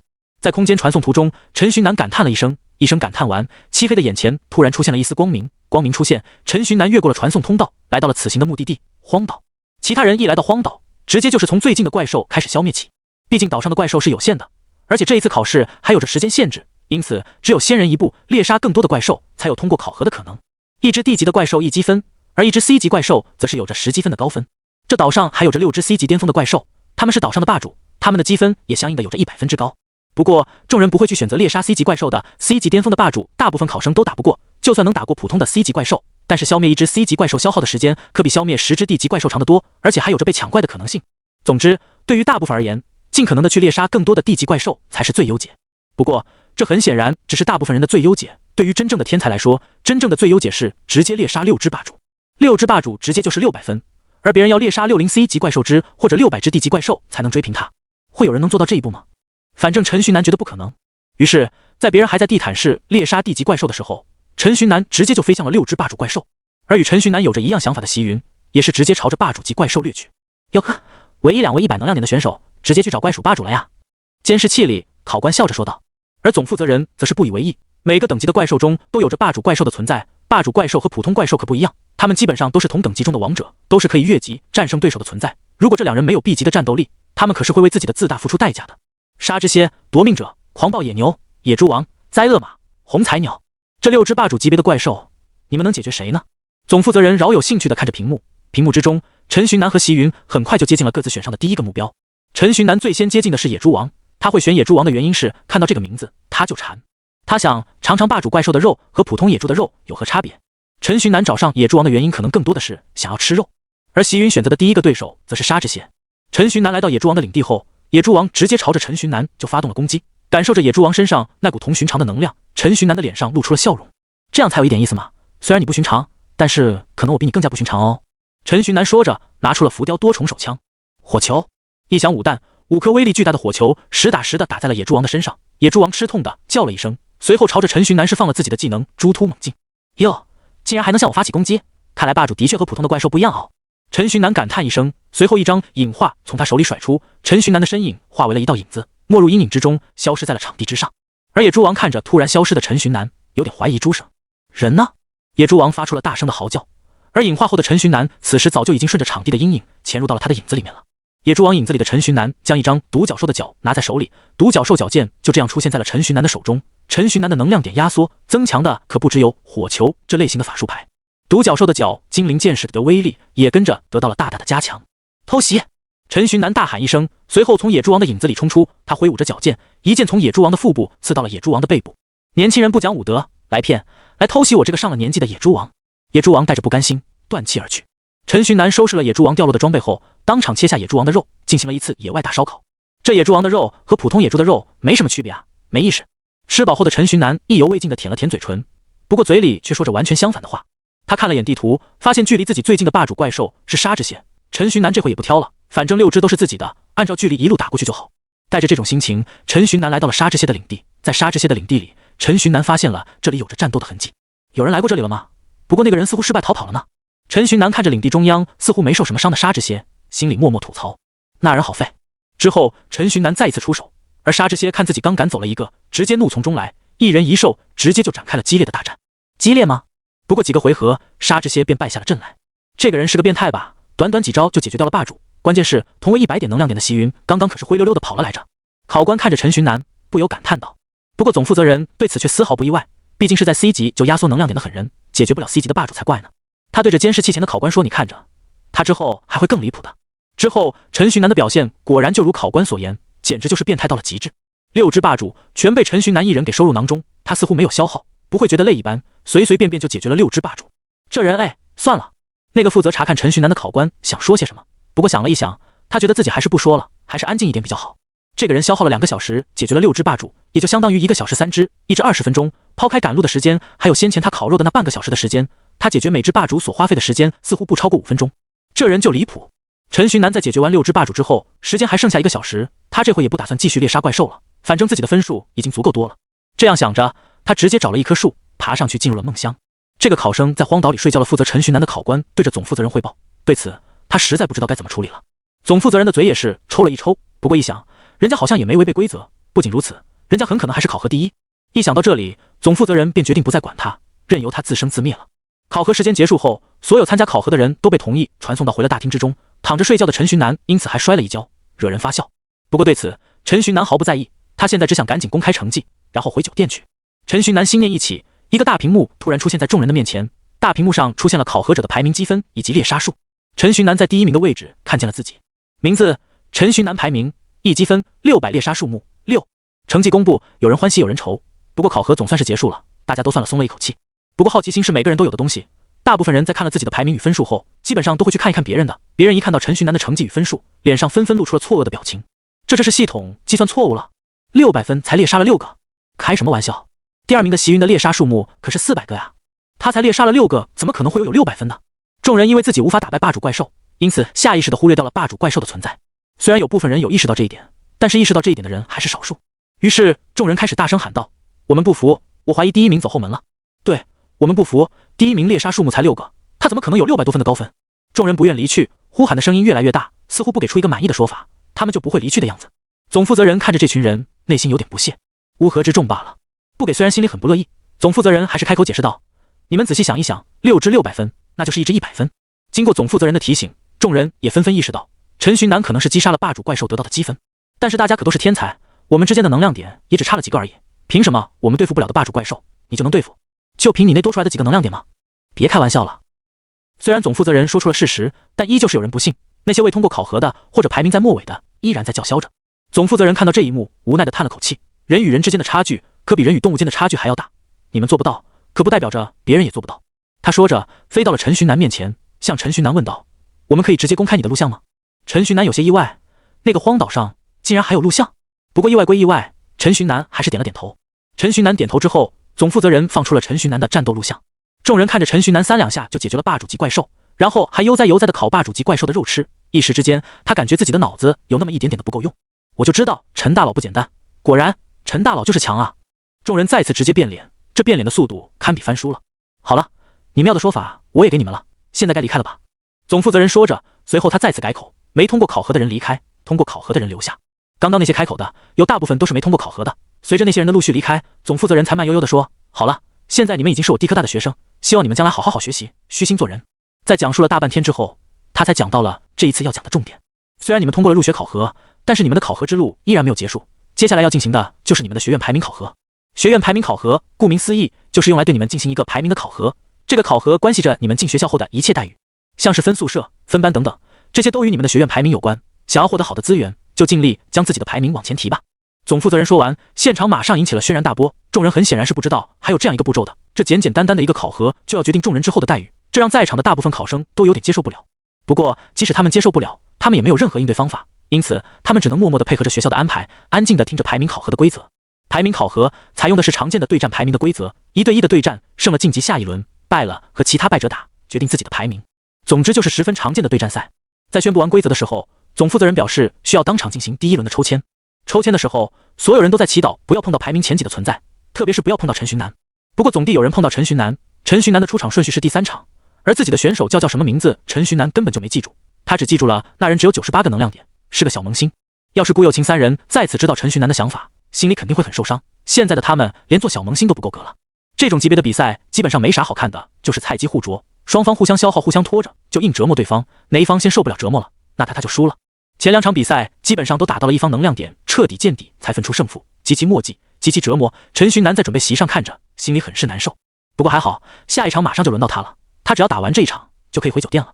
陈寻南走到擂台上，看着自己对面的对手，自己的对手是个小胖子，可能是由于太紧张了，现在的他满头身上有着满头大汗，很不自在。兄弟，你现在是不是很紧张，很难受？放心，一会我会很快的，很快让你解脱。陈寻南站在台上，先讲了句垃圾话。对面那老哥听了陈寻南的垃圾话后，头上流下来的汗更多了。哎，你是不是有点太恶趣味了？对于陈寻南的举动，牙有些不满的出来谴责。陈寻南挠挠头，随后不再言语。此刻所有人的目光都放在了陈寻南身上，毕竟陈寻南是目前已知的最强的存在，大家都想多得到一点情报，然后多增加一点获胜的资本。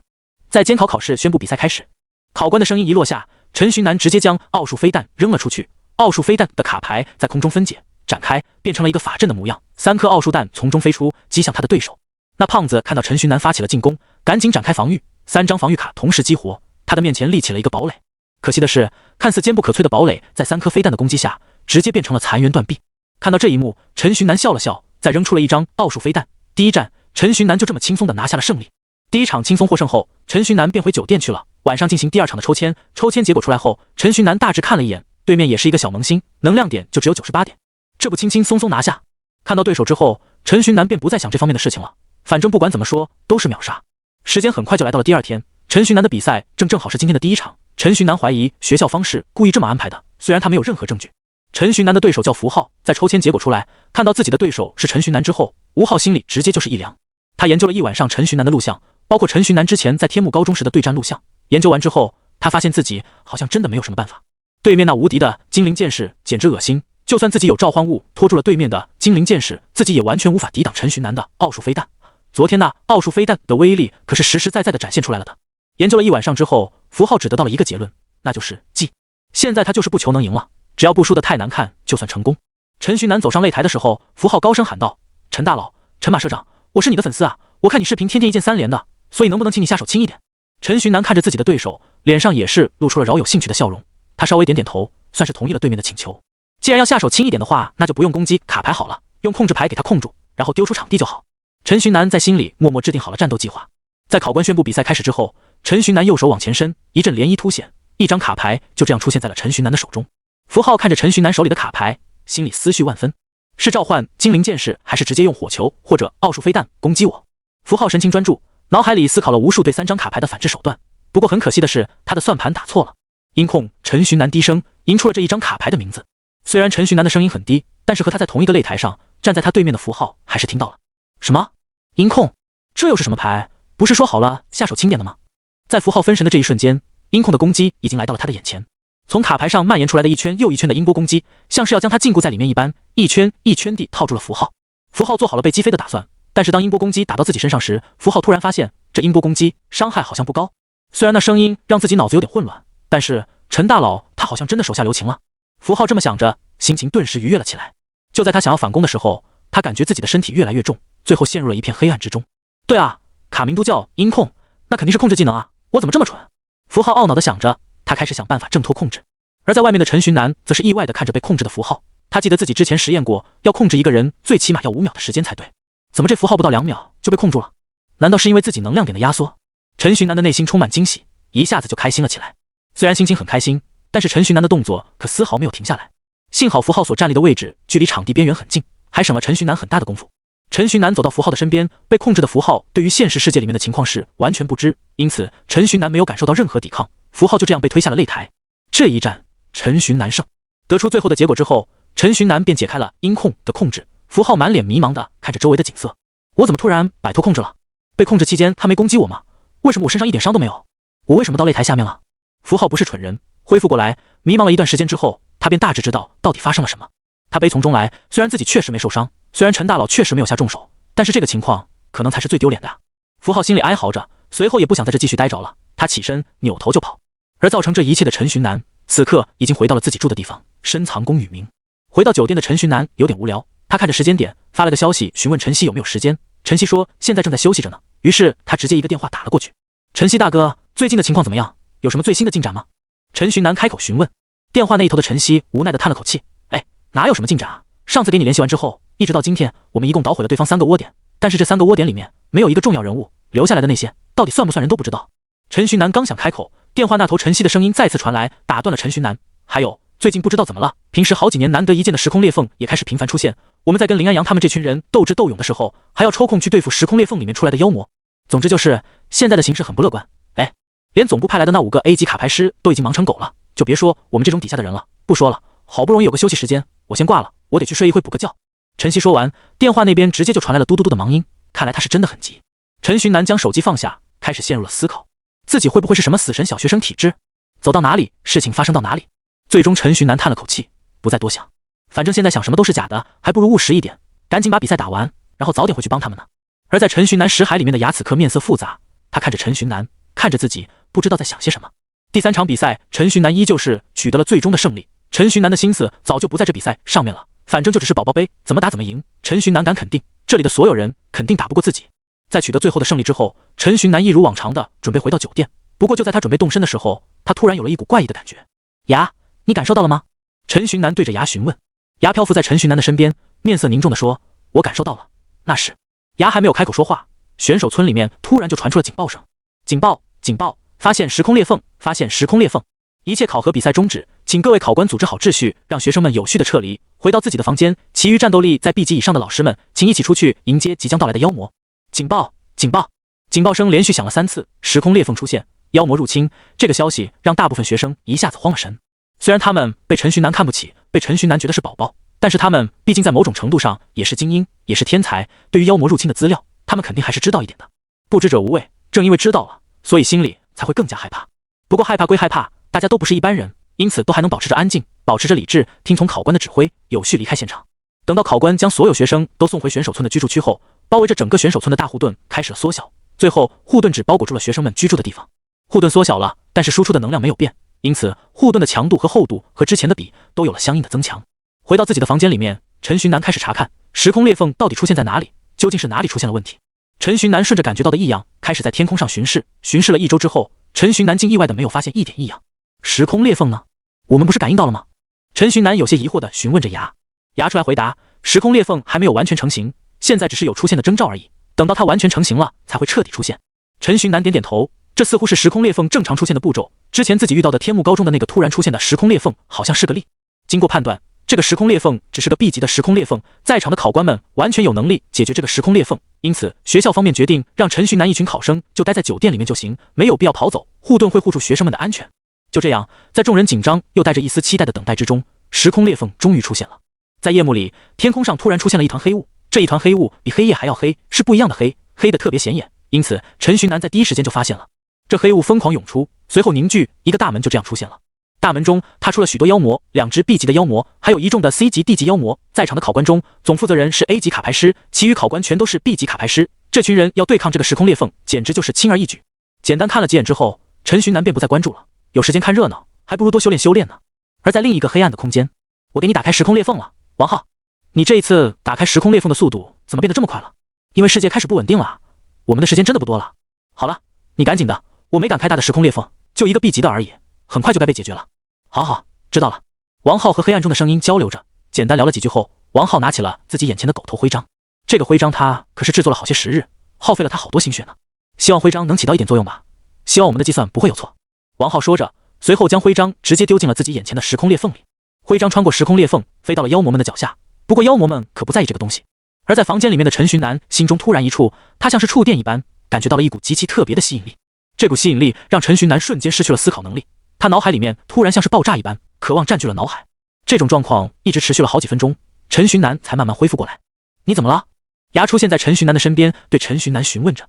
陈寻南扶着自己头，回答道：我感觉到有什么东西在吸引着我，这感觉很强烈，我可能必须要去拿，不然我的身体快炸开了。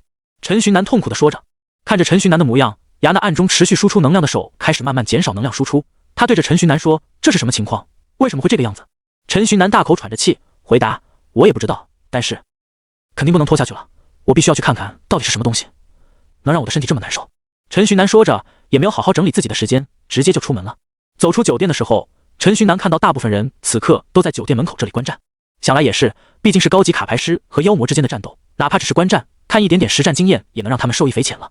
不过陈寻南的目的可不是观战，他的目的是想突破这个护盾出去，他要出去寻找那吸引着他的东西。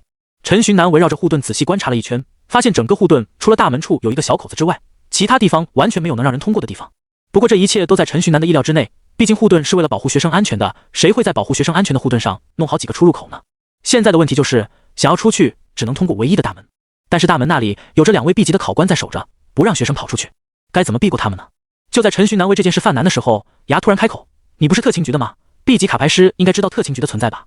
你直接走过去，拿着你的证书，说特勤局有任务，你需要出去一趟不就行了？陈寻南一愣，好像还真是这样，我是考生，我无法出去，但是我是特勤局成员，时空裂缝出现，特勤局发布任务，我去完成任务，你总不能阻止我了吧？陈寻南想着，赶紧回房间拿上特勤局的证件，幸亏他有随身带证件的习惯，不然这回还不好办。拿了证件之后，陈寻南充满底气地走到出入口处。同学站住，此刻外面正有妖魔肆虐，你不能出去。陈寻南板着个脸，故意弄出严肃的表情。老师，我可能比你更清楚妖魔的可怕。陈寻南说着，从口袋里掏出了证书。我是特勤局成员，现在有一个任务需要我去完成，请让我出去，不要妨碍公务。有了理由之后，陈寻南说话都有了底气。2个被留下来看门的考官，你看着我，我看着你，一时之间不知道该怎么办好。学校的命令是不要让任何一位学生走出这个大门，但是人家可是特勤局的，要是阻拦住他，不让他出去，这样算不算妨碍国家公务？同学，就算你是特勤局的成员，外面那么多妖魔，也不是你能阻止得了的，你还是安心待着吧。学校的老师们很快就会帮你解决掉妖魔，解决掉时空裂缝，帮你完成任务的。经过再三思量后，考官还是决定拒绝陈寻南的请求。他相信国家会理解他的，他这不是在阻碍国家公务，他这是在保护祖国未来的花朵。听到考官们这么说，陈寻南再次转动脑子，开始想借口。老师，我的任务不是去和妖魔对抗，我肯定没那个实力啊，而且特勤局局长也不会那么傻，让我一个 C 级去解决 B 级妖魔。我的任务就是简单的记录而已，记录时空裂缝的能量波动，记录时空裂缝的特征，这个任何随便是个人都能做，拿着特勤局的特殊仪器，远远的记录就好。任务虽然简单，但是这是个很重要的任务，请考官们放行，不然我只能联系我的上司来跟你们谈了。陈寻南直接开始了狐假虎威的威胁。面对陈寻南的威胁，2个考官心里还是有一点害怕的，而且听了陈寻南的解释后，考官心大概也有了个分寸，这确实不是个什么危险的任务，而且人家特勤局的任务肯定不会交给外人去做，所有还是放行给人家去完成任务吧。还是国家大事要紧，人家特勤局什么组织啊？人家会做出让祖国的花朵去送死这种事情吗？而且竟然能加入特勤局，也是个年少有为的年轻人啊，此行他应该会注意分寸的。2个考官想着，内心的防备越来越低，最终决定直接放陈寻南离开。小特务，请务必要小心，不要靠时空裂缝太近，知道吗？在陈寻南离开之前，2个考官还耐心地叮嘱着陈寻南。陈寻南点点头，随后开始朝着时空裂缝走去。他装作远远观测的样子，等到身体被大楼给挡住之后，陈寻南直接撒开了腿，开始跑向时空裂缝。随着越来越接近吸引源，陈寻南感觉吸引力已经越来越强大了。顺着吸引源找过去，陈寻南发现那个吸引自己的东西就在时空裂缝附近。看着无数从时空裂缝之中出来的妖魔，陈寻南心中满是无语。这算什么事情啊？吸引自己的到底是什么东西他不知道，然后只知道个大致范围，具体位置也不知道，总之就是什么都不知道。然后他为了这不知道的东西逆着妖魔群走。陈寻南心里苦，但是他不说。算了，反正都是 C 级和 D 级的妖魔，这种妖魔哪怕再多也无法对我造成伤害，去看看吧。感叹一声之后，陈寻南叫出了精灵剑士。现在的精灵剑士比之前任何一次召唤出来的时候都要强，主要原因就是因为陈寻南的能量点经过了多次的压缩，不仅是精灵剑士，陈寻南还把斧王给叫了出来。斧王放在以前那都是炮灰般的存在，但是现在耐不住能量充足啊。陈寻南的10个能量点顶普通的几十个能量点，在这么多能量点的灌溉下，斧王想不强起来都难。陈寻南还掏出了独角兽矫剑，一人2召唤物，就这样慢慢向前推进。面前是数不清的朝自己涌来的妖魔，陈寻南带着自己2个召唤物，所有经过他们眼前的妖魔全被一刀两断。就像是一个瀑布，陈寻南想要逆着瀑布而上，他不仅逆着瀑布上，他还要将瀑布给拦截下来。陈寻南像是一块铁板，他进入战场后，再没一只妖魔能顺利从他眼前通过。在战斗着的考官们惊讶地发现，妖魔的中间部分出现了断流，而断流的制造者好像是个考生，是那个叫陈寻南的考生。他怎么过来了？他怎么会有这么强的实力 ？C 级妖魔就像玩具一样，被他一刀考试了，而且他不会累的吗？考官们看着陈寻南身边的尸山血海，顿时咂舌。都给在那给我看着了，赶紧上去帮忙！人家一个 C 级的小子，一个考生都能做到这种地步，你们这群未来要当人家老师的人，还不如人家，丢不丢脸？总负责人的话在多位考官的耳边响起，考官们觉得好像也挺丢脸的，但是没办法啊，顶不上去啊，丢脸就丢脸了吧。他们只能略阵，只能丢大规模杀伤性卡牌来支援陈寻南了。卡牌师都是法师，就算是 B 级卡牌师也一样，谁有那么强大的近战能力啊？众多考官们心里苦，但他们说不出来。在考官们时不时丢出来的卡牌支援下，陈寻南感觉自己的前进速度肉眼可见的变快。现在的他基本上已经可以锁定那股吸引力的来源了。随着他慢慢的前进，他渐渐地可以看见那个对他产生吸引的东西是什么了。那竟然是一个徽章。陈寻南杀到了时空裂缝的大门口，来到了那个徽章的附近。随着距离徽章越来越近，陈寻南越来越相信这就是吸引力的来源。一个徽章竟然对我有着这么强大的吸引力。虽然不知道是什么原理，也不知道为什么只对我有吸引力，但是很快我就能破解这个秘密了。陈寻南想着，来到了徽章的上方，在趁着上方的考官们一发范围性打击的空格时期，陈寻南弯腰将徽章给捡起。在陈寻南捡起徽章的一瞬间，所有跑出来的妖魔身影突然一顿，随后化为一丝丝黑雾，飘回时空裂缝之中，时空裂缝也因此慢慢小，直到彻底消失。看到这一幕，陈寻南哪里不知道这一切都是这徽章的原因，他赶紧将徽章收进空间收纳里面。不过即便如此，那些老师们还是过来询问道：陈寻南同学，你干了10吗？真是麻烦。陈寻南不想回答这些人，不想理会这些人，但是不回应好像也不行，他只能再一次拿出特勤局的证件，随口胡说：这是我们特勤局的机密武器，我此行是过来执行任务的，其余的抱歉我不能说。陈寻南再一次感谢特勤局给自己带来的便利，不管发生了什么事，甩锅给特勤局就肯定没有问题。不管这一次陈寻南很不幸的遇到了铁板。你是特勤局的？我也是特勤局的，我怎么不记得特勤局有这么厉害的武器？总负责人过来一脸疑惑的说着。完了完了，这下子要穿帮了，给他们这个徽章。但是给出去的话，我该说什么呢？我该怎么解释呢？陈寻南心里一阵慌乱，虽然慌乱，但是他还是得找解决的办法。于是他板着脸说道：总负责人，您在特勤局里面是什么职位？您真的了解特勤局吗？您真的要随意打探局内的机密吗？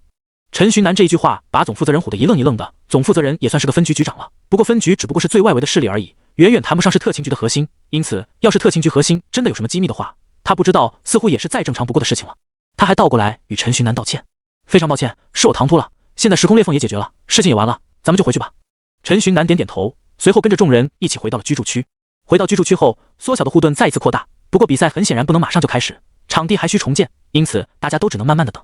而陈寻南此刻已经完全不关心这种小事了，他现在唯一关心的事情就是那个徽章到底是什么东西。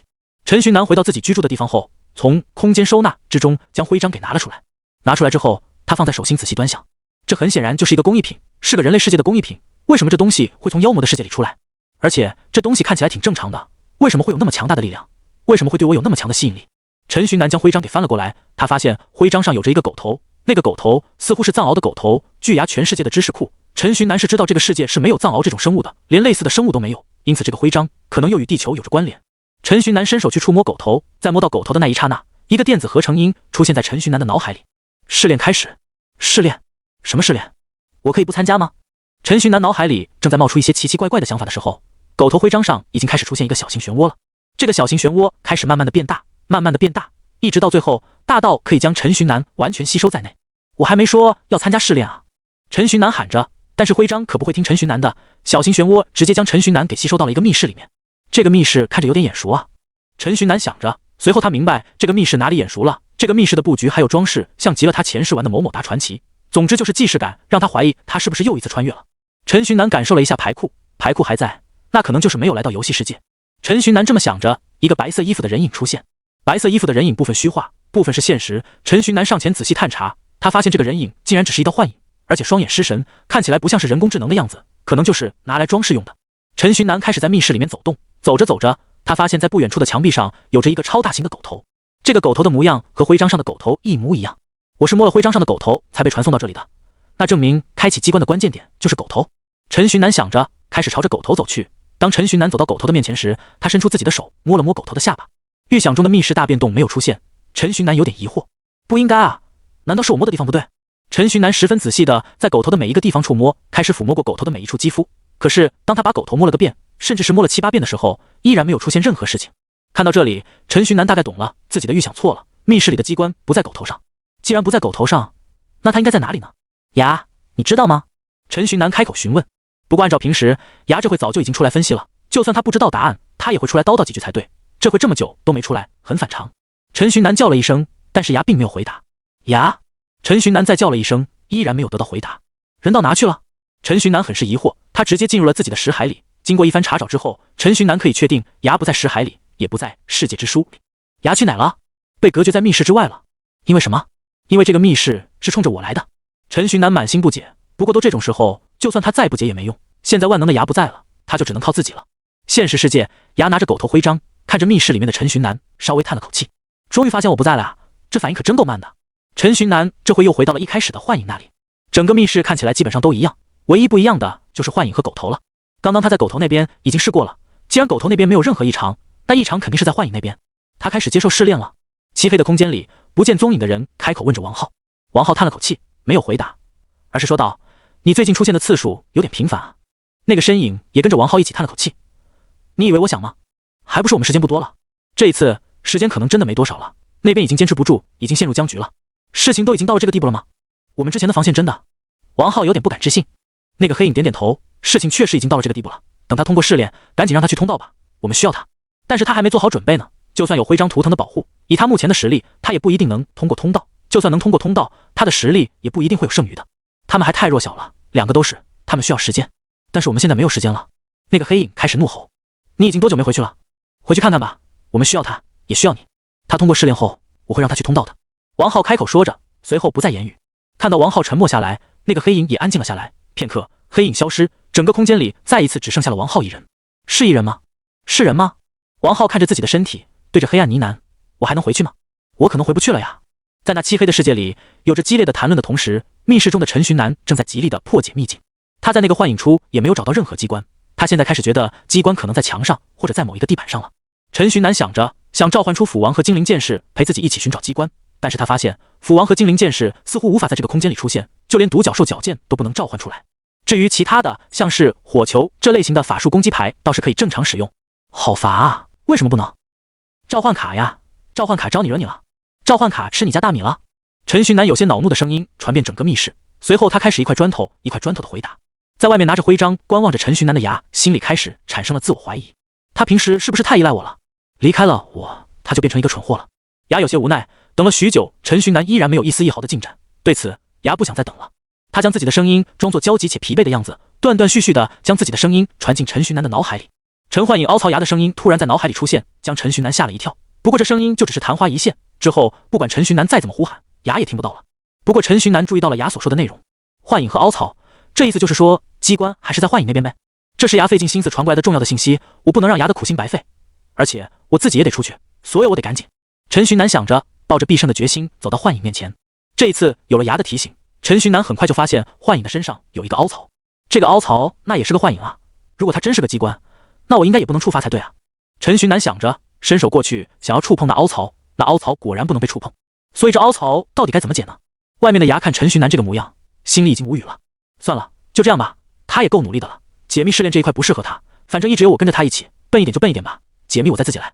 牙想了一会，做出了决定，直接将能量输进了戒指里面。随着牙输入的能量，在密室中的陈寻南突然感觉到密室开始出现了一丝丝的震动，震动过后，那个凹槽开始大放金光，现在看起来像是实体的了。陈寻南看着，随后伸手触摸了那个凹槽，那个凹槽果然变成了实体。陈寻南发现自己手可以触碰到凹槽了，他用力一按，凹槽直接陷了下去，一个蓝白色的柱子出现在了密室的最中央。这算是通过了第一关，虽然有点莫名其妙，不过最后可以通过就好。接下来应该就是真正的试炼了。陈寻南走到蓝白柱子面前，这个柱子倒是没有让人晦涩难懂，柱子上面有着一个陷进去的手掌。陈寻南将手掌放进那个陷进去的地方，掌纹识别成功，确认试炼人陈寻南。电子合成音再一次响起，随后陈寻南发现那个幻影，那个之前一动不动，只是个装饰物的幻影竟然开始动了起来。首先是眼睛，他那失神的眼睛开始变得炯炯有神，随后是残缺虚化的地方开始被修复。他迈开了他的左腿，随后是右腿，虽然还是没有实体，但是陈寻南知道，此刻的他已经是个有意识的独立存在了。他慢慢走到陈寻南面前，随后开口道：“试炼者陈寻南，是否要开始试炼？只有成功通过了试炼，你才有离开这个密室的机会，也只有成功通过这个试炼，你才有回去的机会。”那个虚影说完，闭着眼睛静静地站着不动，似乎是在等待陈寻南的回答。而陈寻南则是一下子被他的话语勾起了兴趣。通过了试炼，可以出去，这个自然不用说，关键是回去。这个回去是回哪去？回天幕城。离开这个密室后，就算不通过密室，自己也能回天幕城了。自己原先办不到的，回去该不会是回地球吧？陈寻南突然一惊，他开口询问那个虚影，可是那个虚影闭着眼睛，完全不理会陈寻南的样子。算了，不用纠结了，管他回去指的是什么呢？不管指的是什么，我都得接受试炼，离开这个密室才行。接受试炼成功，试炼马上开始。就在陈寻南自己嘀咕完，那个幻影直接开口：“试炼就这么直接开始了？我还没正式的说要接受试炼呢，你这试炼也来得太随便了吧？”陈寻南无力吐槽，在那个幻影的操作下，整个密室都开始出现了强烈的震动，墙壁被某种不知名的力量给扭曲，墙壁上的砖块开始脱落，那些脱落的砖块慢慢在陈寻南的面前凝聚出了一个个人形的模样。1234，总共4个砖块人，还不能叫召唤物，这让我怎么打呀？陈寻南叫了一声。除去召唤卡之外，陈寻南目前能使用的卡只有主牌组的旋风、加拿大虫、奥数飞弹、火球、冰冻术、雷电击，以及副牌组的隐化、音控、闪现。总共能使用的卡牌只有9张，而这9张里面，主牌组的雷电击以及副牌组的3张卡牌都是 C 级卡，剩余的都是 D 级卡，不好打呀。陈寻南嘀咕一声，不过就算不好打，目前也已经是箭在弦上，已经不得不打了。不知道对面这4只石头怪物算不算召唤物？如果是召唤物，那就很好打了。陈寻南想着，直接对着对面的那4个召唤物使用了雷电击作为一张 C 级卡。雷电击有着一个特别强大的效果，那就是消灭对方场上所有 C 级以下的召唤物。如果对面现在的那4只石头怪物是召唤物的话，陈寻南可以凭借这一击就直接通过试炼。只见雷电击化为了一团浓厚的乌云，这一团乌云飘到了那4只石头怪物的头顶，随后硕大的雷电从乌云中劈下，4只石头怪物在雷电的攻击下慢慢分解，化为了一丝丝的碎片。有效！陈寻南心里一喜，想要再接再厉，不过就在下一秒，本来正在解体逐渐走向崩溃的石头怪物突然一下子消散，变回了最原始的石头的模样。这4个石头怪物化成的石头慢慢凝聚在了一起，看着这一幕，陈寻南的心中慢慢有了非常不妙的预感。不会吧，这个节奏，这是要合体的节奏吗？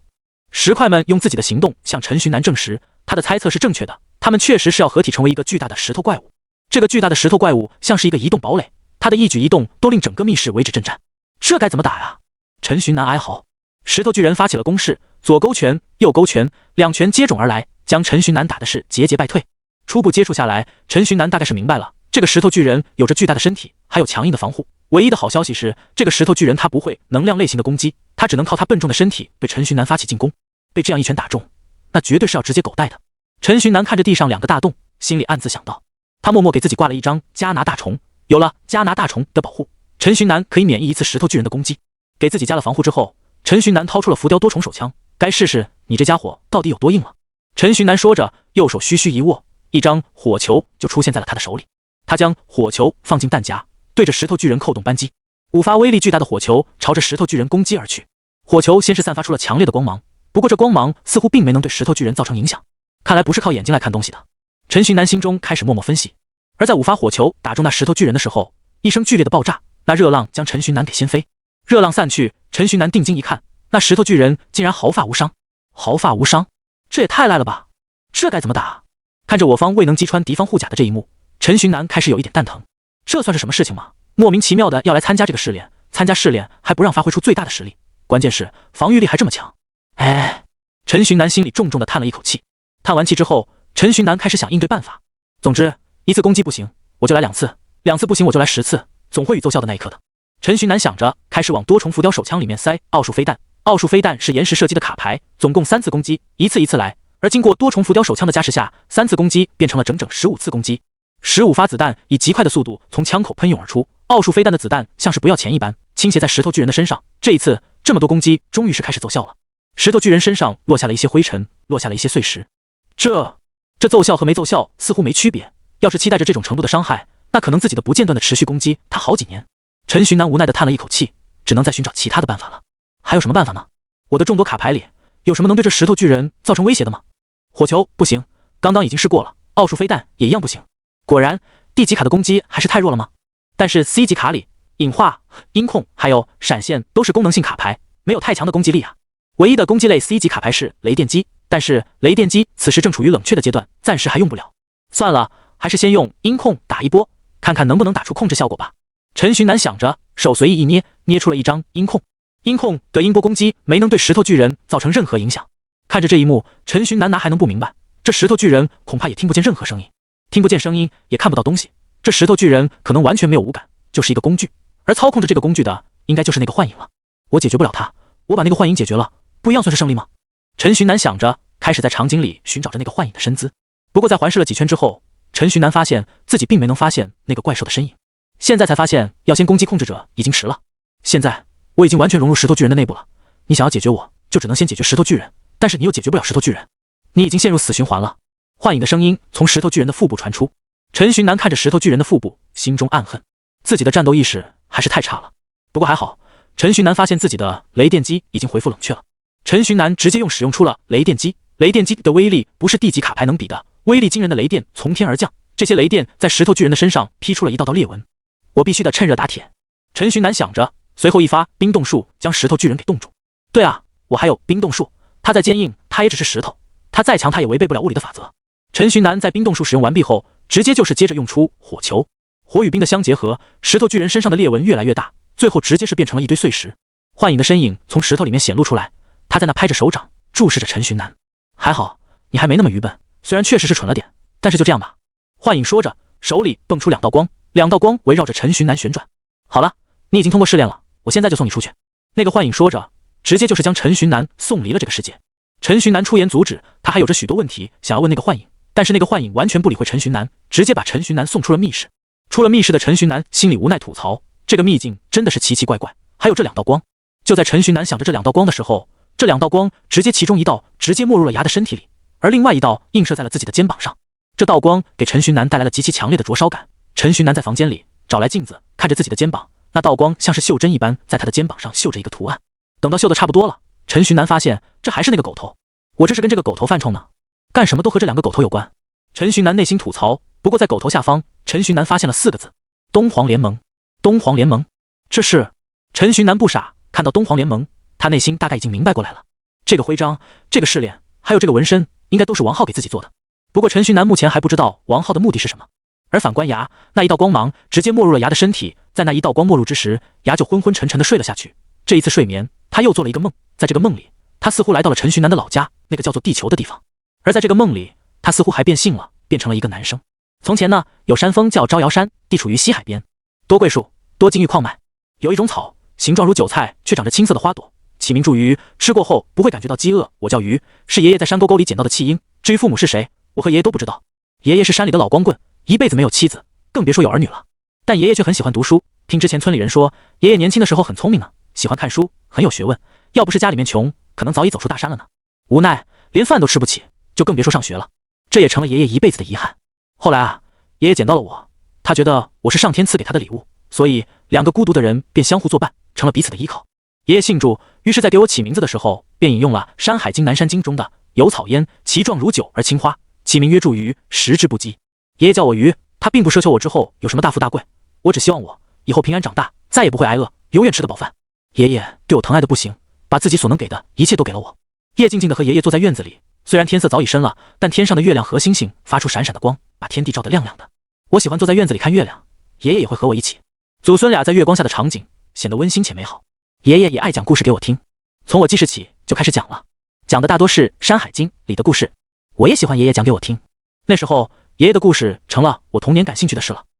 突然有一天，爷爷给我讲《山海经·南山经》的时候，突然就说有点头疼，之后栽倒在地。我看见倒地的爷爷，突然就慌了，然后立即找隔壁的叔叔一起将爷爷送到了医院。幸好去得及时，爷爷没有生命危险。可从此以后，他得了老年痴呆症，终日絮絮叨叨东一句西一句的，也不再经常给我讲《山海经》了。于是这个故事给我带来了深深的阴影。每次听到这个故事，脑子不由自主地回想起当年的画面，爷爷倒地，我差点失去我唯一的亲人。于是每次听到这个，我的头都会不由自主地疼痛起来。我真是怕了这个故事了，但爷爷却总是不断地重复着，搞得我很头疼。我从渐渐的耐心听完，到后来不耐烦地打断爷爷的话，从他身边离开，以至于《南山经》这篇故事我从来没有完完整整地听到结尾。后来啊，我考上了所普普通通的大学，告别了家乡，好像也终于拜托了那个故事。爷，死寂一般的，天地之间只剩一片黑暗，也不知道是几时几刻了。我坐在昏暗的灯光下，手边不知是第几杯黑咖续命了。我在键盘上敲击，敲了删，删了再敲，反反复复的，这真是太痛苦了。我心里感叹道。是的，毕业之后就业压力巨大，我曾一度在海市找不到合适的工作，偶然的一次机会，我成了一名网络小说写手，为某平台写一些短篇的文字，平台会根据我的阅读量来给我一些提成，我就靠这个来解决我和爷爷的温饱。我每月都会按时邮寄一些钱给邻居大叔，让他帮我照看一下爷爷。你会问我为什么不回老家照看爷爷呢？一方面是因为家乡发展太慢了，直到现在人们还过着耕织的生活，凭耕织也根本养不活我和爷爷。另一方面就是那个可怕的故事了，内心实在不想回去。我对外说是想在另一个城市发展，可内心的想法却是想摆脱掉老家的爷爷。我实在是怕那个开头。我自认为是个写文章还不错的人，灵感来得快，有时候在心底自豪地叫自己当代的小说家呢。但今天当我看到平台给出的主题的时候，我实在懵了，顿时思绪全无，毫无灵感。那段文字透着冰冷的寒意，我不禁打了个寒战，呆在那里，像一头让人讨厌的呆鹅。写文章嘛，最重要的就是灵感了。在没有灵感的夜晚，孤独寂寞黑暗总是侵袭着我。因为和平台有合作，所以每次都是按照平台给的主题来写围绕这方面的小说创作，要不然是拿不到钱的。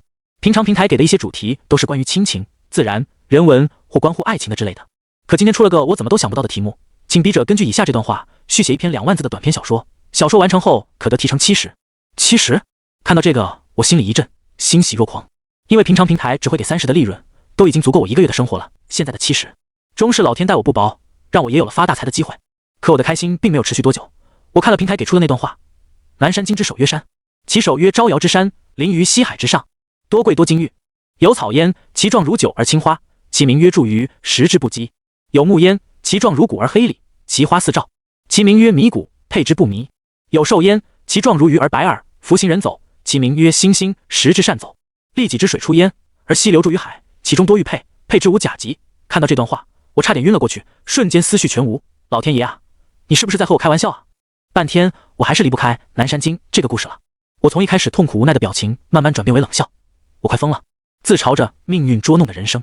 但看看窗外的路灯和灰暗的街道，街上早已没有了人，偶尔几辆出租车从我的视线里划过，然后立马一溜烟的奔向远方。我突然内心有个坚定的声音，去写吧，慢慢的找灵感，或许可以回老家去找灵感，或许可以去问问爷爷呢。你这就被吓倒了吗？于是我改变了之前消极的态度，我想好久没有看到爷爷了，其实也挺想他的，距交稿还有些日子，或许真的可以回家乡找灵感呢。于是我把手边已经放冷的咖啡倒掉，收拾好几的衣物，打算现在立刻好好睡一觉，等到天一亮就踏上回家的旅途。梦到这里结束，而牙虽然没有做后续的梦，但是此时的他浑身颤抖，像是遇见了什么特别恐怖的事情一般。梦醒之后，牙眼神空洞，双眼失神，他不知道他到底做了什么梦，有关于那个梦的所有记忆全都消失不见。不过他头顶的发饰上除了凤凰花，又有了一株草。虽然陈徐南不知道这个草是什么，但是陈徐南知道这肯定和牙的梦有关，而且它肯定像那个凤凰花一样，有着自己独特特殊的效果。至于特殊效果到底是什么，陈徐南觉得只有之后再慢慢探究了。从刚刚开始，他的特勤局专用电话就一直在响。陈徐南刚刚是过于担心牙，因此一时之间忽视了那铃声。如今牙正常的苏醒了过来，陈徐南可以安心的将自己的注意力放在特勤局手机上了。陈徐南拿起手机，他发现自己的手机上目前有着10多个未接电话，这10多个未接电话都是陈曦给打过来的。陈曦给我打了这么多个电话，是发生什么事情了吗？陈徐南打开手机，开始给陈曦回电话，不过打了好几通，陈曦都不接电话。痛，太痛了！林安从黑暗中醒来，扶着头疼欲裂的脑袋，四下环顾，不由一愣。陌生的天花板，还是自己熟悉的出租屋，但是装潢却和自己印象里面的出租屋相差甚远。房间黑漆漆的，只有窗外一轮月光照进来。借着月光，等身镜倒映出一位黑色短发的俊朗青年，样貌与林安相仿，身材颀长，五官深邃，气宇不凡。书桌上放着一颗水晶状的石头，木板床四周摆放杂物，床头柜对着一摞小山高的书籍。林安微皱眉头，顺手拿起书籍，依次浏览书名。30天找到零。机械，从入门到放弃。我是一名精通人性的机械师。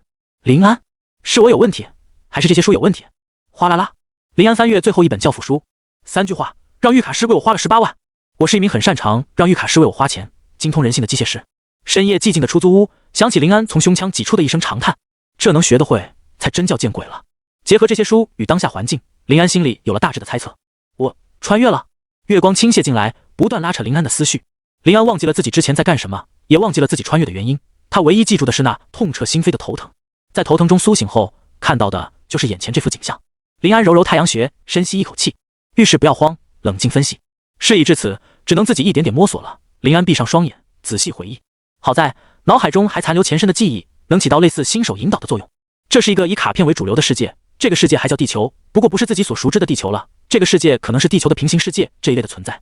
卡片分为4大类：器具、法术、召唤物、功能。已知的卡片分为0到8阶，等阶越高其蕴含的灵力越强大。至于8阶以上，已经进入超凡领域，至今还不为世人完全了解。卡师是当今最受敬仰、最为荣耀的职业，分为2大类：制卡师和御卡师。制卡师顾名思义是一种制作卡片的职业，在这个世界，妖魔身上可以产出素材，制卡师能够合成素材，将其制作成具有强大力量的卡片。而御卡师是一种利用卡片进行战斗的职业，他们会在旅途中不断成长，与灵进行对决并与其契约，或是击败妖魔获取素材，委托制卡师进行制卡。最初，卡师一词涵盖了制卡师与御卡师，一位卡师必须同时精通卡片制作与卡片对决。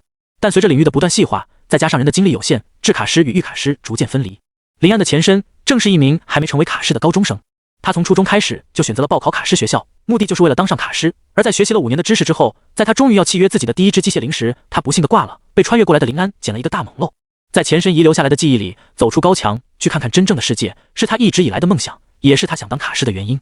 不知道是多少年前，世界上的第一个秘境降临，秘境带来了妖魔。妖魔有着超凡的力量，在这股力量下，妖魔很快就取代了人类，成为了这个世界的新主宰。即使人类科技发达，有着强力的热武器，但是这些武器与妖魔的超凡力量之间的距离，就像是人类与蝼蚁，完全不在一个量级上。人类很快就被妖魔给圈养了起来。不过好在因为秘境的降临，导致世界空间不稳定，许多人类因此得以穿越到异世界，这些穿越到异世界的人类便强制后归来，带着卡牌的力量。这群人就是最初的卡师。在卡师的带领下，人类在自己的国度建造起了高墙，以此来抵抗妖魔的入侵。之后，人类发现秘境不仅带来了妖魔，秘境还带来了一种神奇的生物——灵。灵充斥于天地间，灵存在于每一个角落。一般情况下，灵都处于沉睡状态。处于沉睡状态下的灵，无论用任何手段都探查不到他们的存在。只有在遇到他们认可的人类时，灵才会现身，与人类缔结契约，赐予人类力量，让其成为卡师。因为灵过于虚无缥缈，于是人类研制出了机械灵。机械灵虽然比不上真正的灵，但是灵最基本的功能机械灵都有。因为机械灵的存在，成为卡师的门槛被大大降低。回忆告一段落，凌霄望着桌子，唏嘘不已。现在的人类居住在那群卡师们修建的高墙之内，与被圈养又有什么区别呢？指尖轻轻触碰着桌上那天青色的晶石，林安认真道：“不过你放心，我会完成你的愿望的。”这位高中生从小在福利院长大，从小向往墙外的世界，为了达成自己的目标，踏上了以卡师为目标的求学之路。从小要成为卡师到现在，他一直没有遇到自己那命中注定的灵。自己命中注定的灵到底存不存在？他对此也保持着怀疑。因此，他从初中开始兼职打工，一直存钱，只为存够一只最低等级的机械灵的首付。为了成为卡师，他已经做好了年纪轻轻就背上巨额贷款的决心与勇气。对于前身的想法，林安没什么感觉，不过他挺赞同前身的梦想，摆脱束缚，穿过高墙，然后去看看这个世界。不为其他，就为了呼吸新鲜的空气，就为了看看天空，看看大海，仅此而已。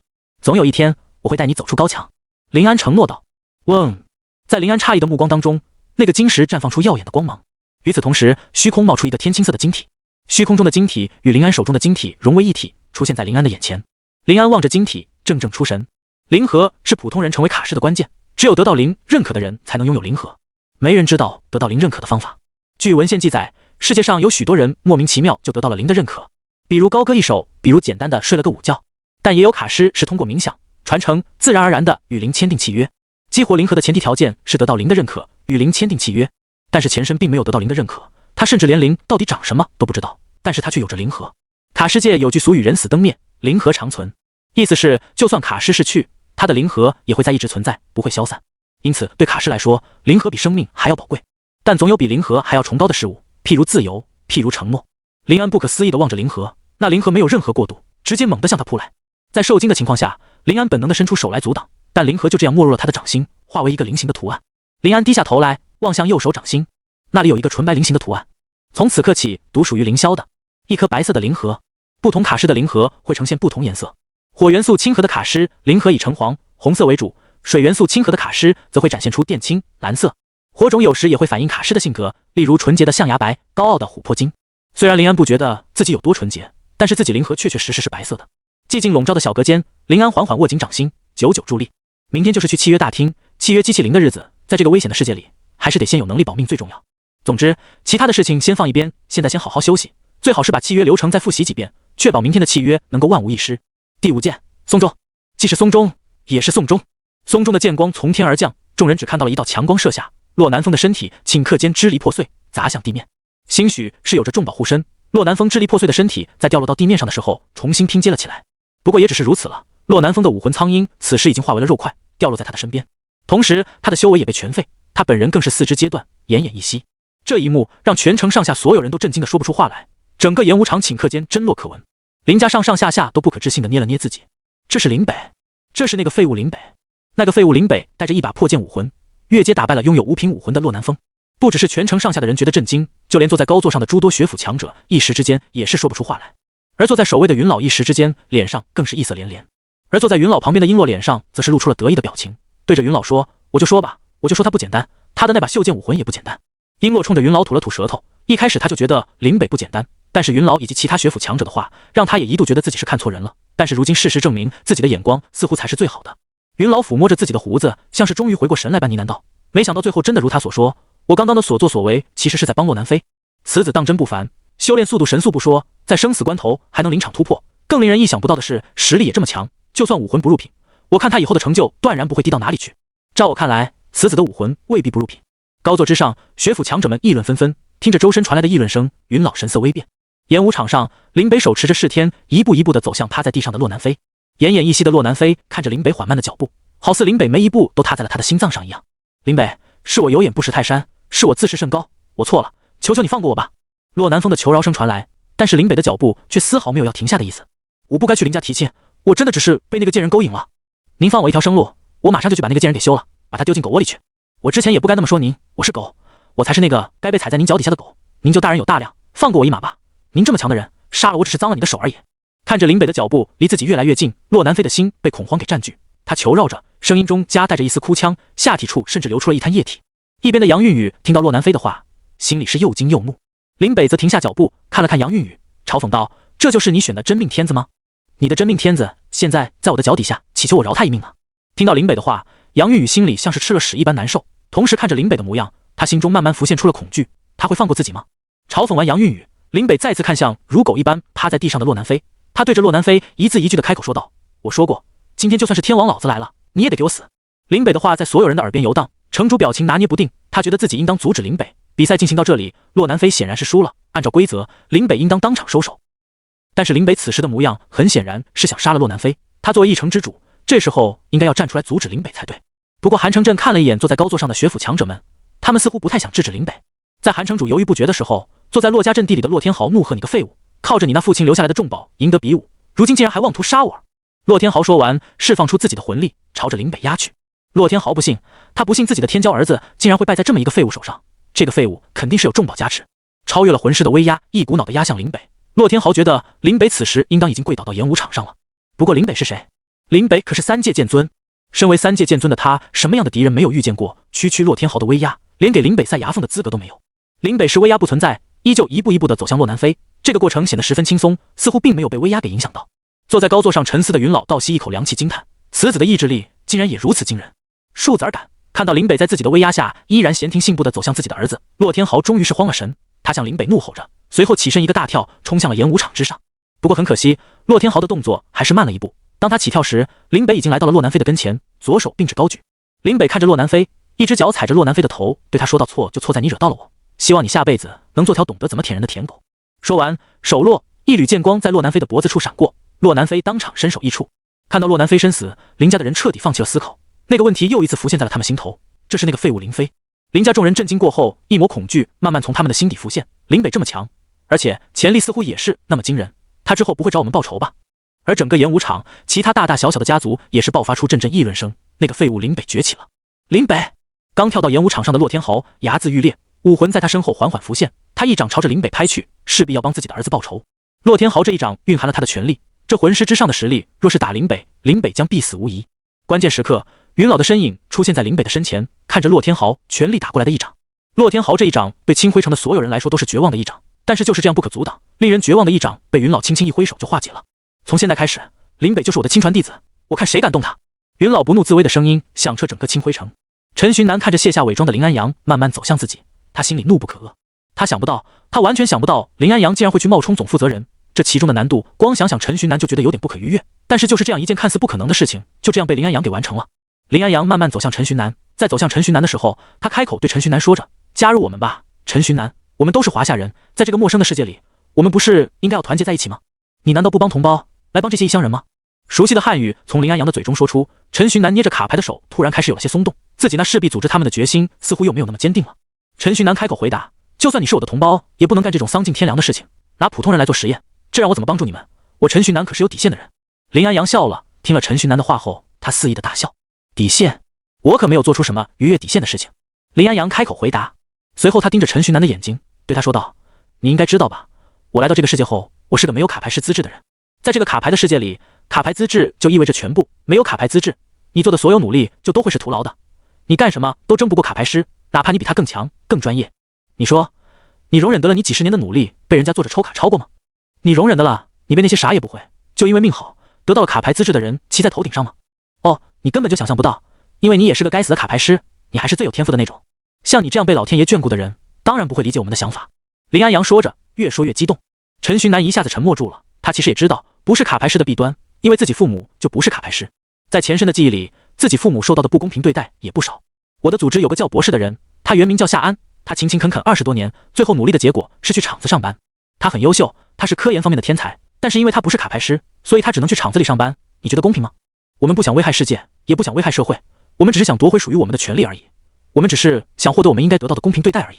你看，在厂子里上班的博士能研究出人类与妖魔结合，然后夺取妖魔力量这一伟大成功，这不就是最好的证明吗？我们也不想这样，但是这个世界给过我们机会吗？这个世界并没有。既然这个世界抛弃了我们，那我们就凭借自己去努力好了。还有，我们并没有拿普通人做实验，我们都是拿自己做实验的。你们遇到的那些实验体都是我们的成员，都是自己一步一步将自己亲手变成这样的。我们可从来没有危害过任何无辜的人。林安阳越说越激动，最后的话语他几乎是怒吼着说出来的。在林安阳的一连串话语下，陈寻南一时之间有点不知所措，他不知道该怎么办，他甚至开始觉得林安阳他们似乎也没有什么错。加入我们吧，陈寻南，加入你同胞的阵营中来，我们一起来害这个世界一个公平。林安阳大声地说着，而陈寻南在林安阳的劝说下有点异动。这时候，陈寻南发现自己的嘴巴突然开始自己动了起来，话语也不受控制地从自己的嘴巴里蹦出。你们说你们没有伤害任何无辜的人，但是你们的成员化身成为妖魔后，可是进行了不少的杀伤。脑海里牙的声音浮现，是牙在控制的陈寻南跟林安阳对话。陈寻南本来可以随时隔绝牙，让其失去对自己身体的控制权，但是陈寻南没有这么做，他想看看牙和林安阳的争辩，他想从两人的争辩中找到真正的对错。我们的成员会伤害普通人，是因为实验出了差错而已。但是即便如此，我们靠自己也能管住失控的成员，但是因为你们一直在逼迫我们，所以我们不得不选择让失控的成员去吸引你们的注意力。我们会这么选择，都是被你们逼的。林安阳回答。而这时，陈寻南的脸色一变，他沉声问道：“那现在呢？现在将在场所有失去反抗的人进行血祭仪式，也是被迫的吗？”我可没有逼迫你。牙控制着陈寻南，揭露出了林安阳真正的目的。林安阳会与陈寻南在这里浪费口舌，虽然有一部分原因确实想陈寻南加入自己，但是更多的应该是想要拖延时间。林安阳想拖延时间，等待血祭仪式完成。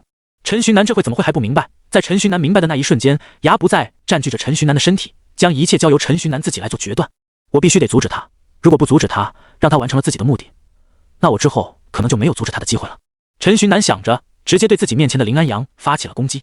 陈寻南觉得自己猛然之间的暴起发难，不是卡牌师，只是一个普通人的林安阳应该会瞬间被自己制服，但是事情并没有像他想的那么顺利。陈寻南激活火球，在趁林安阳不备的时候，直接对他进行了攻击。一个浑身通红且硕大的火球瞬间朝着林安阳的面门袭击而去。这突然袭来的火球并没能让林安阳慌乱，也没对林安阳造成伤害。林安阳注视着飞向自己的火球，火球的行动轨迹在他的眼里变得很慢很慢。他伸出了自己的手，直接将火球给捏在了自己的手掌心。看来我们这是谈判破裂了。林安阳开口说着，而这句话到中间部分的时候，林安阳的声音突然开始变了，那震慑人心的声音像是地狱中爬起的恶魔的低语。先是手，林安阳的手覆盖上了一层鳞甲，之后鳞甲从手臂开始蔓延，头部、胸部、腹部，鳞甲慢慢覆盖住了他的全身。熔浆一般红褐色的鳞甲冒着热气，烟雾从其上涌现出来。在烟雾的笼罩下，陈寻南只能看见林安阳的虚影。半妖武装降临。林安阳那像是恶魔低语一般的声音从烟雾中响起，随后烟雾里林安阳的虚影开始猛然变大。不仅如此，他还长了一条长长的尾巴，以及头上那巨大的角。烟雾散去，林安阳的身影慢慢从烟雾中出现，失去了烟雾的笼罩。此刻的陈寻南总算是可以看到林安阳的全貌了。林安阳此刻就像是变身了一般，身高2米，且一身肌肉。鳞甲上冒着的火光诉说着他此刻的强大，而他身后的尾巴每一次的摆动都引起了强烈的破空声。头上的犄角有着闪电在跳跃。此刻的林安阳已经彻彻底底的变成了一个怪物，变成了一个妖魔。这一看就和之前遇到的那些杂鱼妖魔不一样，感觉一看就是我打不过的存在，这该怎么办啊？陈寻南心中暗自叫苦，早知道自己应该先示敌以弱了。不过他确实没想到，林安阳竟然真的舍得拿自己来做实验，真的舍得把自己变成了这副模样。虽然说现在林安阳的样子确实是帅，都什么时候了，你还在这里拼呢？赶紧想想该怎么解决他才是最紧要的。牙的怒斥声在陈寻南的脑海之中响起，将其拉回眼前的战局。就在陈寻南一脸凝重地看着那林安阳的时候，情况突然又出现了一丝转机。林安阳头上那闪烁着的电光越来越显眼，那电光慢慢从电光变成了粗壮的闪电，闪电轰的一声劈向林安阳。飘在半空中的林安阳直接被这一道电光给劈了下来，他那不可一世、强大万分的姿态就此消失。陈寻南默默着看着这一幕，心里总想着要吐槽，但是又不知道从何吐起。林安阳倒在地上，没过多久，他慢慢的爬了起来。爬起来的途中，他吐了好几口血。可恶，还是太勉强嘛！他愤恨地说着。趁现在，赶紧上！本来他的实力有 B 级，但是他自己的雷电把他劈到了 C 级，趁现在赶紧解决他。牙感应着林安阳的气息，开口说道。陈寻南点点头，到这一步，他大概知道林安阳的真正目的了。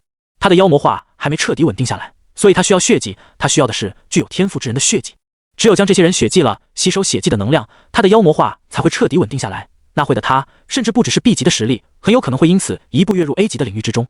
还好有牙在，牙发现得快，不然自己傻傻的跟他在那口舌之战，到时候自己必死无疑。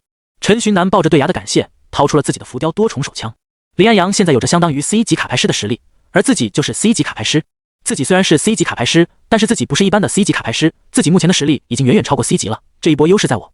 陈寻南心里想着，随后当即展开了战斗。首先是召唤万能的精灵剑士，之后再召唤精灵剑士的小弟斧王。两只召唤物一出来，陈寻南心里豪气横生。我陈寻南手底下有如此大将，你一个实力下跌的林安阳，拿什么跟我打？别说你化身妖魔，你不管化身成什么，你都打不过我。陈寻南心里想着，默默给自己加了一张加拿大虫。自己作为召唤师，在战斗的时候偷偷摸摸给自己加个防护，防止对方的偷袭，很合理吧？之后，陈寻南又掏出了独角兽矫剑，他将矫剑交给了自己麾下的第一大将精灵剑士。随后他切换副牌组，一张影化直接化身成为影子，遁入了精灵剑士的影子里面。这一波呀，这一波是稳健。狮子搏兔还要用尽全力呢，我谨慎一点，稳健一点，没有任何问题吧？准备好一切之后，陈寻南将战斗交给精灵剑士，让他自由发挥。精灵剑士扛着独角兽矫剑直接冲脸，而林安阳那看起来像是战士的模样，其实他实际上竟然是一个法师。他双手在空中画出两个符文，两个符文变成了两个禁锢牢笼，将精灵剑士和斧王给困在了里面。这么厉害的吗？这要是换一个片场，就是双重吟唱，信手拈来了。但是很可惜，这里是他陈寻南的片场。在精灵剑士影子里的陈寻南将冰冻术塞入多重浮雕手枪的弹夹，随后瞄准林安阳，手指轻轻一动，扣下了扳机。而另一边，林安阳正准备着自己接下来的攻势，他的符文都画了一半了。这时候他突然惊恐地发现，那个拿着两把剑的精灵的影子竟然也能发出攻击。从他影子里冒出的5个蓝白色的能量团，将林安阳里里外外直接冰冻了5层。林安阳的大脑瞬间失去了思考，成功了！果然，在隐化的时候是可以攻击的。陈寻南高兴地说着。不过在隐化状态下，攻击的能量点消耗是普通能量点消耗的3倍，这只能说是有利有弊，总体来说还是利大于弊的。毕竟在隐化状态下，陈寻南可以在任何阴影中随意移动，敌人不知道自己在哪个影子里，这简直就是天然的偷袭牌啊！如果自己要是去当刺客，自己肯定会是世界顶尖的那一批。陈寻南心里又开始浮现连篇。不过反正正面战场上是精灵剑士和斧王在面对敌人，因此他分身其实也影响不大。冰块冻结住了林安阳，不过冰块的冻结并没有持续太长的时间。林安阳的鳞甲上散发的热气很快就将冰块融化。不过好在陈寻南的冰冻术经过多重浮雕手枪的加持，有整整5层冰冻层，因此林安阳想要挣脱出来还是需要不少时间的。而在这个时间段内，精灵剑士和斧王已经顺利的来到了他的面前。在他刚突破冰冻的束缚，还没来得及做其他的事情时，精灵剑士和斧王的攻击如约而至。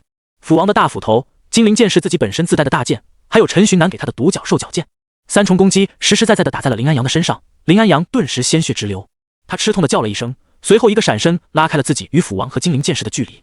但是精灵剑士和斧王知道他是法师，因此他们自然不会给林安阳拉开距离的时间。他们紧紧黏着林安阳，而陈寻南在精灵剑士的影子里，时不时的用多重浮雕手枪给林安阳来一下。这一场战斗，林安阳打得异常难受与憋屈。不过好在林安阳已经知道陈寻南藏在精灵剑士的影子里了，也知道在影子里的陈寻南也能发起进攻了，因此在有了防备的情况下，陈寻南的攻击林安阳还是能躲过大部分的。但是不管怎么说，再这么打下去，会表败下阵来的只会是自己。而且陈寻南的这个打法也实在是太恶心了，于是他开口大声喊道：“陈寻南，你有种就出来啊！你不是很有正义感吗？怎么这回就躲在影子里搞这些小偷小摸的行为了？”面对林安阳的激将，陈寻南是一点都不迟。我这叫谨慎，不叫小偷小摸。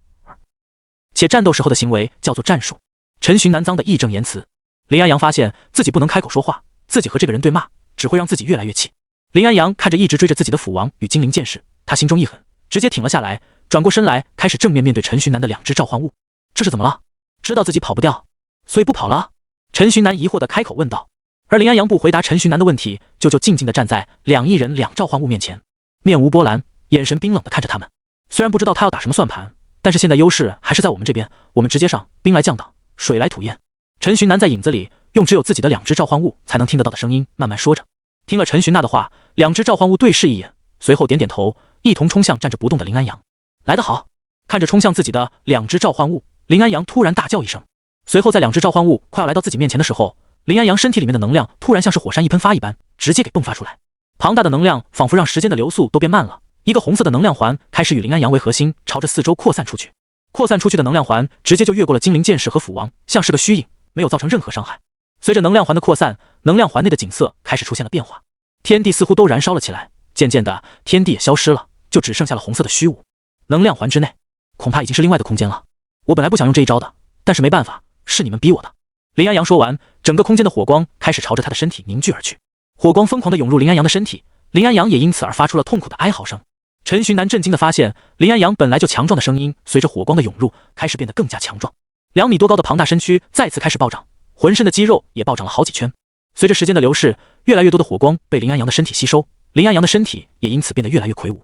在这期间，陈徐南想要阻止林安阳，但是他惊恐地发现自己竟然完全动不了了。不只是自己，精灵剑士和斧王也一样失去了行动的能力。这个空间完全将他们3个给压制住了，动弹不得的陈徐南只能眼睁睁地看着林安阳的身躯变得越来越大，能量变得越来越强。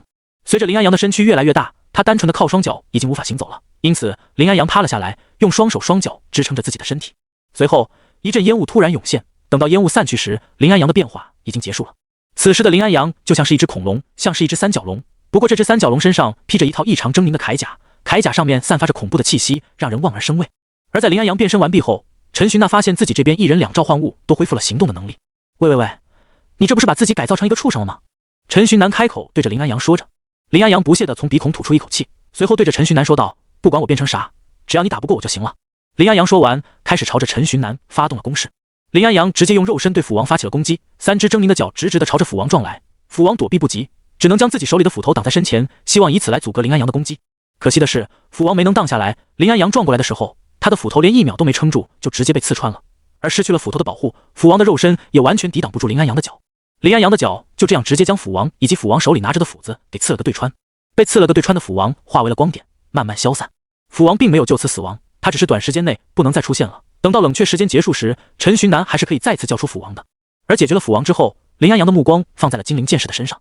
等到我把你的2只召唤物都解决了，我看你还怎么躲。林安阳说着，后腿再次蓄力，蓄力完毕后，直接就是朝着精灵剑士冲过去。而精灵剑士和斧王可不一样，精灵剑士是以防御力见长的剑士，在陈徐南还有能量点的时候， B 级或 B 级以上的攻击就会直接对他无效。而 B 级之下的精灵剑士完全可以靠自身防御住，况且精灵剑士手里还拿着独角兽角剑，只要陈徐南身上还有能量点，那精灵剑士就可以说是无敌的。林安阳故技重施，不过他的撞击被精灵剑士一剑给阻拦了下来。而在精灵剑士阻拦下来后，陈徐南感觉到自己识海里的能量点自己减少了一个，他的攻击已经来到 B 级的领域了吗？陈徐南震惊地说道。而林安阳虽然化作了一个狰狞的怪物，但是在自己一击未成的时候，那猩红的眼睛里还是流露出了不可置信的眼神。他不敢相信自己都成这样了，竟然还是连陈徐南的一只召唤物都解决不了。肉身战不成，林安阳开始后退。这一次他要试一试吐息攻击，强力的吐息开始在林安阳的口里凝聚，这一击的威力可能在 B 级的攻击里面都算是顶尖的了。精灵剑士要吸多少个能量点你就吸，给我挡住他！陈徐南狠声说着。他不相信林安阳经过了2次爆发之后，消耗战还能打得过自己。这种爆发消耗的能量肯定会多得多，而他陈徐南能量点经过压缩，一个能量点顶他好几个，而且他还有着刮痧大师的效果，每消耗10个能量点就会自动回复1个能量点。这种情况下打消耗战，那战局肯定是对陈徐南有利的。一个巨大的光球在林安阳的嘴里凝聚完毕，林安阳瞄准了精灵剑士，直接对着精灵剑士就是一声怒吼。吐息就在怒吼声中声势浩大的袭向精灵剑士。精灵剑士将独角兽角剑挂在自己的背后，他一脸凝重地看着迎面来的吐息，双手握住自己的剑，在吐息来到自己眼前的时候，他看准时机，一剑劈了下去。看起来强力的吐息就这样被精灵剑士给一剑斩断。圆形的吐息以精灵剑士为中心，被分成了2半，那2半飞向精灵剑士的身后，随后化为了尘埃。陈徐南做好了能量点高速消耗的准备，可是最终能量点竟然只消耗了10个，所以刚刚这一击的能量只有我10个能量点的量是吗？陈徐南知道自己的能量点蕴含的能量丰富，但是他没想到蕴含的能量竟然能丰富到这个地步。刚刚那一击哪怕是让一个顶尖的 B 级卡牌师来也不过如此了。看到这个状况，陈徐南对自己更加有信心了。照这样下去，林安阳必定会消耗不过自己。陈寻南给自己打了一个定心丸。而在陈寻南对面的林安阳内心则是开始变得不平静了，他的心情此刻波涛汹涌，他已经开始有一点慌了。为什么？按照道理来说，我这一击足够把他给击溃了呀，他为什么能那么轻松的就挡住了我的攻击？他真的是一个 C 级的卡牌师吗？林安阳内心开始冒出了一大堆疑问，他太难受了，为什么都是地球人，他会那么厉害啊？想着想着，林安阳开始打退堂鼓了，他感觉自己大概率是打不过陈寻南了。这个想法一冒出来，林安阳就遏制不住自己，他内心开始越来越慌。要跑，我要跑，我必须要赶紧跑，再不跑，我今天可能要栽在这里了。林安阳心里想着，身体开始慢慢的往后退。等他退到这个异空间的边缘，他张开大嘴，对着天空就是狂吸，组成这个异空间的火环就这样被他慢慢的吸进了自己的身体，异空间也就此崩塌。异空间消失后，本来变成三角龙形态的林安阳变回了之前的人形妖魔的模样。不过这回他的背后生出了双翅，他震动着双翅，直接逃走。看着林安阳逃走，陈寻南的心里有点犹豫，他在犹豫自己到底该不该追上去。毕竟这里倒着一地的人，这些人还都是天才，万一自己走了，谁来保护他们呢？你留下精灵剑士保护他们，然后你自己追上去。他现在状态虚弱，而且心生怯意，现在的他肯定已经打不过你了。牙的声音适时的出现在陈寻南的脑海里，提醒着陈寻南他接下来应该怎么做。陈寻南点点头，开始照着牙所说的做，让精灵剑士留下来，自己则激活卡仪，背生双翼，朝着林安阳逃跑的方向追过去。在一边飞，陈寻南一边拿出特勤专用的联系手机，向陈曦发送语音，汇报着这里的战斗状况。林安阳在我这边出现了，他把所有的考生和考官都给弄晕了，他的目的是将所有人血祭。好在我阻止了他，他将自己妖魔化了。目前推测，巅峰时刻大概有 B 级卡牌师的战斗力，不过现在他很虚弱，他快要撑不住逃了，我正在追捕他。至于那些晕倒的考生以及考官，我让我的召唤物留下来守着了。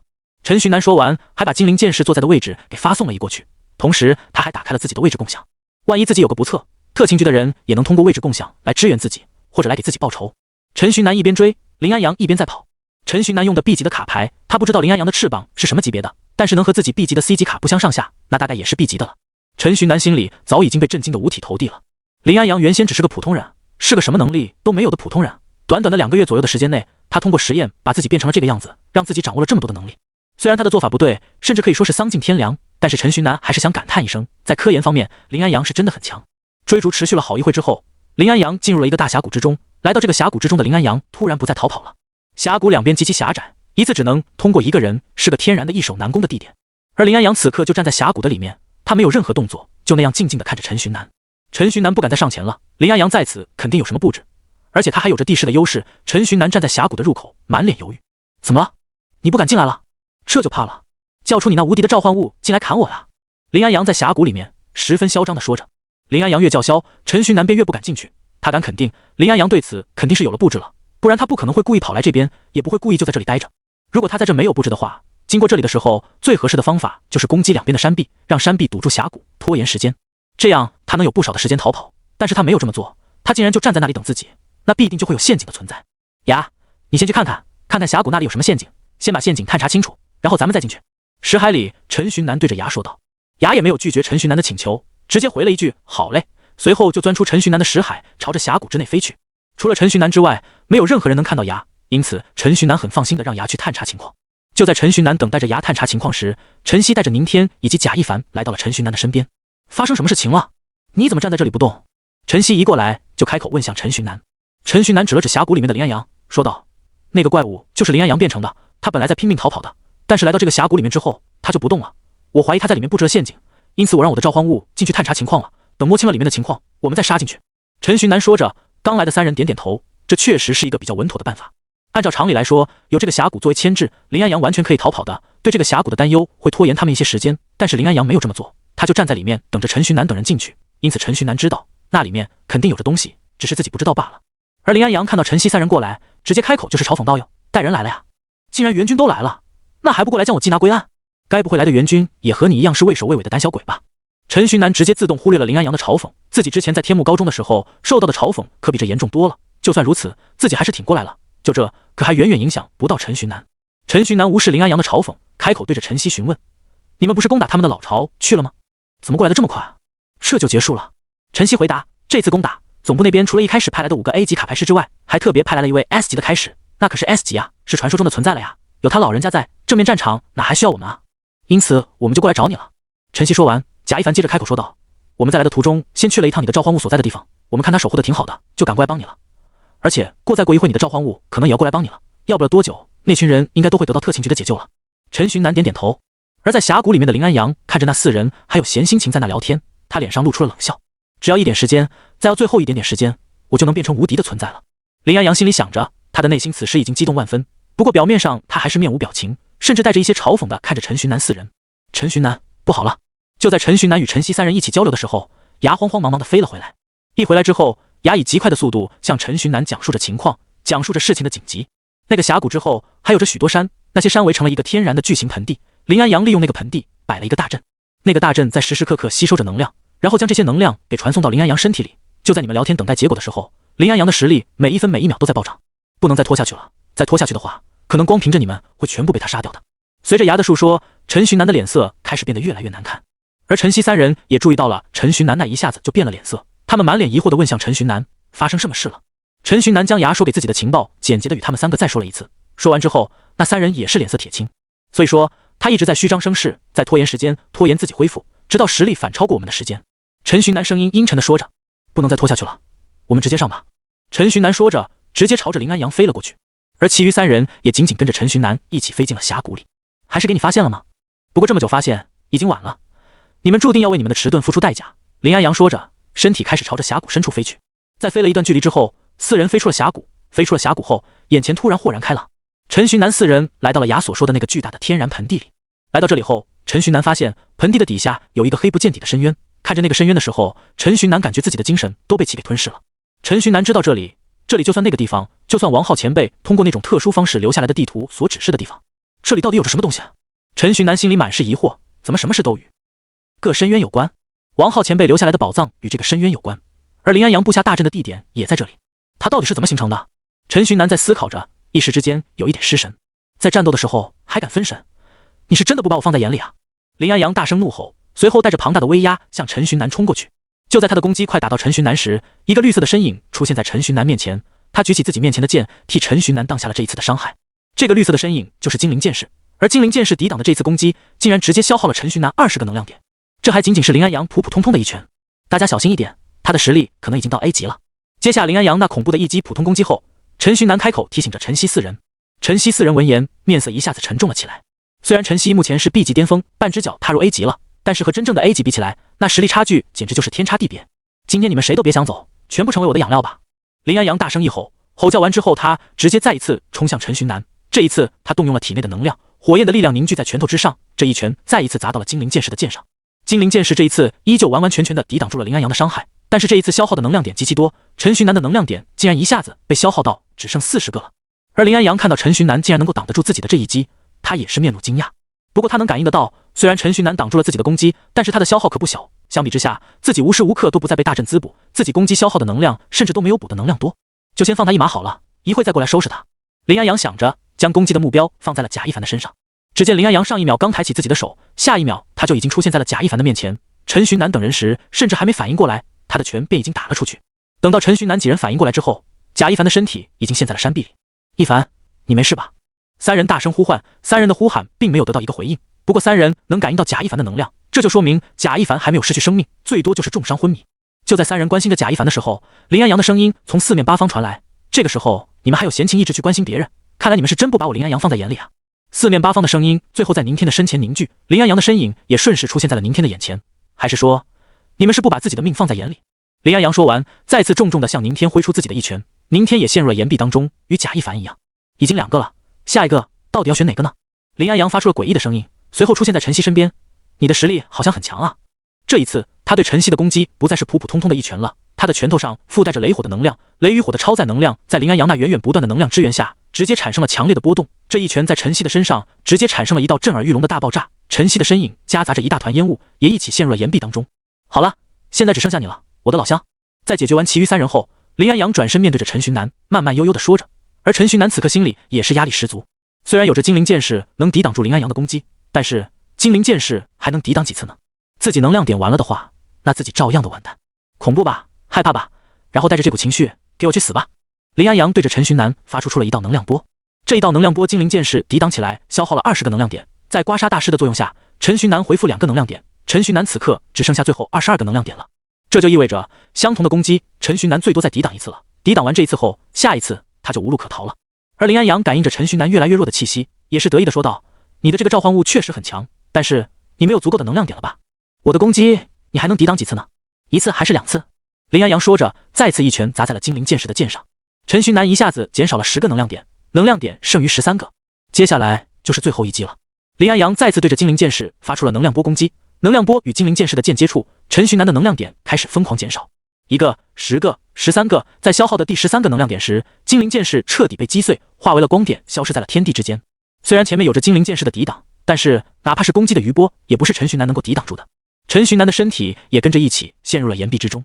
看到了吧，这就是和我作对的下场。如果你一开始就加入我们组织的话，你不仅不会落得这个下场，你还能获得无数的好处。林安阳得意地说着。而此时的陈寻南全身陷入了岩壁之中，身上的半数骨头都断开了，而能量点也只剩下了最后一个。鲜血从全身流出来，意识模糊，在清醒与昏迷的边缘徘徊着。难道就这样结束了吗？就没有任何办法对付他了吗？陈寻南的意识有点模糊，但是求生的本能还是让他的脑子自己就动了起来。现在只有1个能量点，启动一张地级卡可能连给林安阳挠痒痒都不行，而决斗盘、多重浮雕手枪也没有任何作用了。现在除去这些，自己还剩什么呢？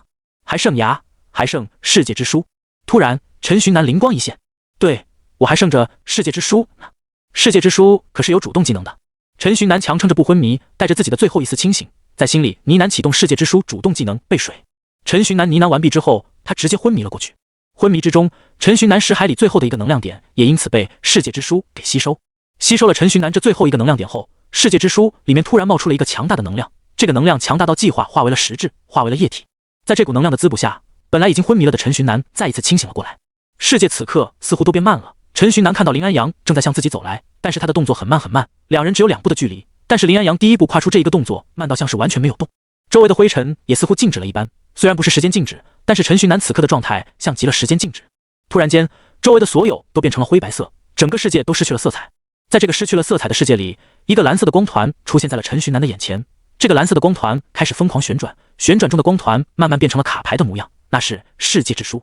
世界之书飘到了陈寻南的眼前，陈寻南伸出自己的手握住了世界之书，随后全世界都出现了卡牌的虚影。在陈寻南的视线里，全世界都是紫色的 A 级卡牌，那些 A 级卡牌在围绕着陈寻南高速旋转，等待着陈寻南的选择。陈寻南看了一眼看似不动的林安阳，随后又看了一眼周围的所有卡牌，他咽了咽口水。我知道我会抽到什么了，我已经有感觉了。只要相信卡牌，卡牌就会给我回应。真正的决斗者连抽卡都是必然。抽卡！陈寻南怒吼一声，他这一声怒吼将变慢的世界变回了原先的时间流速。他这一声怒吼让林安阳抬起来的脚终于踏了下去，让漂浮着的灰尘再次向四周扩散。在林安阳的视野里，本来在岩壁里奄奄一息的陈寻南在一瞬之间焕发生机，身上甚至还带着一股浓厚的肉眼可以见到的能量波动。之间，陈寻南高举自己的右手，随后狠狠地拍在了地板上面。来吧，我的骄傲，我的灵魂！陈寻南手拍在了地板上，他的手下面此刻正静静躺着一张卡牌，这一张卡牌似乎有1000斤重。陈寻南费尽力气地将它拿起，这是一张紫卡，这是青眼白龙，强韧无敌最强，出来吧，布鲁歪兹、怀特、多拉贡！陈寻南手里的卡片展开，化为了一个巨大的光门，光门之内出现了一股强悍的威压。随着一声龙吼，那强烈的飓风从光门之中吹出，那是他扇动翅膀掀起的风。这一股风将林安阳往后吹了几十米，而在巨大的飓风之后，青眼白龙那巨大且通体白色的身躯从光门之中飞出，粉碎玉碎大喝彩！在陈寻南的一声怒吼之下，青眼白龙直接对着林安阳发起了攻击。白色的吐息从他的嘴里喷出，随后击中林安阳。这吐息直接就是将林安阳给高高击飞。虽然都是 A 级，但是林安阳的 A 级和青眼白龙的 A 级简直就是天差地别。在青眼白龙的攻击下，林安阳一点还手之力都没有。